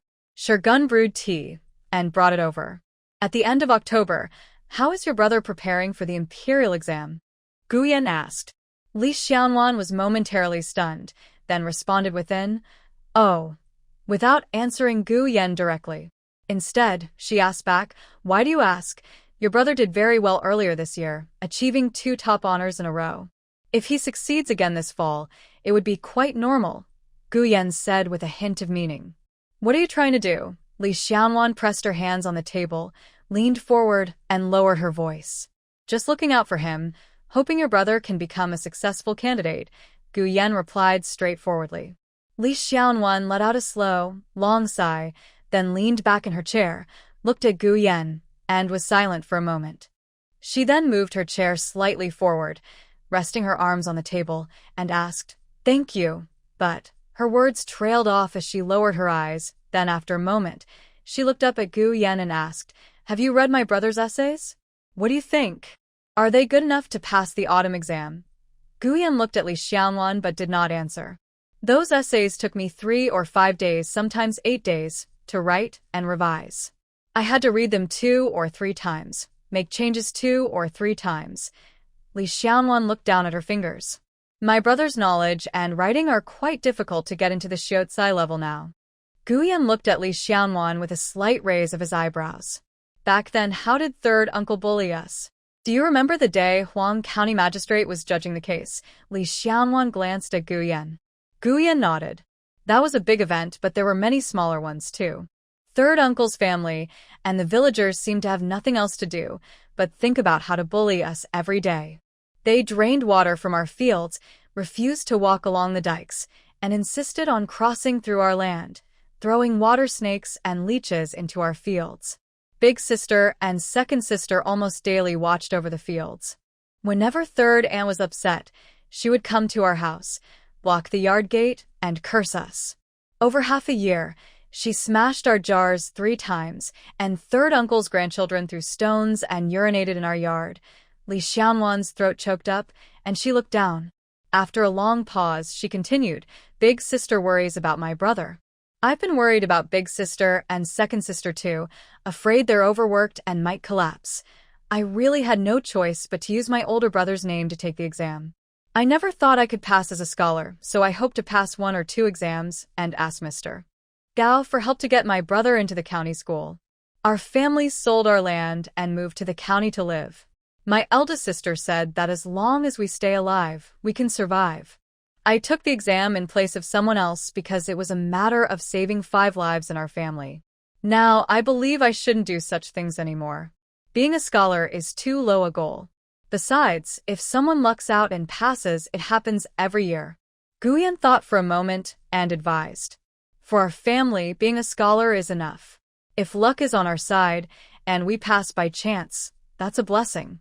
But now, it's not just luck, is it? Li Xianwan looked at Guyan. There's no need to be too strict about this. Guyan continued to advise, your brother isn't too bad. Human relationships and society are unavoidable. Li Xianwan shook her head. My eldest sister said long ago that taking the scholar exam was a last resort, just to survive. Now that we are alive and doing well, we shouldn't seek more. Should we follow what others do just because of society's opinions? She asked. When we were in Little Li Village, my eldest sister often said we shouldn't be like them. When the third uncle was forced out of the family and his home was destroyed, my eldest sister was very angry. She said it was just like when he used to bully us. She wanted to speak up in the ancestral hall because of this. My eldest sister said we should act with honesty and integrity. I think she's right. You admire your eldest sister, Guyan said, pouring more tea for Li Xianwan. But now, everyone in Liangzhi province, even all of Jiangnan, probably knows about your relationship with your friend, or maybe they think your brother is taking the exam without my involvement, he added. Li Xianwan said quietly, I'll talk with my eldest sister and brother. We won't take the exam anymore, after a moment of silence. There's no need to give up just because of a small setback, Guyan said with a wry smile. When my brother's knowledge and writing are enough for him to become a successful candidate, then he can take the exam. As for life, the most important thing is peace of mind. Otherwise, delicious food won't taste good, and beautiful scenery will go unnoticed. We need to be in the right mood, right? Li Xiaonuan smilat. No wonder everything you eat tastes so sweet and delicious. I've learned something today, thank you. Guyan nodded politely and smiled. Li Xiaonan returned home. In the main hall, Li Yuzhu and Sister Mei were comparing half a piece of fine cloth, discussing the best way to cut it efficiently. Li Jinju was sewing shoe soles and occasionally offering suggestions. Is your brother back? Li Xiaonan looked toward the east room. Yes, he's back, Li Xuedong replied and stepped out. Is everything okay? Li Jinju examined Li Xiaonan carefully. Is brother going to take the autumn imperial exam? Li Xiaonan didn't answer Li Jinju's question directly. Just now, I was talking to eldest sister about it. Li Xuedong came out of the room. I originally wanted to take the exam, but I knew I wouldn't pass. I just wanted to see how the autumn exam works and observe the test. Today, Director Dong Shan asked me if I plan to take the autumn exam this year. He urged me to go quickly, saying that since the young master is currently in Jiangnan and the provincial officials are both military officials, Li Xuedong looked at Li Jinju. I told your brother not to take the exam, Li Jinju said straightforwardly. Does brother want to become a successful scholar? Li Zianan looked at Li Xuedong and asked with a smile. Li Xuedong hesitated for a moment. I do want to, but I'm not good enough at studying or writing, at least not now. Even though the teachers praise me, and Director Dong Shan also praises me, I know myself. My classmates, his words trailed off. Brother Hong said not to listen to those idle talks from classmates. They say it's sour grapes because they can't get it, but it's true, they're jealous. I want to succeed based on my own ability. What if your writing never improves enough and you keep failing? Li Zianan pressed. Then I'll keep trying. I've always thought it would be great if I were a talented scholar, like Senior Liu from the academy. But I don't think I'll ever be a great scholar in this life, Li Xuedong said with a smile. The young master said he would help brother pass the exam. Li Zianan told Li Jinju. This stubborn girl is so petty. Li Yuzhu reached out and patted Li Zianan's head. The young master said it's not necessary for him to do anything. As long as brother takes the exam, someone will naturally look out for him, just like now at the academy. Li Zianan moved closer to Li Jinju. Then wait until you feel your knowledge and writing are good enough to reach the level of a successful candidate before taking the exam, Li Jinju said to Li Xuedong. Li Xuedong mudda rapatadli. The next evening, just after Li Jinju and the others arrived home, Li Yinju hurried over. Li Yinju first went to the kitchen, handed a package of plain lamb to Sister May, then entered the main hall, placed a box of plum blossom cakes on the table, and shoved a package of candied hawthorn to little Li. Why are you here at this time? Li Jinju took a piece of plum blossom cake. Lang told me to come back. I said I'd come after dinner, but Lang couldn't wait, and kept urging me. He's so annoying, Li Yinju said as she poured herself a cup of tea. Is it about your brother's exam? Little Li asked vaguely, biting into the candied hawthorn. Yes. I knew you would know. Lang kept saying you definitely didn't know, saying it's a rare opportunity, and that Xuedong said he wouldn't take the exam. Did you see how he looked? He was so anxious, spinning around and jumping. He kept talking about it. Li Yinju leaned between little Li and Sister Jinju, lowering her voice. How can the young master rely on others' help? How can he rely on the young master's influence? I told him straight that this influence shouldn't be relied on. Lang said I didn't understand and told me to go back and tell Big Sister. Can the young master really rely on this influence? How did you all decide? I think it's possible to rely on it, but it shouldn't be. Big Sister also thinks it shouldn't be relied on. I think so too, Little Li quickly nodded. I just said so. Li Yinju exhaled in relief. Go back and tell Lang not to always think about relying on others. It's best to depend on yourself, Li Jinju advised. I'll go back and teach him a lesson, Li Yinju said, pulling her sleeve and snorting. Little Li raised her eyebrows at her third sister. Li Yuzhu patted Li Yinju's shoulder from behind. Look at you, so fierce. Even with old lady Hong around, don't go around scolding people. Has your mother-in-law left yet? She left early the day before yesterday. That day I slept until late afternoon and didn't eat lunch. I didn't argue with her at all. Whatever she said, I just agreed, Li Yinju admitted to her eldest sister. Big Sister didn't allow her to argue back to her mother-in-law face-to-face, and this time, she truly didn't say a word in reply. Was your mother-in-law happy when she left? Little Li asked with a smile. I think it's okay, Li Yinju glanced at Li Xianwan. Did your mother-in-law come because she needed something, or just to see you all? Li Jinju asked.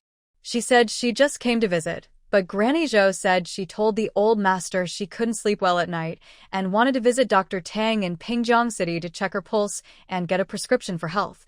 Li Yinju chuckled softly. Granny Zhou was the youngest of the 8 maids who accompanied the late lady, arriving at the Hong family when she was only about 8 or 9 years old. She stayed close to the lady and eventually became the head maid. After Li Yinju married into the Hong family, the old master asked Granny Zhou to become her housekeeper. Is there anything in your family that Granny Zhou doesn't know? Li Xianwan asked in surprise. I don't think so. Granny Zhou is very capable, Li Yinju said with admiration. By the way, this honeyed hawthorn is something Granny Zhou asked me to bring you. She made it herself. I can tell, Li Xiaonuan handed another hawthorn to Li Yuzhu. Second sister loves eating honeyed hawthorn the most, while the eldest sister finds it too sour. Is everything all right? Li Jinju asked with concern. What could be wrong with her? She gave me a bunch of recipes to help with childbirth, and I accepted them. She just kept giving me things, Li Yinju chuckled. She also brought me a big pile of books, all of them. I took them all and stacked them in Erlang's study. I said I would read carefully. If I don't understand something, I'll ask Erlang to explain. She said no, that she couldn't disturb Erlang's studies, and then started nagging me to go back to Kunshan County. She said she would teach me, and I said that's fine, it's good. But I came to take care of Erlang because the old master asked me to. If I want to go back, I need the old master's permission. I can't just decide on my own. She told me to go find the old master and even taught me what to say. I told her I wouldn't go because I was afraid of the old master. If I went, she said she would go instead. She paused, and then she started saying she had chest pain. Later, she asked me what to do if I couldn't understand something. I said I would ask Anwan. She said Anwan was just a young girl and didn't know much. I told her Anwan was more knowledgeable than Erlang, which the old master had said. The old master also said that County Lord Huang praised Anwan's learning. Then she started saying she had chest pain again. Did your mother-in-law have Dr. Tang check her pulse? Li Yuzhu stifled a laugh and asked. I went with her. I accompanied her to see Dr. Tang. She complained at length, and Auntie Zhou secretly told me that she took at least 3 or 4 people's time. She asked me to take her home quickly and then go back to see Dr. Tang again to give a small thank you gift. That gift was worth 5 taels of silver. 5 taels. I also received 2 blessings, making 4 or 5 blessings in total. Li Yinju looked angry. Be more patient and don't be angry. Li Xiaonan patted Li Yinju. I'm not angry. I just feel sorry for the money. Dinner's ready. Sister May called out and brought the food. The family ate, and outside, the big carriage to pick up Li Yinju was waiting. After seeing her off, Li Jinju and Li Xuedong said, prepare a few gifts for tomorrow. The day after tomorrow, go to Gao Village Market and talk to Mr. Gao about not taking the autumn exams this year. Say that you think your studies and writing are not good enough and plan to take the exams a few days later. Okay, Li Xuedong quickly agreed with a smile. Buy a few jean of pine nut candies, Li Xiaonan added. Li Xuedong immediately blushed and muttered something. You also likes pine nut candies. Ask around and find out which shop in Pingjiang City makes the best pine nut candies, Li Jinju said with a smile. Li Xuedong blushed and responded. Linhai Town. At the dock, a young porter held up a sign looking for workers, walking confidently and boldly, specifically approaching local porters. As he walked, he called out to them, 1 trip, 1 price. Honest and fair. 1 trip, 1 price. No taking cuts, no cheating. 1 trip is 1 trip. A few dozen steps away, about 10 strong men dressed in fine clothes stood watching. Damn. I can't take it anymore. A tall, muscular man suddenly threw off his outer coat and was about to rush forward to fight the young porter. A man nearby hurried forward and forcefully pulled him back, sternly saying, Come back. What are you causing? The boss hasn't spoken yet. The boss. Say something. The tall man glared at the middle-aged man standing in the middle. Can't you see? This is a place for fighting. The middle-aged man slightly raised his chin towards the booth of Gu Yen and glared at the man. What's wrong with the young master? The young master also needs to be reasonable. They are clearly pretending to take something they shouldn't. Damn it, they are pretending to take the young master, but no one cares. They dig under the walls and even put our faces in it. The young master doesn't care either. We fight back and then the young master will get involved? That makes no sense. The tall man's face twisted with anger. Fourth brother, calm down. An old man beside the middle-aged man patted the tall man's shoulder. Think about why the young master stayed at the dock. When they built that shed, the young master made it very clear, it's to prevent fights on our dock. If you rush in like that, you're just walking into danger. You're right, a man who pulled the fourth brother back put his coat over his shoulders. Look at that kid, he's just provoking us. If you can't hold back and go to fight him, you're the one causing trouble. Stay calm, Don't rush. The boss must have a plan. Everyone's got a point, but on our dock, we don't play fair. We fight with fists. If we don't settle this, it won't end. The fourth brother put on his coat, angry. That's right, the middle-aged man snorted. On our dock, we fight with fists, not rules. They say the shift change is the day after tomorrow. The old man next to the middle-aged man lowered his voice. Yes, that's my plan. Wait until the shift change. The middle-aged man narrowed his eyes. Better to cut off one finger than 10. Old Sue spoke very quietly. Yes, they have many people. We can't handle it alone. You make arrangements. Everyone should gather. This isn't just our family's problem. Several families are involved. We should work together. Take advantage of the shift change to settle everything once and for all. Cut them down and root out the trouble. The middle-aged man squeezed out the words, cut them down and root out the trouble, from between his teeth. Old Sue nodded. Let's go. No need to watch anymore. The middle-aged man turned and walked back. Gu Yan, dressed in a black snake-patterned arrow sleeve and thin boots, faced the sea breeze. He watched dozens of warships rushing toward him. As the waves crashed at the bow, huge white sails fell with a rustling sound. The flags on the middle ships fluttered, and Gu Yan watched the changing flags with a smile. One by one, the warships approached the dock and dropped heavy iron anchors. The ship had not yet come to a complete stop when a long gangplank was lowered. Yang Qifan, the young son of the Changsha king, dressed in military clothes, rushed down the gangplank and knelt before Gu Yan. Young master, you're here. Gu Yan smiled, reaching out to pull Yang Qifan up. He looked him over from head to toe. How many years has it been? Quite a few. Gu Yan's throat tightened slightly. He truly hadn't seen him in many years. Before they fought him and the emperor, the most prominent figure among the emperor's supporters and his wings was Yang Qifan, the commander of the Jiangnan Navy. That time, they parted with deep regret and sorrow.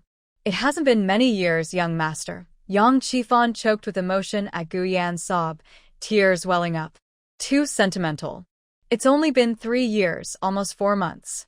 Gu Yan stretched out an arm, wrapping it around Yang Qifan, holding him tightly. Young master, you really are. Yang Qifan also put his arm on Gu Yan's shoulder and hugged him firmly. You're here, and I feel like a tiger with added strength, Gu Yan said, pushing his hands against Yang Qifan's shoulders and studying him again. My elder brother received an order to protect the prince. The people he chose are the best in the Empire's navy. But the prince wrote me a letter, saying your side is more important. What are you planning to do? Wipe out the maritime tax office. Yang Qifan lowered his voice as he leaned close to Gu Yan. Purify. Gu Yan corrected him. That's about the same. Yang Qifan raised his voice. Those bastards are getting greedier and more ruthless. My elder brother hates hearing about them. According to the law, they should be killed. That bloodshed will definitely clean out that entire maritime tax office. Tomorrow night, the first battle. Gu Yan and Yang Qifan whispered to each other, shoulders close. Yang Qifan nodded repeatedly. Finally, he looked up at Gu Yan. No killing? Not a single one? Okay, I understand, I get it. Go back to your ship first. Don't show yourself for now. After tomorrow, if anyone asks, just say you're protecting the prince's southern campaign and ignore everything else, Gu Yan said with a smile. Rest assured, Yang Qifan replied seriously, then looked at Gu Yan. Have you finished all the important matters? Gu Yan nodded. Yang Qifan smiled. Then let's talk about something else. I heard you made a charming confidant in Pingjiang City. Yu Yan raised his eyebrows and asked, Where did you hear that? Who's telling you nonsense? Your aunt, my cousin's wife, mentioned it in a letter to the eldest brother, Yang Qifan said with a smile. Yu Yan snorted. I knew it was her. She's old and always acting silly. She writes to your brother and brings up this stuff? She's really bored. Yes, she wrote several pages, saying your close friend is very clever, not very handsome, but praising you, saying you're at least not obsessed with looks. Yang Qifan looked interested. Yu Yan looked up at the sky in silence. Are you really obsessed? Yang Qifan looked carefully at Yu Yan's expression. I'm not obsessed. What am I obsessed with? Yu Yan opened his folding fan and shook it. I'm just asking what you're obsessed with. Really obsessed? Yang Qifan turned from his right side to his left. I'm not obsessed. What are you talking about? Just friends. You'll see when you meet him. Yu Yan pushed Yang Qifan back. Surprised, Yang Qifan said, I'll see him? I can meet him? Friends? I really want to meet him then. There's an important event tomorrow night. You should go back quickly. Rest if you can, make arrangements if needed. Just go back now. Yu Yan waved his hand, urging Yang Qifan to leave. Don't worry, I'm going back now. See you tomorrow. Yang Qifan took a few steps and looked back, waving twice. Yu Yan waved his fan to signal him to hurry back. Watching Yang Qifan board the boat, Yu Yan turned around and went back. Yu Xinglao entered the guild hall. Chairman Shi was frowning over a document in front of him. When he saw Yu Xinglao, he hurriedly waved him over. I was about to ask you to come. Come and look at this. Chairman Shi picked up a few pages of the document and handed them to Yu Xinglao. We've already told the government office and the transportation department. If they don't handle the Yang cloth shop matter, and if there are any donations or levies, don't come to us. Look at this. It's been sent over again. Where do they get the face?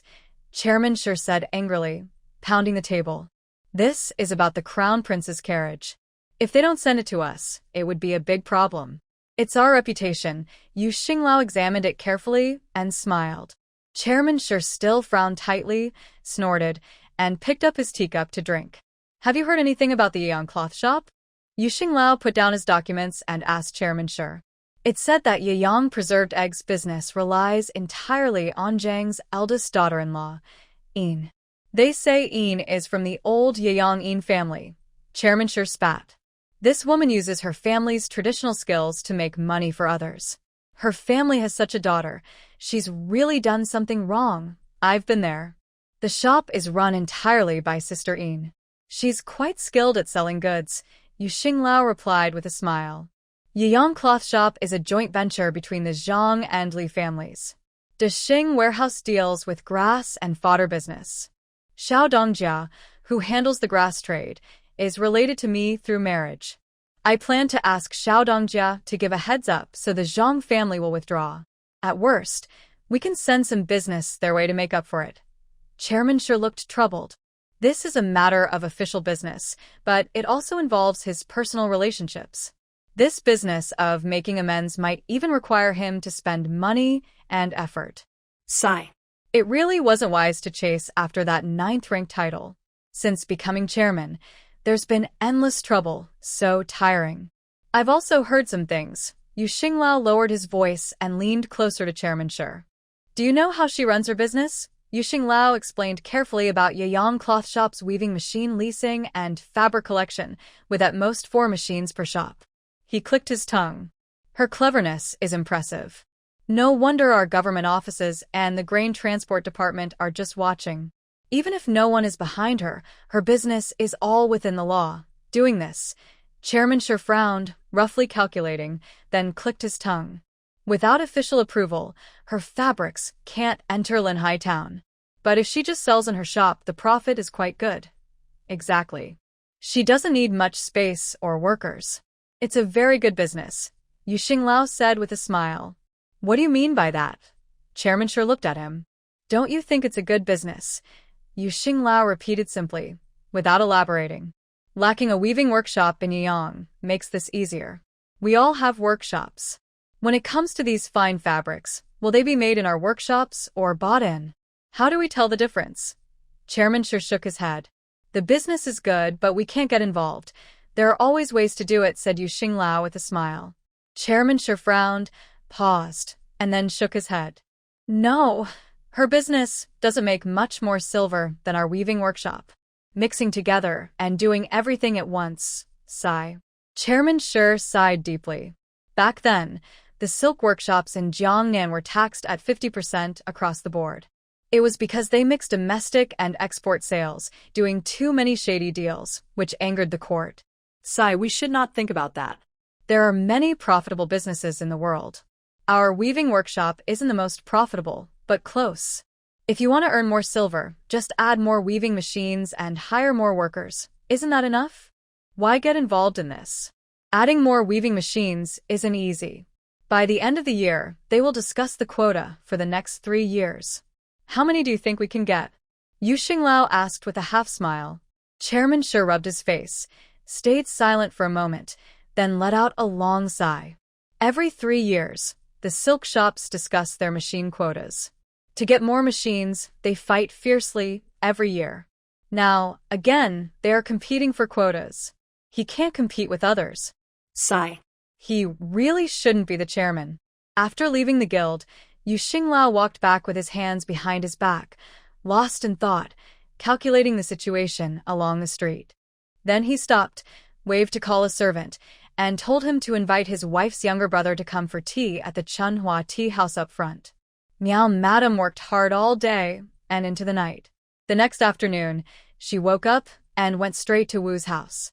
She washed her face, carefully applied a light layer of powder, and Aunt Wu prepared a plate of eggs and a dish of rice cakes for her.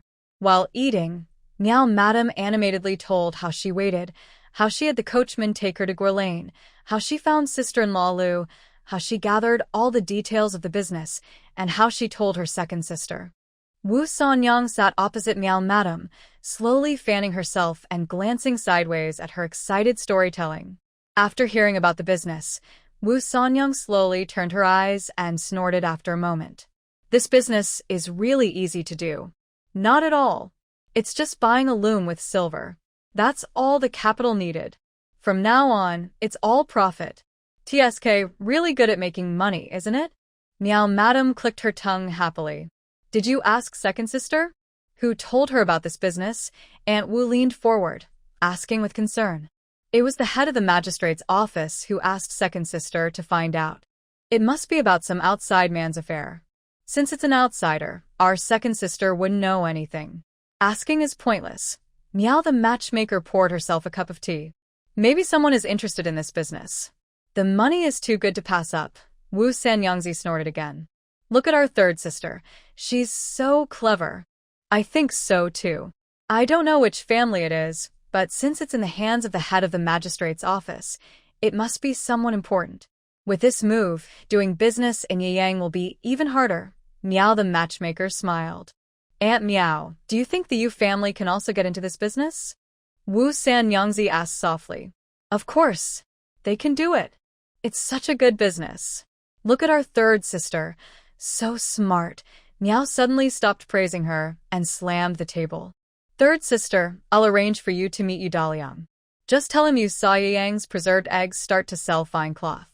The quality varies, and you thought of a way to get information. When it turned out just as you guessed, you thought it was a good business. Tell Daliang to go to Hujia village and see if he can do it. The Yu family thought her third sister was incapable of supporting the family. This was a good chance to show them her cleverness and skills. I already thought of that. I was too lazy to say it. Wu Sanyangzi snorted. Third sister thought of it and told me. I said she's just dreaming. You know I'm not very smart. Aunt Wu quickly added with a smile. Our third sister is so clever. The sooner, the better. I'll go find Daliang now. You get ready, change your clothes. Meow the matchmaker stood up and hurried out. At the end of July, the thin, weak moon was covered by thick clouds. The sea breeze blew in, bringing the salty smell of the ocean. Not far from the dock, in a low-lying area, several rows of old, dilapidated houses stood. This place was originally a temporary storage area for military fodder. Due to heavy humidity, it had been abandoned for many years. Recently, new workers had spent a little money to rent the space. Now, the rows of houses are fully occupied. In the dark night, groups of men dressed in black gathered from different directions. The leader, along with 4 or 5 others, stood on a high spot, watching the low-lying area. Is there enough oil? The leader asked quietly. Yes, we brought 4 or 5 barrels more. We'll burn them until only bones and ashes remain, one leader said fiercely. According to our plan, your 3 groups each take one side. Attack together at first, then quickly retreat. We'll do the same with the other 2 groups. After that, you pour oil and set fire. Is everyone clear? The leader instructed softly. Yes, the leaders nodded together. May the heavens protect us today. Attack. The leader commanded fiercely. The leaders dispersed, each leading their team. They ran to their positions, drawing specially made knives and axes, surrounding the low-lying houses from 3 sides. The front men, about 7 or 8 yards away from the houses, raised their knives and axes. Just as they shouted, "Charge," and prepared to run, suddenly there was a burst of bright flames. Countless torches were raised, and the sharp sound of bows being drawn filled the air. A loud voice cursed loudly, "Damn it, everyone stop right there." More than a dozen arrows whistled through the air, hitting a dozen men who couldn't stop in time. Some unlucky ones were pierced through the feet, crying out in pain. "Shut up," shouted the young general under the firelight. The crying men quickly shut their mouths. Several men from the houses ran out hurriedly. Many were completely naked, standing in a group, staring in shock at the black-clad figures surrounding them, who seemed frozen in place by some spell. Outside, under the glow of countless torches, archers drew their bows, aiming at the black-clad men and others. Gu Yan, dressed in a black riding outfit embroidered with a golden python pattern on the sleeves, stood beside the young general. He smiled softly, observing the black-clad figures frozen in place by the arrows. A shout was heard, and the archers cleared a path. Several black-clad men crowded together, being pointed at by long spears, and pushed into the archers' circle. The last group of black-clad men carried a barrel of oil, poured it in a designated spot, and knelt in rows on the ground. The men with knives and axes who had been frozen also had their weapons thrown into piles, and they knelt in lines. A few black-clad leaders were pulled out by soldiers and knelt at the front in a row. The porters in the low ground knelt down quietly, showing they understood the situation. "Young master, I am here on the order of the Ministry of Customs. When I first arrived at the dock, I told you I only have one rule. Can you guess what that rule is?" Gu Yan kicked the black-clad leader kneeling in front. "No fighting," the leader dared not lift his head. "Is that correct?" Gu Yan kicked another black-clad leader. Yes, this leader was a bit braver and looked up at Gu Yan, his eyes stinging from the flickering torchlight and the golden snake pattern. "Then what are you doing? Speak." Gu Yan lifted his foot to hold the leader's chin. "Please, your young master, spare us." The leader had to look at Gu Yan. "I'm asking you." Gu Yan lowered his foot. "What are you doing? Speak. They are bullying us too much." The leader bowed his head. "Are you deaf, or do you think I won't do anything to you?" Gu Yan took a step back. "I'll ask you again, one last time. What are you doing? Kill. No, fighting." The leader sweat coldly on his forehead. "Look at this." Gu Yan turned to Yang Qifan and sighed. "They ignore my words. Too much bloodshed makes the place smell bad. We should tie them up and throw them into the sea," Yang Qifan suggested. "The crown prince is coming soon. Too many dead people is bad luck." Gu Yan sighed again. "Besides, our knives are meant for fighting outside the country. Inside the empire, everyone is a citizen. We shouldn't kill without reason, at least not without proper punishment. But we can't just let this go," Yang Qifan said, eyeing their sharp knives and axes. "Maybe we should cut off their hands and feet." "Sigh, forget it. Cutting off hands and feet. How can they support their families?" "Do you all have families?" Gu Yan asked loudly. Yes. The black-clothed men replied, bowing their heads. "But just releasing them like this isn't enough." Gu Yan frowned and thought for a moment. "I've got it. Tomorrow morning, go to the dock and admit your guilt by carrying a bundle of sticks. Listen, everyone working on the dock is like brothers. You can't just bully each other, fight, or cause trouble all the time. Look, I haven't even hurt you with my sword, so how can you cut your own brothers? This time, consider it a lesson. If it happens again, I'll send you all to the northern border, at the front, with your swords. You can cut to your heart's content. Go back and tell your bosses that I, the young master, oversee the maritime tax office. No fighting on the dock, anytime, anywhere. Not allowed. The young master, sir, it was them who falsely claimed the bamboo tokens and broke the rules," the leader bravely said. "How did they falsely claim the tokens?" Gu Yan asked. "They only took 1 token per trip, but it takes 2 trips to get 1 token," another leader quickly answered. Why does it take 2 trips to get 1 token? Gu Yan asked curiously. On the docks I've seen, 1 trip equals 1 token. I've never heard of needing 2 trips for 1. Have you heard of this? He asked Yang Qifan. No. Never. Yang Qifan replied firmly. Why does it take 2 trips for 1 token? Don't tell me it's a rule, Gu Yan raised his voice. The leaders looked at each other. That's the rule? If it isn't, what else could it be? Taking 1 token every 2 trips means 2 trips count as 1. I've never heard of such a thing. Go back and ask carefully why this is so. Find out the truth. 1, 2, 3. Come report to me, Gu Yan said loudly, word by word. Even if they could explain 1, 2, 3, it wouldn't be right. Yang Qifan added. You are right, Lord Yang. First, ask me clearly, why are 2 trips counted as 1? Has this been the case since the Sea Tax Office was established, or was there some change along the way? Second, discuss with your team and change the rule so that 1 trip equals 1 count. Everywhere else in the world, 1 trip is 1 count. Why are you different? Gu Yan looked very relaxed as he gave his orders. Yang Qifan waved his hand, and several groups of soldiers hurried forward. They separated the kneeling black-clad men into groups and took them to a corner of the dock, kneeling neatly. They waited until dawn to carry out the punishment of the young master, who was asking for forgiveness with a stick in his hand. The archers and soldiers returned to their teams. Yang Qifan followed Gu Yan and frowned, saying, Is it really okay to just forgive and forget? Look at those oils, so cruel. If this matter is thoroughly investigated, at least a dozen heads could be cut off. Not now, Gu Yan said, squinting into the dark distance. I need them. Not only can I cut them, I must protect them. Big Brother says the Sea Tax Office is the foundation of the country, and the Jiangnan Sea Tax Office is even more important. Yang Qifan swallowed his words, not daring to speak. Your big brother doesn't agree with me moving the Jiangnan Sea Tax Office, Gu Yan said clearly. Yes, Yang Qifan replied softly. He thinks if you want to move it, you need at least 3 or 5 years, even 10 or 8. Not only to investigate thoroughly, but also to plan a way out or a replacement.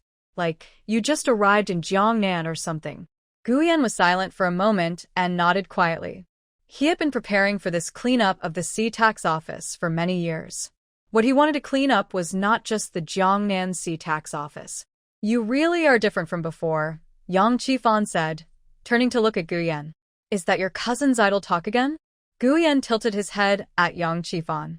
They're all praising you for pages and pages, all kinds of praise, Yang Qifan said with a smile. I've arranged everything here. Where are you going now? When will you go to Pingjiang City? I have nothing to do today, and I'll be free tomorrow too. Gu Yan stopped walking and looked at Yang Qifan from the side. That little confidant, you said. Hey, Yang Qifan rubbed his fingers and chuckled a few times. She's surnamed Li, 4th of her class. Call her Miss Li or 4th Lady. What confidant? What little confidant, Gu Yan snorted. When are you free? Hee. Yang Qifan saw Gu Yan didn't glare at him, so he got bolder. We're only free recently. Once the prince arrives, there won't be any free time, right? We need to hurry. She might not be free. Let's wait until everyone is free. Have you personally checked the terrain along Linhai Town's route? Are you clear about everything? How did your older brother instruct you before you came? Gu Yan pointed his finger at Yang Qifan's chest. Big brother told me to follow your arrangements. That's what it says in his instructions. Yang Qifan forced a dry smile. From now on, take your people and go 150 miles north and 150 miles south. Ride horses and take boats back. Carefully investigate. Go now, Gu Yan immediately ordered. Yes. Sayu. Yang Qifan looked at Gu Yan walking away and sighed. Fine, just investigate. We'll talk when I get back. Madame Lu delivered a message. Li Xianwan and Li Jinju hurried to Gua Alley with Ao and Wang Yuding. At the tea house where Madame Lu first spoke to Li Xianwan, she kept peeking outside. When she saw Ao riding a horse, she hurried out to meet them. What happened? Why are you in such a rush? Li Jinju first got off the cart, concerned. Something big has happened, Madame Lu said anxiously. Don't worry. As long as you're safe, it's not a big deal. Li Xianwan pushed Madame Lu into the tea house. Have you eaten yet? Let them serve a bowl of silver thread noodles and brew some tea, she indicated to Wang Yuding. Young lady, you're so kind. Madame Lu felt warm inside and almost cried. Anwan is right. As long as everyone is safe, it's not a big problem. Sit down first, no need to worry. Li Jinju also smiled. The waiter brought tea. Ah took a cup, pulled out a chair, and sat further away. Something big has happened. Sigh, it's all my fault. Madame Lu slapped her face. Don't be like that, sister. No matter what, don't mistreat yourself. Li Xianwan reached out to stop Madame Lu. I'm not. Sigh, let's get to the main matter. After your last visit to the village, about 2 hours later, the big cart you hired stopped at my door again. A woman got off, wearing a silk dress and a gold hairpin, looking very wealthy. She spoke very confidently. She said her surname is Li, just like yours, and she's a relative. She came to ask if we have any problems. I'm a simple person, so I believed everything she said. I told her everything. Sigh. Sister Lu looked very upset. What happened afterward? Li Jinju asked with a slight frown. She couldn't imagine how the Li family had such a relative. Early yesterday morning, a shopkeeper came to the village. He said his surname is Yu, and he's the head shopkeeper. Li Xianwan heard the name Yu and gasped, recognizing who that woman was. The Yu family man went to each household, asking for 20 copper coins per yard of cloth to buy fine cloth. I told him that wouldn't work because our weaving machines were given by the master. The Yu man said that the weaving machine money was transferred to him, and he also said that according to the contract we signed, once the machine money is paid off, we can sell the fine cloth however we want. He even showed a pile of shiny silver coins. How many families took his money? Li Xianwan asked. Except my family, everyone else did. Sister Lu lowered her head. Li Jinju kept her lips pressed tightly. Ah Wu's eyes widened in surprise. Wang Yuding quickly patted Ah Wu's back to signal her to stay quiet. Those families took the money for the weaving machines. Are they going to pay us back? Did they return the money themselves, or did you pass it on? Li Xianwan asked. They all have the money in their hands. How could they give it to me? It's shiny silver coins. Sister Lu smiled bitterly. Li Xianwan's eyes slowly rolled around, then asked again. They all signed contracts, right? How were the contracts written? They signed, but I don't know how. It was the men from each family who signed. I didn't see a thing. Sister Lu replied. Did the men from each family also take the money? Li Xianwan immediately asked. Of course. Sister Lu looked at Li Xianwan. This question made it clear that the silver coins and copper money were all managed by the men. Let's hurry and get the weaving machine money back, Li Jinju said in a low voice. There's no rush. Let's talk about it later. Li Xianwan quietly pulled Li Jinju and smiled at Aunt Lu. I overlooked something in the contract. I missed a line. When I go back, I will correct it. Where is your weaving machine? What are your plans? We will buy fabric at the original price without increasing it. I'll work with you. People should act properly, right? Just for 20 big coins. You're willing to lose face, Aunt Lu said angrily. All right, don't worry, sister-in-law. Since you're working with us, I won't treat you badly. I want to ask, would you be willing to receive a small wage from me? Help me visit the families in the villages, you know. Besides helping with the weaving, if you see anyone weaving incorrectly or poorly, give them some advice.